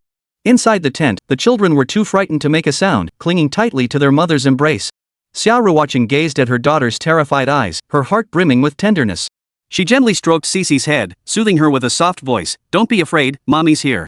Just then, the tent flap was suddenly flung open. Xi Wanqiu's family of 3 and several staff members, soaked to the bone, rushed inside. Their faces were a picture of dishevelment and terror, clearly having endured a harrowing struggle in the storm. Seeing this, Xia Ruoqing and Xue immediately stepped forward to help them up. Xi Wanqiu's family of 3 were soaked through, their hair plastered to their faces, clothes clinging tightly to their bodies, looking utterly wretched. Their eyes held a look of utter helplessness, as if they had just narrowly escaped a life-threatening ordeal. Xi Wanqiu took the towel Xia Ruoqing offered, too flustered to thank her, and began urgently recounting their ordeal. It turned out that while the 3 of them were eating inside their tent, a sudden downpour had begun. The raging wind instantly tore their tent away. The family of 3, along with the crew members, were exposed to the downpour and had to scramble desperately to find shelter. Hearing this, Xia Ruoqing and Xue couldn't help but feel a wave of dread wash over them. They knew all too well that without a sturdy shelter in such weather, the consequences could have been unimaginable. Fortunately, they chose Lu Ziye's tent as their refuge. Lu Ziye, with his foresight and decisive action, successfully reinforced the tent, providing them with a safe haven. Yet the storm showed no signs of abating. It raged like a furious beast, wreaking havoc across the island. Howling winds swept through, churning up towering waves, while torrential rain poured down, shrouding the island in a haze of mist. As time passed, the storm gradually subsided. But until it had completely ceased, no one dared to let their guard down. What was even more unexpected was that after the Xi Wanqiu family of 3, the Fang Zicheng family of 3 also hurried over. Their faces bore traces of panic and helplessness, as if they had just endured a harrowing escape. Huffing and puffing, Fang Zicheng explained, "The wind swept our tent away too. Luckily, we saw the light over here and rushed straight over. Before he could finish, his wife and child squeezed into the tent, instantly making the small space feel even more cramped. Now, 5 families including Xia Ruoqing and Lu Ziye with their daughter Xixi, Qi Wenxiu's family, Feng Zicheng's family, and 2 others totaling 15 people, plus some accompanying staff, were all crammed into Xia Ruoqing and Lu Ziye's tent. Though the tent wasn't small, it now felt crammed to the brim. The air seemed to grow thin, and with every breath, they could feel each other's body heat and hear each other's breathing. Xia Ruoqing watched the scene unfold, a sense of helplessness welling up inside her. She had hoped this program recording would be a peaceful and beautiful family time, but unexpectedly, they encountered this sudden situation. Yet she understood this was unavoidable, so she turned to look at Lu Ziye. Lu Ziye offered her gentle reassurance. But this too was beyond their control. Apart from Xia Ruoqing and Lu Ziye's tent, the other 4 tents were not spared. They were mercilessly swept away by the sudden storm, vanishing into the vast night.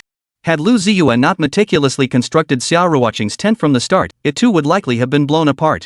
Amidst the storm's fury, this tent stood like an island, shielding those within from the battering wind and rain. As time passed, the storm gradually subsided. The rain pelting the tent roof transformed from a rapid, dense downpour into a steady drizzle. Inside, the tension eased as they began chatting, sharing their experiences and feelings. Xixi snuggled in her mother's arms, listening to the adults talk. Occasionally, she would interject with an innocent remark, making everyone chuckle. Once the storm had completely subsided, Lu Ziye stepped out of the tent.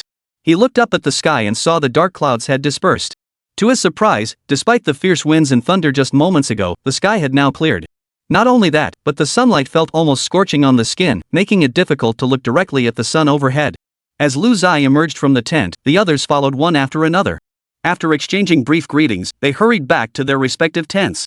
Though they knew the tents had been blown away, their belongings might still be there. Finding them would be ideal. After all, these items were crucial supplies for their journey clothes, food, medicine, and other essentials.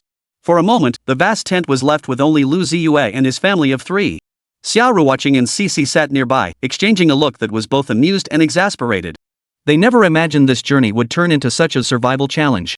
At the same time, they felt a pang of emotion.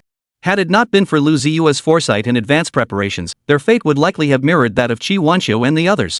At this thought, Xia Ruoqing unconsciously clasped Lu Ziye's hand tightly, her eyes filled with gratitude. While Xia Ruoqing and her family of 3 rested inside the tent, the others who had split up gradually returned.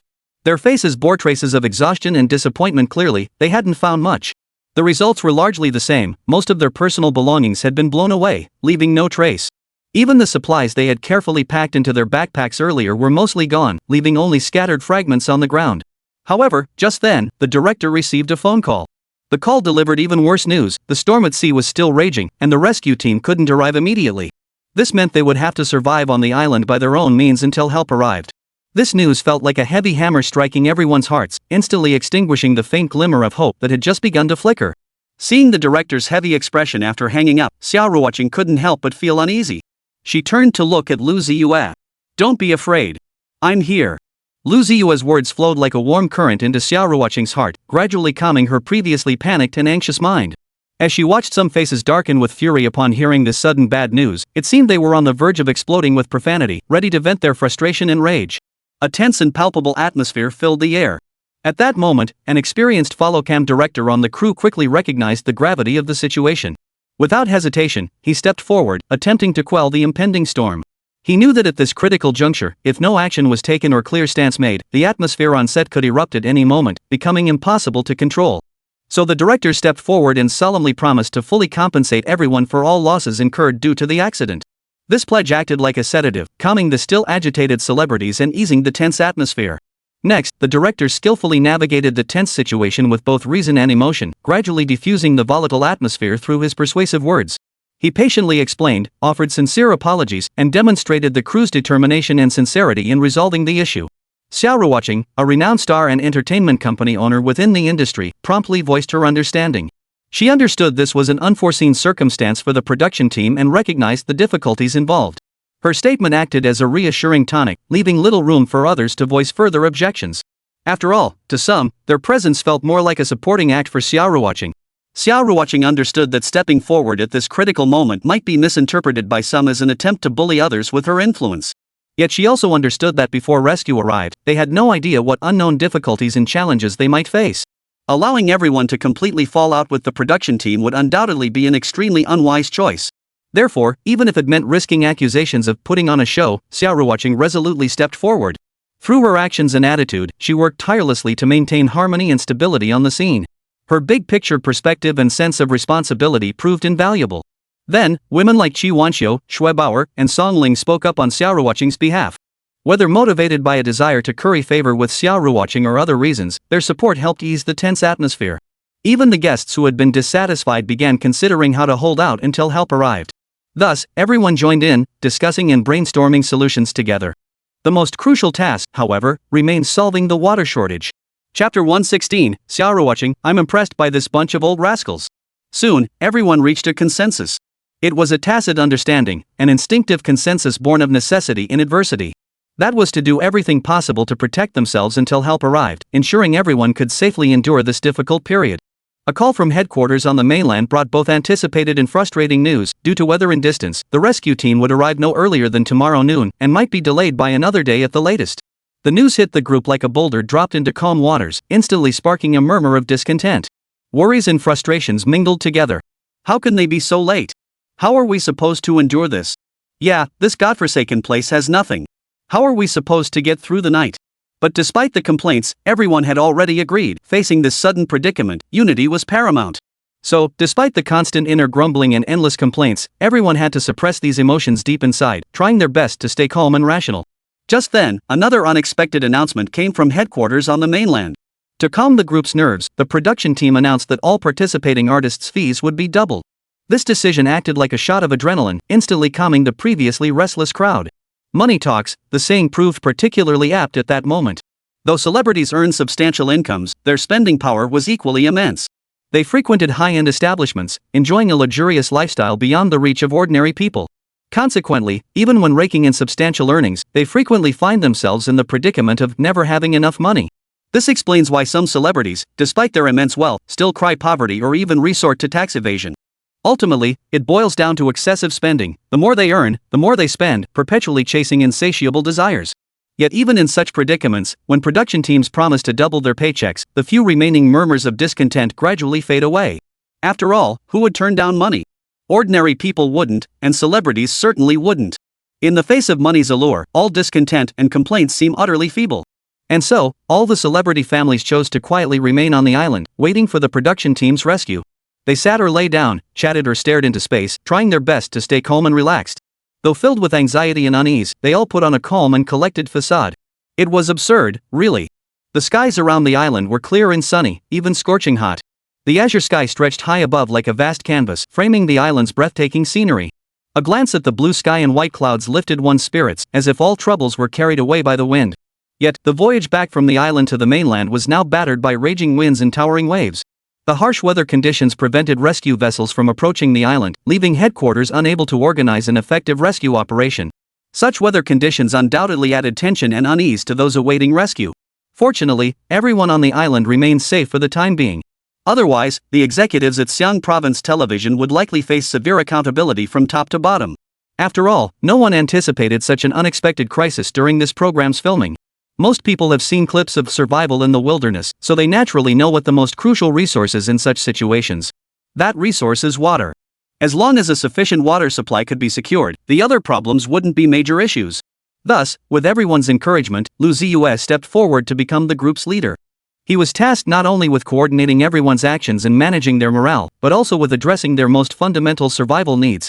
The first problem Lu Ziye needed to tackle, naturally, was securing a water source. The production crew had originally prepared ample drinking water for the shoot, everything from bottled mineral water to bulk containers and insulated coolers. But the storm struck so suddenly that it swept away all the prepared water supplies. The mineral water bottles were blown away without a trace, while the bottled water containers were knocked over, their lids gone missing. The thermos flasks filled with hot water were equally devastated, leaving not a single drop behind. The only water left was in the few water bottles the children had brought themselves. Though small, these water bottles became invaluable in such dire circumstances. Lu Ziye decisively ordered his team to search for water sources elsewhere on the island. He knew well that without rescue, water was the source of life. Only by securing a reliable water source could everyone wait for rescue with peace of mind. Under his organization, all the male celebrities and crew members were gathered together and divided into 4 teams. Each team headed off in different directions to search for water. To ensure everyone's safety, Lu Ziye specifically instructed them that regardless of whether they found water, they must return to the assembly point within 2 hours to avoid potential dangers. Soon, everyone set out. Some hacked through vegetation with machetes, others climbed using ropes, leaving no potential water source unexplored. Meanwhile, the women and children left behind waited anxiously for their return, their hearts filled with both hope and worry. What left Lu Ziye somewhat speechless, however, was that logically speaking, their current environment and situation were extremely dangerous. Why, then, did both the men searching for water and the women and children left behind seem so excited and enthusiastic? Had they truly turned this situation into some kind of survival game show? Lu Ziye shook his head helplessly, secretly relieved that everyone's spirits remained relatively upbeat. After all, maintaining a positive outlook in such dire straits was crucial. He pushed the thoughts aside. After giving his wife Xia Ruoqing and daughter Xixi a few parting words, he led a small team to search for water. He glanced up at the sky above. The blue expanse and white clouds remained as bright and clear as ever. He could only hope that everyone would remain safe and sound until rescue arrived. Just as Lu Ziye had imagined, after they left to search for water, those waiting behind showed not a shred of anxiety. Instead, they chatted and laughed, sharing stories. They shared amusing anecdotes and discussed various experiences from the shoot, seemingly oblivious to their predicament. Not only that, but Xia Ruoqing, a celebrity known for her lively personality, even suggested the crew turn on the camera to document this rare wilderness survival experience. The moment this suggestion was made, it garnered widespread approval. After all, such an experience doesn't come along every day. Capturing some footage as a memento would be a wonderful keepsake. Moreover, once the footage was edited and aired, it would undoubtedly boost their visibility. Therefore, resuming filming promptly was the right thing to do. However, the crew members still harbored a sense of unease and hesitated. They knew exactly what turning on the cameras in this environment meant. Should any unexpected incidents occur, this footage could very well become the only evidence available. But under the strong demands of the many stars, they ultimately couldn't resist and had to continue filming. Among everyone present, only Xia Ruoqing remained relatively composed. Hearing Xia Ruoqing and the others plead to keep filming while giggling and joking around, she couldn't help but press her hand to her forehead, utterly speechless. She knew this was no time for games. The men had gone out to find water, and those left behind should at least be helping with something else. But look at these people. Some sat, some lay down, some chatted, some played around, utterly devoid of any sense of crisis.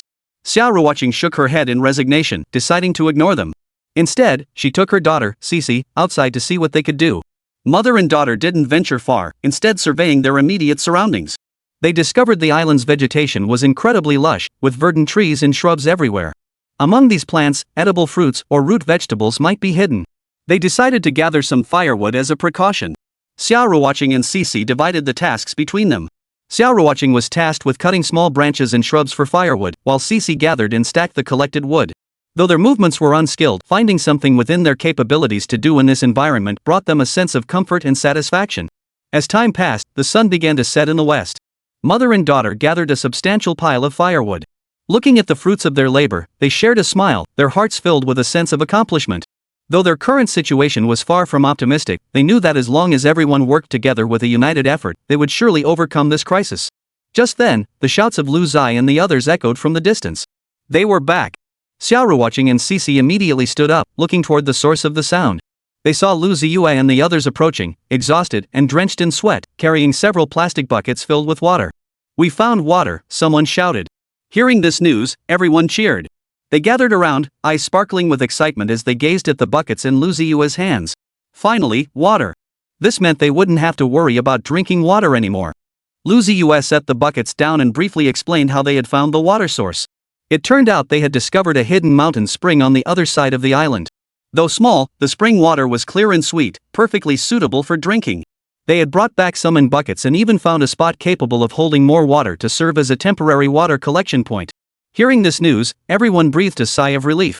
They eagerly volunteered to head to the water point immediately to collect supplies for future needs. So, led by Lu Ziye, some headed to the water source while the rest began building temporary shelters and preparing dinner. As night fell, the group on the island finally paused after a day of hard work. They gathered around the campfire, sharing a simple yet satisfying meal while exchanging their thoughts and feelings. Though their current situation was far from optimistic, everyone seemed to be holding up mentally. Even the children showed no sign of fear. Meanwhile, back on the mainland, the production crew was frantically preparing rescue operations. They mobilized professional rescue teams and equipment, ready to head to the island immediately once the weather improved. Yet just as the director of Hunan TV was frantically praying for the guests' safety, someone entered his office. The director's thinking was straightforward: the safety of all guests must be guaranteed. After all, the participants were all well-known celebrities. If anything happened to them, their fans would lambast Hun on TV. Precisely because of this, the station chief was simultaneously reassuring those stranded on the island while organizing rescue efforts. Even though doubling the episode's budget would mean losing everything on this show, the station director dared not ask for more.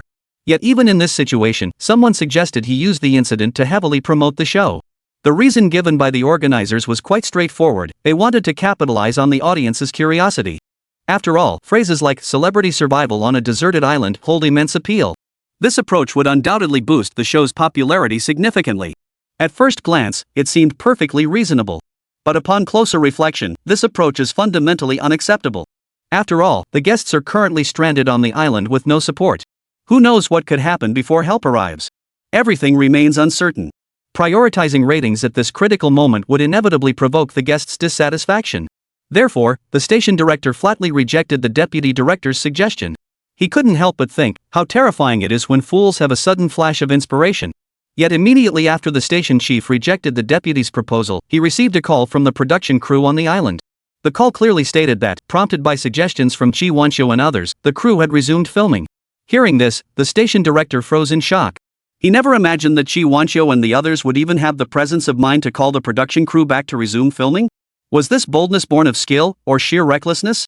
Were they unaware of how critical the situation was at that very moment? How could they possibly demand the crew continue filming? However, upon confirming that this was indeed Xi Wanxiu and the others' request, the station manager felt a secret thrill. Perhaps they could actually leverage this incident to boost the show's visibility and buzz. So, at the station director's signal, the island crew planned to approach Xi Wanxiu and the other guests the next day to ask if they could create buzz. Using the topic of celebrity guests stranded on the island to generate buzz. Chapter 117, True Simplicity, Pure Beauty. Time slipped by, like the morning mist gradually dissipating under the rising sun, and the next day arrived without a sound. On the island, the first light of dawn appeared. The sea breeze, carrying a hint of saltiness and freshness, gently brushed against everyone's faces.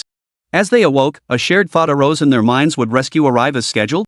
Yet reality seldom aligns with expectations. Unsurprisingly, the rescue was delayed due to weather conditions. Though anticipated, this news still cast a faint shadow of worry over many hearts. It also meant that for the entire day, everyone would have to rely on their own resources to survive on this unknown and mysterious island. Meaning that for the entire day, everyone would have to fend for themselves on this unknown and mysterious island, relying solely on their own strength to survive. Fortunately, all staff and invited guests had mentally prepared themselves before departure, anticipating potential difficulties and challenges. Otherwise, stranded on this isolated island, confronted with the unknown and its inherent hardships, some might well lose their temper and vent their frustration and anxiety. After all, in such extreme conditions, even the most polished and glamorous invited guests would shed all pretense when survival was at stake, revealing their most genuine, instinctive reactions. Even if they did swear or act like divas, it's unlikely fans or netizens would blame them. Facing such a situation on the island, anyone would feel terrified and helpless. The real blame, perhaps, lies with the production team that orchestrated this adventure. But the production team clearly anticipated this. To compensate for any inconvenience or distress the guests might endure, they offered substantial perks as recompense. Moreover, after half a day of adaptation and exploration yesterday, everyone had gradually regained their composure from the initial panic and unease. They found a water source and gathered around the campfire that evening to enjoy a simple yet heartwarming dinner. In that moment, all the danger and fear seemed to dissipate in the rare warmth of their togetherness. Freed from the psychological burden of constant peril, the invited guests began to view this experience as a unique vacation, a chance to escape the hustle and bustle of daily life and immerse themselves in nature. Yet problems kept coming, like waves crashing one after another. Though they knew rescue would arrive tomorrow, the entire day ahead presented a daunting challenge. How could they survive this long, uncertain day with limited resources? The water problem had been solved, but how to fill their stomachs became the immediate priority. After all, on this isolated island, there were no delivery services or convenience stores. Everything had to be done by their own hands. Fortunately, this was an island, surrounded by the vast ocean. Wild fruits could be gathered on the island, and abundant fish could be caught in the sea. In such an environment, survival no longer seemed so unattainable. So, under Lu Ziye's organization, anyone with even a little experience joined the fishing effort. Some wielded simple spears, others crafted nets from island resources, all throwing themselves into this contest with the sea. The morning passed in a flash, and by the time the sun hung high in the sky, their haul was quite substantial. The fish baskets were filled with all kinds of sea fish, some plump and tender, others small and delicate. Meanwhile, the fruit-gathering team brought good news. They had discovered several dense groves of wild fruit trees and collected enough to feed everyone. These wild fruits, sweet and tangy, not only satisfied everyone's cravings but also provided essential nutrients and energy for their survival. It was worth mentioning that the production crew had initially wanted to lend a hand. Watching the guests bustling about, they couldn't help but feel an urge to join in. However, at the insistence of Qi Wanxiu, Song Ling, and others, the crew members were ultimately assigned to the task of carrying cameras and filming. Their reasoning was simple and direct: since they had come all this way, filming had to be completed. Otherwise, wouldn't all this hardship have been for nothing? Moreover, they hoped to use this rare experience to show viewers a more authentic, down-to-earth side of themselves. Thus, the crew members could only comply with the arrangement, feeling both amused and exasperated. They carried heavy cameras across the island, capturing every thrilling moment, while shamelessly enjoying the hard-earned water and food. Though physically exhausted, their hearts were filled with excitement and anticipation. They knew this footage would generate massive buzz and attention. Originally, the production team had prepared many interesting and challenging segments for the guests. These segments were not only highly competitive but also incredibly entertaining. They were designed to energize the atmosphere and strengthen bonds among the guests. But the sudden downpour threw all their plans into disarray. The meticulously designed sets and props were washed away beyond recognition, and the once orderly filming process descended into chaos. Faced with this unexpected situation, the director seemed at a loss. Standing in the rain, looking at the mess before him, he couldn't help but feel a sense of helplessness. But when he saw that the guests hadn't lost heart or given up because of the downpour, hope reignited in his heart. In his view, the current situation demanded a departure from the script. For on this isolated island, each guest revealed their most authentic and resilient selves. Their smiles, tears, sweat, and even the intertwining of tears and sweat became the most precious material of this shoot. Thus, the director decided to abandon the original script and arrangements, allowing the guests to freely express themselves. Unshackled by the crew's prior arrangements and scripted constraints, all the guests revealed their most authentic selves. They laughed, cried, argued, reconciled, every moment brimmed with authenticity and emotion. To be precise, the first part of this episode was fairly standard, without many standout moments. After all, before the torrential rain hit, the guests were still engaging in relatively mundane interactions and games scripted by the production team. However, the real brilliance unfolded after the torrential downpour. Under the baptism of this downpour, the guests had no choice but to shed all pretense and defenses, revealing their most genuine and vulnerable selves. They supported each other, facing difficulties and challenges together.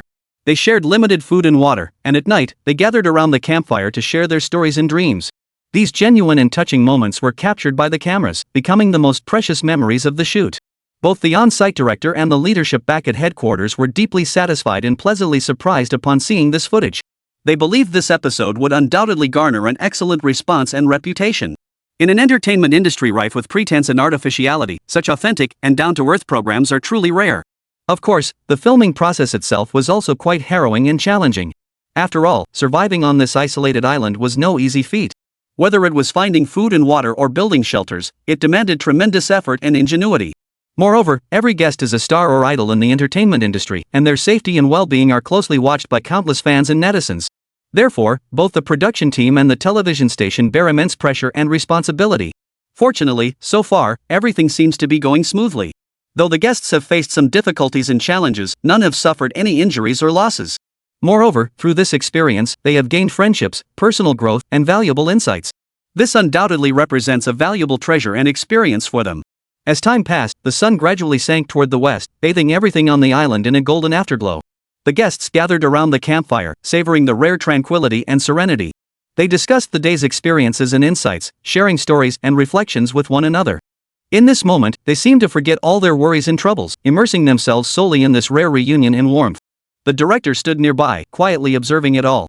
His heart was filled with emotion and deep appreciation. He knew this shoot was not only a challenge and test for the guests, but also an opportunity for personal and team growth and improvement. He believed that in the days ahead, they would cherish the gains and growth from this experience even more, working and learning with greater dedication to bring audiences more outstanding works and programs. As night fell, the bonfire on the island gradually died down, and the guests returned to their tents to rest. Everyone knew that rescue would arrive tomorrow, allowing them to leave this isolated island and return to the familiar bustle of the city. Yet regardless of who they were, everyone had gained profound insights from this ordeal. This sudden storm, like a trial of life, had allowed every participant to deeply understand the hardships of existence and the importance of teamwork. Late into the night, Lu Ziye sat inside his tent, gazing through the cracks at the pitch-black sky outside. The heavy weight on his heart finally lifted. He exhaled softly, a faint smile playing on his lips. This unexpected disaster had presented him with unprecedented challenges, yet it also made him cherish everything before him all the more. He was different from others. Amidst the glittering stage of the entertainment industry, Lu Ziye had always maintained a clear-headed perspective and a humble attitude. He understood that stardom was fleeting. What truly sustained him was his passion for life and his responsibility to his family. Therefore, while other celebrities treated the crisis with utter indifference, even exploiting it for publicity, Lu Ziye felt no sense of relief. He understood profoundly the insignificance and helplessness of humanity in the face of nature's power. The reason was simple: until safety was confirmed, everything remained uncertain. The slightest oversight could lead to irreversible consequences. Fortunately, under his leadership, the team sprang into action. Using limited resources, they found a relatively safe spot to build a shelter. They divided tasks, some sought water sources while others gathered food. Thanks to Lu Ziye's meticulous planning, both water and food were effectively secured. Though exhausted in body and mind, seeing the smiles on each other's faces and the strength of their unity transformed all their hardships into sweetness. Now, all that remained was to wait for tomorrow's rescue and return safely to the metropolis. Lu Ziye silently prayed that the rescue team would find them soon. He knew well that their narrow escape from danger owed as much to sheer luck as it did to the team's collective effort. He dared not imagine the dire straits they would face if help were delayed. To be perfectly honest, Lu Ziye had developed some reservations about participating in this kind of variety show. As an entertainer, he had initially been filled with anticipation and curiosity about this project. Yet who could have predicted that his very first recording would be met with such a violent storm? Recalling that day, Lu Ziye still felt a chill run down his spine. The sky had suddenly turned gloomy, thick with dark clouds, thunder, and lightning flashing. In that moment, Lu Ziye truly realized that life was far more complex and unpredictable than anything on stage. Fortunately, everything turned out fine. Looking at his sleeping wife and daughter, a wave of warmth washed over Lu Ziye. He knew his safe return owed everything to his team's collective effort and his family's quiet support. If something had truly gone wrong, where would he go to regret it? Whenever this thought crossed his mind, Lu Ziye felt a wave of dread wash over him. He understood deeply that as the pillar of his family, he bore an inescapable responsibility. He couldn't put himself or his family in danger, much less cause them worry. So, as his wife Xia Ruoqing and daughter Xixi snuggled close to him, their eyes closed in sleep, Lu Ziye found himself thinking that he should try to avoid participating in these unpredictable shows in the future. He understood that while the entertainment industry offered allure and opportunity, it also harbored countless risks and challenges. He couldn't risk his family's safety for the sake of fame and fortune. Because he knew he couldn't afford to gamble with their lives. Whether it was his wife or his daughter, any harm coming to either would haunt him with regret for the rest of his life. With these thoughts, Lu Ziye gradually closed his eyes and drifted off to sleep. Perhaps due to the physical and mental exhaustion accumulated over the past few days, he soon drifted into a deep sleep. In his dream, he seemed to return to that cozy little home, enjoying an ordinary yet blissful life with his wife and child. He felt utterly content and happy, as if all his fatigue and worries had vanished into thin air. A phrase flashed through Lu Ziye's mind in his sleep: true beauty lies in simplicity, true peace lies in ordinariness. Chapter 118, Homecoming. Yet sweet dreams are fleeting, like a shooting star in the long night, a brief, radiant moment before vanishing. Lu Ziye was immersed in his dream, spending carefree moments with his family filled with laughter, warm embraces, and boundless hopes for the future. But this tranquility was not to last long, quietly shattered by faint voices reaching his ears. At first, the sound was vague and distant, like a stream murmuring in a faraway mountain ravine. Yet it gradually grew clearer, like the first rays of dawn piercing through the night's veil, awakening the slumbering world. Startled by the sudden sound, Lu Ziye felt an inexplicable irritation well up within him. He snapped his eyes open, and the sight before him made him pause in surprise. Daybreak had already arrived. Sunlight filtered through the tense cracks, weaving patterns of light and shadow like delicate threads across his face, bringing a long-forgotten warmth and brightness. Lu Ziye blinked, adjusting to the sudden brightness, then rubbed his eyes and sat up. His gaze immediately fell upon his wife and daughter nestled in his arms, the most precious treasures he possessed in this world. Xia Ruoqing and Xixi were still fast asleep, their breaths steady and peaceful, as if the entire world had frozen for them. Xia Ruoqing's long hair lay softly across Lu Ziye's arm, emitting a faint, delicate fragrance. Xixi's tiny hand clutched her mother's shirt hem tightly, her little face radiating an innocent smile, as if she were still playing with some adorable toy in her dreams. Gazing at their peaceful faces, Lu Ziye felt immense contentment and comfort fill his heart.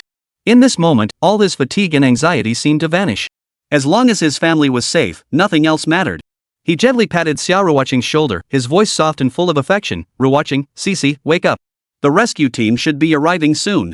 Xia Ruoqing stirred at the soft voice, slowly opening her eyes to find Lu Ziye's face slightly weary yet still radiating affection. A warm wave surged through her heart, a deep-seated feeling of gratitude and happiness. She gently kissed Lu Ziye's cheek, as if thanking him for his constant companionship and protection during this time. But after the kiss, Xia Ruoqing suddenly realized others were present. Though it was still early and few had awakened, the thought of anyone witnessing that intimate moment made her feel a bit embarrassed. She quickly sat up, smoothed her hair and clothes, a faint blush spreading across her cheeks. "Honey, is help coming soon?" Xia Ruoqing's voice carried a hint of anticipation and nervousness. "Meichem, soon," Lu Ziye nodded with a smile. "You and Xixi wake up. I'll pack our things." "Okay, thank you, honey." Xia Ruoqing looked at Lu Ziye with concern, knowing how exhausted he must be lately. "It's fine."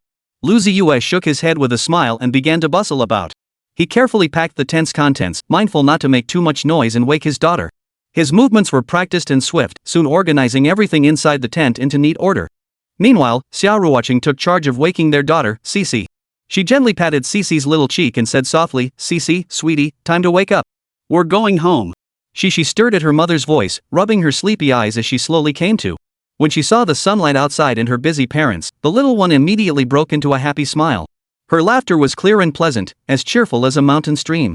"Mommy, are we going home?" Xixi asked, blinking her big eyes. "Yes, sweetie. The rescue team will be here soon, and then we can leave this island," Xia Ruoqing said, stroking Xixi's head. At those words, Xixi jumped up with joy, seemingly thrilled to finally be leaving this place.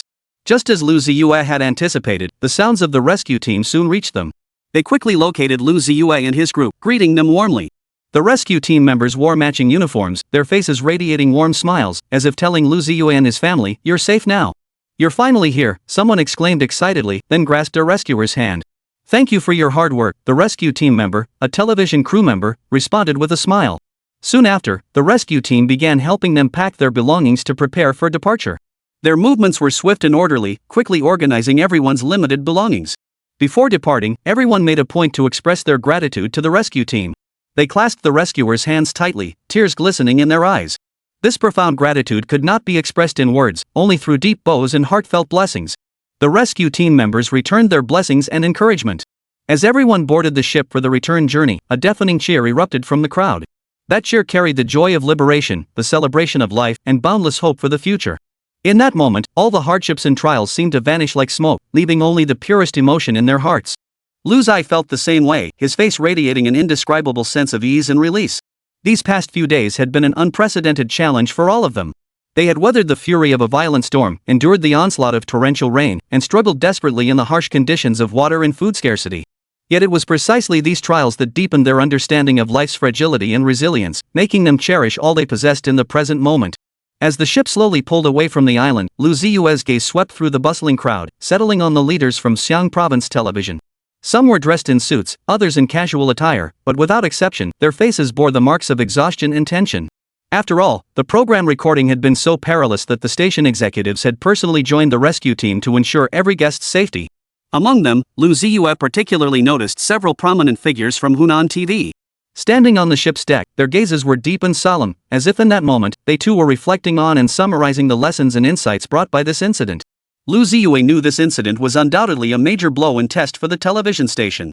But equally, it presented a rare opportunity to re-examine their program production philosophy and safety protocols official line. Meanwhile, the guest artists were jubilantly embracing each other, sharing the joy of having survived the ordeal. Their faces showed no trace of complaint or dissatisfaction, instead radiating reverence for life and anticipation for the future. After all, throughout this ordeal, these celebrities demonstrated unprecedented courage and responsibility. Rather than retreating in the face of danger, they actively cooperated with the production team and rescue personnel to navigate this difficult period together. The television station and production team took the issue of compensation for the artists invited to participate in the program recording extremely seriously. After all, the fact that these celebrities continued filming under such dire circumstances and agreed to Hunan TV's excessive demands was truly a significant show of respect. This was especially true for the couple Xia Ruoqing and Lu Ziye, who were scheduled as the closing guests for the recording but encountered this unexpected incident. Given their immense popularity and fame, they certainly didn't need to participate in such a grueling program. But since they did come, the production team ought to have provided them with adequate treatment and care. In reality, however, the production team failed to provide them with decent treatment. Instead, they endured severe hardships of violent storm, torrential rain, and shortages of both water and food. Despite these hardships, Xia Ruoqing and Lu Ziye never voiced a single complaint. They maintained their composure and rationality throughout, leading the group to overcome one challenge after another. Their actions earned the sincere admiration and gratitude of everyone present. The leaders of Hunan TV were well aware that they owed gratitude to Xia Ruoqing and Lu Ziye. During this trying period, they served as the backbone and stabilizing force of the group. Whenever the group felt lost or helpless, it was they who stepped forward, guiding everyone forward with unwavering conviction and fearless courage. Their presence instilled an unprecedented sense of strength and hope in everyone.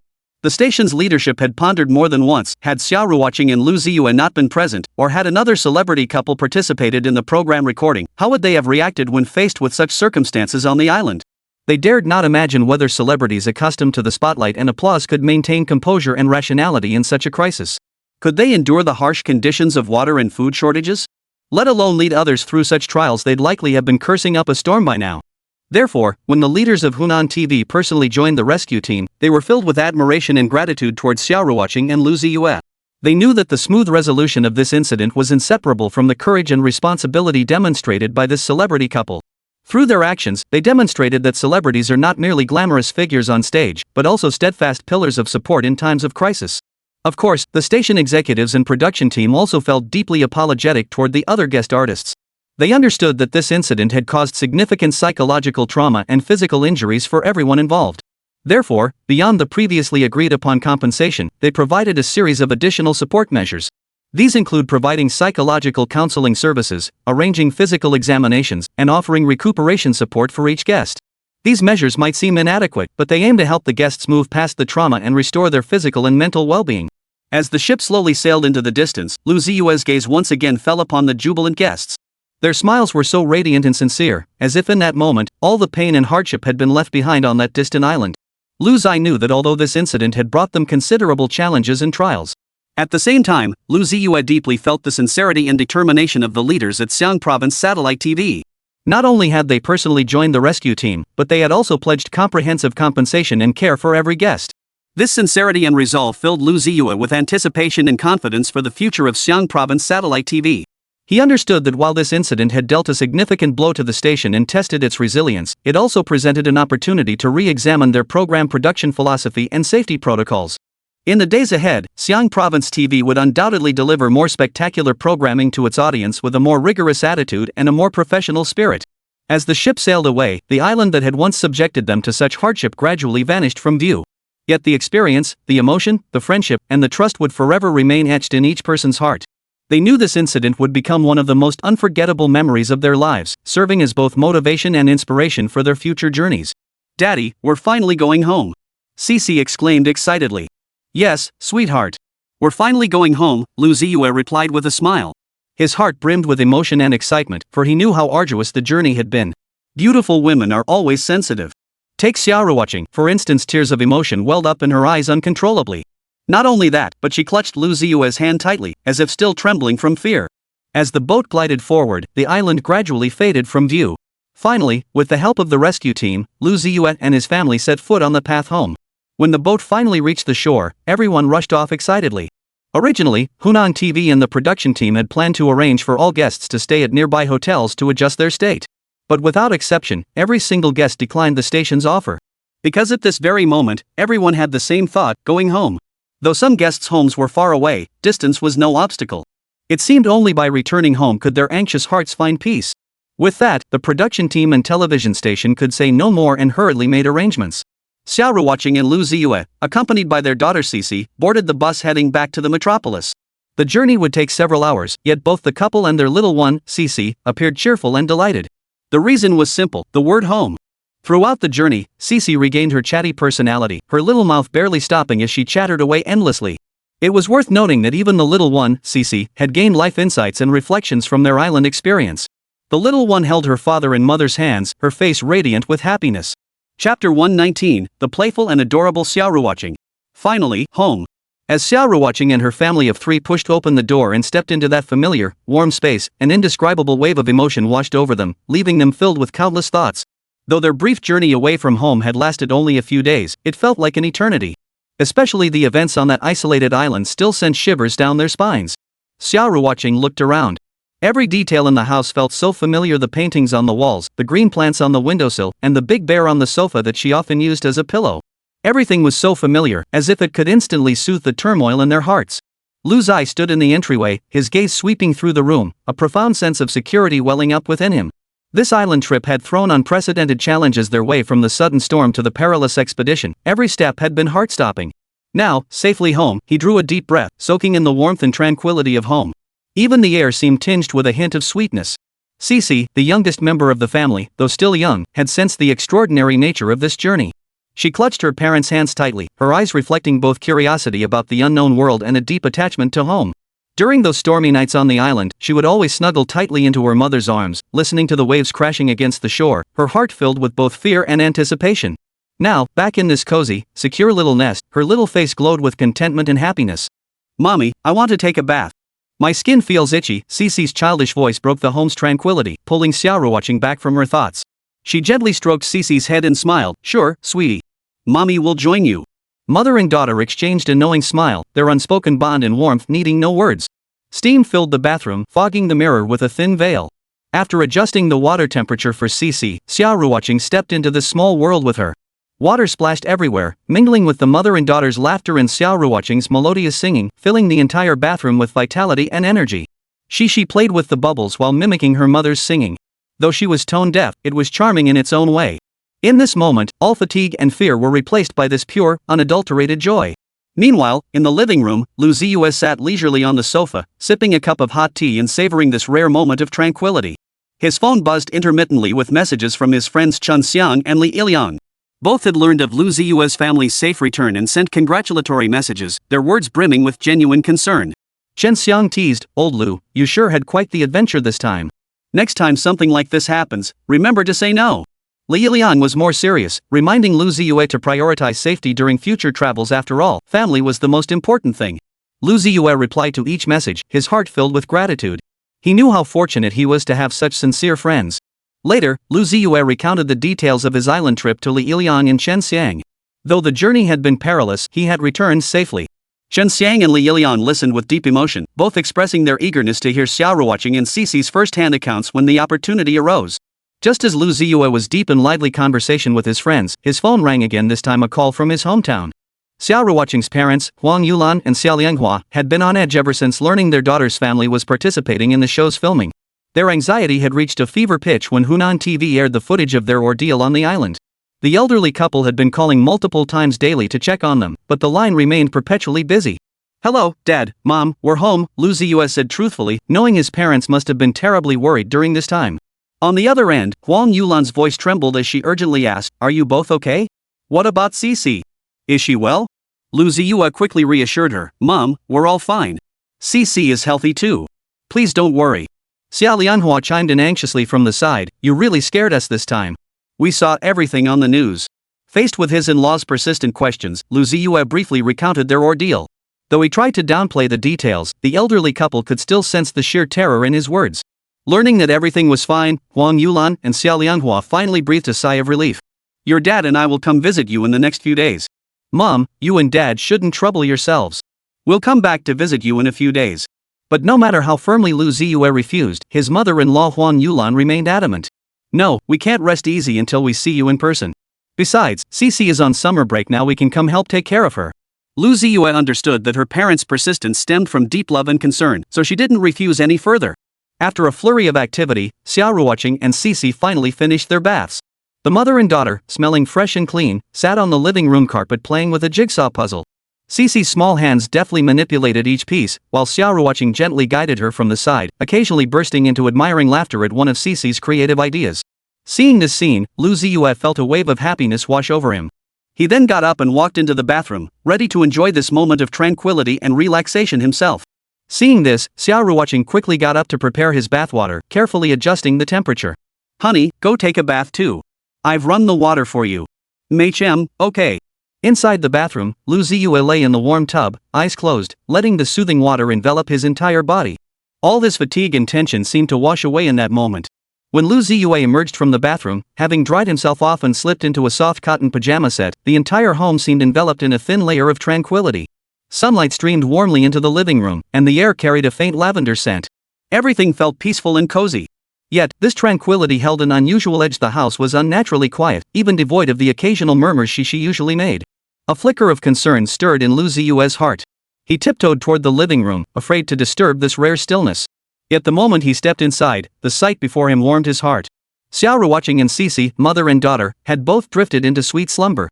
Xia Ruoqing lay diagonally across the spacious sofa, her face serene, a faint smile playing at the corners of her lips as if she were immersed in some beautiful dream.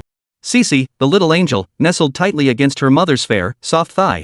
Her breaths were steady and deep, her little face radiating contentment and happiness. Watching this scene, an indescribable tenderness welled up in Lu Ziye's heart. These past few days had been exhausting, from the perilous island adventure to the grueling journey home, pushing everyone to their physical and mental limits. Now, home, this warm harbor finally allowed them to relax and savor a moment of peace. Lu Ziye didn't disturb them. Instead, he approached quietly and gently lifted Xixi from Xia Ruoqing's arms. The little one seemed to sense her father's warmth, her tiny hand resting lightly on his shoulder as she continued to sleep soundly, showing no signs of waking. Lu Ziye cradled Xixi carefully, crossing the living room toward her bedroom. Everything in the bedroom was already prepared, awaiting the little master's return. He gently laid Xixi on the bed, tucked her in, and softly drew the curtains. The room instantly plunged into a soft, gentle dimness, as if even the air itself had become soft and warm, perfect for sleep. After completing these tasks, Lu Ziye returned to the living room, his gaze settling on Xia Ruoqing, who still slept soundly. Her face was serene and beautiful, long lashes gently lowered like two small fans, adding a touch of soft grace to her features. A sudden urge surged within Lu Ziye to carry her back to the bedroom as well. He approached quietly, preparing to lift her. However, the moment his fingers touched Xia Ruoqing's thigh, she suddenly giggled softly. Her voice was clear and pleasant, like the tinkling of silver bells. Lu Ziye froze, looking at her suspiciously. "Did I wake you?" Xia Ruoqing opened her eyes, laughter sparkling within them. She shook her head and said, "No, honey. It tickles. When you picked me up, you tickled my thigh. Giggle, it tickles so much." Her voice carried a hint of playful reproach, making one feel an irresistible urge to cherish her. Lu Ziye couldn't help but chuckle softly at the sight. He hadn't expected that his unintentional movement would amuse his sleeping wife. Xia Ruoqing had always been ticklish. Though she giggled uncontrollably from the tickling, she didn't struggle to escape Lu Ziye's embrace. Instead, she wrapped her arms around his neck, a satisfied smile on her face. Yawning deeply, she murmured, honey, I'm so sleepy." Her voice carried a lazy, coquettish tone that could melt anyone's heart. Lu Ziye gazed at his petite wife in his arms, his eyes brimming with tenderness and adoration. He murmured softly, "All right, let's go back to the room and sleep. When you wake up, I'll make something delicious for you and Xixi." Xia Ruoqing's eyes lit up at his words. She smiled and said, "You're the best, honey." Her tone overflowed with dependence and trust in Lu Ziye, filling him with a powerful sense of responsibility and happiness. Xia Ruoqing's figure was slender and well-proportioned. Her tall stature paired with her light weight made her appear like a goddess. Even now, as she nestled against Lu Ziye's embrace, her delicate form felt weightless against him, adding a touch of playful charm rather than burden. Lu Ziye carried her, his steps light as he headed toward the bedroom, his heart brimming with anticipation and dreams for the future. However, just as they were about to enter the bedroom, Xia Ruoqing grew mischievous once more. She suddenly tugged hard, pulling Lu Ziye off balance and nearly causing him to stumble. Lu Ziye steadied himself, gazing at Xia Ruoqing in his arms with eyes brimming with indulgence and helplessness. Xia Ruoqing, clinging to him like a little kitten, giggled, "Husband, pick me up." Her voice carried a hint of playful coaxing that was impossible to resist. Lu Ziye smiled helplessly and could only pull her tightly into his embrace. Her long arms and legs wrapped completely around him, as if she wanted to merge entirely into his embrace. These past days, with outsiders constantly present, Xia Ruoqing had to restrain herself even when she longed for Lu Ziye's closeness. Now that they were finally home, she naturally wanted to release all the longing and yearning she'd held in during that time. Lu Ziye felt the warmth and softness in his arms, a powerful wave of happiness surging through him. He murmured softly, "All right, silly, let's get some sleep first." Yet Xia Ruoqing seemed not to hear him, clinging tightly to him, unwilling to let go. Lu Ziye could only continue coaxing her until she finally relented, allowing him to draw the curtains. But just as Lu Ziye turned to draw the curtains, Xia Ruoqing playfully grabbed his hand once more. "Husband," she said with a smile, "let's sleep together." Her voice carried a hint of petulance and anticipation that Lu Ziye found impossible to refuse. So he abandoned the idea of drawing the curtains, turned, gently laid Xia Ruoqing on the bed, and then lay down beside her. The bedroom remained bathed in soft, warm light. Lu Ziye and Xia Ruoqing lay in bed, snuggled close together. Xia Ruoqing rested her head against Lu Ziye's chest, listening to his steady heartbeat, feeling the warmth and sense of security that belonged to him. Lu Ziye gently cradled her shoulders, his gaze tenderly fixed on the ceiling, his heart brimming with beautiful hopes for the future. In that moment, time seemed to stand still. All fatigue and worries were replaced by this tranquility and warmth. Though the couple exchanged not a word, simply listening to each other's breathing brought profound peace. Thus, in this atmosphere, Xia Ruoqing soon drifted back into a sweet slumber. Her breathing became steady and deep, her little face radiating a smile of contentment and happiness. Lu Ziye gazed at her sleeping face, and a powerful urge to protect her and a deep sense of responsibility always welled up within him. No wonder he wanted to spend his entire life protecting this girl. With that thought, Lu Ziye gently kissed Xia Ruoqing's forehead before pulling her close once more. In her sleep, Xia Ruoqing seemed to sense something. A faint smile touched her lips, a gentle expression spreading across her beautiful face. In this tender embrace, the couple nestled together and drifted off to sleep. This love would accompany them through every season, witnessing every beautiful moment. All of it would become the most precious treasure and memory of their lives. But soon, Xia Ruoqing wriggled free from Lu Ziye's embrace. Because she was hot. Watching his wife, who remained playful and adorable even in sleep, Lu Ziye couldn't help but grin. Chapter 120, Sudden Pain. Lu Ziye had no idea how long he'd been asleep, as if plunged into a deep, endless dream where time and space lost all meaning. Then, in a single moment, he felt a sudden dizziness, as if being yanked back to reality from a distant shore. As he slowly opened his eyes, everything around him became blurry and unfamiliar. For a split second, he couldn't immediately recognize where he was. Inside the room. Faint moonlight seeped through the curtain slits, casting mottled patches across his face and bringing a hint of coolness. In this hazy light, Lu Ziye gradually made out his surroundings. It was home, the cozy little nest he and Xia Ruoqing had built together, their bedroom. Familiar furniture, familiar layout, everything felt so comforting and peaceful. In an instant, a flood of thoughts washed over him, jolting him completely out of his daze. Oh, so he was home after all. He gently turned his head, his gaze settling on Xia Ruoqing lying beside him. She slept peacefully, her breath steady and soft, as if the entire world had frozen for her. Her nightgown had shifted slightly with her sleep, revealing her adorable navel and fair, rosy skin beneath. Bathed in moonlight, her skin glowed with an alluring radiance. An indescribable tenderness welled up in Lu Ziye's heart. He couldn't help but smile softly, wanting to reach out and smooth the slight frown between her brows. Yet, fearing he might wake her, he held back. As if sensing Lu Ziye's gaze or some inexplicable presence, Xia Ruoqing shifted slightly in her sleep, then instinctively tightened her embrace around his arm, as if seeking a warm refuge. Though they weren't covered by a blanket, and the closeness made the air feel stifling, she showed no sign of letting go. It was as if only by holding on could she continue her peaceful dream. Lu Ziye gazed at Xia Ruoqing with tender eyes, his heart brimming with affection. But just then, Xia Ruoqing suddenly bit her cherry lips, her brows furrowing as a flicker of pain crossed her face. Then, her eyes snapped open, jolting her awake from her slumber. Even after waking, her delicate brows remained tightly furrowed, and an unmistakable look of discomfort lingered on her lovely face. Seeing this, Lu Ziye's heart instantly tightened, startled by the sight. "Honey? What's wrong? Are you feeling unwell somewhere?" he asked urgently, reaching out to support her. Startled awake by his voice and movement, Xia Ruoqing lifted her head slightly. A flicker of confusion crossed her eyes before being replaced by pain. She shook her head gently, trying to speak, but no words came out. Seeing this, Lu Ziye grew even more worried. He carefully helped Xia Ruoqing off the bed and held her close in his arms. Suddenly, however, Xia Ruoqing clutched her stomach, kneeling on the bed as her body shook violently, visibly in agony. "Husband, I think I'm getting my period." She forced out the words with difficulty, her voice trembling and weak. "But it hurts so much." Xia Ruoqing's complexion grew increasingly pale, fine beads of sweat already forming on her forehead. Lu Ziye watched her, his heart aching with worry and anxiety. He quickly checked the date on his phone and realized this month's period had come a full week early. While he knew women's cycles could occasionally shift, Xia Ruoqing's intense pain was clearly abnormal. Watching Xia Ruoqing's expression grow increasingly wretched, Lu Ziye felt his heart burn with helplessness. "Is it gastroenteritis flaring up again?" "No, we have to go to the hospital," he declared as he swung himself out of bed, intending to carry Xia Ruoqing there. However, Xia Ruoqing shook her head and said in a faint voice, "It's okay, honey. I just need to use the bathroom." With that, she slowly rolled out of bed and staggered toward the bathroom. Lu Ziye sighed helplessly, left with no choice but to wait anxiously outside the bathroom door. He pondered the cause of Xia Ruoqing's sudden abdominal pain. Could it be from drinking contaminated water or eating unsanitary food during their island filming? After all, the island environment was relatively primitive, and both water quality and food sources could potentially be risky. This thought only deepened his worry. He knocked lightly on the bathroom door and called out to Xia Ruoqing inside. "Honey, are you feeling any better? If it's still not okay, we need to get to the hospital right away. We can't delay." Xia Ruoqing responded from inside. "Machem, I'm fine, honey. I'm much better now. Don't worry." Lu Ziye felt slightly reassured, but still couldn't shake his worry. He asked again. "How much longer will you need? Should I bring anything in for you?" Xia Ruoqing hesitated for a moment before saying, "Honey, go check if Xixi is awake yet.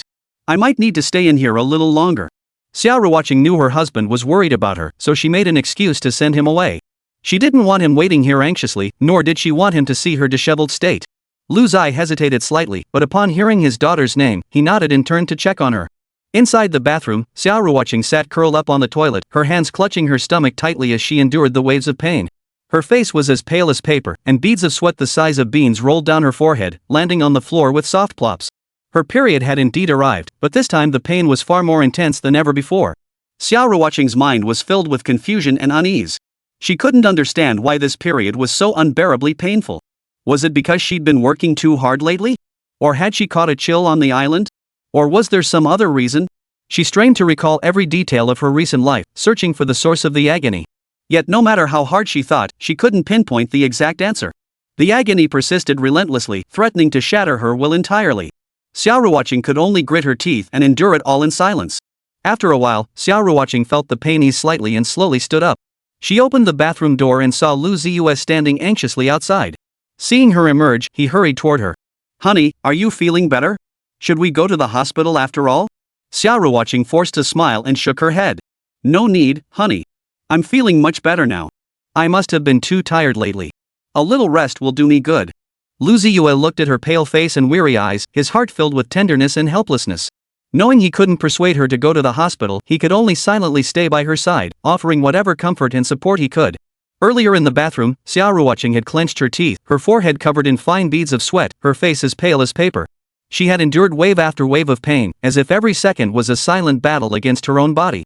Her nightgown was now soaked through with sweat, clinging tightly to her skin and causing an indescribable discomfort. After all, it was the height of summer, and the stifling heat only intensified the discomfort. Yet even under these circumstances, Xia Ruoqing felt no inclination to change into a fresh nightgown. Her mind held only one thought, to lean into her husband Lu Ziye's embrace, to bask in the warmth and comfort he offered, allowing her to rest for a moment and ease the unbearable pain. Finally, with Lu Ziye's support, Xia Ruoqing leaned weakly against him. Her eyes half closed, her thoughts drifted back to her previous menstrual cycles. Take last month, for instance. Her period had arrived punctually, with a perfectly manageable flow. Though there had been some discomfort and pain, it had always stayed within her tolerance range. This time, however, everything was different. Not only had it arrived a week early, but the intensity of the pain had doubled, feeling as though it would tear her apart. It was precisely this sudden, excruciating pain that nearly broke Xia Ruoqing, pushing her to the brink of collapse.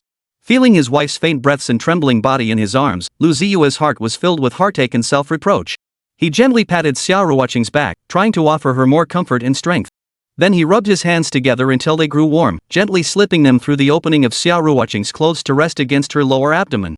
The warmth of his palms met Xia Ruoqing's icy skin, as if a surge of warmth instantly flooded her body, making her feel much better. "How about it? Feeling better?" Lu Ziye asked with concern. Xia Ruoqing gave a slight nod, then pouted her lips, looking innocent and aggrieved. Her adorably dazed expression stirred Lu Ziye's deepest tenderness, making him wish he could offer her the entire world just to see her smile. Fortunately, Lu Ziye's belly rubbing truly worked, easing the pain considerably. After a while, Xia Ruoqing's spirits lifted slightly.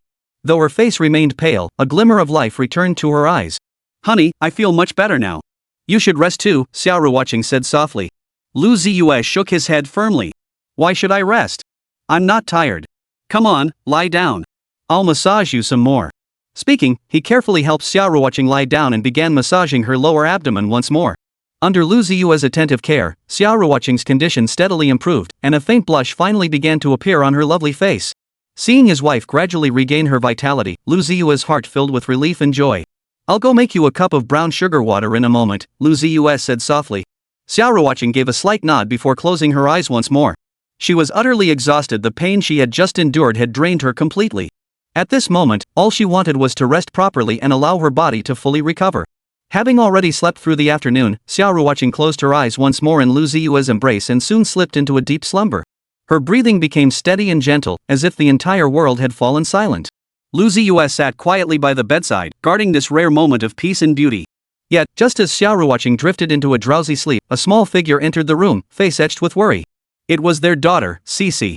Upon hearing from her father that her mother was unwell, the little one immediately dropped her toy and dashed over. Xixi gazed at her mother lying on the bed, her face etched with worry and anxiety. Her tiny hand clutched the edge of her shirt tightly, tears glistening in her eyes as if she might burst into tears at any moment. The little one approached the bedside softly, gently touching her mother's cheek with her tiny hand before whispering, "Mommy, what's wrong? Are you feeling unwell?" Hearing her daughter's voice, Xia Ruoqing slowly opened her eyes. Seeing her daughter's worried little face, a wave of warmth flooded her heart. She forced a faint smile and reassured her, "Xixi, mommy's fine. Just feeling a little under the weather. Don't worry, I'll be better soon." Hearing her mother's words, Xixi still felt a little worried, but seeing her mother smile lifted her spirits a little. She sat on the edge of the bed, reaching out her small hand to gently stroke her mother's belly, as if hoping her own touch could ease the pain. Lu Ziye watched his daughter's thoughtful expression, his heart filled with deep emotion and pride. He then walked to the kitchen and prepared a steaming cup of brown sugar water for Xia Ruoqing. When he returned to the room carrying the drink, he found his daughter sitting quietly by the bed, keeping his wife company. "Xixi, you're such a good girl. With you by her side, Mom will get better soon," Lu Ziye said as he handed the ginger tea to Xia Ruoqing. Xia Ruoqing took the cup, sipped gently, and smiled contentedly. "Honey, thank you, Xixi," Xia Ruoqing murmured softly. Watching the tender scene between his wife and daughter, Lu Ziye silently resolved to take good care of his wife during this period and help her restore her health. "Silly girl," Lu Ziye scolded playfully, his voice tinged with affection. Xixi waved her little hand, refusing to let her mother say thank you. After drinking the warm brown sugar water, Xia Ruoqing surprisingly didn't sweat much. Perhaps the pain had already drained her of sweat earlier? Nevertheless, after drinking the ginger sugar water, Xia Ruoqing felt noticeably more energetic. She could get out of bed and walk around. Though when she walked, the floor felt soft beneath her feet. In reality, her legs were weak and unsteady. It took Xia Ruoqing several minutes to move from the bedroom to the living room. Once seated in the living room, Xia Ruoqing gasped for breath again. A dull ache in her lower abdomen made her feel utterly uncomfortable and uneasy. Fortunately, her husband and daughter were by her side. Chapter 121, Helping Li Liang Quit Smoking. Over the next few days, Lu Ziye's care for Xia Ruoqing was nothing short of meticulous. He wouldn't let her lift a finger, treating her as if she were the most precious porcelain in the world. One wrong move and she might shatter. As Xia Ruoqing put it, her state during this period felt like she was in confinement after childbirth, pampered by her husband like a princess. Each morning, as the first rays of sunlight filtered through the curtains, Lu Ziye would already be quietly up, having prepared warm milk and a nutritious breakfast for her. All Xia Ruoqing needed to do was stretch lazily before sitting down at the table to enjoy this exclusive pampering. Whether it was laundry or cooking, Lu Ziye refused to let Xia Ruoqing lift a finger. Even when she offered to help, he would gently decline. "Your top priority now is rest and recovery. I'll handle everything else." Such tender care filled Xia Ruoqing's heart with deep emotion and warmth. Originally, those days were her particularly painful menstrual period, but under the attentive care of her husband and daughter, it seemed less unbearable. Their daughter, Xixi, was an especially thoughtful little angel, constantly watching her mother's mood. With her tiny hands, she gently stroked Xia Ruoqing's face, whispering words of comfort. Just as the family was savoring this rare moment of tranquility, Lu Ziye's phone suddenly rang. It was a call from his close friend, Chen Xiang. On the other end, Chen Xiang sounded somewhat anxious, as if something important required Lu Ziye's immediate attention. Lu Ziye glanced at his wife and daughter watching TV. Though reluctant to leave them, he decided to go. Xixi had initially wanted to go with her dad, but remembering her frail mother at home, the little one promptly changed her mind. In her childish yet resolute voice, she said, "Daddy, you go. I'll stay home with Mommy." "All right, thank you, Xixi." Lu Ziye ruffled Xixi's hair, his eyes brimming with tenderness. Then, he turned to Xia Ruoqing and said gently, "Honey, I'll go check what's going on. I'll be back soon if everything's fine." Xia Ruoqing smiled and nodded in understanding. She knew Lu Ziye was a responsible man. If he chose to leave, it must be for something important that needed handling. After bidding farewell to his wife and child, Lu Ziye drove straight to Chen Xiang's place. On the way, he couldn't help but wonder what Chen Xiang could possibly need him for this time. On the phone, Chen Xiang's tone had been somewhat urgent, yet tinged with resignation. Lu Ziye knew this kind of emotion usually meant things weren't simple. Soon, Lu Ziye arrived at the building where Chen Xiang lived. He parked his car and called Chen Xiang to let him know he had arrived. Chen Xiang looked frantic, not even letting him inside before dragging him off to find Li Liang. "What's gotten into you? You won't even let me in the door? Can't I just go find old Li myself?" Lu Ziye asked, inwardly speechless. Chen Shi chuckled twice upon hearing this. "Of course not. You gotta pick me up. We're going together. Otherwise, you expect me to squeeze onto the subway?" Hearing this, Lu Ziye rolled his eyes in exasperation but reluctantly got into the car with Chen Xiang. Once they were seated, Lu Ziye finally couldn't help but ask, "What's up with old Li? You're acting like you're in a hurry." Chen Xiang sighed and explained honestly, "Nothing major. Just wanted to bring you along to help old Li quit smoking." Lu Ziye felt a wave of resignation wash over her. He knew Li Liang smoked occasionally, but why quit now? And judging by Chen Xiang's frantic demeanor, it seemed like this wasn't a simple matter. Chen Xiang seemed to sense Lu Ziye's confusion and added, "He really has to quit. You wouldn't believe how much old Li smokes these days. A pack a day? Lu Ziye guessed. To his surprise, Xixi sneered dismissively. He chain smokes one after another. I saw it myself the other day, it was terrifying. Lu Ziye felt a jolt of shock at the words. He knew Li Liang smoked, but hadn't realized it had reached such extremes. When did he start smoking so much? He couldn't help asking. Who knows? Probably stress, huh? Stressing over the company's future direction? Chen Xiang speculated. Lu Ziye felt a pang of emotion upon hearing this. He knew Li Liang had always shouldered immense pressure. Especially in today's fiercely competitive market environment, the company's future development was indeed causing him immense anxiety. Perhaps smoking had become his way of relieving stress. But this method was clearly unhealthy and might even be affecting his physical well-being. Soon, Lu Ziye and Chen Xiang arrived at Li Liang's home. They knocked on the door, and it opened almost immediately. What left them helpless, however, was that as the door swung open, the first thing to hit them wasn't Li Liang, but a wave of tar-laden cigarette smoke.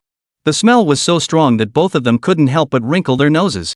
In that moment, Lu Ziye finally understood what Chen Xiang meant by smokes like a chimney. Glancing inside, he saw smoke swirling thickly through the air. Li Liang stood nearby, a freshly lit cigarette clamped between his fingers.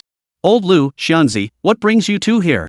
Li Liang's face lit up with delight upon seeing Lu Ziye and Chen Xiang. He quickly stepped aside to usher them into the room. Sit down. Li Liang gestured for them to take a seat on the sofa, then instinctively reached for the cigarette pack on the coffee table. Seeing this, Lu Ziye acted swiftly, snatching the pack away. Still smoking? Interrupted by Lu Ziye, Li Liang reluctantly withdrew his hand, then chuckled. Old Lu, give me that pack. If I don't smoke for a while, I get all itchy. Lu Ziye couldn't help but feel both amused and exasperated.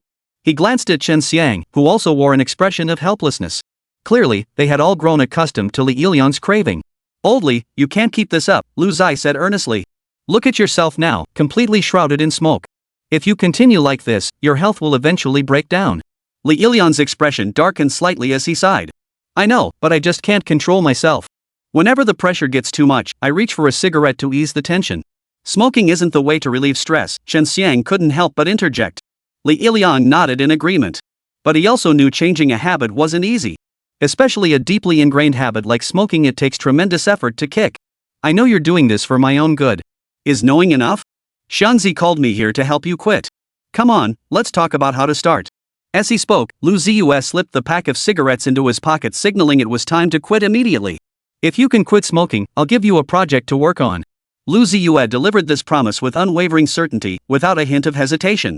He knew full well that for Li Liang, a lifelong smoker, quitting would be an uphill battle. But the allure of the project might just be the motivation he needed. Lu Ziye had no choice but to play his trump card. He wasn't unaware of how difficult quitting could be, but Li Liang's health was already in a precarious state. If things continued this way, it could lead to irreversible consequences. Therefore, he had to take action, even if it seemed somewhat unreasonable. Li Liang's eyes, which had been somewhat dull, lit up instantly upon hearing about the project, especially one that would shape ByteDance's future direction. It was a gleam that held both eagerness and challenge, as if he saw a new chapter of his career slowly unfolding. He eagerly leaned toward Lu Ziye, his voice tinged with urgency and excitement. Old Lu, brother Lu, what project? You never mentioned it to me. Come on, tell me. His very tone brimmed with anticipation, as if Lu Ziye's words alone could propel him straight into the project. Yet no matter how persistently Li Liang pressed, Lu Ziye merely adopted an air of profound mystery, smiling without uttering a word. This silence held more power than any words could muster, igniting a deep-seated fighting spirit and resolve within Li Liang. Seeing this, Li Liang steeled his resolve. He took a deep breath, as if making some monumental decision. Fine. I'll quit smoking. Quitting smoking, okay? His tone carried a hint of resignation and finality, as if he could already see himself bidding farewell to cigarettes. If I ever smoke again, I'll be a damn little island nation brat. Got it? Li Liang added, his voice tinged with self-mockery and resolve. Saying it was easy, doing it was hard, but he was willing to try for the sake of that project. Xianzi, old Lu, you're both here, you can keep me in check. Li Liang said, pulling the lighter from his pocket and tossing it into the trash can without hesitation. In that moment, he seemed to glow. Whatever the outcome, at least for now, he seemed determined. Lu Ziye and Chen Xiang watched Li Liang's every move, silently cheering him on in their hearts. They knew quitting smoking wouldn't be easy, but as long as Li Liang had the resolve, he would succeed. Urged on by Chen Xiang and Lu Ziye, Li Liang then emptied out his stash at home, all those cigarettes that had accompanied him through countless days and nights. Then, he watched helplessly as these old friends were packed up and carried away by the two of them, his heart filled with mixed emotions. Seeing this, Li Liang felt a pang of anxiety. But then he reminded himself, he was the one who had decided to quit, and he was the one who had made the commitment. What right did he have to stop them? So he could only watch as his old companions were taken away, silently making a promise to himself he would quit smoking for good. At first, Li Iliang didn't feel any discomfort. He could still chat with Lu Ziye and Chen Xiang. It seemed as though quitting smoking was a trivial matter for him, hardly enough to disrupt his life. Yet barely an hour later, Li Iliang began to fidget. He began fidgeting, glancing around restlessly while speaking, and even his feet started twitching slightly as if beyond his control. A hint of anxiety and unease began to show in his eyes, as if he was already starting to feel the difficulty of quitting. Seeing this, Chen Xiang quickly offered encouragement, "Oldly, hang in there. It's only been, not even half a day, and you're already giving up? How are you ever going to quit?" His tone carried a mix of teasing and encouragement, trying to help Li Iliang relax. "Ahem. I know, I'm trying. Don't worry, I've got this." Li Iliang chuckled with a dry cough, but his smile seemed forced. His entire body was itching unbearably. Sometimes it felt like pins and needles, compelling him to scratch and rub. That indescribable sensation was agonizing. Lu Ziye and Chen Xian watched this unfold, their hearts heavy with unease.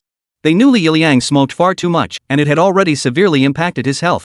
Urging him to quit was for his own good. And even if he couldn't quit entirely, just cutting back would be a huge improvement. So even as Li Iliang began experiencing various discomforts, Lu Ziye and Chen Xiang remained resolute. They gritted their teeth and persevered, employing every method to help Li Iliang navigate this difficult period. So Lu Ziye and Chen Xiang dragged Li Iliang into conversations, watching TV, playing games. They tried every trick to distract him and push the urge to smoke out of his mind. They even tried chewing gum, a seemingly simple yet effective method. Yet the results were far from obvious. Li Iliang remained restless, his whole body itching. In Li Iliang's words, the gum in his mouth tasted like wax in a ghost's mouth. At this remark, Lu Ziye and Chen Shi both froze. They hadn't expected Li Iliang to use such a vivid and graphic metaphor to describe the taste of gum. What surprised them even more was that it sounded as if he had actually seen a ghost. Seeing the pain etched on Li Iliang's face, Lu Ziye felt a wave of guilt wash over him. Though this decision might be cruel for Li Iliang, it was necessary for his health. Half a day passed quickly. Lu Ziye took a moment to call his wife and child at home. When Xia Ruoqing learned of the situation, she didn't urge Lu Ziye to return home. She understood that Li Iliang was her husband's right-hand man. Helping Li Iliang quit smoking was absolutely necessary. Besides, with their daughter keeping him company at home, everything would be fine. So Lu Ziye remained by Li Iliang's side. But Li Iliang's nicotine cravings were so intense that even mealtime couldn't tempt his appetite. But food is fuel for the body, and skipping a meal leaves one famished. So Chen Xiang and Lu Ziye decided they had to cook and eat. What neither of them expected was that while Lu Ziye was cooking, Li Iliang actually crawled into the kitchen to inhale the cooking fumes. Seeing this, Lu Ziye kicked him in exasperation. Damn it! Chapter 122, not even half a lung, at most Wang Jingwei. Soon, Lu Ziye finished her preparations, and the dining table was laden with a feast of dishes that were a feast for the eyes and the palate. Each dish exuded an enticing aroma, with colors perfectly balanced to create a visually stunning and mouth-watering presentation. If these dishes were served in a restaurant, charging 500 yuan per table wouldn't seem unreasonable. On the dining table, steaming stewed meat, vibrant green vegetables, golden fried eggs, and several exquisitely stir-fried dishes, each one embodying Lu Ziye's dedication and culinary skill. Yet this feast, enough to make anyone's mouth water, held no appeal for Li Iliang. Sitting at the table, his gaze was vacant, utterly indifferent to the feast before him. It had been exactly 5 hours since Li Iliang had resolved to quit smoking, and throughout that time, he had endured the agonizing cravings. Since it was past lunchtime, Lu Ziye and Chen Xian were already famished. They had eagerly awaited Lu Ziye's finished meal, ready to dig in and treat themselves. Chen Xiang had even rummaged through cabinets to find a bottle of Li Iliang's treasured manhwaedit, intending to add some festive cheer to the lavish dinner. But Li Iliang remained listless, not even bothering to lift his eyelids. He stammered, "You guys eat. I'm going back to my room to catch some sleep." Before he could finish speaking, he started to rise from the table. Lu Ziye and Chen Xiang immediately tried to stop him. But Li Iliang seemed possessed, desperate to escape this place filled with the temptation of delicious food. Though his movements were hurried, Lu Ziye keenly sensed something was off. So, he and Chen Xian quickly joined forces, grabbing Li Iliang back before he could make it to his bedroom. On the sofa, Li Iliang was kept under close watch, not allowed to move an inch. He sighed helplessly, picked up his rice bowl, and began mechanically shoveling food into his mouth. Though physically present at the table, his mind had long since drifted far away. In stark contrast, Chen Xiang seemed to be thoroughly enjoying the dinner. He devoured his food while giving Lu Ziye a thumbs up, praising her effusively. "Ziye, your cooking has improved again. This dish is absolutely delicious." However, after taking a few bites, Li Iliang's expression remained unchanged. To be precise, he seemed utterly indifferent to the feast before him. He sighed and said, "Well, it looks good, but I just can't bring myself to eat. It always feels like something's missing." Hearing this, Xinxiang rolled his eyes in exasperation and teased, "I bet if you had a cigarette, you'd praise even plain steamed buns and pickles to the skies." Li Yiliang immediately backtracked, "Right, no, I didn't say that." His tone carried a hint of panic and helplessness. Lu Ziye and Chen Xian watched Li Yiliang's expression, feeling both amused and exasperated. They knew quitting smoking wasn't easy, but they hadn't expected Li Yiliang to suffer so badly. Less than half a day had passed since he quit, nearly a few hours, yet he was already suffering terribly from nicotine withdrawal. For a moment, both Lu Ziye and Chen Xiang found themselves deeply doubting whether Li Yiliang could actually succeed in quitting. Seeing his face contorted in the struggle against cravings, a wave of helplessness washed over them. Seeing Lu Ziye and Chen Xiang begin to lose confidence, Li Yiliang quickly declared, "Don't worry. I said I'd quit, and I will. I won't smoke, I won't." His tone was firm and resolute, as if proving something to himself and his friends. To lighten the mood, Li Yiliang raised his glass. "Come on, everyone. Let's eat. Cheers." With that, he downed half the baijiu in his cup. Though the liquor burned fiercely, it felt strangely soothing in that moment. The alcohol seemed to temporarily numb his nerves, letting him forget the torment of his nicotine cravings for a moment. After the meal, Li Yiliang volunteered to help clear the dishes. But Lu Ziye and Chen Shi firmly refused. They knew that Li Yiliang's primary task now was to quit smoking. He didn't need to worry about anything else. Since Lu Ziye had cooked the meal, the task of washing the dishes naturally fell to Chen Xiang. Humming a tune, he headed into the kitchen and got to work. Lu Ziye stayed in the living room, keeping Li Yiliang company and chatting to ease his boredom. "Hey, old Li, don't forget what you promised. If you smoke again, what are you called again?" Lu Ziye asked with a smile. "Japponesan. Li Yiliang boomed back, his tone tinged with self-mockery and resignation. "Don't worry. I'll remember." Li Yiliang patted his chest in assurance. "Good."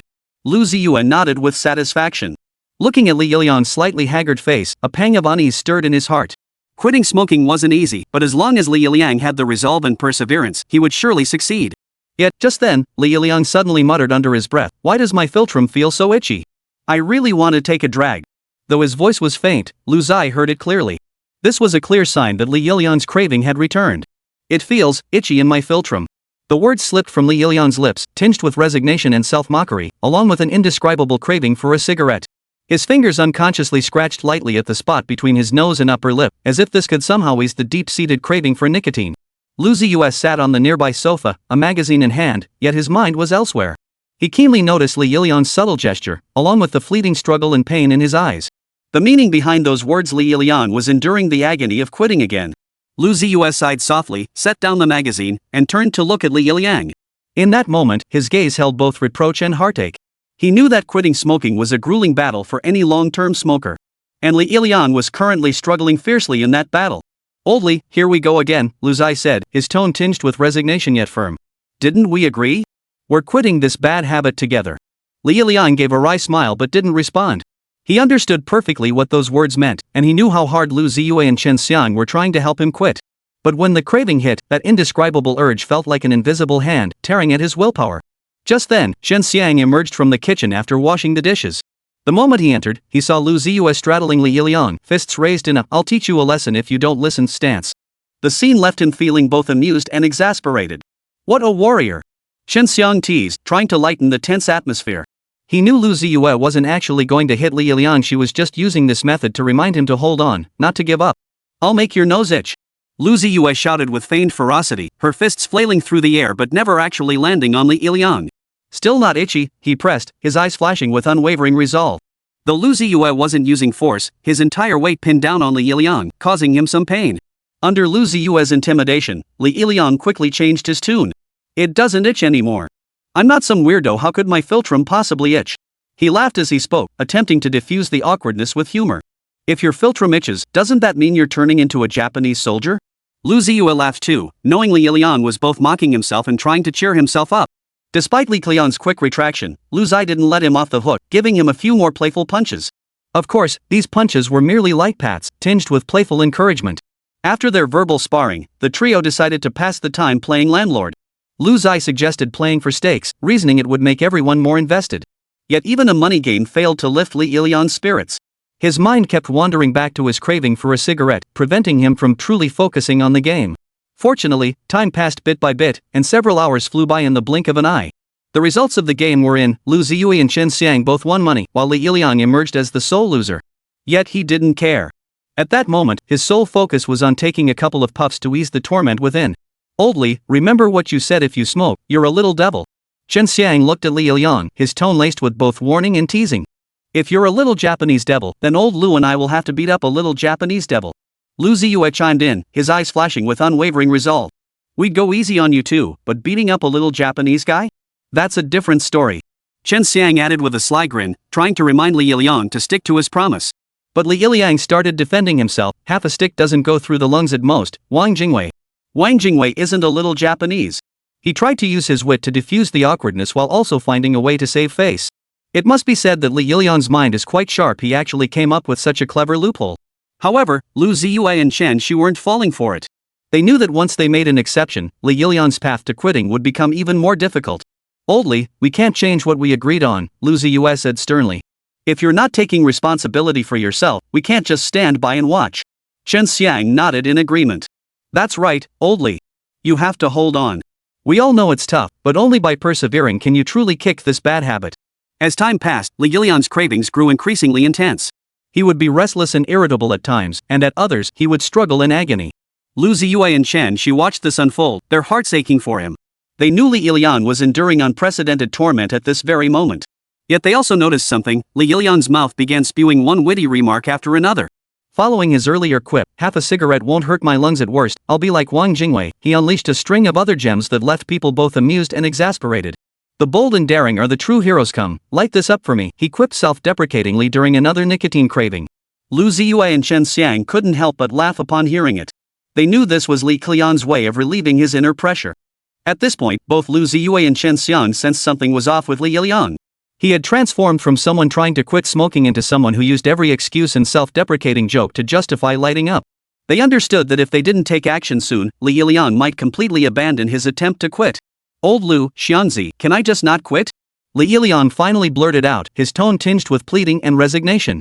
Even the little devils smoke, you know. He tried to lighten the awkwardness with humor, but Lu Ziye and Chen Xiang saw deep longing and inner conflict in his eyes. How about this? Li Yiliang continued. Let me take a couple puffs first, then you two can beat me up? I'll just pretend you're fighting the Japanese. Hearing this, Lu Ziye and Chen Xiang could only shake their heads helplessly. They knew Li Yiliang was now trapped in the deep quagmire of nicotine addiction, unable to extricate himself.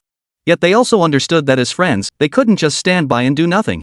Old Li, you have to hold on, Lu Ziye reminded him again. We all know it's hard, but only by persevering can you truly kick this bad habit. You need to be responsible to yourself and to us. Chen Xiang nodded in agreement. Yeah, Old Li, think about your family and friends. They're all looking forward to seeing a healthier, happier you. Don't give up on your promise just because of a moment of discomfort. With Lu Ziye and Chen Xiang's encouragement, Li Yiliang finally reaffirmed his resolve to quit smoking. He knew the road ahead would be tough, but he also understood that only by persevering could he truly gain freedom and health. So he began fighting his cravings more fiercely, using every method to distract himself and ease the inner torment. After a period of arduous effort, Li Yiliang's cravings were finally brought under effective control. At least when Lu Ziye and Chen Xiang were around, he didn't even think about smoking. But Lu Ziye needed to go home. It was getting late, he had to go home. Fortunately, Chen Xiang didn't have much on his plate lately, so he stayed at Li Yiliang's place to supervise his smoking cessation. As Lu Ziye departed, he reminded Chen Xi to keep a close eye on Li Yiliang and make absolutely sure he didn't touch cigarettes. But before Lu Ziye even reached home in his taxi, he received a message from Chen Xiang, a video recording. In the video, Li Yiliang was rummaging through drawers and cabinets, searching for something. Finally, he pulled out a cigarette butt. Chapter 123, Signatures are signatures, fair is fair. Getting Li Yiliang to quit smoking proved to be no easy task. This wasn't just because of his years of nicotine addiction, but also because he seemed to have an emotional attachment to tobacco that was hard to sever. Whenever Lu Ziye had tried to persuade him to quit before, Li Yiliang always found excuses to dodge the issue or defuse the awkwardness with that helpless, self-deprecating smile. No sooner had Lu Ziye left Li Yiliang's home than Li Yiliang sprang into action. He began rummaging through drawers and cabinets in search of cigarette butts. Those forgotten butts tucked away in corners, buried in trash bins, or wedged between sofa cushions seemed to be his only solace in that moment. According to Chen Xiang, who was monitoring him, Li Yiliang's eyes flickered with an indescribable longing, a deep attachment to nicotine and a silent justification for his self-indulgence. Sitting in the taxi, Lu Ziye accidentally swiped through a video Chen Xiang had secretly recorded of Li Yilian rummaging for cigarette butts. In the footage, Li Yilian's slightly disheveled yet somewhat comical appearance left Lu Ziye speechless. He shook his head helplessly, thinking to himself, this guy really is both infuriating and amusing. But then again, Lu Ziye knew well that quitting smoking was no easy feat for anyone, especially for someone like Li Yilian with such a deep-rooted addiction. With no other option to prevent Li Yilian from giving up halfway, Lu Ziye had to pull out his secret weapon, a folder.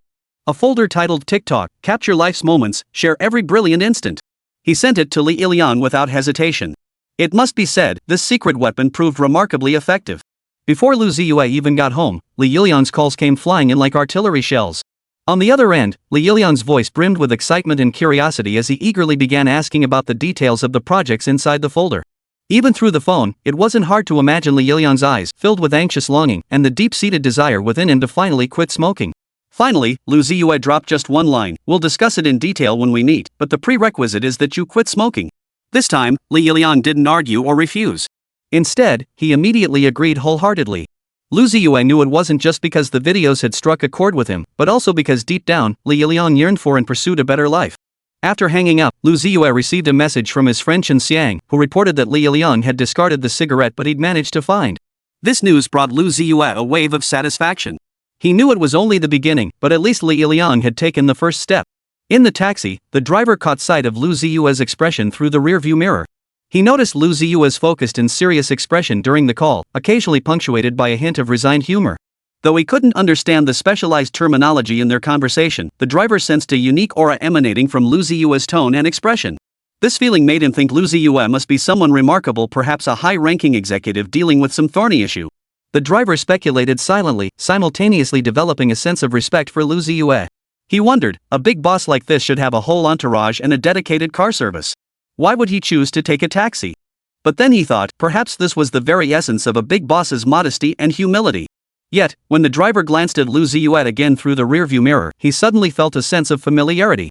The familiarity seemed to well up from deep within, yet he couldn't immediately place where he'd seen him before.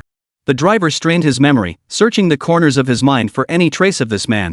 This went on until he dropped Lu Ziye off at his apartment complex entrance. As Lu Ziye prepared to pay the fare and exit the vehicle, the driver suddenly called out to him, "Sir, are you Lu Ziye?" His words carried a hint of uncertainty and anticipation. Startled, Lu Ziye turned to face the driver. Meeting his curious, hopeful gaze, he nodded. "That's me. Wow. It really is you. My whole family loves watching you and knowing whether or not it should be green fat and red thin." The driver exclaimed, excitedly patting the steering wheel as soon as he finished speaking. His face beamed with unmistakable joy and excitement, thrilled to have picked up a passenger like Lu Ziye. Lu Ziye was somewhat taken aback that a taxi driver would recognize him. He smiled and nodded politely, replying, "Thank you." Seeing this, the driver became even more excited. He quickly pulled out a brand new notebook and pen from the car, handing them to Lu Ziye. "Mr. Lu, could I possibly ask for your autograph? My daughter's birthday is coming up soon, and I'd like to give her a special birthday gift." Without hesitation, Lu Ziye agreed. He understood well what his signature meant to fans as a public figure. It represented recognition, encouragement, and above all, an emotional connection. Moreover, he had a precious daughter of his own, so he could deeply understand the driver's feelings as a father. Of course, no problem. Lu Ziye took the notebook and pen, writing his name in bold, flowing strokes. And because of that signature, the driver actually refused to accept the fare. Waving his hands repeatedly, he insisted, "No need, no need. Just meeting Teacher Lu and getting your signature is the greatest honor for me."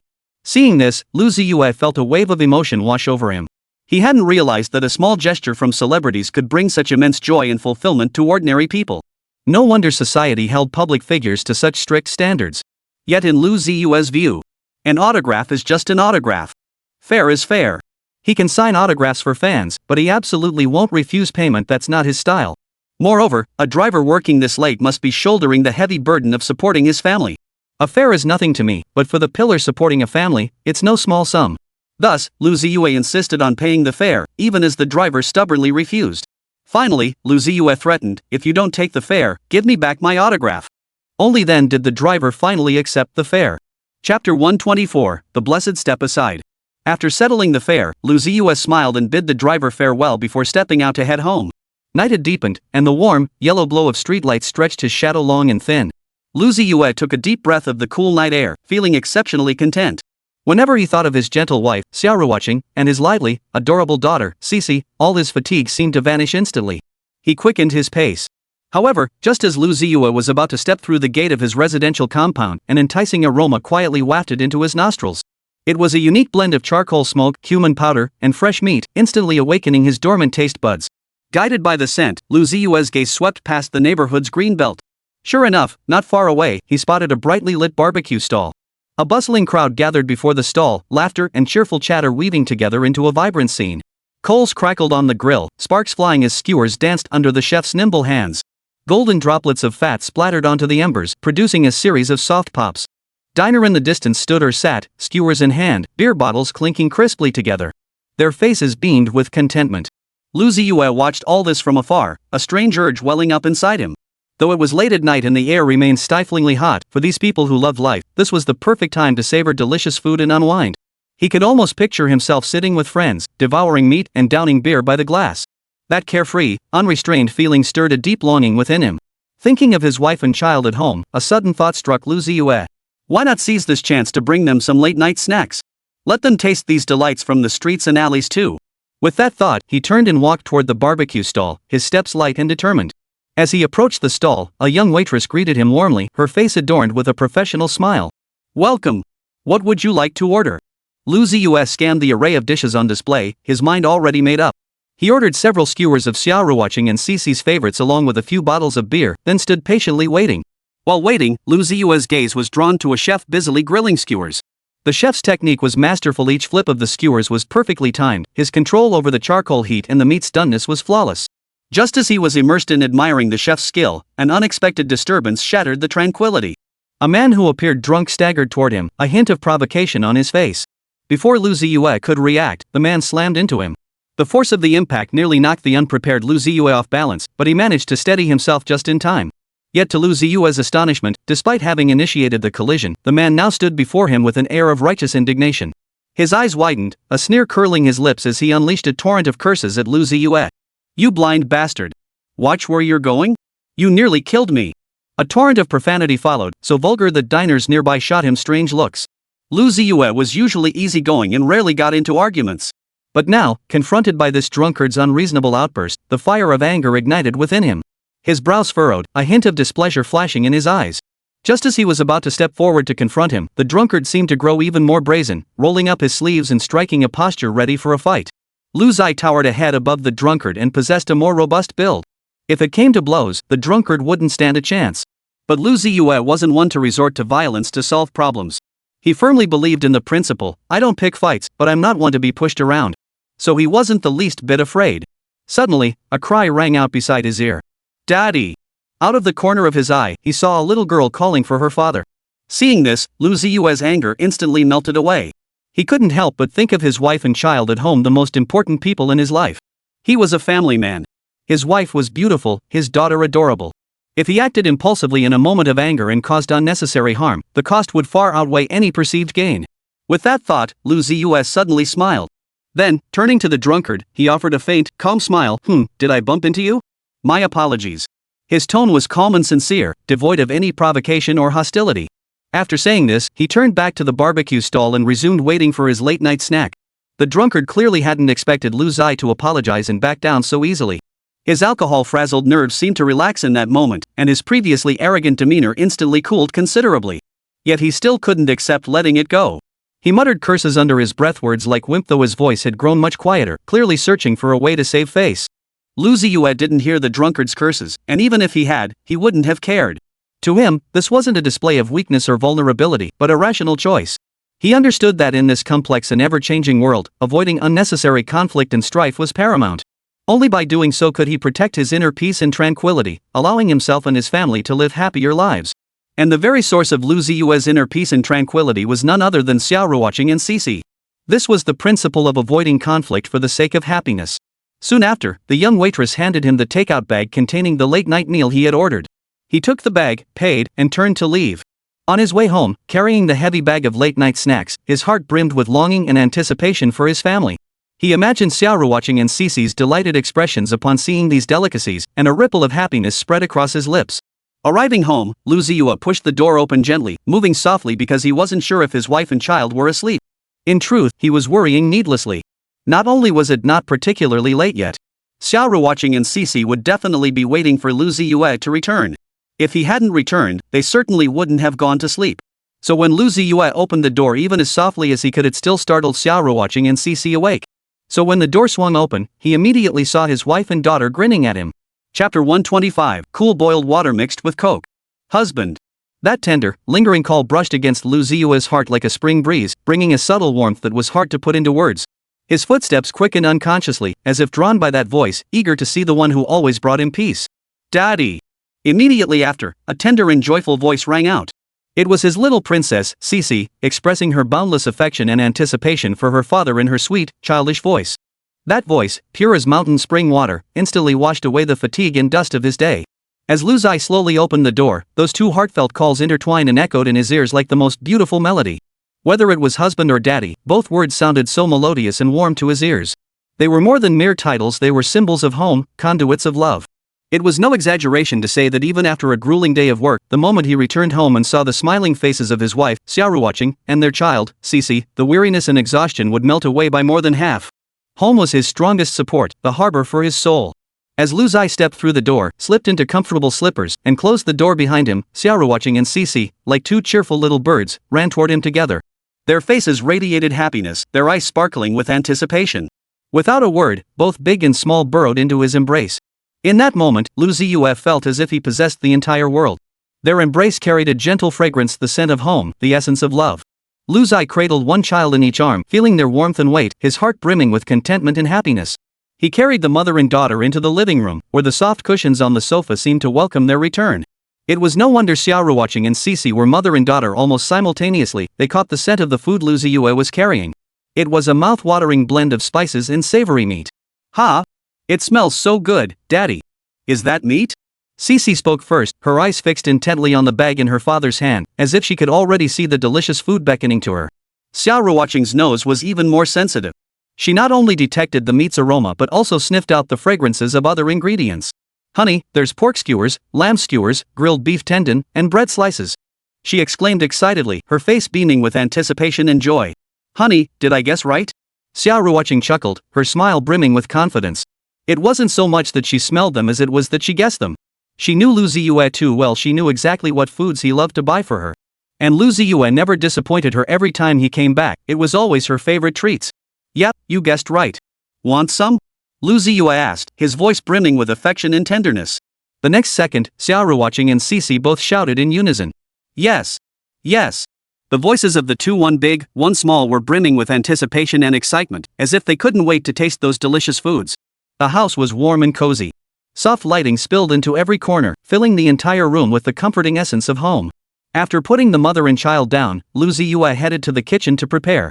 He wanted to reheat these delicious dishes, making them even more fragrant and mouth-watering. But Xia Ruoqing and Xixi followed him into the kitchen. Neither of them were the type to sit idly by, waiting for their food to be served. In Lu Ziye's eyes, they were both diligent and kind little angels. So while he bustled about in the kitchen, mother and daughter joined in to lend a hand. Though Xixi was young, she could manage simple tasks like carrying plates. She carefully lifted each plate, arranging them neatly on the dining table, her face beaming with pride and joy. Meanwhile, Xia Ruoqing sliced a cucumber to serve as an appetizer. Her technique was practiced and swift. In no time, a crisp, delicious cucumber was prepared. With the family of three bustling about, the fried skewers and sliced cucumber were soon served. The golden brown, crispy meat skewers, the fragrant grilled tendons, and the soft, delicious bread slices were mouth-watering. Xia Ruoqing's sliced cucumber was especially crisp and refreshing, cutting through the richness and whetting the appetite. Since Lu Ziye had bought quite a lot, once everything was arranged on plates, it covered more than half the coffee table. Once everything was ready, the family of three gathered around the coffee table to enjoy their late-night snack. Each picked up their favorite foods and began to savor them. Lu Ziye took a bite of a pork skewer, praising the tender meat and rich spices. Xia Ruoqing picked up a slice of bread and dipped it into ketchup.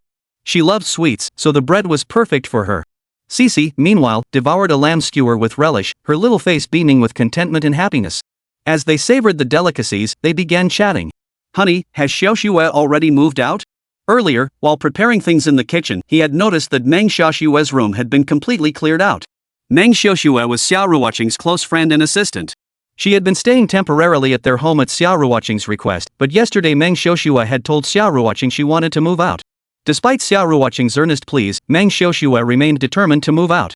With no other choice, Xia Ruoqing had to let her go. Yeah, she came by this afternoon and took all her things. That girl, really? Xia Ruoqing said with a hint of resignation. Though she felt a pang of reluctance, Xia Ruoqing understood Meng Xiaoxue had her own thoughts and plans. Lu Ziye understood Xia Ruoqing's good intentions, but Meng Xiaoxue was an adult with her own thoughts and perspectives. So he dropped the subject, raised his glass, and toasted his wife and child. Lu Ziye drank beer. On a sweltering summer night, grilling skewers and sipping ice-cold beer was pure bliss. Taking a deep gulp of the icy beer, feeling that refreshing taste spread across his palate, it couldn't get any better. Xia Ruoqing, however, was still dealing with her period, so she stuck to warm water. She lifted her glass and sipped gently. The warm water seemed to carry a hint of warmth, soothing her stomach. She was even more straightforward. She mixed her cool boiled water with Coca-Cola, quenching her thirst while satisfying her craving. After the two adults and one child clinked glasses, each took a deep sip of their drink, feeling utterly content and satisfied. Chapter 126, Honey, let me dance for you. As an appetizer? Especially Xixi, the little one, was drinking Coke mixed with cold boiled water. Though it lacked the pure, stimulating taste of straight Coke, it still had that fizz. After taking a sip, she let out a huge burp, clear and loud, making both adults burst into laughter. It had to be said, Xixi was such a little bundle of joy. Xia Ruoqing smiled as she ruffled Xixi's little head, her eyes brimming with affection, while Lu Ziye couldn't help but let a faint smile touch his lips. Xixi imitated her parents, skillfully skewering the meat onto the bamboo sticks. Her little hands clumsily gripped the bamboo skewers, eyes fixed intently on the sizzling, oil-dripping grilled meat. Her earnest expression was utterly endearing. However, due to the grilling, some meat had stuck to the bamboo skewers, making it tricky to bite off. She tugged hard at the skewer, her little face flushed red. The comical sight was both heartwarming and amusing. It was precisely because of this that the act of grilling skewers felt especially fitting and authentic for Xixi. She didn't seem to mind whether the skewers were easy to bite into. She was simply enjoying the process, savoring the happy moments spent with her family. However, Xixi was still too young and lacked the strength. No matter how hard she pulled, she couldn't get the meat off the skewer. Even when she exerted great force, it only shifted the meat slightly along the bamboo stick. After several attempts, Xixi finally grew impatient. Abandoning all pretense of elegance, she opened her mouth wide, bit down on a large chunk of meat, and began chewing vigorously. The lamb skewer was finally devoured, but the marinade mixed with grease had stuck to her lips. From a distance, it looked as if the bamboo skewer had magically adhered to her little mouth, utterly comical. Xia Ruoqing sat nearby, watching her daughter's comical expression, and couldn't help but laugh. She was a superstar, a goddess in the eyes of countless people, and she always ate with the utmost elegance. But today, with no outsiders present, she let go of all inhibitions in front of her husband and daughter. Holding a skewer in each hand, she devoured them with gusto. Though it looked a bit wild, that carefree, natural beauty had its own unique charm. Honey, you're really going all out today, Lu Ziye teased. Xia Ruoqing rolled her eyes and laughed. Why would I care about my image in front of my husband and daughter? Besides, eating skewers is all about this kind of atmosphere. While eating, Xia Ruoqing suddenly remembered something and asked Lu Ziye about Li Yilyang quitting smoking. Lu Ziye recounted everything that had happened at Li Yilyang's house that day. When she heard Li Yilyang say, "If you smoke again, you're a damn Japanese bastard," Xia Ruoqing couldn't help but burst out laughing. Honey, beating him up would be like fighting the Japanese. That's hilarious, haha. She doubled over laughing, completely disregarding her image. Lu Ziye found it amusing too. He shook his head with a smile and said, "Don't even get me started. I laughed for ages when I heard that myself. You just have to admit, this guy's thought process is truly unique. Most people would never think of something like that." Life was peaceful and carefree. On this cozy evening, Lu Ziye accompanied his wife and child for a late-night snack, savoring this rare tranquility at a leisurely pace. They chatted occasionally, laughed and joked now and then. That sense of happiness and contentment felt as though the entire world had paused for them. Soon, Xixi was full. The little one was full and content, her tummy now round and plump. She patted her little belly contentedly, then stretched lazily. "Daddy, Mommy, I'm sleepy," Xixi murmured softly, rubbing her eyes. Her voice was soft and sweet, tinged with a hint of petulance, melting hearts wherever it reached. Seeing this, Xia Ruoqing and Lu Ziye waved their little hands gently and said softly, "Go on, head back to your room and sleep." "Okay Daddy, good night." "Mommy, good night." Xixi obediently responded, then ran over to plant a kiss on each of Xia Ruoqing and Lu Ziye's cheeks before skipping back to her bedroom. In the living room, only Xia Ruoqing and Lu Ziye remained. They exchanged a knowing smile, their unspoken understanding and sweetness practically radiating from their expressions. It must be said that after Xixi returned to her room, the living room grew noticeably quieter. Yet this stillness didn't leave them feeling lonely or bored. Instead, it made them cherish this rare moment of togetherness all the more. Buoyed by the wine, Lu Ziye gently pulled Xia Ruoqing into his embrace. Xia Ruoqing smiled back, nestling into Lu Ziye's embrace, basking in the warmth and reassurance. The couple chatted and laughed, playfully teasing each other, their warmth and sweetness seemingly filling the entire space. Suddenly, Xia Ruoqing tilted her head, a mischievous glint flashing in her eyes. Lu Ziye understood immediately his wife was up to something again. What is it, dear? Another idea? Xia Ruoqing stood up and turned to Lu Ziye. Honey, how about I dance for you? Think of it as a unique appetizer to go with the drinks. What do you say? Lu Ziye froze for a moment before laughing. Sure. But, are you sure you want to dance here? Xia Ruoqing nodded and smiled, right here. I want to show you just how amazing my dancing is.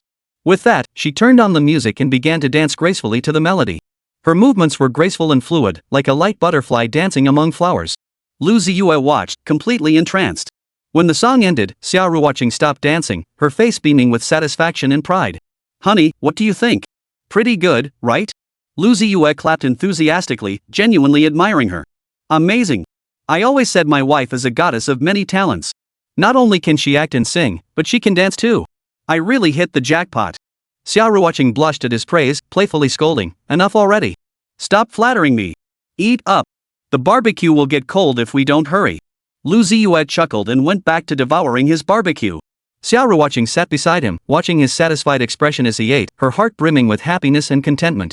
As night deepened, the stars outside the window twinkled ever brighter. Xia Ruoqing and Lu Ziye, now husband and wife, remained seated in the living room, savoring this rare moment of tranquility and sweetness.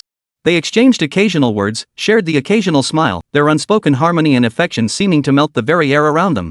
Honey, do you think we'll always be this happy? Xia Ruoqing asked suddenly. Of course we will. Xia Ruoqing felt warm inside. She nestled into Lu Ziye's embrace, basking in the comfort and security.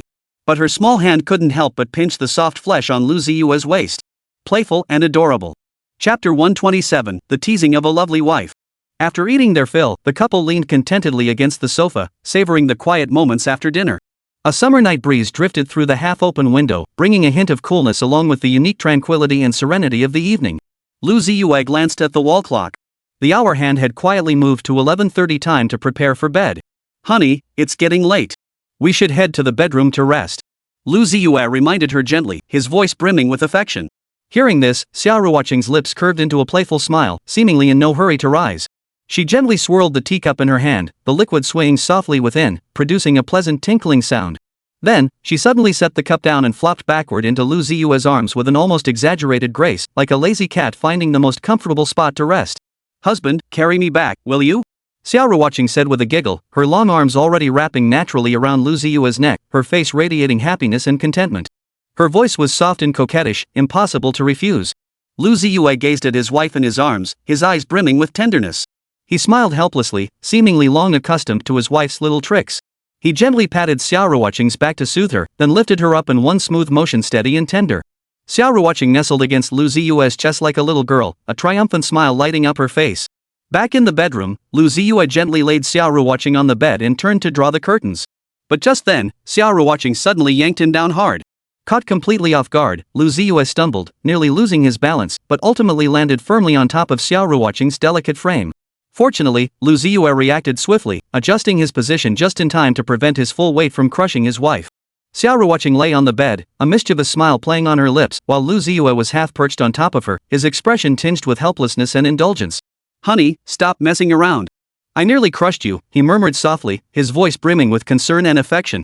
You're so delicate. If I pressed down on you, it would hurt, Lu Ziye continued to explain. But Xia Ruoqing seemed unwilling to let it go. She reached out her arms and clasped Lu Ziye's head tightly, refusing to let him move away. Honey, just lie down for a bit, okay? Xia Ruoqing cooed in a voice almost like she was soothing a child, her face radiating both mischief and tenderness. Lu Ziye listened to his wife's words, smiled helplessly, and decided to temporarily comply with her wishes. And so, Lu Ziye lay nestled in Xia Ruoqing's embrace, savoring this rare moment of tranquility and warmth.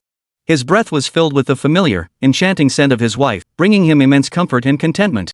Yet he knew he couldn't stay like this forever. The curtains still needed closing, and it was getting late. Honey, I'll draw the curtains, then we'll go to sleep.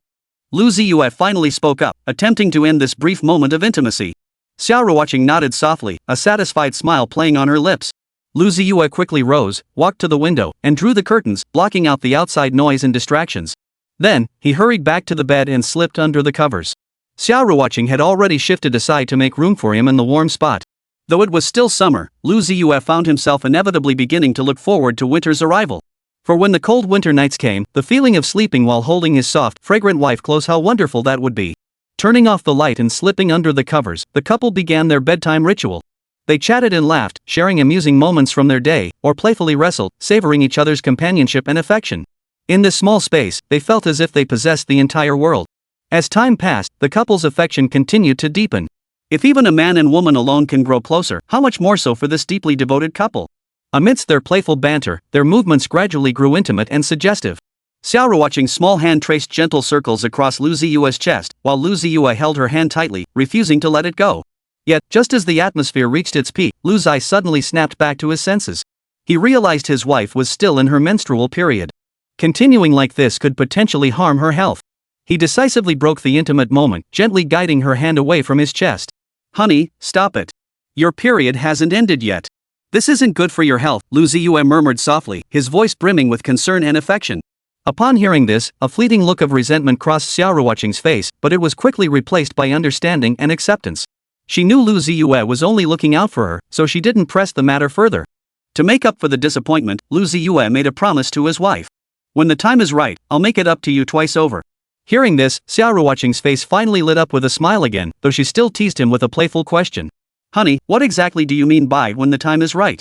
I don't quite understand." "You really don't understand? Meishem, I really don't get it."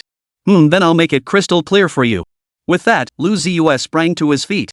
The couple engaged in another round of playful roughhousing, their laughter echoing back and forth, making anyone who heard it want to imagine just a little bit more. After an unknown amount of time, Xia Ruoqing finally grew too tired to fight it. Her eyelids grew heavy, and she eventually drifted off, her arms wrapped around Lu Ziye. Feeling his wife's soft, warm body and her steady breathing, Lu Ziye's heart brimmed with happiness and contentment. He dared not make a sound, afraid of waking her, and could only lie still, savoring this quiet and warmth. Yet the quieter it was, the more vividly he could feel the warmth and fragrance emanating from his wife. Even through the nightgown, how much could that thin fabric truly block?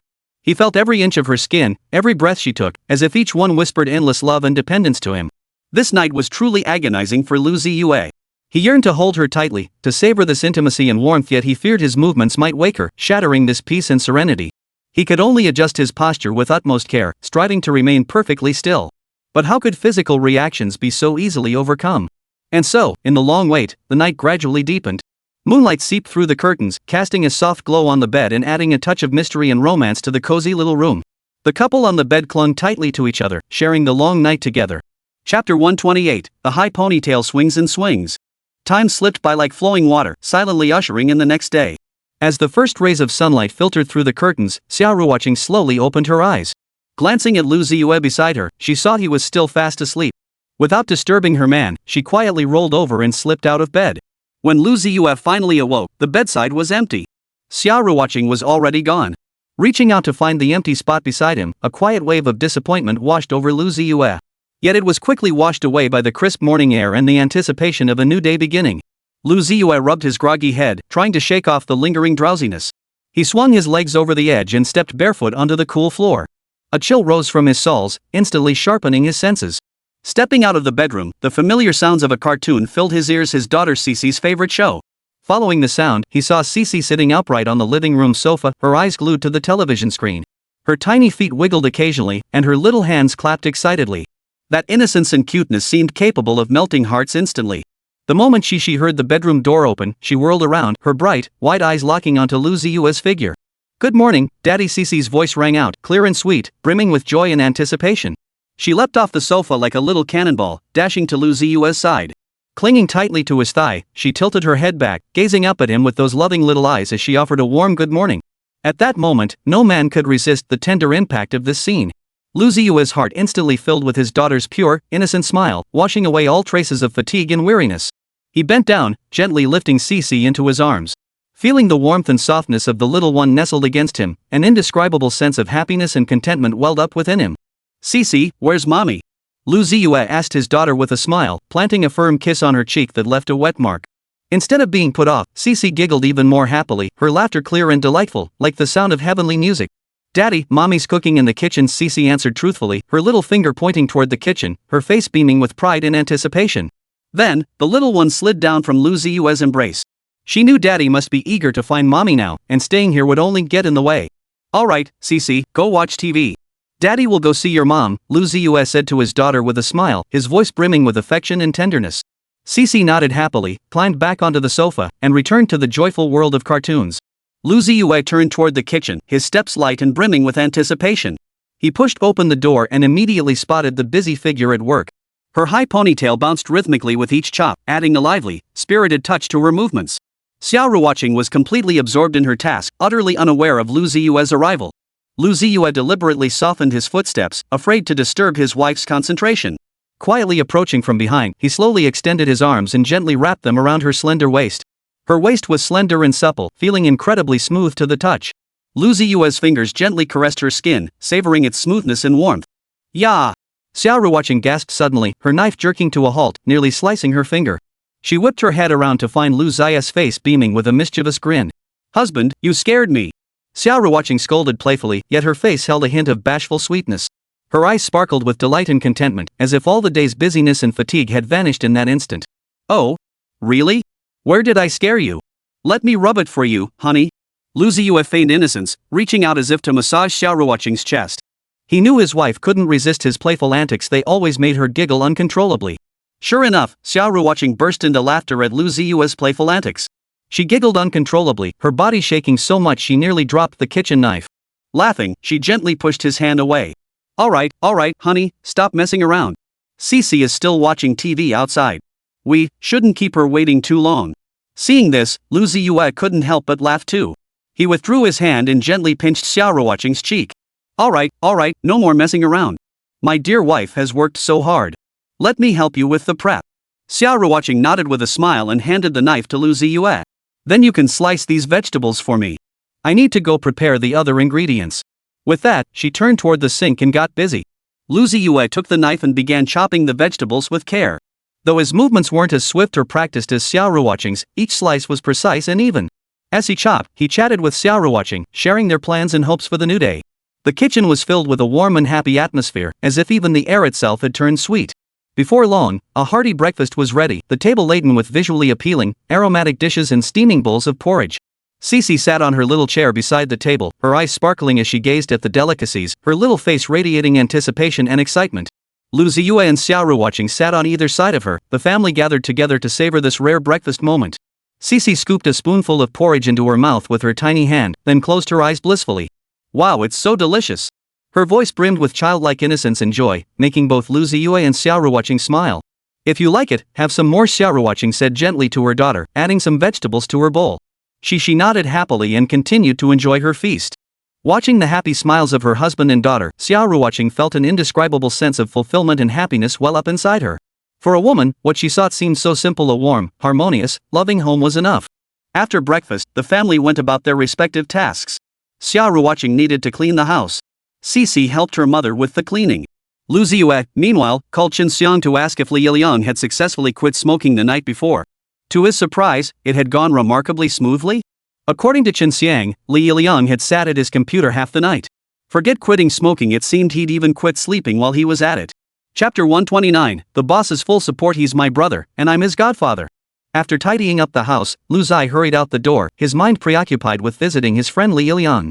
Despite Xinxiang's morning call downplaying it as just an all-nighter with no serious consequences, an inexplicable unease nodded Lu Ziye, urging him to see Li Yiliang for himself as soon as possible.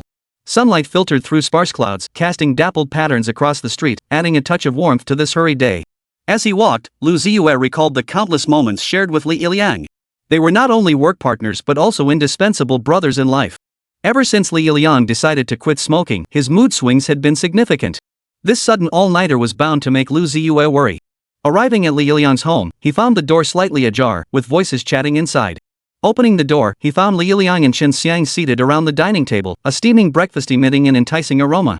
Li Yiliang's state of mind surprised Lu Ziye. Far from appearing listless, he seemed unusually excited, his eyes sparkling with an unusual light. "Old Lu, you're here." Li Yiliang spotted Lu Ziye standing in the doorway and greeted him warmly. Lu Ziye smiled and nodded, his gaze shifting between Li Yiliang and Xinxiang as he silently speculated. After greeting Lu Ziye, Li Yiliang launched into a passionate introduction of the new project, Douyin, to Xinxiang.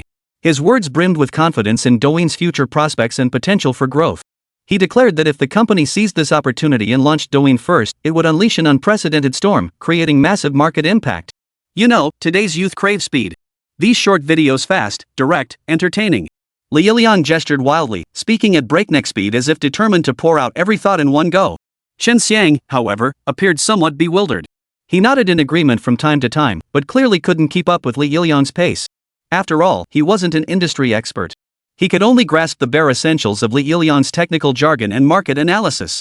But to avoid disappointing his friend, he did his best to appear interested, occasionally interjecting questions, though these often left Li Yiliang doubled over with laughter. Breakfast concluded in a light-hearted, cheerful, yet slightly chaotic atmosphere. Chen Xiang rubbed his throbbing temples, inwardly chuckling. It felt like he'd fed the fried dough sticks and soy milk to his brain instead of his stomach. He wasn't particularly sensitive to terms like enormous impact in Li Yiliang's speech, nor could he grasp their deeper meaning. Yet seeing Li Yiliang so passionate about it, he felt genuinely happy. Lu Ziye's arrival undoubtedly added a touch of color to the breakfast gathering. No sooner had he sat down than Li Yiliang pulled him close, and the two launched into a lengthy conversation. Honestly, Zai, I thought quitting smoking would be tough, but turns out the hardest part was just the first day, Li Yiliang remarked with a victorious smile. Lu Ziye couldn't help but feel both amused and exasperated upon hearing this. He was genuinely happy for Li Yiliang's success, yet equally surprised at how quickly his friend had managed to adjust. After all, Li Yiliang was a die-hard smoker whose addiction was so severe he often joked about it himself. Now, to quit on a whim, that level of willpower and determination was truly admirable. Yeah, you've really given me a huge surprise this time, Lu Ziye responded with a smile. During their conversation, Li Yiliang focused almost all his attention on the Douyin project. His left hand held a notebook while his right gripped his phone, switching between them constantly as if the entire world revolved around this project. Old Lu, I'm telling you, this Douyin project absolutely has the potential to be the next big thing. Li Yiliang suddenly raised his voice, his tone filled with unquestionable conviction. Lu Ziye listened quietly, nodding in agreement from time to time. He knew well that Li Yiliang's market sensitivity and insight were unmatched. This time, Li Yiliang's Douyin proposal perfectly aligned with Lu Ziye's own vision. Both men harbored immense confidence and anticipation for the project's future prospects. Actually, I was planning to launch this project in the second half of the year, Lu Ziye began slowly, a hint of hesitation in his voice. After all, if we're going to do it, we need to do it right, and that requires substantial capital and resource investment. Li Yiliang's eyes flashed with understanding at these words. He knew well that as the company's decision-maker, Lu Ziye took every step with meticulous care and steady groundwork. But this time, to help him quit smoking, Lu Ziye had no choice but to play this trump card early. Old Lu, rest assured I'll throw my full support behind this project, Li Yiliang said, patting Lu Ziye's shoulder with unwavering determination and gratitude. And I'm confident it will bring us tremendous returns.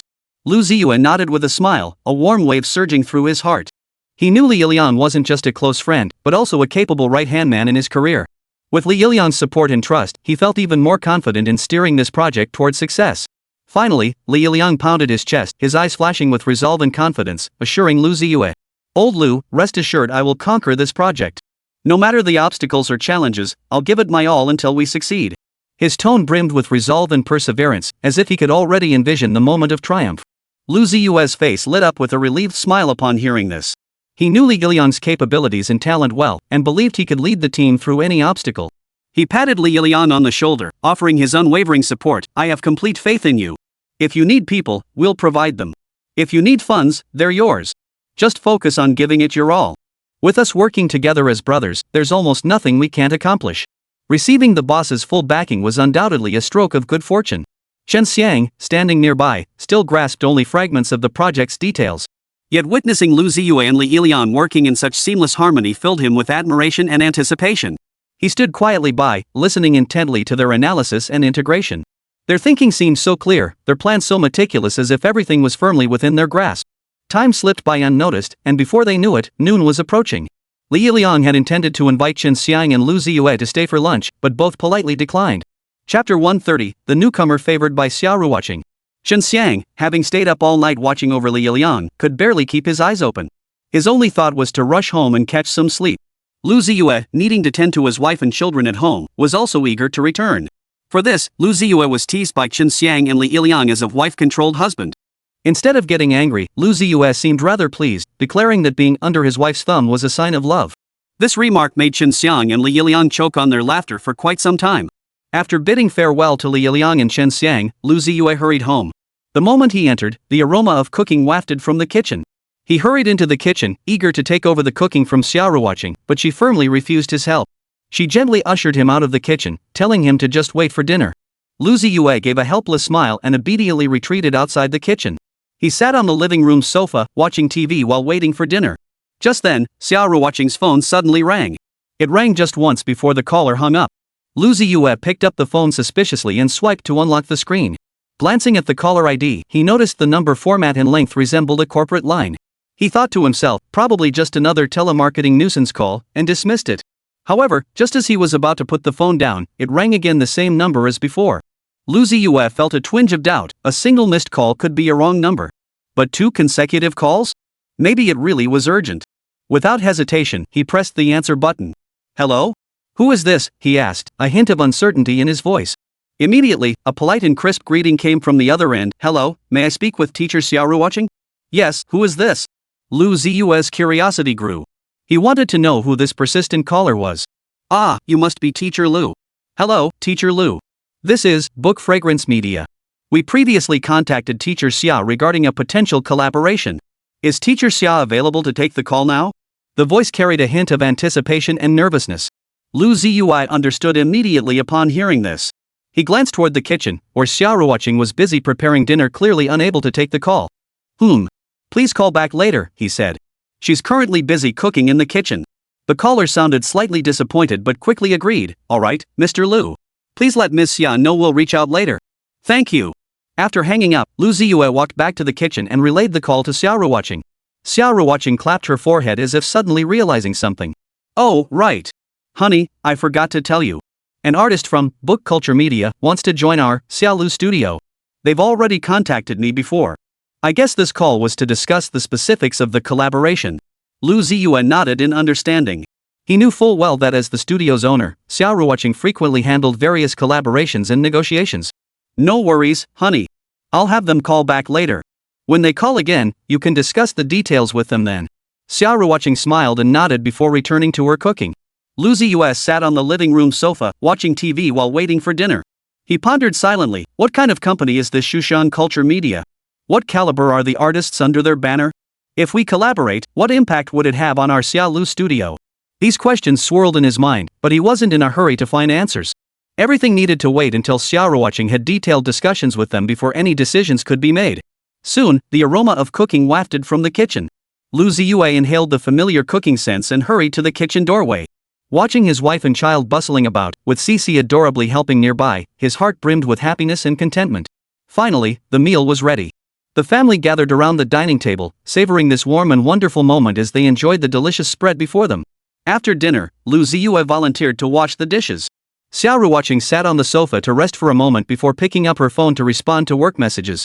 Before long, another call came in from Xixi Culture Media. After answering, Xia Ruoqing began discussing the specifics of the collaboration in detail with the caller. In the kitchen, Lu Ziye listened to Xia Ruoqing's conversation, quietly pondering in his mind. Sure enough, after thorough negotiations and discussions, Xia Ruoqing and the other party reached a preliminary agreement. After hanging up, a satisfied smile spread across her face. The initial agreement made Xia Ruoqing extremely happy.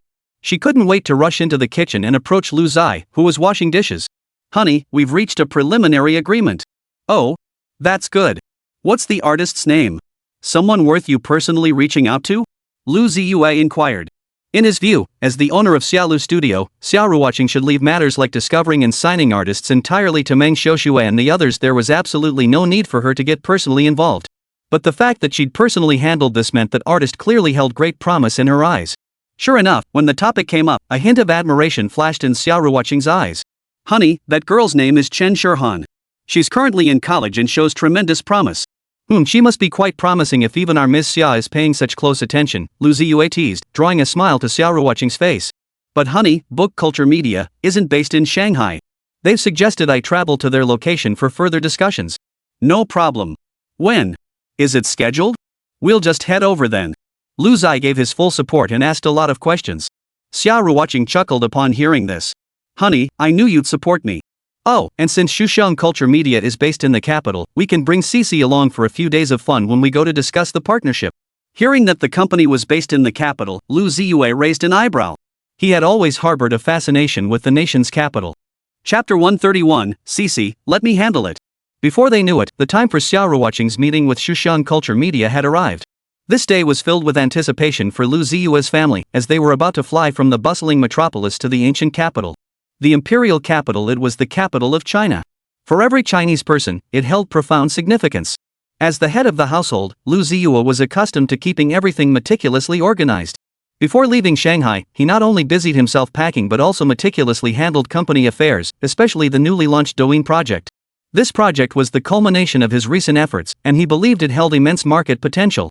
Entrusting the project's execution to Li Yiliang, Lu Ziye felt completely at ease. Old Lu, rest assured. Once I receive the assignment from you, I guarantee you'll see a prototype by the time you return from the capital. Li Yiliang patted his chest, confidently assuring him.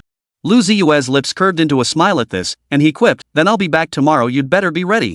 Li Yiliang rolled his eyes at the remark. Get lost. Ha, alright, old Li, I need to remind you, while work is important, your health is the foundation of everything. Rest when you need to, don't just grind away endlessly. Remember, we're after efficiency, not sheer toil. Li Yiliang nodded solemnly. Even though he knew Lu Ziye could probably guess how he'd handle things, he still resolved to strike a better balance between work and rest. After all, how could a workaholic like him resist pushing forward? Early that morning, as the first rays of sunlight filtered through the curtains, the Lu family of three was already packed and ready to go. Luggage in tow, they set off from home with hearts full of anticipation, heading straight for Shanghai Pudong International Airport.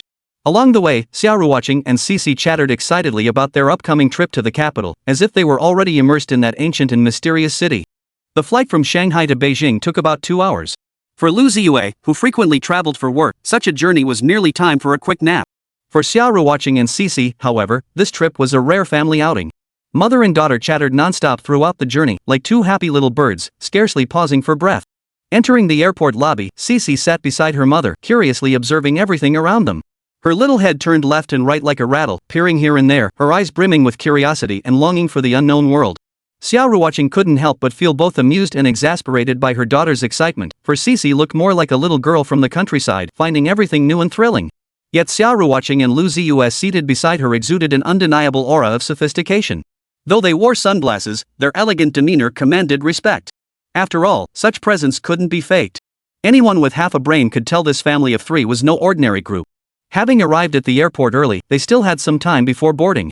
Xixi had planned to lean against her parents and catch a quick nap, but her gaze was drawn to a service counter nearby. The counter was filled with colorful scratch-off lottery tickets, drawing the attention of passers-by. Mommy, what's that for? Xixi asked curiously. Xia Ruoqing followed her daughter's gaze and instantly recognized it as a scratch-off lottery sales point. A thought flashed through her mind. Since they were waiting anyway, why not try their luck with a few scratch-offs? It's a scratch-off lottery booth. Honey, shall we go take a look? With that, Xia Ruoqing stood up, and Xixi hurried to follow. Although Lu Ziye had no interest in scratch-off tickets or lotteries, seeing his wife and daughter so excited, he reluctantly followed along. After all, he'd be the one footing the bill. When the family of three arrived at the scratch-off booth, they found a crowd already gathered around it. They were all passengers waiting to board their flights, using the spare time before boarding to scratch a few tickets and try their luck. Xia Ruoqing and Xixi dashed over to join the queue, and soon it was their turn. Xia Ruoqing selected several scratch-off tickets of different denominations. You couldn't get too invested in this sort of thing just testing your luck. So she carefully selected a few. One for 5 yuan. One 10 yuan ticket. One 20 yuan ticket. Total 35 yuan. Lu Ziye swiftly pulled cash from his wallet and handed it to the scratch-off sales counter attendant. The attendant accepted the money with a professional smile, swiftly retrieving a brand new scratch card scraper from beneath the counter and gently placing it before Xia Ruoqing. Xia Ruoqing took the scraper, her fingertips lightly tracing the cool metal handle, yet she didn't rush to begin. She glanced around the room. The passengers who had been scratching their tickets with hopeful anticipation moments ago now wore expressions of disappointment. Some shook their heads and sighed, others murmured complaints under their breath, discarding their tickets like worthless scraps of paper. Without exception, their investments had vanished into thin air. Forget winning the jackpot, many hadn't even recouped their initial stake. It made sense, really. After all, the odds of winning scratch-offs and lotteries were notoriously low. Yet the one who took it best was little Xixi. Seeing her mother hesitating, the little one blinked her big, curious eyes and suddenly snatched the scratch card scraper. Mommy, hurry up. What if we win? Xixi's voice was clear and pleasant, tinged with childlike innocence. She seemed oblivious to the difficulty of winning, simply reveling in the joy of the process. Xia Ruoqing chuckled at her daughter's words, then let go of her worries. After all, it was just a few scratch-offs. Xixi's right. Mommy was overthinking it. Come on, Xixi can scratch one first, then Daddy can scratch one, and Mommy will scratch the rest. At that, Xixi jumped up excitedly, a smile instantly lighting up her little face. She eagerly grabbed the scratch card scraper and aimed it at the 10 yuan scratch-off ticket. The clever little girl had already secretly observed how the uncles and aunts nearby operated, quickly learning how to scratch off the coating. She gripped the scraper tightly in one hand while steadying the scratch card with the other, her face radiating focus and anticipation. With a soft swish, the coating vanished, revealing the numbers and symbols beneath. But even after scratching it off, Xixi didn't recognize any of those numbers or patterns. Chapter 132, once, twice, and a third time? But this didn't dampen her excitement or mischief. The little one deliberately feigned surprise and cheered loudly, "Yay! I won!" This cheer instantly drew the attention of everyone around. Passengers turned their heads, curiously eyeing the lucky little girl. The staff at the scratch-off sales counter paused their work, their faces showing surprise. Seeing this, Lu Ziye reached out and took the scratch card from Xixi's hand, carefully examining it. What he saw took his breath away. Because the scratch card Xixi had revealed was actually a winner. And it wasn't just the base prize, it was a full 200 yuan. Xia Ruoqing hurried over too. When she saw her daughter had actually won, a delighted smile instantly spread across her face. Wow, my precious daughter is amazing. She actually won. After Lu Ziye handed the scratch card back to the salesperson to confirm the win, the entire sales counter erupted in laughter and chatter, especially since the winner was little Xixi. Well, this is practically a beginner's gift pack. She actually won, and it's a big prize of 200 yuan. Hearing the staff's praise, a look of astonishment flashed across Xixi's innocent face. She had only been playfully trying to cheer her mom up, never expecting to actually win. But luck worked in mysterious ways, granting Xixi an unexpected delight. "Daddy, are scratch-offs this easy to win?" Xixi couldn't help but whisper, her eyes brimming with confusion and curiosity. The adults around her couldn't help but chuckle at her words. They knew scratch-off tickets weren't that easy to win. Winners were usually those who took a chance. And someone like Xixi, winning on her very first try, was exceedingly rare. "Xixi, scratch-off tickets aren't that easy to win, you know," Lu Ziye chuckled as he ruffled his daughter's hair, patiently explaining. "You won today purely by chance. You can't keep thinking about making money from scratch-offs, understand?" Xixi nodded, looking as if she understood yet didn't, but her eyes still sparkled with excitement. Her words sent ripples of speechless astonishment through the hearts of the adults around her. Her innocent smile lit up her youthful face as she clutched the winning ticket she just scratched off, as if the whole thing were infuriating. After all, scratch-off tickets, in most people's minds, have nothing to do with the word easy. They felt more like an extreme test of luck, leaving people dangling between hope and disappointment, utterly unpredictable. "Little one, you're one lucky kid," an aunt remarked half-jokingly, her eyes brimming with both envy and disbelief. The adults around them shook their heads with wry smiles. They knew all too well that winning anything on these tiny scratch-offs was like finding a needle in a haystack purely down to fate. Not everyone could be like Xixi, hitting the jackpot on her very first try as if Lady Luck had specially favored her. Xixi's win undoubtedly caused quite a stir at this small scratch-off ticket booth. With a light wave of her small hand, the scratch card bearing the surprise flew like a feather into her father Lu Ziye's palm, her little face beaming with pride. "Daddy, it's your turn. Which one will you scratch?" Xixi blinked her big eyes, still clutching the remaining two scratch-offs, one worth 5 yuan and the other 20. Lu Ziye took the scratch-off tickets and the scraper, then leaned over the table and began scratching. The scraper glided lightly across the scratch-off surface, making a soft rustling sound as each number and pattern slowly revealed itself. As the numbers and symbols grew clearer, Lu Ziye instinctively glanced at the reference chart beside him. In that moment, his heart seemed to skip a beat. Immediately, a look of disbelief flashed in his eyes. Had he won again? Moreover, this prize seemed far more substantial than the one his daughter had scratched off. At first, Lu Ziye thought he must have misread it. He checked the reference chart repeatedly, afraid he was mistaken. But each comparison confirmed the same fact: he really had won. And the prize amount seemed rather substantial? Xia Ruoqing noticed the subtle shift in her husband's expression and curiously leaned in, her eyes tinged with skepticism. The patterns and numbers on the scratch-off ticket blurred into a chaotic jumble before her eyes a quick glance revealed nothing. So she feigned nonchalance and teased, "Honey, did you win a prize too?" The moment those words left her mouth, the crowd that had already gathered around because of Xixi's win erupted into even more excitement. The adults who had witnessed Xixi's good fortune, along with the staff at the scratch-off sales counter, all turned their gaze toward Lu Ziye in unison.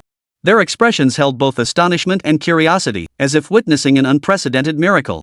"Wait, the little girl just won 200 yuan. Did you win again?" Someone in the crowd murmured, their voice tinged with disbelief. The remark set off a wave of gasps and murmurs. Passengers stopped scratching their own tickets and crowded closer, eager to see if this family truly possessed such extraordinary luck. Under the watchful eyes of the crowd, Lu Ziye slowly unfolded the scratch card in her hand and handed it to the attendant. The attendant at the scratch-off booth took it and hurriedly checked the numbers. Moments later, she nodded, her eyes filled with astonishment as she looked at Lu Ziye and his daughter, Xixi. It really won! And the prize is even bigger than the little girl's ticket. The attendant's words drew gasps of astonishment from the crowd.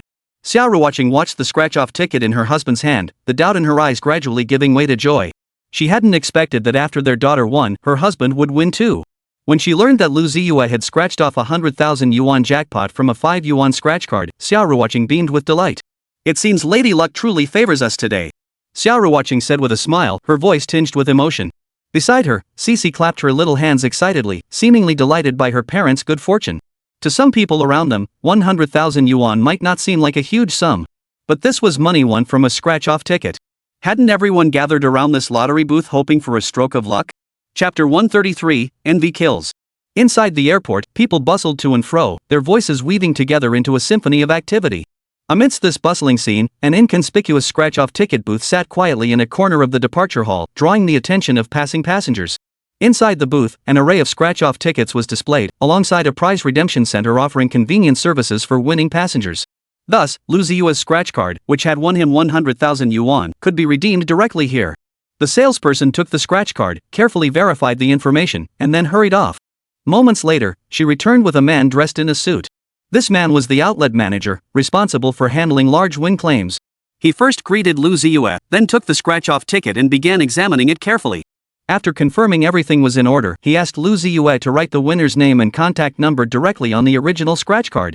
Without hesitation, Lu Ziye complied, writing her name and phone number as requested. Next came the formal redemption process. Under the manager's guidance, 80,000 yuan was promptly deposited into Lu Ziye's bank account. According to regulations, winnings exceeding a certain threshold were subject to personal income tax, which accounted for the remaining 20,000 yuan. Thus, after deducting the 20,000 yuan personal income tax, Lu Ziye's actual winnings amounted to 80,000 yuan. Even so, this sum was more than enough to fill Lu Ziye and his family of 3 with delight.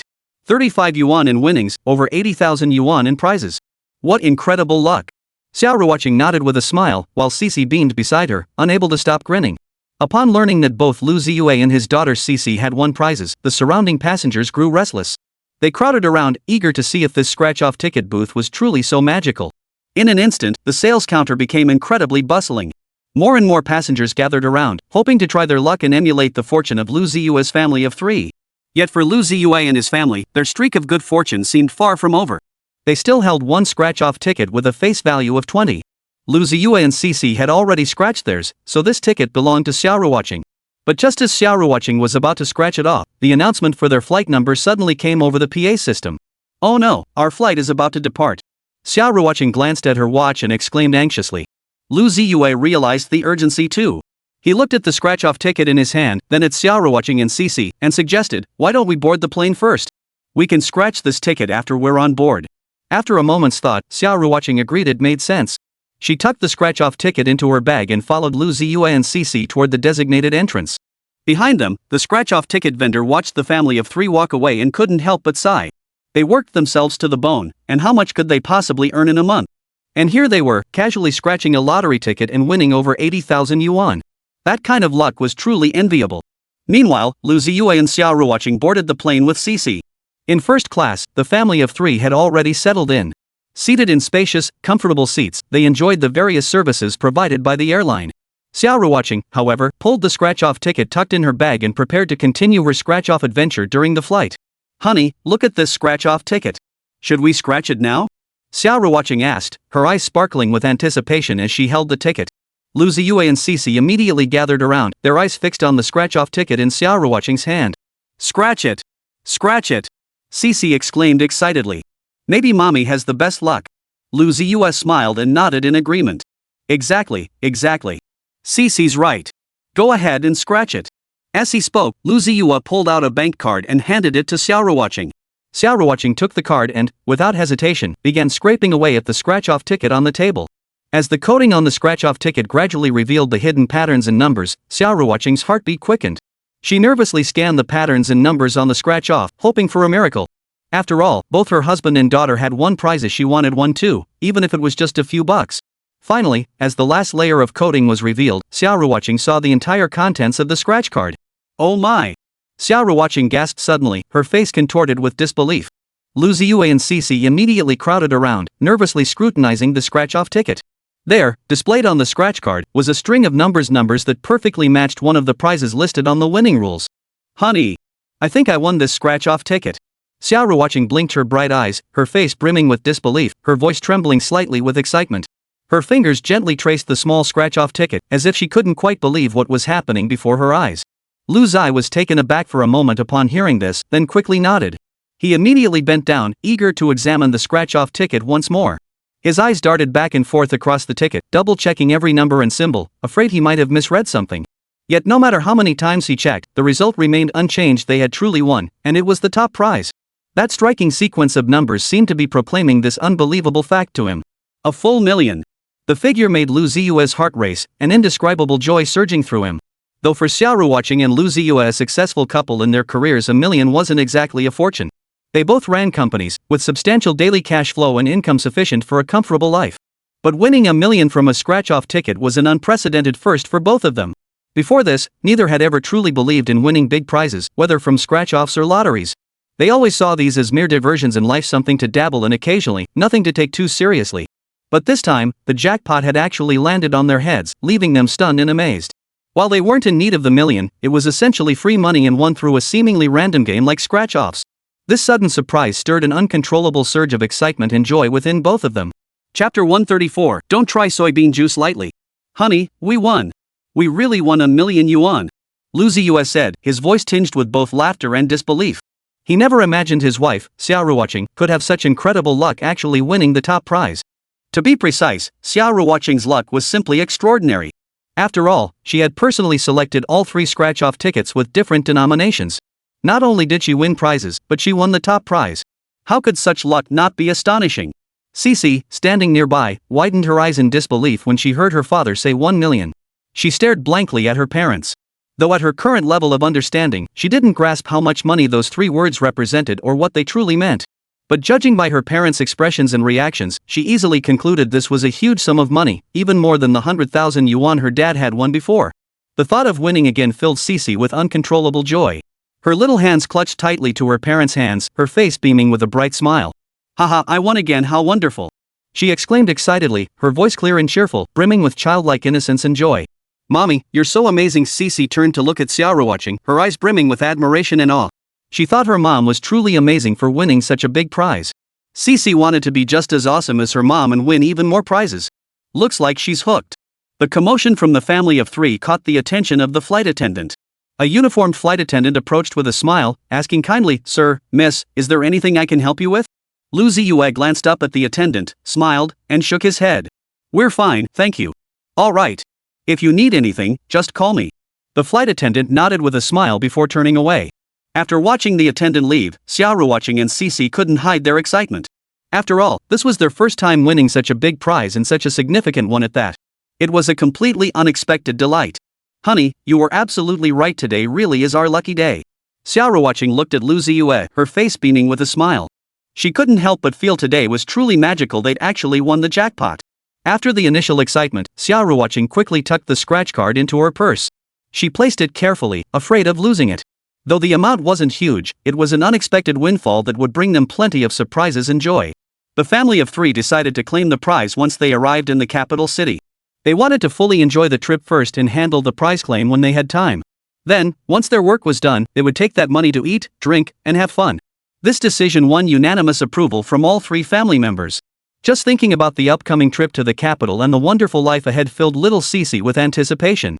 Her eyes sparkled with excitement, as if she could already see herself enjoying happy times in the capital. As time passed, the plane gradually approached the capital's airport. The family of 3 gazed out the window, taking in the bustling cityscape below. Skyscrapers, bustling traffic, crowds of people, all of it filled them with immense excitement and anticipation. Finally, the plane touched down on the airport runway. The family of 3 couldn't wait to disembark, stepping onto this land brimming with vitality and opportunity. Xixi took a deep breath, soaking in the unique atmosphere and energy of the capital. After disembarking, amidst the bustling crowd at the Capital International Airport, their eyes were drawn to a scratch-off lottery sales booth. Compared to the Magic City, the scratch-off booths here in the capital were decorated more festively, complete with a small pavilion. Colorful scratch-off tickets were neatly arranged in transparent display cases, beckoning to passing travelers and tempting them to try their luck. Noticing few passengers buying scratch-offs, Lu Ziye led his wife and child over to the booth. The sales staff immediately switched to their most enthusiastic smiles. "Welcome, sir. How may I assist you?"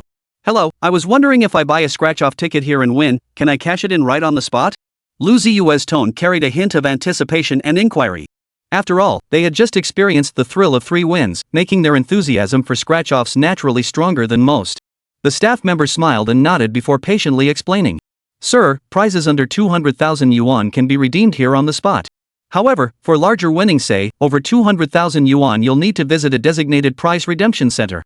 Of course, regardless of the amount, we'll provide you with the most convenient service possible." After hearing the staff's explanation, Lu Ziye understood the situation. This location couldn't process his win. The million yuan scratch card in his hand clearly exceeded the redemption scope of the airport sales point. Still, he didn't immediately show any reaction, merely offering a faint smile. "Oh, okay. Thanks." With that, he turned to leave. This action left the staff member thoroughly puzzled.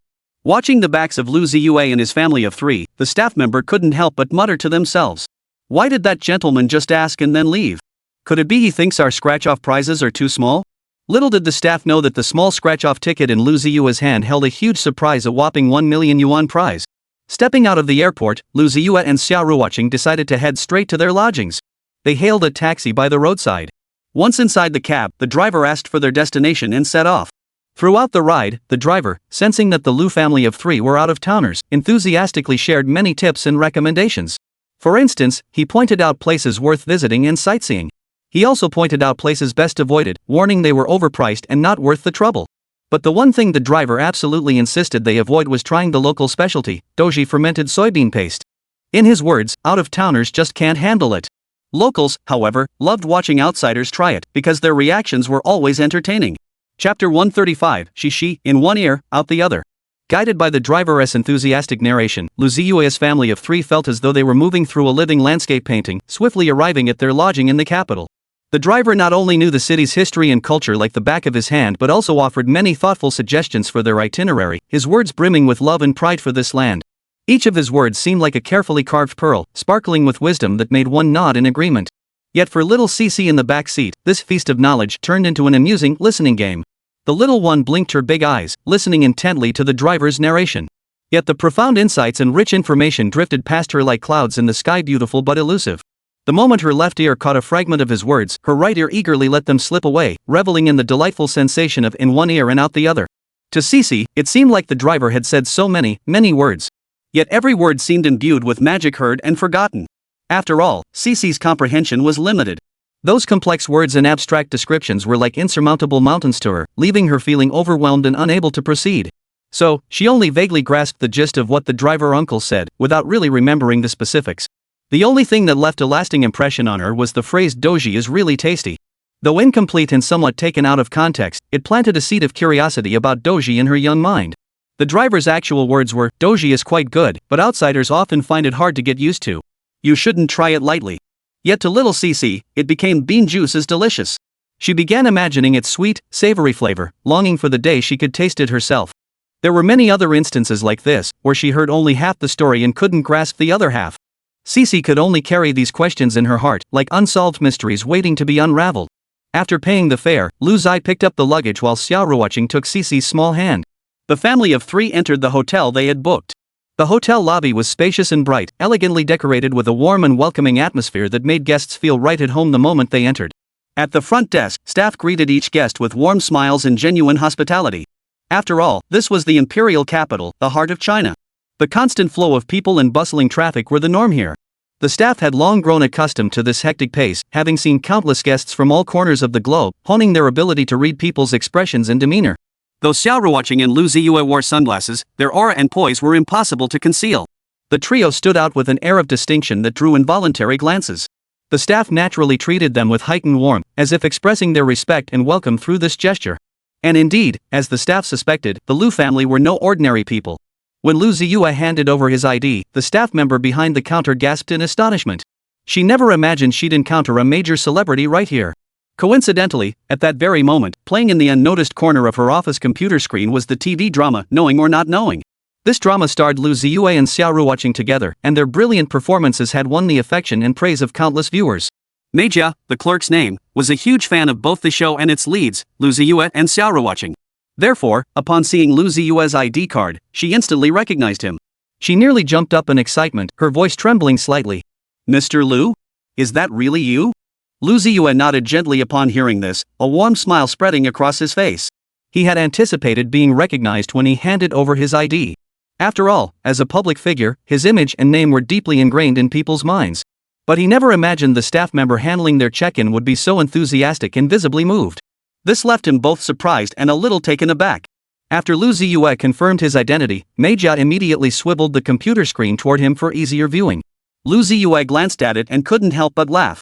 It turned out this girl had been secretly binge-watching dramas during work hours. Seeing Lu Ziye's smile made Meijia even happier. Her eyes sparkling with anticipation, she said, "Teacher Lu, Teacher Xia. I absolutely love your drama, knowing whether or not it should be green and fat, red and thin. Could you sign it for me?" She handed over her notebook as she spoke. Lu Ziye and Xia Ruoqing were both very approachable people. Seeing Meijia's enthusiasm and eager anticipation, they didn't refuse her request. Both picked up the carbon pens from the service counter and carefully signed their names in Meijia's notebook. Meijia clutched the notebook, absolutely overjoyed. Her eyes sparkled with excitement, as if she'd received the most precious treasure in the world. "Thank you, Teacher Lu. Teacher Xia." Meijia repeated her thanks, her voice brimming with gratitude and joy. "You're welcome. Could you please help us with the check-in?" Xia Ruoqing gently reminded. Her voice was gentle and sweet, making it a pleasure to listen to. Meijia immediately stood at attention, her face lighting up with a bright smile. She began working the computer with practiced ease, efficiently handling the check-in for Lu Ziye's family of 3. The process was swift, and soon their room was ready. She even offered to personally escort them upstairs. However, as luck would have it, another guest arrived to check in. Meijia reluctantly abandoned the idea of escorting them upstairs. "My apologies," Meijia said regretfully. "It's okay." Xia Ruoqing smiled and shook her head, indicating she didn't mind. She took the key card, gave Meijia a grateful smile, then put her glasses back on and followed her husband and daughter toward the elevator. After the family of 3 departed, Meijia began checking in the next guests. Her heart still raced with excitement, as if she'd just experienced a dreamlike adventure. She couldn't resist wanting to brag about her adventure to her co-workers. Chapter 136, Standing Her Up. But for now, she had to check in the guests. Coincidentally, the next 2 guests seemed to have noticed something too. One of the women, gazing in the direction Xia Ruoqing had left, asked in surprise, "Hey, was that Xia Ruoqing just now? The celebrity?" Her words carried a hint of uncertainty and curiosity. Meijia chuckled inwardly. She knew this woman had recognized Xia Ruoqing but wasn't entirely sure. But Meijia also knew that this was precisely the moment when she couldn't tell the truth. Otherwise, it would cause trouble for Xia Ruoqing and Lu Ziye. Besides, both had signed autographs for her. They were so approachable. How could she possibly cause them trouble? So Meijia shook her head. "Ha? What? Who are you talking about? I don't know them." Seeing this, the woman didn't press further. Never mind. I must have seen wrong. Just check us in, please." Saying this, she handed her ID card to Meijia. After taking the ID, Meijia began operating the computer with practiced ease, her mood still very cheerful. Meanwhile, in another corner of the hotel, Lu Ziye and his family of 3 were enjoying their trip to the capital. They were staying in a spacious, bright, and elegantly decorated room. Not only was the space generous, but the natural light was excellent. Looking out through the huge floor-to-ceiling windows, they could take in the bustling cityscape. The room was fully equipped with every amenity imaginable, from a plush king-size bed to a comfortable sofa, an exquisite coffee table to neatly arranged bookshelves. Every detail radiated warmth and comfort. It was worth noting that the books were all fake. When picked up, they felt surprisingly light, revealing themselves to be models. Several abstract artworks adorned the walls, adding an artistic touch to the entire space. Xixi ran excitedly around the room, seemingly fascinated by everything. One moment she was touching the soft mattress, the next she dashed to the window, peering out with wonder, her little face beaming with boundless joy. Her laughter rang out clear and sweet, like silver bells echoing through the room, filling the entire space with vitality and energy. Lu Ziye and Xia Ruoqing sat on the sofa, resting and savoring this rare moment of tranquility and warmth. Lu Ziye gently wrapped his arm around Xia Ruoqing's shoulder, while she nestled sweetly into his embrace. Traveling, after all, wasn't just about relaxing and enjoying life. It was about spending time with their daughter, letting her feel the warmth and happiness of family. Watching Xixi run joyfully through the room, Lu Ziye and Xia Ruoqing's hearts brimmed with contentment and happiness. Honey, this is the capital city. Can we stay a few more days? Xia Ruoqing's sudden question broke the quiet, her eyes sparkling with anticipation. She lifted her gaze to meet Lu Ziye's, her expression brimming with longing. Lu Ziye lowered his gaze to meet hers, his eyes brimming with affection. Sure, we only get to come here once in a while. Hearing Lu Ziye's agreement, Xia Ruoqing instantly beamed with joy. She wrapped her arms around his neck and planted several quick kisses on his cheek. Then, Xia Ruoqing began counting off the upcoming plans, twiddling her delicate, pale fingers. Her eyes sparkled with excitement, as if she couldn't wait to embark on this journey full of surprises. First, of course, we have to visit Xixi Culture Media. Business comes first, Xia Ruoqing said earnestly. Then, I want to visit the Forbidden City, the Temple of Heaven, and the Summer Palace. I'm really interested in these ancient cultural sites. Xia Ruoqing continued, her eyes sparkling with reverence and curiosity for history, as if she could already picture herself standing before those ancient structures, feeling the weight and vicissitudes of time. Oh, and I absolutely have to try the delicious food. Beijing roast duck and all that, I've got to taste it all. Xia Ruoqing added excitedly. She was a true foodie, with a deep passion for regional cuisines everywhere. This trip to the capital, she wouldn't miss a single dish. As Xia Ruoqing mentioned eating, Xixi, who had been sitting on the edge of the bed, suddenly slid down and came running over, chattering away. Her little face was filled with anticipation and curiosity, as if she could already imagine the deliciousness and satisfaction of tasting those delicacies. Mama! And doji! I want to drink doji! Xixi exclaimed excitedly. She remembered the driver uncle saying, bean juice is delicious, so the little one was eager to try this unique Beijing snack. However, Xia Ruoqing and Lu Ziye heard every word. They knew that for outsiders, this thing called soybean juice was often hard to get used to. Its distinctive sour and astringent taste might deter many people. Therefore, they hadn't originally planned to try this snack. But now that their daughter had expressed a desire to try it, the couple naturally couldn't refuse her. Alright, since Xixi wants to try it, we'll go have some bean juice tomorrow morning, okay? Lu Ziye said gently. Yay! Xixi clapped her little hands happily, her face beaming with joy. After a short rest, Xia Ruoqing climbed down from Lu Ziye's lap. She picked up her phone and dialed a number the contact for Xixi Culture Media. She wanted to confirm the afternoon meeting time to ensure she was fully prepared. The call connected quickly. After identifying herself and stating her purpose, the woman on the other end asked her to hold on. Though puzzled, Xia Ruoqing patiently waited. However, this wait stretched on for over 10 minutes. Xia Ruoqing stood there holding her phone, waiting idly for 10 minutes. Anxious and dissatisfied, she couldn't understand why they were making her wait so long. Didn't they know time was precious to everyone? Finally, when the voice on the other end spoke again, the explanation left Xia Ruoqing furious. The meeting time they had agreed upon over the phone was for this afternoon. Yet now the other party was saying the meeting needed to be postponed by 2 days. This wasn't just a simple stand-up, it was outright disrespect. A surge of anger welled up inside Xia Ruoqing. She couldn't understand why they would do this, nor did she know what they meant. Were they trying to make a fool of her? After all, to avoid delaying the afternoon meeting, Xia Ruoqing and her family of 3 had made the trip from Shanghai early, demonstrating their sincerity.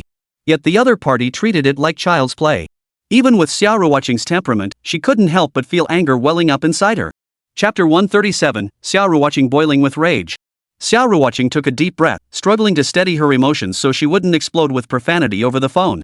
Her fingers tapped lightly on the tabletop, producing a rhythmic sound, an unconscious habit when she felt tense or dissatisfied. Sunlight streamed through the window, illuminating her furrowed brow, yet it seemed powerless to dispel the gloom within her heart. How could this happen? We made an appointment in advance. Xia Ruoqing's voice carried a hint of displeasure and accusation, reflecting her strong dissatisfaction with the other party's lack of integrity. Her tone carried a firmness, as if telling the other party this matter couldn't be brushed off lightly. The woman on the other end hesitated for a moment, searching for the right words to explain this sudden change. After a long pause, she finally spoke, her voice tinged with apology and resignation. I'm terribly sorry, Miss Xia. The company encountered some urgent matters that needed immediate attention, forcing us to postpone your meeting. Despite the explanation, Xia Ruoqing's anger did not subside. This abrupt change of plans was undoubtedly disrespectful. I understand your work demands, but shouldn't you also respect us? How are we supposed to adjust our schedule after such a sudden change? A note of reproach tinged Xia Ruoqing's voice, both dissatisfaction with the other party's actions and a defense of her own interests. The woman on the other end apologized again, her tone now more sincere, though her words still sounded official and hollow. We sincerely apologize, Ms. Xia. We will resolve these matters promptly and arrange a meeting with you as soon as possible. Rest assured, we will do our utmost to compensate you for the inconvenience caused. Listening to the apology, Xia Ruoqing felt no comfort whatsoever. These words were merely smooth talk meant to placate her, lacking any real substance. Enough, Xia Ruoqing muttered inwardly, dismissing the apology without acknowledgement. She understood that further confrontation would be futile, only wasting her time and energy. What left Xia Ruoqing most speechless, however, was that after apologizing, the other party hung up the phone without another word. Not even a goodbye or "I'll call back later," just a clean cut off. Beep beep beep. Hearing the dial tone, Xia Ruoqing felt a surge of rage shoot straight to her temples. Her fingers clenched the phone so tightly it felt like she might crush it, her eyes flashing with fury anger at the other party's behavior and it being ignored. For a moment, she even considered unilaterally terminating her partnership with Xixi Culture Media. She felt such a partner was utterly unworthy of her trust and reliance. Yet reason ultimately prevailed over impulse. She knew that business partnerships inevitably encountered various difficulties and challenges. When facing these obstacles, the most important thing was to remain calm and rational, seeking the optimal solution. After hanging up, Xia Ruoqing's emotions remained unsettled for a long time. Gazing out at the bustling cityscape beyond the window, her heart was filled with helplessness and disappointment. This trip was supposed to be filled with laughter and surprises, but now it was overshadowed by this incident. Fine. Please understand this isn't a discussion, it's an order. Lu Ziye sat beside her, silently observing his wife. Though he hadn't heard the details of the call, he could guess the gist from her demeanor and words. He stepped forward, gently patting Xia Ruoqing's shoulder in an attempt to comfort her. There, dear. Don't be upset. Things are what they are now. Getting angry won't change anything. Come on, I'll take you and Xixi out for a nice meal. Lu Ziye's voice carried a hint of tenderness and indulgence, a reflection of his deep love and acceptance for his wife. Xia Ruoqing turned to look at her husband. Her eyes were slightly reddened, traces of hurt and anger lingering there. Seeing the tender gaze and resolute expression in her husband's eyes, a wave of warmth washed over her heart. At this moment, only her husband's understanding and support could offer her a shred of comfort. Husband. Why? This is so unfair. Xia Ruoqing finally couldn't hold back her tears, pouring out all the resentment and anger pent up inside her. She felt she had invested so much effort and time into this collaboration, only to receive such a result. It left her feeling utterly disappointed and heartbroken. We even rushed here early from Shanghai to avoid missing the meeting, only to end up like this. Xia Ruoqing grew more and more aggrieved as she spoke, her voice thickening with emotion. Lu Ziye watched his wife weeping and felt a pang of heartache. He understood that her hurt and anger weren't unfounded. They stemmed from how deeply she valued this partnership and how profoundly disappointed she was in the other party's actions. He gently embraced his wife, hoping his warmth could soothe her wounded heart. Under Lu Ziye's comfort, Xia Ruoqing's emotions gradually settled. After all, crying wouldn't solve anything. Only calmness and rationality could lead to the best solution. Honey, why do you think they suddenly changed their plans? Could there be some other reason? Xia Ruoqing looked at her husband, her eyes flickering with doubt. She sensed this incident wasn't as straightforward as it seemed. Their actions might conceal ulterior motives or objectives. Lu Ziye frowned slightly upon hearing this, also finding the incident peculiar. Their actions seemed somewhat irrational.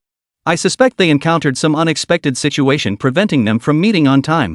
However, they should have notified us in advance to allow time for adjustments. Their failure to do so is puzzling, Lu Ziye analyzed. Yes, I agree.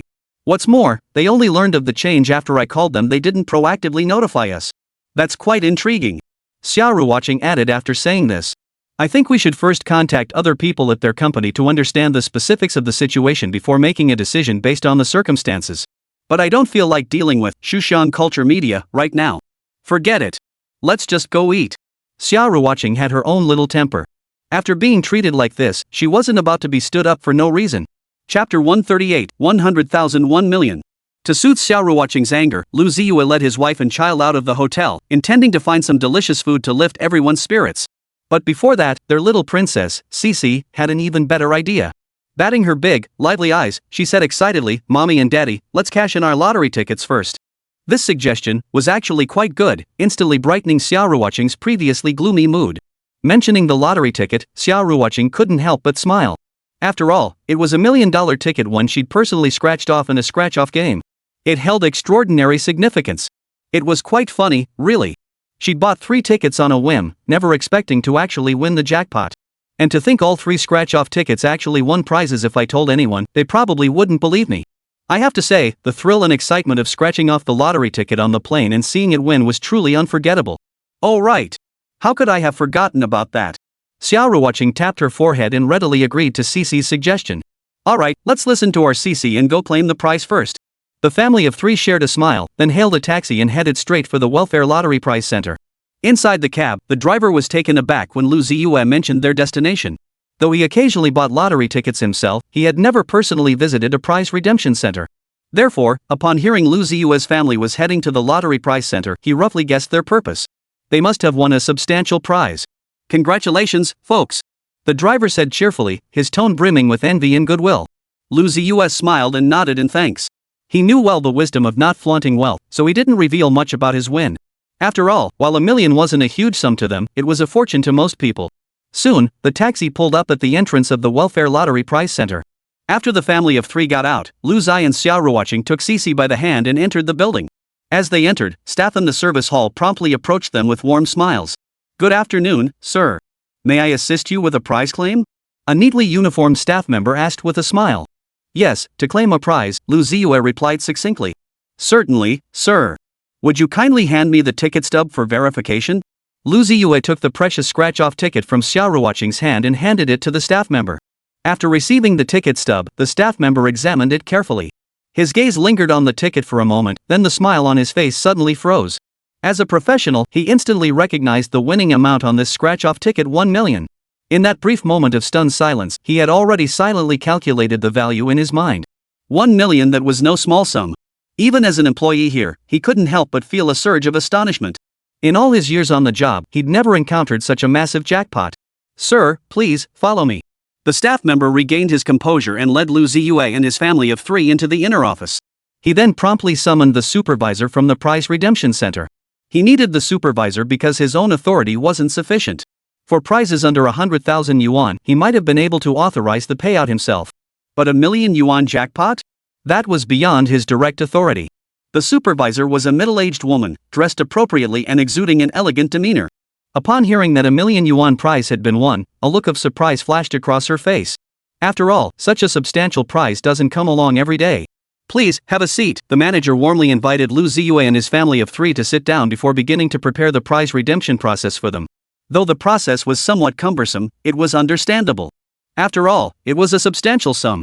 To ensure the fund's security and legitimacy, every step had to be flawless. During the wait, Xia Ruoqing and Xixi excitedly discussed what they would do with the money. Lu Ziye sat quietly beside them, savoring this rare moment of tranquility and joy. Finally, after a series of verifications and confirmations, the supervisor handed Lu Ziye a check. Congratulations to you both. This is your bonus. Her tone was filled with both goodwill and envy. Lu Ziye took the check and carefully examined the figures printed on it. Indeed, a long string of numbers. It must be said that the efficiency of the prize redemption center was truly commendable. It could be described as nothing short of highly efficient. From the moment Lu Ziye stepped through the center's doors to the final verification of identity, ticket validation, and prize collection, the entire process flowed smoothly and swiftly, without the slightest delay. The staff's professional attitude and skilled expertise undoubtedly added to the positive impression of this prize redemption experience. After declining the prize center's suggestion for a commemorative photo, Lu Ziye remained notably low-key. As he stepped out of the building, the sun was shining brightly and a gentle breeze blew, as if even nature itself was cheering on this family's good fortune. Meanwhile, far from the prize-claiming scene, a certain corner of the Welfare Lottery's internal employee chat group was already buzzing with excitement. An unassuming piece of gossip, like a pebble tossed into a lake, sent ripples spreading outward. News of someone winning $1 million on a scratch-off ticket spread like wildfire through the group chats, igniting heated discussions. Did you hear? Someone just won $1 million on a scratch-off ticket. Seriously? A scratch-off? You're not kidding, right? Absolutely true. I saw the redemption record with my own eyes. How could it be fake? Scratch-off jackpots are indeed far rarer than big wins in other welfare lotteries. After all, unlike lotteries with fixed rules and predictable patterns, insider tips, scratch-offs are pure games of chance. Each scratch is an unknown adventure. This randomness makes winning big on scratch-offs extremely unlikely. That's why whenever such a miracle happens, it always draws massive attention and amazement. Winning big on a scratch-off ticket? That's like manna from heaven. You bet. With luck like that, you should go buy lottery tickets. In group chats, people joke about this rare stroke of luck, their words brimming with envy and jealousy. After all, in the world of lotteries, luck often matters more than skill. Chapter 139, the meeting proceeds as scheduled. To win $1 million from a scratch-off ticket, that kind of luck is truly out of reach for most. After all, in this world of randomness and uncertainty, the chance to instantly alter one's fate and achieve financial freedom with a single scratch card is undoubtedly a dream many cherish. And this stroke of good fortune happened to be noticed by Xiaoli, an employee at the Magic City scratch-off sales point. When the news spread like wildfire through group chats and finally reached the sales outlet at Magic City Airport, it caused quite a stir. Seriously? $1,000,000 scratch-off win? Holy cow! Xiao Li's eyes widened in disbelief, nearly dropping his sales log. He glanced around and saw his colleagues staring back in astonishment, as if trying to confirm the news's authenticity. I just sold a 100,000 yuan winner here today. I thought that was impressive enough. But someone in the capital city actually won $1 million? That luck is just insane. He marveled aloud, unable to resist comparing his own experiences to this $1,000,000 jackpot. Though he'd handled his share of big wins, a prize of this magnitude was truly unprecedented. Xiao Li's shock was palpable. He even began fantasizing about how wonderful it would be if such good fortune could land on him. For Xiao Li, a worker in the metropolis, the miracle of winning big on a scratch-off ticket seemed distant. Yet every time he heard such news, a spark of impulse ignited within him, urging him to buy one and try his luck. After all, in this world full of unknowns and possibilities, who could say the next $1,000,000 winner wouldn't be him? But more often than not, it was just wishful thinking. Meanwhile, after cashing in their winnings at the prize center, the Lu family of 3 began discussing where to celebrate next. They had originally planned to treat themselves to a big meal after cashing in the prize. Yet in the end, neither the lively and adorable Xixi nor the gentle and virtuous Xia Ruoqing seemed hungry. Xixi hadn't stopped snacking during the flight, grazing on treats and sipping drinks until her tummy was stuffed. Now, having just won the jackpot, she was so excited she'd forgotten all about eating. As for Xia Ruoqing, though she hadn't snacked as much as her daughter, her mood was unusually complicated at that moment. The reason was simple: she was full of anger. Though she de-promised her husband Lu Ziye she wouldn't dwell on being stood up by Xushan culture media, Xia Ruoqing still harbored a deep-seated resentment. For this meeting, the family of 3 had traveled over 1,000 kilometers from Shanghai to Beijing, only to be stood up. This sense of being ignored and toyed with was something Xia Ruoqing simply couldn't swallow. With no other option, Lu Ziye could only try his best to cheer his wife up. Just as Lu Ziye was considering whether they should return to the hotel to rest for a while, Xia Ruoqing's phone suddenly rang. She glanced at the caller ID. It was a number from Book Culture Media. Xia Ruoqing remembered this number all too well and was tempted to hang up immediately. But then she thought, what if this time he really had other reasons? Hesitating for a moment, she pressed the answer button anyway. Hello? Xia Ruoqing's voice carried a barely perceptible chill. Is this Ms. Xia? Hello? A polite yet warm voice came from the other end. Yes, it's me, Xia Ruoqing replied briefly. Well, Ms. Xia, the scheduled afternoon meeting can proceed as planned. Would that still work for you? The caller seemed to sense the coolness in Xia Ruoqing's tone but remained courteous in their inquiry. Hearing this, Xia Ruoqing blinked, a strange emotion welling up inside her. She had assumed the call was just another round of empty formalities, ultimately useless. But unexpectedly, this time there really was another reason. For a moment, her mood lifted considerably. I have time. Xia Ruoqing replied briefly. Though her tone remained cool, the hostility from before had vanished.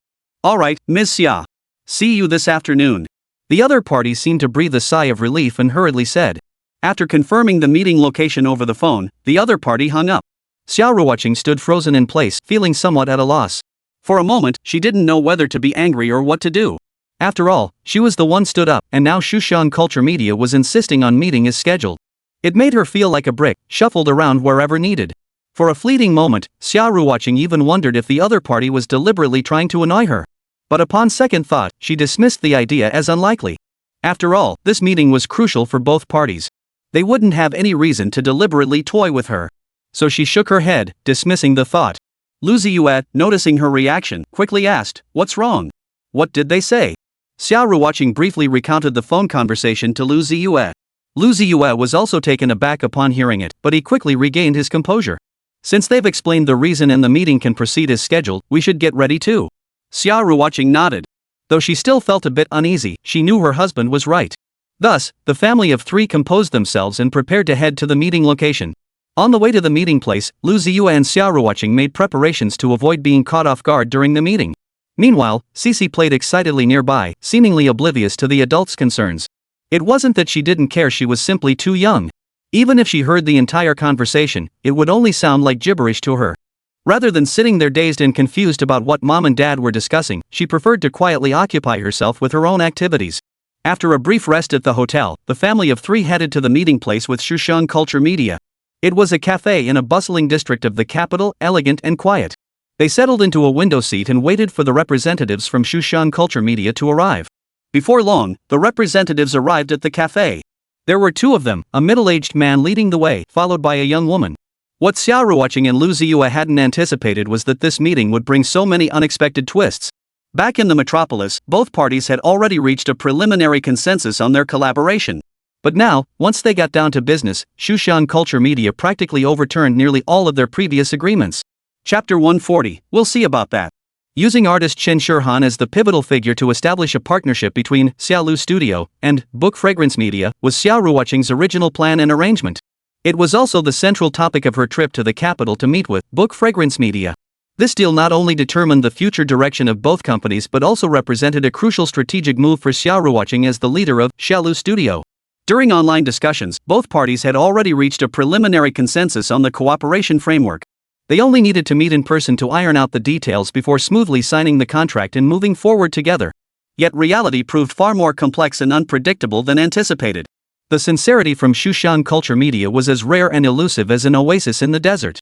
The absence of Xushan Culture Media's owner from the meeting undoubtedly cast a shadow over the proceedings. In business partnerships, respect and sincerity form the foundation.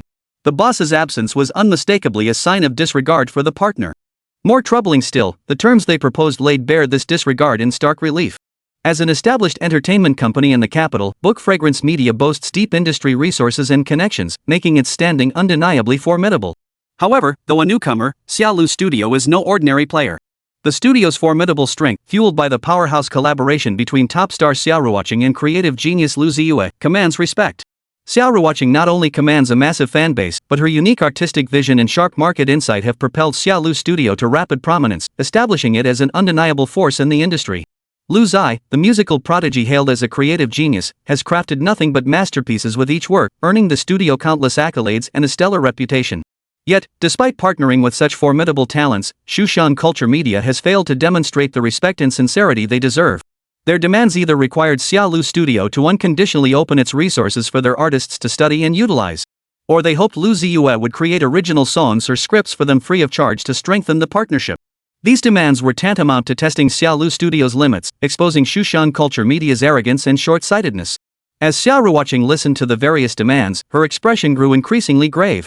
She understood that in business partnerships, the relative standing and strength of both parties determined the balance of power. Evidently, Xushan Culture Media did not regard Xia Lu Studio as an equal partner. This disregard not only showed disrespect toward the studio but also questioned Xia Ruoqing's personal capabilities. Xia Ruoqing silently pondered, since they held such contempt, deepening the partnership was out of the question. Such a collaboration was doomed to fail. With this realization, Xia Ruoqing had already formulated a plan. Although the meeting failed to achieve the desired deep cooperation, it did uncover and sign artist Chen Shurhan not entirely without gain. Xia Ruoqing held great promise for this young talent, which is why she resolved to bring this promising prospect under her wing, no matter the cost. An exceptional artist was crucial to the studio's growth, and Chen Shurhan embodied precisely the kind of trendsetter and value creator Xia Ruoqing had been seeking. Fortunately, Xushan Culture Media's oversight of Chen Shurhan presented Xia Ruoqing with an opportunity. Although the cost of poaching her had increased, to Xia Ruoqing, it was merely a negligible investment. Compared to Chen Shurhan's future potential and value, this investment was undoubtedly worthwhile. After signing Chen Shurhan's contract, Xia Ruoqing felt slightly relieved. However, the representatives from Xushan Culture Media did not stop there. Instead, they began making even more outrageous demands. They not only demanded that Xia Lu Studio unconditionally open its resources for their artists to study and utilize, but also hoped Lu Ziye would create original works for them. These demands were undoubtedly another provocation and slight against Xia Lu Studio. As Xia Ruoqing listened to their unreasonable demands, her expression darkened visibly. "Alright, both of you." Xia Ruoqing finally interrupted, "Have something to drink to moisten your throats. What needed to be discussed has been settled. The rest can be discussed in detail later." Her words carried a barely perceptible chill. Clearly, the unreasonable demands from the Xushan Culture Media representative had completely exhausted Xia Ruoqing's patience. She stood up, straightened her clothes, and stated bluntly, "We have other commitments and cannot linger longer." This meant the meeting was over. Of course, if the other party still wished to pursue cooperation, they would need to demonstrate genuine sincerity and respect.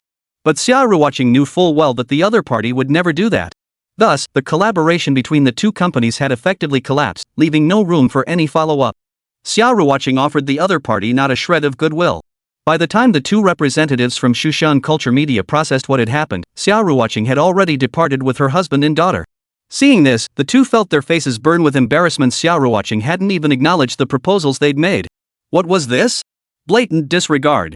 Xuxiang Culture Media was a long-established entertainment company in the capital, and its two representatives carried a certain pride.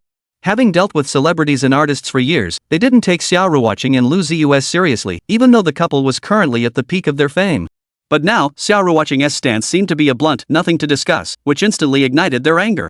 Just as Xia Ruoqing was generously settling the bill, the two representatives from Book Culture Media caught up and called out to them.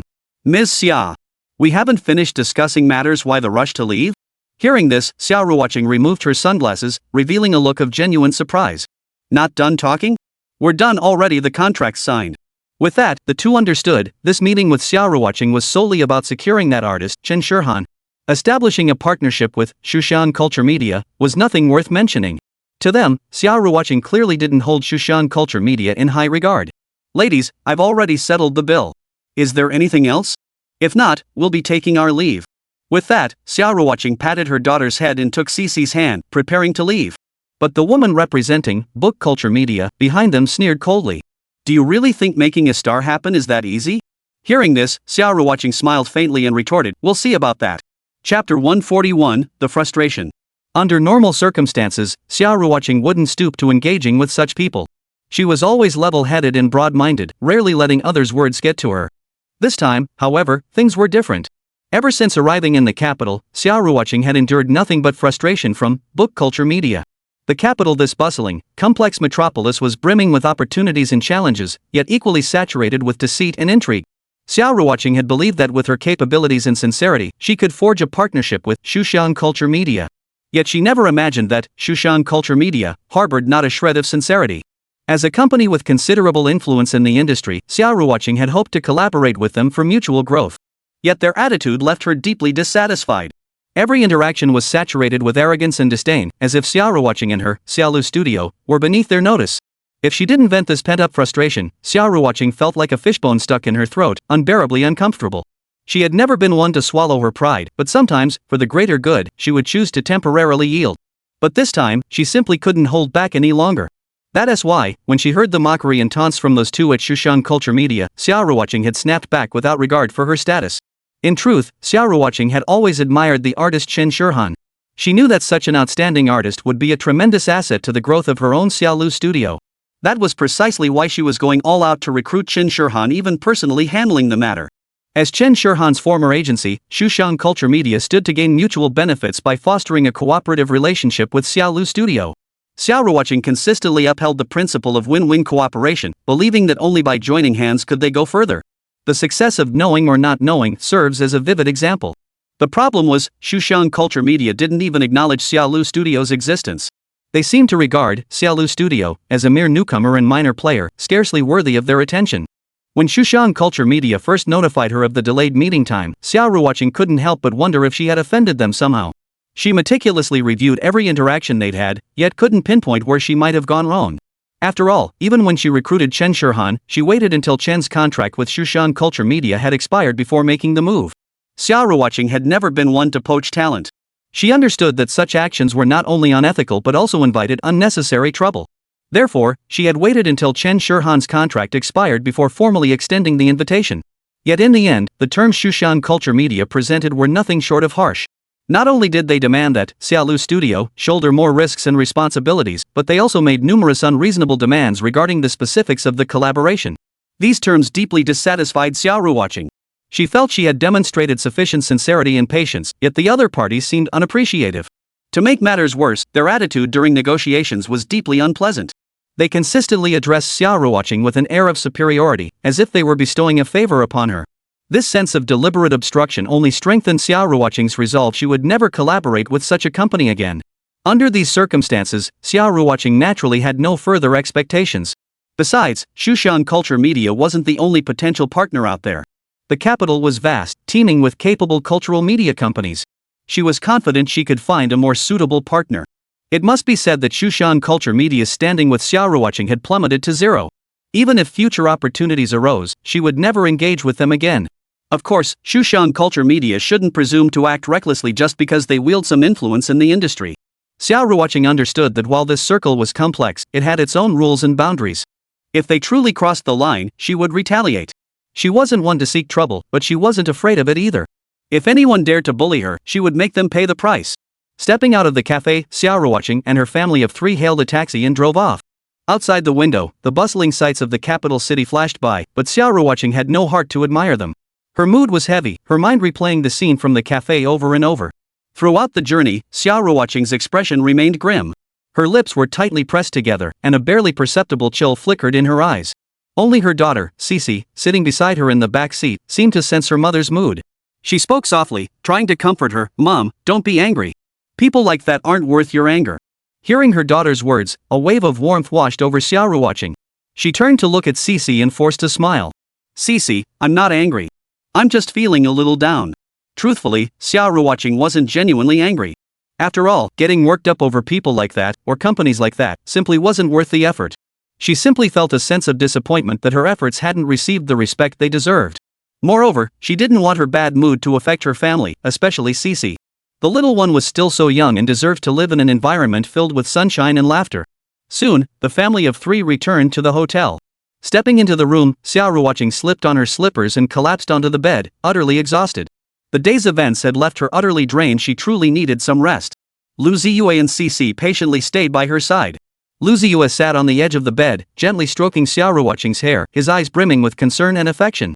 Xixi, meanwhile, would climb onto her mother's lap one moment and run to her father's side the next, seemingly trying to comfort her mother in her own way. Seeing her husband and daughter supporting and comforting her like this, Xia Ruoqing's mood gradually lifted. She sat up, took her husband and daughter's hands, and flashed a charming smile. "Honey, Xixi, don't worry. I'm fine, really." Hearing Xia Ruoqing's words, Lu Ziye and Xixi both breathed a sigh of relief. "Glad you're okay. It's not worth getting angry at someone like that." With that, he reached out and pulled Xia Ruoqing close, cradling her in his arms. Chapter 142, Xixi, I love eating meat, not putting on weight. Feeling her husband's warmth and strength, the gloom in Xia Ruoqing's heart gradually dissipated. Xixi chimed in too, the little one muttering "Mommy's not angry" while waving her tiny fist in protest. She looked like the perfect little comfort blanket. Watching her husband and daughter so affectionate, Xia Ruoqing's heart filled with warmth. To have such a happy family was what so many people dreamed of. It was just a momentary frustration, nothing to dwell on. After sorting through these thoughts, Xia Ruoqing felt much better. Soon, a wave of drowsiness washed over her. "Honey, I'm so tired. I want to take a nap. How about we go out to play tonight instead?" Xia Ruoqing murmured softly. She genuinely wanted to rest properly and adjust her mood. "All right, sleep well." Lu Ziye nodded affectionately. Only after Xia Ruoqing had fallen asleep and her breathing evened out did Lu Ziye quietly rise and sit down on the nearby sofa. Xixi, bored, lay beside her mother playing with her fingers for a while before drifting off to sleep too. Watching his wife and daughter both drift into the realm of dreams, Lu Ziye's heart filled with a deep sense of peace and contentment. Time slipped by unnoticed. When Xia Ruoqing awoke, the sky had already grown dark. Rubbing her sleepy eyes, she looked at the soundly sleeping Xixi beside her and Lu Ziye reading on the sofa. A sudden urge welled up inside her. She wanted a hug from her husband. She sat up gently and moved closer to Lu Ziye, then opened her arms. "Honey, hold me." Lu Ziye set down his book and gathered Xia Ruoqing into his arms. Xia Ruoqing wrapped her arms around his neck, burying her head in his shoulder, thoroughly enjoying the moment. Lu Ziye's chin rested lightly on Xia Ruoqing's hair, his breath mingling with its scent. Just then, a faint rustling sound broke the tranquility. Xixi had woken up. The little one seemed to be gently awakened from her dreams, slowly climbing out of bed. Traces of sleepiness lingered on her little face as she rubbed her eyes drowsily.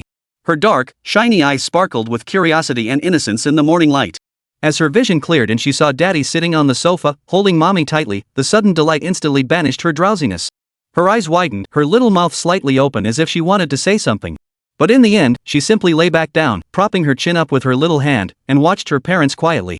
Xia Ruoqing watched her daughter's playful yet slightly bashful expression, feeling both amused and exasperated. "Xixi, stop pretending to sleep. Mommy saw you. Get up now." Her words were brimming with affection and tenderness. Caught red-handed by her mom, Xixi sat up with a grin and began teasing her parents playfully. "Mommy, Daddy, what are you two doing? Why are you still kissing and hugging? Shame on you." She covered her face with her little hands as she spoke, pretending to be shy, though her eyes sparkled with mischief. Her daughter's teasing made Xia Ruoqing blush slightly. She shot Lu Ziye a reproachful glance, as if scolding him for not minding his manners. Lu Ziye shrugged innocently. After all, Xia Ruoqing had come to him for a hug. He merely kissed her back. However, when Xia Ruoqing tried to step down from Lu Ziye's embrace, she discovered it wasn't so easy. Lu Ziye's arms were like iron clamps, holding her tightly in place, leaving her unable to move.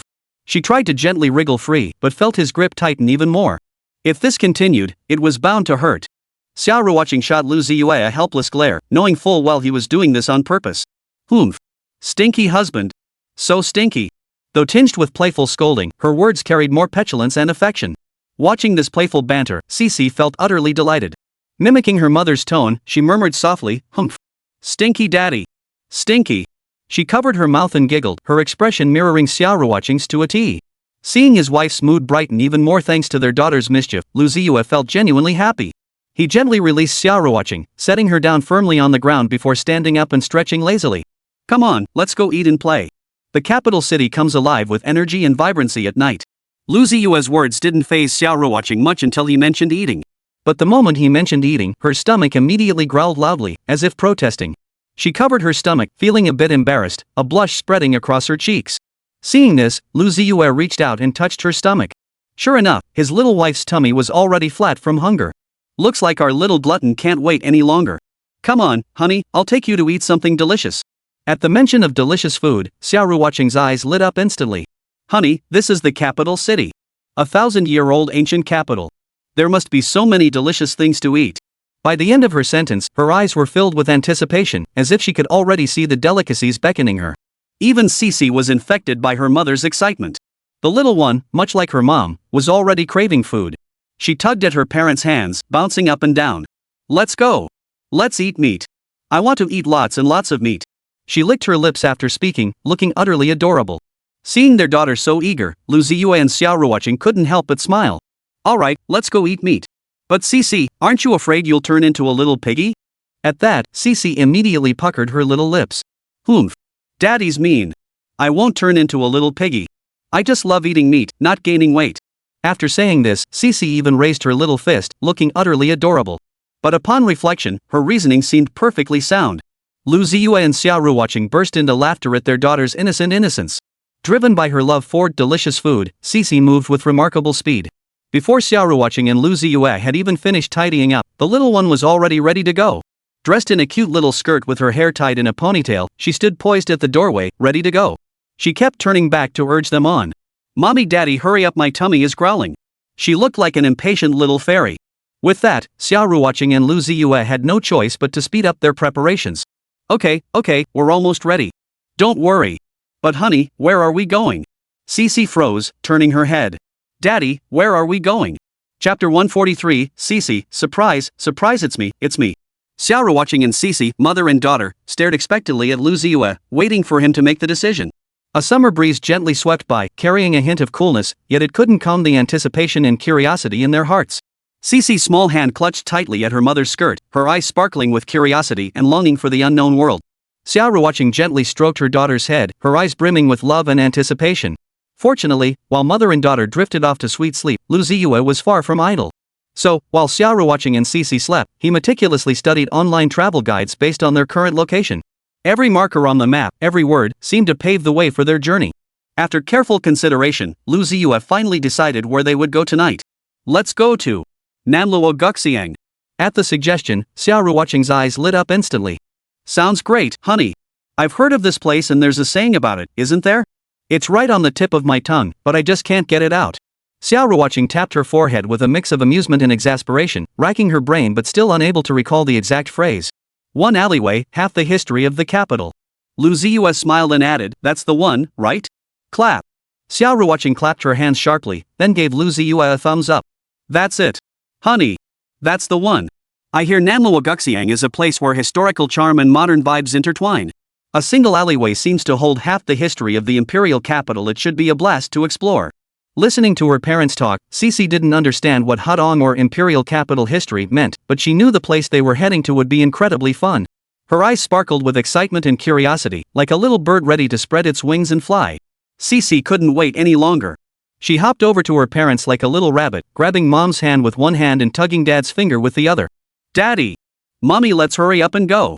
You can talk while we walk. A hint of urgency and anticipation colored Xixi's voice, her little cheeks flushed with excitement. Seeing their daughter's eager expression, Lu Ziye and Xia Ruoqing couldn't help but smile wryly. So, they agreed enthusiastically. Filled with anticipation and curiosity about Nanluo, the family of three prepared to set off. By the time they stepped out of the hotel, darkness had fully descended. But this was the capital city after all. Neon lights shone everywhere, illuminating the vibrant nightlife beneath their dazzling glow. Taking a breath of the slightly dry air, Xia Ruoqing prepared to hail a taxi. Just then, a car parked beside them suddenly honked. The abrupt honk startled Xia Ruoqing, causing her to involuntarily frown. But as she turned her head, she suddenly saw Lu Ziye holding a set of car keys. Ha! Xia Ruoqing stared at Lu Ziye in surprise, her eyes filled with confusion and curiosity. Honey? Where did you get those car keys? They're not from our house, are they? Her words carried a hint of puzzlement and inquiry.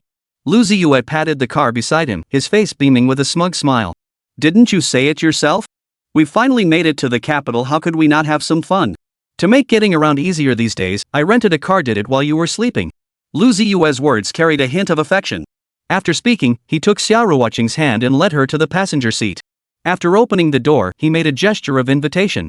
Honey, please get in, Lu Ziye said softly. His gentle, magnetic voice made Xia Ruoqing's lips curve upward. Okay, thank you, honey. Xia Ruoqing responded with a smile, her eyes sparkling with affection for Lu Ziye. However, at that moment, Xixi, who had been left behind, was not pleased. Though the little one also wanted to go to Manhwarerecommendations soon, right now, her little princess mood was not so pretty.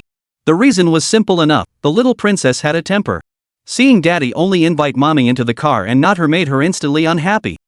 Daddy, why didn't you ask me to get in the car?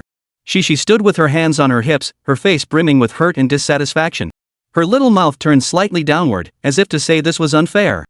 Daddy only has room for mommy in his heart. I'm just extra. Her words carried a hint of sorrow and disappointment, sounding almost genuine. Xixi huffed again, then stood there hugging her arms, ignoring her parents. Her little expression was both adorable and heartbreaking, as if she might burst into tears and declare, if you don't invite me in the car, I'm not leaving. Seeing his daughter's pouty expression, Lu Ziye couldn't help but feel both amused and exasperated. He knew perfectly well that Xixi wasn't truly upset with him, she was just playfully acting out. So, feigning helplessness, he shook his head and walked over. Come on, Your Highness, it's time to get in the car and head out. Lu Ziye said with a smile, his tone inevitably tinged with affection. However, Xixi didn't immediately acknowledge him. She remained standing there, hands on her hips, her face radiating pride and displeasure. Ha! Not coming? Seeing this, Lu Ziye deliberately adopted a stern tone. Unexpectedly, it worked surprisingly well. The next second, Xixi's expression changed completely. The little one hurriedly slipped her small hand into her daddy's, all traces of sulkiness vanished from her face. Let's go. Daddy, let's head out. Watching his daughter's adorable expression, Lu Ziye smiled fondly. He then picked her up and placed her in the back seat of the car. Once everything was ready, he started the engine and drove the family of three toward Manhwarerecommendations. Along the way, Xia Ruoqing and Xixi chattered excitedly. Mother and daughter shared their anticipation and curiosity about Manhwarerecommendations, as well as their fascination with the tall, bright buildings they passed along the way. Lu Ziye focused on driving, occasionally chiming in with a comment or two, making the atmosphere even more warm and harmonious. As the car moved forward, they gradually left behind the city's bustle and blitz. The silhouette of Manhwarerecommendations grew clearer and clearer before their eyes. It was a place where historical charm intertwined with modern vibes, each alleyway seemingly carrying its own piece of history and stories. After Lu Ziye parked the car, Xia Ruoqing and her daughter Xixi couldn't wait to jump out. Even more interestingly, as soon as they stepped out, Xixi found a 20 yuan bill right under her feet. Spending money before even earning it, a beginner's perk? Chapter 144, Meet, go big or go home. Wow! I found money. Xixi held the money high, her childish face beaming with delight. It seemed as though she wasn't just holding a thin piece of paper, but a huge surprise. This sudden stroke of luck instantly made her forget the surrounding commotion, completely absorbed in her own little world. Seeing Xixi like this, Xia Ruoqing and Lu Ziye couldn't help but feel both amused and exasperated. It had to be said, the luck of this family of three today was truly remarkable. First, they won the top prize on a scratch-off ticket, lifting their spirits. Then, while out enjoying themselves, they stumbled upon money after getting off the bus. Though the amount wasn't large, it was truly a windfall. Our Xixi is just so lucky. Xia Ruoqing said with a smile, and Lu Ziye nodded in agreement beside her. Xixi chuckled softly, clutching the money tightly in her hand before looking up at Xia Ruoqing. Mommy, I'll use this money to buy you something delicious later. Knowing her daughter thought of her was the greatest joy a mother could have. But before that, Xia Ruoqing decided to teach her daughter a valuable lesson. Xixi, if you ever find something, you should try your best to return it to its owner. Xia Ruoqing said earnestly. She hoped Xixi would understand that returning lost items was a virtue after all. The owner might be genuinely worried. Xixi nodded obediently, her face full of earnestness. Yes. Mommy, I know. At kindergarten, whenever I find something, I always give it to the teacher to return to the little kid who lost it. After saying this, she looked around left and right, as if she were genuinely searching for the owner. But after searching for a long time, Xixi still couldn't find the owner. But, Mommy, I don't even know who lost this 20 yuan. Seeing this, Xia Ruoqing gently stroked Xixi's little head and said softly, "It's okay. If you don't know, we won't look for them. Just think of it as a gift from nature." Lu Ziye, listening nearby, couldn't help but grin. What a gift from nature. And after hearing her mother say that, Xixi actually murmured to herself, "Thank you, nature's gift." Her chubby little face radiated innocence and gratitude, as if she truly believed this stroke of luck was a special gift from Mother Nature just for her. It must be said that Xia Ruoqing placed great importance on her daughter's upbringing. In her view, learning how to be a good person took precedence over acquiring knowledge. "Honey, let's go explore too. It's rare for us to visit the capital city." Lu Ziye readily agreed.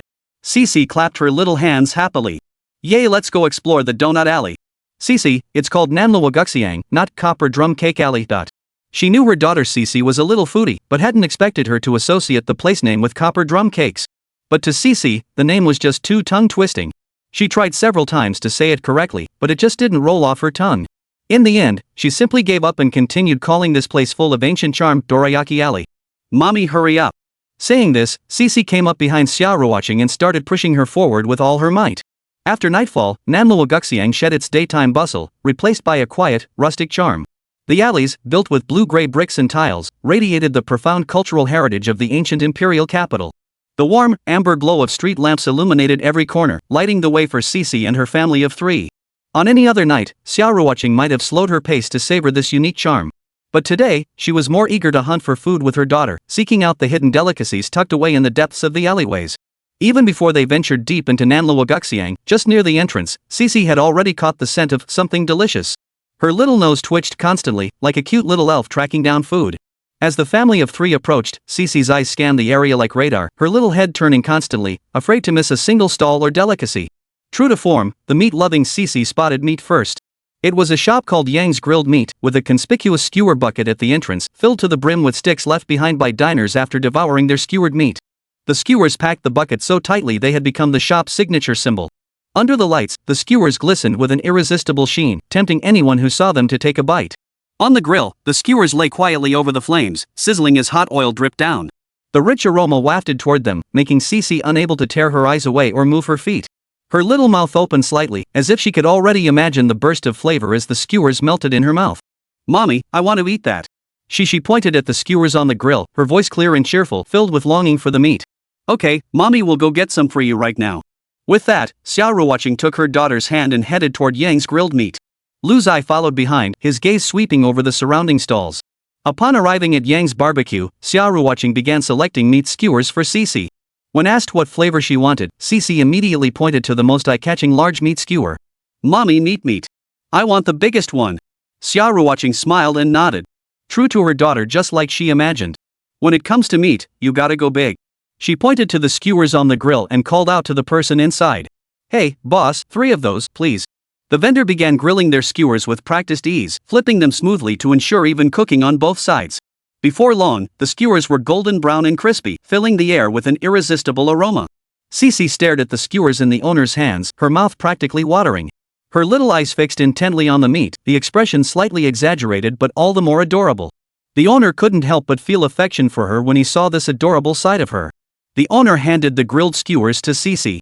The little one eagerly snatched them up and took a big bite. The tender meat burst in her mouth, and in that moment, Xixi's face was filled with pure satisfaction and happiness. "Wow, delicious," Xixi mumbled while chewing, sounding as if she'd bitten her tongue. It must be said, the skewers at this shop were truly delicious, and the value of their signature item, the skewer bucket, kept rising. And before digging in, Xixi even forgot to tell Mom and Dad to eat first. Chapter 145, The Pure Purpose, Eating. For a little foodie, nothing brought her purer joy than delicious food. That sense of satisfaction radiating from her taste buds to her very core felt like the most wonderful thing in the world. Watching their daughter devour her meal with such relish, Xia Ruoqing and Lu Ziye couldn't help but smile. The couple each grabbed a meat skewer and stood nearby, happily tucking in. The skewers were grilled to perfection, crisp on the outside, tender within, each bite bursting with the meat's juicy flavor and the rich depth of the marinade. After just one bite, Xia Ruoqing was utterly captivated by the flavor and couldn't help but praise it. "Honey, this barbecue really is delicious." Yeah, even though it's a bit pricey at over $10 a skewer, this area's prime real estate, so the higher cost makes sense. Xixi, too busy eating to keep up, chimed in, Daddy Mommy, they make the skewers so delicious, it's worth the extra cost. It was clear that the Lu family of 3 held this restaurant's grilled meat in very high regard. And arriving early paid off. The shop was nearly empty when they first arrived. After ordering, the owner personally grilled their skewers. But before they could finish their skewers, the shop began filling up with customers. Soon, a long line formed outside the shop. Xia Ruoqing watched the scene unfold, feeling a pang of regret. She had intended to buy several extra skewers to take away, but now it seemed impossible. The clamor and lively atmosphere around her gave Xia Ruoqing the feeling of being back on the bustling city streets. She loved this feeling, it was brimming with the essence of life and human warmth. Xixi was also eating with relish, her little face beaming with satisfaction. After finishing their skewers, the little one and Xia Ruoqing each took one of Lu Ziye's hands and continued walking deeper into the market. Their steps were light and brimming with anticipation, as if exploring an unknown treasure trove. For the mother and daughter, this place truly was a treasure trove. Each stall held different delicacies and surprises, waiting for them to discover one by one. The family of 3 wandered, stopping frequently to sample various delicacies and specialty snacks. From stir-fried liver to Fengzhuang-style fried sauce noodles, from candied hawthorn to grilled cold noodles, each dish left them lingering in delight. Among them, what Xixi loved most was the imperial milk roll. At first, the little girl didn't know what it was. But she often watched TV dramas and knew what imperial meant. Things from the palace must be precious and delicious. When she heard the sign for imperial milk rolls, her curiosity and anticipation grew. Pulling her parents' hands, she cooed, Mommy and Daddy, let's try that imperial milk roll. Maybe it's something the emperor ate. So they followed Xixi to the imperial milk roll stall, determined to try this mysterious-sounding treat. Before taking a bite, Xixi was filled with curiosity and anticipation. She imagined the taste and texture of the imperial milk roll, her heart filled with anticipation. And when she finally tasted its soft, sticky, and sweet flavor, she was instantly won over. The imperial milk roll was made by blending hawthorn and red bean paste with cheese. The combination of diverse flavors created a remarkable taste. The taste was both tangy and sweet, with a rich, creamy aroma that perfectly hit Xixi's taste buds. The little one was instantly won over by this delicious treat, devouring several before she was satisfied. Even as she left, she didn't forget to pack a few more to take home, partly to savor them herself, and partly to bring some back for her grandparents to try. When Xia Ruoqing heard her daughter's thoughtful gesture, she was deeply touched. Xixi, your grandparents truly haven't spoiled you for nothing. You're so thoughtful and considerate, they'll be absolutely delighted. Xixi giggled in response, of course they are, I'm their little treasure. She'd just picked up that line from a passerby on the street, mimicking it perfectly, a charmingly awkward imitation that made everyone chuckle. The family of 3 swam through a sea of delicious food, savoring this rare family time together. They sampled various delicacies, sharing their preferences and impressions. Xixi's little belly gradually filled up, yet she remained tirelessly on the hunt for her next culinary target. Even when she couldn't eat another bite, she didn't stop. Instead, whenever she spotted something that caught her eye, she'd quietly make a mental note. As she put it, I can come back and try it next time. Originally, after leaving Nanluoguxiang, Xia Ruoqing's family had planned to explore other places. After all, night had only just fallen, and for many night owls, the real revelry hadn't even begun. They might head to a lively bar to listen to live music, or stroll through the dimly lit streets, savoring that unique blend of tranquility and bustle. However, all these wonderful plans vanished into thin air after they returned from Nanluoguxiang with their bellies full. Emerging from the alleyway steeped in ancient charm, Xia Ruoqing and Xixi's bellies were stuffed to the brim with all manner of delicacies. Xia Ruoqing held a bamboo skewer in her hand, a satisfied smile on her lips, while Xixi clutched her round little belly, nestling happily beside her mother. To be precise, Xixi was simply too stuffed to walk any further, hence the snuggling up to mom and dad. Though this culinary journey had been richly rewarding, it also left them feeling a bit weary. Especially their mouths, they hadn't had a moment's rest. So forget about exploring other places, even taking a few more steps felt like a luxury to them. Seeing the mother and daughter so content yet exhausted, Lu Ziye could only smile helplessly. He then carefully guided them toward the car parked nearby, one arm supporting Xia Ruoqing, the other holding Xixi's hand. In the night's embrace, their silhouettes radiated a particularly warm and harmonious glow. Though their plans had changed, his wife and child were happy and satisfied. What did it matter if plans couldn't keep up with changes? And so, their culinary adventure in Nanluoguxiang concluded amidst laughter and joy. When they returned to the hotel, their hands were laden with large and small bags of food.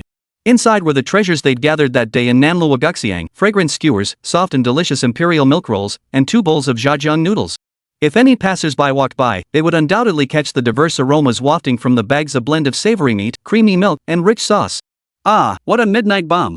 Chapter 146, Xixi, the darling of 1,000 favors. It must be said that Xia Ruoqing and Xixi's purpose for strolling through Nanluoguxiang was purely to savor the mouth-watering delicacies and fill their bellies. Compared to the ancient architecture and artsy boutiques, savoring the food was surprisingly the most important thing. Back at the hotel, mother and daughter flopped straight onto the bed, sprawling out in a sprawling shape, arms flailing and legs kicking. Lu Ziye, after putting away their purchases, came to the bedside to tend to his two precious treasures. His wife and daughter deserved nothing but his pampering. "Honey, where should we go tomorrow?" Xia Ruoqing nestled into Lu Ziye's embrace, her face glowing with anticipation and happiness. She gently stroked Lu Ziye's arm, her eyes sparkling with anticipation for tomorrow's outing.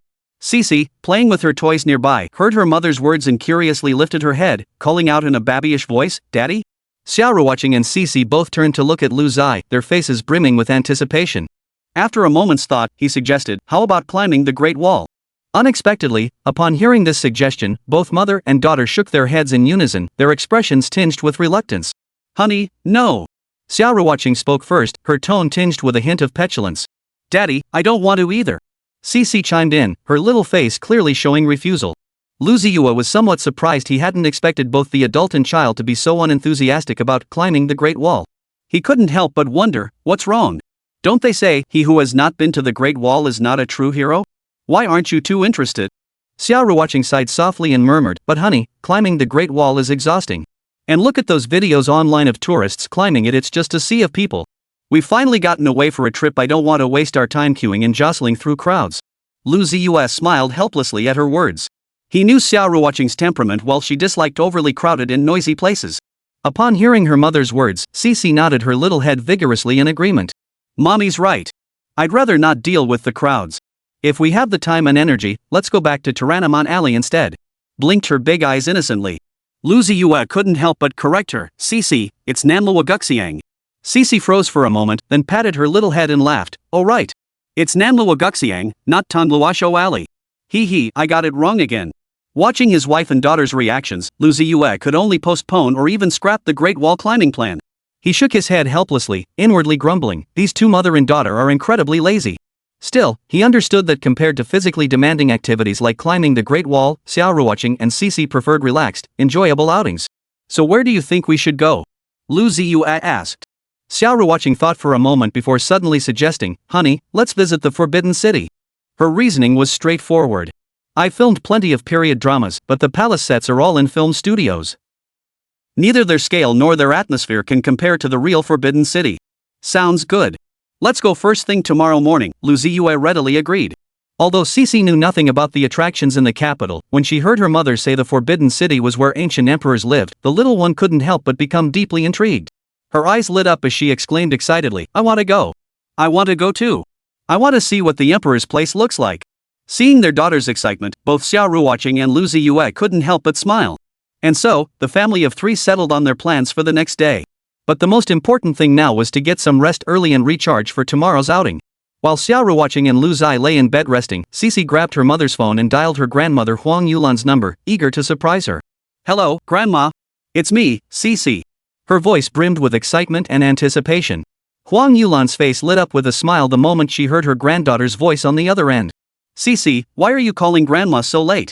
Xixi replied mysteriously, "Grandma, guess what wonderful thing I brought for you. I bought it right here in the capital city." Huang Yulan felt a warm wave wash over her heart. She knew Xixi was a thoughtful child who always brought her gifts whenever she went out to play, and it seemed this time was no exception. So Huang Yulan ventured a guess, "Did you buy Grandma some delicious treats again?" Xixi giggled at her guess. "Grandma, you're so smart. I bought you lots of delicious treats in the capital this time. There's dried fruit, candied fruit, and even roast duck. Oh wait, I haven't bought the roast duck yet. I'll get it when we're almost back home. If I buy it too early, it might go bad." Xixi explained, though truthfully, she hadn't even tasted roast duck herself. Xixi, you truly are Grandma's precious treasure." Huang Yulan's voice carried a hint of satisfaction. All her love and care for Xixi hadn't been in vain.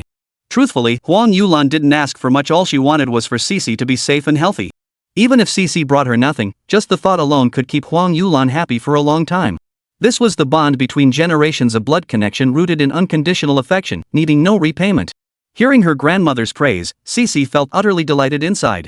The little one knew her grandparents doted on her, so she always brought them gifts whenever she went out.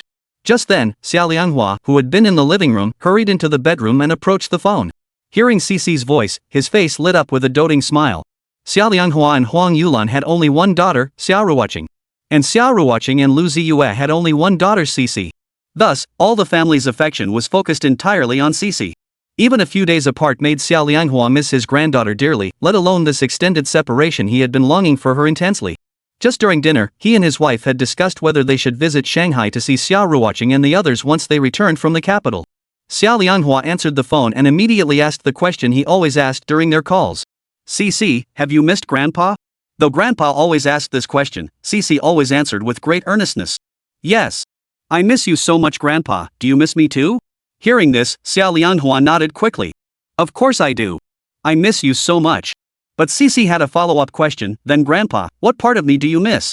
Chapter 147, Hooked on the Curled Lip Perch. Xia Lianghua was momentarily dumbfounded by his little cotton-padded jacket's question. He froze, his eyes filled with confusion, seemingly unable to grasp what exactly Xixi was asking. Where exactly? The question left him flustered. He pondered for a long moment, his gaze drifting around the room as if searching for an answer. Finally, his wife Huang Yulan couldn't bear to watch any longer. She gently patted her chest, making a gesture to prompt him. Xia Lianghua froze, then suddenly understood, his face breaking into an apologetic smile. Ah, right. I have. I've been thinking about our Xixi, thinking about her in my heart. Xia Lianghua hurriedly replied, his voice brimming with affection and joy. On the other end of the line, Xixi giggled softly upon hearing her grandfather's words.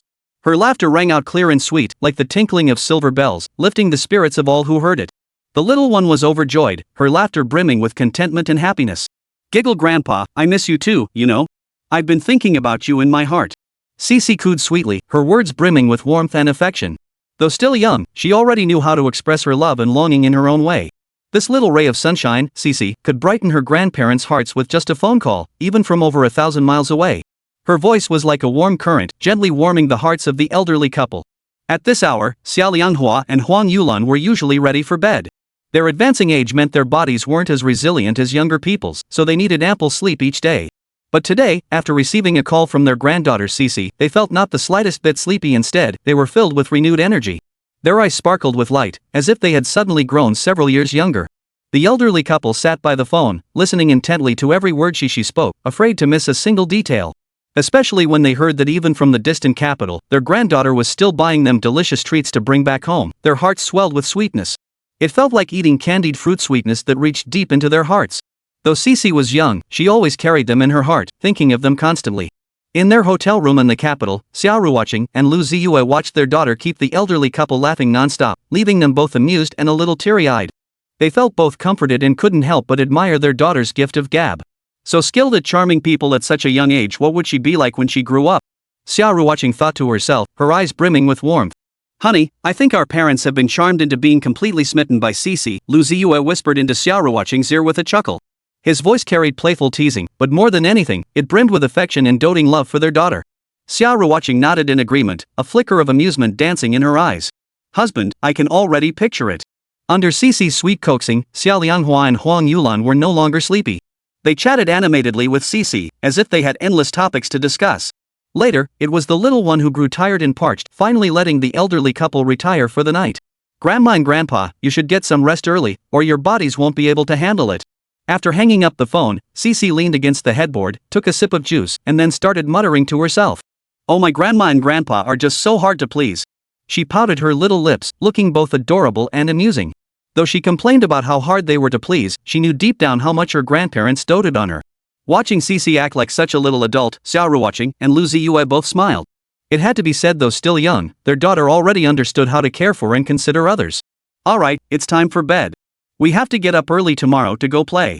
Xixi, there are so many fun things waiting for us tomorrow, so make sure you get plenty of sleep tonight. Xia Ruoqing suggested. Okay. The next second, Xixi slipped into bed like a little eel, burying her head under the covers and leaving only a bit of her arm exposed. Her adorable, comical expression made Xia Ruoqing and Lu Ziye burst into laughter. But soon, Xixi popped her head out again. Batting her big eyes, she looked at her parents and asked, Daddy, can I sleep in the middle? She loved sleeping between her parents' blankets. It made her feel safe and warm. And now, Xixi was already making arrangements. Mommy, you'll be on my right side, okay? Just like that, even how they slept was planned out by Xixi.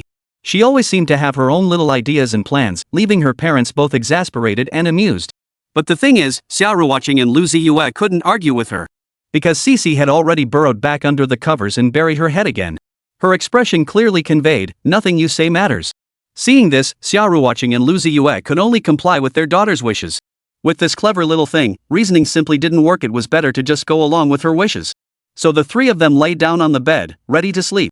However, just as Xixi drifted off, her father Lu Ziye quietly sprang into action. He gently lifted Xixi and carefully placed her at the very center of the bed. His movements were both gentle and practiced, as if afraid of disturbing his sleeping daughter. The middle spot was reserved for Xia Ruoqing. Lu Ziye thought to himself, "This is perfect. Now I can hold my wife close while we sleep." As he thought this, a smug smile curved his lips, thoroughly pleased with his arrangement. Finally, Lu Ziye lay down on the outer edge. He stretched lazily, then slid his arm around Xia Ruoqing from behind. The feeling was both warm and reassuring, filling his heart with happiness and contentment. "Hee, this is just perfect, isn't it?" he murmured, tightening his embrace around Xia Ruoqing. "You, husband. You're being naughty again." Xia Ruoqing pouted playfully, though her beautiful eyes were brimming with affection. In truth, she too cherished the feeling of Lu Ziye's embrace from behind, warm and reassuring. Of course, that was only if Lu Ziye didn't start doing anything sneaky. Otherwise, Xia Ruoqing would feel weird, or even start giggling uncontrollably from ticklishness. Fortunately, Xixi was still nearby. Even if Lu Ziye had the nerve, he wouldn't dare do such a thing. After all, if their daughter woke up, it would be hard to explain. But just then, Xixi suddenly rolled over, mumbling something in her sleep. Xia Ruoqing and Lu Ziye immediately held their breath, afraid of waking her. But thankfully, Xixi merely rolled over and drifted back to sleep. Then both husband and wife smiled. Because in that moment, they actually felt a sense of stealing. It was weird. Chapter 148, Xixi's confidence was shaken. Time flew by, and the next day arrived. Morning light filtered through the curtains, spilling into the room and casting a soft glow over the quiet space. When Xia Ruoqing slowly opened her eyes, she found a pair of beautiful little eyes staring intently at her without blinking. Those eyes sparkled with the innocence unique to children, tinged with a hint of liveliness. Gazing at her daughter's rosy little face, Xia Ruoqing instinctively greeted her with a sleepy, motherly warmth in her voice, saying, "Good morning." She had expected this to be a warm morning like any other, where mother and daughter would exchange smiles and begin a new day together. Yet, Xixi paid her no mind. This sudden silence puzzled Xia Ruoqing. She wondered if her eyes were playing tricks on her. Perhaps her daughter hadn't fully woken up yet and was still drifting in her dreams? She gently touched Xixi's small cheek, trying to draw her attention, but Xixi only turned her head slightly, her eyes still clouded with confusion and unhappiness. For a moment, Xia Ruoqing felt utterly baffled. She studied her daughter's expression intently, searching for answers. It wasn't until a large hand reached around from behind and gently wrapped around her waist that Xia Ruoqing finally understood. It turned out that what was hidden in her daughter's eyes was unhappiness. And this unhappiness wasn't without reason. It had its cause. It all stemmed from last night when she and her husband had disrupted their daughter's plans. Last night, this little one had her own little plan. She wanted to sleep between mom and dad, feeling that sense of being surrounded by love and warmth. After all, before bed last night, Xixi had made it perfectly clear she was going to sleep in the middle, with mom on one side and dad on the other. Too young to know shame, she simply knew this arrangement made her feel exceptionally happy and secure. But adults sometimes have their own little secrets and needs. Just like last night, Xia Ruoqing and her husband couldn't resist wanting to enjoy some alone time, so they quietly moved Xixi to the innermost spot. Now look, Xixi woke up first thing and opened her eyes to find herself all the way in the innermost spot, while mom and dad were snuggled tightly together. Xia Ruoqing puffed out her cheeks, feeling a bit flustered. She didn't know how to explain it to her daughter. She couldn't exactly say, "Sweetie, mommy actually wanted daddy to sleep holding me, so I moved you to the inside." Ugh, that sounded way too childish and embarrassingly awkward. Just thinking about it made Xia Ruoqing blush. She couldn't bring herself to say it. She didn't want to lose her dignity and image as a mother in front of her daughter. In a flash, countless thoughts raced through Xia Ruoqing's mind. She considered making up some flimsy lie to get by, but that seemed wrong, or rather, it wouldn't fool anyone. With no other choice, Xia Ruoqing sat up on her own, trying to break the silence. "Xixi, why aren't you talking to mommy?" she asked softly, her voice brimming with tenderness and patience. Her daughter was a sensitive little soul. The slightest ripple could set her heart in turmoil. Sure enough, it worked. Upon hearing her mother's question, Xixi sat up too. But her little face still wore a look of displeasure, her pouted lips stretched so wide they could hold a bottle. Her eyes met her mother's, brimming with hurt and confusion. "Mommy, how could I end up sleeping all the way in the back? I promised I'd sleep in the middle." Xixi's voice carried a hint of childishness and discontent. She was genuinely troubled by this. How could grown-ups break their promises and change her arrangements so casually? Originally, when the little one woke up that morning, before even opening her eyes, she had wanted to reach out and hug her daddy's arm. She imagined reaching out and touching her daddy's warm arm, then snuggling into his embrace for a little longer. But when she reached out after waking up, instead of finding her dad's arm, she touched a wall. The cold touch startled her. When she opened her eyes, she realized it really had turned into a wall. It turned out she had been moved to the innermost spot while her parents were sleeping together. So Xixi started sulking. Lying in bed, her little mind kept turning over the question, and the more she thought about it, the more upset she became. She had planned to confront her parents about breaking their promise. But she waited and waited for what seemed like forever, and her parents still didn't wake up. The little one could only sulk alone, secretly vowing to confront them the moment they woke up. But what kind of scheming could little cutie Xixi possibly come up with? She was still just a child. How could she possibly go toe-to-toe with her cunning mother? Xia Ruoqing watched her daughter's pouting little face, feeling both amused and guilty. So Xia Ruoqing began to draw on her acting skills, putting on a performance. "Oh, you're asking Mom about that," she said with feigned surprise. "I was just about to ask you. You were sleeping soundly last night, so why did you suddenly want to sleep in there? Your dad and I were both scared, thinking you might be feeling unwell." Xixi froze upon hearing this. She blinked rapidly, studying her mother's earnest expression, and began to waver. Could it really be that she had suddenly wanted to sleep in the inner room last night? She strained to recall the events of the previous evening, but her mind was a hazy blur she simply couldn't remember. "Your dad and I tried everything to talk you out of it," Xia Ruoqing continued, "but you insisted it was too hot and you had to sleep right up against the wall. We were worried you'd catch a chill, but no matter how hard we pulled you, you wouldn't budge. You just stuck to your guns." As she spoke, Xia Ruoqing shrugged her shoulders, adopting a helpless expression. Her expression and tone were so convincing that Xixi began to believe her words. After all, in Xixi's mind, her mother was a good mom who never lied. After hearing her mother's words, Xixi froze. Though she sat frozen in place, her mind raced to piece together memories. She tried to recall if the memories in her mind truly matched what her mother had described. She strained to piece together fragments of last night, searching for clues to prove she hadn't said or done those things. But she pondered for a long while, racked her brain repeatedly, and revisited her memories over and over, yet she couldn't recall any of the things her mother had mentioned. Not a single fragment. All she remembered was sleeping soundly last night and having a wonderful dream. As for anything else, she truly had no recollection whatsoever. Chapter 149, Big Pig's Hoof, Don't You Dare Move. Moments later, she lifted her head, those clear, large eyes once again fixed on her mother, her gaze carrying a hint of confusion and inquiry. Xia Ruoqing's face came into view, a face etched with earnestness and resignation. Though her brows were slightly furrowed, a barely perceptible, gentle smile played at the corners of her mouth, as if she were trying her best to conceal something. Seeing her mother like this, the little one couldn't help but feel a flutter of unease in her heart. She could only say that her mother's words had made her believe them a little more. She began to wonder if perhaps it really was her own whim last night that had made her insist on sleeping inside after all. The moment this thought surfaced, even she found it hard to believe. After all, she was usually such an obedient child. How could she have suddenly become so willful? But seeing the earnest look in her mother's eyes, she seemed to find a reasonable explanation. "Okay, Mom. Maybe I just felt too hot and insisted on sleeping right up against the wall." Xixi murmured softly, her voice tinged with embarrassment and resignation.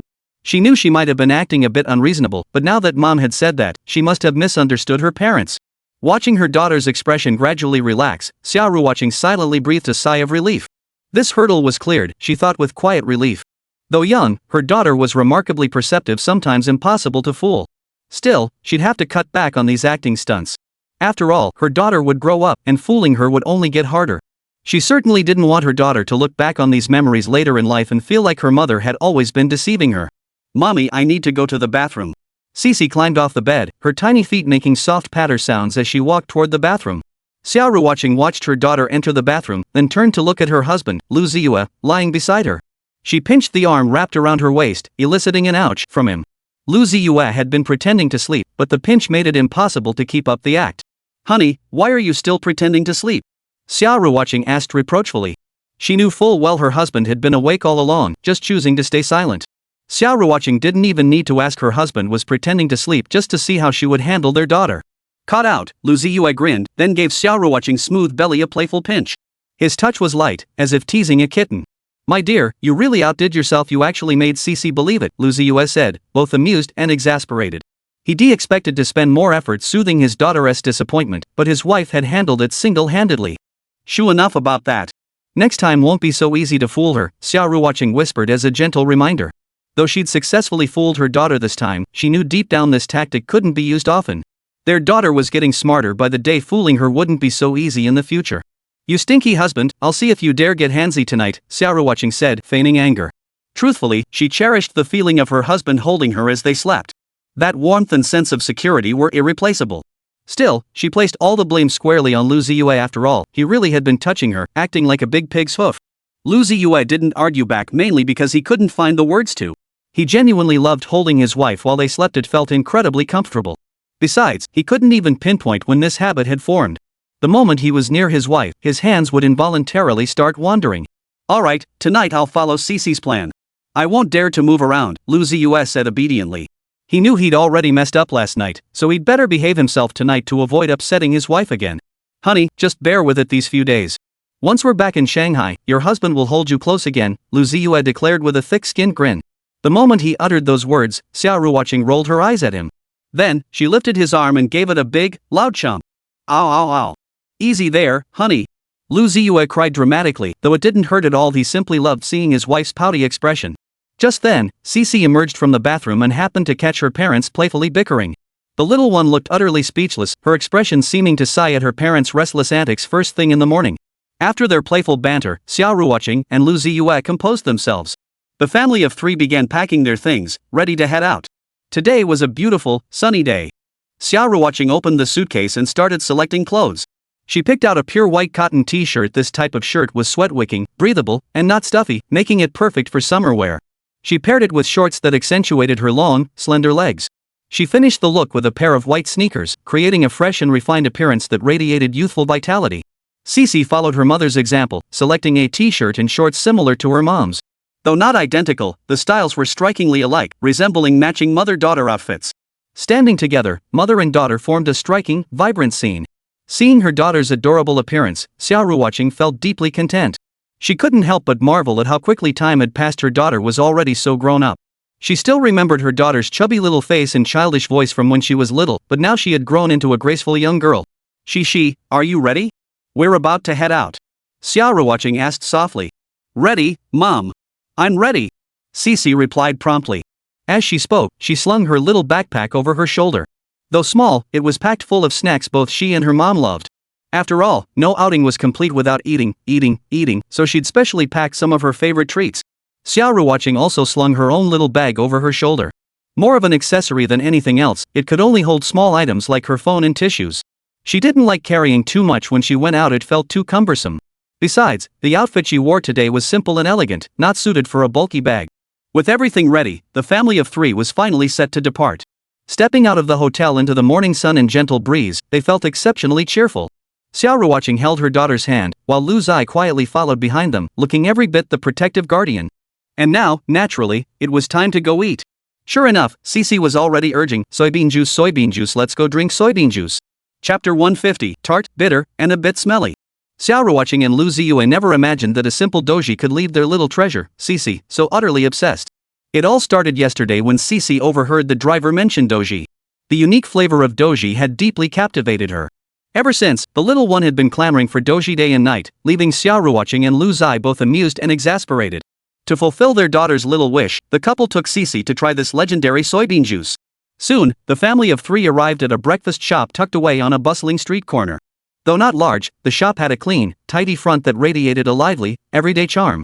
Moreover, since doji is a traditional delicacy of the capital, it could be found in most places, so they didn't have to go out of their way to locate this spot.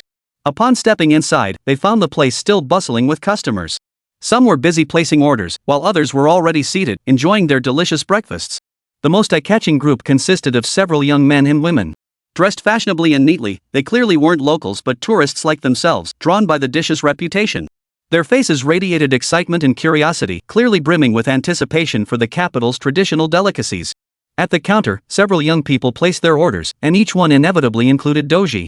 The moment she heard the word doji, Xixi perked up, her little eyes lighting up as if she'd discovered a new world. She grabbed her parents' hands and skipped over to the window, eager to see this legendary doji for herself. However, her height proved to be a major problem. She stood on tiptoes, straining to peer inside the window. But because she was too short, she could only see the busy figures and the steaming pots and stoves inside the window, yet she couldn't catch a glimpse of the true form of the doji.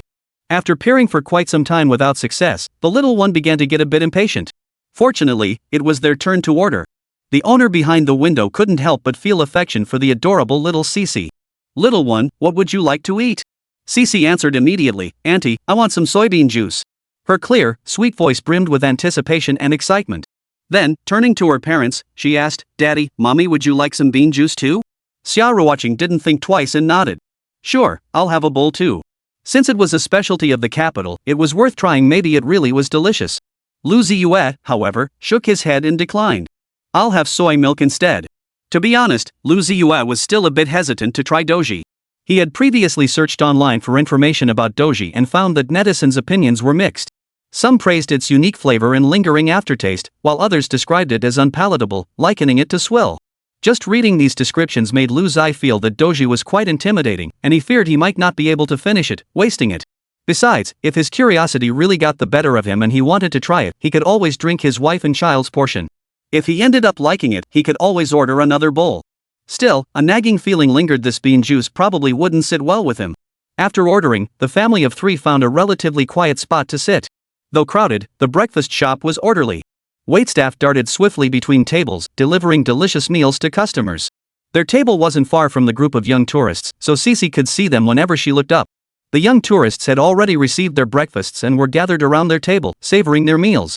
Their table was laden with various Beijing specialty snacks, including the indispensable soybean juice. As bowl after bowl of doji was brought over, Xixi's anticipation grew stronger. Her eyes widened as she watched the tourists' expressions and movements while drinking the bean juice, trying to discern what it actually tasted like. One young girl carefully lifted a bowl of bean juice, took a small sip, then furrowed her brow slightly, her face contorting into an expression that was hard to describe. She took another sip, and this time her expression seemed even more complex, a mix of surprise, curiosity, and a hint of discomfort. Seeing this, Xixi couldn't help but feel curious. She recalled the driver's words, "The soybean juice is quite good, and it's delicious." But if that was the case, why did that girl look so strange? While Xixi waited expectantly for her own soybean juice to arrive, Lu Ziye and Xia Ruoqing kept casting subtle glances toward the group.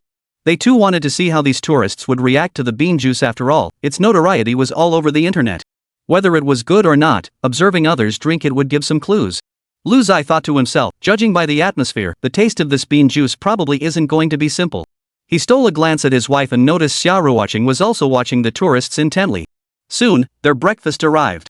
Xixi's doji was served in an elegant little bowl. The little one was delighted to see her soybean juice finally arrive. She eagerly picked up the bowl and cautiously took a sip. However, the moment the bean juice touched her tongue, Xixi's expression turned complicated.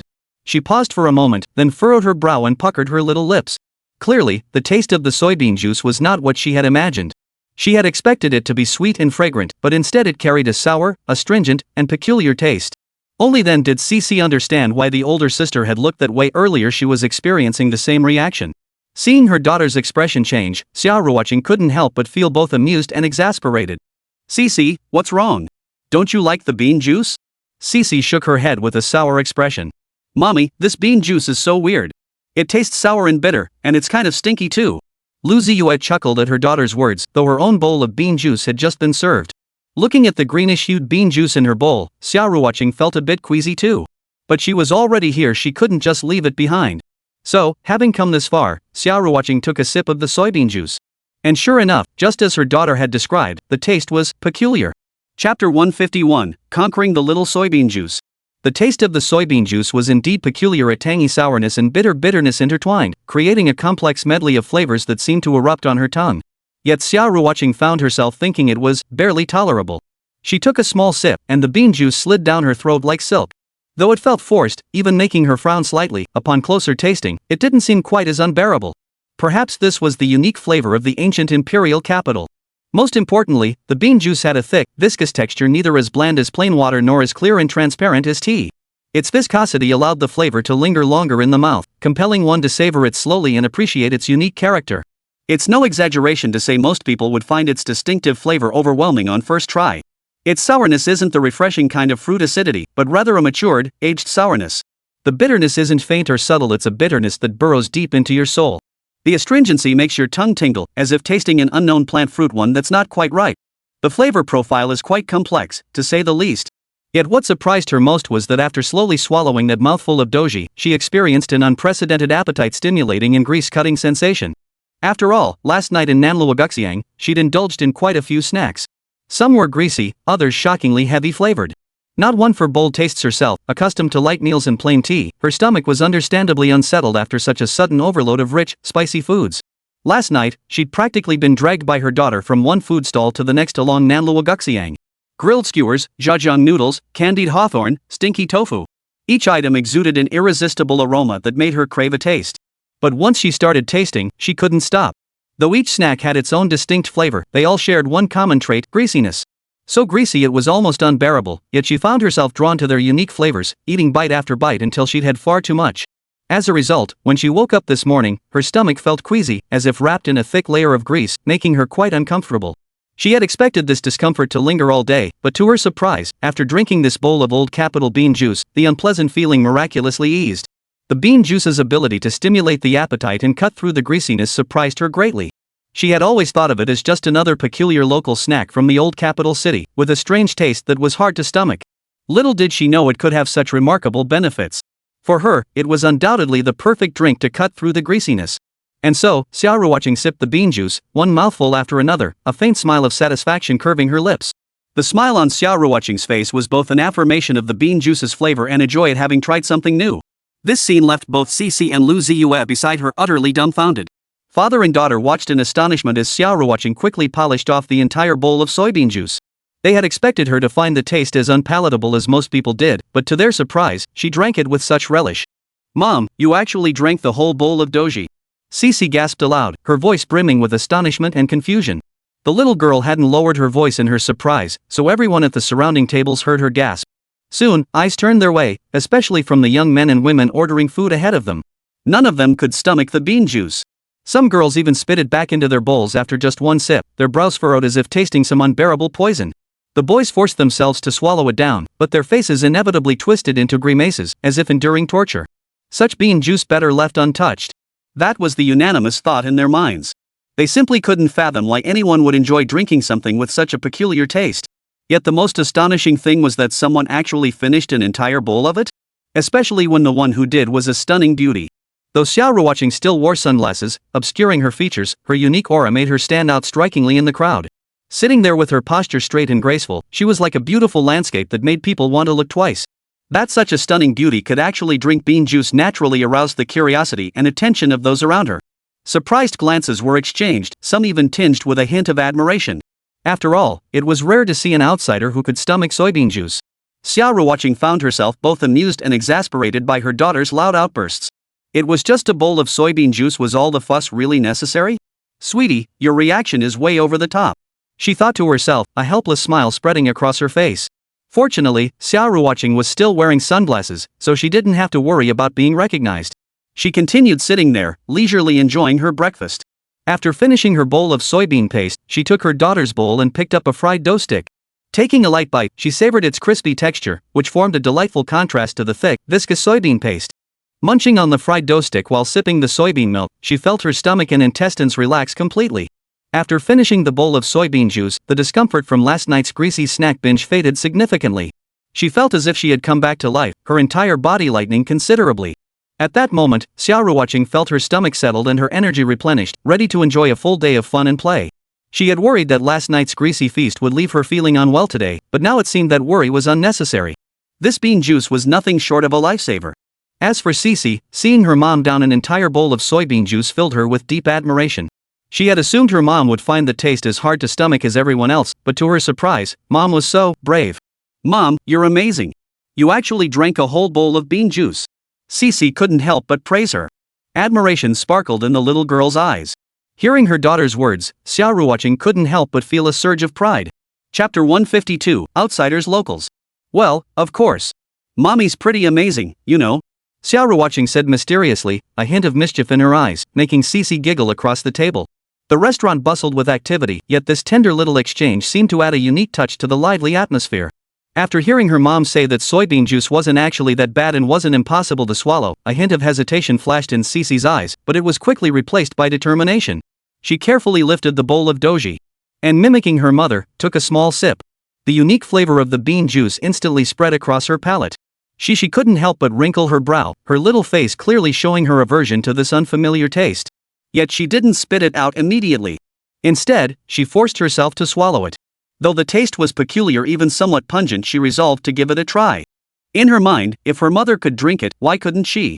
This little display of stubbornness and courage warmed Xia Ruoqing's heart. Deep in Xixi's heart, she remembered a phrase her mother had once said, "You are my child. I won't ask you to master things I can't do myself. But whatever I can do, I believe you can do too." In the years to come, these words would shine like a guiding light, illuminating Xixi's path forward. Though too young to grasp its full depth at the time, the words had lodged deep within her heart the moment she heard them. Now, facing this bowl of soybean juice, Xixi felt a profound connection with her mother. She knew that if her mother could drink the bean juice, then she could too. Summoning her courage, she took another sip. And so, she began to drink the bean juice. Sip by sip, she drank it. Though she furrowed her brow with each mouthful, her eyes were filled with determination and perseverance. The little one was growing up in this very way, though perhaps it wasn't necessary? It must be said, she truly was her mother's daughter. After getting used to the taste, Xia Ruoqing grew to love the bean juice. Its unique sourness and bitterness, tinged with a hint of sweetness, made it less unbearable to her. Unexpectedly, Xixi was doing the same, gradually adapting to the taste. Perhaps at first, she found the taste utterly repulsive, but after a few sips, the little one, just like her mother, began to slowly appreciate the merits of doji. It cut through greasiness and whetted the appetite. Though it was a bit pungent and gave a slight buzz, upon careful tasting, it was actually quite decent. Xixi discovered that doji wasn't as bad as she'd imagined. It actually had a unique charm. Soon, she drained the bowl of bean juice in one go, then adorably licked her little tongue afterward. Over breakfast at the restaurant, Xia Ruoqing and Lu Ziye both understood what the driver they'd met yesterday had meant. Why did locals find it so amusing when outsiders drank doji? Because it really was hilarious. The family of three sat in the restaurant, savoring this rare moment of warmth, surrounded by the bustle of tourists and busy waitstaff. More tourists arrived later, some in groups, others alone, but nearly everyone ordered a bowl of doji to try. However, the taste of doji isn't for everyone. So, the sound of gagging echoed throughout the restaurant, making everyone around them burst into laughter.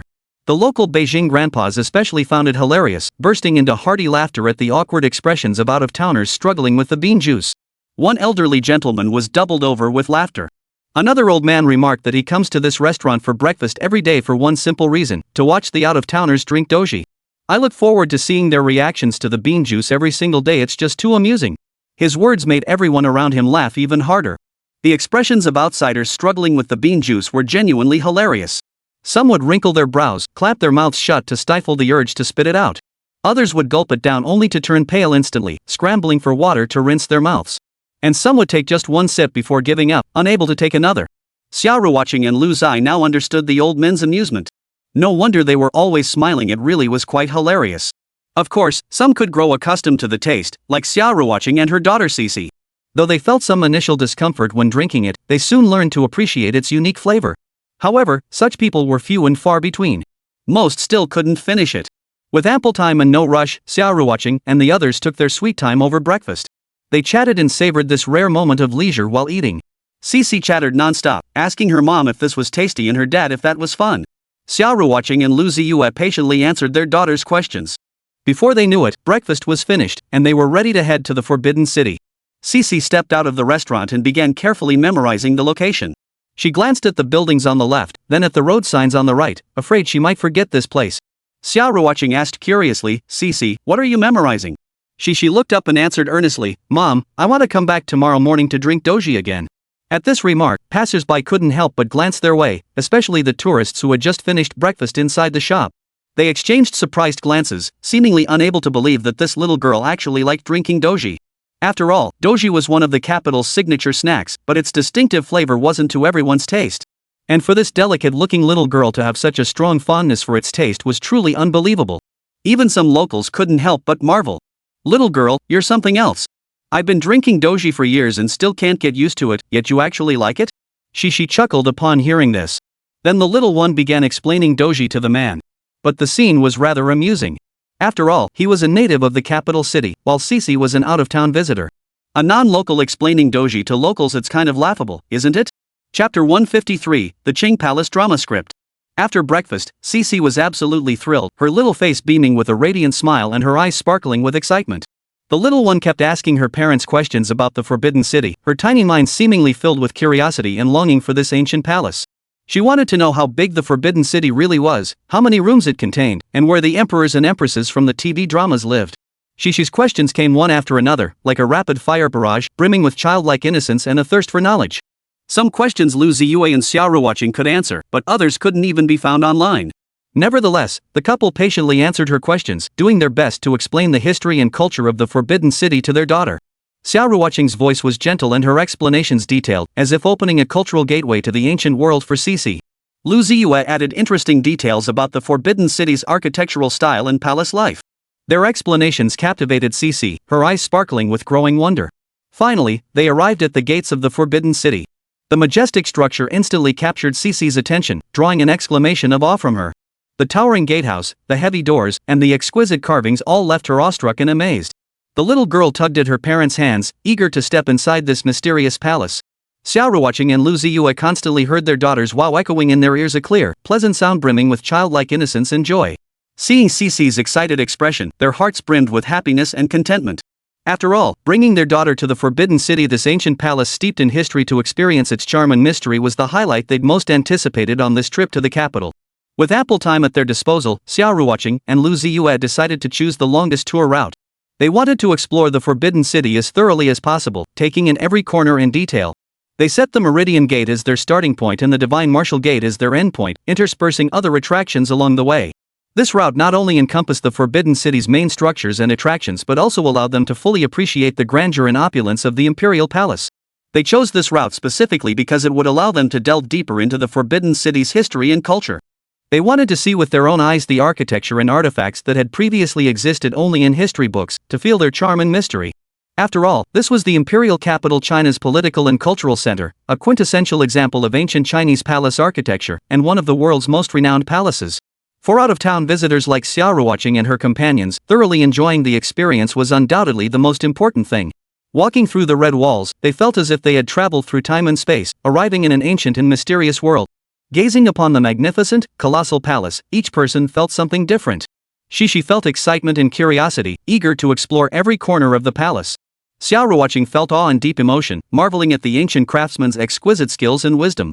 Lu Ziye, however, focused more on the architectural style and details of court life, eager to delve deeper into the palace's history and culture.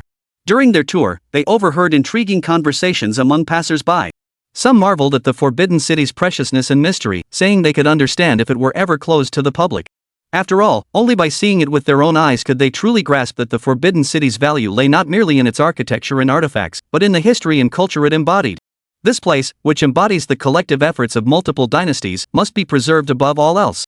Others even suggested that ordinary people like themselves shouldn't even set foot here. While such remarks may seem extreme, they reflect the Forbidden City's mystique and revered status in people's hearts. However, the majority approach the Forbidden City with a calm mindset, appreciating its charm. They feel that regardless of one's status or background, simply being able to come here and experience the history and culture of this palace is a rare and rewarding experience. Xia Ruoqing and Lu Ziye strolled through the Forbidden City with their daughter, their footsteps light and cheerful. Whether it was the Hall of Divine Grace, where imperial family members worshipped Buddha, or the Hall of Literary Grace, where the Crown Prince studied, they felt the majesty and solemnity of this ancient imperial sanctuary. These structures were not only grand in scale but also exquisitely detailed, each element revealing the masterful craftsmanship and wisdom of ancient artisans. Xia Ruoqing felt this particularly keenly. After all, she had once starred in period dramas, many of which featured palace scenes and storylines. Having portrayed roles like ancient princesses, she possessed some understanding and experience of palace life and settings. Yet now, standing within the Forbidden City itself, the sensation was truly extraordinary. It felt as if she had traveled through time, returning to that prosperous ancient world, experiencing the imperial nobility and glory that belonged to the royal family. So much so that ideas for scripts began surfacing in Xia Ruoqing's mind. As she walked, she was deep in thought, her brow furrowing at times, her lips curving upward at others, completely absorbed in her own world. Lu Ziye noticed his wife's unusual state and gently raised his hand to touch her pale forehead. "Honey, what's wrong? Are you feeling unwell?" "Ha? I'm fine, honey. I was worried you might be feeling unwell. You've been spacing out, and I was afraid you might have heat stroke." Hearing this, Xia Ruoqing couldn't help but feel both amused and exasperated. "Honey, don't worry. I'm fine. I was just thinking about the script." "Script? What script?" Lu Ziye asked curiously. "The one that just popped into my head. A Qing Dynasty palace drama. Want to hear it?" Lu Ziye agreed without hesitation. "Sure. Anyway, our main plan for today is exploring the Forbidden City, so we have plenty of time. And it's rare for you to come up with such a great idea right after arriving here. Maybe I can help." And so, Xia Ruoqing enthusiastically began recounting the idea that had recently popped into her head. She detailed the script's setting, characters, plot, and scenes, each element brimming with creativity and imagination. As she spoke, her enthusiasm grew, her words flowing more smoothly with each sentence as if the script had already taken root and blossomed within her mind. What surprised Lu Ziye, however, was that the script his wife envisioned felt strangely familiar. Perhaps it would be more fitting to call it The Palace? Chapter 154, The Palace. Just as Xia Ruoqing finished outlining the concept to Lu Ziye, a name suddenly surfaced in his mind, Xingchuan. It wasn't just similar, it was identical. The plot framework Xia Ruoqing described seemed carved from the same mold as that palace drama. After touring the Forbidden City, inspiration gushed forth from Xia Ruoqing, and the script she created bore an uncanny resemblance to the drama Palace. The intricate twists, the delicate portrayal of emotions, the scheming and intrigue of courtly struggles all seemed to narrate an ancient yet familiar tale. It made Lu Ziye wonder if his wife had stumbled upon some fragment of inspiration from centuries past, or if memories from a previous life had unexpectedly surfaced. Otherwise, how could she have written this drama with such explosive inspiration? After finishing her story, Xia Ruoqing looked at Lu Ziye with eyes brimming with anticipation.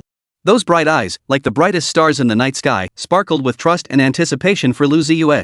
No need to ask, she was waiting for Lu Ziye's verdict, yearning to hear her husband's approval and encouragement for her work. "Honey, what do you think?" Xia Ruoqing's voice was soft and full of anticipation, like a child waiting for praise. Lu Ziye smiled faintly, his gaze brimming with admiration and satisfaction. I can only say, it's very good." He gave his honest assessment, his tone conveying genuine recognition and affirmation of Xia Ruoqing's talent. Then he suggested, "Once we get back to the hotel, you should jot down this inspiration right away and flesh it out. By the time we return to Shanghai, we'll start filming." At this, a flicker of surprise and hesitation crossed Xia Ruoqing's eyes. "Honey, is it really that urgent?" She could hardly believe her ears. After all, this was merely a sudden flash of inspiration, not yet refined or polished.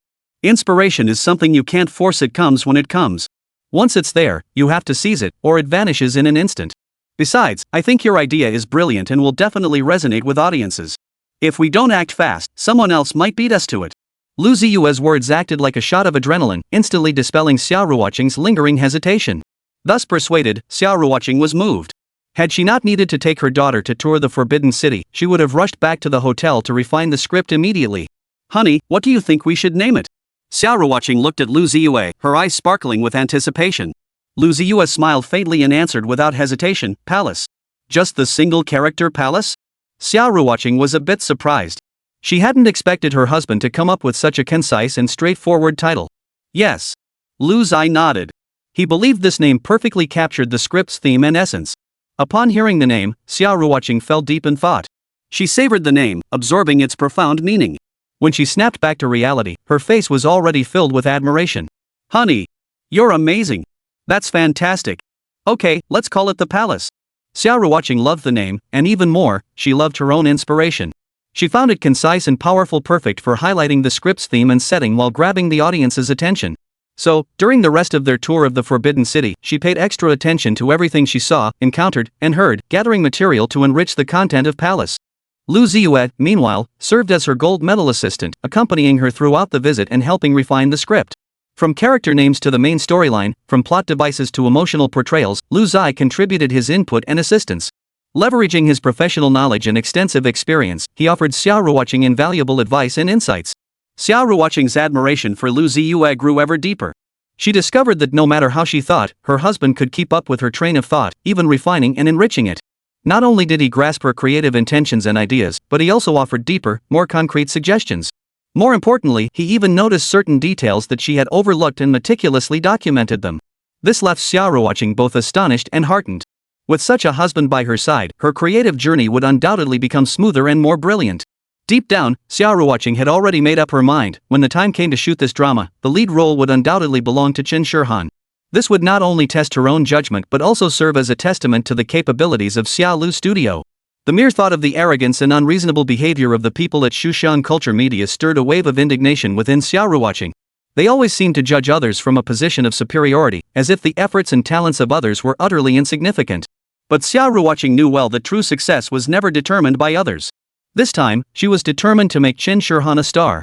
While achieving true stardom involved many uncertainties, one thing was certain: it was absolutely beyond the control of Shushan Culture Media. Xia Ruoqing had her own plans and strategies. She possessed both the confidence and capability to make Qin Shihan shine brightly on the silver screen. After yesterday's meeting, Lu Ziye's patient reassurance gradually calmed Xia Ruoqing's emotions. Yet she refused to let it end there. Instead, she resolved to channel this injustice into fuel for her progress. She would prove her worth through sheer talent, forcing Xushan culture media to regret their underestimation. Forcing Xushan culture media to take Xia Lu Studios seriously became Xia Ruoqing's next all-out objective. She would show everyone that Xia Lu Studio not only possessed the capability to create outstanding works but also the power to launch one star after another into stardom. Pulling her thoughts back, a faint smile returned to Xia Ruoqing's face. She knew that bad moods couldn't last forever, otherwise, they would only affect herself and those around her. Especially her husband and daughter, her steadfast pillars of support. She couldn't burden them with excessive worry. So she took a deep breath, casting all her discontent completely aside. Onward, she would walk with greater resolve and confidence, for she believed that with effort, success was inevitable. Xixi really was such a well-behaved and sensible child. Ever since Xia Ruoqing's burst of inspiration, she'd been discussing the script with Lu Ziye. They talked about it for a long stretch of the journey. Xixi didn't seem bothered at all. Instead, she quietly stayed by their side without interrupting. In truth, the little one was listening intently to her parents' conversation. She even imagined some scenes and storylines in her head. Chapter 155, Being Emperor Isn't All That Great. After touring the refined elegance of the Imperial Garden and admiring the majestic grandeur of the Nine-Dragon Wall, Xixi's steps grew heavier, her young face etched with weariness. At first, Xixi had been like a fledgling bird, brimming with curiosity and a desire to explore the Forbidden City. She darted excitedly through every corner of the palace, as if every brick and tile, every painting and calligraphy, held endless stories waiting for her to uncover. Yet as time passed, the vast palace complex seemed to transform into a labyrinth, leaving her with the feeling that no matter how far she walked, she could never reach the end. The Nine-Dragon Wall, the 22nd attraction on their journey, was undoubtedly one of the most awe-inspiring sights.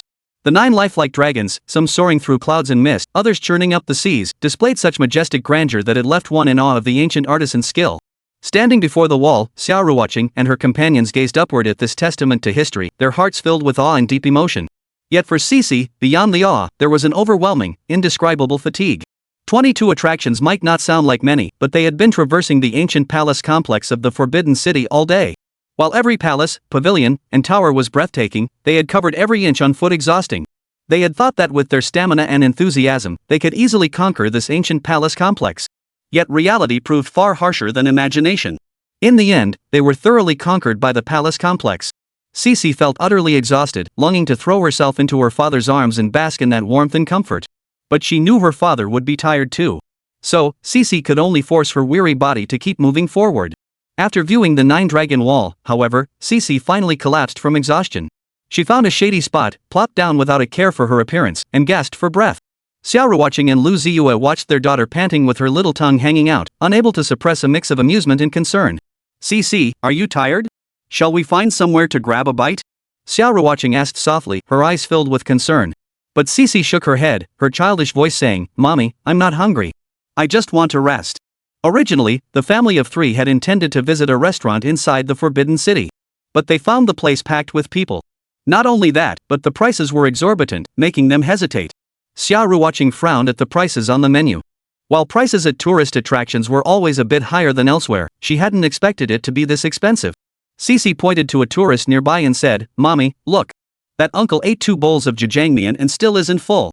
Following the direction of Xixi's finger, they saw a tourist staring blankly at his empty bowl, clearly dissatisfied with his meal. Witnessing this scene only strengthened Xixi's resolve not to eat here. She stubbornly pulled her parents out of the restaurant, muttering under her breath, "Daddy, Mommy, that measly amount of noodles? 1 bowl wouldn't even fill a tooth gap." After leaving the restaurant, Xixi turned back and called out, "Rip-off joint. Humph. Way too expensive." Her innocent expression left passing tourists both amused and exasperated. Well, what can you do? Tourist spots are like that, prices are just high. Though Xia Ruoqing felt a bit annoyed, she didn't dwell on it too much. Fortunately, Xixi's bag contained some snacks and drinks, candy, chocolate, and such. By the time they reached the Nine-Dragon screen, Xixi was exhausted, barely able to stand. Leaning against her dad's chest, her little face was etched with exhaustion. Though exhausted, her heart was filled with joy and contentment. She knew she had seen many things she'd never seen before and heard many stories she'd never heard before. Moreover, a subtle shift had occurred within Xixi's thoughts. At first, she thought that since the emperor's residence was so vast and luxurious, he must be powerful and happy. But now, she felt a bit sorry for the ancient emperors. She realized the emperor must have walked an immense distance every day. In such a vast palace complex, walking back and forth must be exhausting. Did that mean the emperor would get hungry again just moments after finishing a meal? Thinking about this, Xixi couldn't help but mutter to herself, being emperor isn't all that great after all. The sky had already turned gloomy, and the weather forecast on her phone had shifted from sunny to thunderstorms. This meant a heavy downpour might hit in the afternoon. To avoid having their plans cut short by the downpour, Xia Ruoqing and Lu Ziye discussed and decided to reduce the number of sites they planned to visit later. They planned to finish touring the Forbidden City early so they could return to the hotel sooner. After all, their daughter was utterly exhausted, and they needed to find a comfortable place for her to rest as soon as possible. So the family of three quickened their pace. They passed through the Hall of Treasures, displaying countless precious artifacts, and walked past the solemn and mysterious Palace of Tranquil Happiness. Finally, they arrived at the gates of Xinwu Gate. This ancient gate has witnessed countless historical transformations and the vicissitudes of time. At this very moment, it seemed to silently welcome their arrival. Xia Ruoqing looked up at the majestic gate, an inexplicable emotion welling up within her as she prepared to leave this ancient palace complex. When would she return after this departure? There was no denying that Xia Ruoqing had grown quite fond of the Forbidden City. Such a treasure trove truly deserved exploration and admiration. As they stepped out of the Forbidden City, Xixi turned to glance back at the place she had lingered in so fondly. A look of contentment and reluctance flashed across the little one's innocent face, despite her obvious exhaustion. "Daddy, Mommy, will we come back to the Forbidden City to play again someday?" Xixi couldn't help but ask as they returned to the car after leaving the Forbidden City. As her daughter put it, though touring the Forbidden City was tiring, it was also incredibly fun. She loved it. In this regard, Xixi was just like Xia Ruoqing. Even as they departed, she couldn't help but feel a pang of reluctance. Xia Ruoqing gave her daughter a definite answer. "Of course. When we have the chance, we can come back to the capital city to play, and we can visit the Forbidden City again." Hearing this, a delighted expression immediately lit up Xixi's pretty face. "That's great." After returning to the hotel, Xixi fell asleep quickly, her little face still bearing traces of the day's exhaustion. Yet a faint smile lingered at the corners of her mouth, as if she'd dreamt of something delightful. It must be said, the little one had truly worn herself out that day. Ever since opening her eyes that morning, she'd been bursting with excitement. Chapter 156, The Crookedly Delicate. In fact, during dinner, the little one was already so sleepy she could barely keep her eyes open. Her big eyes, which had sparkled with curiosity earlier, were now half closed during the meal. Her eyelids felt as heavy as lead, threatening to shut completely at any moment. Her little head would nod down from time to time, only staying awake thanks to Xia Ruoqing and Lu Ziye's constant reminders and chatter. Once their daughter fell asleep, Xia Ruoqing and Lu Ziye eagerly began organizing and refining the script for the palace. Seated on the hotel sofa, notebooks and laptops spread before them, the couple meticulously compiled the day's inspirations and ideas. They would sometimes lower their heads in deep thought, sometimes engage in lively discussion, and sometimes furiously jot down notes, weaving those scattered thoughts into a complete script. They arranged and adjusted the plot according to the main storyline and subplots, carefully considering every detail and character to achieve the best possible outcome. Neither noticed the passage of time, as if the entire world had shrunk to just them and their script. By the time they snapped back to reality, it was well past midnight. Outside, the night had deepened, with only scattered lights flickering in the distance. Their daughter, Xixi, had slept soundly for hours and now woke up in the middle of the night to use the bathroom. The little one rubbed her sleepy eyes and, seeing Mom and Dad still busy, couldn't help but walk over and remind them to get some rest. "Daddy, Mommy, don't work too hard, you should go to bed early too." The childish concern in Xixi's voice warmed Xia Ruoqing and Lu Ziye's hearts. They smiled and agreed, but their hands never stopped working. And so, after a night of relentless effort, the first draft of the script finally took shape before their eyes. Gazing at the draft, Xia Ruoqing's heart swelled with excitement. She felt as though she had accomplished something remarkable, creating an entirely new story, a world brimming with emotion and wisdom. Lu Ziye was equally supportive, lavishing praise on her talent and diligence while believing the script held immense potential and market value. The admiration and pride in Lu Ziye's eyes only strengthened Xia Ruoqing's resolve. She and her husband had merely brought their daughter to tour the Forbidden City, yet she'd crafted such an exceptional script. Who would believe it if she told them? But the evidence was right before her eyes, leaving her no choice but to believe it. The thought of being asked about the script's inspiration in the future made her smile. If she told them it had burst forth during a trip, they'd probably be utterly astonished. Yet Xia Ruoqing didn't remain euphoric forever. She knew that a good script required careful polishing and refinement. It required constant revisions and adjustments to the plot and character relationships to make the story more complete and compelling. Only after all this was prepared could she begin tackling the practical aspects of filming, casting, location scouting, costumes, props, and so on. Completing the filming of a drama was a major undertaking that couldn't be rushed. So, after gathering her things, Xia Ruoqing rose from the sofa, stretching lazily and revealing her graceful figure to Lu Ziye. In that moment, she seemed like a goddess of the night, radiating an indescribable allure. Lu Ziye gently wrapped his arm around her waist, pulling his wife into his embrace. They exchanged a knowing smile. No words were needed, their feelings for each other were already clear. Snuggled together, the couple shared the warmth of the midnight hour. They discussed the next steps for the script, and the mundane topics of career, family, and daily life took on extraordinary meaning in that moment. "Honey, that's enough, let's get some sleep." Xia Ruoqing rose from Lu Ziye's embrace and reached out to pull him up. Lu Ziye couldn't help but yawn, feeling tired and weary.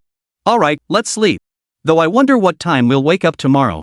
He glanced at Xixi, fast asleep in bed. The little one had already drifted into a sweet dream, breathing evenly and peacefully. A contented smile graced her face, as if she too was celebrating her parents' success. So they each returned to their beds, and within minutes of lying down, they were fast asleep. That night, they slept exceptionally soundly, as if all their fatigue and worries had been swallowed up by the night. When they awoke, it was already the next day. It felt as though they had just closed their eyes and then opened them again, like they had traveled through time. When Lu Ziye awoke, Xia Ruoqing was still asleep. Curled up in the blankets, she looked as adorable as a little kitten. Lu Ziye gently kissed her forehead before tiptoeing out of bed. But their daughter, Xixi, had been awake for ages. The little one, still in her pajamas, was perched on the desk, notebook and pen in hand, scribbling away with a steady rhythm. Lu Ziye walked over curiously and saw Xixi writing characters earnestly. Her name was there, along with characters she'd learned at kindergarten. Without exception, the characters were all crooked and uneven, yet brimming with childlike charm and innocence. "Xixi, have you been awake for a while?" Lu Ziye asked softly. Xixi lifted her head and, seeing her dad awake, flashed a sweet smile. "Mum. Daddy, look. I'm writing my name. Did I do a good job?" Lu Ziye examined the name carefully. Though the letters were large, they still carried a delicate grace, a truly contradictory quality. Yet it was precisely this contradiction that gave her handwriting a unique charm. "Xixi, you've written so beautifully," Lu Ziye praised with a smile. He reached out to ruffle Xixi's hair, his handsome face radiating pure affection. Hearing her father's praise, Xixi beamed with delight. The little one had simply woken up a bit early. Seeing her parents still asleep, she felt a bit bored. Then she happened to spot the notebook and pen on the table, and on a whim, she decided to practice her writing. Unexpectedly, the more she wrote, the more confident she became, even thinking her characters looked quite good. Remember, at first, she'd always forget the stroke order when writing. But now, not only was her improvement visible to the naked eye, she had even grown to enjoy the sensation of writing. So Xixi called out to her dad to wait a moment while she continued writing. Lu Ziye watched his daughter's earnest expression and felt a wave of satisfaction, occasionally offering a word of guidance. Before long, Lu Ziye walked to the window and drew back the curtains. Sunlight streamed in, illuminating the entire room and waking Xia Ruoqing as well.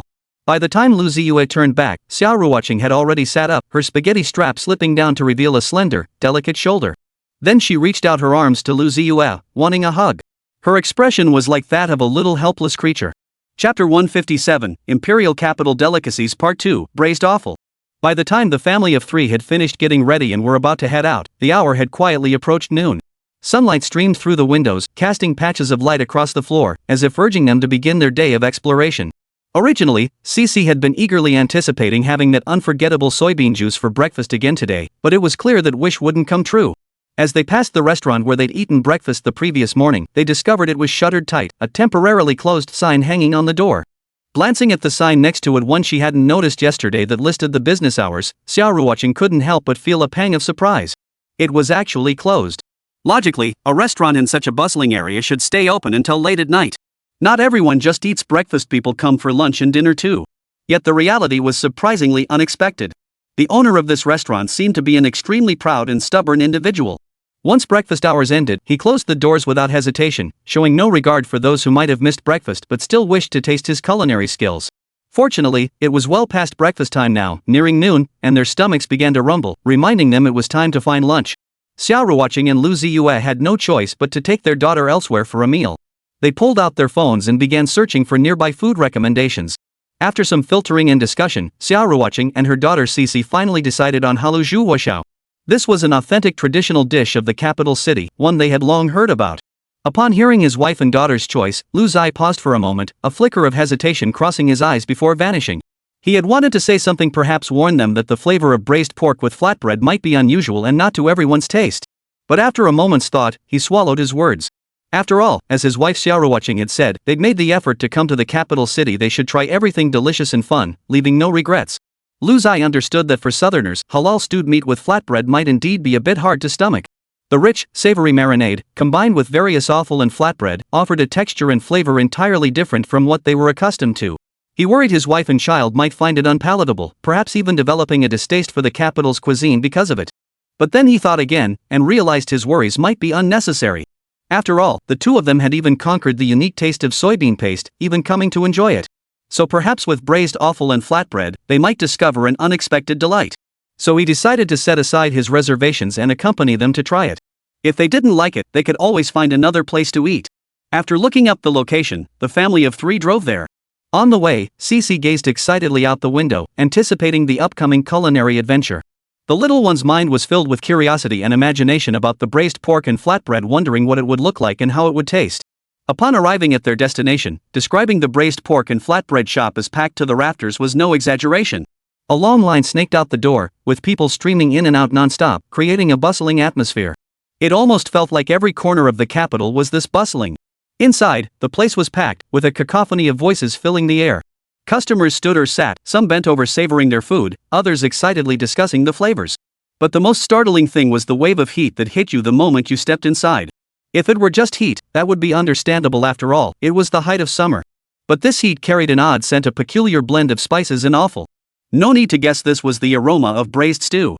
For first-timers, it might feel a bit pungent, even hard to stomach.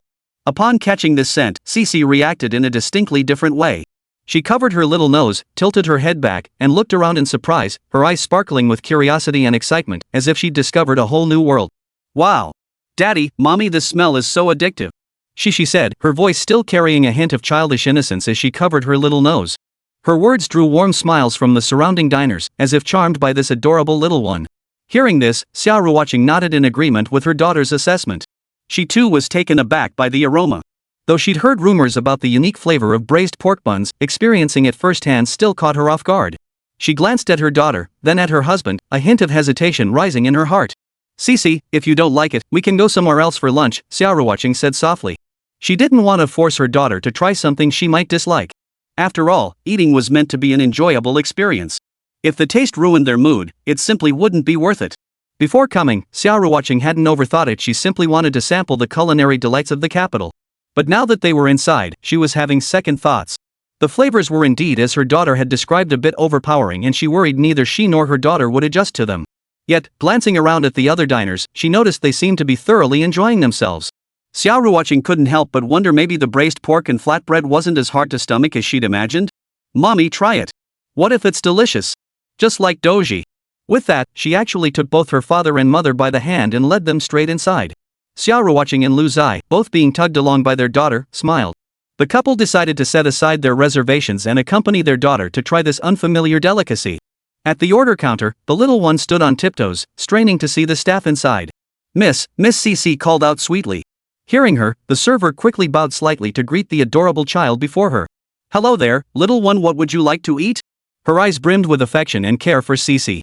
Without hesitation, Xixi pointed directly at the braised pork buns on the menu. "Miss, we want this. Braised pork buns." "Sure, would you like a large or small portion?" "Small. 3 portions that way, if we don't like it, we won't waste too much," Xixi replied honestly. You have to admit, the little one's reasoning made perfect sense. Chapter 158, Authentic. The waitress noticed Xixi's shrewdness and silently gave her a thumbs up in her mind. Though young, the little girl seemed exceptionally bright, her large, dark eyes sparkling with intelligence. You wouldn't expect a child as young as Xixi to even consider the issue of wasting food. Children her age were usually immersed in the world of toys and cartoons, often indifferent to the trivialities of daily life. They might waste food on a whim or turn a deaf ear to their parents' teachings, but Xixi was clearly different. The waitress was genuinely surprised that Xixi understood the importance of not wasting food. When ordering, Xixi carefully studied the menu, frequently consulting her mother, Xia Ruoqing, and father, Lu Ziye, to ensure they didn't order more than they could eat.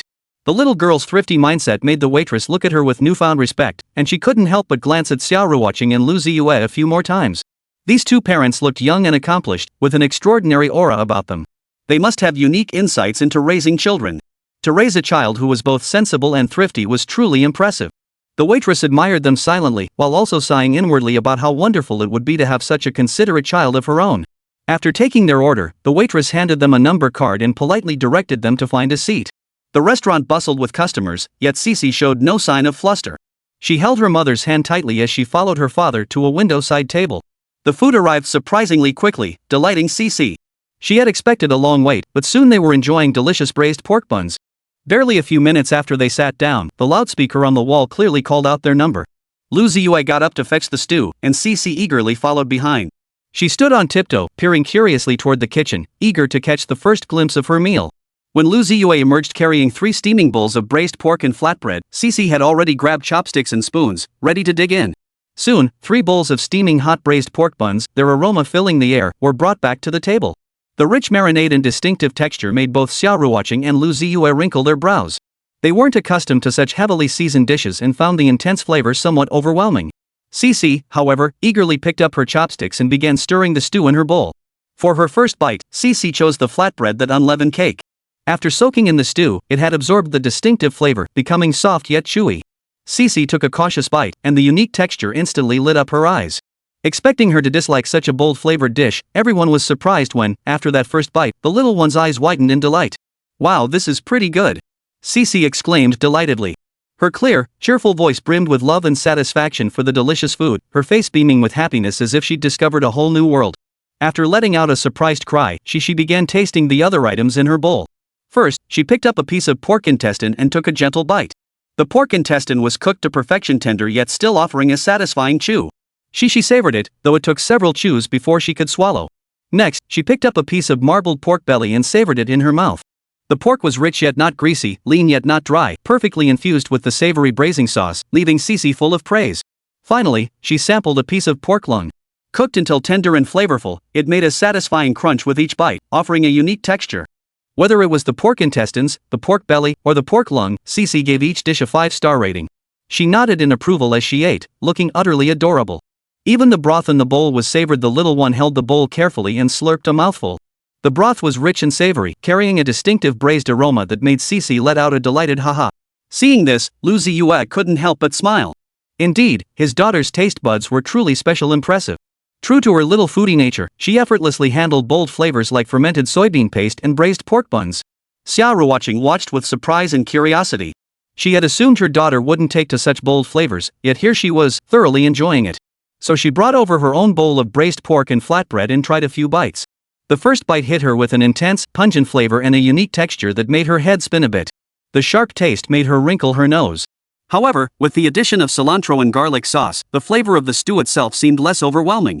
The fresh aroma of cilantro and garlic sauce intertwined with the rich savory notes of the stew, creating a unique and delicious flavor.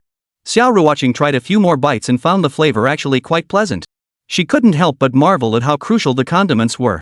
Without them, she suspected many people would find the braised dish itself quite unpalatable. It was precisely because of the balancing and flavor-enhancing effects of these accompaniments that braised stew had become so popular, wasn't it? Xia Ruoqing reflected inwardly, gaining a deeper appreciation for this traditional dish.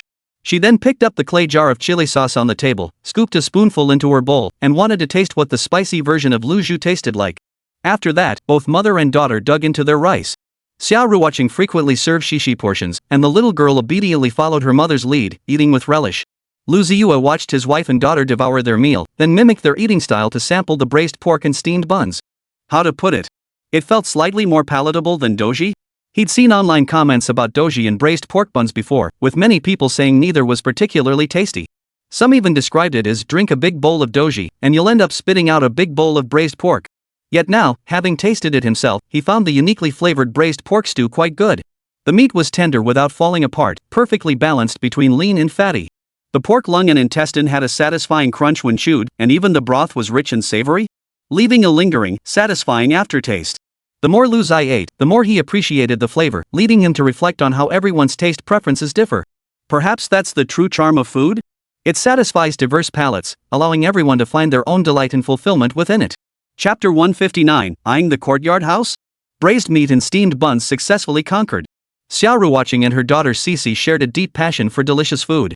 Whether it's street food from every corner or gourmet dishes from high-end restaurants, as long as the flavor is unique enough, they're willing to give it a try.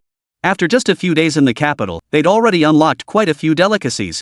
First came the fermented soybean drink, now the braised pork stew. Even Lu Ziye, who had previously been indifferent to such dishes, gradually grew accustomed to the addictive, slightly pungent flavor after tasting the braised pork and flatbread. It was a complex blend of spices and marinade. Rumor has it that the braising sauce has quite the history behind it. At the table, Xia Ruoqing chewed on her braised pork with flatbread while joking with herself. Honey, when we get back to Shanghai and tell Xiao Shui and the others we conquered Doji and Lu Ziye, do you think they'll believe us? Her tone carried a hint of pride, as if boasting about her conquest. Maybe, Lu Ziye replied, torn between laughter and exasperation.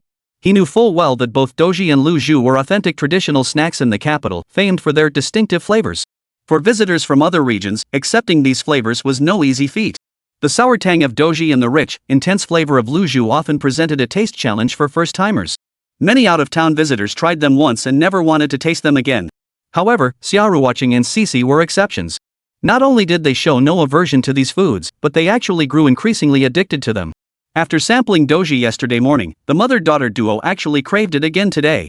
Had they not overslept and missed breakfast time, they would likely have gone out for another serving. Now, about the Lu Ziye they were eating. The bowl of Lu Ziye contained not only garnishes like cilantro and garlic sauce, but also various meats. But this meat isn't delicate pork slices, it's pig offal, like pig lungs and intestines. To many, offal is something to keep at arm's length, not just avoid eating, but even touching. Yet in the capital, these seemingly unremarkable ingredients, meticulously prepared by chefs, transform into an authentic traditional snack. The rich, savory broth, tender meat, and the flavor-enhancing cilantro and garlic sauce make this dish irresistible to those who love its taste. It truly makes one marvel that on this land of China, there seems to be nothing that can't be eaten. Though she'd only been in the capital for a few days, Xixi had already grown deeply fond of the place. The little one not only adored the local cuisine but also fell in love with the cultural atmosphere and historical depth of the city. She even declared that when it was time for college, she absolutely had to study in the capital. Both Xia Ruoqing and Lu Ziye wholeheartedly agreed with their daughter's aspiration. They felt it was a good thing that their daughter had such clear aspirations from such a young age. In fact, the couple couldn't help but consider purchasing a home in the capital if the right opportunity arose. That way, future trips to the capital would be much more convenient for lodging. Moreover, they could spend the winter holidays in the capital as a family. Although northern winters were colder, the region had central heating, keeping homes warm and cozy. Just imagine, snowflakes drifting outside the window while the warmth radiates indoors. Then, taking a bite of an ice pop, the feeling would be simply delightful. Such a scene filled Xia Ruoqing with anticipation. After finishing the stewed dish and leaving the restaurant, all the way back to the car, Xia Ruoqing kept sharing her excitement about spending winter in the capital with Lu Ziye. She excitedly painted vivid pictures, as if already immersed in that chilly winter, feeling the warmth indoors and gazing at the snowy scenery outside. Of course, Lu Ziye agreed with his wife's idea. And Xixi? When the little one heard that the capital city would have snow in winter, heavy snow, and that they could have snowball fights and build snowmen, she was absolutely over the moon. Her eyes sparkled with excitement, as if she could already see herself playing in the snow. Even just hearing about it made Xixi utterly captivated. So while Xia Ruoqing was daydreaming about winter life in the capital, Xixi kept pestering from the side, "Daddy, when are we buying a house? I want to live in the capital. I want to have snowball fights and build snowmen." Her tone carried a mix of urgency and anticipation, as if she feared her parents were just talking about it. But buying a house was a matter requiring careful consideration. It couldn't be rushed. They needed to visit developments, understand the market, compare prices, and so on. All of this takes time and effort. Of course, courtyard houses were an exception. At the mention of courtyard houses, Lu Ziye suddenly perked up. "Honey, what do you think, should we buy a Xixi?" Lu Ziye's tone carried a hint of seriousness and anticipation, not sounding like he was joking. Upon hearing the word Xixi, Xia Ruoqing let out a gasp of surprise. A Xixi? Clearly, Xia Ruoqing hadn't anticipated her husband proposing such an idea.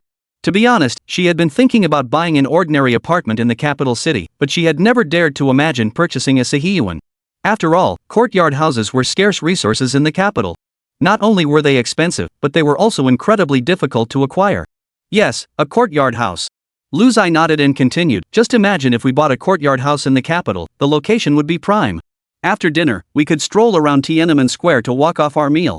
Wouldn't that be wonderfully leisurely?" At this, Xia Ruoqing froze. She understood every word her husband said, yet somehow, when they came together, her mind went blank. A courtyard house. And one in the capital city, no less. To just casually mention buying one, that was incredibly extravagant. Xia Ruoqing looked at her husband's earnest expression and couldn't help but feel a flicker of doubt. Indeed, owning a courtyard house in the capital would be an enviable achievement. "Honey, everything you've said has me tempted. But the idea of strolling around Tiananmen Square after dinner to walk off our meal, just hearing it makes me feel like every word is worth its weight in gold. A courtyard house, in the capital, so close to Tiananmen Square. Putting all those keywords together. I bet it'll cost us a pretty penny," Xia Ruoqing said with a mix of laughter and exasperation. Though they could scrape together the money if they really tried, pouring such a huge sum into buying a Sahyuan just didn't feel worth it to her. Lu Ziye, however, patted his chest and assured her, telling her to relax. His reasoning? He had secret savings. Chapter 160, Secret Stash? More like a secret vault. Don't worry, my stash alone can cover the purchase. Lu Ziye declared frankly, a barely perceptible note of pride in his voice. This was the perfect moment to showcase his financial prowess. Upon hearing this, Xia Ruoqing and Xixi both widened their eyes, as if they'd heard the most unbelievable thing in the world. Secret savings? Xia Ruoqing's lips curved upward slightly, her eyes brimming with both astonishment and curiosity. She clearly hadn't expected her husband to have this hidden stash. What she never imagined was that the amount of that stash was large enough to purchase a courtyard house in the capital city, where every inch of land was worth its weight in gold. This utterly exceeded the limits of her imagination. Hidden stash? Is this even a hidden stash? That should be called a private vault. Xia Ruoqing's words hit the nail on the head, causing Lu Ziye to chuckle helplessly. Husband, Xia Ruoqing called out, drawing out the syllables with a hint of petulance in her voice. She then leaned in, her face almost touching Lu Ziye's. This action made Lu Ziye's heart skip a beat. He knew full well that hiding secret stashes of money was a major no-no at home, especially when the amount was this substantial. Hearing Xia Ruoqing's slightly teasing tone, Lu Ziye's body trembled slightly. He muttered to himself, "Oh no, this is trouble. Looks like I'll have to explain myself properly. Hey, I'm here." He muttered in response to Xia Ruoqing's call, his mind racing as he scrambled to formulate an explanation for the hidden money. What Lu Ziye hadn't anticipated was that Xia Ruoqing had no intention of scolding him. She was merely teasing him. Seeing Lu Ziye start to panic, Xia Ruoqing broke into a cheerful laugh. That smile held both playful ribbing and acceptance of his surprise. "Alright, honey, I won't tease you anymore," Xia Ruoqing chuckled, patting Lu Ziye's shoulder. "It's just some secret stash, no big deal. But honey, when did you save this money? And where did it come from?" Her words carried a hint of genuine curiosity. Hearing this, Lu Ziye felt a weight lift from his shoulders, as if a 1,000-pound burden had been removed. He explained while driving. "This secret stash is actually copyright royalties." He paused before continuing, "You know I've been writing novels? They did pretty well, so I seized the chance to sell the rights. Adaptation rights, film and TV rights altogether, I ended up with just over 100 million. Not bad, right?" Lu Ziye laid it all out plainly, yet the matter-of-fact tone he used to recount it would have infuriated anyone else who heard it, even made them seethe with envy. After all, a little over 100 million was money most people couldn't earn in several lifetimes. Yet to him, it was merely a casually dismissed not bad? It was utterly mind-boggling. Ugh, comparing people really is infuriating. Xia Ruoqing was stunned too. Watching her husband describe it with such solemn earnestness, she couldn't help but raise her hand and gently stroke his cheek. "Only a little over 100 million? Honey, are you speaking Chinese? I'm having a tiny bit of trouble understanding you." Her words carried a hint of teasing and disbelief. Upon hearing her father's answer, Xixi cheered with delight. The little one clapped her hands, praising her dad for being so incredibly amazing. Though she didn't grasp the value of over 100 million, she sensed this small sum was enormous enough to buy tons of toys and snacks. "Daddy, you're so amazing!" Xixi exclaimed excitedly. Honey, you're so amazing." Xia Ruoqing chimed in, her words brimming with both admiration for Lu Ziye and pride in her own discerning eye. After all, she had chosen this promising stock, and now it seemed her judgment had been spot on. Even with his thick skin, Lu Ziye couldn't help but flash a sly grin at the praise from his wife and daughter. "Ahem. It's nothing special," Lu Ziye feigned nonchalance and modesty, then added, "Once the adaptation is complete, I'll get a cut from the merchandising and all that. That's why I said just over 100 million. The real money will come from the dividends I'll get later." Hearing this, Xia Ruoqing blinked her eyes in disbelief. "Honey, the dividends are the real money? How much could that be? Let me guess, enough to buy a few more courtyard houses? Yeah, right here in the capital. Then we can live in different courtyards and enjoy the old imperial city's charm." At those words, Xia Ruoqing froze as if time had stopped, her eyes sparkling with disbelief. When she asked the question, she already made some rough estimates in her mind. Yet, as Lu Ziye's calm, confident reply reached her ears, she suddenly realized how narrow her perspective had been, how profoundly inadequate her understanding of wealth truly was. The dividends alone would be enough to buy us several courtyard houses?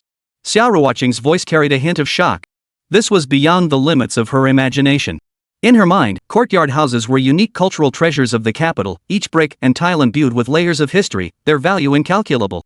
Yet now, her husband's casual remark revealed his true capabilities. How could she not be stunned? "Husband, you're so amazing." Xia Ruoqing's heartfelt praise carried both admiration and a hint of playful affection. Her gaze fixed on Lu Ziye, brimming with adoration.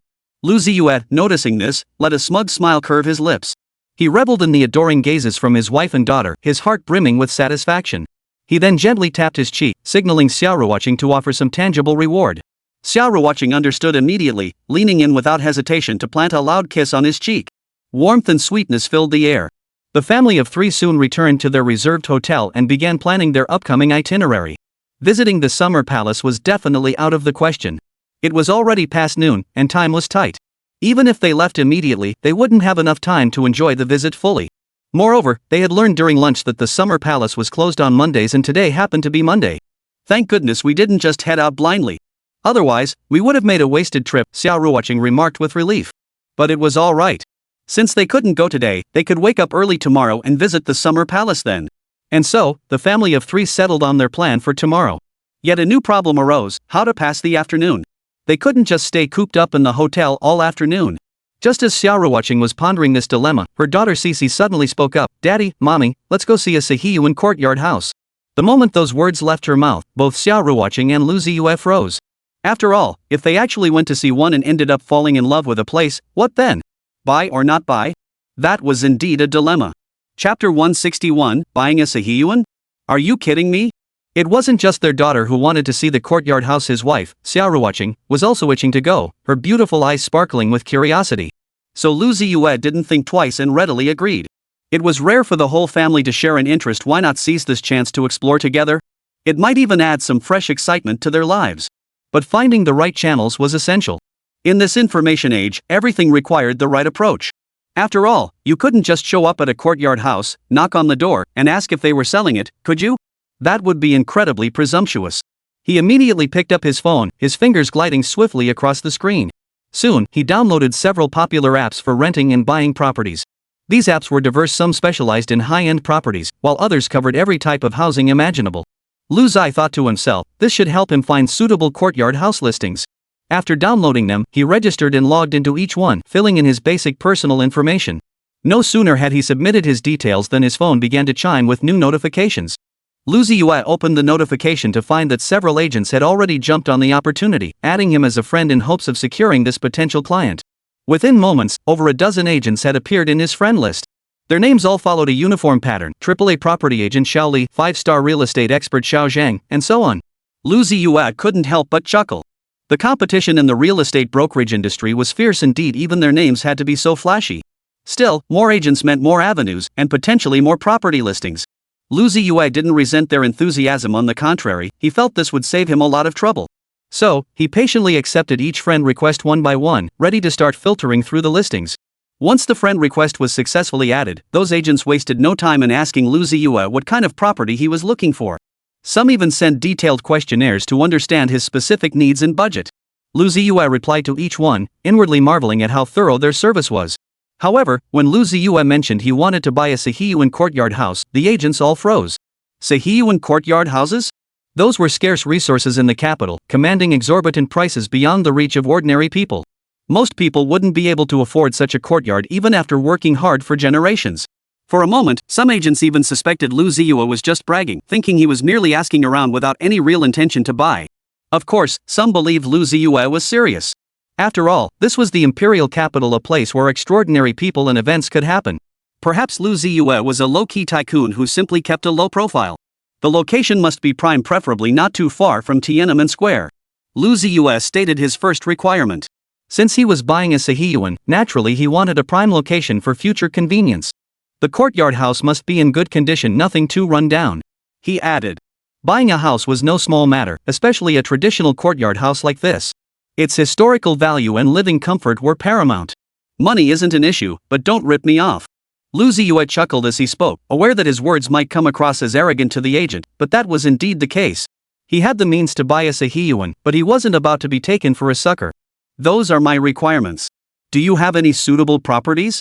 Lu Ziye concluded, hoping the agents would bring him some good news. After Lu Ziye finished stating his requirements, the 7 or 8 agents fell silent for a moment, seemingly processing his words.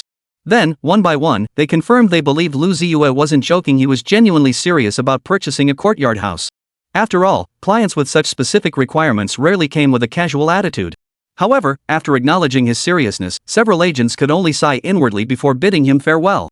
They simply didn't have any courtyard houses in their inventory. Such properties rarely came up for sale, and many agents, even those with years of experience, had never even heard someone say, "I want to buy a courtyard house." Fortunately, 3 agents remained engaged in conversation with Lu Ziye. They indicated they had properties available and were open to further discussion. Lu Ziye's spirits lifted at this unexpected turn, and he immediately perked up, ready to engage these 3 agents in earnest conversation. But without exception, all 3 agents informed Lu Ziye of one thing: the price of a Xixi would be high, very high. They emphasized the courtyard house's scarcity and historical value, trying to prepare Lu Ziye mentally for the price. Yet no matter how the agents described it, Lu Ziye remained unmoved, simply replying, "I understand." He understood that the courtyard house would certainly not come cheap, but he was prepared. As long as the property was right, price was not an issue. Shortly after, an agent sent photos of a courtyard house. The sheer volume was impressive, dozens of photos showcasing the courtyard house's full layout and intricate details from every angle. Evidently, this agent had put considerable effort into preparing the materials, determined to secure the deal. Lu Ziye carefully examined the photos. The courtyard house in the pictures exuded an antique charm, with its blue bricks and gray tiles radiating a rich historical atmosphere. However, he soon noticed some issues. The courtyard house appeared somewhat aged, with peeling and flaking walls, and the plants in the courtyard looked rather neglected. He didn't jump to conclusions but continued looking through the photos. Subsequent photos revealed the courtyard's interior structure and room layout. While the number of rooms was substantial, the decor and fixtures appeared dated and outdated. Lu Ziye silently pondered that if he bought this house, it would likely require a complete renovation before it could be lived in. After reviewing the photos, Lu Ziye called his wife and daughter over to look through them together. Xia Ruoqing and Xixi examined the images carefully, occasionally exchanging their impressions.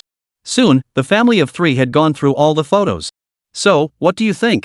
How does this house strike you?" Lu Ziye asked, eager to hear his wife and child's opinions. Xia Ruoqing shook her head. "I think this house looks a bit old and kind of gloomy. Just looking at the photos gives me an uncomfortable feeling." "Yeah, Dad, I want to live in a newer house too. This one looks so old, and there's so much weeds in the yard. Plus, there are so many mirrors inside the rooms. It feels kind of weird." Xixi murmured softly. Chapter 162, Of course it's for real. Hearing Xixi's mutterings, Xia Ruoqing felt a chill run down her spine. If her daughter hadn't pointed it out, she wouldn't have noticed.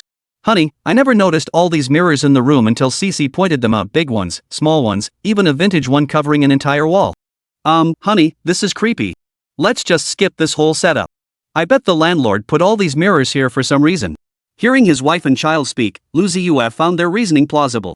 He conveyed his thoughts to the agent, expressing his desire to view a courtyard house instead. However, courtyard houses were extremely scarce, especially those in good locations and excellent condition. The agent looked troubled upon hearing Lu Ziye's request to switch properties. "Mr. Lu, courtyard houses are already few and far between. This one is actually quite decent. If you want something better, you'll probably have to wait a while." Lu Ziye understood the agent's predicament and knew how difficult it was to find a courtyard house. But he wasn't willing to settle. After all, buying a home was a major decision, and especially when it came to a Xixi, he couldn't afford to be careless. "No problem, I can wait. Do your best to look for better options. If anything comes up, contact me anytime." The agent promptly agreed, promising to do his utmost to find a suitable courtyard house. Fortunately, he wasn't the only agent eyeing that commission. While Lu Ziye was chatting with the first agent, the other 2 agents still in conversation with him also sensed an opportunity. They promptly sent photos of 2 entirely different courtyard houses, each with a style vastly different from the previous one. Lu Ziye sat on the sofa, his fingers lightly gliding across the phone screen as he carefully browsed the photos of these 2 courtyard houses. The first courtyard house looked quite old, with weathered bricks and stones in the courtyard and outdated interior decor. A musty smell seemed to permeate the screen. After just a few glances, he shook his head. None of the aspects met his requirements. The location, layout, and renovation were all far from his ideal vision. He swiped forward to the second set, actually the third courtyard house, and his eyes lit up. His eyes lit up instantly. This courtyard house met nearly all his criteria. The location, layout, and decor style all felt just right. Most importantly, this courtyard house was remarkably close to Tiananmen Square. He scrutinized every corner in the photos. The courtyard was spacious and bright, while the interior decoration was simple yet elegant, exuding an intellectual and scholarly atmosphere. Similarly, the price was exorbitant, a staggering 120 million yuan. When Xia Ruoqing saw the price sent by the agent, she couldn't help but gasp. 120 million yuan, an astronomical figure for the average person. Even the agent hesitated before quoting the price, fearing that revealing it might scare Lu Ziye away. After all, in the capital city where every inch of land was precious, courtyard house prices had always been outrageously high. Yet unexpectedly, upon hearing the quote, Lu Ziye was also profoundly astonished. But this astonishment wasn't due to the price being too high. Rather, he hadn't expected that a courtyard house so perfectly matching his requirements would cost only 120 million. When Lu Ziye had outlined his requirements to the agents, he had privately assumed that meeting all these conditions would likely cost several hundred million. He had even mentally prepared himself to shell out significantly more to secure his dream courtyard house. Yet here it was, priced at just over 100 million? To Lu Ziye, this felt like snagging a bargain. He couldn't help but feel a surge of quiet delight, thinking that if he could seal the deal, he'd be incredibly lucky. And so, just when the agent thought she'd scared him off, Lu Ziye replied. His fingers danced swiftly across the screen, sending a message that left the agent, Xiaoli, utterly stunned. Sure, this one's great. When can I see it? Is now possible? Seeing Lu Ziye's reply, Xiaoli couldn't help but gasp. She never imagined Lu Ziye would actually be serious. She had assumed that once she mentioned the price, Lu Ziye would react like most clients, either hesitating, no, more likely walking away without a second thought. But to her surprise, Lu Ziye agreed so readily. Staring at the message, Xiaoli froze in shock for a moment. Only when Lu Ziye asked again did she realize she hadn't replied yet. She hurriedly responded. Sure thing, sure thing. Where are you, boss? If it's inconvenient for you to come over, I'll come pick you up. Lu Ziye chuckled and replied, no need. Just send me the location, and I'll come over. Alright, I'll send it right away. Xiaoli, the agent, hurriedly replied. As she sent the location information, she silently rejoiced at her good fortune in landing such an easygoing client. Soon, Lu Ziye received the location details. After carefully reviewing it and confirming it was correct, he turned to his wife and daughter. At that moment, Xia Ruoqing and Xixi were sitting on the bed, their faces full of curiosity as they watched him. Alright, let's go. We're heading out to see the courtyard house, Lu Ziye said with a smile. Hearing Lu Ziye's words, Xia Ruoqing and Xixi both jumped off the bed, starting to change clothes and get ready. They knew this wasn't just a casual look. If the courtyard house was right, they might buy it outright. That's why they took this viewing opportunity very seriously. Xia Ruoqing selected a simple yet elegant dress, which made her look graceful and refined. Xixi, however, chose a lively and adorable princess dress, transforming into a beautiful fairy tale princess once she slipped it on. Both girls scrutinized their reflections in the mirror, ensuring every detail was flawless. Just as mother and daughter were getting ready, Huang Yulan and Xia Lianghua, the elderly couple, called. They had intended to ask their precious granddaughter Xixi where she was going to play today, but instead heard news that stunned them. Grandma, Grandpa, gotta go. I'm off to see the courtyard house. Xixi exclaimed excitedly over the phone. Ha? See a Sihiyuan? Is that a tourist attraction? Xia Lianghua asked suspiciously. In his mind, Sihiyuan courtyards were iconic structures of the capital city, typically preserved as tourist attractions for visitors. So he hadn't really considered the possibility of buying a Sihiyuan. Huang Yulan was also curious, not quite grasping what seeing a Sihiyuan meant. Chapter 163, Off to View a Sihiyuan. Xixi, what's so interesting about courtyard houses? Grandma Huang Yulan asked casually while organizing her bag, her tone tinged with both curiosity and confusion. After all, in the eyes of their older generation, Sihiyuan courtyards, while possessing unique historical charm, seemed to hold little appeal compared to modern high-rises. Especially for children, there was little reason to visit. Hearing her grandmother's words, Xixi couldn't help but let the corners of her mouth turn up slightly, revealing a childish yet joyful smile. Grandma, we're not going to see a courtyard house at a tourist spot. Daddy's buying us a courtyard house. We're going to see the house now. The little one's words carried a mix of excitement and pride, as if she herself were the one about to own the courtyard house. Huang Yulan and Grandpa Xia Lianghua both froze upon hearing Xixi's words. Surprise spread across their faces. They never imagined their son-in-law, Lu Ziye, would actually buy a Sihiyuan. In the minds of Chinese people, a Sihiyuan in the capital was a priceless treasure, not only a unique cultural symbol, but also an emblem of wealth and status. Huang Yulan and Xia Lianghua exchanged glances, their eyes flashing with disbelief. Precisely because they understood the courtyard's preciousness, they hadn't dared to entertain the possibility Xixi had mentioned. Yet when Xia Ruoqing chimed in with her explanation, they realized this was all true. Dad, Mom, we want to go see the courtyard house. If it's suitable, we'll buy it. Once we do, we can come to the capital for the winter holidays. It has central heating, it'll be warm. Hearing Xia Ruoqing's words, Xia Lianghua and Huang Yulan were so stunned they couldn't speak. Though Xia Ruoqing spoke in Mandarin, why did her words sound so thunderous? They never imagined their daughter and son-in-law would make such a grand gesture, actually buying a Sihiyuan courtyard house in the capital. Ruoqing, are you really buying a courtyard house? Xia Lianghua asked, still struggling to believe it. He feared this might be a momentary impulse, worried they might burden themselves with an overwhelming debt. Dad, didn't I just say? We're just looking. Xia Ruoqing replied with a smile, her tone carrying a hint of reassurance. She understood her parents' worries and concerns about this matter. Hearing Xia Ruoqing's words, Xia Lianghua and Huang Yulan said nothing more. The elderly couple knew their daughter and son-in-law had always been decisive individuals. If they had decided to purchase the courtyard house, it must have been after careful consideration. Thus, they refrained from further discussion, merely urging them to exercise caution and avoid being deceived. In truth, had the elderly couple known their daughter and son-in-law had impulsively decided to purchase a Xixi, they would likely have been even more shocked. After all, buying a courtyard house meant spending hundreds of millions of yuan. How many people in this world could ever easily come by that much money? Forget owning one, how many people even get to see one? After hanging up the phone and getting everything in order, the family of four stepped out the door. By afternoon, the sun hung overhead at its zenith, like a massive fireball suspended in the sky, baking the earth until it felt scorching hot. The asphalt road surface softened under the heat, emitting a faint sizzling sound, as if it might melt at any moment. Xixi felt it too. No sooner had they stepped out of the hotel than she was drenched in sweat. Her forehead was covered in fine beads of sweat, and her little face was flushed. Not only that, but after stepping onto the road, she could feel the soles of her feet growing warm after just a few steps. And that was with shoes on. If she'd gone barefoot, her soles would have surely been roasted like little pig's trotters. Xixi couldn't help but mutter a few complaints, her words tinged with playful pouting and undeniable cuteness. Hearing her daughter's vivid description, both Xia Ruoqing and Lu Ziye couldn't help but laugh out loud. It had to be said, Xixi's imagery was so vivid it made you laugh out loud. Unless it's an emergency, no one would walk barefoot on the road, right? But before Xia Ruoqing could finish her sentence, she saw her daughter smiling. Following her gaze, she spotted a little dog bouncing along the pavement. To be precise, it was a short-legged corgi. Its four little legs were stubby and sturdy, and as it hopped along, it looked as if the road were scalding hot, making it look incredibly funny. The sight of this little corgi instantly captured Xixi's attention. "Xixi, let's go," Xia Ruoqing urged softly.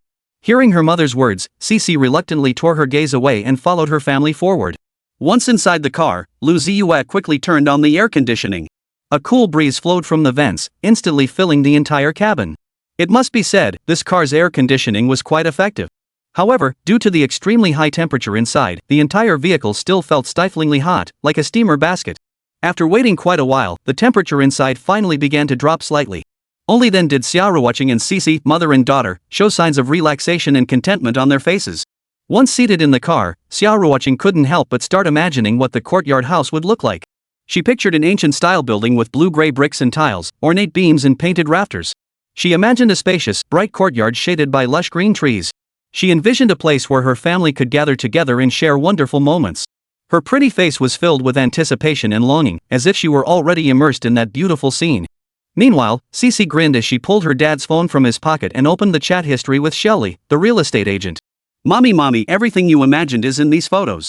Xixi giggled, while Xia Ruoqing was slightly speechless. No wonder I could picture these scenes, it's because I've seen them before." As the car slowly rolled along, they finally arrived at their destination. It was a traditional courtyard house located in a bustling district of the capital city. The surroundings were pleasant, shaded by green trees and exuding an antique charm. Following the location sent by Agent Shelley, Lu Ziye and his family of three arrived at their destination. The courtyard's grand entrance stood closed, its imposing gates adorned with intricate carvings and patterns that seemed to whisper tales of its history. Just as Xixi marveled at the sight, a woman in a suit hurried over to greet them. Chapter 164, a fan, indeed. Spotting the visitor, Xixi's wide, curious eyes lit up instantly. She blurted out her question before the woman could speak, her voice tinged with childlike innocence. "Miss, is this courtyard yours?" A gentle smile curved the woman's lips. Her laughter rang out, clear and pleasant, yet tinged with a hint of self-deprecation. "Little one, if it were mine, that would be wonderful. But unfortunately, it's not. I'm just the agent." She shook her head gently as she spoke, a hint of longing in her eyes. She nodded thoughtfully upon hearing this. Clearly, she didn't quite grasp the meaning of the word agent yet. Her little brow furrowed slightly as if she were trying hard to figure out its meaning. After the brief exchange with Xixi, the woman's gaze naturally shifted to Lu Ziye and Xia Ruoqing standing nearby. A flicker of surprise crossed her eyes, but she quickly regained her composure and greeted him with a smile. "Mr. Lu, hello." "Hello." Lu Ziye responded politely, his voice deep and magnetic. After exchanging greetings, Xia Ruoqing and Lu Ziye simultaneously removed their sunglasses. They wore sunglasses when going out to avoid being recognized by passers-by, thus preventing unnecessary trouble in crowds. After all, as prominent figures in the entertainment industry, their private lives were constantly under scrutiny. But now, in front of the agent Shelley, they no longer needed to hide their identities. After all, if they were truly going to purchase this courtyard house, their real identities would be revealed when signing the contract. Rather than awkwardly explaining later, it was better to be upfront now. Sure enough, the moment Lu Ziye and Xia Ruoqing removed their sunglasses, Xiao Li's face instantly contorted with disbelief. Her eyes widened in shock, as if witnessing something utterly unbelievable. You too. Ah! A sudden shriek pierced the surrounding silence, loud enough to startle anyone. If any passers-by were nearby, they'd likely be startled stiff by the abrupt shriek. Seeing this, Xia Ruoqing and Lu Ziye quickly put their sunglasses back on to prevent her from attracting nearby passers-by. The couple exchanged a helpless smile, secretly relieved they'd acted in time. Otherwise, who knew what kind of commotion it might have caused? Sis, you're so loud. Seeing this, Xixi quickly raised a finger to her lips, making a shushing gesture. Her expression was both adorable and earnest. Xiao Li also snapped back to reality, realizing they were on a public street, not in a private setting. She scratched her head sheepishly, a flustered smile spreading across her face. I'm so sorry. I just got too excited, too thrilled. She apologized repeatedly as she spoke, her eyes brimming with remorse and guilt. After all, as a fan of Lu Ziye and Xia Ruoqing, seeing her idols in person was truly a dream come true for her. Teacher Lu, Teacher Xia, I'm your fan. Xiao Li's words brimmed with excitement and joy. Before she could finish speaking, she eagerly pulled a small notebook from her pocket. Barely the size of a palm, its edges slightly worn, it was the notebook she normally used to record client information. Could you please sign it for me? Xiao Li's voice carried a hint of anticipation and pleading as her eyes fixed intently on Xia Ruoqing and Lu Ziye, fearing they might refuse her request. Of course. Xia Ruoqing smiled gently, her expression as warm and radiant as spring sunshine. As she spoke, she took the notebook Xiao Li offered and wrote her name. Her handwriting was elegant yet strong, each character seeming to carry its own unique charm and emotion, perfectly embodying the old saying, the handwriting reflects the person. After signing, Xia Ruoqing passed the notebook to Lu Ziye. Lu Ziye took the notebook and examined Xia Ruoqing's signature closely, inwardly admiring it.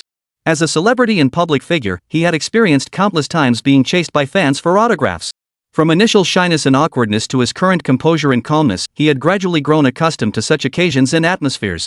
It was worth mentioning that Lu Ziye had even practiced his handwriting for a period specifically to leave a good impression on his fans. He understood that his signature represented his image and style, so he always strived to make it the best it could be. At that moment, he picked up the pen and signed his name beside Xia Ruoqing's autograph. His flowing, elegant handwriting stood in stark contrast to Xia Ruoqing's signature style. After signing, Lu Ziye returned the notebook to Xiao Li. Xiao Li took the notebook, holding it close with pure delight for a long while. Her face beamed with happiness, as if she had received the most precious treasure in the world. Her joy stemmed from her genuine love for the songs Lu Ziye wrote and Xia Ruoqing sang. Their musical talent and vocal prowess had captivated Xia Li deeply. Moreover, Xia Li also enjoyed watching the TV dramas they starred in. In her free time, she would often turn on the TV or computer to watch their work, feeling the joy and emotion they brought. Now, to actually meet her idols in person and receive their autographs was truly the happiest, most wonderful thing for Xiao Li. She felt as though she were in a dream, everything seemed so unreal. Snapping back to reality, Xiao Li gave an awkward smile, realizing that if she kept getting carried away like this, she might end up neglecting the main task at hand. After all, she was here to guide her idols through the courtyard house.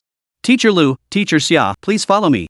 Xiao Li spoke as she gently pushed open the courtyard gate, her movements soft and practiced. As the gate swung open, Lu Ziye and the others beheld the spacious, sunlit courtyard. Shaded by lush green trees and filled with the fragrance of blooming flowers, it felt like a secluded paradise, far removed from the hustle and bustle of the city. Sunlight filtered through the leaves, casting dappled patterns on the ground. A gentle breeze rustled the foliage, creating a soft whispering sound. The fragrance of jasmine drifted on the breeze, filling the air and lifting the spirits. Lu Ziye and Xia Ruoqing strolled through the courtyard, soaking in the tranquility and beauty. Their faces lit up with relaxed, joyful smiles, as if they had cast the outside world's clamor and turmoil far behind them. Xixi followed behind them, peering around with curiosity, fascinated by everything around her. It was hard to imagine how splendid this courtyard house truly was. It was truly remarkable that it could captivate all three members of the family. Chapter 165, Honey, you're the head of the household. The environment here is truly wonderful. Xia Ruoqing marveled as she walked, taking in every detail and scenic spot around her. Lu Ziye agreed, gently running his hand over the bark of an ancient tree beside them, feeling its rough texture and resilience. Seeing Lu Ziye and Xia Ruoqing's high praise, Xiao Li added at that moment. Teacher Lu, Teacher Xia, these are all traditional Chinese-style buildings. Xiao Li offered a side-by-side introduction, sharing the historical and cultural background of the place with Lu Ziye and Xia Ruoqing. As they delved deeper into their exploration, Lu Ziye and the others gained a more profound understanding of this courtyard house. They discovered that every detail here was filled with ingenuity and charm, leaving them in awe. Xixi couldn't help but run around the courtyard, darting from one spot to another, her face radiating curiosity and excitement. Meanwhile, Xia Ruoqing and Lu Ziye began carefully inspecting the courtyard's various rooms and facilities. It could only be said that Xia Ruoqing, Lu Ziye, and their lively, adorable little daughter Xixi, the family of three, had all developed a special fondness for this charming courtyard house. Every brick and tile of the courtyard exuded the weight of time and cultural charm, as if transporting one back to those leisurely days of yore. The courtyard was shaded by lush green trees, filled with the fragrance of blooming flowers, and the plants along the stone paths were neatly trimmed. Everything felt so harmonious and beautiful. What surprised Lu Ziye was that this courtyard house, considering its prime location and other factors, simply couldn't possibly be priced at just 120 million yuan. After all, in this capital city where every inch of land is precious, especially in such a historically rich neighborhood, a Sahyuan courtyard house preserved in such pristine condition was worth far more than that. Even someone unfamiliar with real estate could clearly see that this price was incredibly reasonable, truly a steal. While saving money was naturally welcome, Lu Ziye couldn't shake his doubts.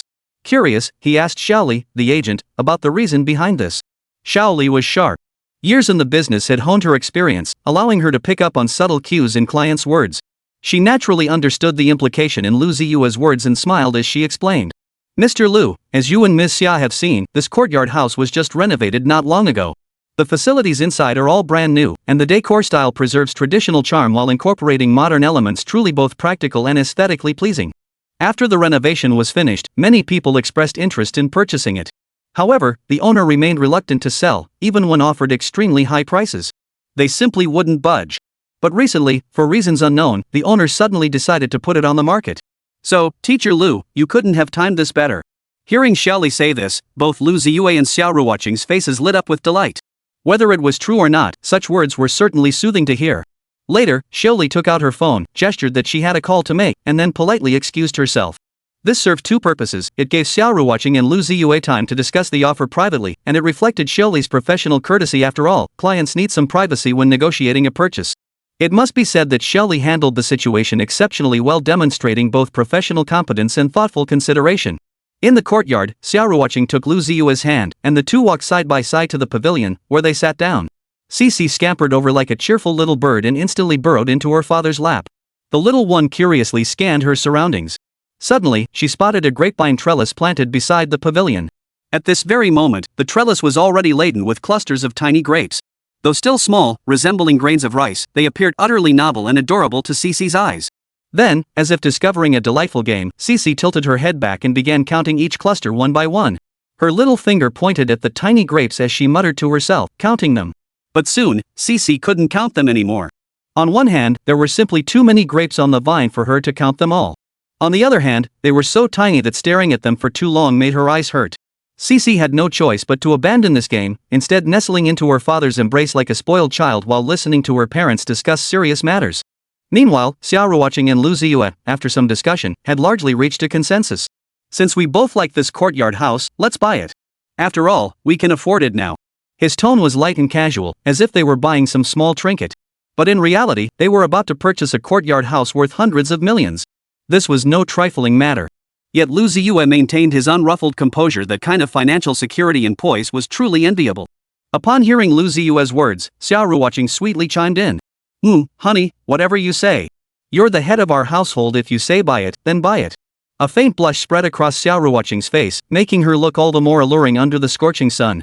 Her compliance stemmed largely from the fact that this money was Lu Ziye's pocket money. He'd worked hard for it, so naturally he got to decide how it was spent.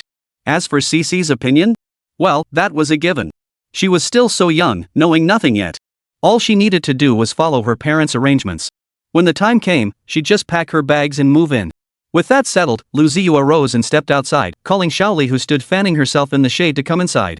Seeing the satisfied smile on Lu Ziye's face, Xiaoli guessed what had transpired. Teachers Xia and Lu, what do you think of this courtyard house? Lu Ziye replied heartily, it's great. Very nice. My wife and I have already discussed it and decided to buy it. The moment the word buy reached Xiaoli's ears, a surge of excitement welled up inside her. After all, this deal was worth 120 million yuan. For her, it was undoubtedly a monumental achievement. And her commission. Just thinking about it made Xiaoli incredibly excited. She quickly retrieved the contract and relevant documents, beginning the home purchase procedures for Lu Ziye and Xia Ruoqing. Chapter 166, Change of Ownership. Xiao Li's efficiency was legendary in the real estate brokerage world. That was precisely why other agents shied away from taking on this courtyard house, while Xiao Li dared to take it on.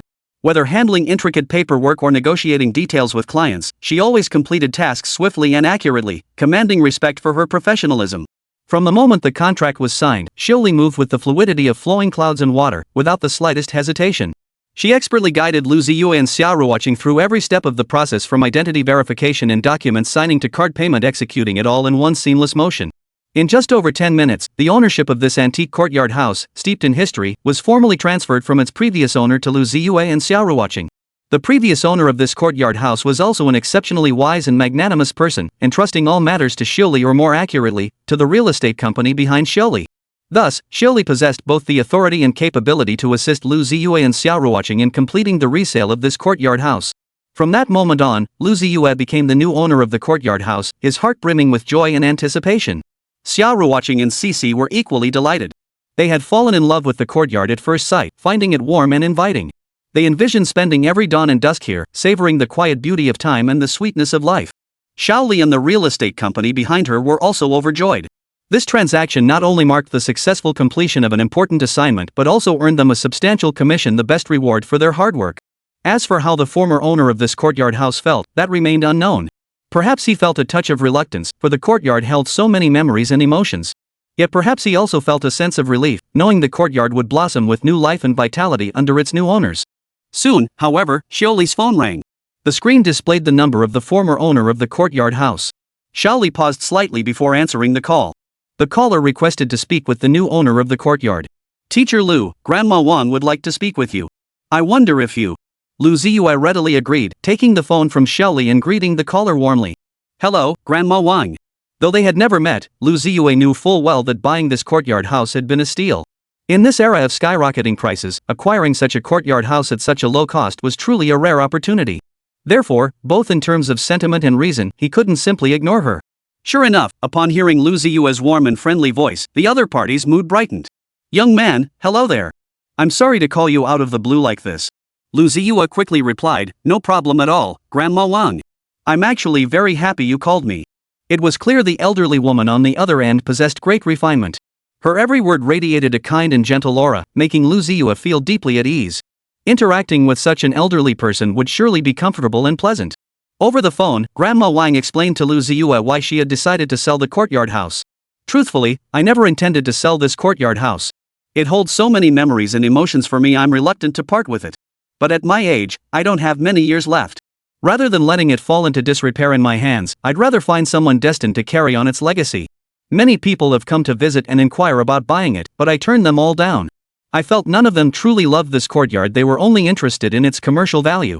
The reason I've suddenly changed my mind these past few days is simply that my wish has been fulfilled. Ah! Now that my wish is fulfilled, there's no point in holding on to it any longer. It's better to just let it go." With no further desires, Grandma Wang wanted to enjoy a few days of leisure, so she put this courtyard house up for sale at an exceptionally low price. Listening to Grandma Wang's story, Lu Ziye sensed something. This woman had a story to tell. If her wish was fulfilled, then surely her story had reached its conclusion. Yet Lu Ziye could sense that the ending of Grandma Wang's story seemed tinged with regret. Just before ending the call, Lu Ziye couldn't help but speak up. "Grandma Wang, my name is Lu Ziye. If you ever need any help in the future, you can reach out to me. I know, the big star, Lu Ziye. Xiao Li already sent me the electronic copy of the contract. I've seen it. Thank you, young man. We'll meet again someday." Grandma Wang hung up with a cheerful chuckle. Lu Ziye felt a pang of melancholy. During their call, Grandma Wang had shared numerous details about the courtyard house, urging him to take care. This felt exactly like an elder giving instructions to a younger generation. Right after ending the call with Grandma Wang, Lu Ziye handed Xiao Li's phone back to her. But Xiao Li's phone seemed reluctant to be left alone. No sooner had it returned to its owner's hand than it rang urgently again. She paused slightly, then offered an apologetic smile to Lu Ziye and teacher Xia, a smile tinged with regret and resignation. She politely stepped aside and pressed the answer button softly. A hurried yet enthusiastic voice came through the line, seemingly brimming with keen interest in the courtyard house. However, this conversation was unusually brief. After just a few words, Xiao Li politely ended the call. When Xiao Li returned to the two of them, she finally couldn't help but express her thoughts, her voice tinged with surprise and resignation. "Teacher Lu, Teacher Xia, the person who just called me was also interested in buying this courtyard house. He had inquired about it before, but it turns out he was a step too late. You two have already secured it. At this point, Xiaoli couldn't help but let out a wry smile, her voice filled with a mix of emotions. There really were so many wealthy people out there. This courtyard house was worth a full 120 million yuan, no small sum. Yet even so, the number of people wanting to buy it was still incredibly high. It was truly astonishing how many wealthy individuals existed in this world. Transactions worth hundreds of millions were commonplace, and they didn't even bat an eye. Chapter 167, The Waiting Parents. Xiaoli stood before the ancient yet elegant courtyard house, her heart filled with countless emotions. But the moment the words left her mouth, Xiaoli realized her slip. She quickly corrected herself, her tone tinged with urgency and apology. Teacher Lu, Teacher Xia, please don't take it to heart. I was just speaking off the cuff, I didn't mean anything by it. In that moment, Xiaoli felt an overwhelming urge to slap herself. She knew all too well that her earlier remark could easily be misinterpreted as her trying to take credit. Or that selling this courtyard house was no problem at all. Such remarks would undoubtedly leave a bad impression in sensitive situations. Fortunately, Lu Ziye and Xia Ruoqing weren't the petty types. They didn't harbor resentment over Xiaoli's words. Xia Ruoqing gently reassured her, "It's okay, Xiaoli. We wouldn't think anything of it. Don't worry." Hearing Xia Ruoqing's reassurance, Xiaoli finally felt a weight lift from her shoulders. She shot Xia Ruoqing a grateful glance before continuing, "Ms. Xia, when do you plan to move in? If you need help, I can arrange for a moving truck to transport your belongings." Her tone was filled with genuine warmth and enthusiasm. As a real estate agent, she understood her responsibility to provide attentive service to clients. Having offered her assistance, she was determined to follow through even if it meant personally sourcing the transportation herself. However, both Xia Ruoqing and Lu Ziye shook their heads in unison, politely declining Xiaoli's kind offer. "No need, Xiaoli. We still have matters to attend to in Shanghai. This trip to Beijing is purely for sightseeing. We don't plan to move here anytime soon, probably not until winter," Xia Ruoqing explained. As she spoke, Xia Ruoqing felt a flicker of wavering resolve. Gazing at the courtyard house, her heart brimmed with longing and anticipation. How wonderful it would be to move in sooner. Yet reality was often filled with helplessness. There were still many matters in the metropolis requiring her attention, and her daughter, Xixi, needed to return to school there. She couldn't very well make her daughter transfer schools just because she wanted to live in a courtyard house, could she? Hearing Xia Ruoqing's response, Xiaoli nodded vigorously, showing her understanding. "All right, Teacher Xia. Don't worry, if you ever need anything in the future, just give me a shout." After saying this, Xiaoli seemed to remember something and added, "Oh, right. Ms. Xia, Mr. Lu, let me treat you to a meal." Xiaoli wanted to treat Xia Ruoqing and Lu Ziye to dinner for two reasons. Firstly, their successful purchase of the courtyard house meant she'd earned a hefty commission. On the other hand, Xiaoli was genuinely grateful that they had been so generous in purchasing the property outright. In this fiercely competitive real estate market, every transaction was hard-won. Had Xia Ruoqing and Lu Ziye not made their decisive choice, who knows whose hands that commission would have ended up in? Thinking of this, Xiaoli couldn't help but feel a sense of relief. Although her real estate company had a vast inventory of properties, the number of agents was equally enormous. Behind every listing, there could be dozens, even hundreds of agents vying for it. Xiaoli felt incredibly fortunate to have successfully closed this deal. However, both Xia Ruoqing and Lu Ziye shook their heads at Xiaoli's suggestion, politely declining her offer. "Xiaoli, we just finished eating and are still full. We appreciate your thoughtfulness," Xia Ruoqing said softly. Hearing Xia Ruoqing's refusal, Xiaoli felt a pang of disappointment but could only let it go. She couldn't force others to accept her kindness, so she could only silently wish them well. Before leaving, Xiaoli kept thinking hard, wanting to do something else for Xia Ruoqing and Lu Ziye. She felt that only by doing so could she ease her conscience. But Xia Ruoqing and Lu Ziye didn't seem to need any help. Seeing Xiaoli's earnest gaze, Xia Ruoqing couldn't help but feel touched. "Miss Xia, may I take a photo with you?" "Of course." So, with Lu Ziye taking the shot, Xia Ruoqing and Xiaoli appeared together in the same photo. Holding her phone and staring at the freshly snapped photo in her album, Xiaoli couldn't have been happier. She felt incredibly lucky today. Not only had she successfully facilitated a deal, but she also got to take a commemorative photo with her idol. "Miss Xia, Mr. Lu, I can't wait to see your new work. Bye." With that, Xiaoli waved goodbye and turned to leave the courtyard. Watching Xiaoli's retreating figure, both Xia Ruoqing and Lu Ziye smiled. Though young, this girl possessed a genuinely kind and warm-hearted spirit. Back at the courtyard house, Xia Ruoqing and her family of three began to re-examine this new home that had captured their hearts. They strolled through every corner of the courtyard, soaking in its unique charm and atmosphere. From the antique architectural style to the spacious and bright living environment, everything left them thoroughly satisfied. "Honey, look how perfect this courtyard is. Let's retire here together someday." Xia Ruoqing held Lu Ziye's hand, her eyes sparkling with anticipation. Lu Ziye smiled and nodded in agreement. Hearing Lu Ziye's words, Xia Ruoqing felt even more determined to settle here. Though there were still many matters to attend to in the metropolis, one day they would return here to begin a new life. The pavilion within the courtyard was clearly positioned with careful consideration, cleverly nestled in a corner where it could bask in the first rays of morning sunlight while avoiding the direct glare of the afternoon sun. As time slipped silently across the sky, the sun gradually dipped toward the west. The interior of the pavilion grew increasingly cool, sheltered by the towering ancient trees surrounding it, as if nature had specially crafted this small space into a summer retreat. Occasionally, a gentle breeze would sweep through the carved lattice windows, bringing a refreshing and soothing coolness. In that moment, all fatigue and worries seemed carried away by the gentle breeze. Xia Ruoqing and Lu Ziye felt no urgency to return to the hotel with their daughter. Instead, they chose to linger in the courtyard, savoring this rare tranquility. In the quiet of the pavilion, Xia Ruoqing gently pulled out her phone, her fingers dancing across the screen before dialing her parents back home. The purchase of this courtyard house in the capital was, of course, something she needed to share with her parents. On the other end of the line, Xia Lianghua and Huang Yulan had been waiting for this call all along. Chapter 168, 1.2. When Xia Ruoqing's call came through, the elderly couple answered immediately, the ringtone sounding for less than 3 seconds. Hello? Xingqing. Quick, tell mom and dad how's the house. Oh, wait, it's a courtyard house. How's the courtyard house you're looking at? Both Xia Lianghua and Huang Yulan waited anxiously for her response. On the other end, her parents' voices overlapped in a rush of chatter, too chaotic for Xia Ruoqing to make out clearly. It was almost deafening. She frowned helplessly, holding the phone slightly further away, hoping to make the chaotic voices a bit clearer. But clearly, it didn't help much. Dad, Mom, slow down. Don't rush. Xia Ruoqing said with a mix of laughter and exasperation. She knew her parents must be eager to hear about the surprise she'd just mentioned, which was why they were so excited. Don't both talk at once. It's too chaotic over here, I can't make you out, she reminded them again, her tone still tinged with warmth. On the other end, Xia Lianghua and Huang Yulan answered almost in unison. Okay, fine. Okay. Their brief responses revealed their obedience and doting affection toward their daughter. However, this compliance didn't last long. Immediately after, Xia Ruoqing heard her parents on the other end of the line, seemingly beginning to wrestle over the phone. The sound of their argument wasn't loud, but it was clear enough to hear. Give it to me. I need to talk to the girl. It was Xia Lianghua's voice, tinged with urgency. Why should you get it? She told me first. Huang Yulan retorted, refusing to back down. Clearly, in this war over the phone, Huang Yulan emerged victorious. Her voice came through clearly once more to Xia Ruoqing's ears, tinged with a hint of triumph and anticipation. Young lady, what do you say? Tell your mother quickly.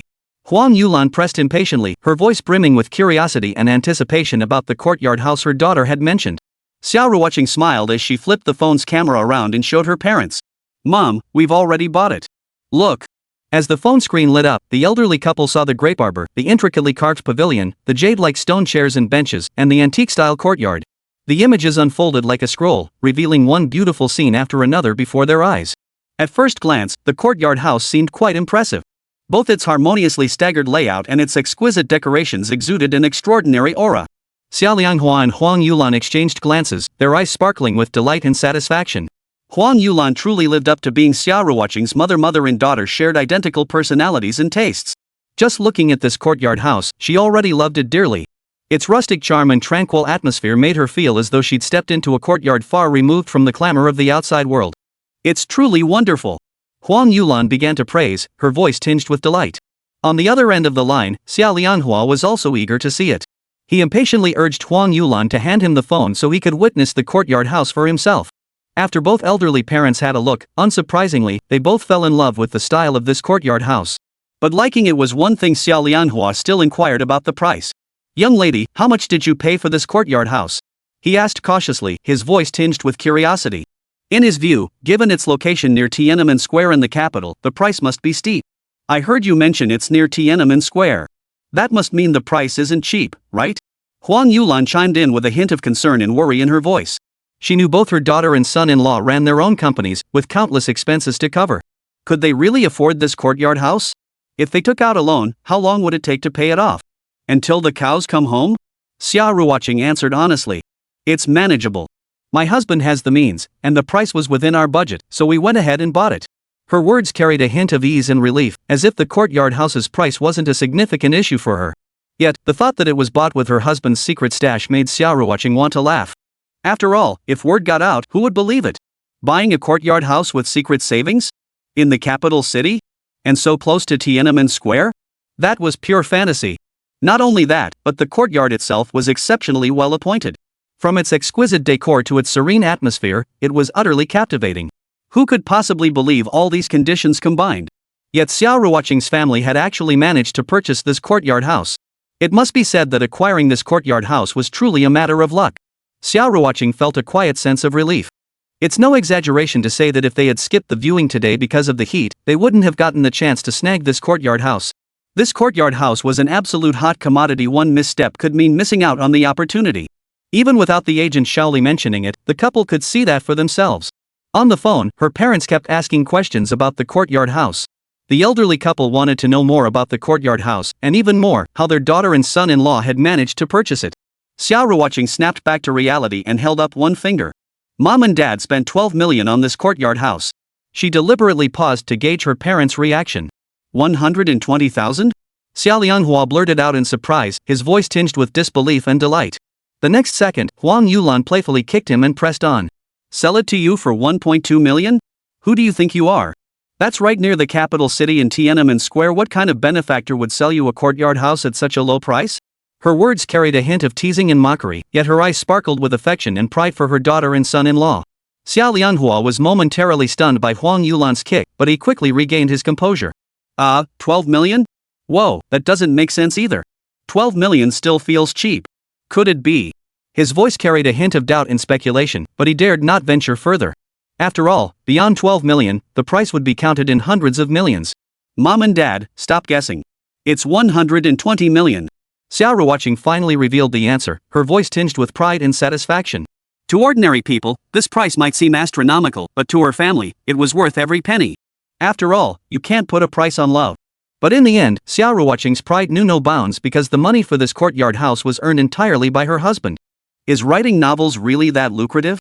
No, only her husband could pull it off. Chapter 169, Appreciating Through the Phone Line. When Xia Ruoqing mentioned the price paid for the courtyard house, silence fell on the other end of the line. It felt as though the air itself had frozen, leaving only the faint hum of static echoing in their ears. After a moment of silence, the trembling, astonished voices of Xia Lianghua and Huang Yulan finally came through. Whoa, 120 million yuan. Xia Lianghua's voice brimmed with disbelief, as if the figure exceeded his comprehension. Young lady, you're not joking, are you? Huang Yulan's voice followed immediately, tinged with urgency and unease, clearly startled by the figure as well. Xia Lianghua's voice carried a mix of disbelief and shock. He knew his daughter was a star in the entertainment industry with substantial earnings, but he had never imagined that 100 million could be so astronomical, so staggering. In his heart, his daughter was still a child, despite her professional success. Now, to think that she and her husband had just casually spent over 100 million on a courtyard house, it was simply too much for him to process. After all, for ordinary people, such a figure was truly staggering enough to leave one gaping in disbelief, unable to recover for a long time. Hearing her father's words, Xia Ruoqing couldn't help but laugh. Her laughter carried a hint of helplessness and mischief, as if she were comforting him, yet also teasing him for his overreaction. Dad, would I joke about something like this? Of course not. Her tone held a seriousness and conviction that made her father understand she was telling the truth. It did cost 120 million. Xia Ruoqing confirmed the figure once more, her voice tinged with pride and satisfaction. After all, this courtyard house was truly worth every penny, and both she and her husband adored it. But we both feel it's absolutely perfect. She added, trying to reassure her father that they hadn't acted impulsively, but had made a well-considered decision. Dad, you wouldn't believe it if we'd waited any longer, we wouldn't have gotten this courtyard house. Her words carried a hint of relief and satisfaction, as if she were boasting to her father about their good fortune and discerning eye. Hearing this, Xia Lianghua asked in surprise, is it that sought after? His voice carried surprise and curiosity, clearly not expecting the courtyard house to be so popular. After all, it was priced at a staggering 120 million yuan. Yep. The moment we closed the deal, the agent got a call from someone else interested in buying the courtyard house. Xia Ruoqing explained, her tone brimming with satisfaction and pride, as if telling her father just how wise their choice had been. Hearing this, Xia Lianghua and Huang Yulan exchanged a glance, then both smiled a bitter smile. Their smiles carried a hint of resignation and reflection, as if lamenting the world's wealth disparity and the purchasing power of the affluent. Like Shaoli, they hadn't imagined there were so many wealthy individuals casually spending hundreds of millions on transactions. It was truly astonishing. Though stunned, the elderly couple still supported their daughter and son-in-law. After all, if they didn't genuinely love it, why would they spend so much money on it? They trusted their daughter and son-in-law's taste and judgment. Later, Xia Ruoqing and Lu Ziye sat in the pavilion, basking in the gentle breeze and the tranquil peace. Their faces beamed with happiness, as if celebrating the completion of their new home, or perhaps simply savoring this rare moment of leisure and freedom. Xixi, meanwhile, wandered around the courtyard with her phone, showing her grandparents on the other end every detail of the traditional compound. As she walked, she excitedly described each feature, as if showcasing a precious treasure to her loved ones. Her voice was clear and pleasant, tinged with childlike innocence and liveliness. She meticulously guided her grandparents through every corner of the courtyard. From the spacious courtyard to the exquisitely crafted buildings, from the rustic furniture to the elegant decorations, every detail showcased the unique charm and character of this courtyard house. At first, when they heard this courtyard house cost over 100 million yuan, the elderly couple found it somewhat unbelievable, even feeling it might not be worth the price. After all, in their minds, such a price could easily buy a luxurious villa or apartment. But no one voiced their reservations, lest it upset their daughter. They knew their daughter was a woman of conviction. Once she made a decision, she had her reasons and considerations. They didn't want their own biases or worries to influence her mood or decision. Yet after she showed them around the courtyard house via her phone, both Xia Lianghua and Huang Yulan changed their tune. Satisfied smiles spread across their faces, as if they were proud and delighted with their daughter and son-in-law's choice. I told you so. This courtyard house selling for just over 100 million isn't expensive at all. Xia Lianghua conceded, his voice tinged with relief and satisfaction. Huang Yulan listened to her husband's words with a mix of amusement and exasperation. After all, not long ago, he hadn't spoken this way at all.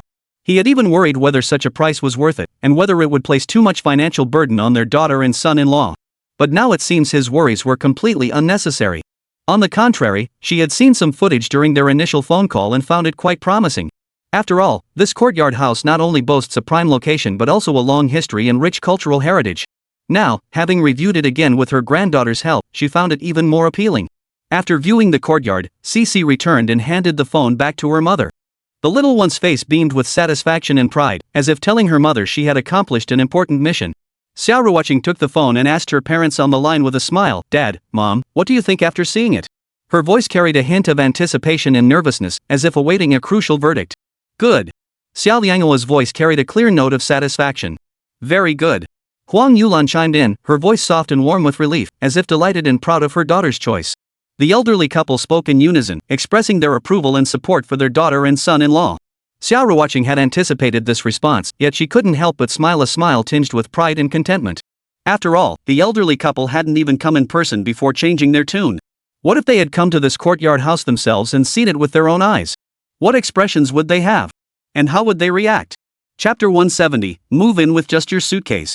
On the other end of the line, Xia Lianghua and Huang Yulan's praise for the courtyard house was palpable. Even through the phone, they could almost feel its unique blend of rustic charm and modern elegance. After hanging up, the elderly couple exchanged a smile, a weight finally lifted from their hearts.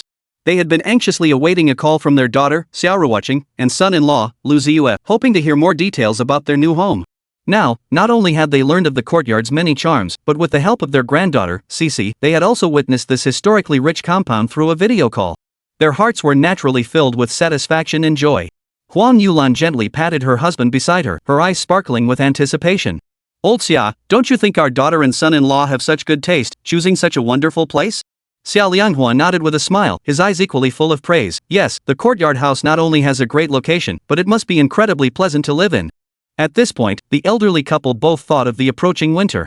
According to Xia Ruoqing's plan, once winter arrived, the entire extended family would gather in the capital to spend the season together in this courtyard house. This thought warmed the couple's hearts, as if they were already experiencing the cozy warmth and joy of family reunion in the winter. Old Xia, just imagine our whole family gathered around the courtyard, warming ourselves by the fire and chatting, how wonderful that would be. Huang Yulan said dreamily. Xia Lianghua smiled faintly and added, and just think you could turn left out the door and be right in front of Tiananmen Square. That's pretty amazing. When we call relatives and friends to wish them a happy new year, they'll see Tiananmen Square the moment they pick up the phone. That feeling will be truly exhilarating. Mentioning Tiananmen Square, the elderly couple grew visibly excited. It was the symbol of the capital, an eternal source of pride for their generation. Living so close to Tiananmen Square was undoubtedly a tremendous honor and source of fulfillment for them. Meanwhile, back in the capital, Xia Ruoqing, Lu Ziye, and their daughter Chanxian were also busy. Their planned trip to the summer palace had been cancelled at the last minute, as the family of three decided to spend the entire next day cleaning their new home. This decision filled all three with anticipation and enthusiasm. Mommy, can we move into our new home tomorrow? Xianxian asked, her big eyes sparkling with anticipation. Xia Ruoqing smiled and nodded. Yes, sweetie. Tomorrow we'll move into our new home with the big yard and lots of rooms. Xianxian jumped up with delight. Awesome. I'm going to play hide and seek in the new house. Seeing their daughter's excitement, Xia Ruoqing and Lu Ziye couldn't help but smile. After spending a little more time in the courtyard house, Lu Ziye led his wife and child back to the hotel. All the way back, the three of them chattered excitedly about tomorrow's plans and how they'd arrange the new house. Xia Ruoqing and Xixi were especially eager to move in. Back at the hotel, Xia Ruoqing and Xixi rested in their room while Lu Ziye went to the front desk to check out. Now that they had purchased the courtyard house and could move in immediately, staying at the hotel seemed redundant. More importantly, staying in the courtyard house meant they could stroll near Tiananmen Square after dinner, savoring the bustling yet tranquil atmosphere unique to the capital. These thoughts filled Lu Ziye with particular delight. He quickly completed the checkout process and returned to the room. By then, Xia Ruoqing and Xixi were already packing their luggage. Though they'd only been in the capital for a few days, they'd already accumulated quite a bit. Especially when it came to food, both Xia Ruoqing and Xixi were little foodies, so naturally, they couldn't leave behind all sorts of snacks and delicacies.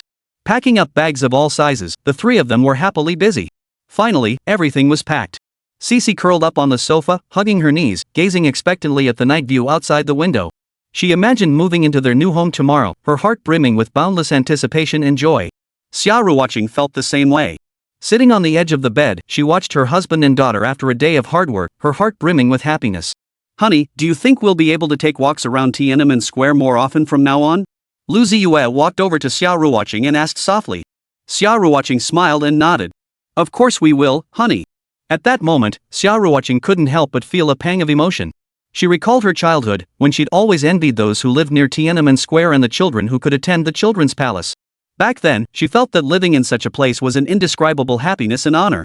Now, she had finally realized her dream. Not only did she live here herself, but she could also let her family share in this happiness and honor. Honey, don't you think we should celebrate properly? Xia Ruoqing suddenly suggested. Great idea. Tomorrow we'll go buy some delicious food and fun things to properly celebrate our new home. And so, the family of three began excitedly discussing tomorrow's celebration plans. From hot pot to barbecue, then back to hot pot. They envisioned feasting on delicious food, playing games, and gazing at the night view of Tiananmen Square outside their window. Their happiness and joy seemed to fill the entire room. So much so that the next morning, the family of three woke up early, checked out, and left. They couldn't wait to move into their new home and start their new life. On the way to the courtyard house, all three were unusually excited and full of anticipation. Finally, they arrived at the courtyard's gate. They eagerly stepped into the courtyard, beginning to survey the place that would soon become their new home. Every brick and tile in the courtyard radiated an ancient yet elegant charm. The trees and plants, weathered by time, added a touch of vitality and liveliness to the courtyard. Xia Ruoqing and her daughter Xixi couldn't wait to run to the big tree in the courtyard and start playing. Mother and daughter were already discussing how wonderful it would be if they could build a swing. Lu Ziye got busy. He grabbed a broom and a rag, starting to sweep the courtyard and tidy up the rooms. Though it was tiring work, seeing the clean and tidy courtyard and rooms filled him with deep satisfaction. After nearly half a day of hard work, the courtyard house finally presented itself before them, completely transformed. Truthfully, the courtyard wasn't overly cluttered, it was just covered in dust from being unoccupied for so long. Therefore, cleaning it up didn't require too much effort from the family of three. The reason it took so long was simple: the courtyard was just too large. Chapter 171, I Want to Sing With You. The courtyard radiated a unique vitality in the fading summer light. The arrival of Lu Ziye and his family of three brought a rare touch of domestic warmth to the courtyard. Their laughter and chatter breathed new life into the long quiet courtyard. Xia Ruoqing and her daughter Xixi, like two blossoming flowers, added warmth and sweetness to the courtyard with their presence. As evening approached, the setting sun's glow filled the entire courtyard. The golden light intertwined with the courtyard's rustic charm, creating a beautiful scene. At Xia Ruoqing and Xixi's urging, Lu Ziye finally set aside his work and accompanied the two little treasures out to buy groceries. Ever since yesterday, the mother and daughter had been pondering what to cook in their new home. They were in the thick of lively discussion when they finally decided on hot pot. Though it was summer, sitting in the cool courtyard and eating steaming hot pot from a copper pot offered a comfort and satisfaction unmatched by any other season. Imagine the evening breeze gently caressing your skin, the starry sky sparkling overhead, and the family gathered around the table, savoring both the delicious food and the warmth of togetherness. It would be absolutely wonderful. So, the family of three followed their navigation and soon arrived at a bustling market. The market was bustling with chatter, a cacophony of voices that felt like a grand stage pulsing with life. Since the market was underground, it remained pleasantly cool inside, offering a stark contrast to the scorching heat outside. Stepping inside, a rich aroma wafted toward them, a blend of vegetables, fruits, meats, and seafood. Lu Ziye and his family weaved through the bustling crowd, selecting ingredients they liked. They first headed to the vegetable section, selecting fresh spinach, lettuce, enoki mushrooms, and other greens. Then they moved to the meat section, buying pork rolls, lamb rolls, and beef rolls. Xixi was a little foodie who especially loved meat. She would even introduce herself as meat lover, so she enjoyed all kinds of meat. Especially when it comes to hot pot, she always manages to eat a lot. Of course, meatballs like PP beef balls are also among the little one's favorites. While some people say these aren't hygienic or healthy, they don't eat them every day. An occasional treat isn't a big deal. Xia Ruoqing and Lu Ziye weren't about to fuss over such things. After all, life should be lived freely and spontaneously. Being overly fussy just takes the fun out of it. Beyond the essential hot pot ingredients, they also picked up some hot pot bases in sesame paste. Lu Ziye browsed the ingredients while chatting with the stall owners, soaking in the rare, vibrant energy of the bustling market. Xixi, meanwhile, darted excitedly from stall to stall, peering at this and that, clearly a curious little explorer.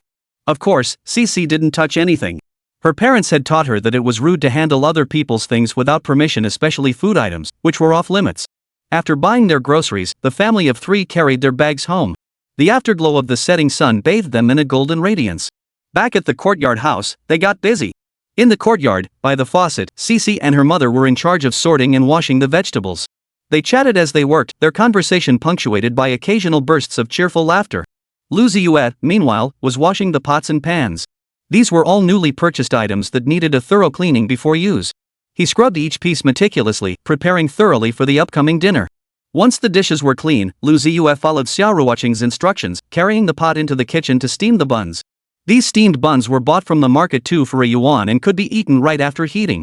Even though they were having hot pot, some staple food still needed to be prepared. Moreover, there was another reason. In Xia Ruoqing's hometown, there was a custom after moving into a new home, one must steam buns to symbolize prosperity and upward momentum. Though this was an old-fashioned belief, Xia Ruoqing still found it convincing. After all, when it comes to such matters, it's better to believe than not. It's not much trouble, and we get to enjoy delicious steamed buns. As time passed, the sun sank lower in the west, and night quietly descended. By the time the moon hung low in the sky, the family of 3 was ready. They made their way to the gazebo in the courtyard, where the stone table was already laden with various ingredients and seasonings. The copper pot was filled with charcoal, the fire successfully lit, and water in the pot's rim began bubbling and steaming. Lu Ziye cut open the hot pot base and poured it in, waiting only for the pot to boil before adding the ingredients. Then they could dig in. Just as Xia Ruoqing was eagerly anticipating the pot to boil and the meal to begin, her phone suddenly rang. She picked up the phone to see it was Meng Xiaoxue calling.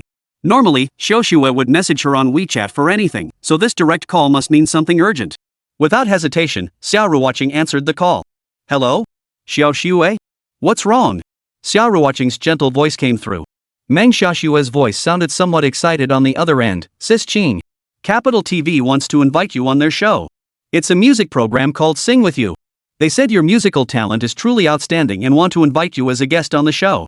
Hearing this news, Xia Ruoqing couldn't help but feel a bit surprised. Sing with you? Yes, Sister Chang. Sis Chang, I think this is a fantastic opportunity. You can showcase your musical talent and connect with more musicians. Plus, the show has high ratings. It will definitely help your career. After hearing Xiaoxue's words, Xia Ruoqing found them quite reasonable. This program was undoubtedly an excellent platform and a great opportunity. And Sister Chang, you're a powerhouse singer. Your musical talent is undeniable. Just stay calm and show your best side. Plus, you have me and brother Lu supporting you. Inspired by Meng Xiaoxue's encouragement, Xia Ruoqing made her decision. She would go for it. Alright then, Xiaoxue. Please reply to them on my behalf. Tell them I'm honored to be invited to participate in the program. I want to sing with you. Official communications always require a polished tone. Got it, Sister Chang. After hanging up, Xia Ruoqing found herself both amused and exasperated. She never imagined that coming to the capital for a business trip would coincide with the recording of the previous episode. She had heard of the show I Want to Sing With You before. Just as Meng Xiaoxue had said, appearing on it could bring benefits. Chapter 172, Pure Gold. Xia Ruoqing hung up the phone. In the pavilion, Lu Ziye and Xixi were already waving impatiently at her. The aroma of hot pot filled the air, and slices of meat swayed gently in the bubbling broth, as if urging them to dig in quickly. If they didn't eat soon, the meat would overcook and lose its optimal texture. As Xia Ruoqing rose to fetch the sesame sauce, Lu Ziye asked curiously, was that Xiaoxue calling? His tone carried a hint of inquiry, clearly intrigued by the content of Xia Ruoqing's call. Xia Ruoqing smiled and nodded, her eyes sparkling. Yes, honey. The production team for Sing With You invited me to be a guest on their show. Hearing her mom would be on TV, Xixi clapped her little hands excitedly, stars twinkling in her eyes. Mommy, go ahead and compete. Daddy and I will cheer you on. Her voice was childish yet resolute, brimming with boundless support and encouragement for her mother. Thank you, sweetie. Xia Ruoqing leaned down to kiss Xixi's little cheek, her heart brimming with warmth and emotion. Lu Ziye gave a slight nod, affirming and supporting Xia Ruoqing's decision. Alright, let's eat first. Otherwise, the meat will overcook. The family of three gathered around the stone table in the pavilion. Moonlight spilled like water, adding a touch of tranquility and romance to the cozy evening. Steam rose from the hot pot, mingling with the cool night breeze to create a deeply pleasant atmosphere. They ate and chatted, laughter and conversation filling the courtyard. Xixi and Xia Ruoqing were especially delighted, their little faces beaming with contentment and happiness. Their little tummies were round and full before they reluctantly set down their chopsticks. Finally, the little one picked up a piece of lettuce and popped it into her mouth, chewing slowly and deliberately. She looked just like an adorable little rabbit, making everyone smile. After eating their fill, a wave of drowsiness quietly washed over them. Xia Ruoqing was no exception. She yawned, stretched, and yearned to collapse into bed for a good rest.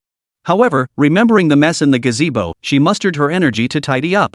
After all, this was their new home, and Xia Ruoqing couldn't bear to let it become untidy. So she stood up and began clearing the dishes and pots from the table. Fortunately, Lu Ziye and Xixi were there to help. With the three of them working together, they quickly washed all the pots and pans and neatly put them away in the cupboards. By the time they finished, it was already 10 o'clock at night. The moon hung high in the night sky, casting a soft silver glow. The courtyard felt pleasantly cool at this hour, with no trace of summer's scorching heat. The family rested in the courtyard for a while longer before Xixi skipped back to her room, her own little space, carefully chosen by her. During their days in the capital, she had always slept with her parents. But now that she had her own room, she naturally wanted to savor this freedom and independence all by herself. Xia Ruoqing and Lu Ziye returned to their bedroom hand in hand. The bedroom was warm and cozy, filled with the comforting scent of home. Lu Ziye lay down on the bed, savoring the tranquility and relaxation. Xia Ruoqing began organizing the little trinkets around the room. She tucked away items she wouldn't need immediately into drawers and closets, making the space look tidier and more orderly. However, while she was busily organizing the drawers, an unexpected discovery left her utterly astonished. She found a spool of electrical wire tucked away in the corner of the drawer. At first, she thought it was leftover from Grandma Wan's renovation. But when she picked up the spool, she was surprised to find it unusually heavy. Moreover, though the wire looked ordinary, it bore a label. Xia Ruoqing picked up the label out of curiosity and saw it clearly stated that the inner core of this wire was pure gold. Pure gold wires? Xia Ruoqing's eyes widened in shock and bewilderment. She never imagined anyone in this world would use pure gold for electrical wiring. She couldn't resist weighing the cable in her hand, feeling its substantial heft. Xia Ruoqing couldn't help but sigh, the world of the wealthy is truly beyond comprehension. Honey, come here quickly and take a look. Xia Ruoqing called out excitedly. Lu Ziye got out of bed at the sound and came to Xia Ruoqing's side. He took the wire and tag from her hand with curiosity, examining them before his face broke into a look of mild astonishment. This is pure gold wire? When he learned this coil of wire was actually pure gold, he couldn't help but gasp in astonishment. Xia Ruoqing nodded, her face brimming with astonishment. Yes, I never imagined there could be pure gold wire. And why would anyone use pure gold for electrical wire? Her questions came one after another, directed at Lu Ziye.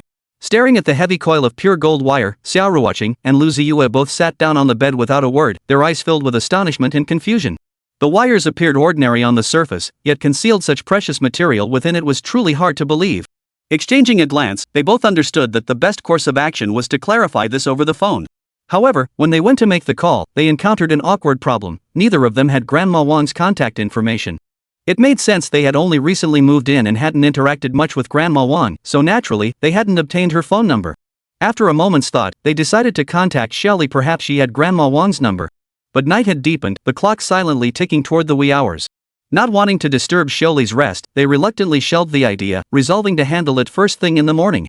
Xia Ruoqing gently stroked the coil of wire, her eyes filled with astonishment. Honey, look at this. Just this small piece of gold wire could make a whole gold bracelet, right? Lu Ziye couldn't help but nod in agreement. Yeah, just imagine how much this entire spool of wire must be worth. Xia Ruoqing sighed softly, her voice tinged with wonder. The wealthy in this world truly have no limits. Who would ever think to use gold for electrical wiring? Her tone carried disbelief, clearly finding such extravagance hard to fathom. It just goes to show the ways the wealthy indulge themselves truly know no bounds. Turning off the light, the couple returned to bed. Tucking themselves under the covers, they could still see the moonlight seeping through the curtain slits, a silvery white glow. This was their first night in the courtyard house. And since every detail of this courtyard residence delighted Xia Ruoqing, she found herself pleasantly unable to sleep. So she wrapped her arms around Lu Ziye and began chattering away.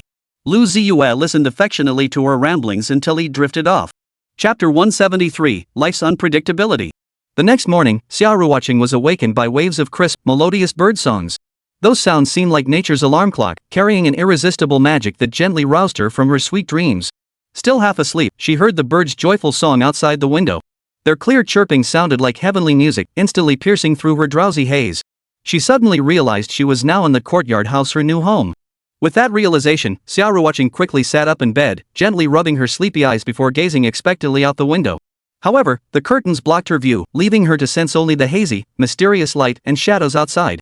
A surge of curiosity and anticipation welled up within her, making her eager to pull back the curtains and catch a glimpse of the morning scenery.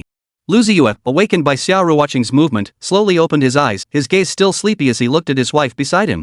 Seeming to sense Xia Ruoqing's excitement and anticipation, Lu Ziye asked gently, "Honey, what's up?" "Nothing, honey. I just woke up to the birds singing." Xia Ruoqing chuckled softly, her face radiating happiness and contentment. She rolled out of bed, her bare feet touching the cool floor, savoring the crisp, quiet morning air. She couldn't wait to see those little birds, to experience their joyful songs and lively movements up close. Seeing this, Lu Ziye sat up in bed, buttoned his shirt, and followed Xia Ruoqing's footsteps outside. They stepped into the courtyard, where flocks of birds chirped and chattered noisily on the branches, creating a lively scene. Some danced joyfully on the branches, others soared freely through the air, radiating vitality and energy. Summer mornings were not cold, even the occasional breeze felt refreshingly cool. The air carried the faint scent of flowers and the earthy aroma of soil, refreshing the spirit. But this coolness lasts only for a short while. Later in the morning, the breeze practically disappears. Even if there was wind, it would be hot air, blowing against the skin and making one feel somewhat uncomfortable. Xia Ruoqing approached the birds with quiet, careful steps, afraid to disturb them. She carefully observed their every movement, feeling the joy and vitality they brought. Then, she gently lifted her skirt and sat down gracefully on the steps of the pavilion.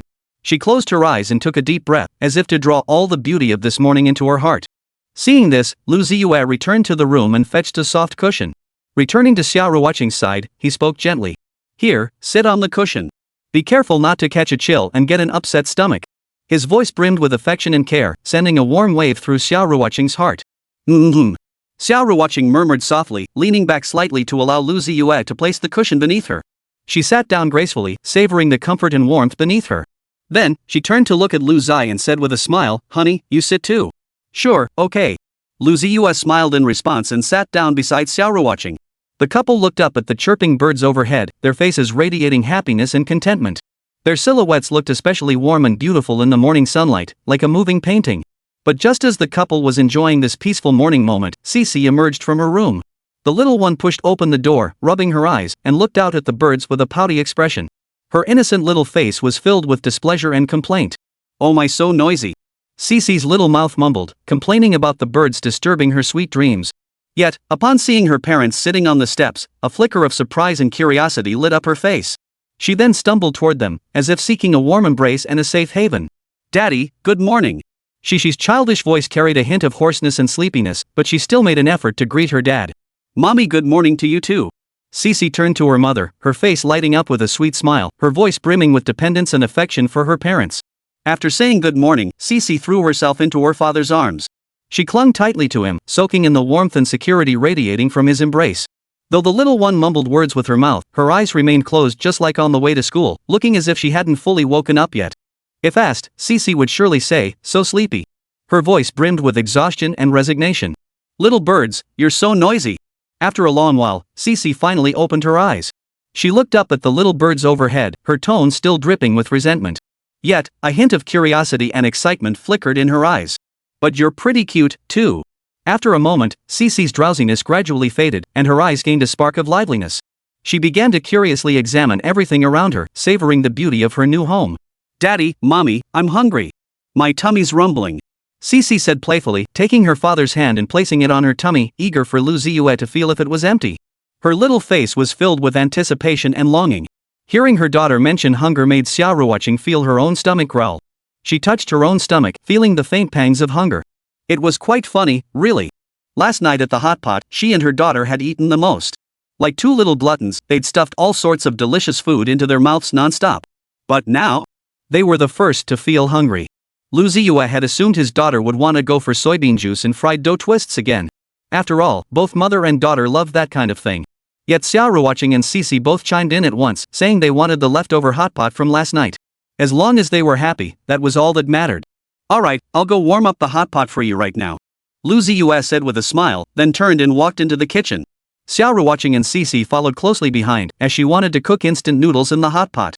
She thought instant noodles cooked in hot pot tasted especially delicious, retaining their chewy texture while absorbing the spicy, savory flavors of the broth. Xixi, however, insisted on cooking vermicelli noodles. She thought glass noodles became smoother and more delicious when cooked in hot pot, and they absorbed the broth better. Mother and daughter quickly settled on their choices and waited eagerly for Lu Ziye to bring the hot pot to the table. Before long, Lu Ziye emerged carrying the steaming hot pot. Alright, let's dig in. Upon hearing this, Xia Ruoqing and Xixi excitedly grabbed their chopsticks and bowls, diving into the delicious breakfast. They picked their favorite ingredients, cooked them in the hot pot, and dipped them in sauces to savor. The flavor was absolutely delicious. While eating her instant noodles, Xia Ruoqing chuckled, "Honey, I bet not many people have hot pot for breakfast like we do, huh? But hot pot really gets better the more you eat it. I didn't get enough last night, so having another round this morning is so satisfying. Especially with this special 28 sauce unique to the capital, it makes the hot pot so incredibly fragrant." Xia Ruoqing praised as she ate, while Xixi nodded in agreement, munching on glass noodles. Yeah, Mama's right. The family gathered around the table, enjoying their delicious breakfast in a warm and harmonious atmosphere. After breakfast, Xia Ruoqing and Lu Ziye began clearing the dishes and tidying the table. Xixi, meanwhile, dashed out to the courtyard to play with the little birds. She chased them excitedly back and forth, as if determined to become their best friend. But just a short while ago, it was she who had been utterly disgusted by the little birds. Before long, Xixi came running back to find her parents, her little face beaming with excitement. "Mommy, Daddy! I had so much fun playing with the little birds just now. They even flew onto my hand. Oh my, that's wonderful," Xia Ruoqing said with a smile. Perhaps because they had moved into a new home, Xixi was filled with endless curiosity about this brand new environment. This antique courtyard house exuded historical charm from every corner. Xixi's little face glowed with excitement. Even when alone, she could happily play in the courtyard for hours. She chased the occasional bird that flew by, crouched down to observe the busy ants carrying food, and found immense fascination in every tiny movement. Meanwhile, Xioli from the agency sent over the contact information for the courtyard's previous owner, Grandma Wang. "Honey, it should be fine now. Give Grandma Wang a call," Xiaoli said as she handed the phone to Lu Ziye. Lu Ziye took the phone and nodded. Okay. He dialed the number Xiaoli had sent. However, after waiting for a long time, there was still no answer on the other end. Lu Ziye frowned, staring at the phone screen with confusion until the cold, mechanical prompt sounded, "The number you dialed is currently unavailable. Please try again later." The lack of response left the couple puzzled. They double-checked the number to confirm it was correct, and Lu Ziye decided to try again. This time, after a few rings, someone finally answered. But it was a young girl's voice, tinged with innocence and curiosity. "Hello? Who are you looking for?" The girl's voice was clear and pleasant, coming through the phone line. Both Lu Ziye and Xia Ruoqing could tell she was a cute little girl, probably around the same age as their daughter. "Is this Grandma Wang's house?" Lu Ziye asked suspiciously, a vague unease stirring in his heart. "Grandma Wang? Oh, are you looking for my grandmother?" the girl said, as if suddenly understanding. Hearing this, Lu Ziye felt slightly reassured, confirming the number was indeed correct. But before he could ask more, the girl's tone suddenly turned somber. "Uncle, my grandmother passed away last night. Did you need her for something? If it's urgent, I'll go get my mom's phone." The sorrow and helplessness in the girl's voice left both Lu Ziye and Xia Ruoqing stunned. They hadn't anticipated that this call would yield such a heartbreaking response. For a moment, the couple fell silent, unsure how to respond. The girl on the other end seemed to sense their silence. She hurried out and handed the phone to an adult in the house, her mother, Wang Lao Lao's daughter. "Hello, may I ask what you need with my mother?" The woman's voice sounded steady, carrying a calmness born of grief through the phone line. Lu Ziye took a deep breath, suppressing the sorrow welling up inside him. He then explained to the woman that he had purchased the courtyard house from Grandma Wang and described the discovery of the pure gold electrical wires within it. The moment the woman learned they had purchased the courtyard house from Grandma Wang, her tone grew noticeably warmer. Though they had never met, Lu Ziye and Xia Ruoqing both sensed this warmth. "You must be Teacher Lu and Teacher Xia," the woman said. "My mother mentioned you both last night," the woman said. Then, from Grandma Wang's daughter, Xia Ruoqing and Lu Ziye learned something even more astonishing. The courtyard's renovation had utilized electrical wiring with pure gold inner conductors. At this revelation, Xia Ruoqing and Lu Ziye were both stunned. Their eyes then instinctively turned to the light switch on the wall. The entire courtyard's wiring was made of pure gold?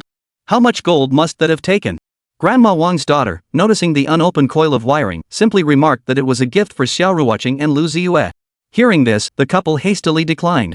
After all, they had already gotten the courtyard house at a remarkably low price. To now take possession of that bundle of wiring as well would be truly unwarranted. However, Grandma Wang's daughter didn't seem to mind. She explained it was her mother's arrangement. Given that, Xia Ruoqing and Lu Ziye really couldn't refuse any further. After inquiring about Grandma Wang's affairs from the previous night, Xia Ruoqing suddenly asked, "May we come to pay our respects to Grandma Wang?" At this request, the woman on the other end of the line fell silent for a moment before readily agreeing. Before hanging up, she added that her mother's passing was a joyful funeral, and she didn't want Xia Ruoqing and Lu Ziye to be too sad. Despite her words, Xia Ruoqing and Lu Ziye couldn't help but feel a pang of sorrow. After all, they had spoken on the phone just the day before yesterday. In such a short time, they had been separated by life and death. It truly made one reflect on how unpredictable life can be. After adding the contact information for Grandma Wang's daughter, Du Nanchuan, the other party sent over her location.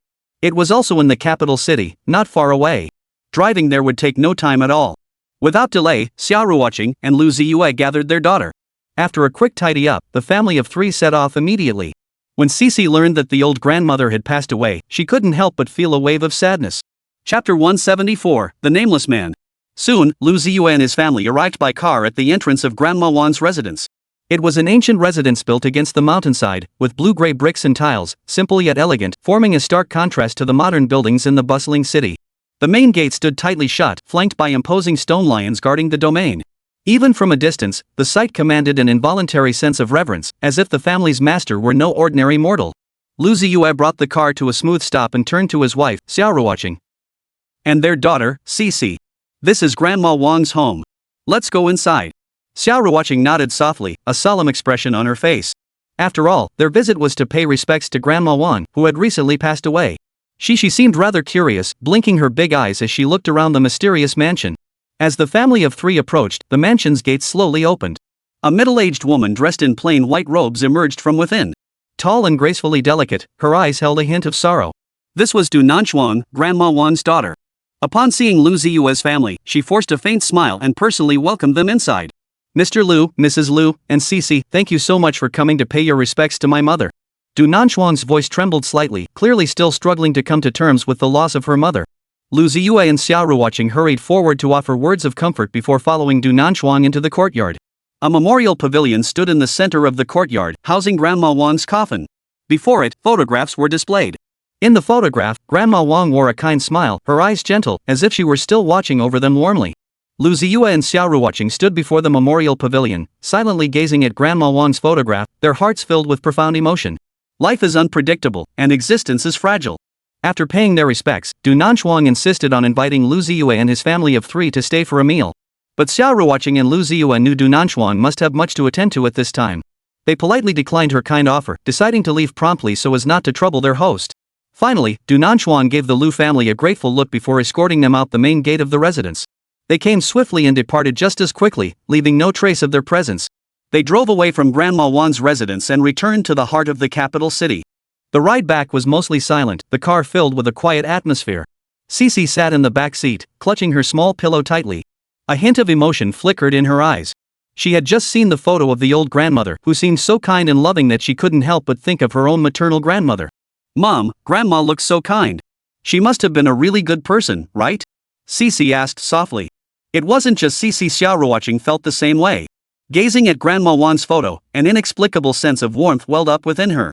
At the same time, she sensed that in her youth, Grandma Wang must have been an absolutely stunning beauty. "Honey, I feel like Grandma Wang must have been an absolutely stunning beauty in her youth." Xia Ruoqing suddenly turned to ask Lu Ziye. "True beauty lies in the bones, not the skin. A fragrance that permeates the bones, that is what defines a peerless beauty," Lu Ziye continued. Clearly, Grandma Wang was such a person. It wasn't until they returned to the heart of the capital city that Xia Ruoqing, Lu Ziye, and Xixi finally began to shake off their gloomy mood. However, they happened to arrive on a rainy day. Gloomy, rainy days always brought a sense of heaviness and oppression. The sky was a dull gray, as if the entire world was shrouded in a layer of gloom. Rain fell steadily, tapping against the windows with a crisp rhythm. With nowhere to go on a rainy day, there was nothing left to do but head home. Just as they returned to the courtyard house, a light drizzle began to fall from the sky. Despite the light drizzle overhead, the sweltering summer heat still left one feeling physically and mentally parched. So, Xia Ruoqing and her daughter Xixi brought out 2 small stools and sat right by the main gate. Here, a cool breeze occasionally blew by, offering a refreshing and pleasant respite. Seeing this, Lu Ziye fetched a small stool and joined them. The 3 of them sat inside the gate, gazing at the scenery outside, and it was quite a unique experience. Seated there, they could observe the rain-drenched passers-by hurrying along the street. They could see the ceaseless stream of vehicles on the road, weaving through the rain curtain as if narrating the city's bustling vitality and clamor. They could also see sanitation workers braving the rain to sweep the streets, clad in raincoats and brooms, silently holding their posts in the downpour. The myriad aspects of life were laid bare in this moment. Watching these scenes unfold, Xia Ruoqing couldn't help but feel a strange sense of emotion welling up inside her. These pedestrians, vehicles, and sanitation workers were all part of the city, each playing their distinct role in weaving its bustling tapestry. What Lu Ziye hadn't anticipated was that his wife, Xia Ruoqing, moved by these scenes, would suddenly ask him for pen and paper. "Honey, quickly! Find me a pen and paper. A song is playing in my head, and I need to write it down." Xia Ruoqing's voice carried a hint of urgency. Lu Ziye was momentarily taken aback. He hadn't expected his wife to be struck by creative inspiration at this moment, but he quickly regained his composure and nodded in agreement. "All right. I'll go get you a pen and paper right away." With that, Lu Ziye dashed back inside to search. By the time he emerged with pen and paper, Xia Ruoqing had already begun writing in her phone's notepad. Taking the pen and paper, Xia Ruoqing immediately lowered her head to write. Her fingers danced nimbly across the paper, as if playing a beautiful melody. Xixi curiously gathered beside her mother, watching her work. Seeing this, Lu Ziye gently pulled his daughter closer and whispered, "Shh, let's not disturb Mom. She's creating right now, so we need to be quiet." Xixi nodded obediently, then sat quietly beside her father, not making a sound. Father and daughter watched Xia Ruoqing create in silence, Xixi's wide eyes brimming with wonder. And so, on that rainy day, Xia Ruoqing's inspiration surged. As time ticked by, Xia Ruoqing's strokes grew increasingly fluid across the paper. She placed her sketchbook on her lap, gripped the pencil firmly, and began to draw with rapid, confident strokes. This scene astonished Lu Ziye. He hadn't expected Xia Ruoqing to be so moved that it sparked her creativity. But this was undoubtedly a good thing. After all, for a singer and songwriter, a sudden burst of inspiration was incredibly important. Clearly, Xia Ruoqing had entered that state. And at this moment, whatever she created would undoubtedly be exceptional. Lu Ziye felt confident about this. Finally, a satisfied smile spread across Xia Ruoqing's face. Amidst the intertwining sounds of rain, wind, and voices, Xia Ruoqing completed her creation. Xia Ruoqing set down her pen, exhaled a long breath, then turned to Lu Ziye and Xixi with a radiant smile. "Husband, Xixi, look. This is the song I just composed." Xia Ruoqing exclaimed excitedly. Lu Ziye and Xixi immediately gathered around to look, their eyes landing on the densely packed lyrics and melody lines covering the paper. "Wow! Mommy, you're so talented. This song is really beautiful." Xixi clapped her little hands and exclaimed excitedly. Though she couldn't recognize a single character, she was still very supportive. Lu Ziye, on the other hand, took the notebook and began examining it. As he read, astonishment spread across his face.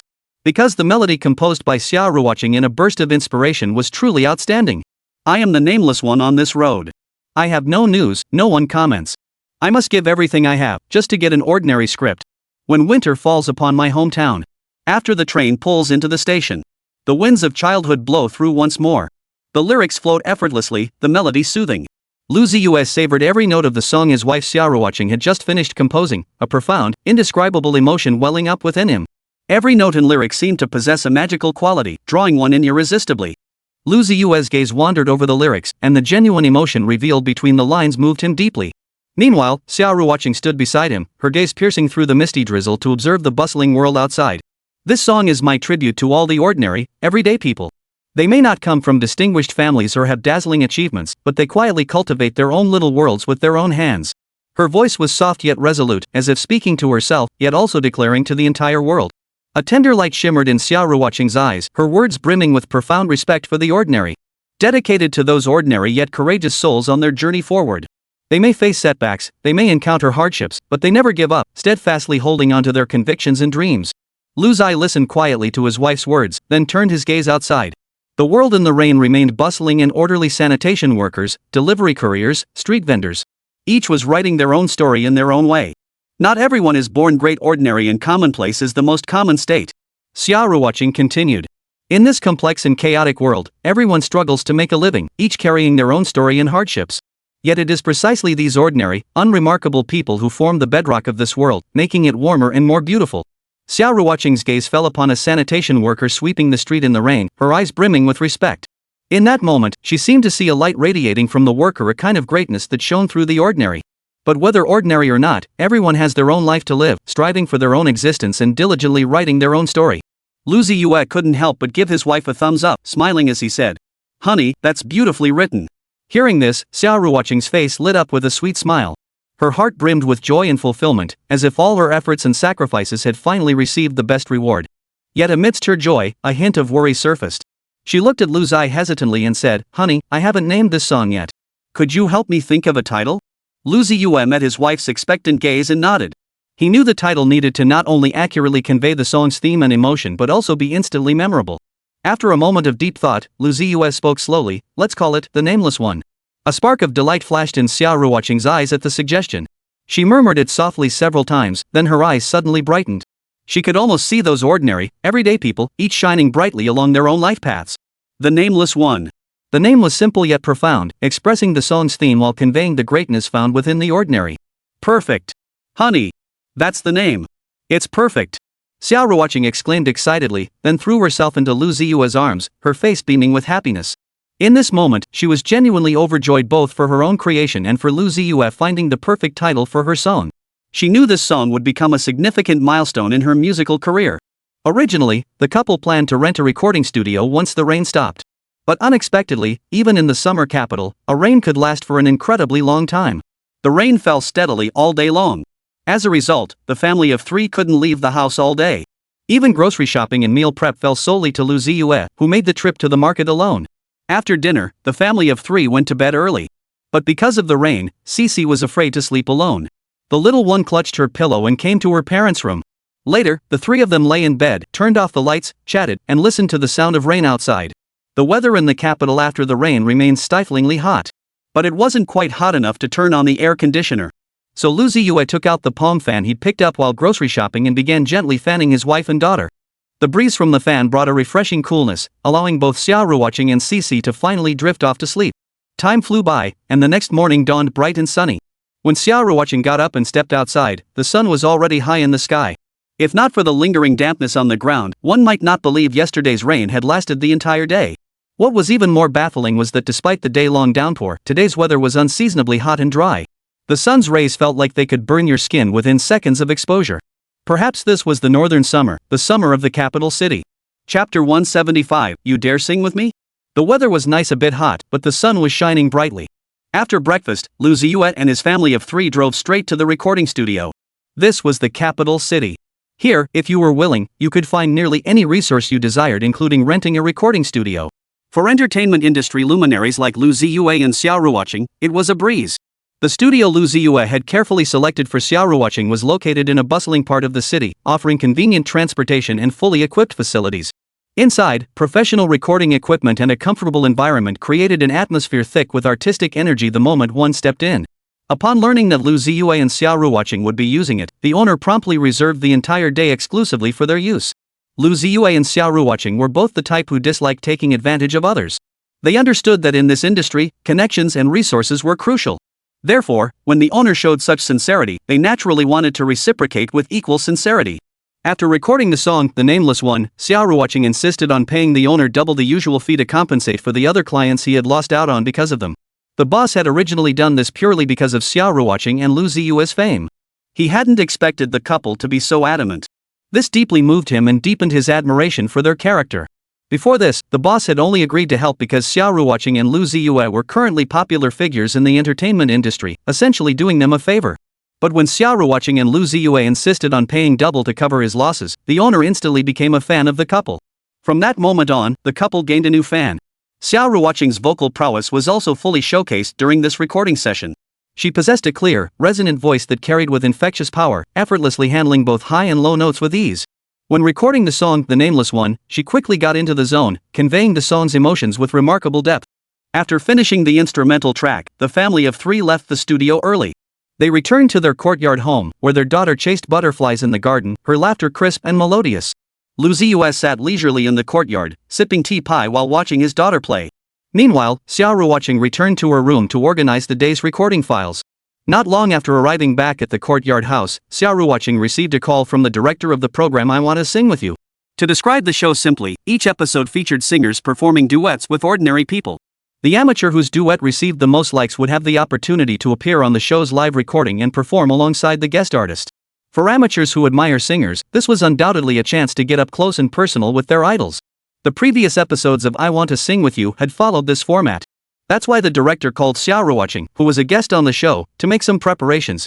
For instance, Xia Ruoqing needed to select which song she had performed before to sing with the amateur. "Miss Xia, please consider it. I'll call you back later," the director said respectfully. But just as he was about to hang up to give Xia Ruoqing enough time, she suddenly spoke up. "No need, Director Wang. I've already decided I'll choose The Wind Rises." Director Wang was overjoyed upon hearing this. Before even calling Xia Ruoqing, he had already been pondering this very decision. He believed that if Xia Ruoqing chose The Wind Rises, it would surely push the show's ratings to new heights. The reason was simple: The Wind Rises was immensely popular at the time. Its melody was beautiful and captivating, and its lyrics carried profound meaning, leaving a lasting impression on anyone who heard it. Xia Ruoqing's vocal prowess was exceptional, and her rendition of The Wind Rises was utterly mesmerizing. Therefore, if Xia Ruoqing chose this song for a duet with an amateur singer, it would undoubtedly attract a massive amount of attention from both fans and the general public. "Miss Xia, this is brilliant. Choosing this song is absolutely perfect. I'm sure countless viewers will love it." Director Wang couldn't hide his delight, then added, "That's wonderful. Miss Xia, you can record it at home, or I can send someone to pick you up." Xia Ruoqing considered it for a moment before replying, "I'll record at home and send you the audio file afterward." "Perfect, no problem. Thank you for your trouble, Teacher Xia." "You're welcome." After hanging up, Xia Ruoqing immediately gathered her husband and daughter to prepare for recording The Wind Rises. Lu Ziye held the phone to record while their daughter played the accompaniment nearby. The family of three worked together seamlessly, completing the recording in no time. After finishing the recording, Xia Ruoqing listened carefully to her own singing and felt reasonably satisfied. She then sent the audio file to Director Wang. Director Wang of the production team, upon receiving Xia Ruoqing's file, furrowed his brow, his eyes betraying a mix of urgency and anticipation. He quickly scanned the file contents. After confirming everything was in order, he immediately picked up the phone and began arranging a series of urgent tasks. He knew that with Xia Ruoqing joining the show, this episode would be exceptionally different. Since its premiere, the show I Want to Sing With You had won the hearts of countless viewers with its unique interactive format and high-quality performances. Each episode featured different singers performing duets with ordinary participants, with the best duet selected through audience voting. After several episodes, viewers had become familiar with the participation process. Whenever a new episode was about to air, many enthusiastic viewers would sit in front of their computers, eager to take part in the show. This time, Xia Ruoqing's participation undoubtedly adds a vibrant touch to the show. As a prominent figure in the entertainment industry, Xia Ruoqing not only commands a massive fanbase but has also earned widespread recognition within the music industry for her exceptional vocal skills and distinctive musical style. Therefore, when the production team announced Xia Ruoqing's participation in this episode, her fans sprang into action, gathering early at the participation channels in hopes of securing a duet opportunity with their idol. The production team did not disappoint the fans. Upon receiving Xia Ruoqing's recording of The Wind Rises, they swiftly completed post-production and uploaded it to the program platform. Simultaneously, they opened a duet channel inviting fans to sing alongside Xia Ruoqing. The news instantly caused a huge stir. Thousands of fans flooded the platform, uploading their own duet recordings in hopes of gaining Xia Ruoqing's approval. However, the overwhelming enthusiasm caused the platform's servers to crash. Technical staff from the production team urgently repaired the system, restoring normal platform operations. Despite the disruption, this incident vividly demonstrated Xia Ruoqing's immense status and influence among her fans. While the chorus submissions and voting phase were in full swing, the production team was also working feverishly to prepare for the show's recording. They understood that Xia Ruoqing's participation would significantly elevate the program's quality and impact. Therefore, they not only prepared a dedicated lounge and dressing room for Xia Ruoqing but also assigned professional photographers and lighting technicians to ensure every shot of her on the show presented her in the best possible light. That evening, the production team launched the group singing voting segment.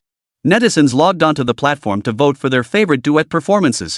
Xia Ruoqing's duet performance undoubtedly became the focal point of everyone's attention.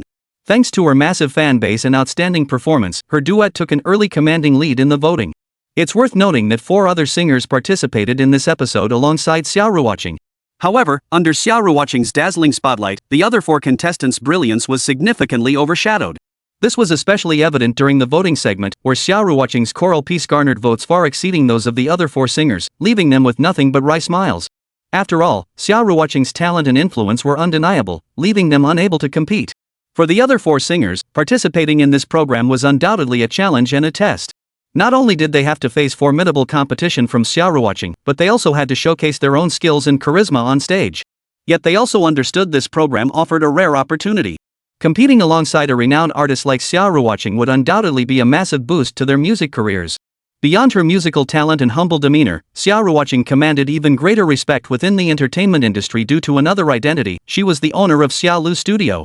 This studio has not only nurtured numerous outstanding musical talents but also produced many popular music works.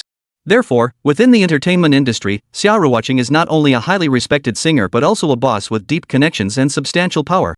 Such status and influence grants Xia Ruoqing immense prestige and clout within the entertainment industry. Many hold her in awe and dare not easily cross her. After all, in the complex and ever-changing entertainment industry, crossing someone with such deep connections and influence would undoubtedly bring unnecessary trouble and losses. Before long, the time came for Xia Ruoqing to appear on the show I Want to Sing With You. The production team began intensive preparations the moment Xia Ruoqing agreed to appear. They not only prepared a dedicated green room and dressing room for Xia Ruoqing but also arranged a professional team including photographers and lighting technicians to ensure every shot of her on the show presented her in the best possible light. Now, on the day of the show, Xia Ruoqing arrived punctually at the studio. Her arrival immediately caused a stir. Fans and audience members rushed forward, eager to catch a glimpse of her. Xia Ruoqing smiled and waved back, radiating warmth and humility. Given Xia Ruoqing's massive fan base, numerous crew members jogged over to request autographs and photos. They knew this rare opportunity to interact with Xia Ruoqing up close was precious and must be seized. Xia Ruoqing did not disappoint anyone. She patiently signed autographs and took photos with each person, engaging in warm conversations with them. This scene filled other guests and staff with both envy and admiration. They marveled at Xia Ruoqing's immense popularity and influence, expressing genuine astonishment at how she could interact with fans with such humility and warmth. Throughout the recording, Xia Ruoqing demonstrated her professionalism and dedication. Not only did she showcase outstanding musical talent and stage presence, but she also displayed remarkable approachability. She not only diligently rehearsed duets with the ordinary participants but also actively communicated her ideas and suggestions to the director and crew. When interacting with the amateurs, she always listened to their singing and stories with a smile, offering encouragement and support. This humble and approachable demeanor has earned her even greater affection and respect from her fans. Her dedication and professionalism earned the entire production team's renewed admiration. Ultimately, through the joint efforts of Xia Ruoqing and the production team, this episode of I Want to Sing With You achieved resounding success. Xia Ruoqing's duet performance not only garnered an exceptionally high number of votes and audience recognition but also further elevated her popularity and influence within the entertainment industry. The production team, in turn, achieved remarkable ratings and critical acclaim thanks to her participation. This episode not only deepened the affection and respect of Xia Ruoqing's fans but also introduced a wider audience to this talented, humble, and approachable singer. The most amusing part? After the show aired, netizens suddenly realized just how vast the gap is between professional and amateur singing. It must be said, professional singers really have incredible vocal skills. While the amateurs sang well too, there's still a noticeable gap. True, but they are professionals after all. Still, the amateurs sang well and deserve encouragement.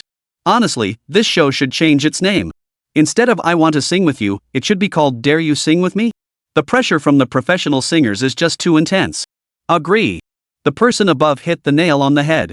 At first, the amateurs sounded really good, but the moment the celebrity guests opened their mouths, the gap became obvious. Their command of the stage is unreal. Netizens buzzed with discussion, marveling at the talent while also acknowledging the undeniable value of professional skill. Among them, Xia Ruoqing became a particularly hot topic. After all, her singing was just unbelievably good. Just as the production team had hoped, the show's ratings hit a new high. Chapter 176, Xia Ruoqing, a spendthrift entertainer? Me? Xia Ruoqing quickly gained a massive following on the show I Want to Sing With You through her unique voice, heartfelt performances, and incredibly approachable personality. Each of her performances felt like an auditory feast for the audience, leaving them utterly captivated and unable to tear themselves away. Netizens who once only casually followed entertainment news have now become her devoted fans, constantly keeping tabs on her updates and cheering her on. Meanwhile, numerous forces within the entertainment industry have also taken notice of her. Whether driven by admiration or business interests, these players have all turned their attention to this rising star. Among them, one cannot overlook Book Culture Media, the entertainment company that had a rather unpleasant history with Xia Ruoqing. When Xia Ruoqing first arrived in the capital, she approached the company with goodwill. However, the company looked down on Xia Ruoqing, ultimately leading to the breakdown of their partnership. Now, witnessing Xia Ruoqing's dazzling performance on the show I Want to Sing With You and her soaring popularity, the executives at Xixi Culture Media felt increasingly uneasy. On one hand, they feared Xia Ruoqing's rise would threaten their own artists. On the other, they seethed with envy over her current achievements and status. This complex mix of emotions left them feeling deeply anxious. The production team of Where Are We Going, Dad? Also kept a close eye on Xia Ruoqing's appearance on the show. Since its premiere, the show had won viewers' affection with its unique parent-child interaction format. The participation of Xia Ruoqing and her family as guests had generated significant buzz. At this point, the island edition of Where Are We Going, Dad? Had already been edited and completed. The reason for its delayed release was simply waiting for the right moment. The production team fully understood that Xia Ruoqing's championship win on I Want to Sing With You presented an unparalleled promotional opportunity. With countless fans and netizens following Xia Ruoqing, every move she makes could become a trending topic. Thus, the production team decided to release the variety show featuring Xia Ruoqing's family of 3 at this precise moment. This strategy would not only leverage Xia Ruoqing's popularity to boost the show's ratings and visibility but also allow more people to discover the program's unique appeal. Sure enough, as soon as the episode of I Want to Sing With You concluded and viewers were still immersed in Xia Ruoqing's captivating performance, the Where Are We Going, Dad? Production team capitalized on the momentum by announcing the premiere date. The news immediately caused a huge stir. Fans have been eagerly anticipating this moment, finally getting to see Xia Ruoqing's family of 3 in action on the show. The show's popularity and buzz have skyrocketed as a result, even briefly topping the trending charts. It's no exaggeration to say the show's director wanted to personally thank Xia Ruoqing. After all, it was Xia Ruoqing's outstanding performance that brought so much attention and buzz to the show. As someone well versed in the entertainment industry, Xia Ruoqing has long grown accustomed to such matters. She understands the entertainment industry's complexity and volatility, and knows her current achievements and status were hard-won. Therefore, she cherished every opportunity even more, striving to enhance her professional skills and acting abilities. At the same time, she remains deeply grateful to the fans and friends who have consistently supported and accompanied her. The rise in her personal fame and recognition undoubtedly benefits the company and the development of Xia Lu Studio. Xia Ruoqing understood this well, which is why she continuously contributed her efforts to the studio's growth. For instance, as soon as word spread within the industry that she intended to produce the period drama Palace, numerous entertainment companies approached her seeking collaboration. Some companies were drawn by Xia Ruoqing's fame and influence, hoping to leverage her star power to boost their own visibility. Others recognized the potential and market appeal of the Palace script, eager to participate and share in its success. Moreover, numerous well-known actors in the entertainment industry had also volunteered themselves, eager to secure roles in the production. This undoubtedly offered tremendous benefits and assistance for the future filming and development of the script. Xia Ruoqing was well aware of this, so she was extremely cautious and selective when choosing actors and partners. She hoped every participant would contribute their best efforts to jointly create a classic masterpiece. Precisely for this reason, Xia Ruoqing and her family of 3 would likely have to cut short their trip to the capital. Although there were still many fun places they hadn't visited and many sights they wanted to see in the capital, they owned a courtyard house there. They could always come back whenever they wanted in the future. Therefore, Xia Ruoqing decided to return to Shanghai promptly to handle related matters and make thorough preparations for the filming of Palace. On the day of their departure, the Xia family rose early to pack their belongings. Though still very young, Xixi understood they were leaving this place filled with joy and memories, making her feel especially reluctant to depart. As they boarded the plane, she kept turning back to gaze into the distance, as if trying to etch every detail of this place deeply into her memory. Seeing Xixi's reluctant expression, Xia Ruoqing and her husband felt a pang of sadness. Leaving the capital meant they would soon be plunged back into the whirlwind of work and daily life. Just as Xia Ruoqing and her family boarded the plane, a representative from Xixi Culture Media called Xia Ruoqing on behalf of the company. However, when the phone rang, Xia Ruoqing did not answer. After waiting a moment longer, the call still went unanswered. He sighed helplessly and called Xia Lu Studio instead. Xia Ruoqing's assistant, manhwaresumen, answered. Upon learning the caller was from Xixi Culture Media, she nearly hung up immediately. After all, manhwaresumen knew exactly what Xia Ruoqing had endured on her very first day in the capital. Bookish Culture Media had exploited their status and influence to treat Xia Ruoqing unfairly, and these actions filled manhwaresumen with intense anger and resentment. Now, with Xixi Culture Media calling to request participation in the filming of the Palace, manhwaresumen naturally felt an urge to spit in their faces. She couldn't help but think, these people have done nothing but harm, and now they want to profit from it? Why can't they ever think of doing something good?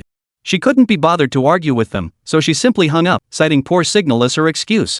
This behavior infuriated the executive at Xuxiang Culture Media.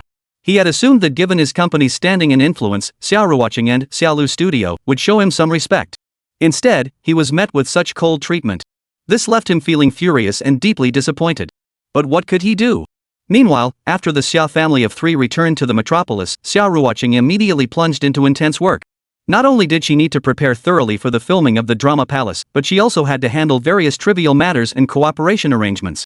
Though her schedule was grueling, she found immense fulfillment and joy in it all, knowing every effort was directed toward her dreams and career. Meanwhile, Xia Lu Studio was also working feverishly to prepare for the filming of Palace. They communicated and negotiated with various partners to ensure every detail was perfected. Simultaneously, they actively sought out more opportunities and resources for Xia Ruoqing, aiming to help her achieve even greater success in the entertainment industry. After months of preparation and filming, the drama palace finally wrapped up production smoothly. When Xia Ruoqing saw this work, into which she had poured countless hours of effort and sweat, she felt deeply moved and proud. Sure enough, when Palace aired on major satellite channels and online platforms, it immediately garnered enthusiastic responses and acclaim from audiences. Audiences were deeply moved by the actors' masterful performances and heartfelt portrayals, unanimously declaring it a must-watch drama. As both the producer and scriptwriter, Xia Ruoqing gained a large following and attention, becoming one of the most talked-about stars in the entertainment industry. Yet success did not cause Xia Ruoqing to lose sight of herself. She clearly understands that the entertainment industry is a competitive and ever-changing arena, and only through continuous effort and improvement can one establish a firm foothold in this circle. She did not rest on her laurels after this success, but instead worked even harder to enhance her professional skills and acting abilities. Yet fame inevitably brings controversy. Over the past 6 months, Xia Ruoqing has risen like a dazzling star, frequently gracing major media platforms and events. Her fresh, ethereal charm and natural, masterful acting quickly won the attention and affection of countless audiences. On social media, her follower count surged dramatically, with every post sparking widespread discussion and shares. Yet behind this dazzling spotlight, envy and discontent inevitably followed. During the days when the drama palace was officially released, a wave of negative online commentary targeting Xia Ruoqing suddenly surged. These voices spread silently like ghosts in the night, attempting to erode the positive image she had painstakingly built. It began when some uninformed netizens shared a sensationalized claim on social media, alleging that Xia Ruoqing had treated fellow actors with extreme rudeness during the filming of Palace. Not only was she verbally abusive, but she allegedly resorted to physical violence, punching and kicking others, completely lacking the grace expected of a goddess and behaving like a self-important, arrogant actress. This revelation quickly drew widespread attention, with many netizens questioning Xia Ruoqing's character and professionalism, expressing disappointment and dissatisfaction. Subsequently, another revelation surfaced claiming that the script for Palace was actually stolen by Xia Ruoqing. The original author, reportedly an obscure screenwriter, poured her heart and soul into crafting the script, only to have it appropriated by Xia Ruoqing and her production company, Xia Lu Studio. Being a lone individual, the original writer was powerless against Xia Ruoqing and her team, forced to watch helplessly as her labor was stolen and brought to the screen. This revelation has ignited outrage and indignation among netizens, who are demanding explanations and apologies from Xia Ruoqing and Xia Lu Studio. Simultaneously, negative rumors about Xia Ruoqing's personal conduct began circulating widely. Sources claimed that after achieving fame, Xia Ruoqing had become extravagant and unrestrained with her spending. Not only did she purchase an expensive courtyard house in the capital as her residence, but she also frequently frequented various high-end venues, living a life of unparalleled luxury. These revelations caused many netizens to question Xia Ruoqing's values, believing that while her acting skills were outstanding, her character was questionable. The 3 most widely circulated incidents loom like mountains on Xia Ruoqing's shoulders, subjecting her to unprecedented pressure. Yet Xia Ruoqing refused to be crushed by the negative publicity. She understood the entertainment industry's murky and chaotic nature, where rumors and gossip constantly swirled. Therefore, when she encountered phrases like, "it is rumored" or "it is said," she chose to brush them off with a laugh rather than dwell on them. Xia Ruoqing's fans weren't swayed by these rumors either. They knew exactly what kind of person their idol was and trusted she wouldn't do anything out of character. So they flocked to Xia Ruoqing's personal accounts to leave messages expressing their support and trust in her. Some fans even suggested that Xia Ruoqing and her agency report the rumors to the police immediately to prevent them from spreading further and causing her unnecessary trouble. It must be said that netizens truly remained grounded in reality. Their rationality and wisdom deeply moved Xia Ruoqing. Xia Ruoqing also knew she couldn't live forever under the shadow of these rumors. She had to take action to protect her reputation and image. Beyond reporting the matter to the police, the best course of action was to prove her innocence. Fortunately, Xia Ruoqing did possess evidence capable of proving her innocence. Regarding the claim that she had physically assaulted actors on set, she promptly issued a direct response. She clarified that the so-called assault footage was merely her demonstrating movements to the actors. Since the filming process required actors to precisely execute every movement and expression, she occasionally stepped in to demonstrate for them. However, these routine demonstrations were selectively edited and distorted by those with ulterior motives into scenes of assault, a truly absurd turn of events. To clear her name, Xia Ruoqing personally traced the origin of those photos. These images were actually captured by multiple cameras installed by the production team to capture interesting moments and behind-the-scenes footage during filming. These cameras provided comprehensive monitoring and recording of every corner of the set, ensuring the smooth progress of filming.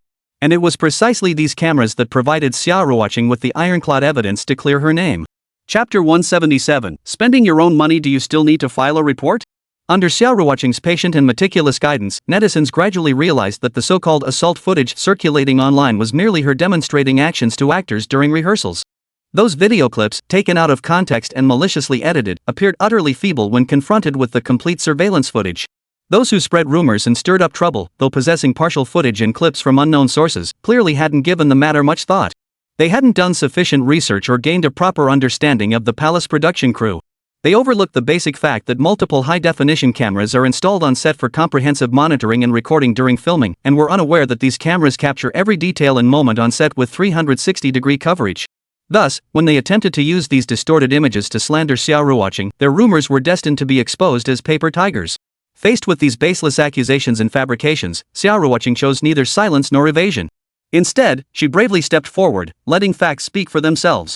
She not only released the complete surveillance footage on social media but also took legal action against the rumor mongers. Addressing the script theft rumors, Xia Ruoqing emphatically stated that the script for Palace was an original work, embodying the collective dedication of herself and countless members of Xia Lu Studio. Both she and the studio held legitimate copyright and usage rights. Any rumors of script theft are baseless and constitute a slanderous attack on her and the entire production team's hard work. She will pursue legal action to hold those spreading rumors accountable and protect her legitimate rights. Regarding negative rumors about her lifestyle, Xia Ruoqing also chose to respond directly. Simply put, after achieving fame, she built a solid financial foundation and purchased some properties and luxury goods. Is there a problem with that? These were all acquired through her own hard work and dedication. What business is it of outsiders? Her words not only demonstrate her confidence and resolve but also leave those who unjustly criticized her speechless. Beyond forcefully countering rumors, Xia Ruoqing stated she would maintain a low-key and humble attitude, continuously honing her acting skills and professional competence. She further emphasized that as an actress, she understands only by honing her craft can she deliver more outstanding works to audiences.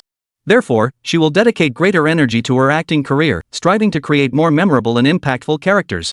After all, following a firm stance, some official statements still need to be made. Subsequently, the rumors and slanders surrounding Xia Ruoqing dissipated like bubbles in sunlight. Through this series of clarifications and responses, Xia Ruoqing finally succeeded in shaking off the burden of negative public opinion. Her image and reputation were greatly restored, and fans grew even more trusting and fond of her. Her social media accounts overflowed with fans' encouragement and well wishes, making her feel the unwavering support of her followers and netizens. Xia Ruoqing's refusal to evade the situation earned her widespread admiration and respect from many fans. Fans saw her as a responsible and courageous individual who remained calm and rational in the face of adversity, using facts and the law to defend her rights. Such conduct not only elevated her public image but also strengthened the unity and resolve of her fanbase. Those who previously spread rumors and slandered Xia Ruoqing will likely soon face the punishment and condemnation they deserve. Having weathered this storm, Xia Ruoqing now possesses a deeper understanding of the entertainment industry's complexity and treacherous nature. As a public figure, she must remain vigilant and cautious at all times to avoid being exploited by those with ulterior motives. It's worth noting that Chen Shirhan, who plays the female lead in the drama Palace, was personally recruited by Xia Ruoqing. Originally just an unknown newcomer, Chen Shirhan was discovered by Xia Ruoqing's keen eye for talent, propelling her to stardom as the lead in this highly anticipated period drama. Though still a college student with relatively inexperienced acting skills, Chen Shirhan's dedication and progress were evident to everyone on set. During filming, Chen Shirhan encountered numerous difficulties and challenges. Yet whether confronting complex storylines or demanding shooting schedules, she persevered through gritted teeth, constantly learning and improving. Her dedication and professionalism not only earned the recognition and admiration of the entire crew but also made Xia Ruoqing take notice of her. Xia Ruoqing deeply recognized Chen Shirhan's potential and value, so she decided to give her more opportunities and support. When it came to selecting the theme song performer for Palace, Xia Ruoqing chose Chen Shirhan without hesitation. The outcome proved Xia Ruoqing's choice to be spot on. Chen Shirhan's performance not only earned unanimous praise from audiences but also laid a solid foundation for her acting career. Her voice was clear, melodious, and deeply moving, while the drama palace itself became even more captivating and touching thanks to Chen Shirhan's outstanding performance. Xia Lu Studio once again redefined industry expectations by delivering another classic masterpiece with Palace. Though many in the industry had long recognized Xia Lu Studio's rise and its formidable strength and reputation, they couldn't help but marvel and express admiration upon witnessing the studio deliver another outstanding achievement. After all, Xia Ruoqing is so young, and Xia Lu Studio is so young. Their ability to stand out in this fiercely competitive entertainment industry is truly remarkable. As the founder and core figure of Xia Lu Studio, Xia Ruoqing has become the focal point of everyone's attention. Her talent and capabilities have earned widespread industry recognition, while her works are deeply cherished and sought after by audiences. During the interview, when discussing the future development plans for Xia Lu Studio, Xia Ruoqing stated that they would continue to adhere to the path of originality and excellence, constantly producing more outstanding works to repay the audience. These days, Xia Ruoqing finds herself fully occupied, though admittedly a bit tired. However, the golden age of development for Xia Lu Studio has arrived, which has brought Xia Ruoqing great delight.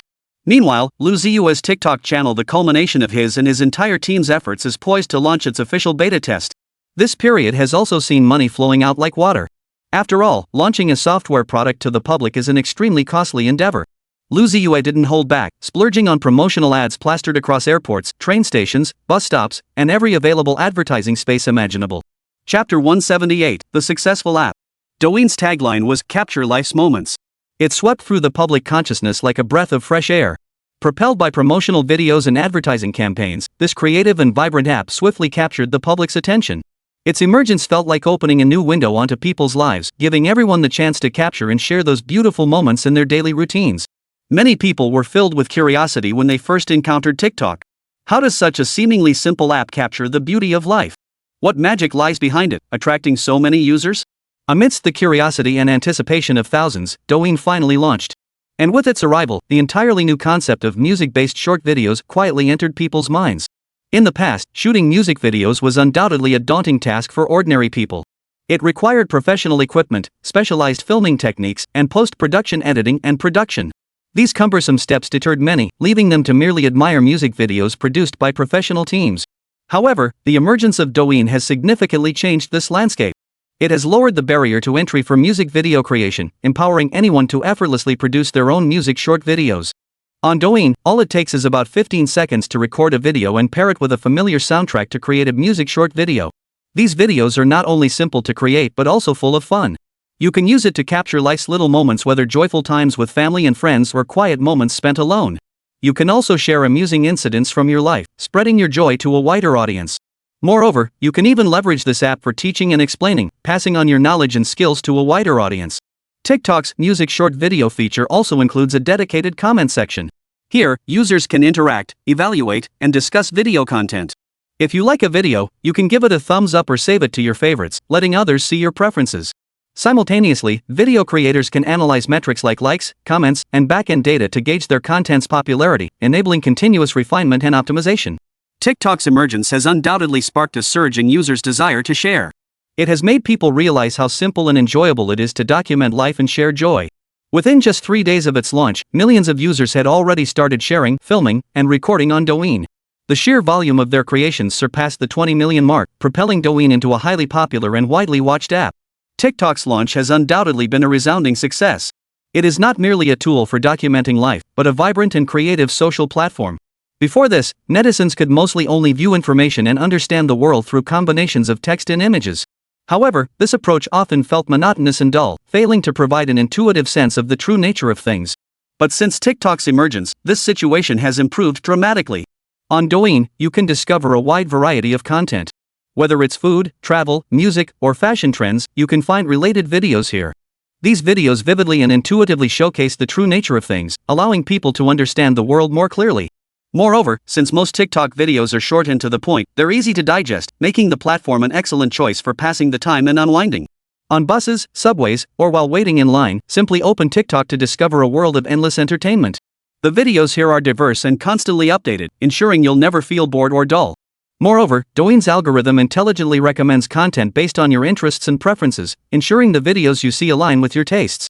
This allows you to enjoy entertainment while continuously broadening your horizons and expanding your knowledge. TikTok's emergence has not only transformed how people document their lives but also revolutionized how we access information and understand the world.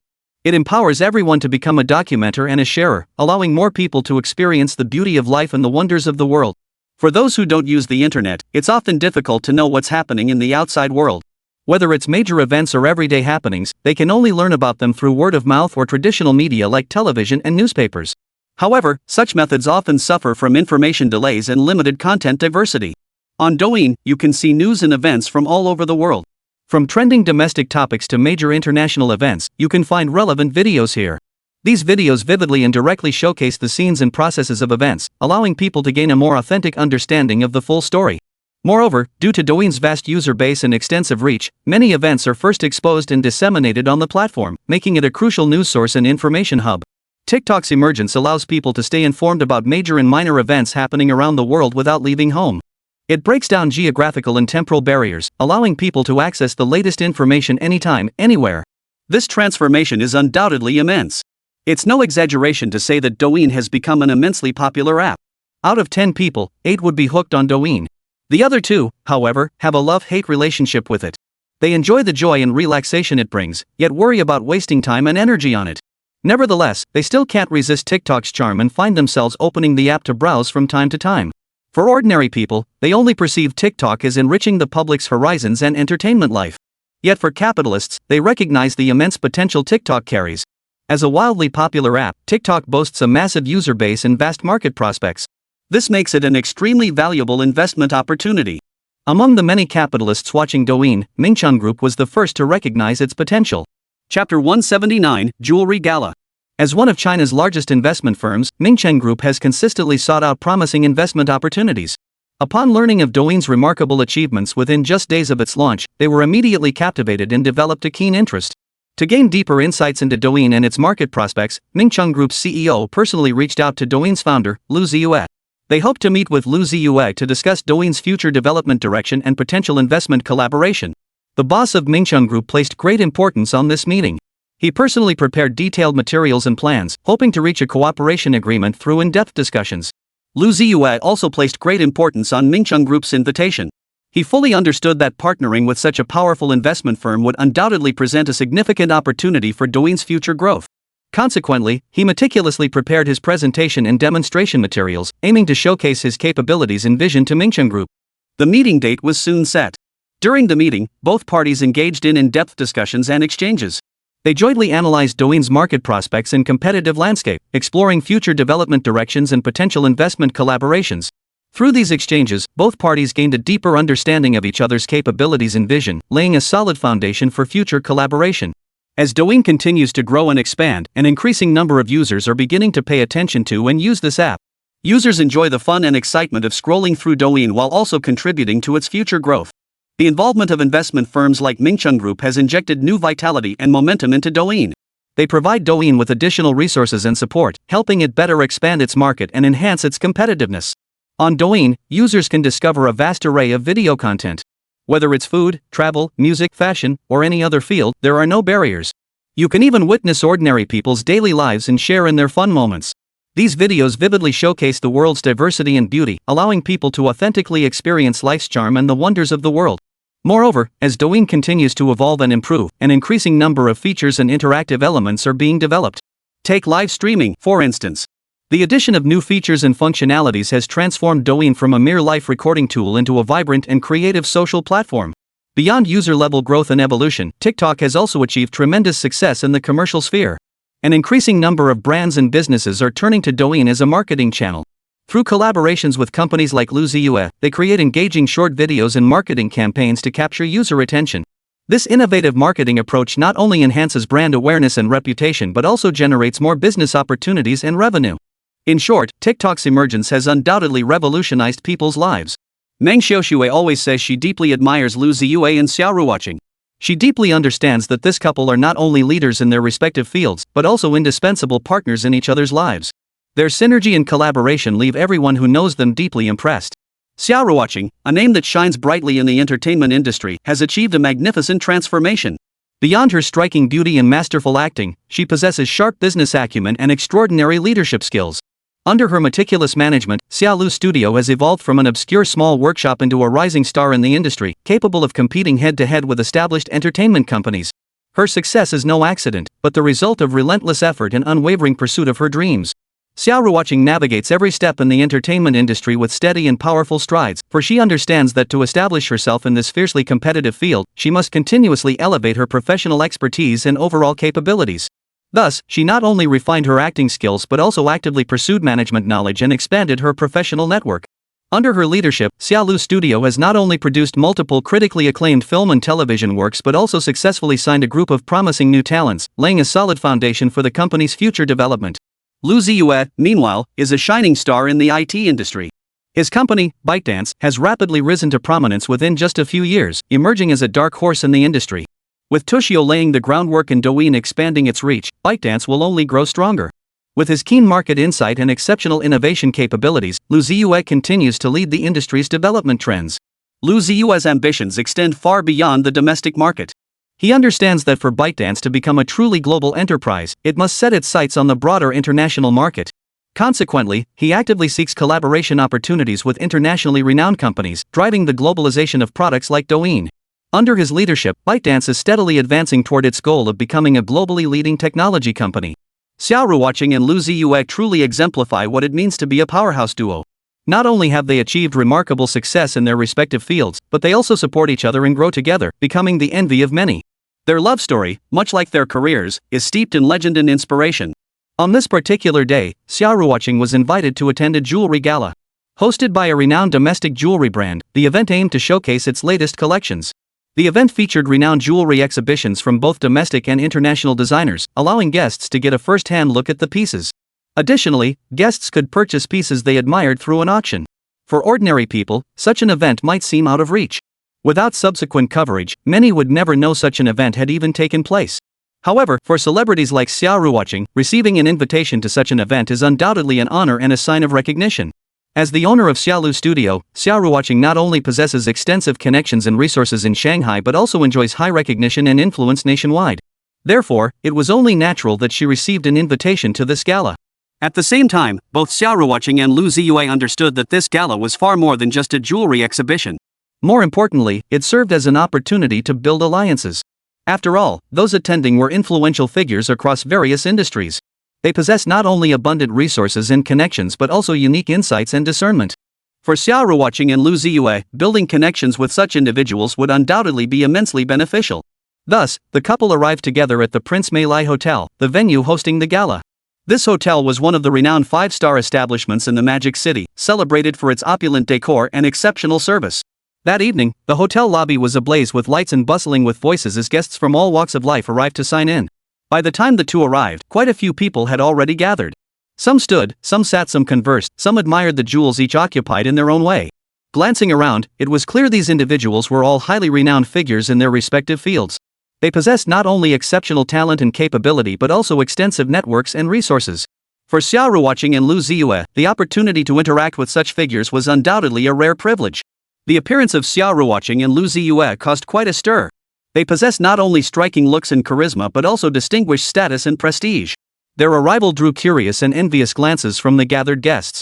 Many celebrities from the entertainment industry humbled themselves to approach them for conversation.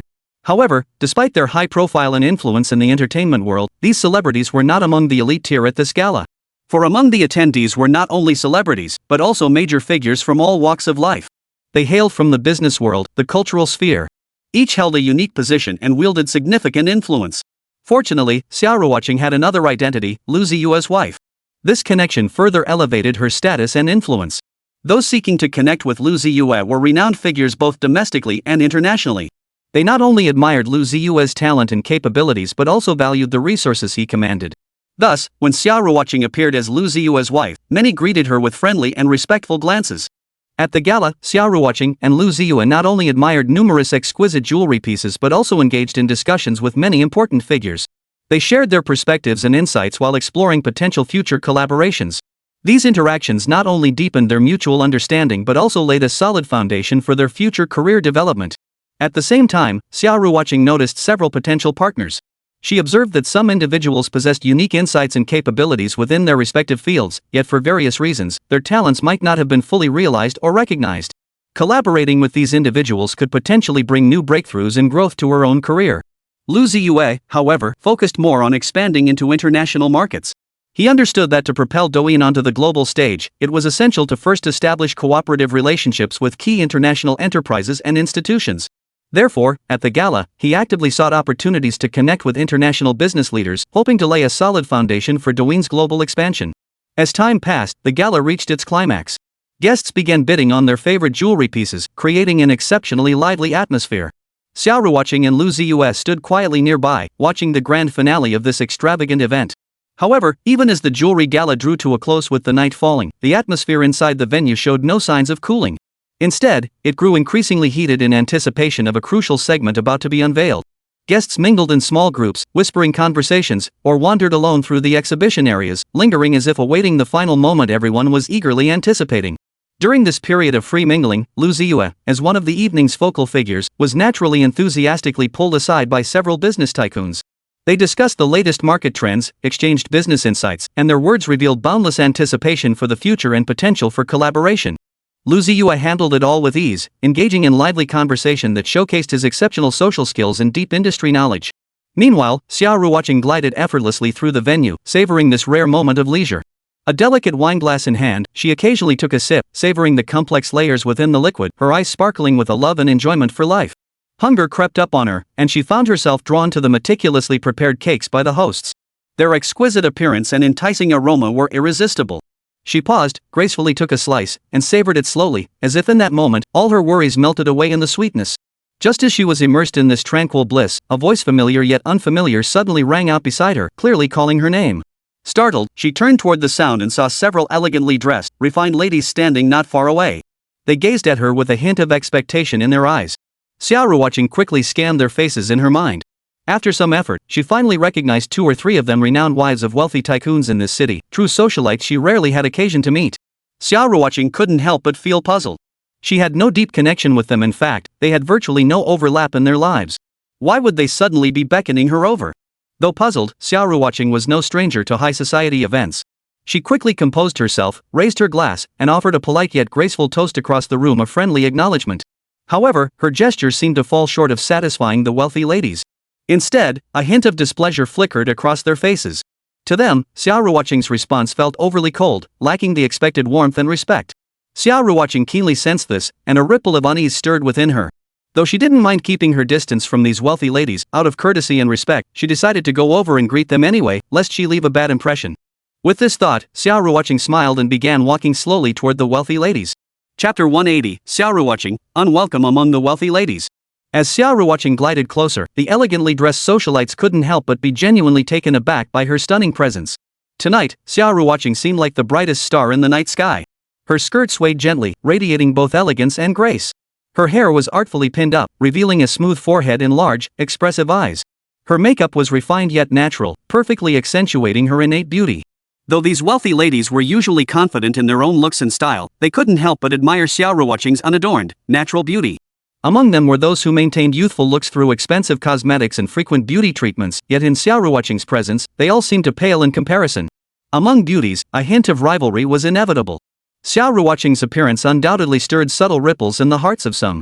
Some harbored quiet envy, while others were curious, wanting to uncover the secret behind Xia Ruoqing's radiant state. Yet Xia Ruoqing seemed utterly unfazed. With a smile, she raised her glass once more and made a gentle gesture toward the wealthy ladies, her demeanor radiating effortless grace and poise. Seeing this, the wealthy ladies responded warmly, raising their glasses to toast Xia Ruoqing. Xia Ruoqing had intended to make polite conversation before retreating to a quiet corner to patiently await the arrival of her husband, Lu Ziye. Yet the wealthy ladies showed no intention of letting her leave. After clinking glasses, they warmly pulled Xia Ruoqing to sit down, insisting she stay a little longer. Unable to refuse such warm hospitality, Xia Ruoqing could only smile and agree. These wealthy ladies were usually busy with their own social engagements, so they rarely had the chance to gather together like this. Xia Ruoqing didn't want to dampen their spirits. So she sat down and joined their conversation. Women's conversations inevitably circled around timeless topics, skincare products, clothes, handbags, and the latest fashion trends. When the conversation turned to cosmetics, several of the wealthy ladies simultaneously turned their gaze towards Xia Ruoqing. They had all noticed that among those present, Xia Ruoqing's skin was undoubtedly the smoothest and most delicate, seemingly soft enough to burst with a gentle touch. They all tacitly agreed that Xia Ruoqing must have her own unique secret formula. In fact, Xia Ruoqing did have her own secret formula. But this secret formula was so simple it was hard to believe: going to bed early and waking up early, exercising regularly, eating a balanced diet, and maintaining a cheerful disposition. These seemingly ordinary habits were the secret to Xia Ruoqing's youthful appearance. When asked about her skincare routine, Xia Ruoqing answered honestly. With a smile, she shared her daily skincare routine with everyone. Yet, not a single wealthy lady was willing to believe her. In their view, at their level of affluence, maintaining youthful looks would surely require spending a fortune. How could Xia Ruoqing's secret recipes, none of which required significant money or effort, possibly deliver such miraculous results? Though the wealthy ladies didn't say it outright, their words and expressions betrayed their disdain and skepticism towards Xia Ruoqing. They even assumed Xia Ruoqing was withholding the truth because she was stingy and unwilling to share her expensive cosmetics. This misunderstanding left Xia Ruoqing speechless, but she saw no point in explaining further. Everyone's lifestyle and values were different, insisting others understand her was pointless. So Xia Ruoqing chose silence. She sat quietly to the side, listening to the wealthy ladies discuss their experiences with various luxury cosmetics and beauty treatments. Whenever the conversation turned to her, she offered a brief reply or two. If not mentioned, she simply sat quietly, savoring this rare moment of peace. Just as Xia Ruoqing was silently wondering why her husband Lu Ziye hadn't returned yet, one of the wealthy ladies suddenly called over a photographer. "Ladies, we rarely get together like this. Since the party is almost over, why don't we take a group photo?" The suggestion was immediately met with approval from the other wealthy ladies. They quickly found their spots, struck their poses, and prepared for the photo. Before Xia Ruoqing could react, they pulled her into the frame. With a smile, she faced the camera, joining the other wealthy ladies in this group photo. The photographer swiftly pressed the shutter, capturing this beautiful moment. He then politely bid everyone farewell and left the scene. The wealthy ladies exchanged farewells and began to disperse. Surprisingly, however, not a single one of them acknowledged Xia Ruoqing. They didn't even say goodbye to her before walking straight out of the venue. This left Xia Ruoqing feeling somewhat surprised and awkward, but she soon let it go. She figured these wealthy ladies had their own social circles and lifestyles; they simply weren't her kind of people. Rather than forcing herself to fit into their circle, she preferred to maintain her independence and freedom. Xia Ruoqing didn't dwell on the incident; if anything, she found it rather agreeable. She could finally enjoy some quiet time alone, free from having to cater to others' preferences or topics of conversation. She found a quiet corner to sit, closing her eyes to soak in the night's tranquility and coolness. This rare stillness lifted her spirits considerably. After another 10 minutes or so, Xia Ruoqing finally spotted her husband, Lu Ziye, approaching. His face bore a slight flush from the alcohol. Clearly, he'd been heavily plied with drinks. Seeing this, Xia Ruoqing hurried over to support him. "Honey, why did you drink so much? Are you okay?" Lu Ziye's face lit up with a warm smile when he saw his wife, Xia Ruoqing. "I'm fine." Saying this, he clasped Xia Ruoqing's hand tightly.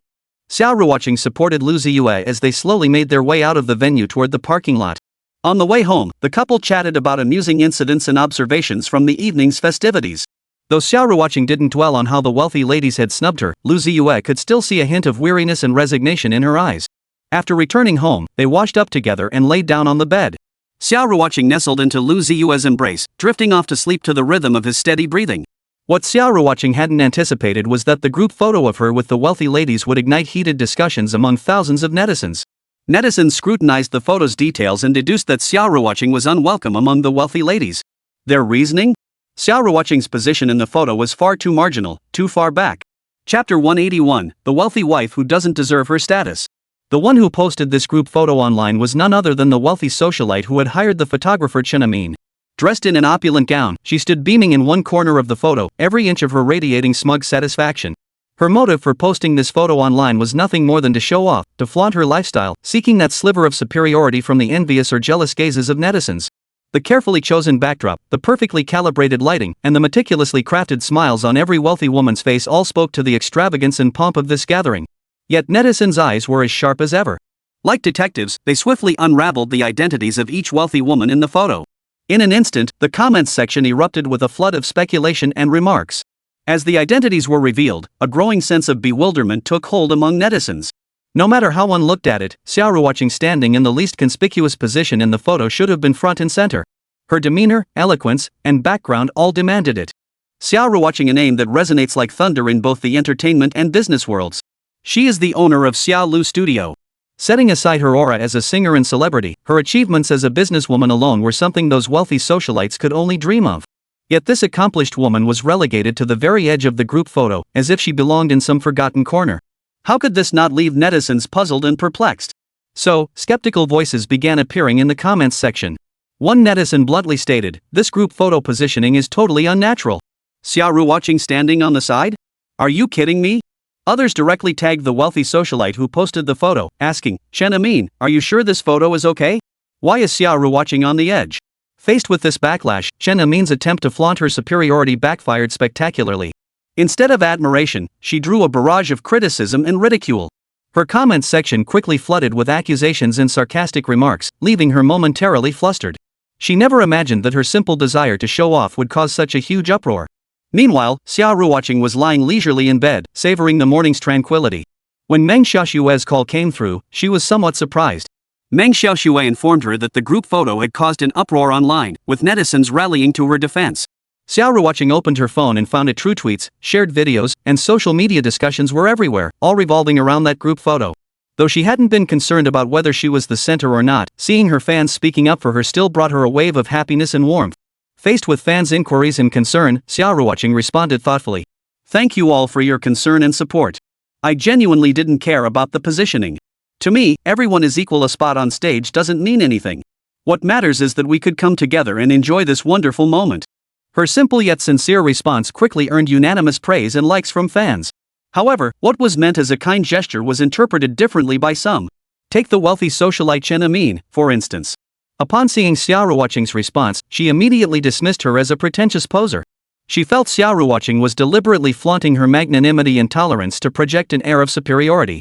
This only fueled Chen Amin's already boiling anger. Unable to contain herself any longer, she took to social media to mock Xia Ruoqing. Some people just love putting on airs. They care deeply on the inside, yet they still pretend to be magnanimous. It's utterly ridiculous. This statement immediately sparked strong backlash and criticism from netizens. Netizens flooded her with accusations of low emotional intelligence and moral hypocrisy. Some even fired back directly, "If you're dark inside, don't assume everyone else is as shady as you." Fans and netizens had just been calmed down by Xia Ruoqing, and the situation seemed poised to settle. But Chen Amin chose to stir the pot at this very moment. It was like throwing a huge rock into a calm lake, instantly creating a massive uproar. Netizens were utterly speechless upon seeing her coldly mocking Xia Ruoqing. They couldn't fathom why Chen Amin remained so fixated on this matter, even at the cost of alienating countless netizens and fans. Xia Ruoqing's fans, witnessing this scene, were filled with indignation. They rallied to defend Xia Ruoqing, condemning Chen Amin's unreasonable tantrums and malicious attacks. The comments section quickly became a bustling hub of conflicting voices. Meanwhile, Xia Ruoqing maintained her usual composure and calm. To her, these incidents were merely minor interludes in life, not worth dwelling on. However, Chen Amin showed no signs of backing down despite the online backlash. She continued venting her resentment and jealousy towards Xia Ruoqing on her social media platforms. Her actions not only failed to earn understanding or support from netizens but also severely tarnished her public image. People began questioning her character and refinement, with some even casting doubt on her husband's business ethics and integrity. Faced with this situation, Chen Amin finally began to feel afraid. She realized her actions had brought negative consequences upon herself and her family. She then attempted to apologize and reconcile with Xia Ruoqing, publishing a lengthy post on her social media expressing both regret and admiration for Xia Ruoqing. "I am ashamed and regretful for my previous actions. Xia Ruoqing is an exceptional woman whose accomplishments and character deserve my respect and emulation. I sincerely hope for her forgiveness and understanding." However, Xia Ruoqing did not give a clear response to Chen Amin's apology and attempts at reconciliation. Some matters cannot be resolved with a simple apology. Moreover, the fundamental reason Chen Amin apologized to Xia Ruoqing and bowed her head was because of issues with her husband. While Chen Amin's husband had no business dealings with Xia Ruoqing or Lu Ziye, but it just so happened that among Lu Ziye's partners were businessmen connected to Chen Amin's husband. To solidify their partnership with Lu Ziye or perhaps to curry favor with him, they abruptly terminated their business relationship with Chen Amin's husband. The repercussions were immense. Chapter 182, Charity Concert. Xia Ruoqing couldn't be bothered with Chen Amin's trivial matters. Her mind was occupied by something far more significant. It turned out she was intensely preparing for a concert, but this wasn't just any concert. It was a charity concert. In this era of rampant materialism and entertainment-driven culture, Xia Ruoqing maintained a rare sense of social responsibility. She hoped to leverage her influence to bring about positive change in society. While netizens were engrossed in the trivial gossip of the entertainment world, endlessly speculating about celebrities' scandals and minor affairs, a remote region of the country was suffering from a once-in-a-century drought and flood disaster. This sudden natural disaster plunged the local population into profound suffering. They not only faced survival challenges like food shortages and water scarcity but also lived under constant threat of life-threatening floods. Yet despite the severity of this catastrophe, it has attracted little public attention. In this era of information overload, people's attention is often drawn to fresh, sensational events, while disasters far removed from their daily lives and lacking immediate impact are easily overlooked. Had it not been for the fact that an artist from Xia Studio hailed from the affected region, Xia Ruoqing might have remained unaware of the situation for a long time. Upon learning of the disaster, Xia Ruoqing immediately began digging deeper. By reviewing various materials and watching news reports, she gradually grasped the true scale of the devastation. The harrowing images and deeply moving stories weighed heavily on her heart. She knew full well that as a public figure, she bore an inescapable social responsibility and should do something for the people in the disaster-stricken areas. Thus, the idea of organizing a charity concert flashed into Xia Ruoqing's mind like a sudden inspiration. She believed that through her voice and influence, she could rally greater public attention and support, raising more funds and supplies for the affected communities. Daring to dream and daring to act, that was Xia Ruoqing's consistent approach. Once the idea took root, she immediately set it into motion. These past days, she had been immersed in concert preparations, personally overseeing every detail from selecting the setlist and coordinating with the performance team to arranging venue rentals and promotional campaigns, striving for perfection in every aspect. Xia Studio has also fully supported her efforts, shifting its focus to promoting this charity concert. When fans and music lovers learned Xia Ruoqing was organizing a concert, they expressed immense interest and anticipation. However, when they learned it was a charity concert, they were met with confusion and puzzlement. After all, concerts held purely for charitable purposes are rare in the entertainment industry. To address fans' questions and help more people understand the concert's purpose, Xia Studio meticulously produced a promotional video. The video detailed the hardships endured by the disaster-stricken people and the efforts Xia Ruoqing and Xia Studio had put into organizing the concert. After the video aired across major media platforms, it quickly sparked widespread attention and discussion. Only then did people realize that so many compatriots were enduring such severe calamities on the same Chinese soil. As one of the leaders of Xia Studio, Lu Ziye was also a key driving force behind this charity concert. He understood the concert's importance and spared no effort to generate buzz around it. He utilized every available channel for promotion and publicity, even going so far as to dismiss a group of senior managers for their lack of initiative. It turned out that on social media platforms like Douyin, the number of videos related to this disaster was extremely limited. Lu Ziye believed there must be deliberate intervention and suppression behind this. His investigation revealed that the senior manager responsible for publicity in the region had deemed the disaster videos unappealing and unworthy of traffic allocation, thus failing to give them sufficient attention or promotion. This behavior filled Lu Ziye with immense anger and disappointment. He immediately decided to fire these inactive senior managers to set an example. Under Lu Ziye's initiative, an increasing number of people learned about the disaster zone through social media platforms like Douyin. They expressed their concern and support, offering assistance to the affected people in various ways. This also brought greater attention and support to Xia Ruoqing and Xia Studio's charity concert. From preparation to the concert's commencement, Xia Ruoqing and Xia Studio accomplished everything in just 2 days. This included a series of complex processes like publicity and venue rental. Completing all this work in such a short time while ensuring the concert ran smoothly required immense effort and dedication from Xia Ruoqing and her team. Despite encountering various difficulties and challenges during preparations, Xia Ruoqing maintained a positive and optimistic attitude throughout. All of this was for the people in the disaster-stricken areas, to help them overcome their hardships. Therefore, no matter how great the difficulties, Xia Ruoqing would persevere. Finally, under the watchful eyes of the public, the charity concert commenced as scheduled. As Xia Ruoqing stood on stage, her heart swelled with excitement and joy. She gazed at the enthusiastic audience and fans below, feeling their support and anticipation. In this moment, she was not merely a singer, but an ambassador conveying love and hope. During the concert, Xia Ruoqing passionately shared the core purpose behind this charity event. She hoped that through her voice and influence, she could inspire greater attention and support, raising more funds and supplies for the disaster-stricken areas. Her sincere and moving words deeply touched everyone in attendance. Soon, wealthy individuals publicly pledged donations to support the disaster area during the concert. Moved by Xia Ruoqing's sincerity and kindness, they were willing to contribute their share to help the affected people, which filled Xia Ruoqing with immense emotion and satisfaction. Her efforts had not been in vain. The charity concert had achieved initial success. To express her gratitude and appreciation for these wealthy individuals, Xia Ruoqing performed 5 songs in succession. Her voice was melodious and captivating, each song brimming with deep emotion and power. Through her voice, she conveyed love and hope, immersing the entire audience in beautiful music. Each song she performed pushed the atmosphere to new heights. As the concert progressed, more and more charitable donations poured in. By the concert's midpoint, Xia Lu Studio had already received tens of millions in donations. This figure did not include donations made through online channels. Rough estimates suggest this charity concert has raised over 100 million yuan for the disaster-stricken areas. This was truly uplifting news. Xia Ruoqing and Xia Lu Studio's efforts had paid off. They knew these funds would be used to purchase relief supplies, build temporary shelters, provide medical assistance, and deliver tangible support to the affected communities. During the concert's closing segment, Xia Ruoqing delivered another heartfelt speech. She thanked everyone who supported the charity concert, expressing gratitude for their generous donations and selfless contributions. She even pledged to continue monitoring the situation in the disaster-stricken areas and provide further assistance and support to the affected people. Simultaneously, she called on more people to join charitable causes, using their own strength to bring positive change to society. With Xia Ruoqing's remarks concluded, the charity concert came to a successful close. Yet the love and hope conveyed through this concert will forever remain in people's hearts. It demonstrated the mutual support and unity among people in the face of disaster, while also showcasing the power and beauty of charitable endeavors. Following the concert, Xia Ruoqing and the team at Xia Lu Studio immediately began allocating and utilizing the charitable funds. They maintained close communication and coordination with relevant departments in the disaster-stricken areas to ensure every donation was put to practical use and maximized its impact. Simultaneously, they publicly disclosed the use of funds through various channels, subjecting themselves to societal oversight and scrutiny.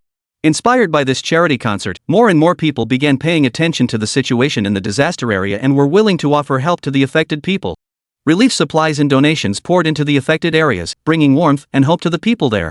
As a result, Xia Ruoqing and Xia Lu Studio earned widespread praise and respect from all sectors of society. For Xia Ruoqing, this charity concert was not merely a successful performance but a profound life experience. She deeply felt the power and beauty of public welfare and recognized her own value and role within it. In the days that followed, Xia Ruoqing continued to monitor the situation in the disaster area and even prepared for a national tour to raise more funds. Despite being overwhelmed by numerous tasks, Xia Ruoqing never gave herself a break, her schedule packed with various events. The national tour plan was soon finalized under her meticulous planning, with the highly anticipated first stop being the picturesque and culturally rich city of Hangzhou. This city not only possessed profound historical depth but had also nurtured countless talented artists, filling Xia Ruoqing with both respect and anticipation. As soon as the news broke, Xia Ruoqing's fans flooded into Hangzhou like a tidal wave. They came from all corners of the country, some having booked flights and hotels well in advance just to catch a glimpse of their idol. Hangzhou's tourism industry reaped significant benefits, with hotels, restaurants, and tourist attractions experiencing unprecedented crowds. The entire city seemed electrified by this wave of enthusiasm. Hangzhou's leaders extended a warm welcome to Xia Ruoqing. They admired not only her dedication and perseverance in her musical journey, but were also deeply moved by her charitable concert in Shanghai. Upon learning of Xia Ruoqing's upcoming concert in Hangzhou, they immediately offered their fullest support and care. To ensure the concert's smooth execution, the Hangzhou authorities made meticulous arrangements in venue selection, security, and traffic management. They provided Xia Ruoqing with the finest performance venue, equipped with state-of-the-art sound and lighting systems.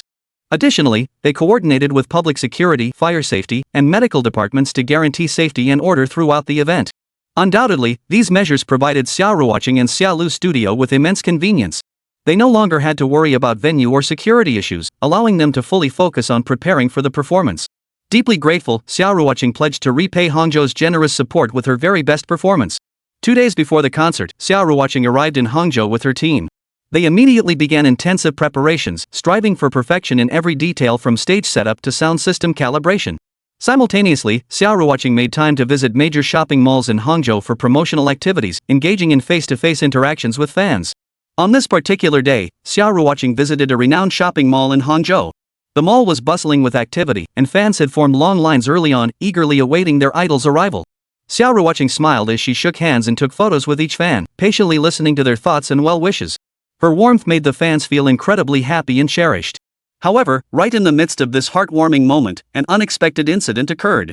A young woman suddenly pushed her way to Xia Ruoqing's front, claiming to be a devoted fan and requesting a photo together. Thinking it was just a routine fan interaction, Xia Ruoqing smiled and nodded in agreement.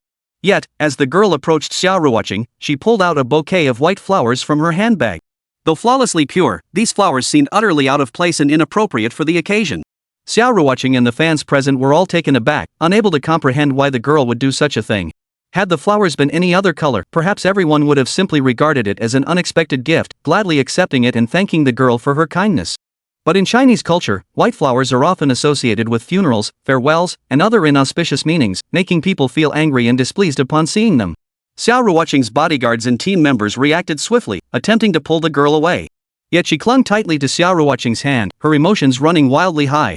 She shouted Xia Ruoqing's name loudly, claiming to be her devoted fan, yet her actions starkly contradicted her words.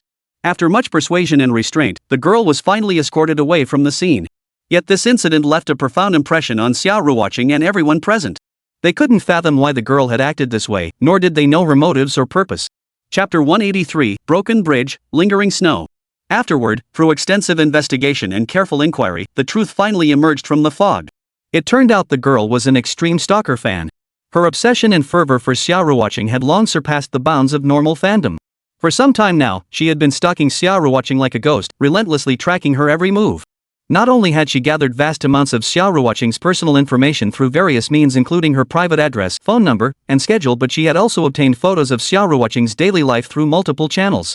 Even more shocking, this girl has used social media platforms to post inappropriate comments and offensive content about Xia Ruoqing. She would alternately disparage Xia Ruoqing's image and fabricate baseless rumors, attempting to gain Xia Ruoqing's attention and recognition through such actions. This behavior not only severely violated Xia Ruoqing's privacy rights but also caused immense damage to her reputation. This time, she even brought bouquets of white flowers to Xia Ruoqing's concert venue, attempting to express her affection in this manner. She believed this would leave a deep impression on Xia Ruoqing, making her the one and only in Xia Ruoqing's heart. However, she never imagined that her actions would not only fail to achieve the desired effect but backfire completely. Upon learning her true identity and actions, Xia Ruoqing felt immense anger and disappointment. Simultaneously, her actions sparked widespread disgust among netizens and fans, severely tarnishing her image and turning her into a figure of public contempt. Upon learning of the incident, Xia Ruoqing's team promptly issued a statement expressing strong condemnation and dissatisfaction toward this extreme stalker. They urged fans to pursue their idols rationally, avoid blindly following trends, and never infringe upon their privacy or rights. Xia Ruoqing has always cherished and appreciated her fans' support and affection, but she also hopes to earn their respect and understanding. Time flew by like a white horse passing through a crack, and before they knew it, the day of Xia Ruoqing's concert had arrived. Though several hours remained before the concert began, Xia Ruoqing left her hotel early to head to the venue for final rehearsals and preparations. This concert held extraordinary significance for Xia Ruoqing, as the city of Hangzhou had provided substantial support and sponsorship to advance her musical career. Xia Ruoqing deeply understood the responsibility and mission she carried. She hoped to repay Hangqing's generosity, as well as the support and affection of her fans and listeners, with her best possible performance and state of mind. To ensure the concert's smooth execution, Xia Ruoqing's itinerary was meticulously planned with utmost secrecy. She hoped to avoid media pursuit and fan mobs, allowing her to focus entirely on concert preparations. However, plans often go awry. Shortly after stepping out of the hotel, Xia Ruoqing was immediately surrounded by a crowd of enthusiastic fans. Armed with flowers, light sticks, and posters, they chanted her name loudly, causing the scene to spiral out of control. Though pressed for time, Xia Ruoqing showed no sign of impatience toward her fans. On the contrary, she deeply understood their feelings and expectations.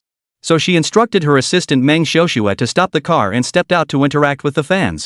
For fans encountering their beloved star, all they sought were simple interactions like autographs and photos. They treasured this opportunity to be close to Xia Ruoqing, pulling out their phones, cameras, and notebooks to capture this unforgettable moment. Xia Ruoqing graciously accommodated their requests, and her warmth and approachability left the fans deeply touched and moved. In contrast, some celebrities display coldness and arrogance when facing fans. They see themselves as untouchable idols, unwilling to engage in meaningful interaction or conversation with their fans. Xia Ruoqing, however, was entirely different.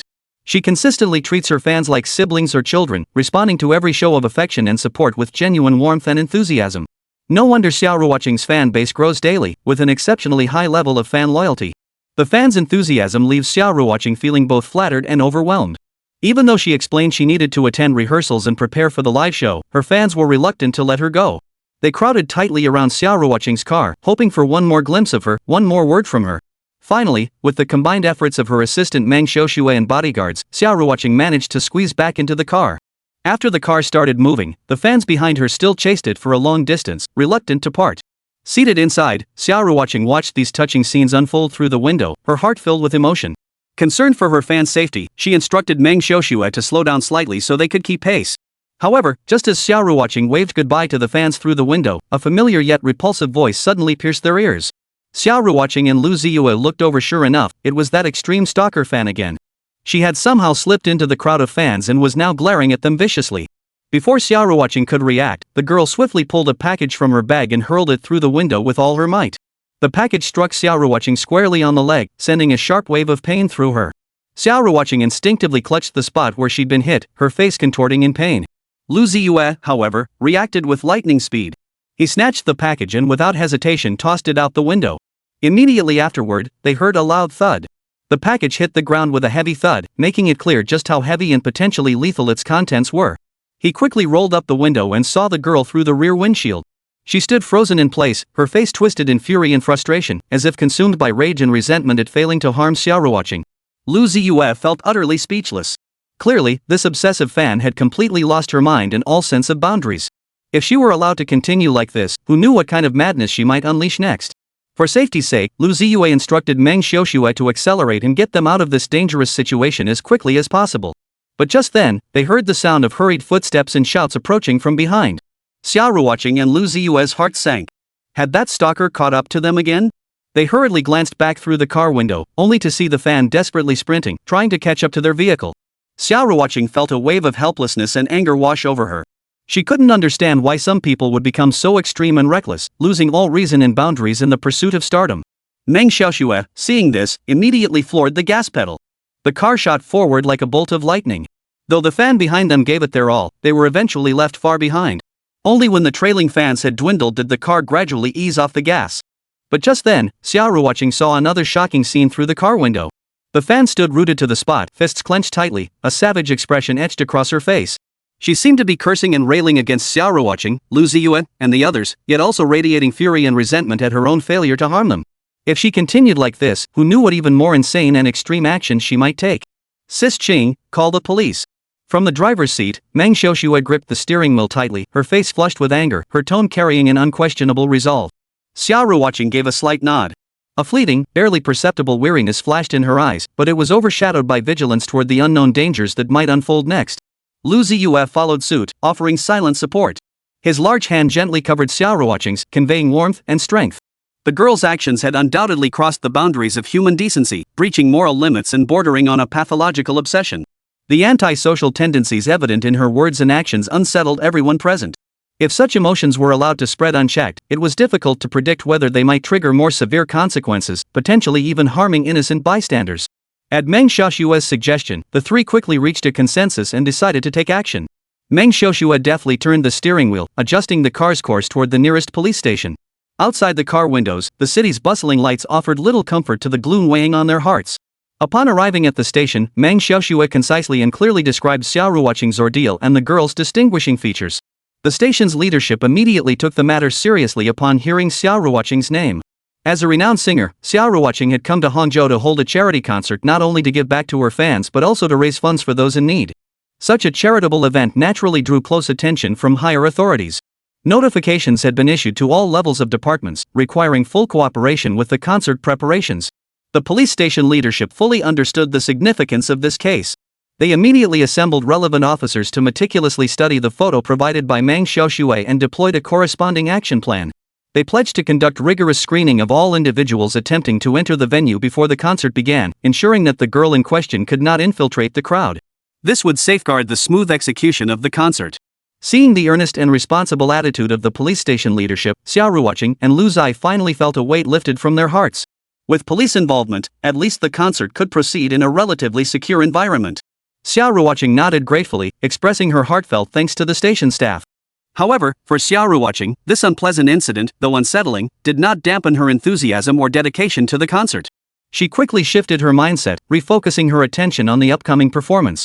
As a public figure, she not only carried the expectations of her fans but also bore the responsibility of spreading positive energy and giving back to society. Therefore, she must give her all to present her best self on stage.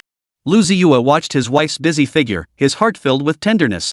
Xia Ruoqing had poured immense effort into this concert, striving for perfection in every detail from song selection to rehearsals. Although their last concert in Shanghai had been a resounding success, raising substantial funds for charity, it had also taken a heavy toll on Xia Ruoqing's body. Her voice was hoarse, and she was utterly exhausted. To ease his wife's burden, Lu Ziye resolved to take a more active role in this concert. He planned to perform several songs with Xia Ruoqing during the concert, sharing the physical demands with her. Moreover, Xia Lu's studio had specially invited several accomplished singers to participate as guests in this concert. These artists not only possessed outstanding vocal skills but also enjoyed widespread influence. Their participation would not only enrich the concert and attract more audiences but also help alleviate Xia Ruoqing's physical strain, allowing her more rest time. Lu Ziye watched the bustling yet orderly scene in the rehearsal room with satisfaction. This concert was not merely a performance, but an opportunity to convey love and hope. He looked forward to the moment when the lights came up and the music began, standing on stage with his wife, warming everyone's hearts with their voices.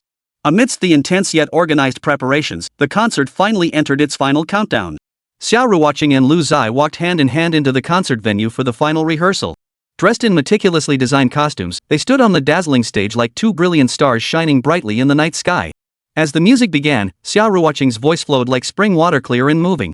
Lu Ziye provided gentle harmonies from the side, his deep, magnetic voice blending perfectly with Xia Ruoqing singing to create one moving musical piece after another. The couple poured their hearts into every song, infusing each performance with emotion that allowed everyone present to feel the magic and power of music.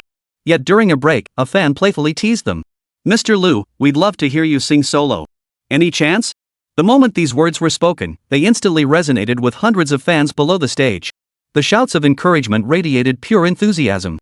Faced with such overwhelming enthusiasm, Lu Ziye found it hard to refuse. Amidst a tidal wave of applause, he stepped forward. "Just me singing?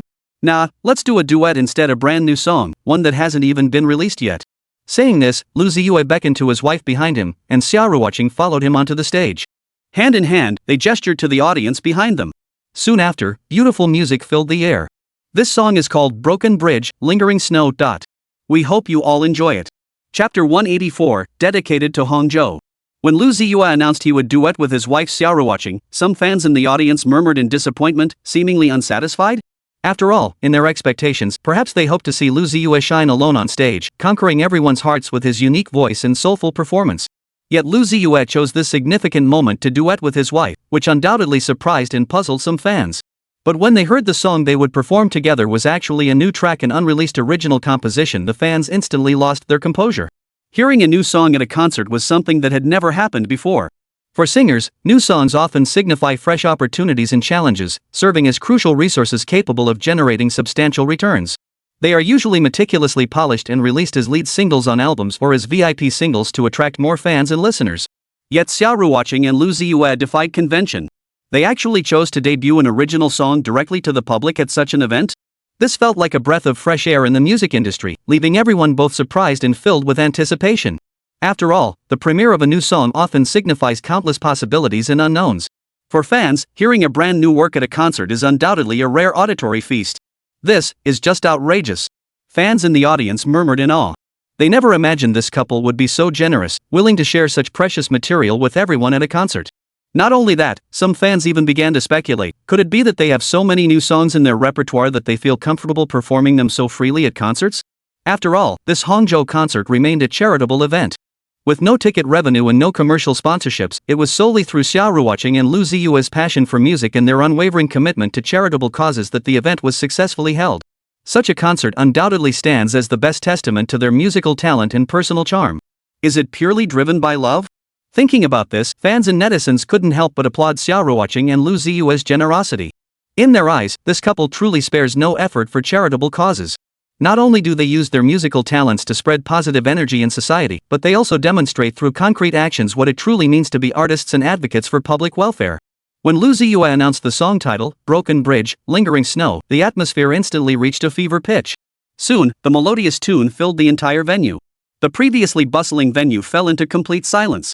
All eyes focused on the stage, all ears perked up, ready to welcome this new song. Netizens affectionately call Lu Ziye a musical prodigy, not only because of his extraordinary talent and creativity in music composition, but also because his works consistently resonate deeply, touching the softest parts of the heart. This time, Broken Bridge, Lingering Snow would undoubtedly make fans look at him with newfound respect. Simply put, any song penned by Lu Ziye is guaranteed to be a masterpiece among masterpieces. This was proven the moment the melody of Broken Bridge, Lingering Snow began to play. Fans and audience members alike at the live performance unanimously declared it another breathtakingly beautiful song. Its melody is exquisitely beautiful, and its lyrics carry profound imagery, transporting listeners into a world brimming with poetry and romance. The thought of experiencing such a magnificent song at a free concert made fans and music lovers feel their trip was well worth it. They pulled out their phones to capture this unforgettable moment. Some fans were even moved to tears, knowing that such an opportunity might only come once in a lifetime. Though it might sound exaggerated, tears truly welled up in their eyes, likely because of their deep affection for the music. As the prelude ended, Lu Ziye's voice quietly filled the air. His voice was clear and magnetic, seeming to pierce the deepest secrets of the heart. Xia Ruoqing's voice, like heavenly music, blended perfectly with Lu Ziye's, together performing this moving song. The wingless butterfly of withered leaves, never finding flowers. Never to witness its withering. Under the night sky of Jiangnan, beneath the small bridge and eaves. Unable to decipher the wilderness of the north. The melody was exquisite when the singing began. The originally desolate scene was infused with a touch of vitality.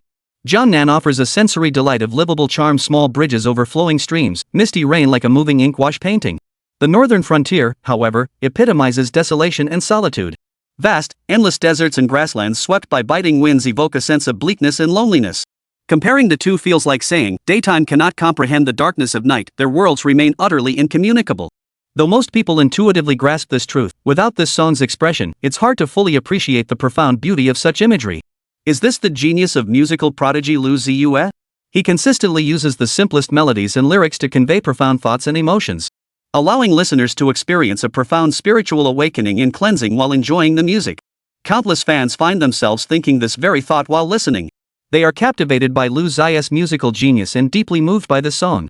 Meanwhile, Lu Ziye and Xia Ruoqing's duet continues. Their voices, like heavenly music, echo through the night sky, drawing listeners into an intoxicating spell from which they cannot escape. Has snow ever fallen on the broken bridge? I gaze upon the lake. The cold moon in the water, like snow. Fingertips gently touch, melting away. As the song progressed, the fans below the stage could hardly sit still. They waved their glow sticks with increasing intensity, as if only this could express the excitement surging within them. Despite their large body movements, the scene felt remarkably orderly, with everyone swaying in perfect unison to the beat. Everyone was listening to the song, and everyone was moved by it. Finally, amidst the melodious strains of Willow Curtains Weep Over the White Causeway, the song reached its conclusion. Yet even as the music faded and the singing ceased, the fans below the stage remained utterly still. They remained utterly absorbed in the beautiful melody and lyrics. The silence was eerie, yet it was filled with power and emotion. In truth, though the singing had ceased, the audience was far from awakening from their enchantment. They lingered, reluctant to leave, still wandering through that enchanting musical world. And let's be honest, this song is just too good. It was simply impossible to get enough of it. Fans eagerly expressed their desire to hear it again. Beautiful. Absolutely beautiful. I'm not done listening. One more time. Teacher Lu, I love you just a tiny bit less than Teacher Xia. Faced with the fans' enthusiasm and anticipation, Lu Ziye and Xia Ruoqing exchanged a knowing smile. Undoubtedly, this was the greatest encouragement and affirmation for them. Of course, they would continue striving to create more outstanding works to repay their fans' deep affection and unwavering support.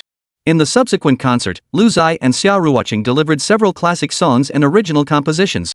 Each song brimmed with emotion and power, leaving fans utterly entranced. They were not only captivated by Lu Ziye's musical talent but also deeply moved by the chemistry and affection between him and Xia Ruoqing.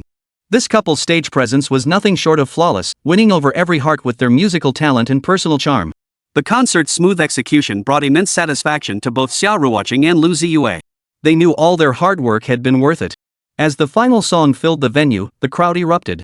Waving their glow sticks, the audience showered the couple with thunderous applause and heartfelt blessings. After the concert ended, fans rushed to the front of the stage, hoping for a close encounter with their idols. Lu Ziye and Xia Ruoqing warmly interacted with fans, posing for photos. This concert undoubtedly became a significant milestone in both Xia Ruoqing and Lu Ziye's musical careers. Through their musical talent and personal charm, they demonstrated what it means to be true artists and ambassadors of public welfare. Not only did they convey positive energy and beautiful emotions through their music, but they also embodied genuine love and dedication through their actions. The concert proceeded exceptionally smoothly. Though a bit tired, they thoroughly enjoyed themselves. By the time they returned to the hotel arranged by the Hangzhou authorities, it was late at night. The hotel offered an elegant and tranquil environment, providing a comfortable space for rest. After quickly unpacking their luggage, Xia Ruoqing and Lu Ziye embraced and fell asleep. The room was filled with a warm atmosphere, as if even the air itself was saturated with sweetness and happiness. In their dreams, they were likely still reliving every brilliant moment of the concert, along with the fans' enthusiastic cheers and applause. Meanwhile, however, certain leaders in Hangzhou City tossed and turned, unable to sleep. They had learned of a crucial piece of information from the concert. Xia Ruoqing and Lu Ziye had performed a new song titled Broken Bridge, Lingering Snow. Not only was the melody beautiful, but the lyrics were deeply moving and unforgettable. More importantly, the song's lyrics and Lu Ziye's remarks on stage had captured their intense attention. After performing Broken Bridge, Lingering Snow, Lu Ziye expressed with deep emotion that the song was dedicated to Hangzhou City, as a token of gratitude for the city government's strong support of the couple's charity concert. His words, like a pebble dropped into a tranquil lake, sent ripples of emotion across the audience. The audience erupted in thunderous applause and cheers, deeply moved by the couple's sincerity and gratitude. When Hangzhou City's leaders learned of this news, they were equally surprised. They marveled at Xia Ruoqing and Lu Ziye's talent and charm, but were even more impressed by their profound sense of gratitude. Amidst their astonishment, a wave of warmth surged through the officials' hearts, a profound sense of satisfaction and admiration for the couple. The Hangzhou authorities had indeed provided considerable convenience and assistance for this charity concert. Xia Ruoqing and Lu Ziye's public expression of gratitude on stage undoubtedly served as affirmation and encouragement for their work. As Xia Ruoqing and Lu Ziye stated, the assistance and support they received from Hangzhou City officials was truly immense. From the concert's preparation to its execution, every step relied on the city government's steadfast support. The couple's gratitude, expressed not only privately but also publicly on stage, clearly demonstrates that they are people who know how to repay kindness. Such qualities are especially precious and rare in today's materialistic society. The Hangzhou officials were well aware that they had provided numerous conveniences for the celebrities visiting the city. Yet, those like Xia Ruoqing and Lu Ziye who publicly expressed their gratitude are few and far between. This sincerity and gratitude made the officials look at the couple with newfound respect. Consequently, the officials specifically sought out the video of the song Broken Bridge, Remnant Snow being performed and watched it repeatedly. They were moved by the melody and lyrics, and even more so by Lu Ziye's deeply emotional performance. They were astonished to discover the lyrics actually depicted the scenery of West Lake. As Hangzhou's iconic landmark, West Lake is not only picturesque but also steeped in profound historical and cultural significance. Lu Ziye's ability to weave this beauty and charm into his music was undoubtedly a tribute to and preservation of West Lake's legacy. While admiring Lu Ziye's musical talent, the officials also felt a surge of delight. If this song were to become popular, it would undoubtedly be a tremendous boon for Hangzhou's tourism industry. Not only would it attract more visitors to explore Hangzhou, but it would also deepen their understanding of the city's culture and history. Promotional effect is unmatched by any advertisement. For this very reason, the official leaders of Hangzhou underwent a profound shift in their perception of the couple, Xia Ruoqing and Lu Ziye. The officials recognized that this couple possessed not only extraordinary talent but also a heart full of gratitude. Such qualities have earned them the leaders' profound respect and goodwill. Consequently, they resolved to fully support the couple's subsequent performances and activities, offering them greater assistance and convenience. In the days that followed, Xia Ruoqing and Lu Ziye's activities in Hangzhou received care and support from various departments. Whether it was selecting performance venues or handling performance permits, everything proceeded exceptionally smoothly. Hangzhou's official leaders even personally intervened to resolve some tricky issues for them. Such treatment left Xia Ruoqing and Lu Ziye feeling both flattered and overwhelmed. The song Broken Bridge, Lingering Snow quickly rose to popularity, just as the officials had hoped, becoming another signature piece for Hangzhou. As the song gained wider popularity, an increasing number of tourists were drawn to Hangzhou. This phenomenon breathed new life and vitality into Hangzhou's tourism industry. And at the heart of it all lay Xia Ruoqing and Lu Ziye's heartfelt song, Broken Bridge, Lingering Snow. Chapter 185, Xia Ruoqing, I'm Out of Here. It can be said that this concert not only elevated Xia Ruoqing and Lu Ziye's careers to new heights but also made the beautiful city of Hangzhou even more deeply ingrained in people's hearts. Their collaboration and interaction not only propelled each other's growth but also injected fresh vitality and momentum into Hangzhou's music and tourism industries. This outcome was undoubtedly a win-win for all. Thus, Hangzhou, this city steeped in history and picturesque scenery, quietly ushered in a golden age for tourism, all because of a song titled Remnants of Snow on Broken Bridge. With its soulful melody and delicate lyrics, the song painted a breathtaking picture of Broken Bridge and West Lake under winter snow, sparking longing for Hangzhou in countless hearts. Hangzhou's official leaders expressed genuine delight at this development. They fully understood the immense power of this song. It not only touched hearts but also drove the city's economic growth. They unanimously declared it a major breakthrough for Hangzhou's tourism industry and a successful case study in promoting the city's culture. Even more exciting is that the song not only depicts the scenery of Broken Bridge in the snow but also touches upon the snowy landscape of West Lake. This signifies that when winter truly arrives, the snow-covered West Lake will attract even more visitors, ushering in another peak season for Hangzhou's tourism industry. This prospect fills everyone with anticipation and confidence. Indeed, the idea that a single song could boost a city's tourism industry was truly unexpected. Historically, a city's tourism industry has typically relied on abundant natural landscapes, profound historical and cultural heritage, or unique folk customs. That a song, especially an original one, could generate such immense influence is truly astonishing. Even more unexpected, however, was that cultural and tourism leaders from numerous cities across the country, upon learning of Hangzhou's success, secretly began considering reaching out to Lu Ziye themselves. They hoped to commission a song to boost their own city's tourism industries. Although everyone knew that creating original songs was extremely difficult, faced with the benefits Hangzhou had gained, they couldn't resist trying their luck. These officials, seasoned veterans of the bureaucratic arena, understood that a direct request might seem abrupt. Instead, they devised a clever strategy, inviting Xia Ruoqing and Lu Ziye to hold concerts in their cities. This approach served a dual purpose. It would bring popularity and attention to the city while also providing an opportunity to debut city-themed songs during the concert. With Hangzhou's precedent as a cautionary tale, leaders from other cities are now brimming with confidence about their plans to invite Xia Ruoqing and Lu Ziye to hold concerts. If Xia Ruoqing and Lu Ziye agreed to perform in their cities, tourism would flourish and thrive. Faced with the song requests from local officials, Lu Ziye could only respond helplessly that he needed inspiration. After all, true creativity requires inspiration, it couldn't be forced. Although he possessed the ability to create more songs, if he kept churning them out one after another to give away, the value of his songs would gradually diminish. Therefore, he decided to take his time, waiting for the right moment and inspiration to create new works. A few days later, the Hangzhou trip concluded successfully. Xia Ruoqing held several consecutive charity concerts in Hangzhou, delivering substantial relief supplies and donations to the disaster-stricken areas. Though she felt utterly exhausted during this period, witnessing the robust support and resources allocated to the disaster area's reconstruction efforts filled her heart with profound joy and fulfillment. After returning to Shanghai, Xia Ruoqing just wanted to rest for a while. She had been busy with concerts and charity work, leaving her little time to spend with her family or enjoy life. Now, she finally had some free time to truly relax and unwind. Moreover, winter was approaching, and she and her husband needed to make arrangements for their winter stay in the capital. Back in the summer, she had promised her parents and her daughter, Xixi, that they would spend the winter in their courtyard house in the capital.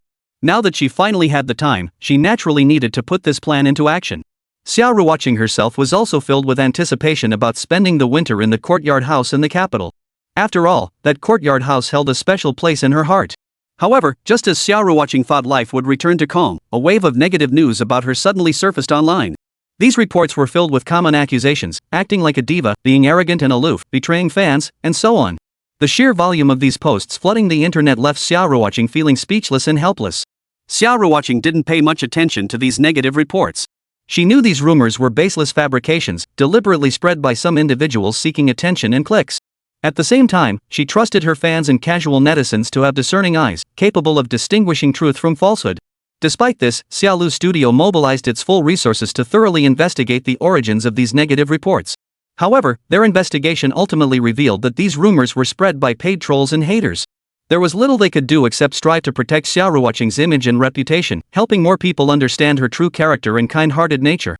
Fortunately, when these negative rumors surfaced, Xia Ruoqing's fans and casual netizens did not blindly follow the trend or easily believe the rumors. Instead, they rallied to speak up for Xia Ruoqing, supporting both her philanthropic endeavors and her acting career. Xia Ruoqing is genuinely kind and passionate about charitable causes. We should support her more, wrote one fan on social media. This is the kind of celebrity we should be supporting. You haters are despicable. Don't you fear being born without an anus? Doing so many unconscionable things, an angry netizen responded. If even Ms. Xia isn't worthy of admiration, then the entire entertainment industry is doomed. There'd be no one left worth watching, another fan remarked with emotion. These words filled Xia Ruoqing with immense comfort and emotion. Undoubtedly, her efforts and dedication had earned the recognition and support of her fans. Their approval was the greatest encouragement and affirmation she could receive. Yet despite her fans' unwavering support, Xia Ruoqing couldn't help but feel a wave of exhaustion and helplessness. She understood the pressures and burdens that came with being a public figure, knowing every move she made online would be scrutinized and judged. This lifestyle left her feeling somewhat weary and helpless. Against this backdrop, Xia Ruoqing decided to temporarily set aside all worries and distractions, focusing instead on her personal life and family. She resolved to use this time to rest and recharge, preparing herself fully for the work and life ahead. However, things did not go as planned. It seemed as if Xia Ruoqing had suddenly offended some hidden force. Negative news about her flooded the internet like a tidal wave, with a large batch emerging almost daily. These stories, whether true or false, exaggerated or taken out of context, all aimed to tarnish her image and attack her character. Her fans understood that unseen hands, certain individuals or forces might be manipulating these attacks behind the scenes, yet they felt powerless to intervene. They know the accusations against Xia Ruoqing are baseless nonsense. They refuse to follow the crowd or blindly join the bandwagon. Yet in this world, there are always those who know little about Xia Ruoqing, never having taken the time to understand her true character.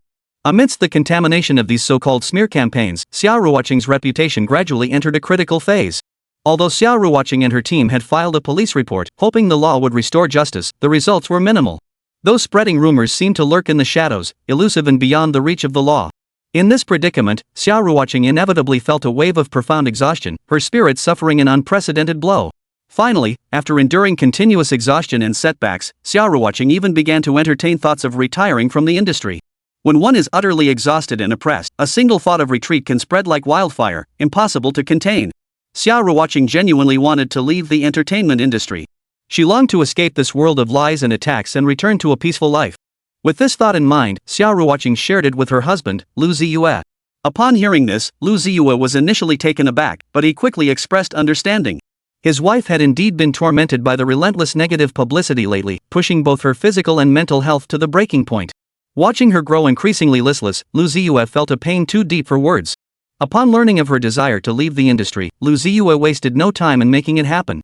For a celebrity, leaving the industry wasn't difficult, a simple statement would suffice. But for Xia Ruoqing, this statement meant bidding farewell to the entertainment industry forever. As Xia Ruoqing's closest confidant, Lu Ziye was naturally the most suitable person to handle this. He meticulously crafted a statement of several hundred words, each line conveying his deep affection and understanding for his wife while also expressing gratitude and apologies to her fans. After receiving Xia Ruoqing's approval, he immediately posted the statement on her social media account. The post was like a stone tossed into a tranquil lake, instantly sending ripples across the surface. Fans and admirers never imagined their beloved star would suddenly announce her retirement from the entertainment industry. Withdrawing meant no longer participating in any entertainment industry activities, no more film or TV projects, no more variety shows. For Xia Ruoqing's devoted fans, this was undoubtedly a devastating blow. They flooded Xia Ruoqing's personal account and the official Xia Studio account with messages pleading for her to stay. Reading the fans' heartfelt messages and pleas, Xia Ruoqing felt a wave of warmth wash over her. She felt deeply comforted, knowing she wasn't alone in this difficult journey. But her resolve to leave the industry was already deeply rooted. Moreover, since the announcement had been made publicly, there was no turning back. Thus, Xia Ruoqing could only express her gratitude to her fans and supporters in her replies, never once mentioning the retirement again. Yet Xia Ruoqing was not one to sit idle. After leaving the entertainment industry, she decided to pour more of her heart and energy into matters related to Xia Studio. She might become a director, continuing to deliver outstanding works to audiences. But no matter what, she would never abandon Xia Studio. After all, this company was painstakingly built by her and her husband. It embodies their shared passion and dreams. Regarding Xia Ruoqing's departure from the entertainment industry, the Hangzhou authorities immediately expressed their regret. They fully recognized Xia Ruoqing as a kind and talented star, and her departure undoubtedly represented a significant loss for the entertainment industry. As her fans have said, Xia Ruoqing is the kind of star everyone should truly admire. Through her actions, she embodied true kindness and responsibility, and her departure leaves an immense sense of regret. Hangzhou officials have always been outspoken and decisive, and this time was no exception. They speculated privately about the reasons behind Xia Ruoqing's departure. Though mere conjecture, their guesses were likely spot on. They know Xia Ruoqing's departure wasn't born of weariness with the entertainment world, but rather the relentless, unwarranted accusations and attacks that left her physically and mentally exhausted. Such a departure is undeniably a tragedy. In truth, Xia Ruoqing's departure had shown signs beforehand. Long before, she had expressed her dissatisfaction and helplessness towards certain phenomena in the entertainment industry on social media. For instance, she once remarked, "In this industry, sometimes it really feels exhausting. You're clearly doing your best, yet there are always people trying to pull you down or step on you." Though brief, these words revealed Xia Ruoqing's inner weariness and helplessness. Her decision to leave the industry now may represent a complete rebellion against these very issues. Through her actions, she aims to declare to everyone, "I'm tired. I don't want to play this game anymore." Though this choice cost her much, it also granted her inner peace and freedom. As for those who once attacked and slandered Xia Ruoqing, their actions may have brought them momentary satisfaction, but they cannot alter her standing in the hearts of her fans. Xia Ruoqing earned her fans' respect and affection through her talent and character qualities that cannot be easily shaken. After her official announcement to leave the entertainment industry, Xia Ruoqing's parents immediately called. They weren't trying to persuade their daughter to stay in the entertainment industry, they were simply heartbroken. As parents, they'd witnessed their daughter's struggles firsthand and understood them all too well. The recent wave of relentless negative coverage had them especially worried, fearing their daughter might become stressed or overwhelmed. Now that their daughter had decisively chosen to leave the industry and refused to play along with the haters, Xia Lianghua and Huang Yulan actually felt a surge of relief. After all, money is never ending. No matter how many fans you have, you can't please everyone. Rather than that, it's better to live your own life well. Stepping back from the spotlight? Perfect. Chapter 186, Pregnancy. Life after leaving the entertainment industry didn't bring any earth-shattering changes for Xia Ruoqing. After all, the world doesn't stop spinning just because someone is missing. Everyone continues along their own path, moving forward step by step. In the first few days after stepping back, Xia Ruoqing barely left the house, choosing instead to stay indoors. This wasn't because she'd fallen into depression, but simply because she wanted to give herself a chance to rest for a few more days and savor the long-lost tranquility and simplicity. Even the task of taking their daughter, Xixi, to kindergarten was willingly taken over by her husband, Lu Ziye. That morning, as usual, the early sunlight filtered through the curtains, spilling onto the living room floor and adding a touch of warmth to the home. Lu Ziye took their daughter, Xixi, to school as usual. Along the way, father and daughter chatted and laughed, filling the air with cheerful sounds. However, when Lu Ziye returned home after dropping off his daughter, he couldn't find his wife anywhere, not in the living room, not in the bedroom, not even in the kitchen. This made him feel a bit anxious, and he began searching around the house. Just then, he noticed the bathroom light was still on. A wave of relief washed over him as he hurried to the bathroom door and knocked softly. "Honey? Are you in there?" Lu Ziye called out through the door, his voice tinged with concern and urgency. Soon, Xia Ruoqing's voice came from inside, tinged with a hint of unmistakable delight. "Honey, I'm here. Just give me a minute." Her voice sounded light and cheerful, as if something worth celebrating had just happened. "Okay." Hearing his wife's reply, Lu Ziye finally exhaled in relief, the worry fading from his face. Yet, the tension and worry that had gripped him just moments ago still left him feeling both amused and exasperated. After all, he had genuinely panicked, fearing something might have happened to his wife at home. Fortunately, it had all been nothing more than his own imagination running wild. Lu Ziye waited patiently in the living room, his gaze darting around the house, as if checking that everything was in order. Moments later, Xia Ruoqing finally emerged from the bathroom. Standing gracefully at the doorway with her hands behind her back, she skipped over to Lu Ziye, radiating youthful liveliness and playfulness. Even though she knew her husband had already seen her, Xia Ruoqing quietly crept up behind Lu Ziye and suddenly covered his eyes, wanting to surprise him. "Honey, guess who it is, he. Her voice brimmed with mischief and glee, as if she had returned to her innocent teenage years. Lu Ziye chuckled at his wife's unexpected gesture, deliberately feigning ignorance as he played along with her game. Let me guess. I think it's my wife, right?" He deliberately drew out his words, feigning deep thought. "Wrong answer." Xia Ruoqing whispered softly in Lu Ziye's ear, her tone tinged with playful triumph.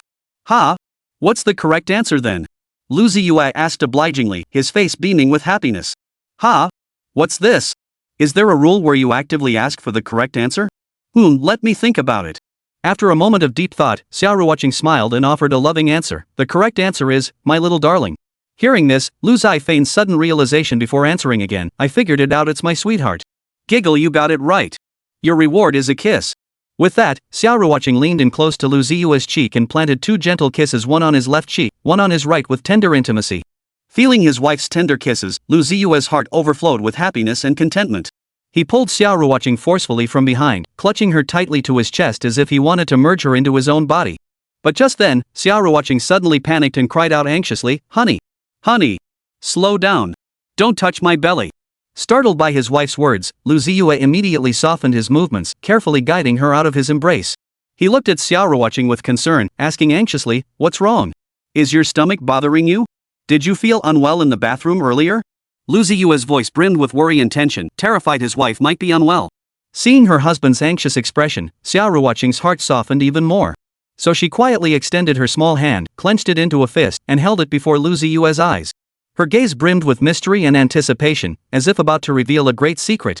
"Honey, didn't I say I had a surprise for you? Well, here it is." With that, Xia Ruoqing playfully wiggled her little fist, making Lu Ziye even more curious.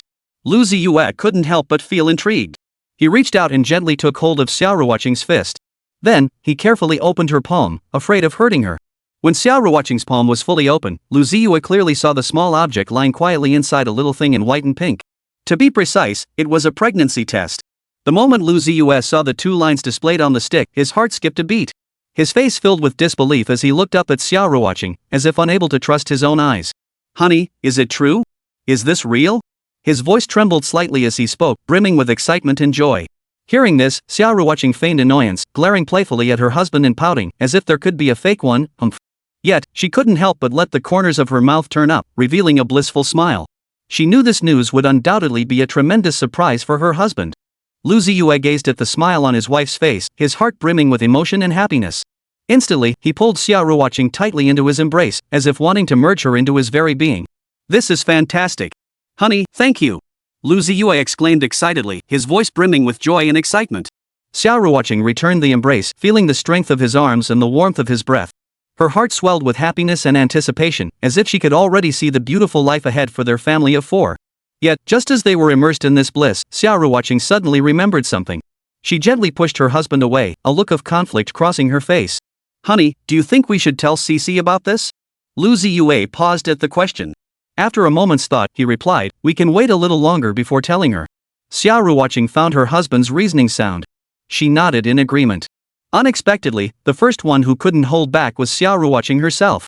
Originally, Xia Ruoqing had planned to wait until the baby in her womb was more stable, then find an appropriate moment to tell her daughter Xixi about the new sibling. After all, the news was so sudden that she feared it might affect Xixi's emotions, making her feel that her parents no longer loved her as much as before. But plans never keep pace with reality. That very evening, when Xixi came home from school, Xia Ruoqing looked at her daughter's innocent little face and found she could no longer contain the joy and excitement welling up inside her. She decided to share the good news with Xixi right then and there. Xixi, Mom has something to tell you. Xia Ruoqing took Xixi's small hand and spoke gently. Xixi looked up at her mother, her eyes sparkling with curiosity. What is it, Mommy? Xia Ruoqing took a deep breath, then smiled as she said, Xixi, there's a little life growing inside Mommy's tummy. When Xixi learned there was a little life growing inside her mother's belly, she felt like she could fly with joy. A radiant smile instantly lit up her little face, her eyes sparkling with excitement. She threw her arms around her mother and exclaimed, Really? Mommy, are you going to give me a little brother or sister? Xia Ruoqing nodded with a smile, her heart brimming with warmth and emotion. She stroked Xixi's head gently and said softly, Yes, Xixi, you're going to be a big sister. After the initial excitement, Xixi eagerly crawled over to her mother. She pressed her little head close against Xia Ruoqing's belly, her face serious and expectant, as if listening intently for the movements of the little brother or sister inside. But how could I possibly hear it? After all, she'd only just discovered she was pregnant. It would be many more weeks before she could detect a fetal heartbeat, let alone feel the baby move. But she didn't seem to mind at all. She listened intently, as if she could truly hear something. Having given birth once before, Xia Ruoqing understood that these 10 months of pregnancy were both a time filled with anticipation and joy for expectant mothers, and a journey fraught with challenges and hardships. At times, it felt unbearable physical discomfort and emotional swings, leaving expectant mothers utterly exhausted and anxious. Yet whenever she thought of the tiny life growing inside her, like a little sapling taking root, Xia Ruoqing felt immense pride and anticipation. She looked forward to the arrival of this little life, to welcoming this new member together with Xixi. Okay, Xixi, we can't hear anything yet. But in a little while, we'll be able to use the fetal heart monitor and hear the sounds. Xia Ruoqing said softly, then took Xixi's small hand and placed it on her belly. Xixi's small hand gently caressed her mother's belly, sensing the presence of the tiny life within. Her heart brimmed with emotion and joy, as if she could truly feel that little life beating inside her mother's womb. Mother and daughter closed their eyes together, immersing themselves in the miracle of life. They felt as though they could hear each other's heartbeats, sense each other's warmth and breath. In that moment, their hearts were tightly intertwined, both eagerly anticipating the arrival of this little life. When Lu Ziye returned and witnessed this tender scene, the corners of his mouth couldn't help but turn up in a gentle smile. He walked softly over to where the mother and daughter sat, then settled down beside them, quietly keeping them company. Honey. Xia Ruoqing opened her eyes and called out upon seeing Lu Ziye's smiling face. What were you two chatting about? Lu Ziye asked with a smile, his eyes brimming with affection and tenderness. Daddy, Mommy and I were looking at baby brothers and sisters. Xixi said with a smile, her little face brimming with excitement and anticipation. Hearing this, a thought suddenly flashed through Lu Ziye's mind. He sat down on the bedside and asked his daughter, Xixi, do you think it's a little brother or a little sister in Mommy's tummy? It was just a casual question after all. Lu Ziye wasn't the type to favor sons over daughters. He simply wanted to hear Xixi's thoughts and feelings, to see her hopes and imagination for this new life. After hearing her father's question, Xixi wore a thoughtful expression for a long moment before finally speaking. A little brother and a little sister. Lu Ziye smiled at her answer. So is it a little brother or a little sister? Both a little brother and a little sister, Xixi declared, her little face radiating confidence and conviction. It was as if she could truly sense both a little brother and a little sister inside her mother's belly. Xia Ruoqing and Lu Ziye both froze upon hearing this, then suddenly realized their daughter was talking about twins. They exchanged a smile, their hearts brimming with anticipation and joy. If it truly were twins, one boy and one girl, that would be absolutely wonderful. Having both a son and a daughter at once was the dream of countless parents. Not just Lu Ziye, but even Xia Ruoqing would be overjoyed. After all, pregnancy was no walk in the park. To conceive both a son and a daughter in one go would be nothing short of bliss. She looked forward to the arrival of this little life, to welcoming this new member together with Lu Ziye and Xixi. Alright, then let's take Xixi's good fortune as a sign. I hope mom is carrying a little brother and sister. Xia Ruoqing smiled softly, her eyes brimming with tenderness and anticipation. Oh, honey, you seemed like you wanted to say something earlier? Xia Ruoqing suddenly remembered something and turned to ask Lu Ziye. Yes, I already made the appointment. We're going for the prenatal checkup at the hospital tomorrow. Lu Ziye nodded, taking nothing for granted. He knew pregnancy was a major undertaking, requiring constant attention to the mother's health and the baby's development. Therefore, he decided to take Xia Ruoqing to the hospital tomorrow for the prenatal checkup to ensure everything was in order. Ha? A prenatal checkup this early?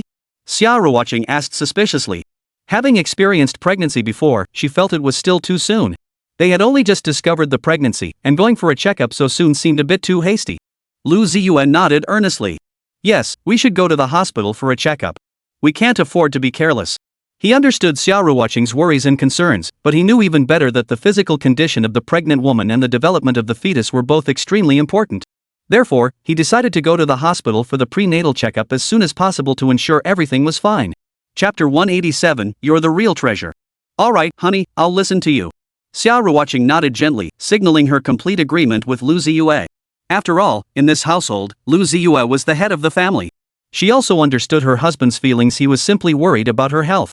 Thinking of this, endless tenderness welled up in Xia Ruoqing's heart. Even before, Lu Ziye had always been exceptionally attentive in caring for Xia Ruoqing. Now that Xia Ruoqing was expecting, his attentiveness had become even more meticulous. Xia Ruoqing couldn't help but giggle, then teased him playfully, Honey, am I just riding on baby number 2's coattails? Hearing this, Lu Ziye playfully tickled her nose. Don't say such things. You're my number one treasure. His words made Xia Ruoqing laugh even more heartily. Time flew by, and the next day arrived. The family of 3 Xia Ruoqing, Lu Ziye, and their lively, adorable daughter Xixi rose early and busied themselves getting ready. Their mood was a mix of excitement and nervousness, as today they were heading to the hospital for a prenatal checkup. It happened to be a Saturday, so the usually busy Xixi could temporarily put down her paintbrushes and toys. She naturally followed her parents along, her little face beaming with uncontrollable joy. All the way there, Xixi's little mouth chattered like a cheerful little bird, babbling nonstop. One moment she'd ask her dad, Daddy, will the baby in mommy's tummy be a little brother or a little sister? Then she'd turn to her mom, Mommy, you have to be careful, okay? Don't fall down. I'll protect you. To be precise, this little one had been chattering nonstop since last night. She repeatedly reminded Dad to take good care of Mom, urged Mom to look after herself, and solemnly promised she'd protect both Mom and the baby. That sense of responsibility and commitment filled Xia Ruoqing and Lu Ziye with a wave of warmth and pride. It was clear how happy and excited Xixi was. She had even begun imagining in her mind how she would be a good big sister once her little brother or sister arrived. She declared she would tell them stories, play with them, and teach them to draw and sing. Xixi's little mind was filled with beautiful visions of the future. Seeing their daughter already thinking about caring for her little brother or sister, Xia Ruoqing and Lu Ziye couldn't help but think that Xixi would surely become a wonderful big sister. Yet Xia Ruoqing couldn't help but ponder silently. She knew that in the days ahead, balancing her love for both children would be a challenge that demanded serious attention. The phrase she disliked most was, You're the big sister, you have to let your little brother-sister have their way. In her view, each child was a unique individual who deserved equal care and respect. They were both flesh of her flesh. Why should one always have to yield to the other? Both were her precious treasures, equally dear to her heart. She refused to let age dictate who had to yield. Last night, Xia Ruoqing and Lu Ziye had a deep conversation and discussion about this very point. The couple unanimously decided they wouldn't be biased parents. They would treat each child fairly and equally. Only then could their children thrive in a healthy, harmonious environment. Soon, the family of 3 drove to the Magic City Maternity and Child Health Hospital. Renowned for its advanced medical equipment and professional medical team, the hospital attracted patients from all over the country. Today being Saturday, the hospital bustled with activity and was exceptionally lively. When they got out of the car, Xixi leaped out like a playful little deer. She then dashed to the other side, opened the door, and reached out with her tiny hands to help her mother out. Seeing this, Xia Ruoqing felt both amused and touched. It's okay, Xixi. Mommy's fine, I don't need your help to walk yet. Even so, Xixi stubbornly held out her hand to support her mother, her little face full of earnest determination. And so, with Xixi's support, Xia Ruoqing slowly stepped out of the car. But the height difference proved too great. No matter how hard Xixi tried to keep supporting her mother, it was simply impossible. Her little arms and legs simply weren't strong enough to support her mother's weight. So, as she supported her, it turned into Xixi wrapping her arms around her mother's, and together they walked through the hospital gates. As an international metropolis, the Magic City boasts a large permanent population. Combined with the exceptionally high medical standards of this very Shanghai Maternal and Child Health Hospital, people from surrounding areas and even across the country flock here seeking the best possible care. Consequently, the hospital was always packed, especially on weekends. When Xia Ruoqing and her family of 3 arrived at the hospital, they found a long queue already forming at the registration desk. If they had tried to register upon arrival, they would likely have waited all day without getting their turn. Fortunately, Lu Ziye had prepared in advance. Through certain means, he had secured a relatively early registration number. This allowed them to skip the registration queue altogether and proceed directly to the relevant department to wait for their appointment. Led by Xixi, the family of 3 navigated through the bustling crowd and arrived on the 3rd floor of the Maternal and Child Health Hospital. This was the obstetrics waiting area, where a display screen hung on the wall, showing the list of patients currently waiting for their appointments. Xia Ruoqing's name was prominently listed as Xia Qing, with only 2 people ahead of her in the queue. Everything proceeded according to the routine. Xia Ruoqing sat on a chair in the waiting area, nervously yet eagerly awaiting her turn to be called. This was her 2nd pregnancy. Though she had some experience now, she still felt a tinge of unease and anxiety every time she faced a prenatal checkup. After all, even the slightest change in the baby's condition would cause both parents endless worry. Fortunately, Lu Ziye and their daughter Xixi were by her side. Lu Ziye held Xia Ruoqing's hand tightly, his warm and steadfast gaze offering her strength and comfort. Xixi nestled in her mother's embrace, her tiny hand gently caressing her mother's belly, as if engaging in an intimate conversation with the little one inside. As time passed, the list on the display screen kept updating. Finally, Xia Ruoqing's name appeared. Hearing her name called, she stood up, smoothed her clothes and hair, then entered the doctor's office accompanied by Lu Ziye and Xixi. The doctor was a kind-hearted middle-aged woman. She smiled as she inquired about Xia Ruoqing's medical history and physical condition, then wrote out the test orders. Lu Ziye held the test order. Xia Ruoqing and Xixi followed behind. The family of 3 moved at a leisurely pace, moving from one place to the next. The first test was a blood count. At the mention of blood draw, it wasn't Xia Ruoqing but Lu Ziye whose expression changed first. Especially when the nurse mentioned drawing 4 vials of blood, Lu Ziye's brow furrowed deeply. He felt for his wife. But there was no avoiding the doctor's orders. Only after the blood tests could Xia Ruoqing's various indicators be assessed. There was no way around it. So they had no choice but to comply. After retrieving the 4 bag, Lu Ziye led Xia Ruoqing to the blood draw station. Rolling up her sleeve to reveal her slender, fair arm, Xia Ruoqing glanced at Lu Ziye and offered a soft reassurance. It was rather amusing she was the one getting the blood drawn, yet her husband seemed more nervous and afraid than she was. "Honey, it's okay. Don't worry. I'm not afraid of pain." The nurse behind the window couldn't help but smile warmly upon hearing their exchange. It was just too sweet. This kind of love was truly enviable. The man caring for his wife, the woman reassuring her husband. It's enough to make any love-struck person green with envy. After the blood draw came the ultrasound. Xia Ruoqing went in alone. Lu Ziye wanted to follow, but was stopped by the nurse inside. Moments later, Xia Ruoqing emerged. Lu Ziye approached to ask, but no matter how he inquired, Xia Ruoqing refused to discuss the details. Finally, Xia Ruoqing whispered 2 words, transvaginal ultrasound. Hearing this, Lu Ziye couldn't help but blush, and he stopped asking any further questions. By the time all the examinations were completed and the results were obtained, it was nearly noon. After reviewing the results, the doctor smiled knowingly and addressed Xia Ruoqing gently. "Everything looks excellent. All indicators are normal. No need to worry, but you must maintain a positive mindset and healthy eating habits. Of course, it's best to avoid getting angry." The doctor made this remark because of Xia Ruoqing's status. Coincidentally, the doctor was also aware that negative news about Xia Ruoqing had been circulating extensively online recently. With a physician's compassionate heart, setting aside her status, the doctor genuinely wished for Xia Ruoqing and the little life growing inside her to be well. Stepping out of the maternal and child health hospital, Xia Ruoqing felt noticeably lighter. She took a gentle breath of the crisp, cool air, her face radiating an indescribable joy. The examination results were all normal, a source of immense relief for any mother. All the worries and anxieties about her health vanished in that moment, replaced by an unprecedented sense of peace and contentment. Walking home, Lu Ziye gazed tenderly at Xia Ruoqing and suggested, "Honey, Xixi's winter break is coming up soon. Let's plan our trip to the capital city." At these words, Xia Ruoqing's eyes immediately sparkled with anticipation. That courtyard house had long become her heart's longing and yearning. Countless times in her dreams, she had envisioned its appearance, imagining the warm scenes of family life there. Honey, whatever you say. Over the next few days, he busied himself with meticulous preparations. Whether it was work handover or daily chores, he handled everything with meticulous organization, leaving no detail overlooked. For this trip to the capital, Lu Ziye had even specially invited his father-in-law, Xia Lianghua, and mother-in-law, Huang Yulan. The family gathered together to discuss the trip's details. Xia Lianghua and Huang Yulan were very pleased with their son-in-law's arrangements. They were also looking forward to spending an unforgettable winter vacation in the capital with their granddaughter, Xixi. Time flew by like a white horse passing through a crack, and before they knew it, Xixi's winter break had arrived. The little one ran out of kindergarten laughing, waved goodbye to her teacher, and then skipped happily back to the car with her grandparents. Her little face beamed with excitement and anticipation, as if she couldn't wait to begin this new journey. The family drove straight to the airport, laughter and cheer filling the car all the way. Back in the capital, Lu Ziye had already contacted the agent, Xiaoli. Xiaoli had responsibly arranged for the courtyard house to be cleaned in advance, ensuring the family could move in immediately upon arrival. When the family stepped off the plane and drove straight to the courtyard house, the sight that greeted them was a delightful surprise. They were thoroughly satisfied. That evening, the family gathered around the dinner table.